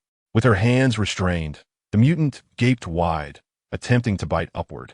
After exchanging her legs, Wei Lan delivered a powerful kick. The mutant was pushed back a distance, yet not as significantly as Lin Qin's previous efforts. Nevertheless, this small reprieve granted her ample space to aim at the creature's head. Fortunately, this particular mutant did not possess tentacles within its mouth. Once Lin Qin vanquished the last mutant, he turned to observe Wei Lan examining her leg. As he glanced over, he noticed distinct bite marks on the slipper she wore. The recently defeated mutant had sunk its teeth in her footwear. The thick, cushioned plastic was reminiscent of the cloud-like platform shoes favored by young women. To his surprise, it seemed to withstand the zombie's bite. Lin Qin felt a twinge of confusion as Wei Lan remarked, "Thankfully, I discovered it early. Had it truly bitten down, my foot would have been severely compromised." The strength of the zombie's bite was undeniable. Wei Lan had merely been fortunate to react swiftly. Had she not kicked them away at the moment of the attack, her foot would have indeed been in peril. Even though the zombie's teeth had not made direct contact with her skin, psychological concerns lingered. She worried about potential infection and whether she was entirely safe. Fortunately, everything had transpired in a timely manner. The third-floor room was in disarray, littered with the corpses of mutants, and the air was thick with the foul stench of decay. It was quite unbearable. Cleaning this space would undoubtedly require considerable effort. Lin Qin ascended the stairs to the third floor, stepping over the bodies of defeated mutants, and surveyed the rooftop. Thankfully, these aberrations showed no interest in food or household items. He encountered several cardboard boxes, all intact. Wei Lan followed closely behind Lin Qin, observing the boxes lining the attic on either side. She could even see an entire batch of packaged beverages and paper towels exposed. Was this place emptied from small supermarket? It was brimming with supplies. A sense of astonishment welled up within Wei Lan at the sheer volume of goods. Lin Qin returned from outside and noticed Wei Lan pausing to observe her surroundings, prompting him to inquire, "Are there any bullets left?" Wei Lan, Statan, regained her composure and checked before replying. "There are a few remaining. Given the absence of zombies now, that should suffice." Nodding, Lin Qin responded, "We are uncertain whether these mutated beings are still around. We need to thoroughly inspect the entire villa area. Otherwise, we won't sleep soundly tonight. Let's head back for our supplies. Also, inform Nanwei and Xiao Shui to exit through the front door. All the bullets are in the backpacks. We will double-check before we depart." Wei Lan nodded in agreement with Lin Qin's words. In the event that there are indeed mutated creatures outside, even if they sleep in their rooms, there remains a risk of intrusion. Although she was curious about the bullets in the backpacks, she wisely refrained from asking, as both Nanwei and Zhang Shui seemed untroubled. Additionally, given the scene captured by the basement surveillance, Lin Qin's strength was evident. Perhaps his individual prowess was not remarkable, but his capabilities in other areas were undoubtedly commendable. Being in the company of such a person certainly provided a sense of security. A faint smile graced Wei Lan's lips, a hint of relief shining in her eyes. Her decision was undoubtedly the right one. Lin Qin gazed at the damaged door, exhaling softly. He had never anticipated the emergence of mutated beings, nor did he foresee that they could scale walls. However, encountering so many mutated creatures, this particular type that could climb was notably formidable. It seemed they would need a more comprehensive approach moving forward. Descending to the ground floor, Wei Lan found Lin Qin examining the corpses of the zombies inside the house and the wrecked door. He then retrieved some metal sheets from storage and placed them against the door. While this merely served as a makeshift barrier and was not very sturdy, it was certainly better than nothing. This was only a temporary solution. After completing these tasks, Lin Qin met with Nanwei and Zhang Shui, who had already reloaded their ammunition and donned their gear, including masks and goggles, ready to venture out. In a corner, he noticed an extra backpack, which Nanwei picked up and handed Wei Lan. "This contains bullets, grenades, and a walkie-talkie. Carry it. It will allow you to replenish your ammunition conveniently." Wei Lan accepted it, feeling its weight. Upon opening the backpack, she discovered it was filled with loaded magazines and grenades. She was taken aback, raising her gaze to Lin Qin, who had just approached, while Nanwei had already relinquished the bag. Was this pack meant for Lin Qin? Before Wei Lan could ponder further, Nanwei clarified, "He doesn't have a backpack. This was specifically prepared for you." Surprised, Wei Lan nodded in acknowledgement. As three women prepared to exit, Lin Qin called out to them, The darkness outside was profound. Night vision goggles would suffice. After all, zombies were not capable of tunneling. But caution was paramount.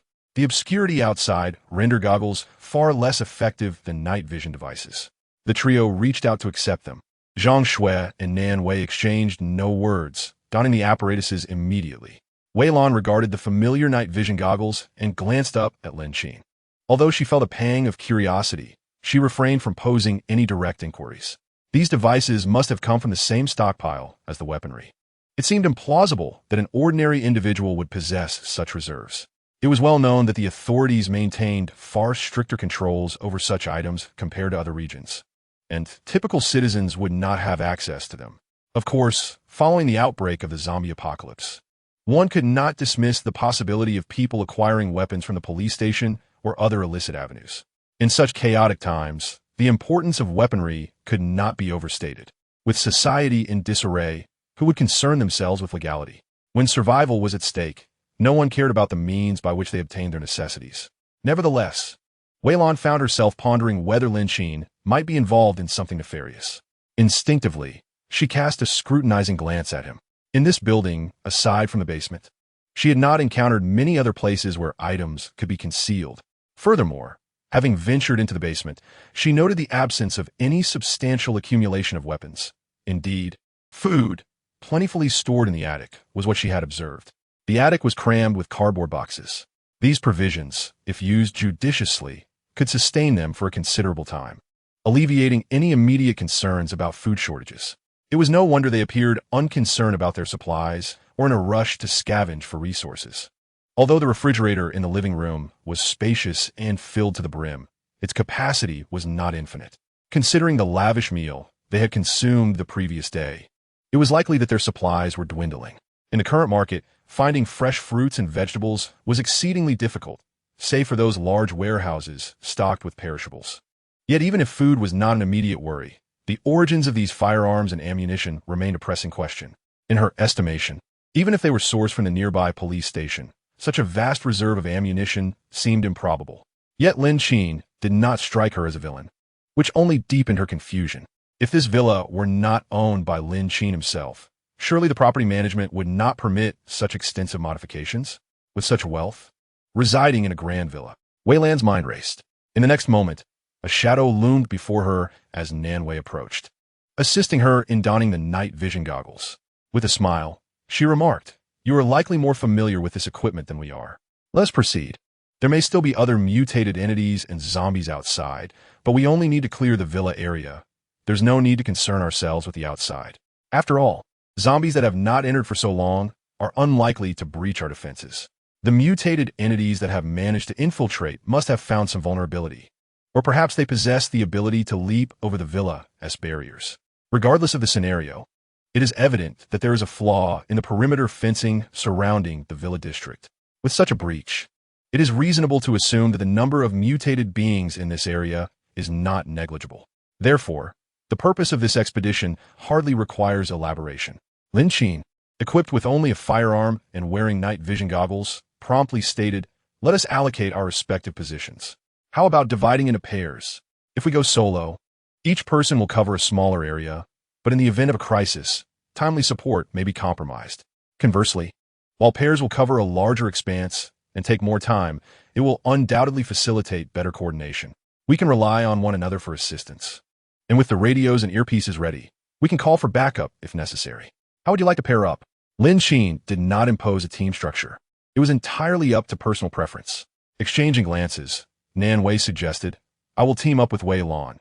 It will be safer for Xiao Xue to accompany you."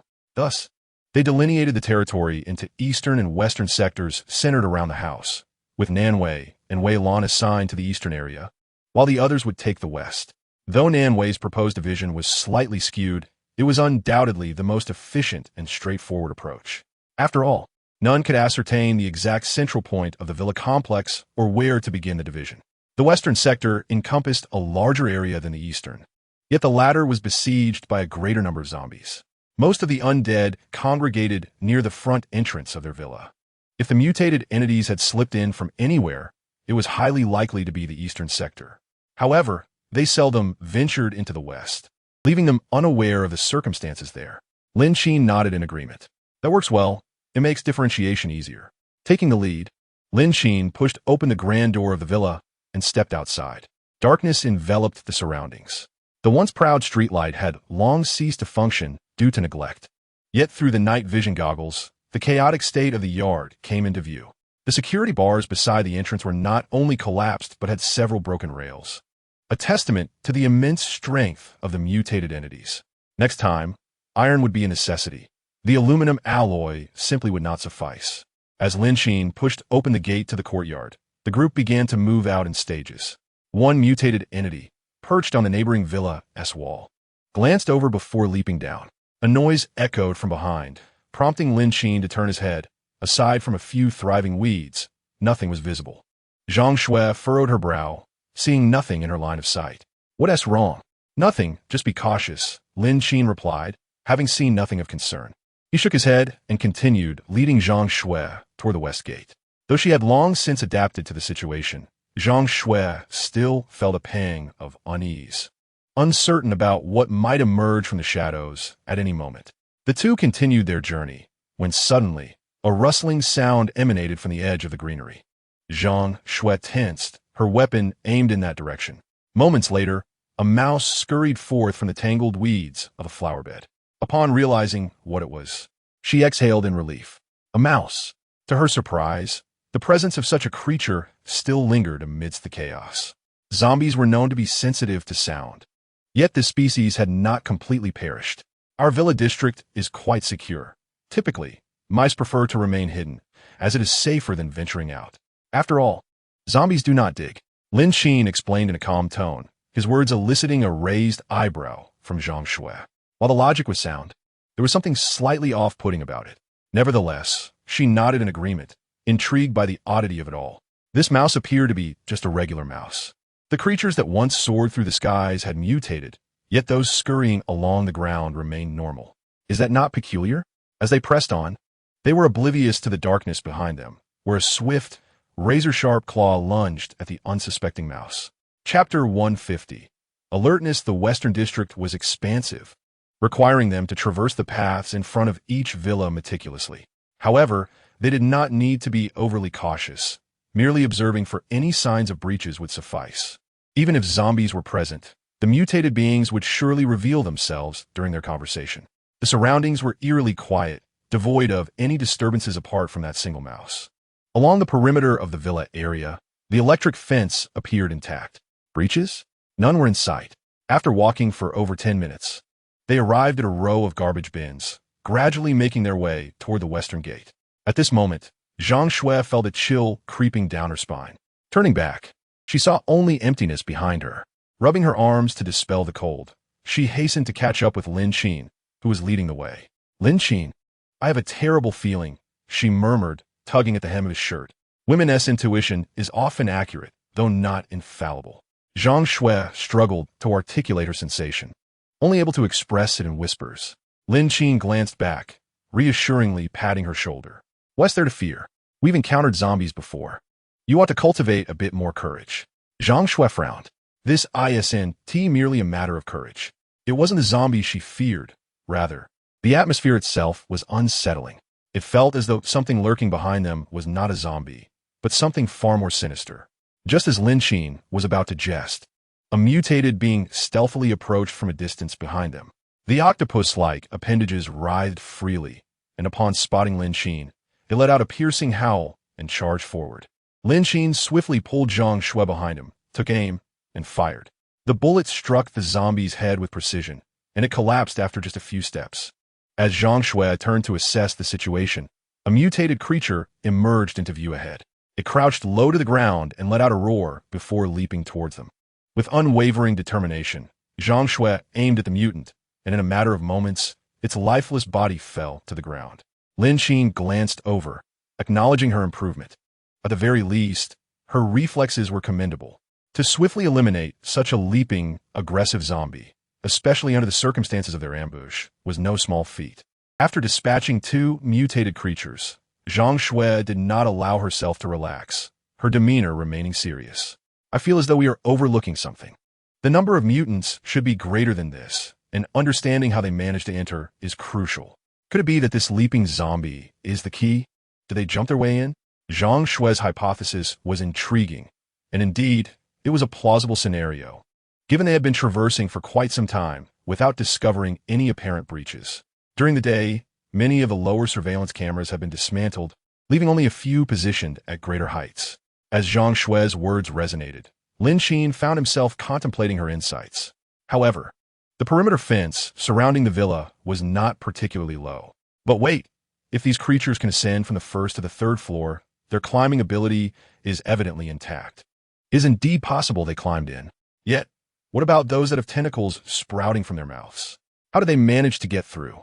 Moreover, with the existence of electric fences, this shouldn't be feasible, Lin Qin mused, falling into deep thought. Nevertheless, he did not dwell on it for long. He and Zhang Shui continued along the edge of the fence towards the other side. As they passed the west gate, Lin Qin took a moment to examine it closely, ensuring there were no issues before observing the twine tied to the gate. The twine bore signs of having been broken. Initially, he had secured it when closing the gate, but later switched to using a chain upon discovering it, locking it with a key. Consequently, the west gate was no longer secured merely by twine. They proceeded forward for approximately 5 minutes when suddenly, a voice crackled through the intercom. Nan Wei was on the line. "We're near the east gate and have spotted other survivors." This news was far from reassuring. Lin Qin furrowed his brow. "How many?" "I'm not sure, but at least 4 or 5, came the reply. "Wei Lan and I are lying low by the gate, uncertain of these individuals' intentions." "All right, we'll head over. If they breach, we will eliminate them." Lin Qin pressed the intercom button and exchanged a decisive glance with Zhang Shui. As the words fell from the air, the large iron gate of the courtyard creaked open. Zhang Shui immediately turned her gaze with heightened vigilance. The two exchanged glances, then focused on the slightly ajar gate. Suddenly, 4 or 5 sparrows burst forth from the courtyard, and thereafter, silence reigned. Zhang Shui breathed a sigh of relief. "Let us go. It seems there are no mutated beings around." Lin Qin nodded in agreement. Uncle Yu swiftly dispatched a regular zombie with his blade, stripping the creature of all usable equipment. Among the salvaged items, the night vision device proved to be the most valuable. One must commend the wealth of gear possessed by the special police. Yuna, wielding her machete, eliminated a few wandering zombies, yet they bore no useful items, lacking the fortune of Uncle Yu who had found a night vision device. The team pressed onward, soon reaching their intended destination. However, a congregation of zombies had amassed along the street, drawn by some unseen lure. With the assistance of the night vision device, their nocturnal navigation was relatively smooth. They deftly evaded the zombies and arrived at the eastern gate. Uncle Yu's gaze fixed intently on the gate ahead. In the darkness, he discerned the silhouettes of 2 women moving within. At 11 o'clock at night, it was astonishing that these individuals were still roaming outside. It was uncertain whether they had noticed the team or were merely conducting a routine night patrol. Regardless, either scenario would impact their movements. Adhering to the notion of a surprise attack, he commanded the team to remain still, each member taking cover behind the derelict vehicles lining the road. This would prevent them from being exposed in plain sight, providing some concealment should they encounter any other zombies on the street. Suddenly, the figures ahead halted, abruptly vanishing from his line of sight. Uncle Yu furrowed his brow. These individuals were cunning, and he could not ascertain if they had detected their presence. "Wang He," Uncle Yu called out, and the concealed Wang He revealed his head, remaining silent yet indicating his awareness. "Let us adhere to the previously discussed plan." "Just a moment, Dad," Yuna interjected, grasping Wang He's arm. "I have a feeling they VE spotted us. If we advance now, we might become live targets for them." The current timing was not pressing for them.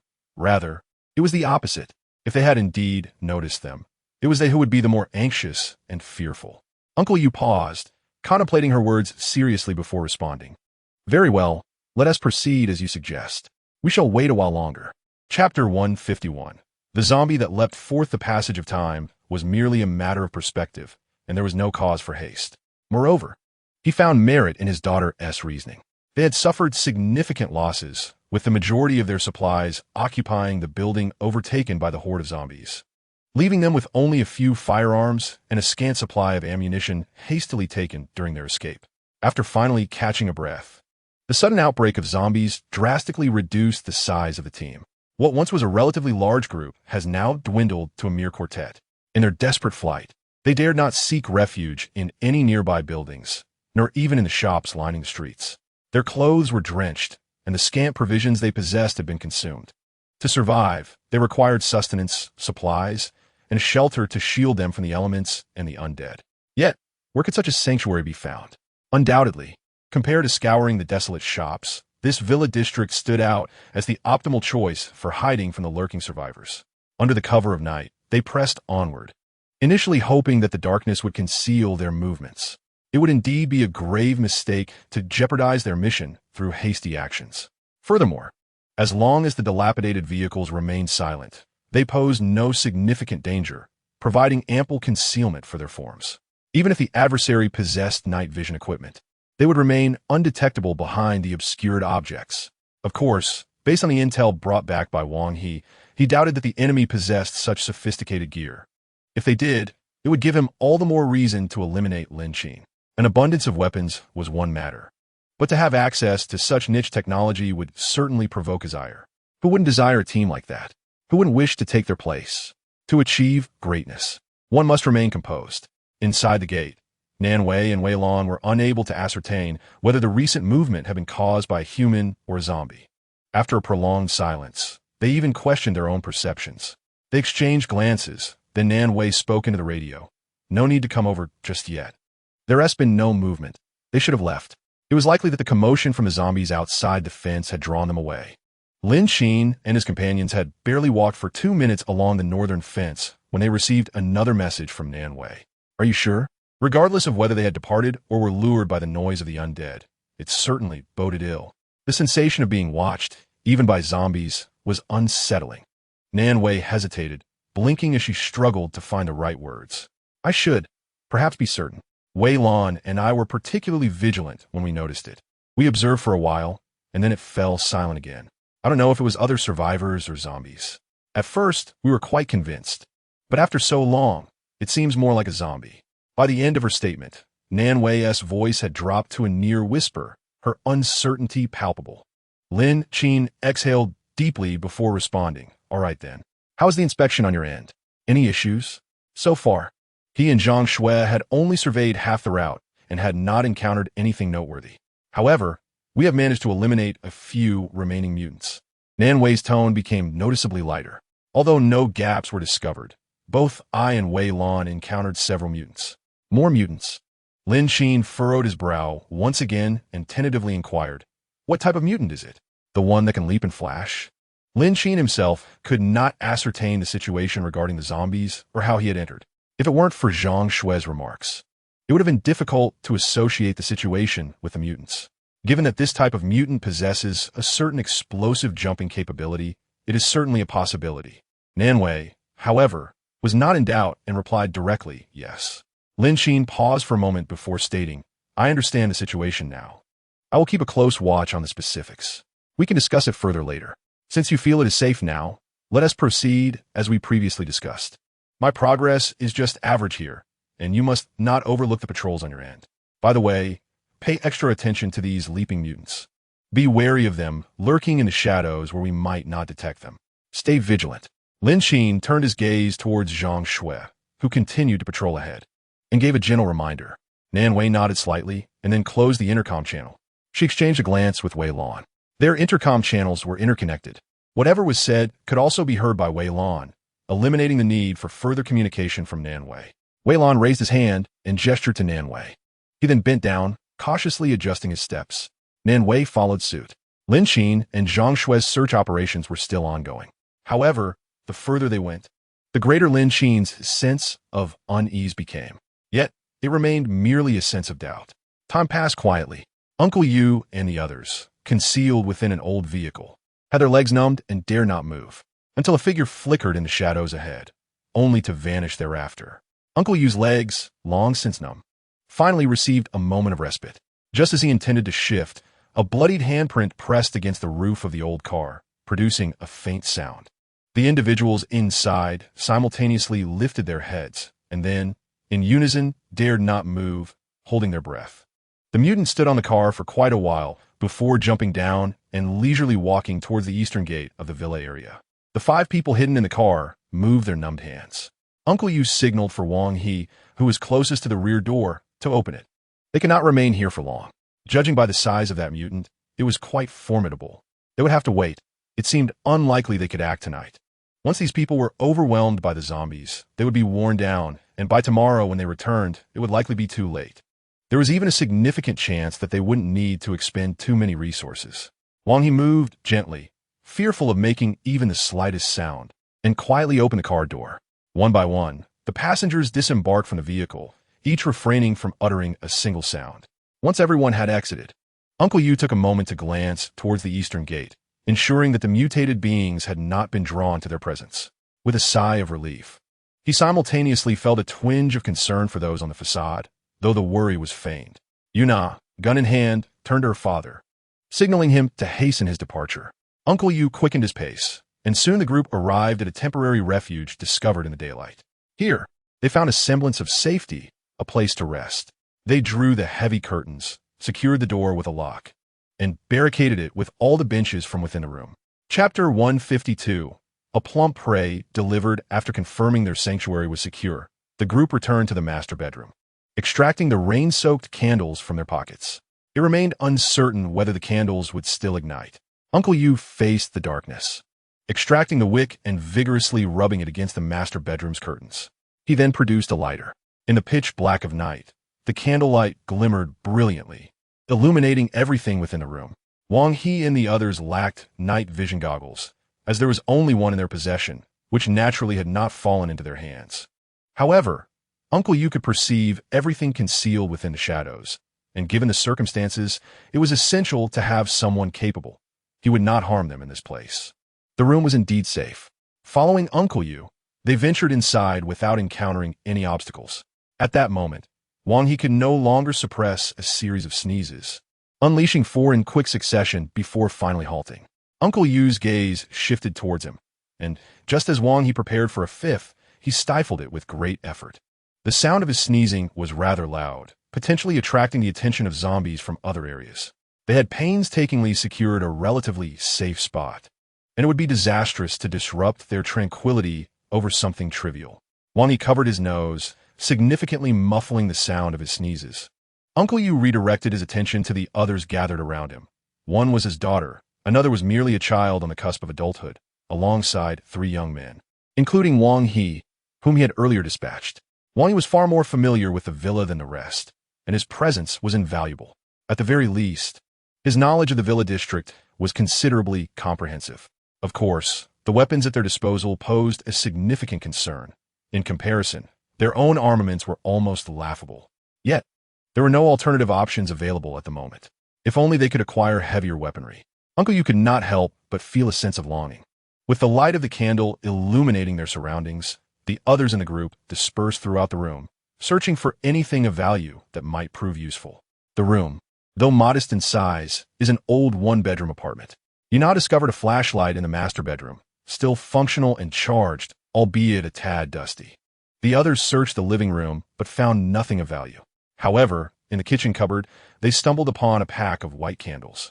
Given the likelihood of power outages in this aging community, it was fortunate to find candles. Though there were only 3, they would suffice for the time being. Despite their efforts, they could not uncover any other useful items. The master bedroom felt cramped as 7 people suddenly filled the small space. Yuna sat on the edge of the bed. Beside her were Li Sheng and Wang He. The other 3, including Su Ku, stood by the window, having been the first to enter and draw the curtains, ensuring that light did not escape. Although the candlelight was dim, it illuminated the interior just enough for Su Ku to keep a vigilant watch on the outside. Jiang Cheng and Lu Yuan occupied the small love seat at the foot of the bed. The bedroom was indeed cramped. Suddenly, Yuna's stomach rumbled audibly in the stillness of the room. This sound triggered a chain reaction. Soon, everyone's stomachs echoed the same complaint. After a day of travel, their meager provisions had long been exhausted, leaving them ravenous. With a safe haven at last, their hunger pangs became acutely pronounced. Yet, at that moment, there was nothing to eat. Uncle Yu glanced at Yuna and the others, sighing, "We have no food available. Let's try to endure a little longer." Even outside, it's nearly impossible to find anything to eat.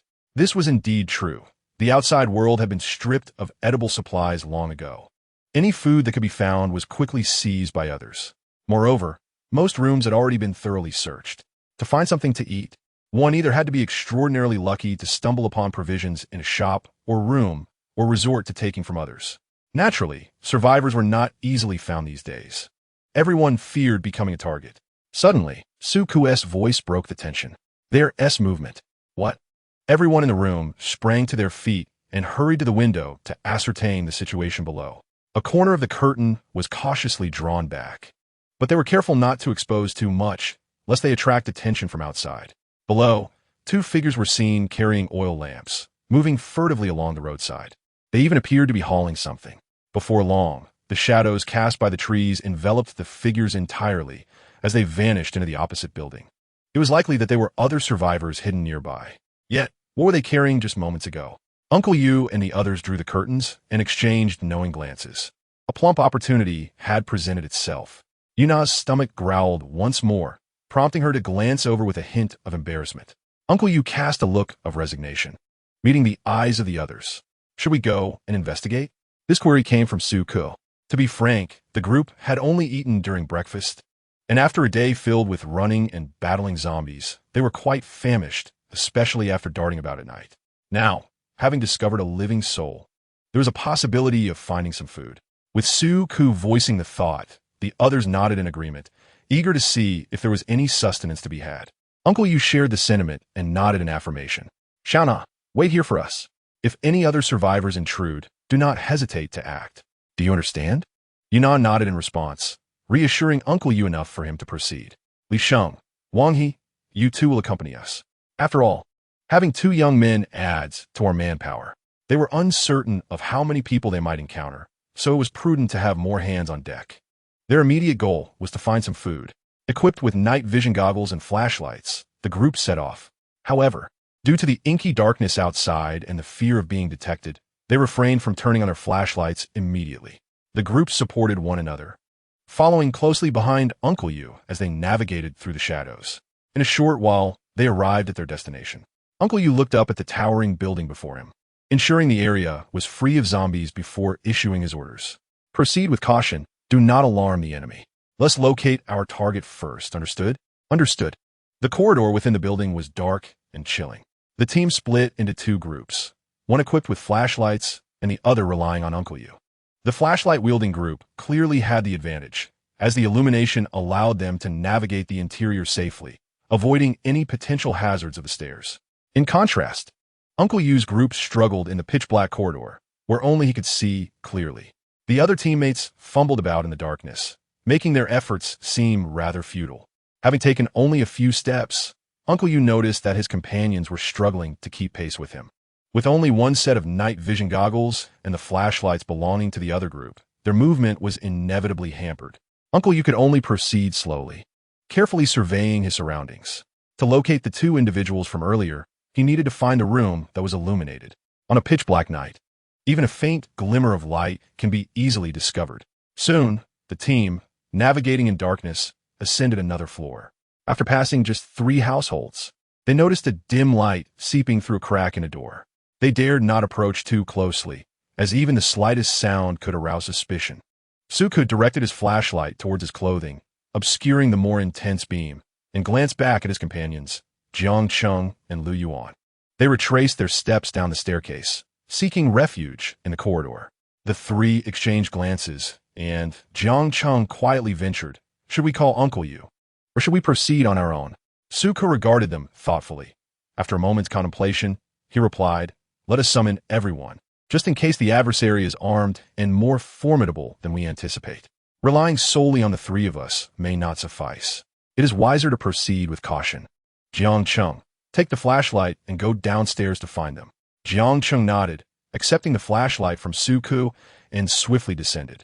With the flashlight's glow extinguished, the corridor was engulfed in darkness. The two crouched on the steps, refraining from making a sound. However, the absence of light cast an unsettling shadow around them. Lu Yuan shifted closer, slowly retrieving a lighter from his pocket. Though the lighter's flame was dim, it provided a semblance of light in the oppressive darkness, easing their anxiety somewhat. Suku watched as Lu Yuan leisurely produced a candle. Suku's astonishment was palpable as he asked, What are you doing? Lu Yuan, lowering his gaze, directed the flame of the lighter towards the candlewick. As the candle flickered to life, he explained nonchalantly, I brought it. Otherwise, in this pitch blackness, if zombies appear or if we are ambushed, we would be none the wiser. It just feels more reassuring. You see, lighting this candle brings a sense of security. Suku chuckled softly, casting a glance toward the elevator lobby outside the corridor. After confirming there was no unusual activity, he smiled again. You are indeed thoughtful. The two shared a smile. In the darkened corridor, the light from the candle instilled a sense of safety in them. However, they did not wait long. Within 10 minutes, Uncle Yu and the others hurriedly ascended from below. Jiang Cheng had already conveyed the situation to them. They arrived at the location where light seeped through the door crack, leaving the youngest, Li Sheng, standing by the door while the others positioned themselves against the wall. Lu Yuan extinguished the candle, and Jiang Cheng turned off the flashlight. Li Sheng, standing at the door, glanced around before raising his hand to knock. He lowered his voice, his tattered clothes hanging loosely on his frame, and even his hair was in a disheveled state. He tried his utmost to appear non-threatening. The room was silent. Li Sheng could not help but continue. Is anyone there? Please help me. His voice carried a hint of desperation, filled with helplessness. The two individuals inside the room, armed with makeshift weapons, did not rush to open the door. Instead, they fixated on the closed door, their expressions tense. On the sofa in the living room, a woman cradling a child glanced helplessly between the door and the two wary men. She wished to inquire, but was gestured at by one of the men to remain silent. With anxious eyes, she tightened her embrace around the child, gently patting the back of the little one's head. In a state of panic, she hurriedly retreated into the inner bedroom. Mommy, it seems like their essay brother outside. The child whispered softly, but the words resonated clearly within the room. The woman, still holding her child, stood at the threshold of the bedroom, hastily covering the child's mouth, her gaze darting towards the men in the living area. The two men, their eyes locked, were evidently taken aback by the child's unexpected utterance. One of the men rushed to the woman's side, ushering them into the room as he spoke. No matter what happens, do not come out. Remain silent. After giving his instructions, he pressed a fully packed backpack and a flashlight into her hands, earnestly advising her. Just as he was about to close the door, the woman grasped his arm, her eyes filled with unease. Her words sounded eerily reminiscent of a final farewell. She was not only terrified, but also concerned for her partner. What about you? What will you do with Tang Ji? Upon hearing this, Tang Xiaotian feigned nonchalance, saying, Do not be afraid. Stay inside with the child. There are provisions in the bag. Keep it close. If the situation turns dire, escape through the window. There's a pulley system we use for work on that side. Strap in securely, and you can descend safely with the child. He emphasized, remember, if things go awry, make haste, and do not concern yourself with me or Tang Ji. However, Hihua wished to say more, but Tang Xiaotian swiftly pushed her and the child into the room and shut the door. The kerosene lamp on the dining table cast a dim light. Turning back, Tang Xiaotian and Tang Ji exchanged glances, silently understanding each other's thoughts. Tang Xiaotian extinguished the lamp in the living room. The two men gripped their weapons tightly, standing quietly behind the door, listening intently to the sounds outside. The commotion continued beyond the door, accompanied by a somewhat childish voice. Yet, the two individuals inside the room dared not lower their guard. Outside, Li Sheng's voice, slightly weakened, rose again, but still there was no response. He could not help but turn his head, glancing at his teammates hiding behind the walls, and shrugged his shoulders. Yushu furrowed his brow, astutely noting that the light seeping through the crack of the door had vanished. He raised his head, placing his palm over the light source, significantly dimming its glow. Chapter 154. This is a rocket launcher.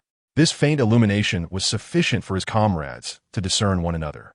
Yushu gestured for Li Sheng to step back, yielding the doorway to others. In his stead, Jiang Cheng took position at the entrance. He first stretched his limbs and then launched a series of powerful kicks at the door. Initially, the heavy door remained impervious to his assault, showing no signs of yielding even after several vigorous strikes. Goodness, this door is remarkably sturdy. For a fleeting moment, Jiang Cheng questioned his own strength. However, Yushu did not fault him. Every household-s door is uniquely crafted, some undoubtedly more robust than others. Yet, their attempts to break in had not gone unnoticed. The occupants within were likely already on high alert. Could it be that they were outmatched? Such thoughts dissipated swiftly as Yushu raised his flashlight and turned on its full beam. Failing to force entry would only alert the adversaries. There was no longer a need for concealment. Those inside should come out willingly. Otherwise, they would not find them merciful. Tang Xiaodian and his companion remained silent, the gravity of the situation tightening their nerves. Their weaponry was inadequate. Should they resort to their sole instrument here, it would likely spell doom for them all. They exchanged glances, each hesitant to respond. Yushu, receiving no reply, sighed. Since they were so uncooperative, they should not blame him for what followed. He waved his hand, beckoning Su Ku to approach. Armed with a dagger, Su Ku slipped it through the gap at the door, attempting to pry it open. Within, a slight opening appeared, and the outsiders poised themselves to rush in, while the occupants readied their weapons for an imminent assault. As the door was pried ajar, a cold glimmer of steel reflected in the darkness, and before Jiang Cheng could react, he was struck in the left shoulder by the dagger. Fortunately, his reflexes were swift, and being a man of strength, he countered, disarming his assailant while delivering a powerful kick. A bone-crunching sound echoed as the attacker's hand fractured. Before anyone could comprehend the unfolding chaos, another individual burst forth. This time, Li Sheng was not so fortunate, losing his life on the spot.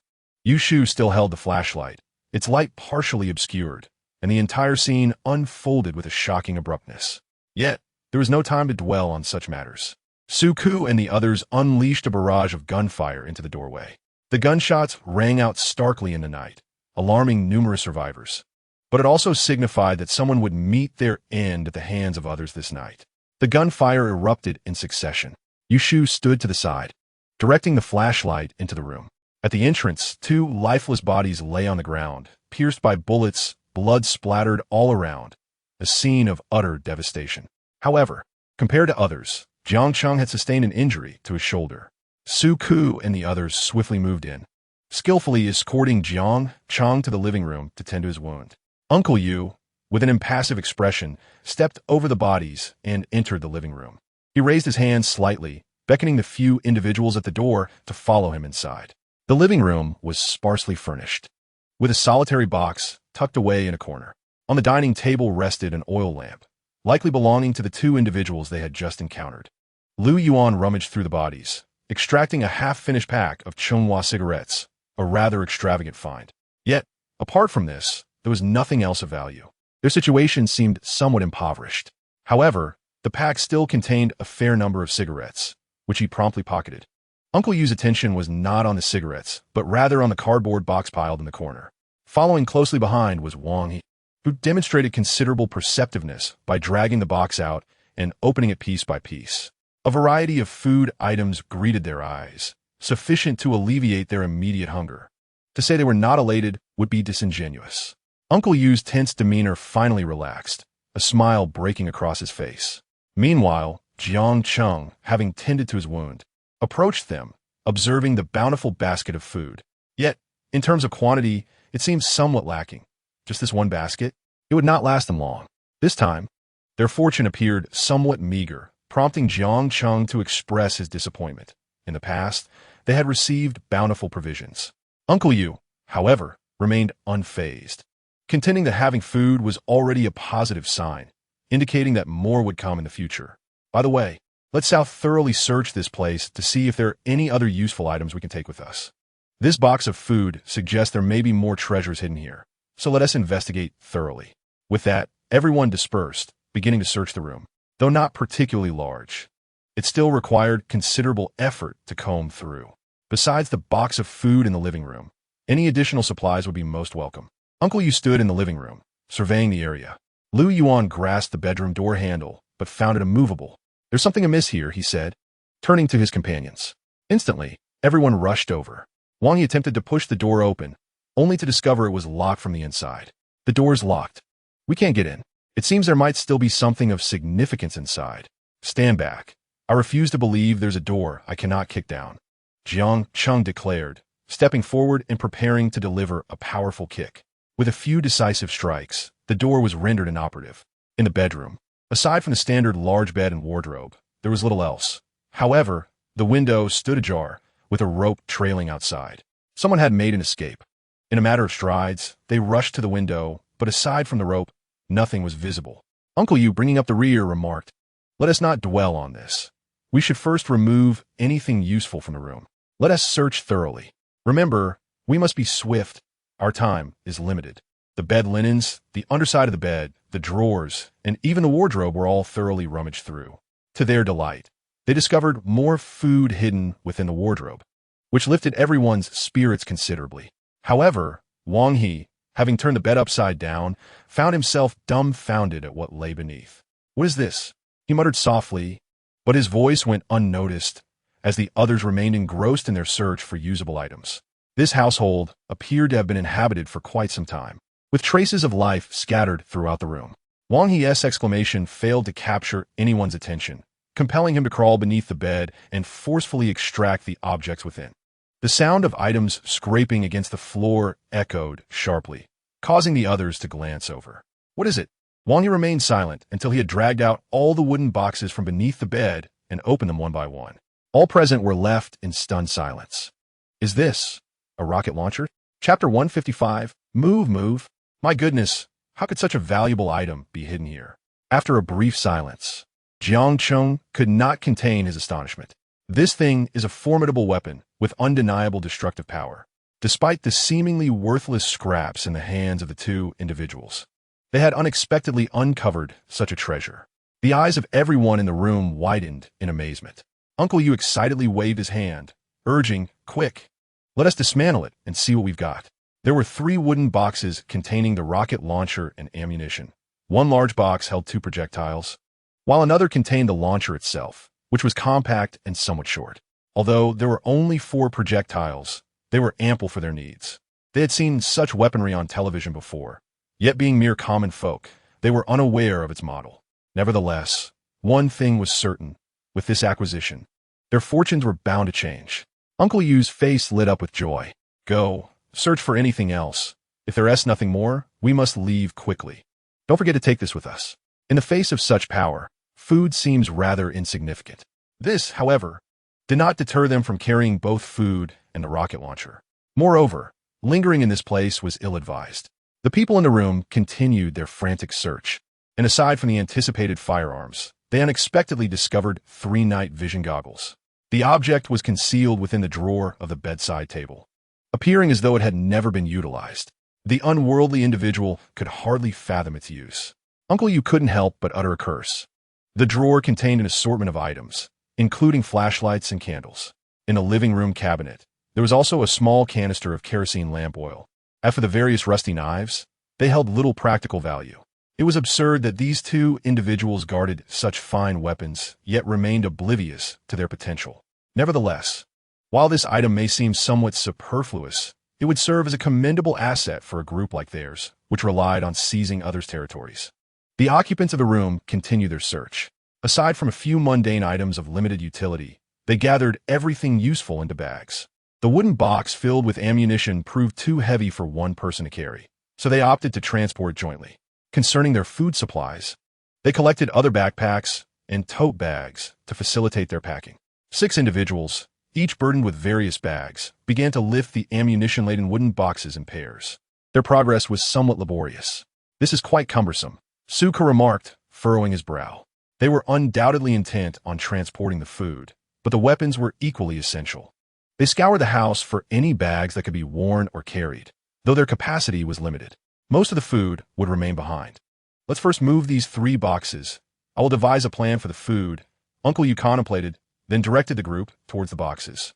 They could carry away a small portion of food, yet the majority remained invaluable in a situation where sustenance was scarce. Naturally, they wished to take as much as possible, but when weighed against the importance of the rocket launchers, the priority was clear. If they could not carry them, it would be a regrettable loss. Thus, they resolved to prioritize the boxes containing the rocket launchers before addressing any other concerns. The group nodded and began to transport the boxes in batches. Meanwhile, Uncle Yu's mind raced with thoughts. He cast aside the bedding from the bed, heaped the food found in the wardrobe onto it, and subsequently tied the corners of the sheets to form a makeshift bundle. Stuffed to the brim, Uncle Yu attempted to lift the heavy load. Despite the strain, he managed to shoulder it. With the substantial package on his back, he hurried after the others. As he approached the door, his gaze fell upon Li Sheng's lifeless body. a complex emotion flickering in his eyes. He glanced back at Uncle Yu. Li Qin. Just as he began to speak, Uncle Yu, laden with his burdens, squeezed through the door. Observing Suka blocking the entrance, his tone grew impatient. What are you dawdling for? Hurry up and move. Are you waiting to become zombie fodder? Suka received a kick to the rear, nearly losing his grip on the wooden box. He turned back, helplessly asking Uncle Yu, shall we just leave Wang Sheng's body here without doing anything?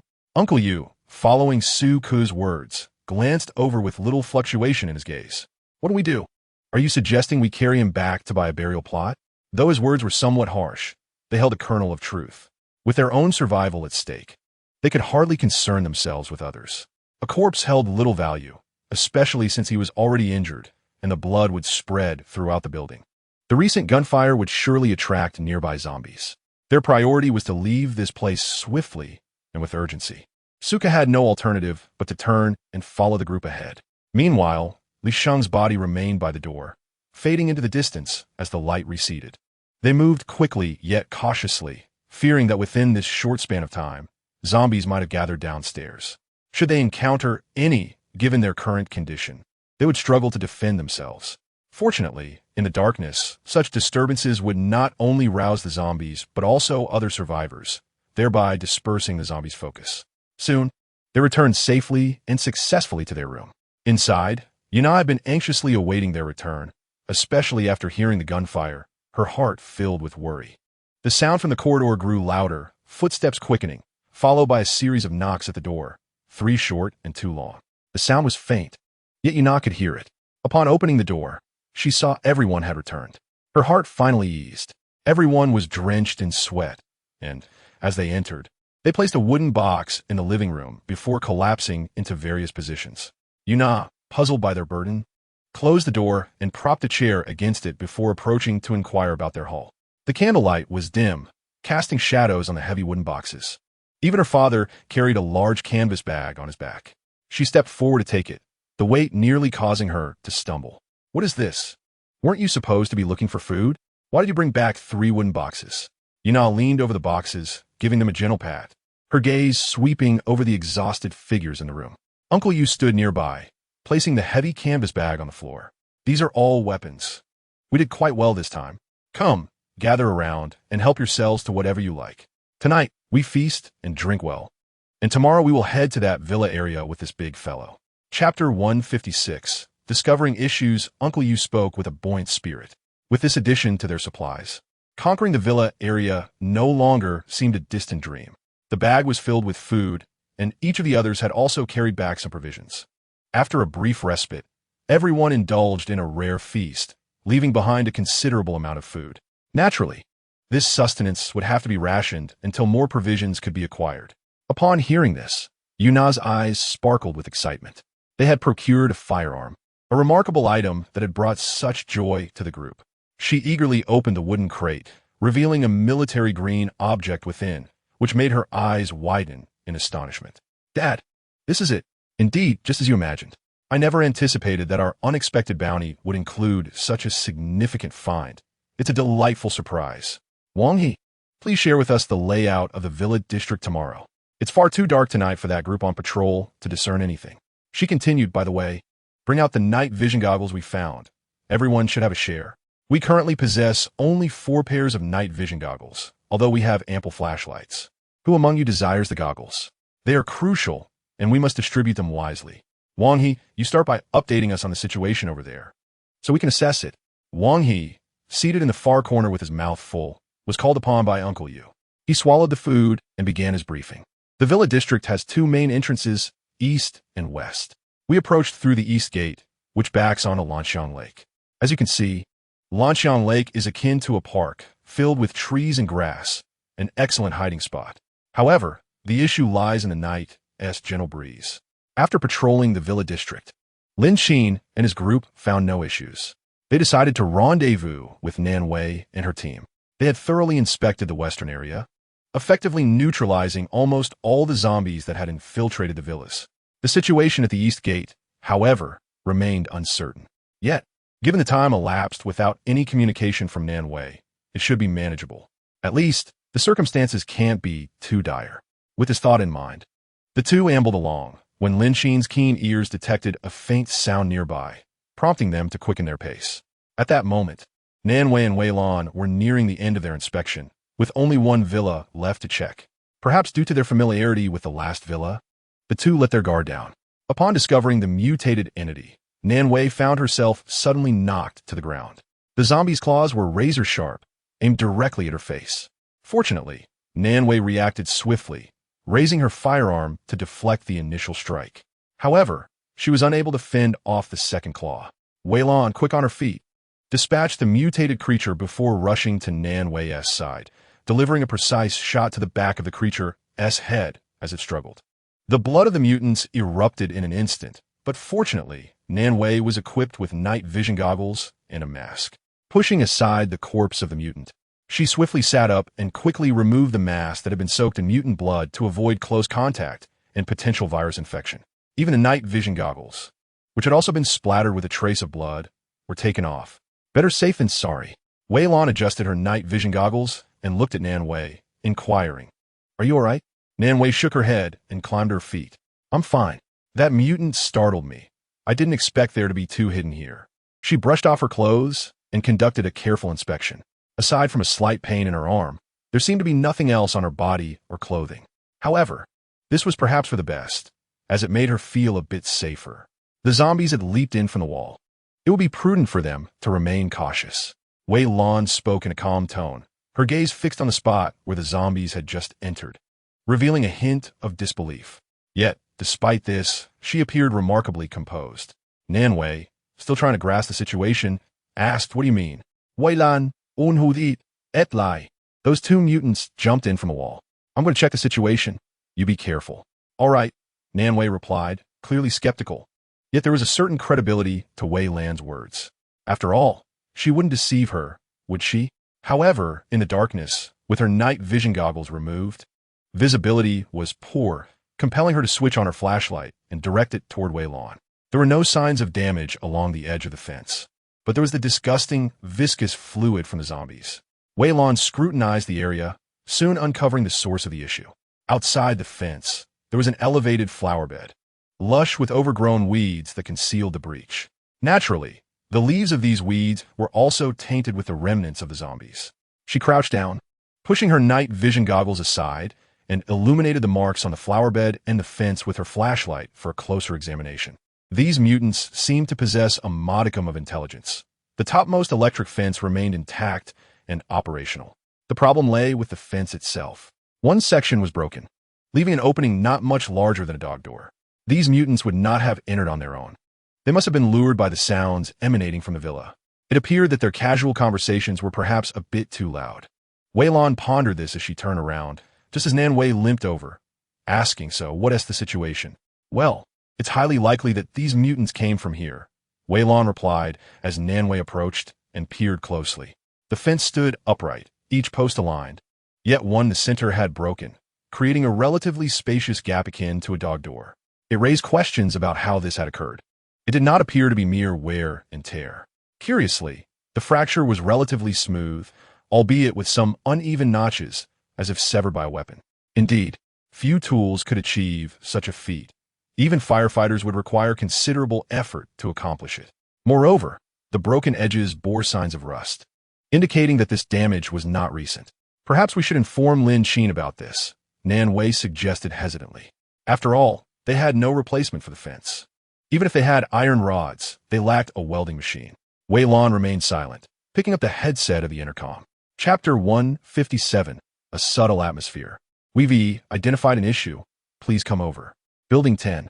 Wei Lan's words were concise and clear, starkly contrasting with Nanwei's uncertainty. After speaking, she turned to Nanwei, inquiring, "What's wrong?" Nanwei's expression was troubled. Jolted back to reality by Wei Lan's question, she shook her head.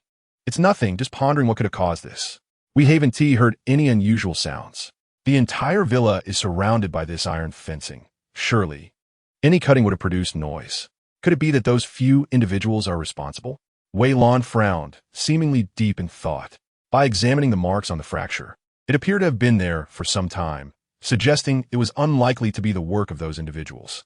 If it were truly them, Why didn't they enter from here instead of lingering outside? Let us leave it for now, she concluded, unable to decipher the situation. Deciding to wait for Lin Qin to arrive and assess it himself. Nan Wei stood aside, contemplating saying more, when suddenly a beam of light approached. As it drew nearer, Lin Qin's figure came into view. Wei Lan stepped forward. You arrived just in time. Please take a look. The mutated creatures must have entered through here.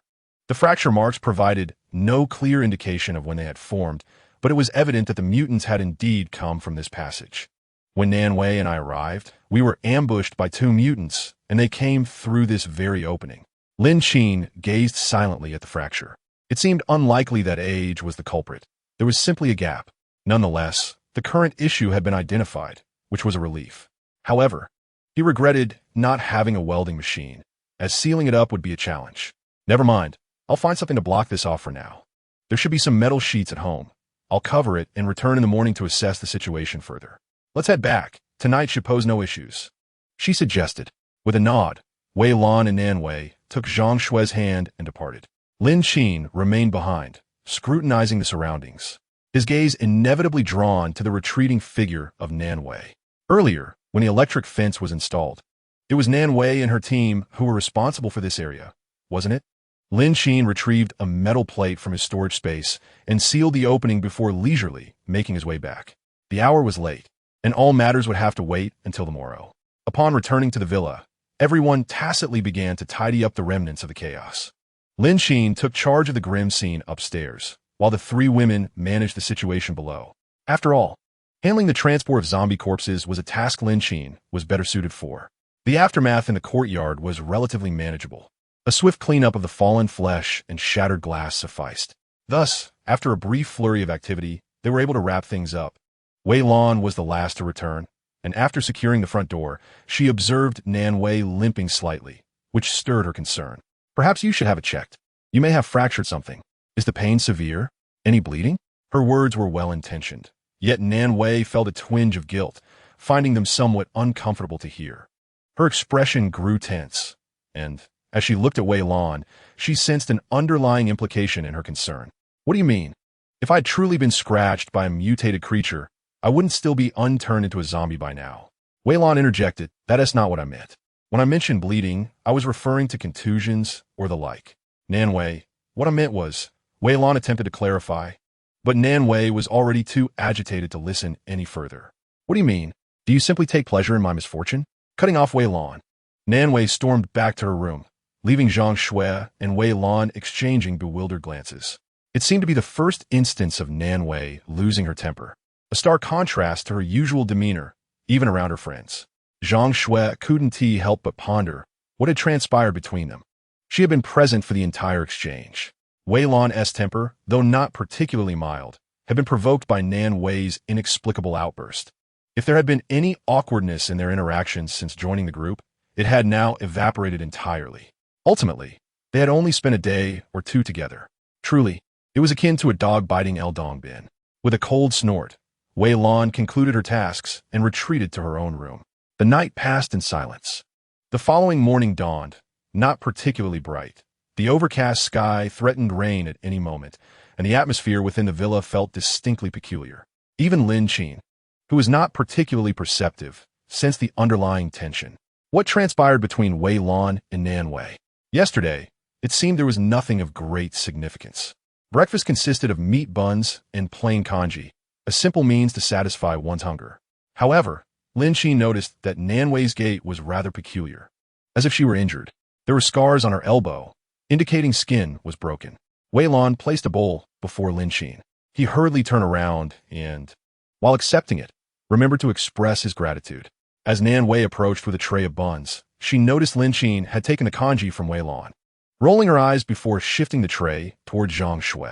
Today it's all meat buns. Xiao Xue, make sure to eat plenty. Lin Qin's outstretched hand awkwardly hovered in midair, followed by a furrowed brow. At this moment, Wei Lan returned with 2 bowls of congee, setting one in front of herself and the other for Zhang Shui. Neither of the 2 women uttered a word. Zhang Shui glanced at her 2 older sisters, then took 2 meat buns from the tray, handing one to Lin Qin.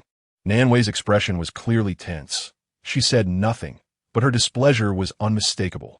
She took 2 meat buns and ascended the stairs. Meanwhile, Wei Lan acted as if nothing had transpired, casually remarking, "Eat up. It seems I steamed too many." There were 4 of them in total, with each person having 2 buns, totaling 8, yet 10 had been steamed. There was also a large pot of congee, which appeared far too abundant to finish. Just as Nan Wei departed, Wei Lan stood up again. "Oh, I forgot to turn off the pot. I'll go do that."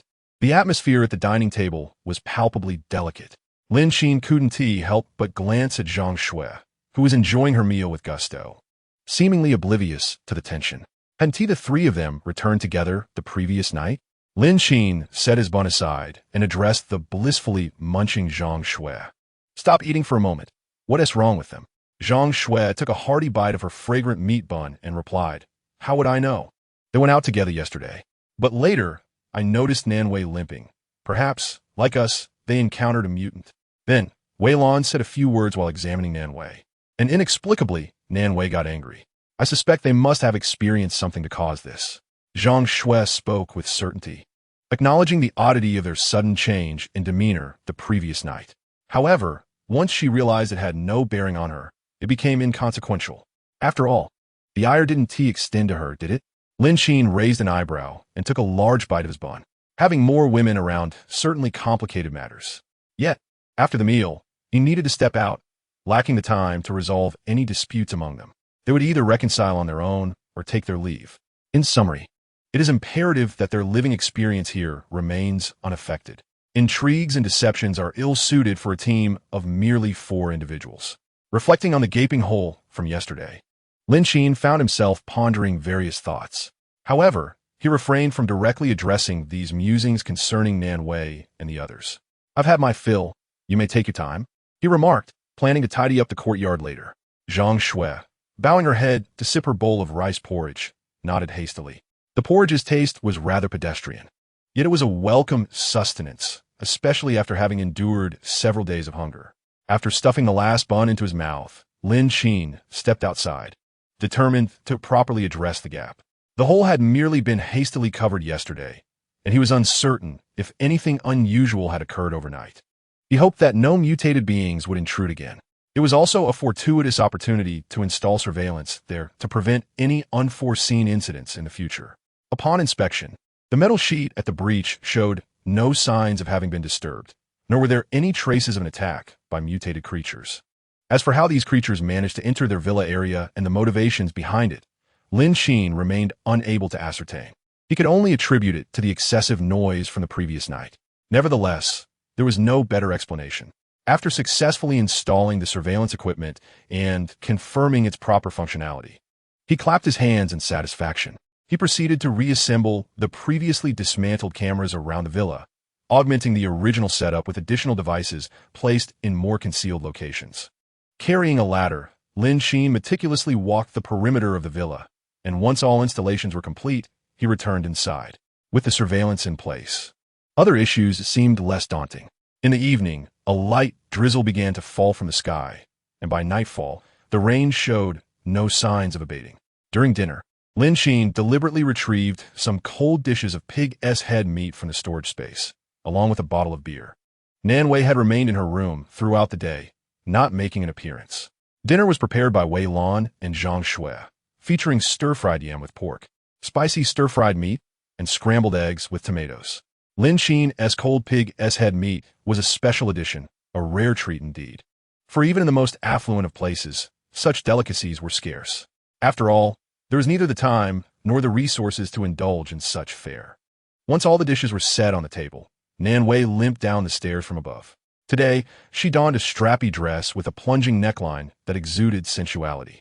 Her curvaceous figure was perfectly accentuated by the attire, particularly her alluring silhouette. Lin Qin could not help but swallow hard, recalling a particularly passionate night. Since indulging in that one instance of carnality, he had refrained from such activities for quite some time, leaving him feeling somewhat heated. Nan Wei raised her hand to tuck a strand of hair behind her ear, her gaze momentarily brushing past Lin Qin before settling on Wei Lan beside her. With a look of sincere regret, she approached Wei Lan. "I apologize for my behavior yesterday. I was in a rather poor mood, and my attitude this morning was far from pleasant. I am aware that my apologies may seem futile at this point, yet I still wish to express my regret sincerely. Last night, I was tackled by a mutant creature, and if it weren't for you, I doubt I would be standing here speaking now. At that moment, I was filled with a sense of dread. My leg was dislocated, and my arm was scraped. I was genuinely concerned that you all might wish to dismiss me, considering I had been in close contact with a mutant. My emotions overwhelmed me, and I am truly sorry for my outburst. I do not seek your forgiveness. I merely wish to alleviate the burden on my conscience. Lowering her head, Nan Wei's eyes inadvertently flickered toward Wei Lan. Observing this, Lin Qin attempted to interject, but Zhang Shui grasped his hand to silence him. Do not speak. Wei Lan sat at the dining table, engrossed in serving herself rice, not immediately responding or displaying any other emotion. Just when Nan Wei believed the situation was insurmountable, Wei Lan handed her a bowl of rice. Let's eat first. How's your leg now? Nan Wei's head snapped up in surprise. Oh, I managed to set it back myself. It hurts a bit, and I'm not walking smoothly. Wei Lan, her expression taut, nodded slightly. That is good to hear. Please enjoy your meal. Have you forgiven me? Nan Wei inquired. Lin Qin commented. Well, he was just about to say something nice, but Zhang Shui had a firm grip on his hand. In just a few exchanges, these two women seemed to reconcile. Women are indeed perplexing. However, reconciliation was the most important thing. A hint of relief graced Nan Wei's face as she smiled lightly. All right, I will wash my hands first. With that, she limped away, her movements somewhat exaggerated. Before departing, her gaze flickered over to Lin Qin. You just returned from outside. Aren't you going to wash your hands? Lin Qin shifted his eyes, glancing at the two women. At that moment, Wei Lan was solely focused on serving the rice, while Zhang Shui's attention was entirely consumed by the dishes on the table. Perhaps it was due to having been hungry for several days. But uttering those words in front of them felt like a blatant provocation. Lin Qin cleared his throat and stood up. I will go wash my hands. Having just returned from outside, it was perfectly normal for him to do so. Yet, when those words came from Nan Wei's lips, they felt somewhat out of place. In the restroom, Nan Wei filled a basin with water to wash her hands. As Lin Qin entered, she quietly locked the door behind her. Lin Qin turned back, his eyes shimmering with amusement, only to find Nan Wei had approached him, pressing her body against his and wrapping her arms around his neck, her tone playful and affectionate. It has been quite some time since we were last together. The implications of this statement are manifold. Lin Qin lowered his head, his gaze naturally falling upon the attire adorning Nan Wei, observing a particular area. He playfully squeezed her curvaceous form. Chapter 159. Implications. Nan Wei momentarily froze, but quickly regained her composure. To be candid, Lin Qin's words were rather too forthright. It had been ages since they had spent time alone, and Lin Qin seemed to act as if nothing had transpired. Initially, she felt a twinge of shyness and apprehension, uncertain of how to engage him in conversation.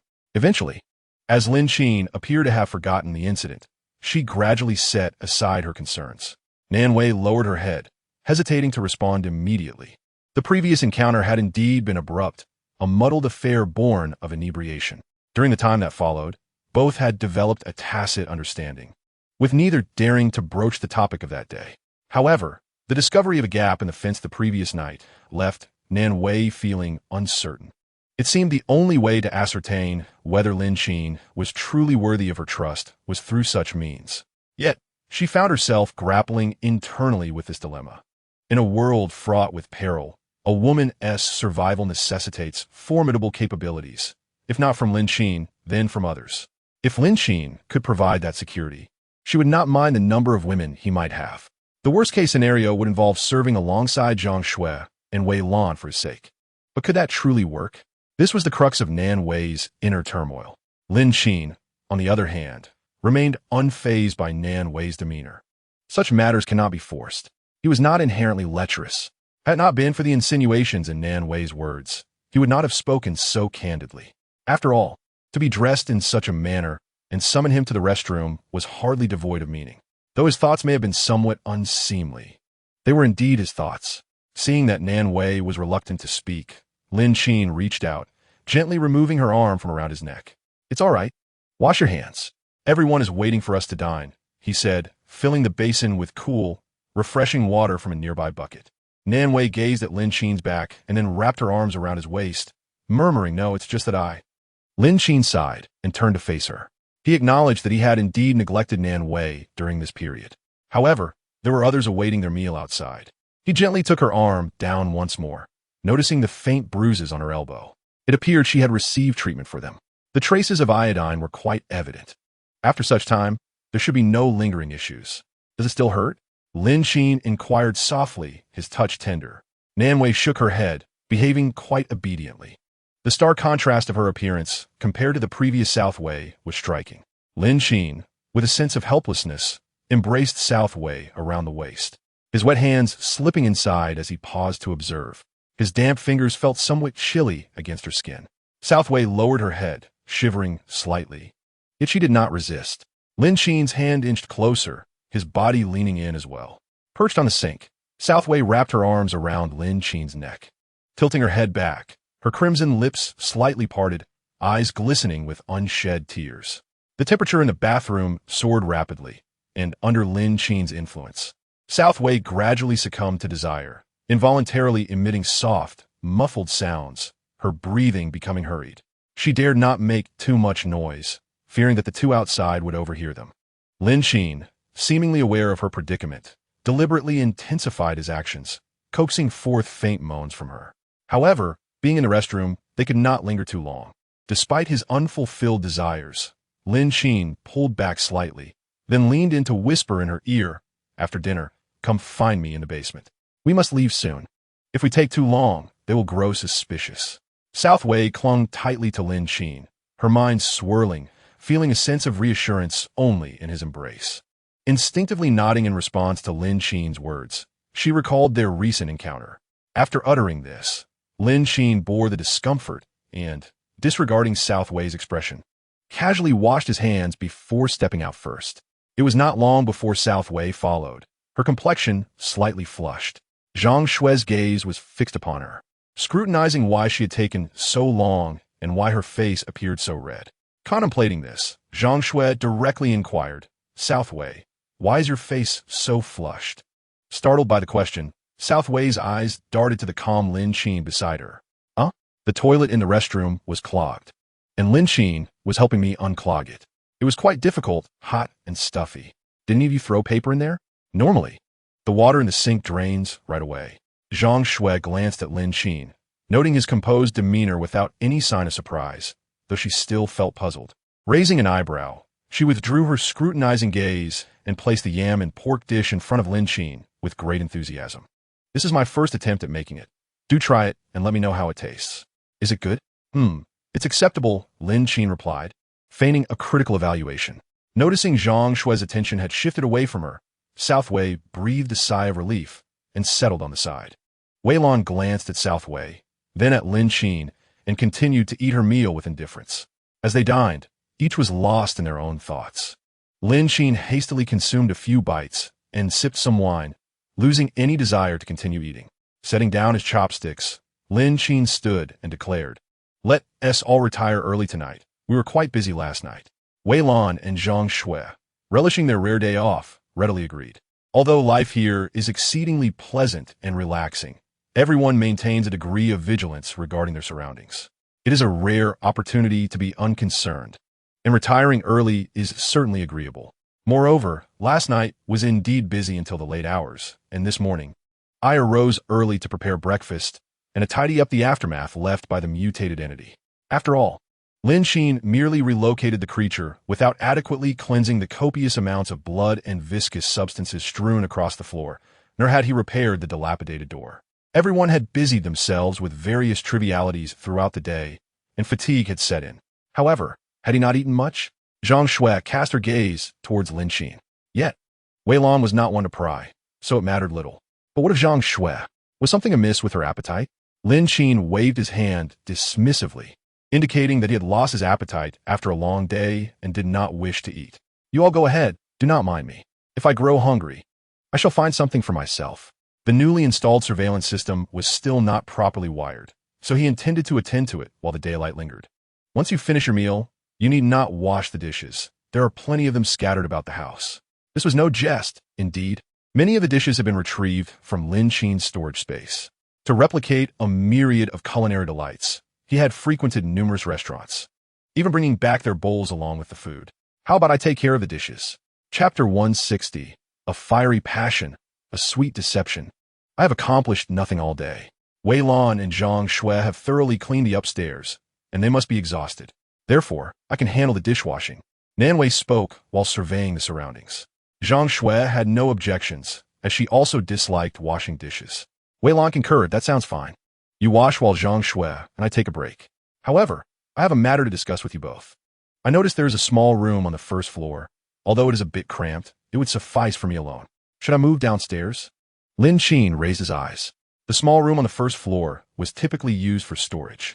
It was indeed small, but it could accommodate someone as long as they were not particular. That is acceptable, but the room is quite cluttered. Allow me to consider where to place everything before we proceed. All right, I am in no hurry. Lin Qin nodded and took a tissue to wipe his mouth. Meanwhile, Zhang Shui and Wei Lan continued their meal. Nanwei sat nearby, her appetite waning. Nanwei, once you finish eating, please come find me to assist with the ladder. I need to install the surveillance wiring. Oh, certainly. As Nanwei nodded, Lin Qin had already stepped outside. After hastily consuming a few bites, Nanwei hurriedly followed him. The installation of the wiring did not take long. By the time the two returned, the room was enveloped in silence. The bowls and chopsticks remained arranged on the dining table as Nanwei approached and lifted one of the bowls. Just then, Lin Qin entered the room, having closed the door behind him, and he caught sight of Nanwei diligently preparing to wash the dishes. He couldn't help but remark, "You really intend to wash them?" Nanwei turned her head, replying, "I took it upon myself, so I must wash them." Lin Qin shook his head and moved to the table, positioning himself behind her. He leaned close to her ear, his voice calm and soft. "No need for that. Let us not forget our primary objective." Feeling a touch of shyness, Nanwei gently pushed him away, saying, "Don't mess around. What if they see us? What is there to fear?" Lin Qin's hands brushed against the dishes on the table, and in an instant, they vanished under Nanwei's gaze. She widened her eyes in surprise. Lin Qin then drew nearer, effortlessly lifting her in his arms and whispering in her ear, "Do not forget, we have unfinished business." Startled by the sudden embrace, Nanwei gasped, cautiously glancing towards the staircase to ensure that Wei Lan and Zhang Shui were not in sight. They pushed open the basement door, entering one after the other. This was Nanwei's first leisurely visit to this place. She scrutinized the basement surroundings, recalling how she had rushed in last time without a proper look, interrupted by the commotion outside. Now, returning, her curiosity was piqued. Lin Qin was indeed full of surprises. This place hardly resembled the abode of an ordinary person. The house itself echoed this sentiment. Before the zombie outbreak, who had transformed their basement into a surveillance room filled with cameras. Nanwei's gaze flickered, and her thoughts became uncertain. The villa on the west side was her home. Initially, she had wondered why Lin Qin's layout was so different from her own, but as he was merely an acquaintance, she chose to refrain from excessive inquiries. Life had continued in much the same manner since the outbreak, with little change. Lin Qin, still cradling her in his arms, carried her into the media room. Bathed in the light of the hall, they ignited like dry kindling, ready to burst into flames. Regardless of Nanwei's intentions, her willingness was enough to enhance the current experience. He suspected it was related to the gap in the fence, yet with confidence. Lin Qin was intent on enjoying the moment. As the saying goes, one may die beneath the peony, yet still be a spirited ghost. After enduring the apocalypse for so long, why not relish each day? Nanwei was not unappealing. She possessed a fine figure. Gazing at her long legs, Lin Qin felt a fiery desire ignite within him. As the pink spaghetti strap dress slipped away and the straps fell, they both tumbled onto the bed, engulfed in passion. The room grew warmer, and Nanwei's voice rose above the others, while outside, a gentle rain fell, and the sky gradually darkened. On either side of the street, the zombies continued to roam, yet everything seemed remarkably ordinary compared to the previous scenes. 3 hours later, the sound of gunfire erupted, reverberating through Lin Qin's surveillance monitors. He lifted his gaze from the gentle warmth of the woman beside him, turning towards the external screens. What is happening? Nanwei, her eyes clouded with confusion, entwined around Lin Qin's waist, inquired, "I don't know.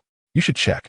However, before Lin Qin could rise from the bed, his phone vibrated once more, signaling an alert from the surveillance system. Frowning, Lin Qin climbed out of bed and donned his trousers. Observing his serious demeanor, Nan Wei felt a twinge of anxiety and hastily put on her scattered camisole dress. What's wrong? What has occurred? The surveillance indicated nearby movement. The recent gunfire had originated from the Eastern Gate's lock. They fired at the lock. Thankfully, they could devise such a plan, Lin Qin remarked. I'll go call Wei Lan and the others. No need. Your mobility is compromised, so stay here. Wei Lan should already be awake. We can manage on our own. If you're truly uneasy, simply monitor the surrounding villas for other potential survivors approaching. You can handle that. As per our usual protocol, communicate via intercom if you encounter any issues, Lin Qin instructed hastily before rushing downstairs. Without hesitation, Nan Wei followed him. The gunfire was intense. Zhang Shui and Wei Lan just happened to descend from upstairs, fully equipped, and they collided with Lin Qin and Nan Wei.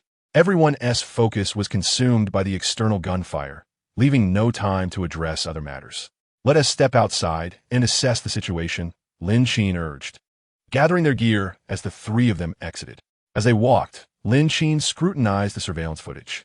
Fortunately, the newly installed cameras had successfully connected. There are 6 individuals, which is not an insignificant number. They are armed, so exercise caution. They don't appear to be affiliated with the previous group. Let us split up and remain in contact should any issues arise.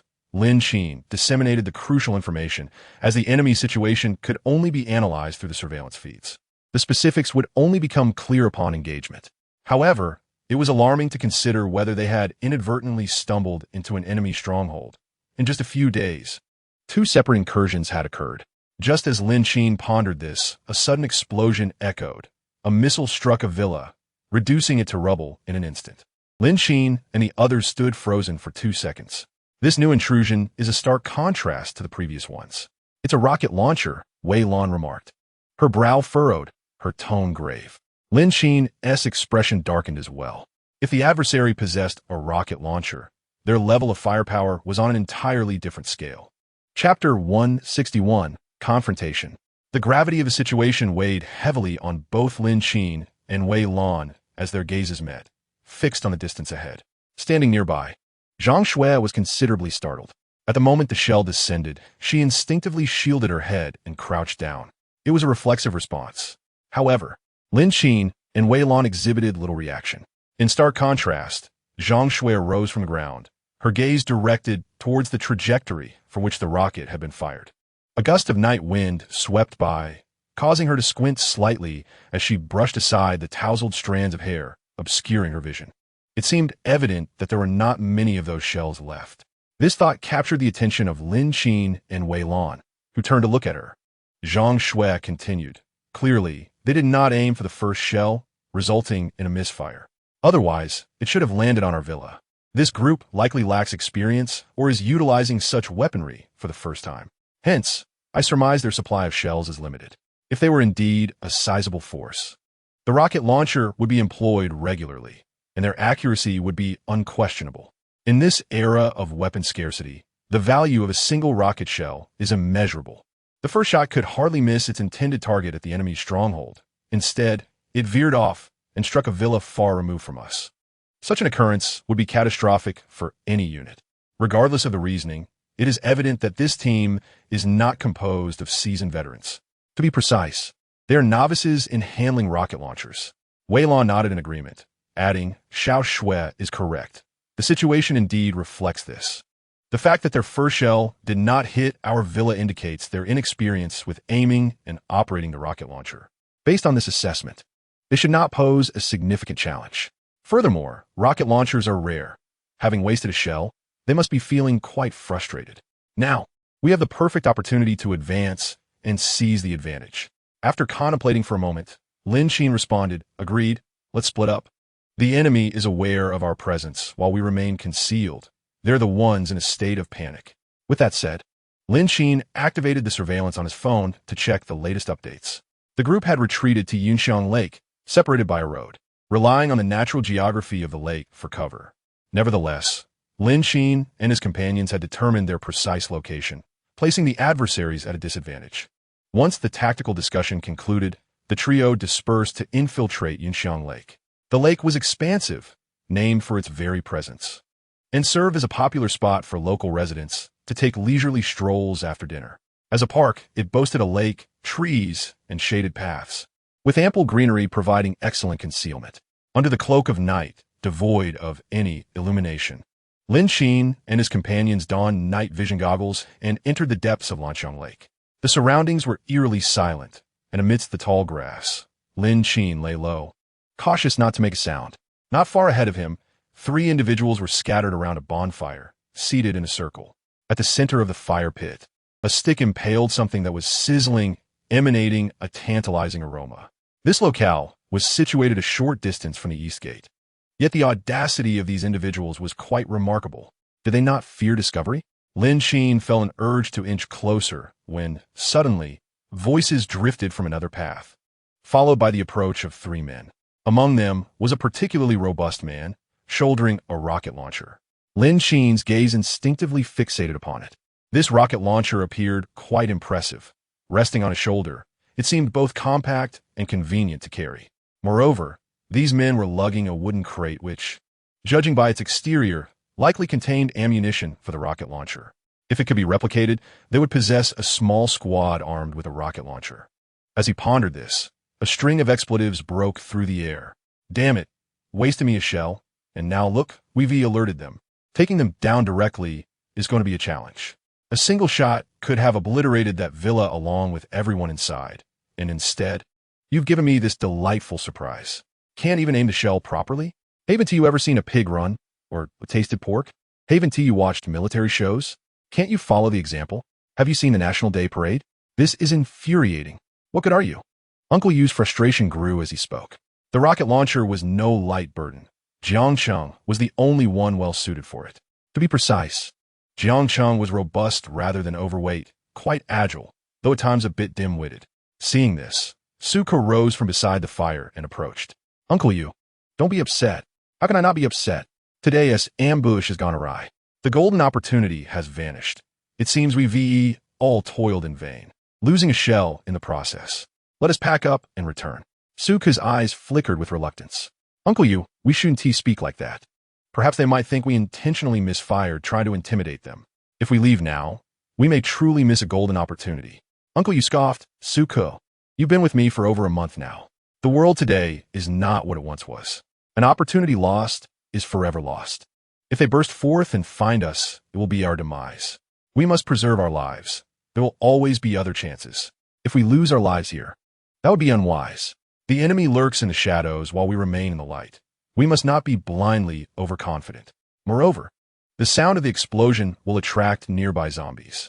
If we cannot swiftly penetrate their defenses, we will squander this moment, and zombies will surround us all. When the time comes to flee, don't say I didn't warn you. Suku, it is not my intention to speak harshly. Rather, it is the stark reality that cannot be altered. Inquire with them whether they are willing to embrace the peril. Uncle Yu's words were sharp, his gaze sweeping across all present before settling once again on Suku. Allow me to elucidate. Nothing is more vital than life itself. If one's life is forfeited, what value do these endeavors hold? For whom would they serve? Moreover, my daughter accompanies me, and I cannot permit her to accompany me into such grave dangers. Suka remained silent for an extended moment, his eyes traversing the circle of others gathered around the campfire, before finally nodding. Very well, I shall heed your counsel. Let us proceed. Lin Qin, concealed in the shadows, furrowed his brow. Such prime targets must not be allowed to escape unscathed. Chapter 162, Divergent Opinions. Uneasy circumstances. The rocket launcher must be replicated. After so much effort to locate them, how could they be allowed to depart with the weapon? A gentle breeze rustled the underbrush and trees in the forest. Seizing this opportunity, Lin Qin retrieved his firearm. The subtle sounds of the rustling grass, combined with the wind, rendered his actions less conspicuous. He aimed at Uncle Yu within the crowd, waiting for him to approach within a reliable distance, prepared to fire without delay. From their conversation, it was evident that this slightly older gentleman was the leader of the group. Only by neutralizing the principal threat could the remaining adversaries be effectively managed. However, the individuals across from him were in constant motion, making it difficult for Lin Qin to ascertain whether he could land a shot. After all, a missed shot would significantly disadvantage him in the ensuing chaos. Before long, the opposing party extinguished the campfire, plunging the surroundings into darkness. Lin Qin acclimated to the obscurity, his vision slowly revealing the contours of his environment. Yet the figures of the survivors remained elusive. He donned his night vision goggles once more to enhance his clarity of sight. Adjusting his stance, he disengaged the safety. A soft click resonated, albeit not loudly, uncertain if it had been detected by the others. The surrounding silence, punctuated only by the night breeze and rustling grass, offered no further sounds. Through his night vision, he observed that the figures ahead remained in motion.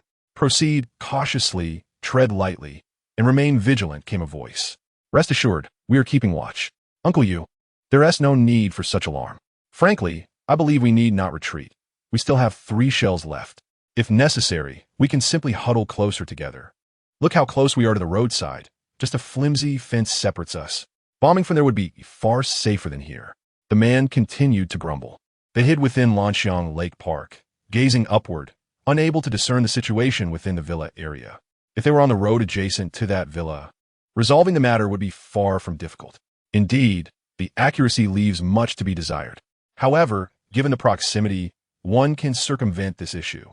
Moreover, artillery shells, aside from dispatching zombies for an escape, are primarily utilized under their current circumstances. To seize the opportunity, one must take decisive action. Yet, Uncle Yu's perspective is not without merit. Safety remains paramount. The location is expansive and situated along a main thoroughfare, which undeniably exposes them. Should a horde of zombies descend upon them, it would pose a significant predicament. A momentary silence enveloped the group as they halted.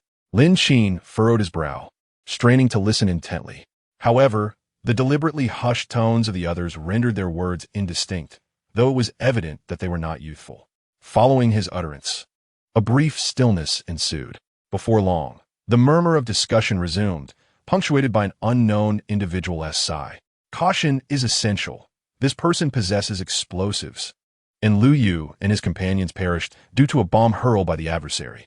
Furthermore, the number of their firearms and ammunition is considerable." The speaker, Wang He, stands as the sole survivor of the initial wave of the expedition. The others present have yet to experience this place or witness the capabilities of their opposition. The enemy possesses a substantial stockpile of grenades, and it is likely their ammunition exceeds ours. Is it true? Are the inhabitants of this villa district truly so formidable? There are no police stations or armories nearby. How have they amassed such an arsenal? If our disparity is so pronounced, should we not wait a little longer? Lu Yuan timidly interjected. "I suspect it would be quite challenging to seize the opportunity. However, the fact that this individual was able to deploy explosives during daylight suggests he may possess even more formidable weaponry. Besides, fortune favors the bold. One must dare to embrace a modicum of risk." Although Su Ku refrained from voicing his subsequent thoughts, the implication was clear to all. Su Ku's gaze shifted back to Uncle Yu, altering the subject. "Ultimately, it is Uncle Yu who holds sway over the specifics. The brothers trust your judgment, Uncle Yu. What say you? Shall we proceed with this endeavor?" Wang He's eyes were fixed on Uncle Yu, awaiting his pronouncement. Jiangxing spoke with a robust voice. "Despite the risks, facing the threat of being devoured by zombies or succumbing to starvation outside compels one to take the plunge." "Indeed, I concur," Uncle Yu remarked. "I find this house quite remarkable. It seems tailored for the apocalypse, possessing a degree of defensive capability against zombies. With the government struggling to ensure its own safety, how can we expect to fare any better? The earlier grand proclamations of rescue have yielded little. We have witnessed naught but empty promises. Ultimately, we must rely on ourselves." In the midst of the 5-person assembly, a voice, still tinged with youth, chimed in. At the same time, he did not forget to gesture with his hands. A few individuals fell into silence, their gazes fixated on the building, revealing a trace of avarice. "Although your suggestion is commendable, young man, you have not considered all aspects. It is not that their arguments lack merit, but after prolonged contemplation, it still seems somewhat unfeasible." Before Uncle Yu could finish his sentence, he was interrupted by Su Ku's voice. "All right, those who agree to go, raise your hands." Swift and decisive, everyone except Uncle Yu and Yuna raised their hands. The group consisted of only 5 individuals. Uncle Yu scanned the surroundings, pulling Yuna behind him, remaining silent. Su Ku, however, smirked, displaying a shrewd smile. "Uncle Yu, while I find your reasoning sound, without daring to take bold actions, the outcome remains uncertain. Thus, The three of us shall proceed. And you, Inina, may wait for us here. Indeed. Uncle Yu, perhaps your age makes you averse to risk, but damn it, they have taken everything from him.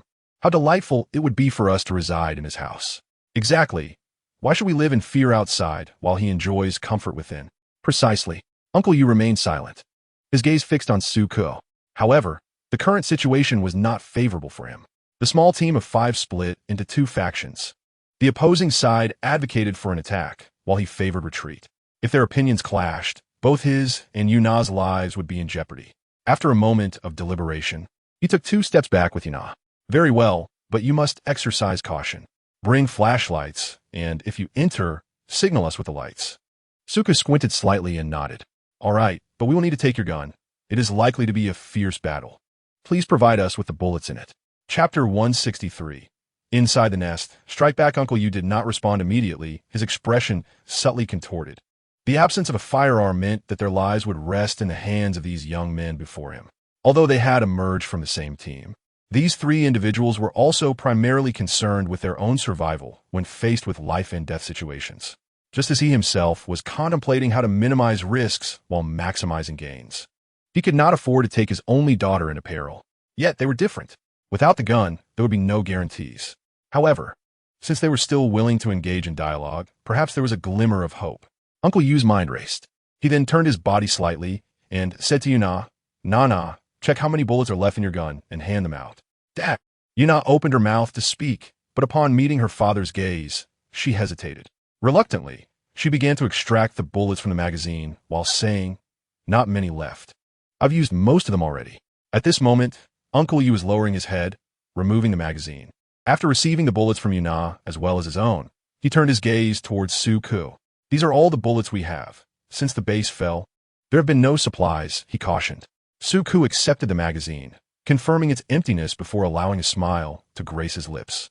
Uncle Yu, rest assured if we succeed, we will certainly inform you. Uncle Yu nodded in acknowledgement, replying, Very well, be cautious.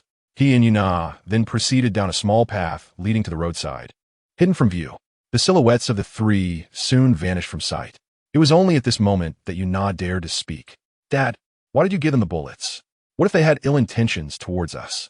Uncle Yu opened his palm, revealing several bullets, and sighed softly.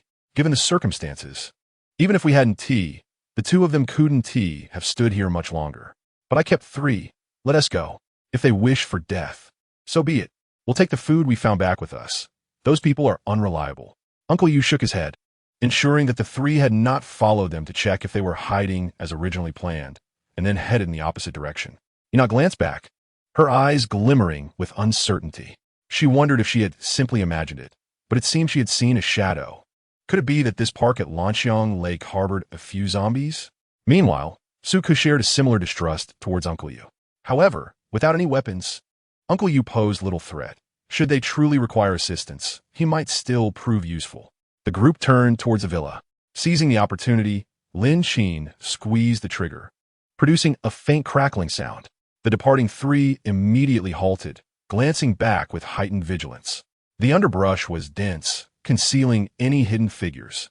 Following a sharp sound, the man standing to Su Ke's left collapsed to the ground with a soft thud. The remaining 2 were startled, no matter how sluggish their reactions. They now recognized the gravity of the situation. They scattered in all directions, parting the underbrush in an attempt to obscure their figures. Lin Qin pressed the trigger again, unleashing a barrage of bullets. Debris from the underbrush flew in all directions. Whether he had struck anyone remained uncertain. He held his position, listening intently to the sounds from the brush. Yet, no further noises emerged, and no movements could be detected. It was difficult to ascertain the exact situation.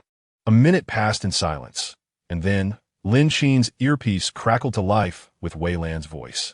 A man was discovered with a young girl, their identities uncertain, leaving Lin Qin in a state of intense focus as he gazed at the rustling grass across from him.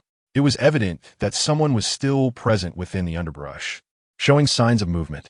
Lin Qin refrained from responding immediately, knowing that to speak would reveal his position, which was equally perilous given that the adversary was armed.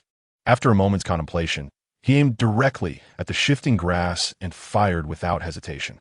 Su Ke and Jiang Cheng, concealed within the thicket, dared not make a sound. Fortunately, there was a large pit nearby, allowing them to press against the ground, shielded from the hail of bullets that would not reach them immediately. However, Wang He was likely at a disadvantage in the pitch-black night, where visibility was utterly compromised. Suku raised his hand to adjust his night vision goggles.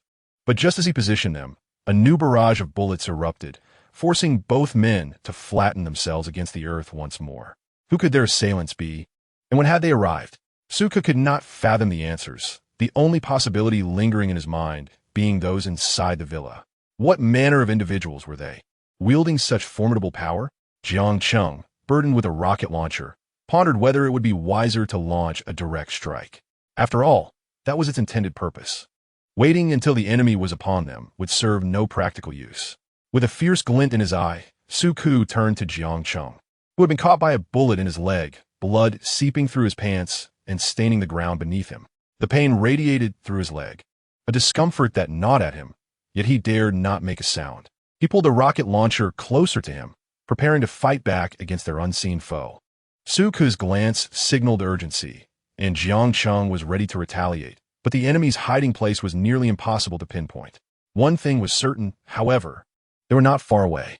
Such close proximity to the blast could easily endanger them as well. Yet, survival took precedence.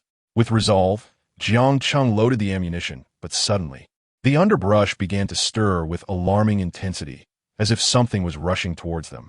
As he readied to launch an assault, a long appendage unexpectedly emerged from the grass, ensnaring one of Jiang Cheng's legs and pulling him violently. The abrupt force caused him to scream in terror. "Help me! Help me!" The weight of the rocket launcher was considerable, yet the suddenness of the attack made him abandon it on the ground.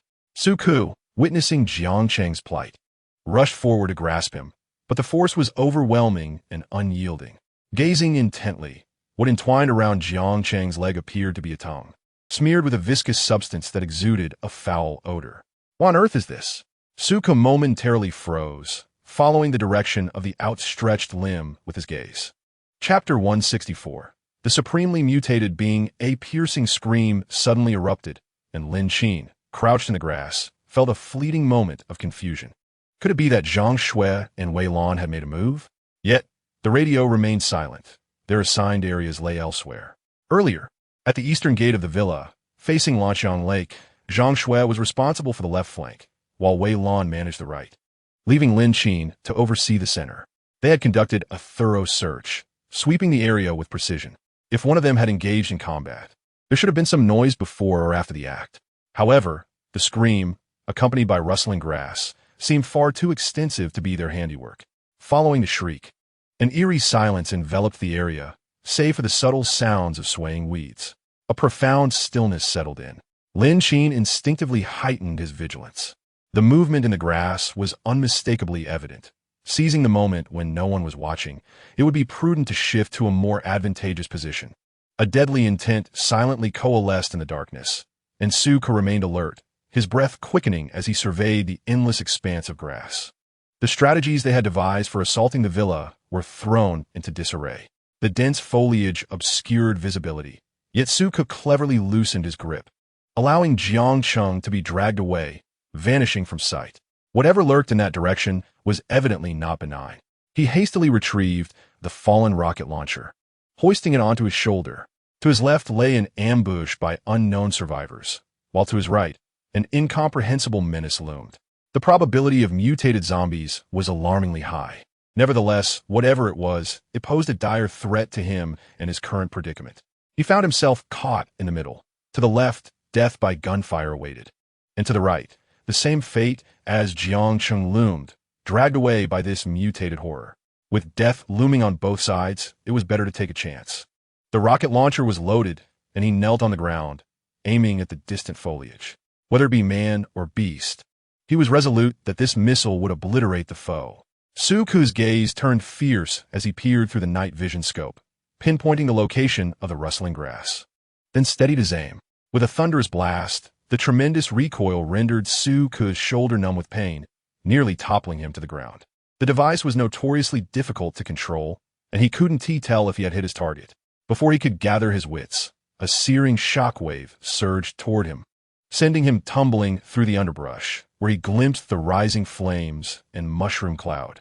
Cursing under his breath, he scrambled to his feet, and prepared the second round. Lin Qin, hidden among the foliage, also found himself significantly affected by the blast. The sudden onslaught of searing heat nearly toppled him. Lying firmly on the ground, Lin Qin could not help but feel a sense of relief. The explosive force was considerable. Fortunately, he had managed to relocate just in time. Otherwise, he would have undoubtedly been reduced to a mere pulp. However, one must admit that the power of that rocket launcher was truly formidable. Grasping at the grass roots beneath him, Lin Qin steadied himself and coughed twice. His insides were unsettled from the shock. But there was little time to dwell on that now. Once the shock wave dissipated, he rose from the ground. Surveying the area where the shell had struck, he noticed a small fire had ignited, with the potential to spread. Yet, these concerns were secondary. The rocket launcher's barrage was no trivial matter, and he couldn't help but wonder about Zhang Shui and Wei Lan's safety. It was evident that the enemy intended to bombard them, and he needed to devise the quickest solution to end this predicament. After all, if one shell was unbearable, a second would be catastrophic. Who knew if a third or fourth might follow? Zhang Shui, Wei Lan, be cautious.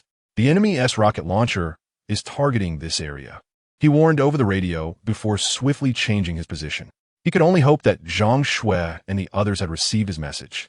After all, his firearm paled in comparison to their artillery. Stealth was his only option. Fortunately, he was aware of the enemy's location, while they remained uncertain of his. The roadside grass was sparse, allowing Lin Qin to crouch and discreetly traverse the concrete surface to the opposite side. This way, he wouldn't be detected due to proximity. However, the thick underbrush was inaccessible. Once he found a suitable spot, Lin Qin concealed himself by the roadside, waiting for the right moment.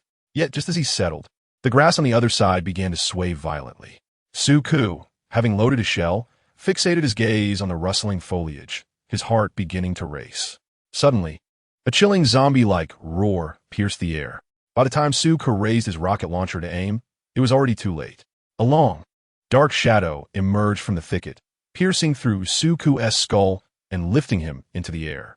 His eyes widened in shock, staring blankly at the underbrush as the rocket launcher slipped from his shoulder. Lin Qin, witnessing the figure amidst the grass and the gruesome sight of Su Ku's head impaled, was momentarily frozen in disbelief. What was that? He had never seen anything like it. In the next instant, the long pole retracted, dragging Su Ku's lifeless body back into the thicket. Zhang Shui and Wei Lan also bore witness to the scene. Over the radio, Wei Lan's anxious voice broke through. "Where are you? Did you see anything just now? Stay away from there. It is a mutated creature, its tongue capable of transforming into a weapon, insatiable and unyielding, with skin so impenetrable that ordinary bullets cannot breach it. The slime it exudes possesses corrosive properties, so exercise caution and ensure you're not ensnared by its tongue. Moreover, its speed is astonishing." Wei Lan's voice conveyed an urgent anxiety. Lin Qin, positioned at the center, was likely to confront this abomination head-on. However, regardless of who was nearest, this entity was an exceedingly perilous presence. After all, conventional bullets are ineffective in vanquishing this monstrosity. During the time at the temporary shelter, it was this creature that first breached the periphery of the defenses. If such a being has manifested here, does it not imply that other horrors have also emerged? Wei Lan appeared to reminisce about that dire situation, her face paling considerably. She had not anticipated that the numbers of these creatures had escalated to such an extent, even extending their reach to this location. It is worth noting that ordinary zombies were relatively manageable for them, as firearms and grenades could effectively deal with them. Yet, the true culprits behind the downfall of the shelter were not those mundane zombies. Upon hearing Wei Lan's frantic voice, Lin Qin immediately began to retreat. The stick he had just seen was, in fact, the creature's tongue. Being human, he naturally feared formidable entities, especially this zombie, which Wei Lan had warned possessed corrosive slime on its tongue. Chapter 165, Replicating the Rocket Launcher, Bombarding the Mutant for Mere Mortals Like Them. This posed a fatal dilemma. Nevertheless, the mutant creature surged forward once more, targeting the rapidly fleeing Lin Qin. Its elongated tongue moved with incredible swiftness, reminiscent of a frog capturing its prey with its protruding tongue. Yet, the disparity between the two was immense. A frog is but a fraction of the size of this monstrosity, which could easily encompass the size of hundreds of frogs. Lin Qin felt a chill run down his spine, instinctively measuring his movements as the tongue streaked past him on the left, crashing decisively into a nearby tree trunk. It penetrated cleanly. Lin Qin's eyes widened in disbelief as he beheld the tongue embedded in the trunk. It quivered momentarily before retracting, once again aiming for Lin Qin. In the second assault, Lin Qin lifted his left foot, narrowly evading the tongue as it swept beneath him. In the third attempt, he leaped to avoid the horizontal strike. In the fourth, he tucked in his abdomen, bracing himself. In the fifth, he tilted his body in a wide stance. The mutant zombie seemed incensed by Lin Qin's evasive maneuvers. With a furious roar, it burst forth from the underbrush, obstructing Lin Qin's path of escape. How does one describe this massive mutant? Its lower half resembled that of a dog, with 4 powerful legs. The upper body, beginning from the abdomen, resembles that of an ordinary human. However, the countenance is grotesque, the gaze vacant, and the skin is pallid and rigid. The neck bears the marks of a throat pierced by a zombie's bite during its former life, now decomposed into a mass of putrid flesh, dark and dripping downwards. It evokes the unsettling sensation of 2 disparate species amalgamated into one. The abomination emitted a guttural roar and then extended its tongue, lunging at Lin Qin. He fired his weapon, but it proved utterly ineffective against this creature. Indeed, as Wei Lan had remarked, the flesh of this mutant was remarkably resilient. In a moment of carelessness, Lin Qin was struck by the tongue and sent tumbling to the ground.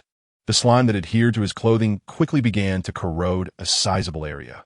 Startled, Lin Qin stripped off his garments to evade the corrosive substance's encroachment. The mutant, however, was relentless in its assault. Even as Lin Qin lay on the ground, the tongue continued its onslaught. He rolled backward, narrowly escaping as the tongue slammed into the earth just before him. Fortunately, he evaded a critical strike, though cold sweat poured down his brow as he exhaled deeply. Yet, vigilance was still paramount, for the creature's aggression showed no signs of abating. Thankfully, there was only one. Had there been a second, the situation would have escalated dramatically. The mutant retracted its tongue and shuffled forward, letting out another roar. It gazed with impatience at Lin Qin, its quarry wriggling tantalizingly at the edge of its mouth. As Lin Qin braced himself on the ground, his hand brushed against something cold and metallic. He turned his head to discover a rocket launcher, half buried in the grass by the roadside, and his spirits soared. Lin Qin seized the rocket launcher, eagerly initiating the duplication process. Visions flooded his mind. You have successfully duplicated rocket launcher 2. Rocket launcher shell 2. Lin Qin. Did he truly hear that? Doubtful yet intrigued, he continued the duplication. In the next moment, another notification echoed in his mind. You have successfully duplicated rocket launcher 4, rocket launcher shell 4. Quantity issue, automatically stored in inventory. Lin Qin was taken aback, his eyes widening in astonishment. The system's notification was a long-lost sound, one that had only graced him at the onset of his duplication abilities. After that, silence reigned. Was there perhaps a triggering condition? Regaining his composure swiftly, Lin Qin hefted the rocket launcher and faced the mutant. In stark contrast to his earlier predicament, he now exuded a newfound confidence. If bullets could not vanquish you, then surely this weapon would. As he observed the mutant's tongue advancing once more, he meticulously checked the integrity of the rocket launcher's shell apparatus. And then, with a resounding boom, the impact of the rocket launcher was tremendous. Had Lin Qin not previously strengthened his physique, he would have been utterly unable to maintain control. The shockwave that erupted from the explosion struck Lin Qin, propelling him away. The proximity of the blast was alarmingly close. It was fortunate that he emerged unscathed. However, Lin Qin was not entirely unscathed himself. The lens of his night vision goggles shattered, and his face bore the marks of charred remnants. Rising from the ground, he assessed his condition and, upon confirming his safety, turned his gaze towards the epicenter of the rocket's explosion. It remained uncertain whether the mutated creature had perished. As the dense black smoke dissipated, it mingled with the acrid scent of charred matter and gunpowder. Lin Qin retrieved a white shirt from his storage space, donned it, and equipped a new pair of intact night vision goggles. This allowed him to discern the particulars of the night ahead. In the center of the crater lay the mangled remains of the mutated creature, while other parts had been reduced to mere mush or scraps. The artillery strike had effectively dealt with the aberration.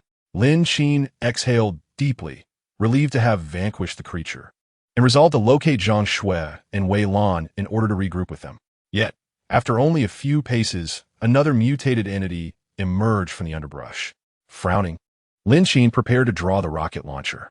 To his dismay, another creature appeared from the opposite thicket. The narrow path ahead revealed a daunting multitude of them. Retreat was imperative. It was not that Lin Qin was averse to using the rocket launcher. Rather, the distance was too perilously close. Should he unleash a barrage upon such a throng of mutated beings at this range, he would surely suffer dire consequences. He was not foolish. A handheld rocket launcher required a safety distance of at least 100 meters. The proximity to these abominations was far too risky. The echoes of the explosion still reverberated, drawing the attention of these mutated creatures. Seizing the opportunity, Lin Qin continued to sprint. Soon, the thick underbrush concealed his figure, allowing him to vanish from their sight. However, the acute hearing of the mutated entities remained, and they could discern the sounds of his frantic escape with clarity. A tongue lashed out, striking the trunk of a tree. Lin Qin ran relentlessly, unperturbed by external distractions. In the distance, he spotted the silhouettes of Zhang Shui and Wei Lan, and swiftly reunited with them. "Let us go," Lin Qin uttered, a single word sufficing for both women to comprehend. Yet, for the mutated creature, even a retreat to the villa would prove futile. Its corrosive fluids could easily devastate the structure. The trio dashed forward, the inky darkness behind them seemingly devoid of pursuing creatures, though it was uncertain whether any lurked unseen. What a disaster! We've escaped, but what about Nanwei? Zhang Shui gasped, breathless. Suddenly, memories of Nanwei at home flooded back. The mutated creature was alarmingly close to the villa, and after running for so long, it was difficult to ascertain whether it was trailing them or heading towards the villa. There should be no issues. As long as Nanwei remained indoors and silent, she would not disturb the creature. Furthermore, if anything were amiss, Nanwei would certainly communicate through the intercom. Wei Lan furrowed her brow as she explained. However, such matters were unpredictable. Reaching out was decidedly better than remaining silent. Should we inquire about Nanwei? Lin Qin glanced back, ensuring no zombies were in pursuit along the path behind them. Yet, what if contacting her inadvertently placed her in danger if the creature was nearby? She should be safe at home, not venturing outside. Lin Qin pondered carefully, deciding it best to wait a while longer. If they contacted her now, the sound from the intercom could easily be detected by the creature. Everyone should remain vigilant. There could be zombies lurking nearby. If a mutated creature was present, things would become dire. As Lin Qin's words settled, the three of them instinctively turned their attention to their surroundings, ready to detect any anomalies. However, at this moment, returning was not feasible. The mutated creature was located within Lanxiang Lake Park, and their path diverged from that of the villa. The distance was certainly not trivial. On this side of Lanxiang Lake, there were numerous roads, with the nearest buildings requiring them to cross two traffic lights. The roads were flanked by walls enclosing plots of land, the grass within having grown taller than a person, dense and unruly. Concealing themselves here would mirror the situation at Lanxiang Lake. There could very well be numerous zombies hiding within, not easily discernible. Nearby, there were no relatively safe hiding spots to be found, leaving them no choice but to continue along the road. Lin Qin dared not linger. Utilizing a rocket launcher against the mutated creature would indeed be the most prudent course of action, yet the prior distance had been far too close.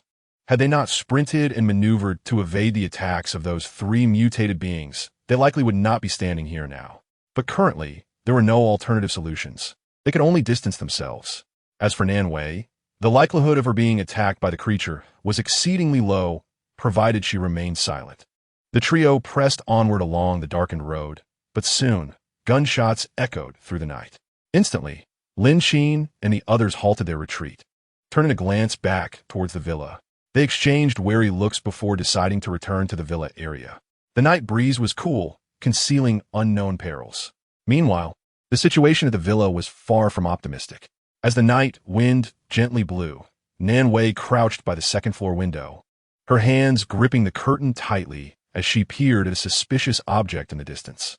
Due to obstructions, she could not clearly discern the exact nature of what lay beyond. However, as a woman endowed with a sixth sense, she felt an unsettling premonition. A sense of anxiety enveloped her. Initially, She had intended to indulge in a rare moment of relaxation, reclining in bed with snacks. But the intermittent sounds of explosions outside shattered her tranquility. Tension gripped her as she approached the window, peering into the inky darkness of the night. A rustling noise emanated from the distance, not far off. Suddenly, she witnessed flames soaring into the sky, accompanied by a series of explosive detonations. The heat radiated towards her, intensifying her anxiety. That direction was where Lin Qin and the others were located. Judging by the distance, it appeared to be within the confines of Lanxiang Lake. Turning her gaze back, she fixated on the intercom resting on the bed. Unable to suppress her concern, she stepped closer to the bedside when an unexpected sound from outside caught her attention. As time elapsed, the silhouettes of mutated entities gradually came into her view. The electric fence along the perimeter sparked as it came into contact with the mutated beings. They seemed to sense it and turn their massive forms, moving towards the roadside with an eerie nonchalance. One of them, colossal in size, ambled down the road, sinking its teeth into a few wandering zombies nearby. A wave of apprehension washed over Nanwei. It was crucial to note that this was the first instance she had encountered a zombie preying upon its own kind amidst their usual aimless wandering. Previously, the simpler zombies predominantly feasted on corpses or survivors. This marked her first sighting of such behavior, igniting a flicker of worry within her. The zombie she now faced was likely far superior to the previous ones. Perhaps it possessed significantly greater strength. She descended the stairs in a state of unease, snatching the intercom from the bed and cautiously positioned herself beside the refrigerator, straining to listen to the commotion outside. Beside her lay a backpack filled with weapons. Nanwei deftly unzipped the bag. The night was eerily quiet, yet the distinct sound of gunfire pierced the darkness. When Lin Qin and his companions arrived, 3 mutated entities congregated beside the road adjacent to the villa, entangled in a struggle with Nanwei atop the rooftop. Disaster struck. Nanwei found herself ensnared by the mutated beings. The ferocity of their attacks was undeniable, with their corrosive saliva being the most lethal weapon. Lin Qin furrowed his brow, aiming a rocket launcher. Zhang Shui and Wei Lan exchanged bewildered glances. When did he acquire a rocket launcher? Although portable, it was still a rocket launcher, possessing destructive power several hundred times that of a firearm, making it formidable against the mutated entities. Wei Lan observed Lin Qin's rocket launcher, then discreetly averted her gaze. Indeed, composure was key. The individual before her defied all logic. In the past few days, had they not witnessed numerous extraordinary occurrences? His home, overflowing with food and an uncountable arsenal of firearms, now suddenly revealed a rocket launcher. To Wei Lan, these surprises were unexpected yet not fearsome. Secrets abounded. Zhang Shui was naturally taken aback, for she had accompanied Lin Qin the longest among them all. Although their initial interactions were rather awkward, over time, a familial bond had largely developed. Lin Qin's possessions were invariably peculiar. Whatever one sought, he was likely to possess it. The presence of a rocket launcher was not surprising. Zhang Shui glanced at it momentarily before withdrawing her gaze, maintaining an air of composure as she inquired, "What shall we do now? Should we fire it?" Though she was uncertain of the rocket launcher's precise destructive capability, she had seen enough on television to know that such a close-range bombardment carried significant risks. Lin Qin shared her apprehensions. He had experienced the repercussions of such an explosion firsthand. Not long ago, he had detonated an explosive at Lanxiang Lake and had been hurled away by the shockwave. The pain in his internal organs was unmentionable. Moreover, even with his enhanced physique, he had still endured such a predicament. One could only imagine the fate of others. At this distance, a bombardment would undoubtedly rock Nanwei and perhaps the entire villa. However, the capabilities of this mutated entity far surpassed those of other variants, rendering ordinary firearms ineffective. Chapter 167. Home, Nanwei's firearm would be utterly incapable of thwarting it. Without hesitation, Lin Qin immediately began to load ammunition. Observing this, Zhang Shui let out a soft sigh. If a bombardment were to occur, safety at Nanwei's side would be compromised, along with the villa where they had resided for many days. After such a shot, even the existence of their food supplies would be uncertain. She could only hope that Lin Qin would aim carefully to minimize damage. Nevertheless, she couldn't help but reiterate her thoughts. Perhaps the combined firepower of the 3 of them, alongside Nanwei's, could force the mutated entity to retreat? A bombardment could put Nanwei at risk. Should we not reconsider this decision? Had Lin Qin been privy to Zhang Shui's thoughts, he might have stifled a laugh. Retreating? Did she believe him to be capable of such deliberation? There was no time for extensive contemplation. With the mutated entities still a safe distance from their villa, it was prudent to act decisively. Once they drew nearer, preserving the villa would become an impossibility. The three of them crouched in a corner, ensuring their surroundings were secure. With Wei Lan's assistance, Lin Qin aimed at one of the mutated creatures. The projectile hurtled forth, striking the ground and erupting in an explosion. Flames erupted, and a wave of heat surged forth. The mutated entity was successfully reduced to mere fragments. Yet, at such proximity, the villa was not unscathed. The fate of Nanwei remained uncertain.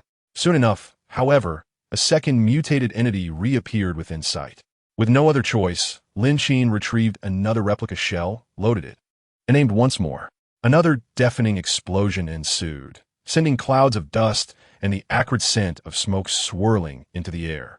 A searing wave of heat surged forward, prompting the three individuals to huddle together, shielding themselves from the swirling dust and debris.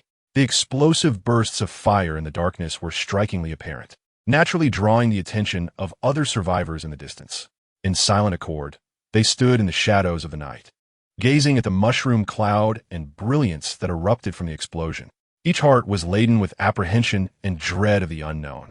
Meanwhile, Lin Qin and his companions observed the lifeless bodies of three mutated entities lying motionless by the roadside. A sigh of relief escaped them as they turned their gaze towards the now tranquil villa. They swiftly entered the residential area, securing the gates behind them. Such tumult would surely attract more mutated beings. Remaining exposed outside was perilously unsafe.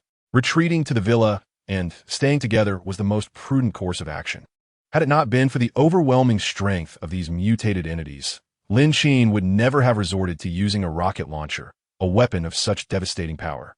Yet, it was a necessity. Survival took precedence over the choice of armament. Even if a horde of zombies were to descend upon them, be they mutated or ordinary, the pressing concern was their immediate return. They sprinted through the villa district, navigating the debris-strewn pathway left in the wake of the recent explosion. Fortunately, aside from shattered glass from the blast shockwave and some dented iron window coverings, their villa appeared relatively intact. The interior, they hoped, would be in a similar condition. Their rapid pace soon brought them to the narrow path leading to the front of the villa. From a distance, they noticed that Nanwei was not on the rooftop of the third floor. Surely, the explosion had not affected her. Zhang Shui and Wei Lan's expressions mirrored their concern. Upon opening the grand entrance, they surveyed the disarray in the courtyard with heightened vigilance. However, upon entering the villa, they found no sign of Nanwei. Lin Qin furrowed his brow and retrieved the intercom. "Nanwei, where are you?" He called, but received no reply. Instead, a faint sound emanated from beneath the coffee table in front of the sofa. They hastened over, frowning at the intercom lying on the ground. Lin Qin then glanced towards the usual spot where they store their backpacks and weapons, only to find it utterly vacant. Nanwei was not inside the villa. She had ventured out. This realization weighed heavily upon each of them. Just then, a voice rang out from the backyard, Zhang Shui's urgency palpable. "Hurry, over here in the backyard." Lin Qin and Wei Lan quickly made their way to the rear of the villa. The backyard was somewhat larger than the front, yet it felt desolate, marked by square impressions on the ground, the remnants of where Lin Qin had previously positioned the solar panels.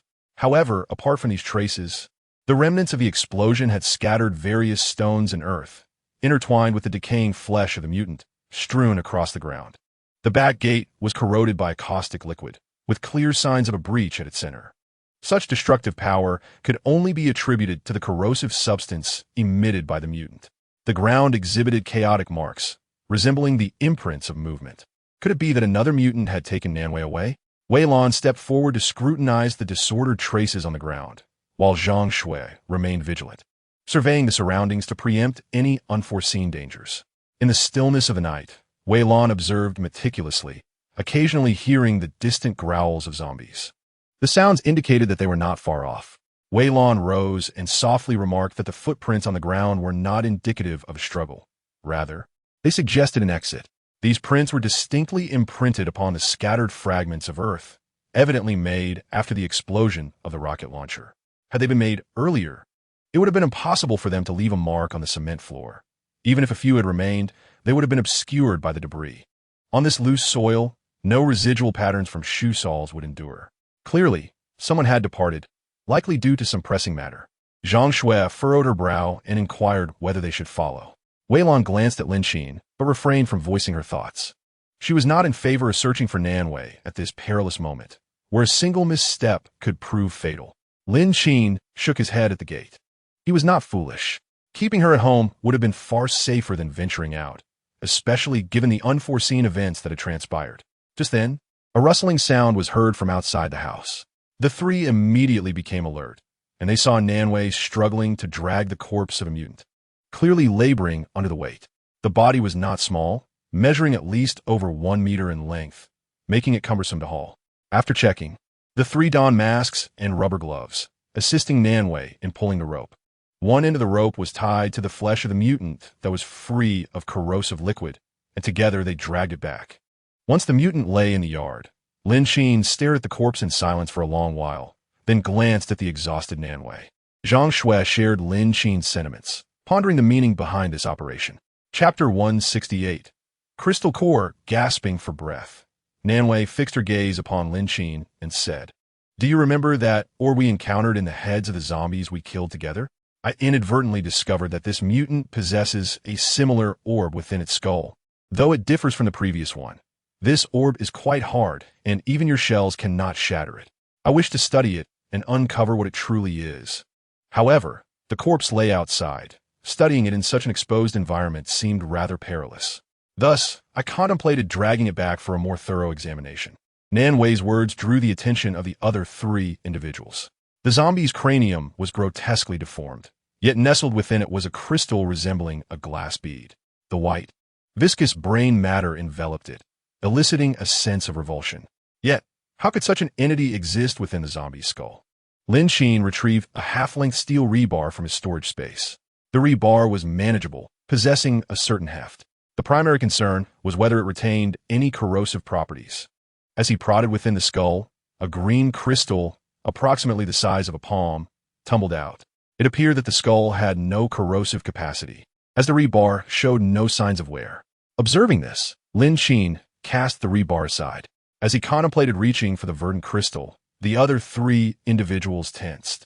Zhang Shui firmly grasped his arm and shook her head. Nanwei's reaction was slightly delayed.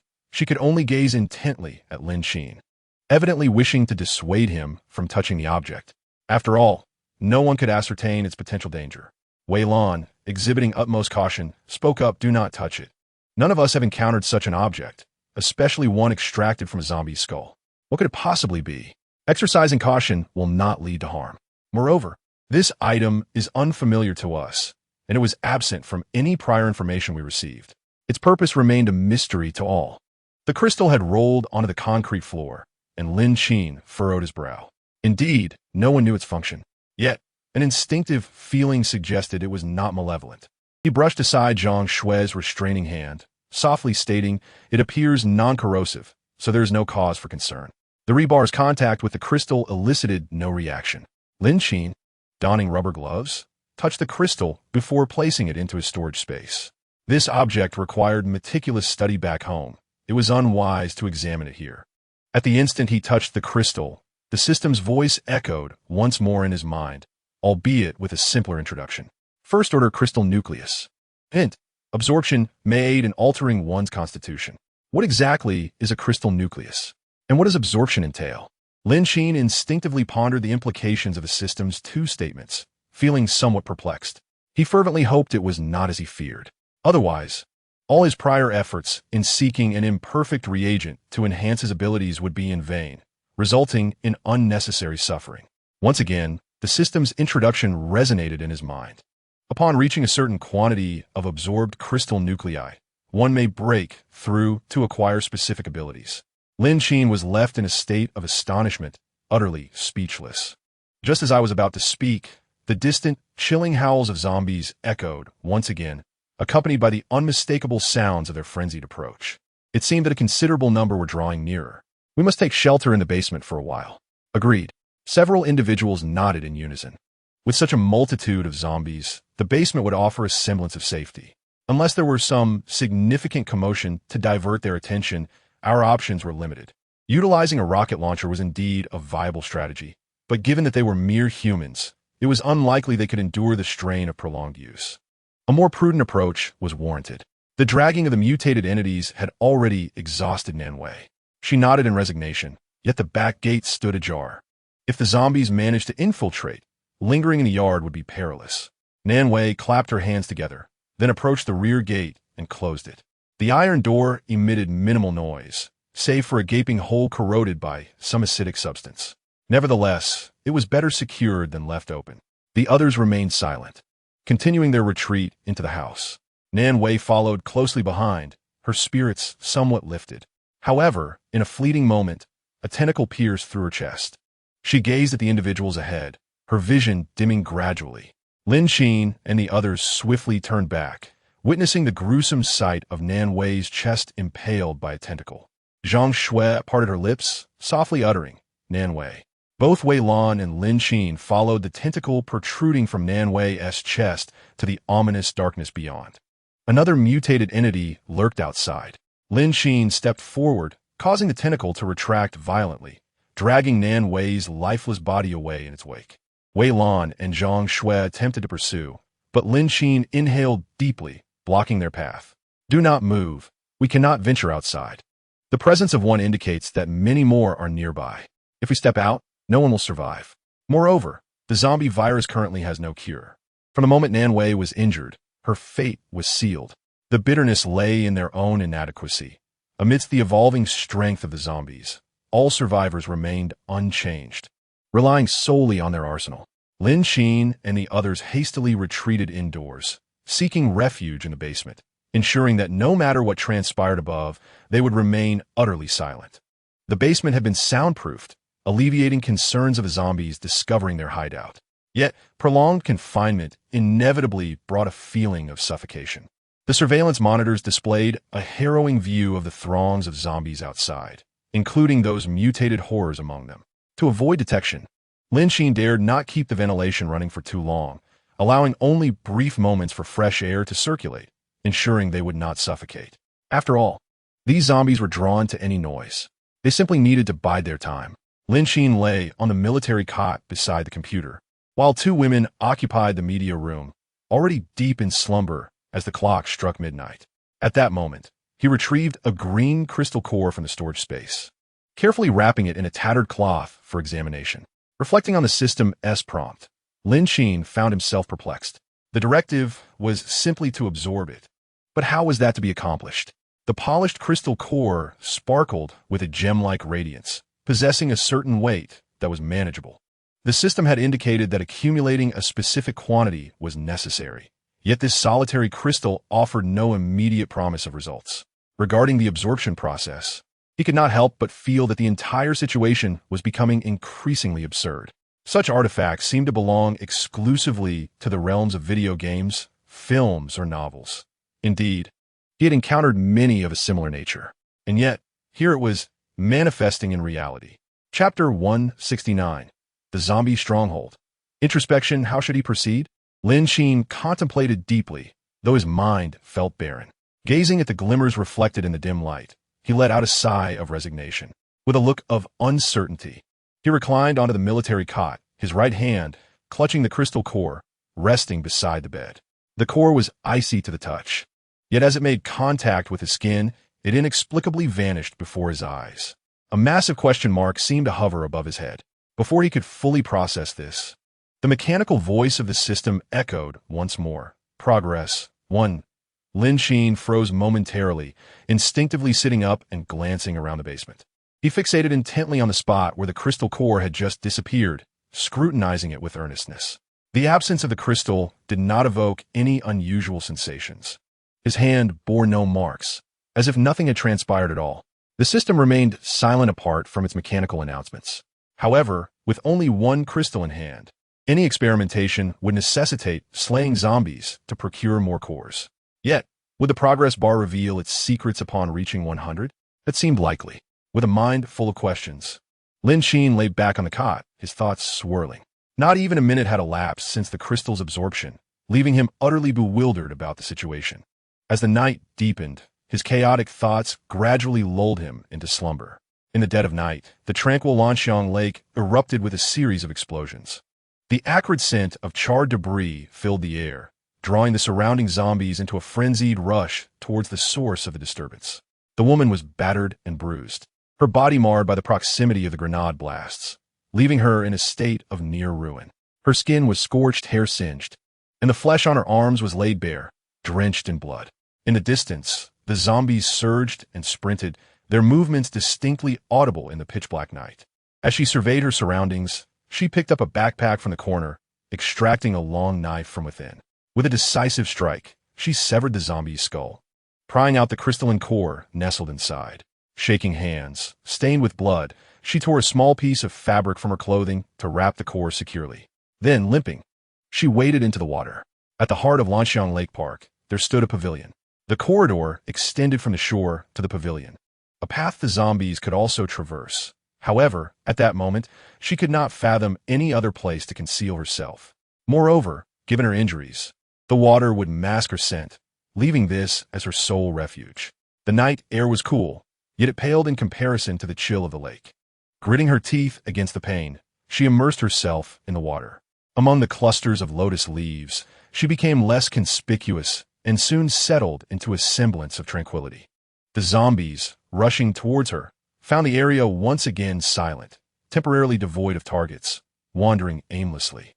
A gust of night wind rustled the leaves in the woods, diverting a considerable amount of the zombies' attention as she cautiously made her way towards the pavilion. After several days of despondency, the number of zombies outside remained substantial. Surveillance footage revealed an increasing presence of mutated beings. During this time, Lin Qin had hoped to listen to the radio for the latest updates, but it became increasingly difficult to receive any news. For several consecutive days, the situation remained unchanged, as if emergency channels had been abruptly shut down. All survivors were left to fend for themselves. The outside world was eerily quiet, save for the incessant presence of zombies. Everything unfolded in a silence that was difficult to articulate. One day, a series of explosions erupted outside, causing the ground to tremble. Lin Qin awoke from his slumber, his gaze fixated on the monitor. Explosions had occurred in the city center, plumes of black smoke billowing into the sky. He could not help but yawn, rubbing his weary eyes. Such explosions were a daily occurrence, no longer deemed surprising. In fact, the noise would likely disperse the zombies that had been lurking outside throughout the night, presenting no detriment to Lin Qin. Furthermore, the city center was not nearby. Even a large-scale explosion would not affect him. Zhang Shui and Wei Lan, with slightly swollen eyes, were also roused from their dreams by the explosions. After confirming that the secure basement showed no signs of disturbance, they felt a sense of relief and closed their eyes once more to continue sleeping. Beside them, however, Wei Lan, after a brief slumber, reopened her eyes and searched for Lin Qin within the room. Lin Qin sat on the bed in front of the monitor, his back turned to Wei Lan. He was merely covered by a thin blanket, motionless, his face hidden from view. In the basement, there exists a media room furnished with a bed. Last night, Lin Qin relinquished this bed to the two of them, opting instead to sleep alone on a foldable single bed beside the surveillance monitor. Outside, hordes of zombies densely surrounded their villa, creating a perilous situation where a careless moment could lead to an invasion. Wei Lan stifled a yawn and directed her gaze toward the computer monitor displaying the surveillance feed. The screen revealed a throng of zombies on the ground, their numbers still substantial. She wondered if Lin Qin had remained awake throughout the night. Having slept for a considerable duration, it was time for her to allow Lin Qin a chance to rest. With this thought in mind, Wei Lan cautiously rose and approached him. She reached out to pat his shoulder, only to be met with an inexplicable barrier that halted her hand. Momentarily taken aback, her groggy mind quickly sharpened. Observing Lin Qin's shoulder, she extended her hand once more, and this time, the sensation of obstruction dissipated.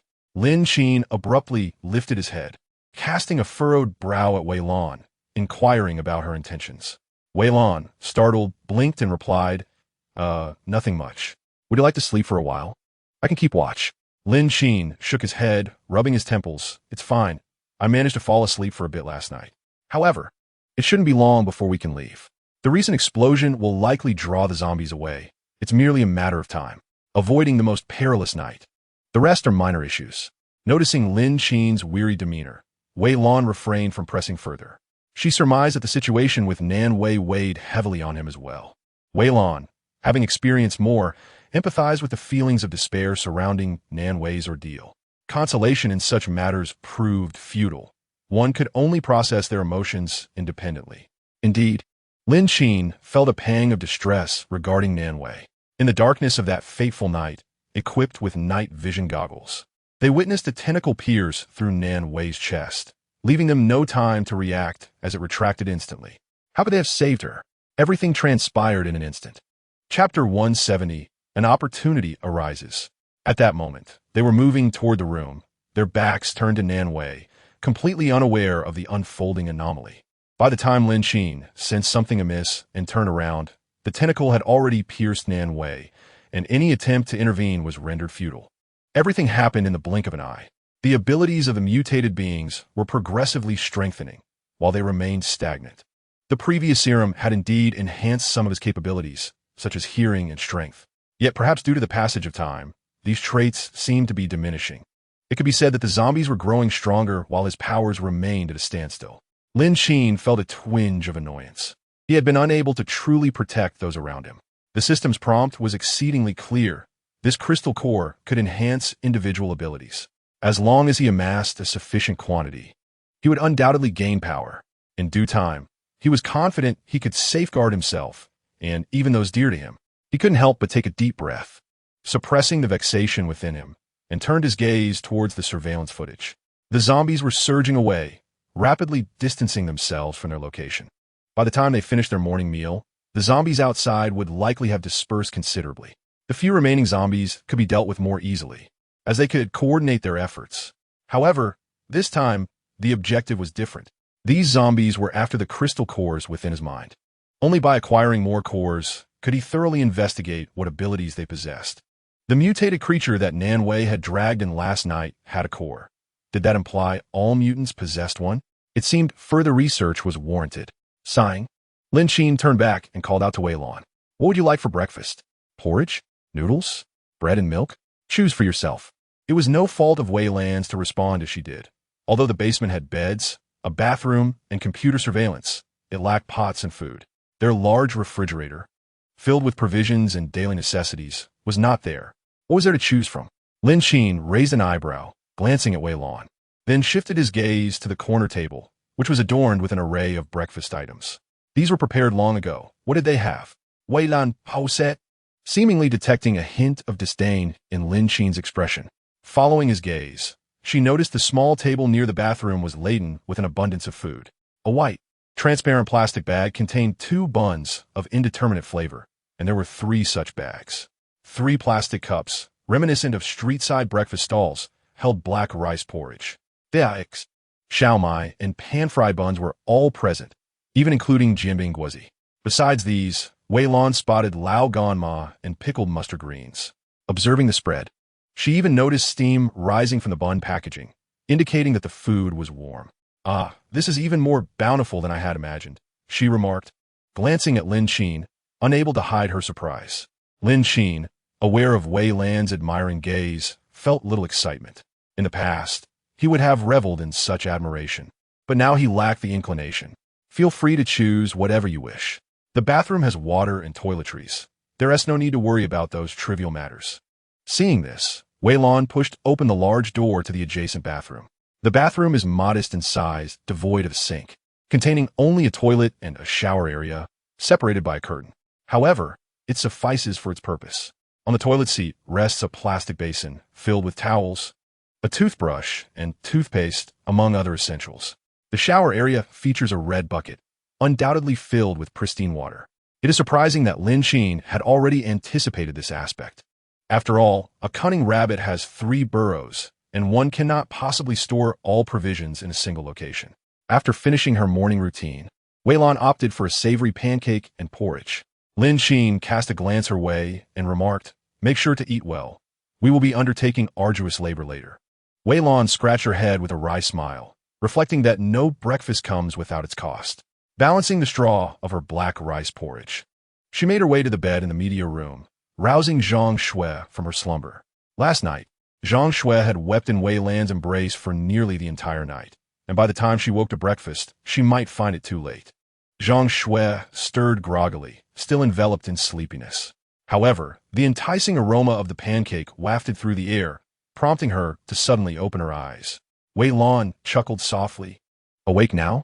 Hurry and wash up. Otherwise, there won't be any food left for you.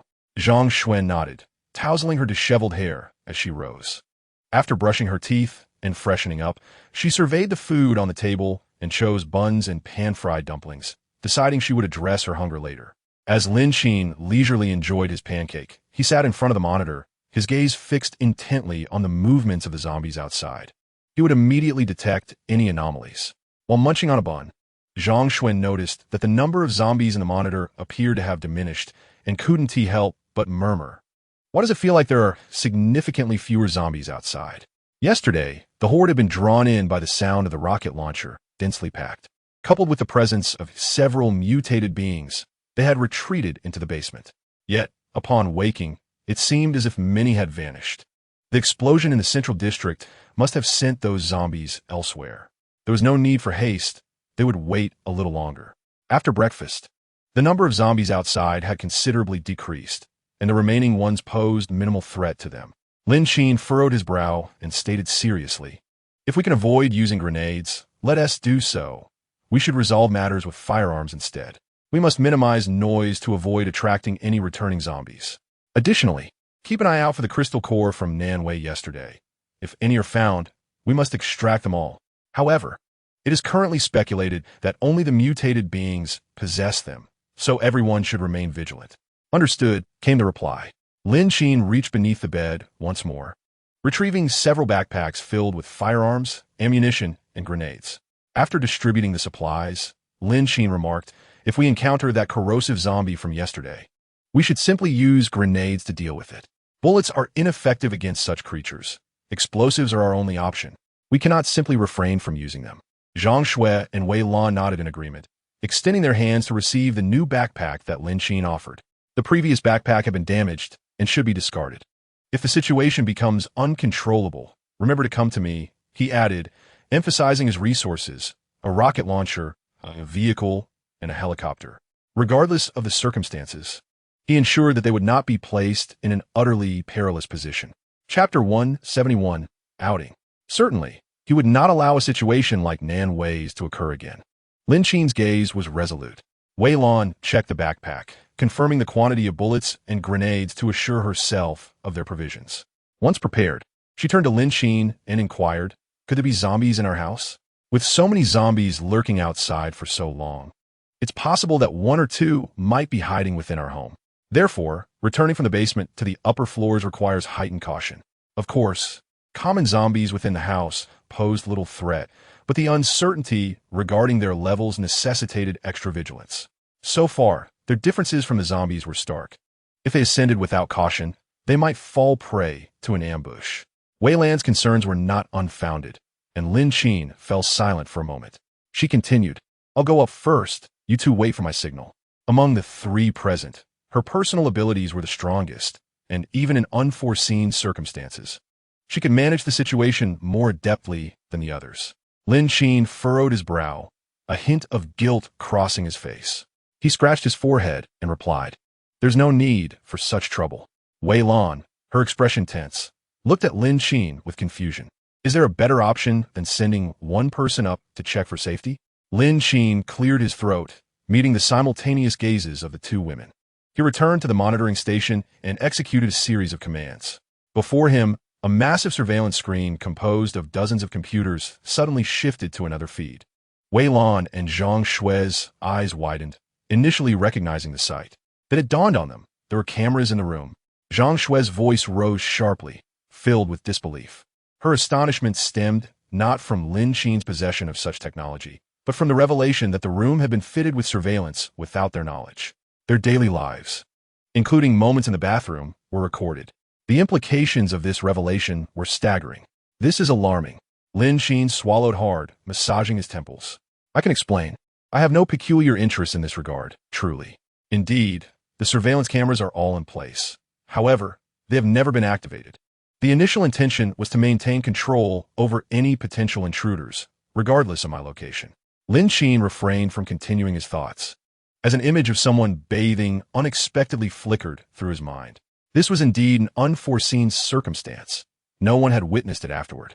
Wei Lan's gaze momentarily flickered, her expression seemingly calm, yet there was a subtle hint of something more in her glance towards Lin Qin. Zhang Shui, with a noticeably raised voice, shook her head in disbelief, followed by a deep sigh. Lin Qin's eagerness to clarify suggested that the cameras had likely not been turned on. Yet, one must remember that a man's words can be deceitful. Pursuing these matters further seemed futile. Moreover, throughout their time together, Lin Qin had demonstrated a commendable sense of responsibility.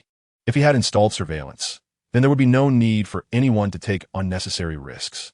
Wei Lan set down her backpack and scrutinized the footage, then approached, noting that everything appeared in order with no sign of zombies. This remark prompted Zhang Shui to lift her gaze as well. From various camera angles, there was no trace of the undead, and the ground bore no evidence of their presence. The front door remained securely shut, undamaged. It seemed that all was well. Zhang Shui nodded in agreement with Wei Lan's assessment. Observing that neither of the two continued to press the issue, Lin Qin let out a sigh of relief. It appeared the situation was not dire. Wei Lan shouldered her bag once more, casting a glance at Lin Qin's expression and feeling compelled to douse his optimism with a dose of reality. While the other areas of the room presented no major issues, the surveillance in the bathroom, along with that in the bedroom, warranted attention. The cameras in the living room and stairwell could remain, but those in the bathroom were somewhat excessive.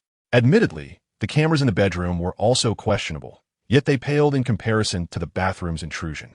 Lin Qin sighed, resigned, assuring her not to worry. Wei Lan was the first to depart.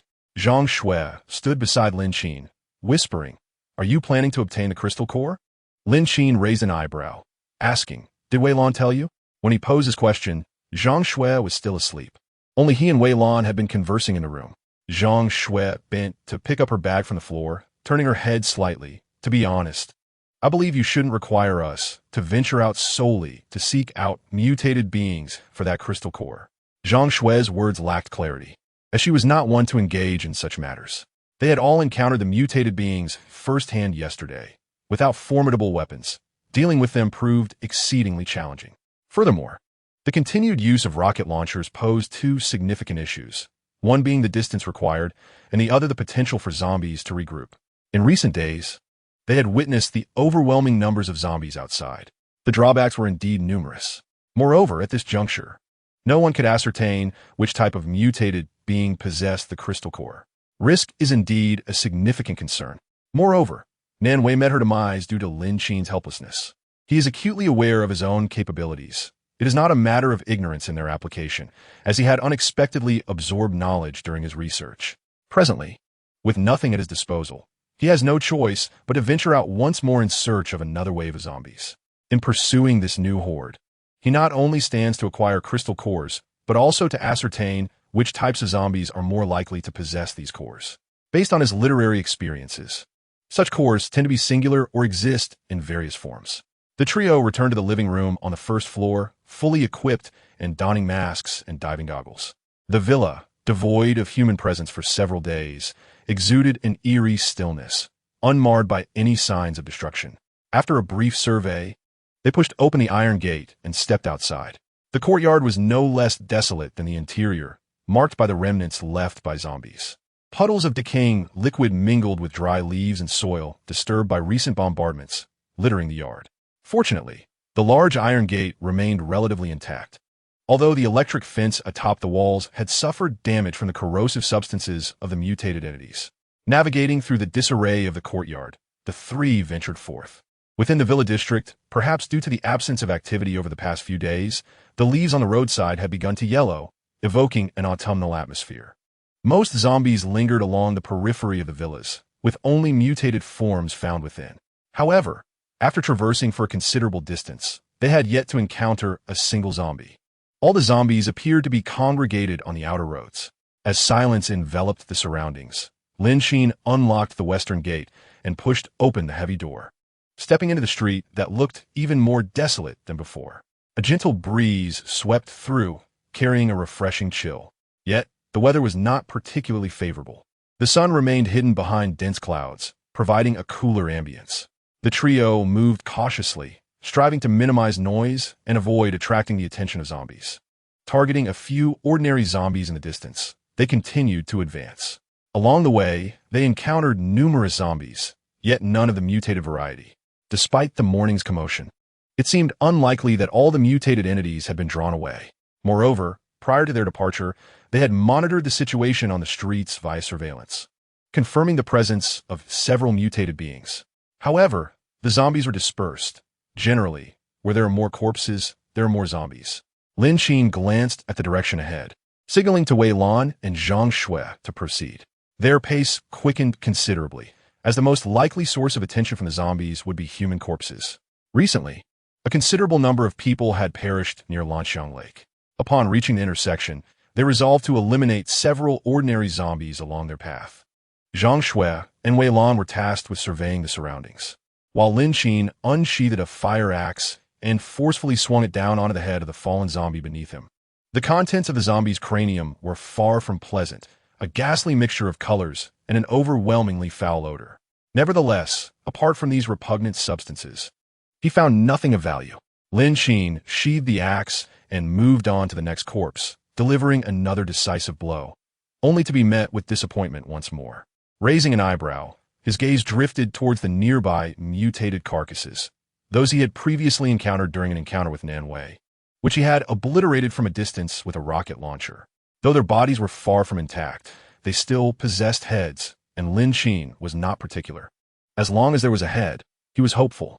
Surely, the crystal core would not vanish simply because the body was mutated. He aimed the fire axe and struck down once more. With a crisp crack, the white matter splattered, revealing a crystal core that fell onto the asphalt. A pale green crystal core came into view. Lin Qin carefully extracted it, rinsing it with a bottle of water from his storage space before collecting it. The crystal glimmered, refracting various hues of light. While Zhang Shui and Wei Lan were observing the situation elsewhere, they turned their attention to him. This object bore a striking resemblance to a crystal, prompting Zhang Shui to reflect on its appearance.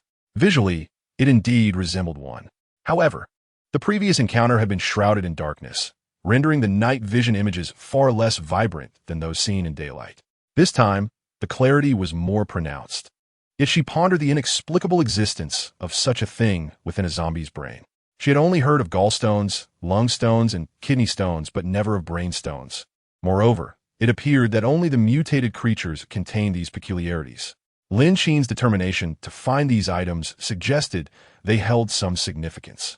Yet, despite her thorough examination from every angle, she could not discern their uniqueness. If they were indeed beautiful stones residing within a brain, they might be considered a rather extraordinary phenomenon. Lin Qin promptly stored the crystal core in his space and turned his attention to the other two mutated corpses. Raising the fire axe once more, with a series of strikes, he severed the heads of the mutated beings, revealing yet another crystal core within. Out of 3 mutated specimens, 2 contained crystal cores, while the ordinary zombies did not. It became evident that the mutated ones were the true bearers of these cores. After cleansing the cores, Lin Qin approached Zhang Shui and Wei Lan. The 3 of them squatted behind an old vehicle, and Lin Qin produced the crystal cores. Now, possessing 2 cores, he initiated the process of duplication, transforming the 2 into 4, and then, with another replication, into 8. He handed 1 core each to Zhang Shui and Wei Lan. Place this in the palm of your hands and attempt to perceive its essence, Lin Qin instructed. Zhang Shui and Wei Lan exchanged puzzled glances, struggling to comprehend Lin Qin's intent. A mere fragment of stone, pried from the corpse of a zombie, could hardly pose any significant issue, could it? The viruses harbored within these cadavers were certainly no trifling matter. Nevertheless, driven by a sense of trust, they extended their hands to receive the crystalline core Lin Qin proffered. The core was chilling to the touch, reminiscent of glass, yet it bore no distinct variations. It lay undisturbed in the cradle of their palms. Wei Lan examined the crystalline core resting in her hand before glancing back at Lin Qin, and Zhang Shui mirrored her actions. What purpose does this serve? To sense life? As they observed the unresponsive core, Lin Qin furrowed his brow and subsequently retrieved another crystalline core. He placed it in his palm, and within moments, it vanished entirely. In his mind, the system's notification resounded once more. Progress 2. This is quite peculiar. The absorption is proceeding normally. Could it be that the method of absorption is flawed? Lin Qin earnestly reflected on the myriad details of his own absorption process, then ventured a bold hypothesis. Zhang Shui and Wei Lan watched in astonishment as the crystalline core in Lin Qin's palm inexplicably disappeared. What is happening here? What is the underlying principle? Zhang Shui inquired, reaching out to touch Lin Qin's hand in an attempt to discern the specifics. However, nothing was revealed. You two hold the crystalline cores firmly and envision the absorption process, Lin Qin advised. Following his lead, Zhang Shui and Wei Lan mimicked his actions. To their astonishment, the crystalline core in their palms swiftly dissipated.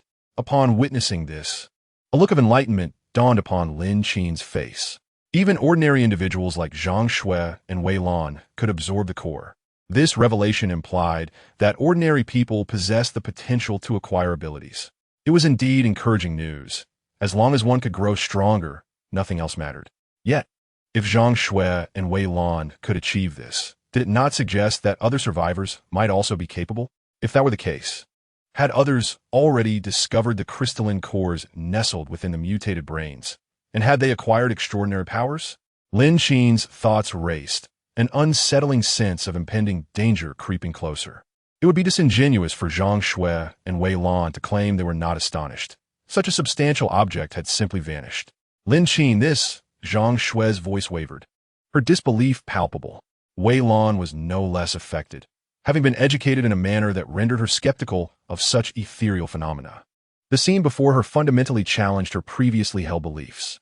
This must be an illusion, mere superstition, she muttered under her breath, attempting to rationalize the extraordinary sight she had just witnessed. She closed her eyes and took a deep breath.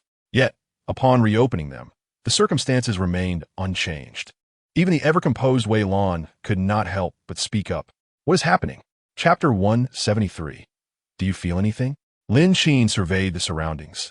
These crystal nuclei, once absorbed, could grant individuals abilities once a certain threshold was reached. However, the exact nature of these abilities remained uncertain. What sensations do you both have at present? These diminutive crystal nuclei possess such remarkable functions. No wonder Lin Qin was so determined to seek out the mutated beings to acquire the nuclei. The two attempted to sense any changes, but it appeared there was no significant feeling. Observing their head shakes, Lin Qin withdrew his gaze. It seemed the quantity was simply too scant. Their experiences mirrored his own when he had absorbed the crystals. There was nothing to feel. Nevertheless, a lack of sensation did not imply anything unfavorable. Currently, it seemed that the issue lay in the insufficient quantity of crystal absorption. Zhang Shui raised her gaze, a flicker of excitement igniting within her. Gazing at the distant zombies, she felt a surge of eagerness. If she could obtain more crystal nuclei, could she acquire the powers Lin Qin spoke of? Would she then possess abilities akin to his? Just the thought sent a thrill through her. With newfound abilities, she could track down the mutated being that had slain Sister Nanwei and avenge her. Yet that night, the darkness had concealed the mutated being's location, and they were utterly unaware of its appearance. The only certainty was that the creature possessed remarkably powerful tentacles. If encountered, she would undoubtedly recognize it. It's fine. If everyone absorbs more crystal nuclei later, we should start to feel something, Wei Lan reassured, as she and Zhang Shui nodded in agreement. Their gazes shifted to the zombies emerging in the distance. Might there be crystal nuclei on those zombies as well? Perhaps we should first clear the zombies on the road before we begin opening the blind boxes one by one. Zhang Shui was filled with exhilaration, envisioning the crystal nuclei as she gazed at the approaching zombies. The thought of absorbing them all and gaining powers overwhelmed her. She felt an uncontrollable urge to rush out. Wei Lan, noticing Zhang Shui's sudden surge of enthusiasm, placed a calming hand on her shoulder, suppressing her fervor. Stay composed. I understand your excitement, but we must proceed with caution. Let's first hear what Lin Qin has to say. Wei Lan firmly patted Zhang Shui's shoulder, urging her to regain her composure. Lin Qin had discovered the utility of these crystals. The one Nanwei had brought back had remained with him, and he should be most knowledgeable about their functions and how to obtain them. As novices in this matter, it would be prudent for them to wait and observe. Zhang Shui collected her thoughts, taking a deep breath to quell her excitement. That night, Wei Lan had already advised her on this. Nanwei may not be dead. Perhaps she is merely ensnared by tentacles and dragged away from sight. She still possesses the backpack gifted by Lin Qin, which contains a considerable amount of weaponry. Thus there exists a chance of her survival. As for the tentacle that pierced her chest, everything transpired too swiftly, and it is highly probable that they merely imagined it. Zhang Shui has always understood that these words are merely a source of solace for Wei Lan. Indeed, Nanwei possesses a backpack and weaponry. However, the likelihood of surviving under the threat of the mutant creature is exceedingly slim. Furthermore, the walkie-talkie has remained unresponsive for several consecutive days. If Nanwei were still alive, how could she not reach out to them? Zhang Shui's gaze shifted towards Lin Qin. Ever since Nanwei was taken by the mutant creature, Lin Qin's demeanor has been unnaturally composed. Does he not desire to avenge Nanwei? Lin Qin was oblivious to Zhang Shui's thoughts. He inhaled sharply, contemplating his own musings. The probability of these ordinary zombies possessing crystal cores is exceedingly low. Killing them would only squander their ammunition and time. It is far more prudent to seek out the mutants.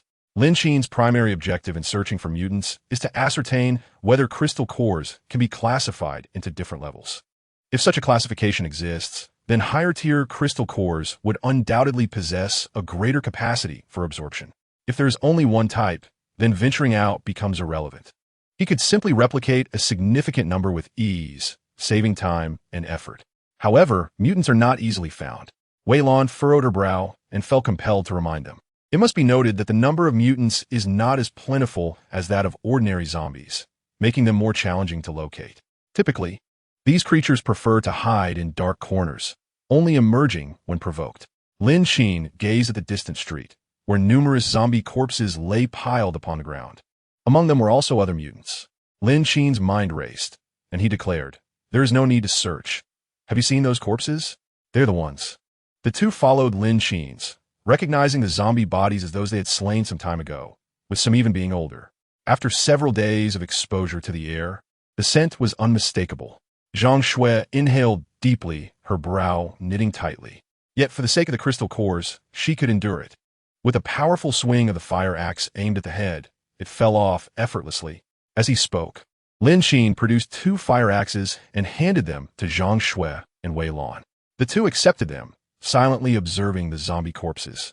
Lin Qin drew his gun, aiming at the ordinary zombies meandering along the road, and once dealt with, the 3 moved boldly forward, each searching among the multitude of corpses for those of the mutants. Most were ordinary zombies, while the mutants varied across several classifications. Lin Qin gazed at the mutant before him, characterized by tentacle-like appendages, which could be deemed a relatively low-tier mutant. It remained uncertain whether it possessed a crystal core within its cranium. Zhang Shui gazed upon the grotesque form of the mutated corpse before her, which had lost its limbs and was on the verge of disintegration into a putrid liquid. Its outward appearance offered no clues to its identity. It was simply a mutant. With a fierce swing of her fire axe, she struck downwards. The creature's cranium yielded nothing but emptiness. The number of mutants among the corpses was scarce, and Wei Lan had dispatched the wandering zombies, gradually making her way toward Lanxiang Lake Park. There, a considerable number of corpses had been gathered days prior. The efficiency of 3 individuals scouring a single location for mutants was quite low. As they traversed the accumulation of bodies, they managed to procure a few crystal nuclei, yet the quantity of mutant corpses remained alarmingly limited. Furthermore, no other colored crystal nuclei were discovered. Extracting another crystal nucleus from a zombie skull, Lin Qin stood still, his brow furrowed in thought. Could it be that there was only a single type of crystal nucleus? Was he overthinking it? Amidst the cacophony that erupted from the walkie-talkie, Wei Lan's voice pierced through, urging, "You all come to me at Lanxiang Lake." Lin Qin rinsed the crystal nucleus and pressed the button on the walkie-talkie. "What is the matter?" The static crackled again, followed by Wei Lan's clear voice, "Just come over first." Releasing her grip on the earpiece, Wei Lan regarded the mutant corpse by the lakeside with a grave expression. Chapter 174. Discovery of the walkie-talkie. This mutant was massive. distinctly different from the one that harbored corrosive liquid. It was an unfamiliar variety. Its elongated tentacles had been severed into several segments, and its head, along with half of its body, appeared to have been charred and blown apart by a grenade. The soil along the lakeside was stained with dried blood and the decaying flesh of mutants. Most strikingly, a damaged walkie-talkie lay amidst the carnage. Wei Lan could not ascertain the identity of this device, but instinctively felt it belonged to Nan Wei. However, Nan Wei had been taken by a mutant within the confines of the villa area. Lin Qin and Zhang Shui hastily arrived at the scene, finding Wei Lan crouched by the lake, examining a mutant corpse. The cause of death was indisputably a grenade explosion. The entire head had been obliterated. Upon their arrival, Wei Lan pointed to the fragments of the walkie-talkie she had discovered and asked, "Do you recognize this walkie-talkie?" The individuals most familiar with Nan Wei were Lin Qin and Zhang Shui. Since her time of joining was brief, she could not draw any immediate conclusions.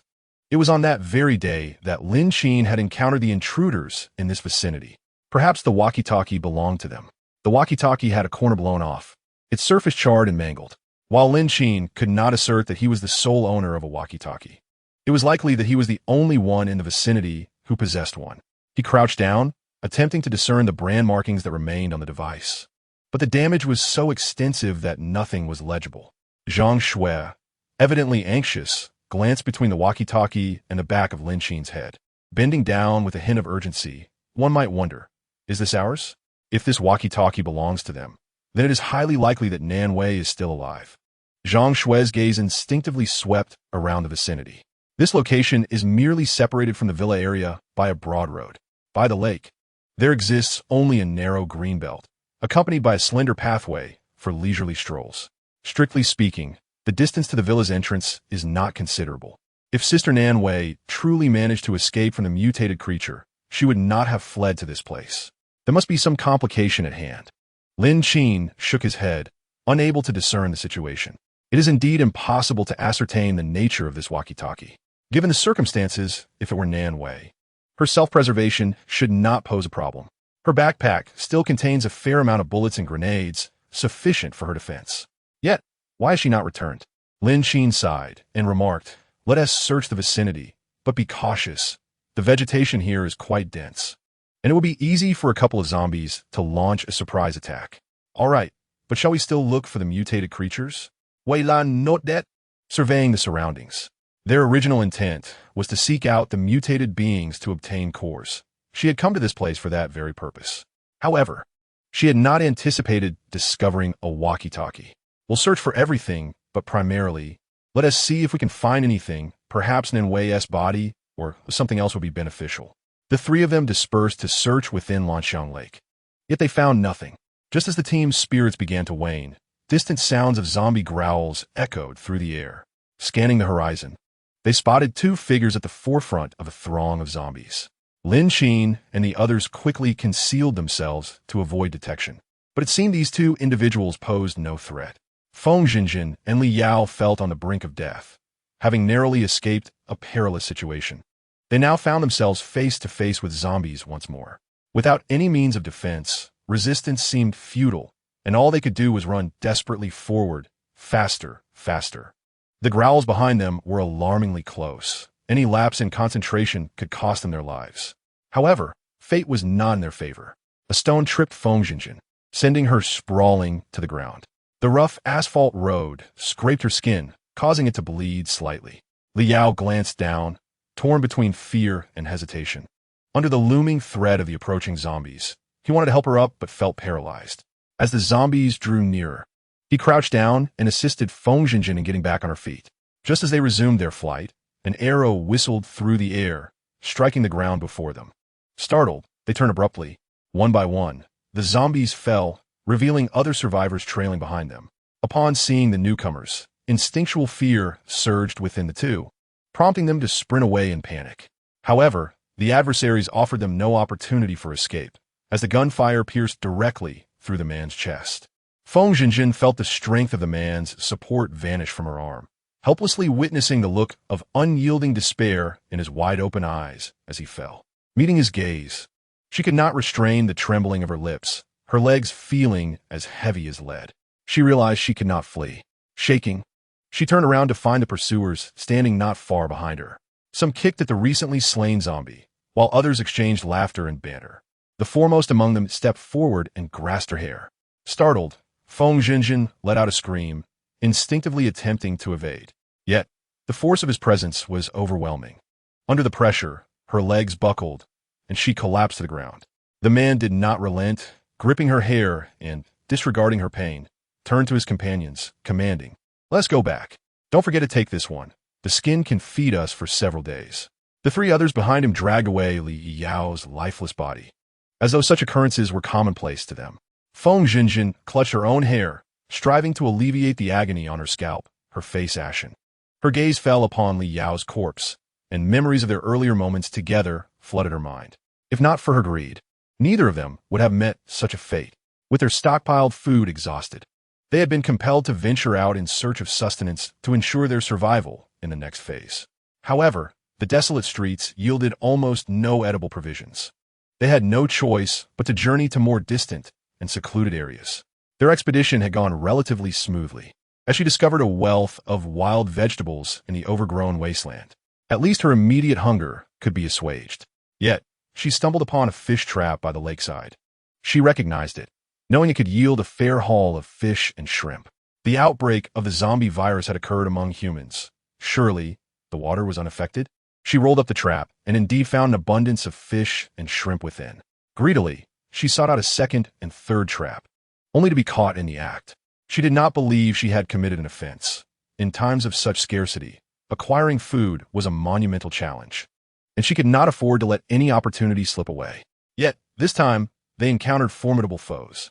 Witnessing these individuals slaughter other survivors merely to satiate their hunger instilled fear, panic, and regret within her. Chapter 175, Crystal Core or Glass. But it was all too late. This led to the grim fate of the two of them becoming mere sustenance for others. Li Yao's corpse was callously dragged away, devoid of life. She felt like a lamb destined for slaughter, allowing herself to be towed away, devoid of the will to resist. There was no doubt that this journey would lead to her demise. Yet, such is the cruel whim of fate. After a hard-fought escape, she found herself captured once more. No matter what was said, Feng Jinjin remained unresponsive, utterly consumed by despair. Su Qingtiao sneered, casually remarking, "Let's not dwell on it. You ran surprisingly fast. If my companions hadn't discovered you in time, you might have truly slipped away. Playing dead? Huh." Su Qingtiao scoffed, showing little concern for her actions. With a forceful push, he sent Feng Jinjin tumbling into the encirclement of four men. The rough asphalt of the road was cool to the touch, and she lay there like a lifeless fish, devoid of vitality. Su Qingtiao surveyed the surrounding desolation, his gaze ultimately settling on a zombie peering from behind a dilapidated vehicle in the distance. Lin Xiao, standing nearby, swiftly drew his weapon, eliminating the hidden threat. Su Qingtiao chuckled lightly, acknowledging, "It's you, Lin Xiao. Let us move. It's time to return." In these recent days, everyone should minimize their outings. The number of mutated beings has become alarmingly high. Indeed, who would venture out if it weren't for them? Chang'e, cradling a rifle on his shoulder, stepped over the decaying flesh of a zombie and spat. "Let us go. The number of zombies around here is considerable, and we shouldn't waste time. If any more emerge from the shadows, we might find ourselves overwhelmed." Their ammunition was limited, although they had plenty. This zombie plague was not a fleeting issue. It required careful attention. Conservation was key. Feng Jinjin walked mechanically, following the four men, blisters forming on her feet. Yang Chao tossed something into the air, catching it deftly as he moved farther away. Lin Qin and the others, hidden from sight, observed everything unfold. Wei Lan shook her gun, questioning, "Should we intervene?" Zhang Shui frowned deeply, indignant. "Do these people not value human life at all?" "Lin Qin, you too. What are you doing? In times like these, who still cares about life or death? Take a closer look. Doesn't that man hold a crystal core?" Just moments ago, the man had tossed something upwards. Though the details were unclear, it appeared to be a core of a different hue. Curiosity stirred within Lin Qin. Wei Lan examined it carefully and remarked, "It seems so, but I can't be certain. After all, crystal cores resemble colored glass. Many attractive glass items could be found in gift shops." Zhang Shui countered, "How could these burly men favor mere glass trinkets?" Whatever he holds must be something extraordinary. I say, whether it is or not, we can simply follow and find out, she added. Honestly, I'm inclined to go. What about you, Weilon? Lin Qin glanced at Zhang Shui, remaining silent. The existing crystal cores are indeed sufficient for their needs. If that individual does not possess a crystal core, they would merely be squandering time. Weilon gazed intently, contemplating deeply before stating, at this juncture, self-preservation is of paramount importance. If it truly is a crystal core, I believe we should investigate further. Our current objective is, after all, the crystal core. The three exchanged glances, and, subsequently, they unanimously proceeded forward. Su Qingtai and his companions found themselves in a rather secluded spot, meandering through the alleys until they finally emerged onto a main road. This area appeared to be a factory, with large industrial buildings constructed from corrugated iron scattered about. The movable gate near the guardhouse had long since deteriorated. Should zombies appear, they could enter with ease, as if returning home. The atmosphere here was decidedly unsettling. How could people reside in such a place? Why concern ourselves with where others dwell? Do you even recall where they headed? Zhang Shui inquired, surveying the expansive factory district as she proposed. Perhaps we should disperse and search for clues? The pace of the group was swift, and given that this was their territory, locating anything would prove challenging. Thus, dispersal seemed the only viable option. Lin Qin observed the ground of the factory area. The woman was barefoot, her feet likely blistered from the arduous journey, and by now, they must have been cut as well. There should be traces left on the ground. The group began to search the vicinity before choosing a particular direction. Meanwhile, Feng Jinjin was shackled by an iron chain, hiding in a corner. In the heart of the dilapidated factory, a makeshift iron pot bubbled ominously, boiling down some bones connected to sizable chunks of meat, slightly overcooked. Zhang Yi grasped the bone with his bare hands, finding it too hot to hold, and subsequently retrieved a metal rack and a large basin to extract the meat still clinging to the bones. I'm starving. If we don't consume this meat soon, it will spoil. Fortunately, the weather is growing colder, so our future food reserves might improve, he remarked. However, Qingtai, should we consider preparing for winter? Food is so scarce outside, and we will need warm clothing and such to get through. We should start gathering supplies, little by little today, and more tomorrow. Although we have enough to eat for now, look at that woman. She can't last many days like this. We must devise a plan. Indeed, this solution is not sustainable, another agreed. Look at this city. It's nearly become a ghost town, devoid of survivors. Who knows how many fish we can catch on the river? We must come up with a strategy. Oh, right. A few days ago, didn't Lin Xiao bring a water purifier? The kind that filters out impurities from tap water. Is it effective? A cardboard box lay beside Feng Jinjin, atop which rested a large, double-layered plastic cup said to filter contaminants from tap water. Its efficacy, however, remained uncertain. Currently, there is a scarcity of potable water. The only available sources are the bottled and barreled water produced in the past, which are exceedingly rare. To find even a single drinkable source is a remarkable feat. The majority of the water resources are derived from rainwater or river water, but the impurities in both need no elaboration. Furthermore, in the unfortunate event of corpses contaminating the river, the myriad of pollutants becomes even more concerning. The filtered water must undergo high-temperature disinfection before it can be deemed safe for consumption. However, even with such precautions, absolute safety cannot be guaranteed. Yet in such dire circumstances, having access to water is a blessing, and one cannot afford to be choosy. Chapter 176. Caution is paramount. The three individuals each held a large bone, gnawing at the flesh clinging to it. Lin Xiao could not help but sigh. The taste was utterly bland, and he resolved to procure some salt in the future. Su Qingtao chuckled. You wish for salt? Just having something to eat is a blessing.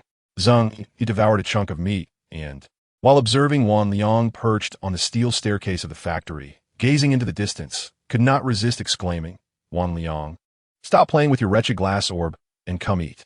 Once this is gone, there will be no more. Don't blame us for not saving any for you. Wan Liang tossed the transparent glass bead into the air and caught it repeatedly. He turned his head with a cold smirk. Eat, eat. There's enough to fill you. He leapt down from the staircase and began to gnaw on the meat from the bone.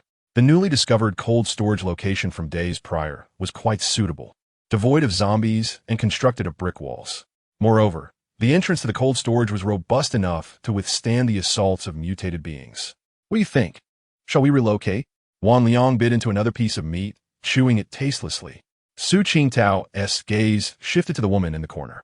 That's fine, but shouldn't we deal with her before moving? Bringing her along would only be a burden. Casting a glance at the unresponsive woman in the corner, Zhang Yi casually remarked, "She can walk and run. She's not a burden." Su Qingtao looked at him, one hand gripping the bone while the other gestured a throat-cutting motion. Su Qingtao scoffed and could not suppress a cold laugh. "What? Do you intend to keep her alive? We should prepare to leave tonight. We don't have much to take with us," he continued. "By the way, let us have a decent meal tonight. Lin Xiao, you handle the food. Separate what's edible from what's not," he added, "and remember to dispose of the entrails far away.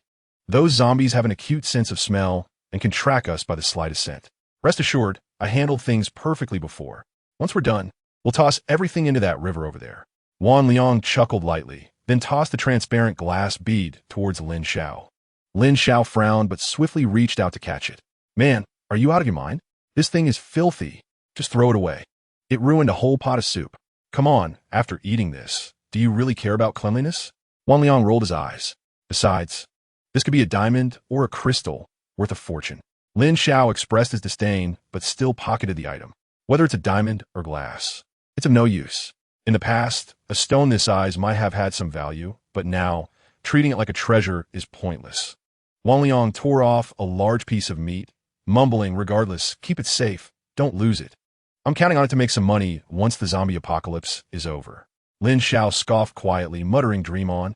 If it were gold, there might be a chance, but this? Making money off a broken glass bead? Even if we eventually find safety, it might not yield much." Nevertheless, Lin Xiao did not discard it. Wan Liang's ex-girlfriend had always adored diamonds, and it seemed that the stone had become an obsession for him after their split. The four of them ate quickly, and soon the bucket in the corner was filled with remnants of their feast.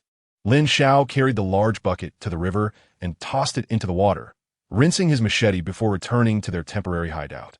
Meanwhile, Lin Qin and the others were concealed behind a flower bed by the riverbank.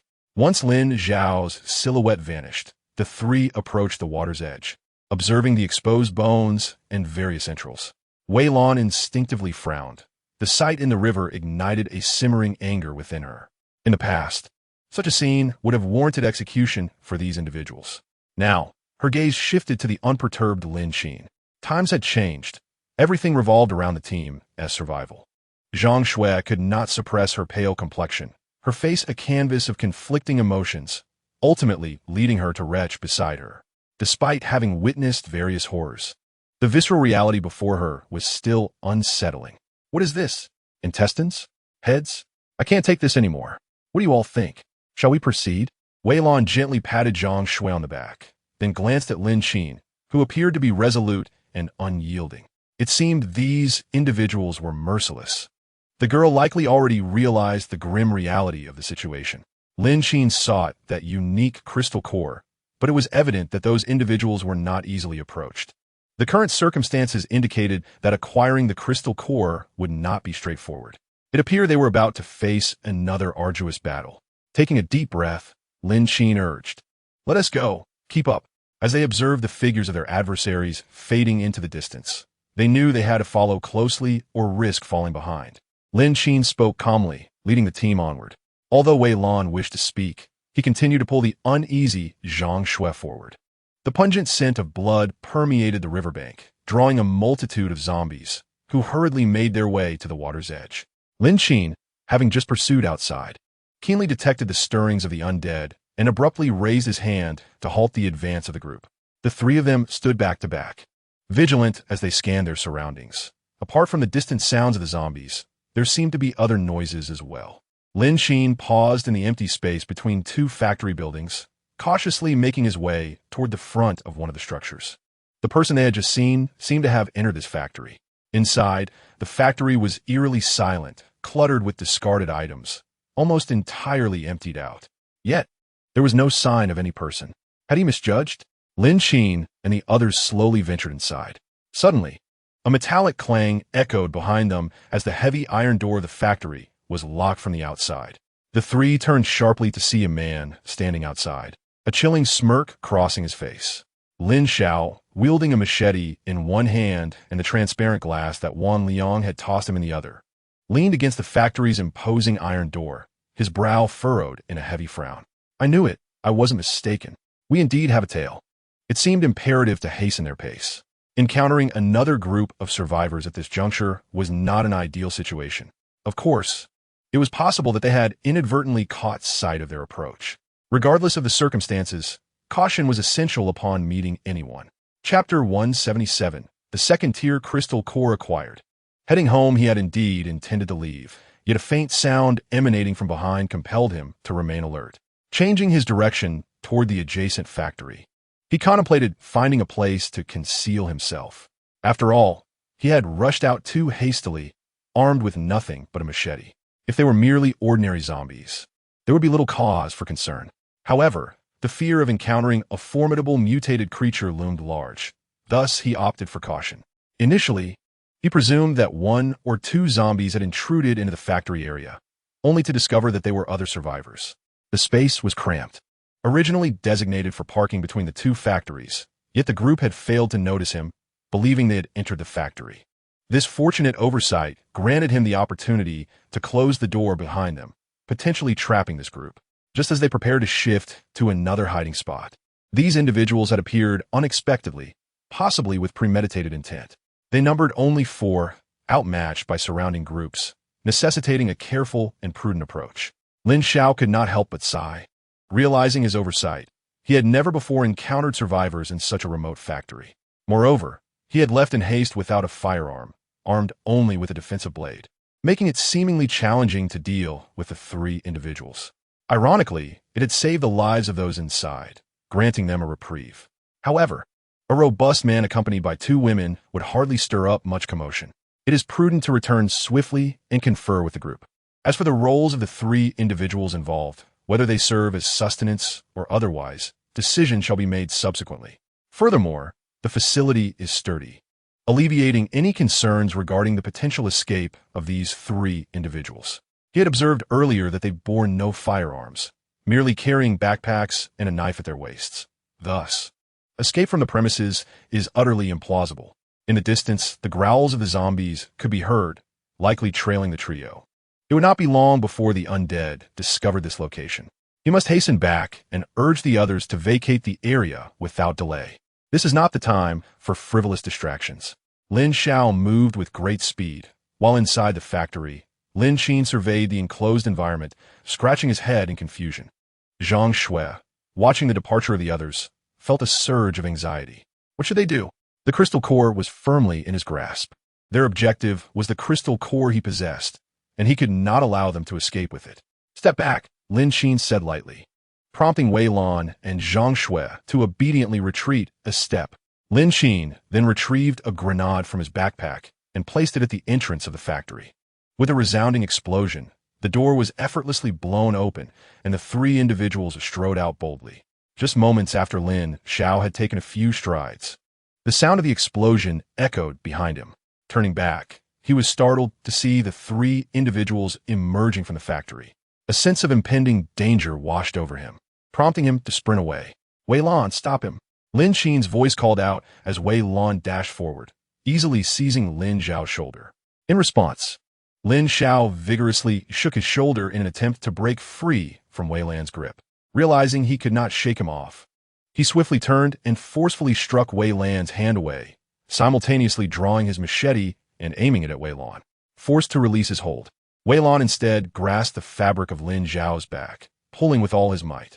Amidst Lin Xiao's struggles, he delivered a powerful kick to Lin Xiao's rear, causing him to tumble unceremoniously to the ground. The crystal core in his pocket tumbled out, rolling directly to Lin Qin's feet. Lin Qin bent down to retrieve the icy crystal core.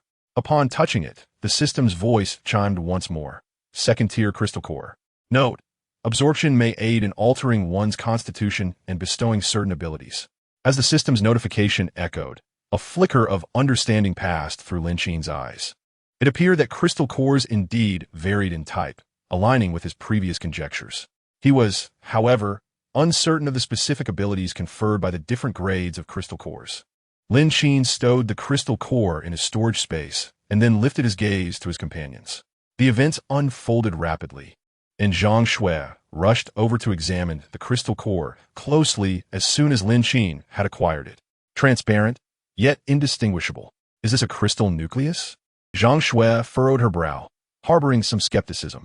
The crystal nuclei they had previously discovered had a faint green hue, unlike this one. It appeared to be merely an ordinary glass bead. Observing that everyone's attention was fixated on the broken glass bead, Lin Xiao seized the opportunity while Wei Lan was distracted and bolted away. Just as Wei Lan attempted to intercept, Lin Qin spoke up.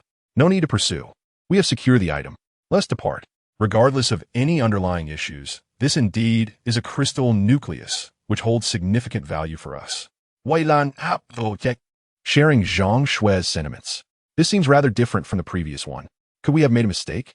Lin Qin gazed ahead at the path and then chose an alternate direction, stating, "We have not erred. We must leave this place. The recent explosion is likely to attract the zombies here swiftly. Let us return and absorb the crystal nucleus to observe any changes." Lin Qin's words were always heeded by Zhang Shui, and Wei Lan needed no further persuasion, who would refuse the prospect of gaining strength. The three moved with great speed, yet the zombies were swifter still. The explosion had drawn the nearby zombies, converging from all directions and encircling them. Lin Qin rubbed his nose and remarked, "It seems we must break through." Zhang Shui and Wei Lan drew their firearms and stood beside Lin Qin. Wei Lan smirked, "With just these zombies, are you truly afraid?" Zhang Shui chambered around and scoffed. "Afraid? Not a chance. I've been itching to vent my frustrations. Let them experience my might." Lin Qin shrugged, offering no rebuttal, and led the way forward. The zombies rushed at them in a frenzy, but with their weapons drawn, Lin Qin and the others engaged in a one-sided massacre. As long as there were no monstrous variants like the one encountered previously, they had no reason to fear these zombies. Soon, the bodies of the zombies piled up around them, and the once dense horde diminished rapidly. The other variants within the throng were no match for Lin Qin and his companions. Once the slaughter had nearly concluded, Lin Qin placed a luxury vehicle on the route and swiftly departed. When Lin Xiao and the others arrived in haste, they beheld the terrifying spectacle of this one-sided massacre from the shadows. These three were formidable beyond belief, almost inhuman. Lin Xiao even felt fortunate to have escaped a calamity. Before he could fully digest this thought, he saw the trio confidently driving away in a brand-new luxury vehicle. Chapter 178. Surviving Great Calamity Brings Great Blessing. Lin Xiao. Surviving great calamity must surely herald great blessings. Certainly, the grandiose actions of Lin Qin and his companions deterred anyone from daring to provoke them. The gathering of the undead compelled some hidden survivors to either curse in frustration or discreetly conceal themselves, swiftly retreating from the scene. After all, facing such a massive horde of zombies was not something everyone could withstand. Even those who could had to consider the limitations of their weaponry. It was evident that Lin Qin and his group stood out prominently among the throng. Many onlookers, besides cursing, were filled with curiosity. Who were Lin Qin and his companions? So formidable in their prowess? Following their one-sided slaughter, the group departed, leaving behind a scene of desolation on the streets. The ordinary zombies did not possess crystal cores. Thus Lin Qin and his team did not need to expend effort searching for them. The journey back was relatively smooth. Occasionally, a few zombies, lured by the noise of their vehicle, pursued them but were swiftly dispatched by Zhang Shui's gunfire. However, as they approached the villa area, an alarming number of zombie corpses appeared on the streets, with evidence of explosions even around the nearby shops. Judging by the liquid seeping from the bodies, it seemed these events had transpired that very day. Yet, the scarcity of survivors in the vicinity suggested that none could possess such an abundance of ammunition and explosives. Wasting resources on mere ordinary zombies felt excessive. Lin Qin slowed the vehicle, reflecting on how the situation had drastically changed since their departure that morning. Wei Lan and Zhang Shui exchanged vigilant glances, scanning their surroundings. Who could have orchestrated such an extensive operation to rival our own? Zhang Shui pondered aloud. They had no concerns regarding the depletion of their ammunition and explosives, but given the current scene, it appeared their adversaries shared that same confidence. Considering how close we are to home, we should exercise caution. What if a formidable survivor group has suddenly emerged? We must remain vigilant, Wei Lan cautioned. Whether friend or foe, We must ascertain their true nature before making any assumptions. If they are allies, peaceful coexistence would be advantageous. However, if they are enemies, such powerful adversaries would pose a significant threat to us. Wei Lan furrowed her brow, weighing the pros and cons of their situation, and sighed heavily. Zhang Shui, influenced by Wei Lan's words, began to feel a sense of unease. If this is the case, our safety is indeed compromised. As the vehicle ventured deeper, Lin Qin and his companions halted, confronted by a pile of corpses blocking the road ahead. It was clear that driving through this mass was not an option. They had no choice but to disembark and proceed on foot. Suddenly, a loud explosion resonated in the distance, and the three turned their attention toward the source of the sound. Clearly, the battle raged on. Are you planning to return home to absorb the crystal core? Or shall we take a look at the peculiar entities? Zhang Shui raised an eyebrow, expressing her willingness for either option. Yet she felt that returning home to absorb the crystal core might hold greater significance. Frankly, she was quite curious about the transformations that absorption might bring. Lin Qin then turned his gaze towards Wei Lan, who shrugged in response. Let us head back. I too wish to understand the crystal core's function. The one you provided us remains rather uninspiring thus far. Very well then, let's return. Lin Qin chuckled lightly, subsequently leading the group away from the direction of the explosion. At that moment, at the epicenter of the blast, a woman peeked over the edge of the roof to survey the scene below. The corpses of the zombies had accumulated, mingling with the remains of the mutated creatures, all reduced to a grotesque pulp. Fortunately, the bodies of the zombies had been sufficiently dealt with, posing no immediate threat. In the distance, no signs of zombies could be discerned. It was an opportune moment to vacate this area and secure a new position.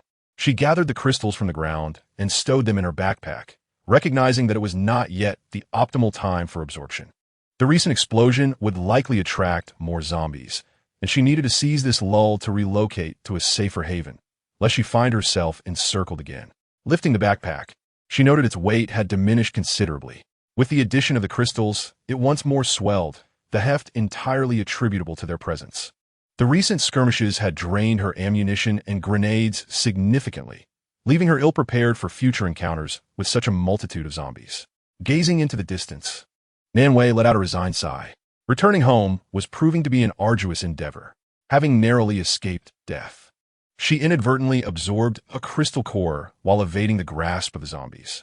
She found herself at a loss as to whether to consider herself fortunate or unfortunate. Nevertheless, she pondered whether Lin Qin and the others had discerned the properties of the crystal core. The intercom had been rendered inoperative by the explosion, making communication impossible. Yet, she believed Lin Qin's intellect would lead him to discover the method of absorption. Memories flooded her mind of the earlier encounter. The zombies' tendrils had appeared unexpectedly, ensnaring her with alarming speed and even threatening Lin Qin and the others. In her terror, she had frozen, failing to react.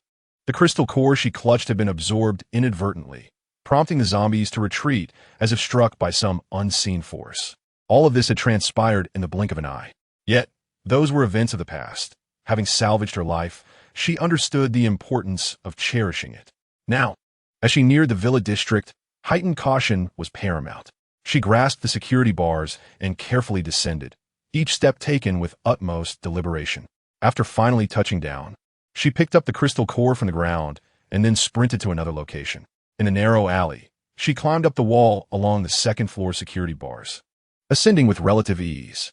Successfully reaching the rooftop, Nan Wei lay on the small space, gasping for breath.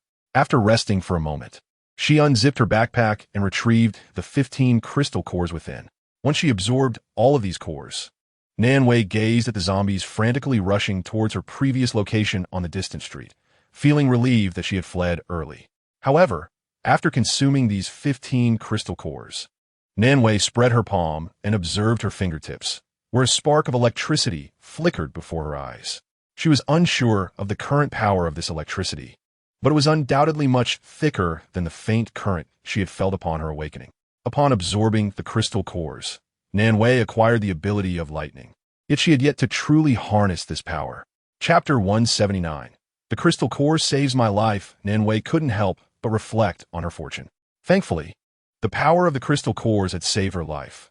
Otherwise, she would now be just one among countless zombies. However, Since she could absorb the crystal cores and gain this peculiar strength, it meant that this power could also be wielded against the zombies outside. Still, she was reluctant to take risks. The strength from 20 crystal cores had only transformed her lightning ability from feeble to the width of a finger, which was still insufficient to confront the zombies. It appeared that she needed to acquire more crystal cores swiftly and then regroup with Lin Qin and the others. Nan Wei's gaze shifted towards the distance, where the villa district lay. The journey there, compounded by potential zombie encounters and various circumstances along the way, would undoubtedly take at least an hour or two. The recent explosion had attracted the zombies from afar, most of whom were mutated. Venturing out now was not safe. After pondering for a moment, Nan Wei let out a sigh. Her plans to move forward had to be abandoned for the time being. She wondered how Lin Qin and the others were faring now. Suddenly, the roar of a car engine echoed from the distant street, drawing a considerable number of zombies in pursuit. Nan Wei stood atop the roof, stretching her neck to see. Unfortunately, all she could discern was a sea of rooftops. Meanwhile, Lin Qin and his companions had navigated through the Hoard and returned to their vehicle, racing back. However, they encountered several mutated creatures along the way, and their numbers were substantial. Wei Lan, holding binoculars, poked her head out of the car window to look back. In the densely packed crowd of zombies, the mutated ones accounted for a significant portion. The quantity was quite alarming. After her observation, Wei Lan retracted her head. There were indeed quite a few mutated creatures, roughly estimated to be at least 20. Should they fight or return first? Her gaze turned towards Lin Qin. Through the rearview mirror, Lin Qin observed the increasingly rapid pace of the mutant creatures, a sensation of pressure enveloping him. With a firm press of the accelerator, he surged forward, swiftly distancing himself from the mutants. He executed a deft drift, bringing the vehicle to a stable halt before stepping out. Watching Lin Qin's poised stance with his weapon, Wei Lan chuckled and followed suit, fully aware that Lin Qin would never forego the opportunity to study the crystal cores.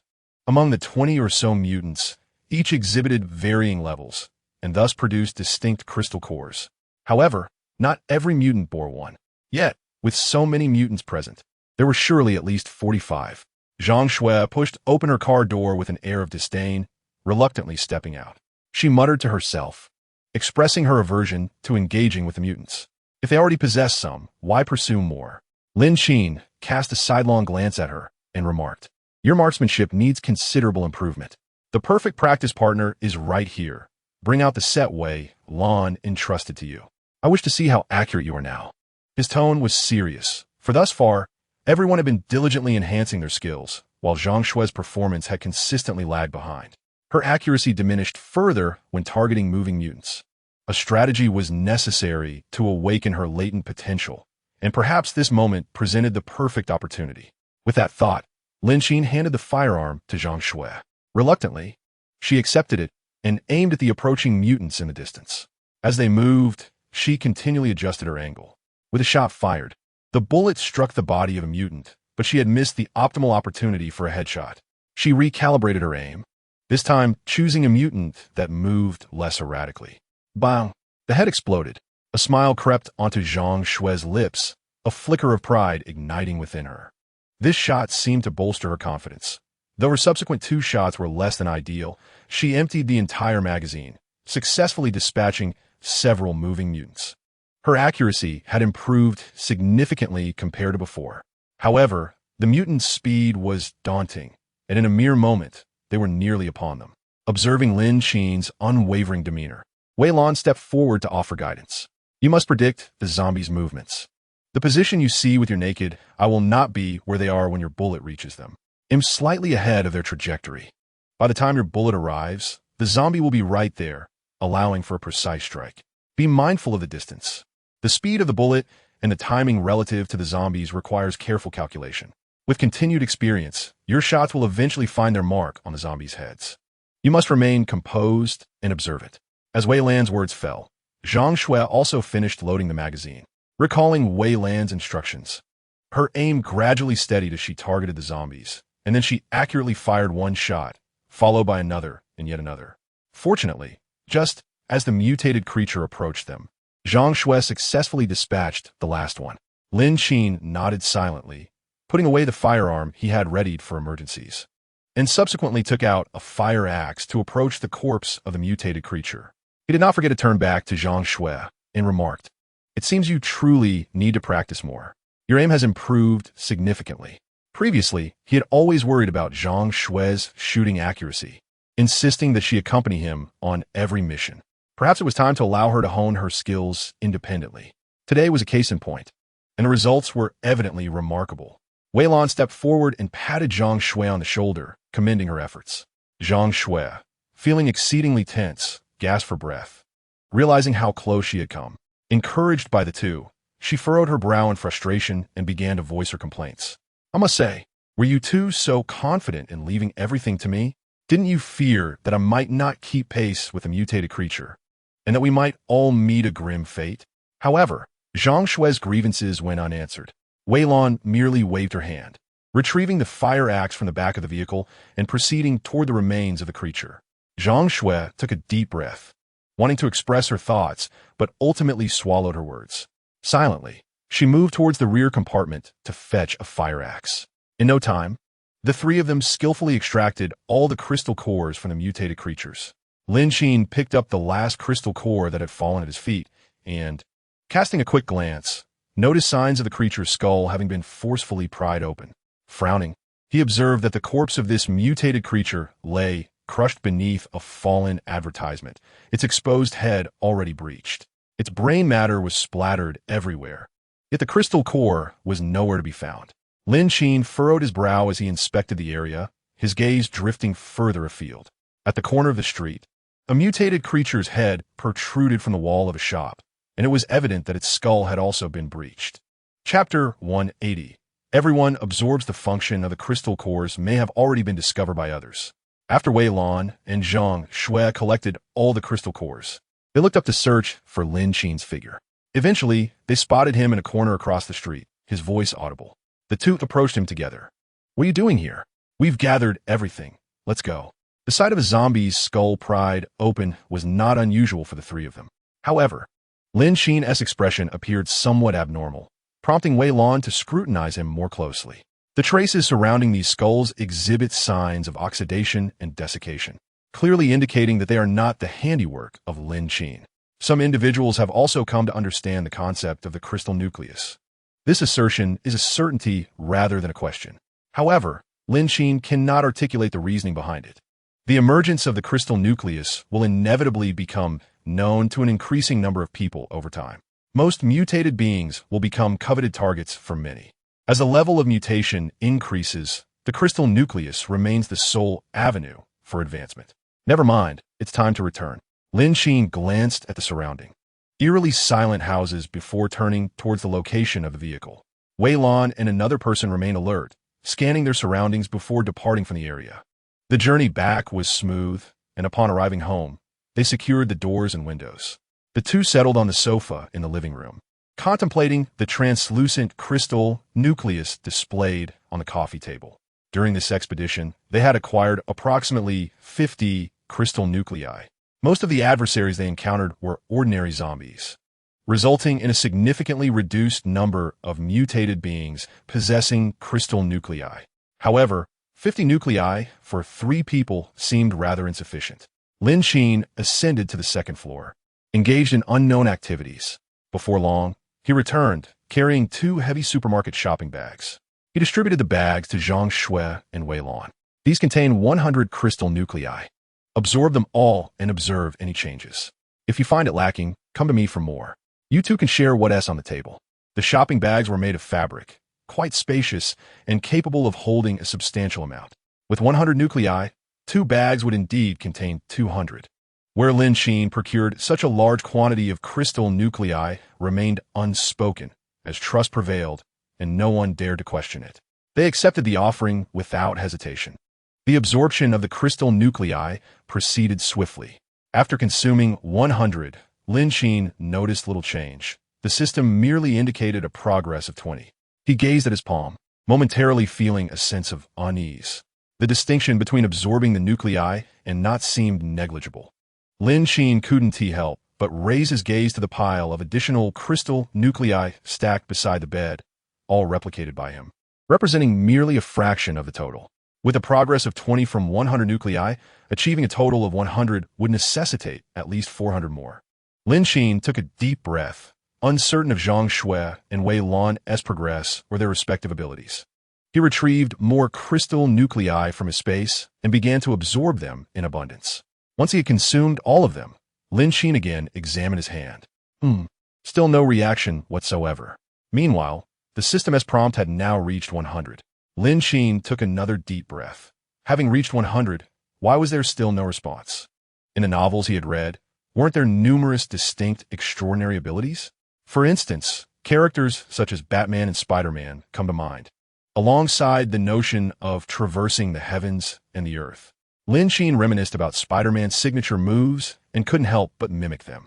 Perhaps his abilities were of an active nature. However, nothing transpired. It was not the same as Spider-Man's prowess. He decided to try a different approach, envisioning climbing instead. Lin Qin gazed upward at the stark white wall above, positioned on his bed.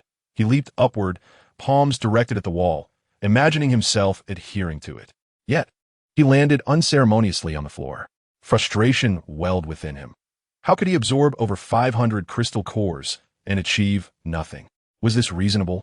Fuming, Lin Qin reached for a bottle of mineral water by his bedside, but in a moment of clumsiness, it slipped from his grasp and tumbled to the ground. Startled, he hurriedly extended his hand in an attempt to catch the falling bottle. In an instant, however, the bottle seemed to be guided by an unseen force, and, astonishingly, it levitated midair. Lin Qin paused, only for the bottle to plummet to the floor a moment later. Raising an eyebrow, he pondered the peculiar occurrence.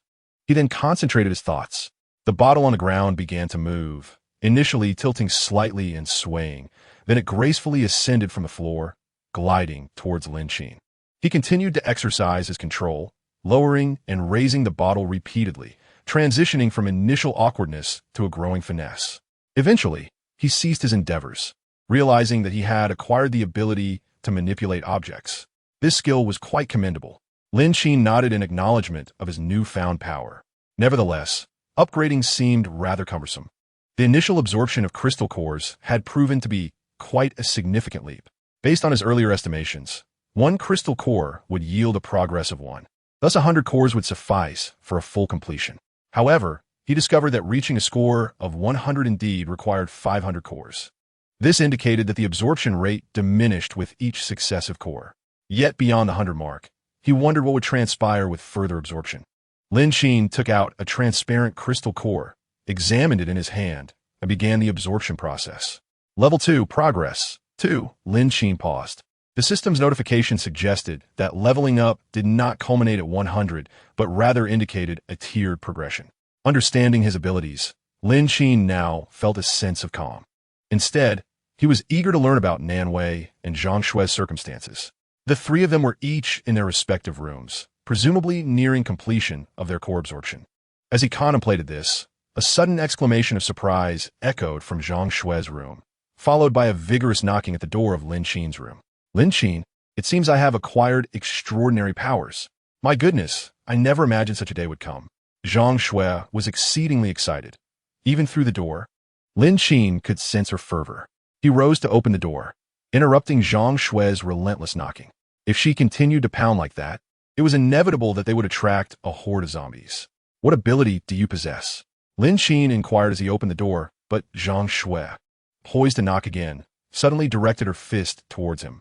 However, as she approached within a certain distance, something halted her abruptly. For a fleeting moment, her expression of pure joy was replaced by surprise. Yet upon regaining her composure, she eagerly resumed, sharing her elation. Look at me. Look at my hand. Chapter 181, Meteorite. The world is changing. A flicker of flame erupted from Zhang Shui's palm. It appeared that her newfound ability was related to fire. Tasks involving looting and setting ablaze would suit her perfectly. No. Setting fire to mountains and facing the consequences is best avoided. Nonetheless, having fire could prove advantageous for future camping excursions, providing light and warmth. Of course, incinerating zombies would also be within her capabilities. Zhang Shui's skill was promising, albeit the flame was somewhat diminutive. However, with practice and absorption, controlling the size of the flame should pose no challenge. Observing Zhang Shui's exuberance, Lin Qin couldn't help but chuckle. She had the ability to protect herself, which was quite commendable. His gaze shifted to another door as Wei Lan emerged from within. Compared to Zhang Xue's exuberant demeanor, she appeared far more composed, though a smile of uncontainable joy danced upon her lips. It seemed her ability was also impressive. Your ability seems quite remarkable as well, Wei Lan nodded. While she may not have been as striking as Zhang Xue, she was nonetheless satisfied with her own gift. Lin Qin's curiosity piqued as he listened to Wei Lan say, "To be honest, I'm not entirely certain. It feels as though I have better control over my speed." Before she could elaborate, a sudden explosion resonated from outside the villa. The shockwave lingered, causing the ground to tremble. A picture frame inside the house wobbled precariously, threatening to crash to the floor. Startled, Wei Lan rushed forward to catch the frame before it fell. "Zhang Xue, I had no idea your ability pertained to speed," she exclaimed, stabilizing the frame. Wei Lan shook her head, admitting, "Honestly, I'm not sure, but it seems my speed is only slightly enhanced." As a member of a specialized unit, the daily training had equipped her with reflexes far superior to most. For instance, steadying the frame was something she could have easily managed before. It simply felt as though she was significantly faster now. However, it appeared that this was not the moment for such reflections. The recent explosion was quite startling. The sound was significant, resonating in the air. Lin Qin rose and made his way to the rooftop to gaze outward. In the distance, a flash of light streaked across the horizon, suggesting that something had fallen from the sky. It landed on the ground with a tremendous explosion. What could this be? Was it a meteorite? Zhang Xue stood beside Lin Qin, her eyes drawn to the luminous trail in the sky. After a moment's contemplation, she expressed her uncertainty. Wei Lan glanced at Zhang Xue just as another deafening explosion echoed from that direction. Time seemed to stretch, and suddenly a shockwave surged towards them, nearly toppling them over. Lin Qin shook his head in confusion, speculating that it might indeed be a meteorite. At such a time, with a meteor's descent, one could not discern whether it heralded fortune or calamity. Wei Lan gazed at the fiery clouds on the horizon and suggested they return, pondering whether the falling object was a meteorite or perhaps an action taken by the government. Given the distance and the fact that it descended from the sky, there could be numerous luminous objects. If it were missiles or similar weapons, precision strikes were certainly possible. Currently, the zombies remained human in form. For these advanced weapons, a single strike would likely suffice to eliminate them. However, if her suspicions were correct, she could only wonder about the situation on the other side of the explosion and the fate of any survivors there. Wei Lan took a deep breath, resolving not to dwell on such thoughts. After all, returning was no longer an option, and her current team was satisfactory. As the three descended from the rooftop, a sudden scream pierced the air. Lin Qin instinctively turned to look, spotting a familiar figure on the rooftop across the street. Was that Nan Wei?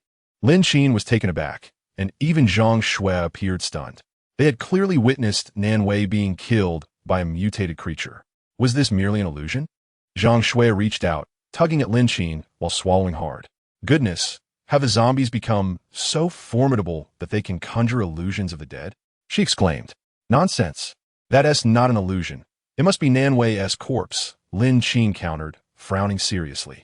No wonder they had been unable to find her body earlier. She had presumably mutated into a zombie, wandering about. Yet, had she truly evolved to the point of climbing rooftops? In the distance, the small figure seemed to be waving her arms. Wei Lan retrieved her binoculars and saw Nan Wei joyfully waving her hands at them. The conversation between Zhang Xue and Lin Qin reached her ears. Unable to contain her disbelief, Wei Lan exclaimed, "You two, open your eyes and take a good look. That is a person, not a zombie."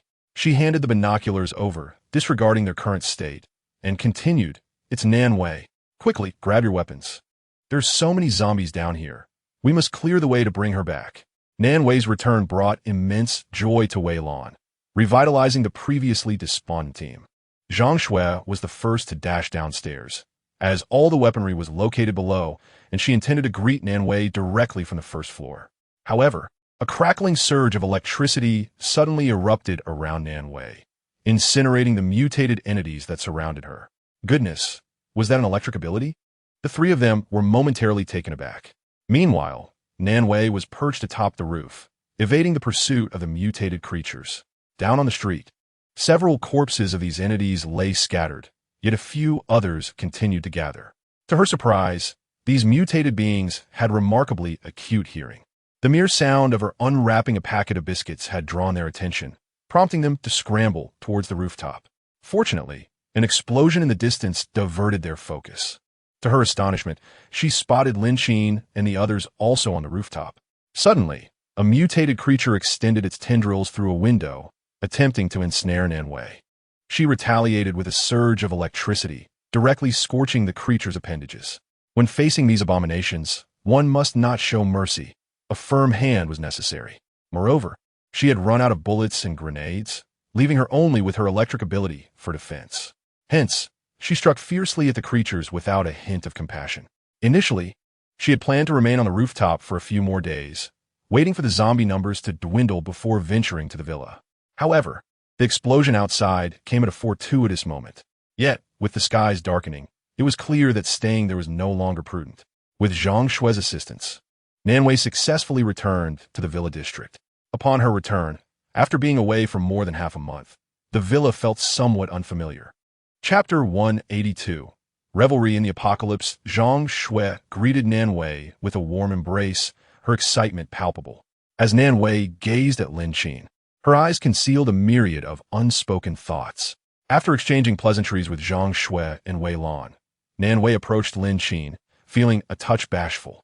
Lin Qin tilted his head, scrutinizing her from head to toe. Judging by her attire, it seemed she had managed to fare reasonably well during her time away. Although a tear in her clothing appeared to be a claw mark from a zombie. Lin Qin enveloped her in a brief hug and remarked, "We all thought you were dead. It's good to have you back." "Indeed," she replied. "But how did you manage to escape? We had all assumed you were." As she broached the subject, Nanwei found herself momentarily lost in nostalgia. "Oh, right, I almost forgot to mention. At that moment, I too believed I was doomed. But thankfully I had this crystal core. However, at that moment, the tentacle did not pierce my chest. Coupled with my sudden absorption of the crystal core, the tentacle retracted, pulling me back. In a twist of fate, I ended up using a grenade to blow it up. By the way, you haven't yet researched this crystal core, have you? It possesses the ability to be absorbed, and upon doing so, one gains a surge of power. I can confidently say that it was the force of the crystal core that allowed me to survive. I still have quite a few of them in my backpack, so feel free to absorb them." As she spoke, Nanwei reached for her backpack, which had endured the elements for quite some time and was covered in grime. Nevertheless, she managed to extract around 10 crystal cores from within. "My personal capabilities are limited. I've exhausted my weapons such as guns and grenades, and I've absorbed quite a few myself, leaving only these behind, so please do not be disdainful." Zhang Shui placed her hand on Nanwei's shoulder, reassuring her. "Don't worry. Fortunately, the crystal cores you brought that day have already been researched." With a mysterious air, Zhang Shui revealed a flickering flame at the tip of her finger. Nanwei's eyes widened in astonishment. "Impressive. You all are quick learners. This skill of yours is quite remarkable. In times of power outages, having a fire for illumination is truly beneficial." "Enough of that. Don't belittle my abilities." Nanwei chuckled, having teased her on purpose. All right, but what about Wei Lan's skills? And Lin Qin's?" Nanwei felt a wave of relief wash over her. She had previously worried whether they would uncover the uses of the crystal core, but to her surprise, everyone had delved into it thoroughly. Wei Lan, seated at the opposite end of the sofa, peeled an orange and remarked, "That goes without saying. It's naturally related to speed. Though my abilities aren't as formidable as yours, what about Lin Qin?" Wei Lan's gaze shifted toward Lin Qin. "To be honest, I am unaware of your abilities. Do share. Let us all be enlightened." Earlier, she had patted Lin Qin's shoulder, seemingly encountering some form of barrier. This implied that it was indeed the ability Lin Qin obtained after absorbing the crystal core. But how to describe such a phenomenon? An air wall? Self-protection? Or something else? Lin Qin glanced at the eager eyes of his companions, scratching his head. "Since you all are so curious, I shall not hold back." The three gazed intently as Lin Qin made no movement, yet the oranges in the fruit bowl levitated inexplicably. "Wow, impressive," Zhang Shui exclaimed, unable to contain her excitement. Meanwhile, Nanwei and Wei Lan remained relatively composed. Observing the joy radiating from everyone in the room, Lin Qin smiled for a moment before saying, "Now that Nanwei is back, we must treat ourselves to a splendid meal. However, don't blame me for being a wet blanket. While we have absorbed the crystal cores, others will inevitably discover their remarkable properties as well. Thus, there is no need for anyone to feel overly elated. As you grow stronger, so too will others. Thus, one must not let their guard down simply because they have absorbed the crystal nucleus and gained these extraordinary abilities. Speaking of which, Nan Wei furrowed her brow. During my recent excursions, I encountered individuals who appeared to possess special powers. However, I did not examine them closely, as I was alone and had little choice but to evade them. Presently, the number of ordinary zombies outside has dwindled significantly, with most being mutated beings. Therefore, the imminent danger may lie in the confrontation between these mutated creatures and the survivors endowed with abilities. Indeed, the most pressing crisis now is the scarcity of food. Lin nodded in agreement. This is undoubtedly the gravest concern. Yet, for them, it bears no significance, as food is abundant in various locales. Suddenly, the sound of thunder rumbled outside, followed closely by a torrential downpour. In contrast to the dreary weather beyond the walls, the atmosphere inside the house was lively. Lin retrieved dishes previously prepared and stored from his spatial inventory. These were ready-to-eat meals, still warm and requiring no further cooking. At this juncture, Lin felt no need to conceal his prowess. His abilities were indeed remarkable. The table was adorned with a plethora of delectable dishes, including the tender chicken feet and braised pork from Fat Cat's kitchen, alongside the fragrant small lobsters from Shui. Of course, these delicacies could hardly be deemed extravagant in peacetime. Dishes such as braised spare ribs, potato stew with beef, oil-braised prawns, braised pig trotters, spicy grilled fish, boiled meat slices, and chopped pepper fish heads would not have been considered particularly impressive in more tranquil times. Yet in this post-apocalyptic world, they were undeniably exquisite. However, it seems that girls have a particular fondness for such fare. Lin recalled past gatherings where the female colleagues of his workplace were quite fond of these dishes. He surmised that Nan Wei and her companions would also be equally enthusiastic. Gazing at the lavish spread before them, expressions of astonishment adorned every face. What a delight! A little surprise every day. It was indeed astonishing. The four of them gathered around the dining table, and Zhang Shui, with her freshly washed hands, eagerly reached for the pig trotters. The trotters were tender and not at all greasy. Nan Wei, on the other hand, focused on the small lobsters, skillfully peeling the shells from the tails. What a treat, small lobsters deliciously fragrant. As for Wei Lan, she was more conventional, gnawing on spare ribs, savoring fish heads, and munching on chicken feet.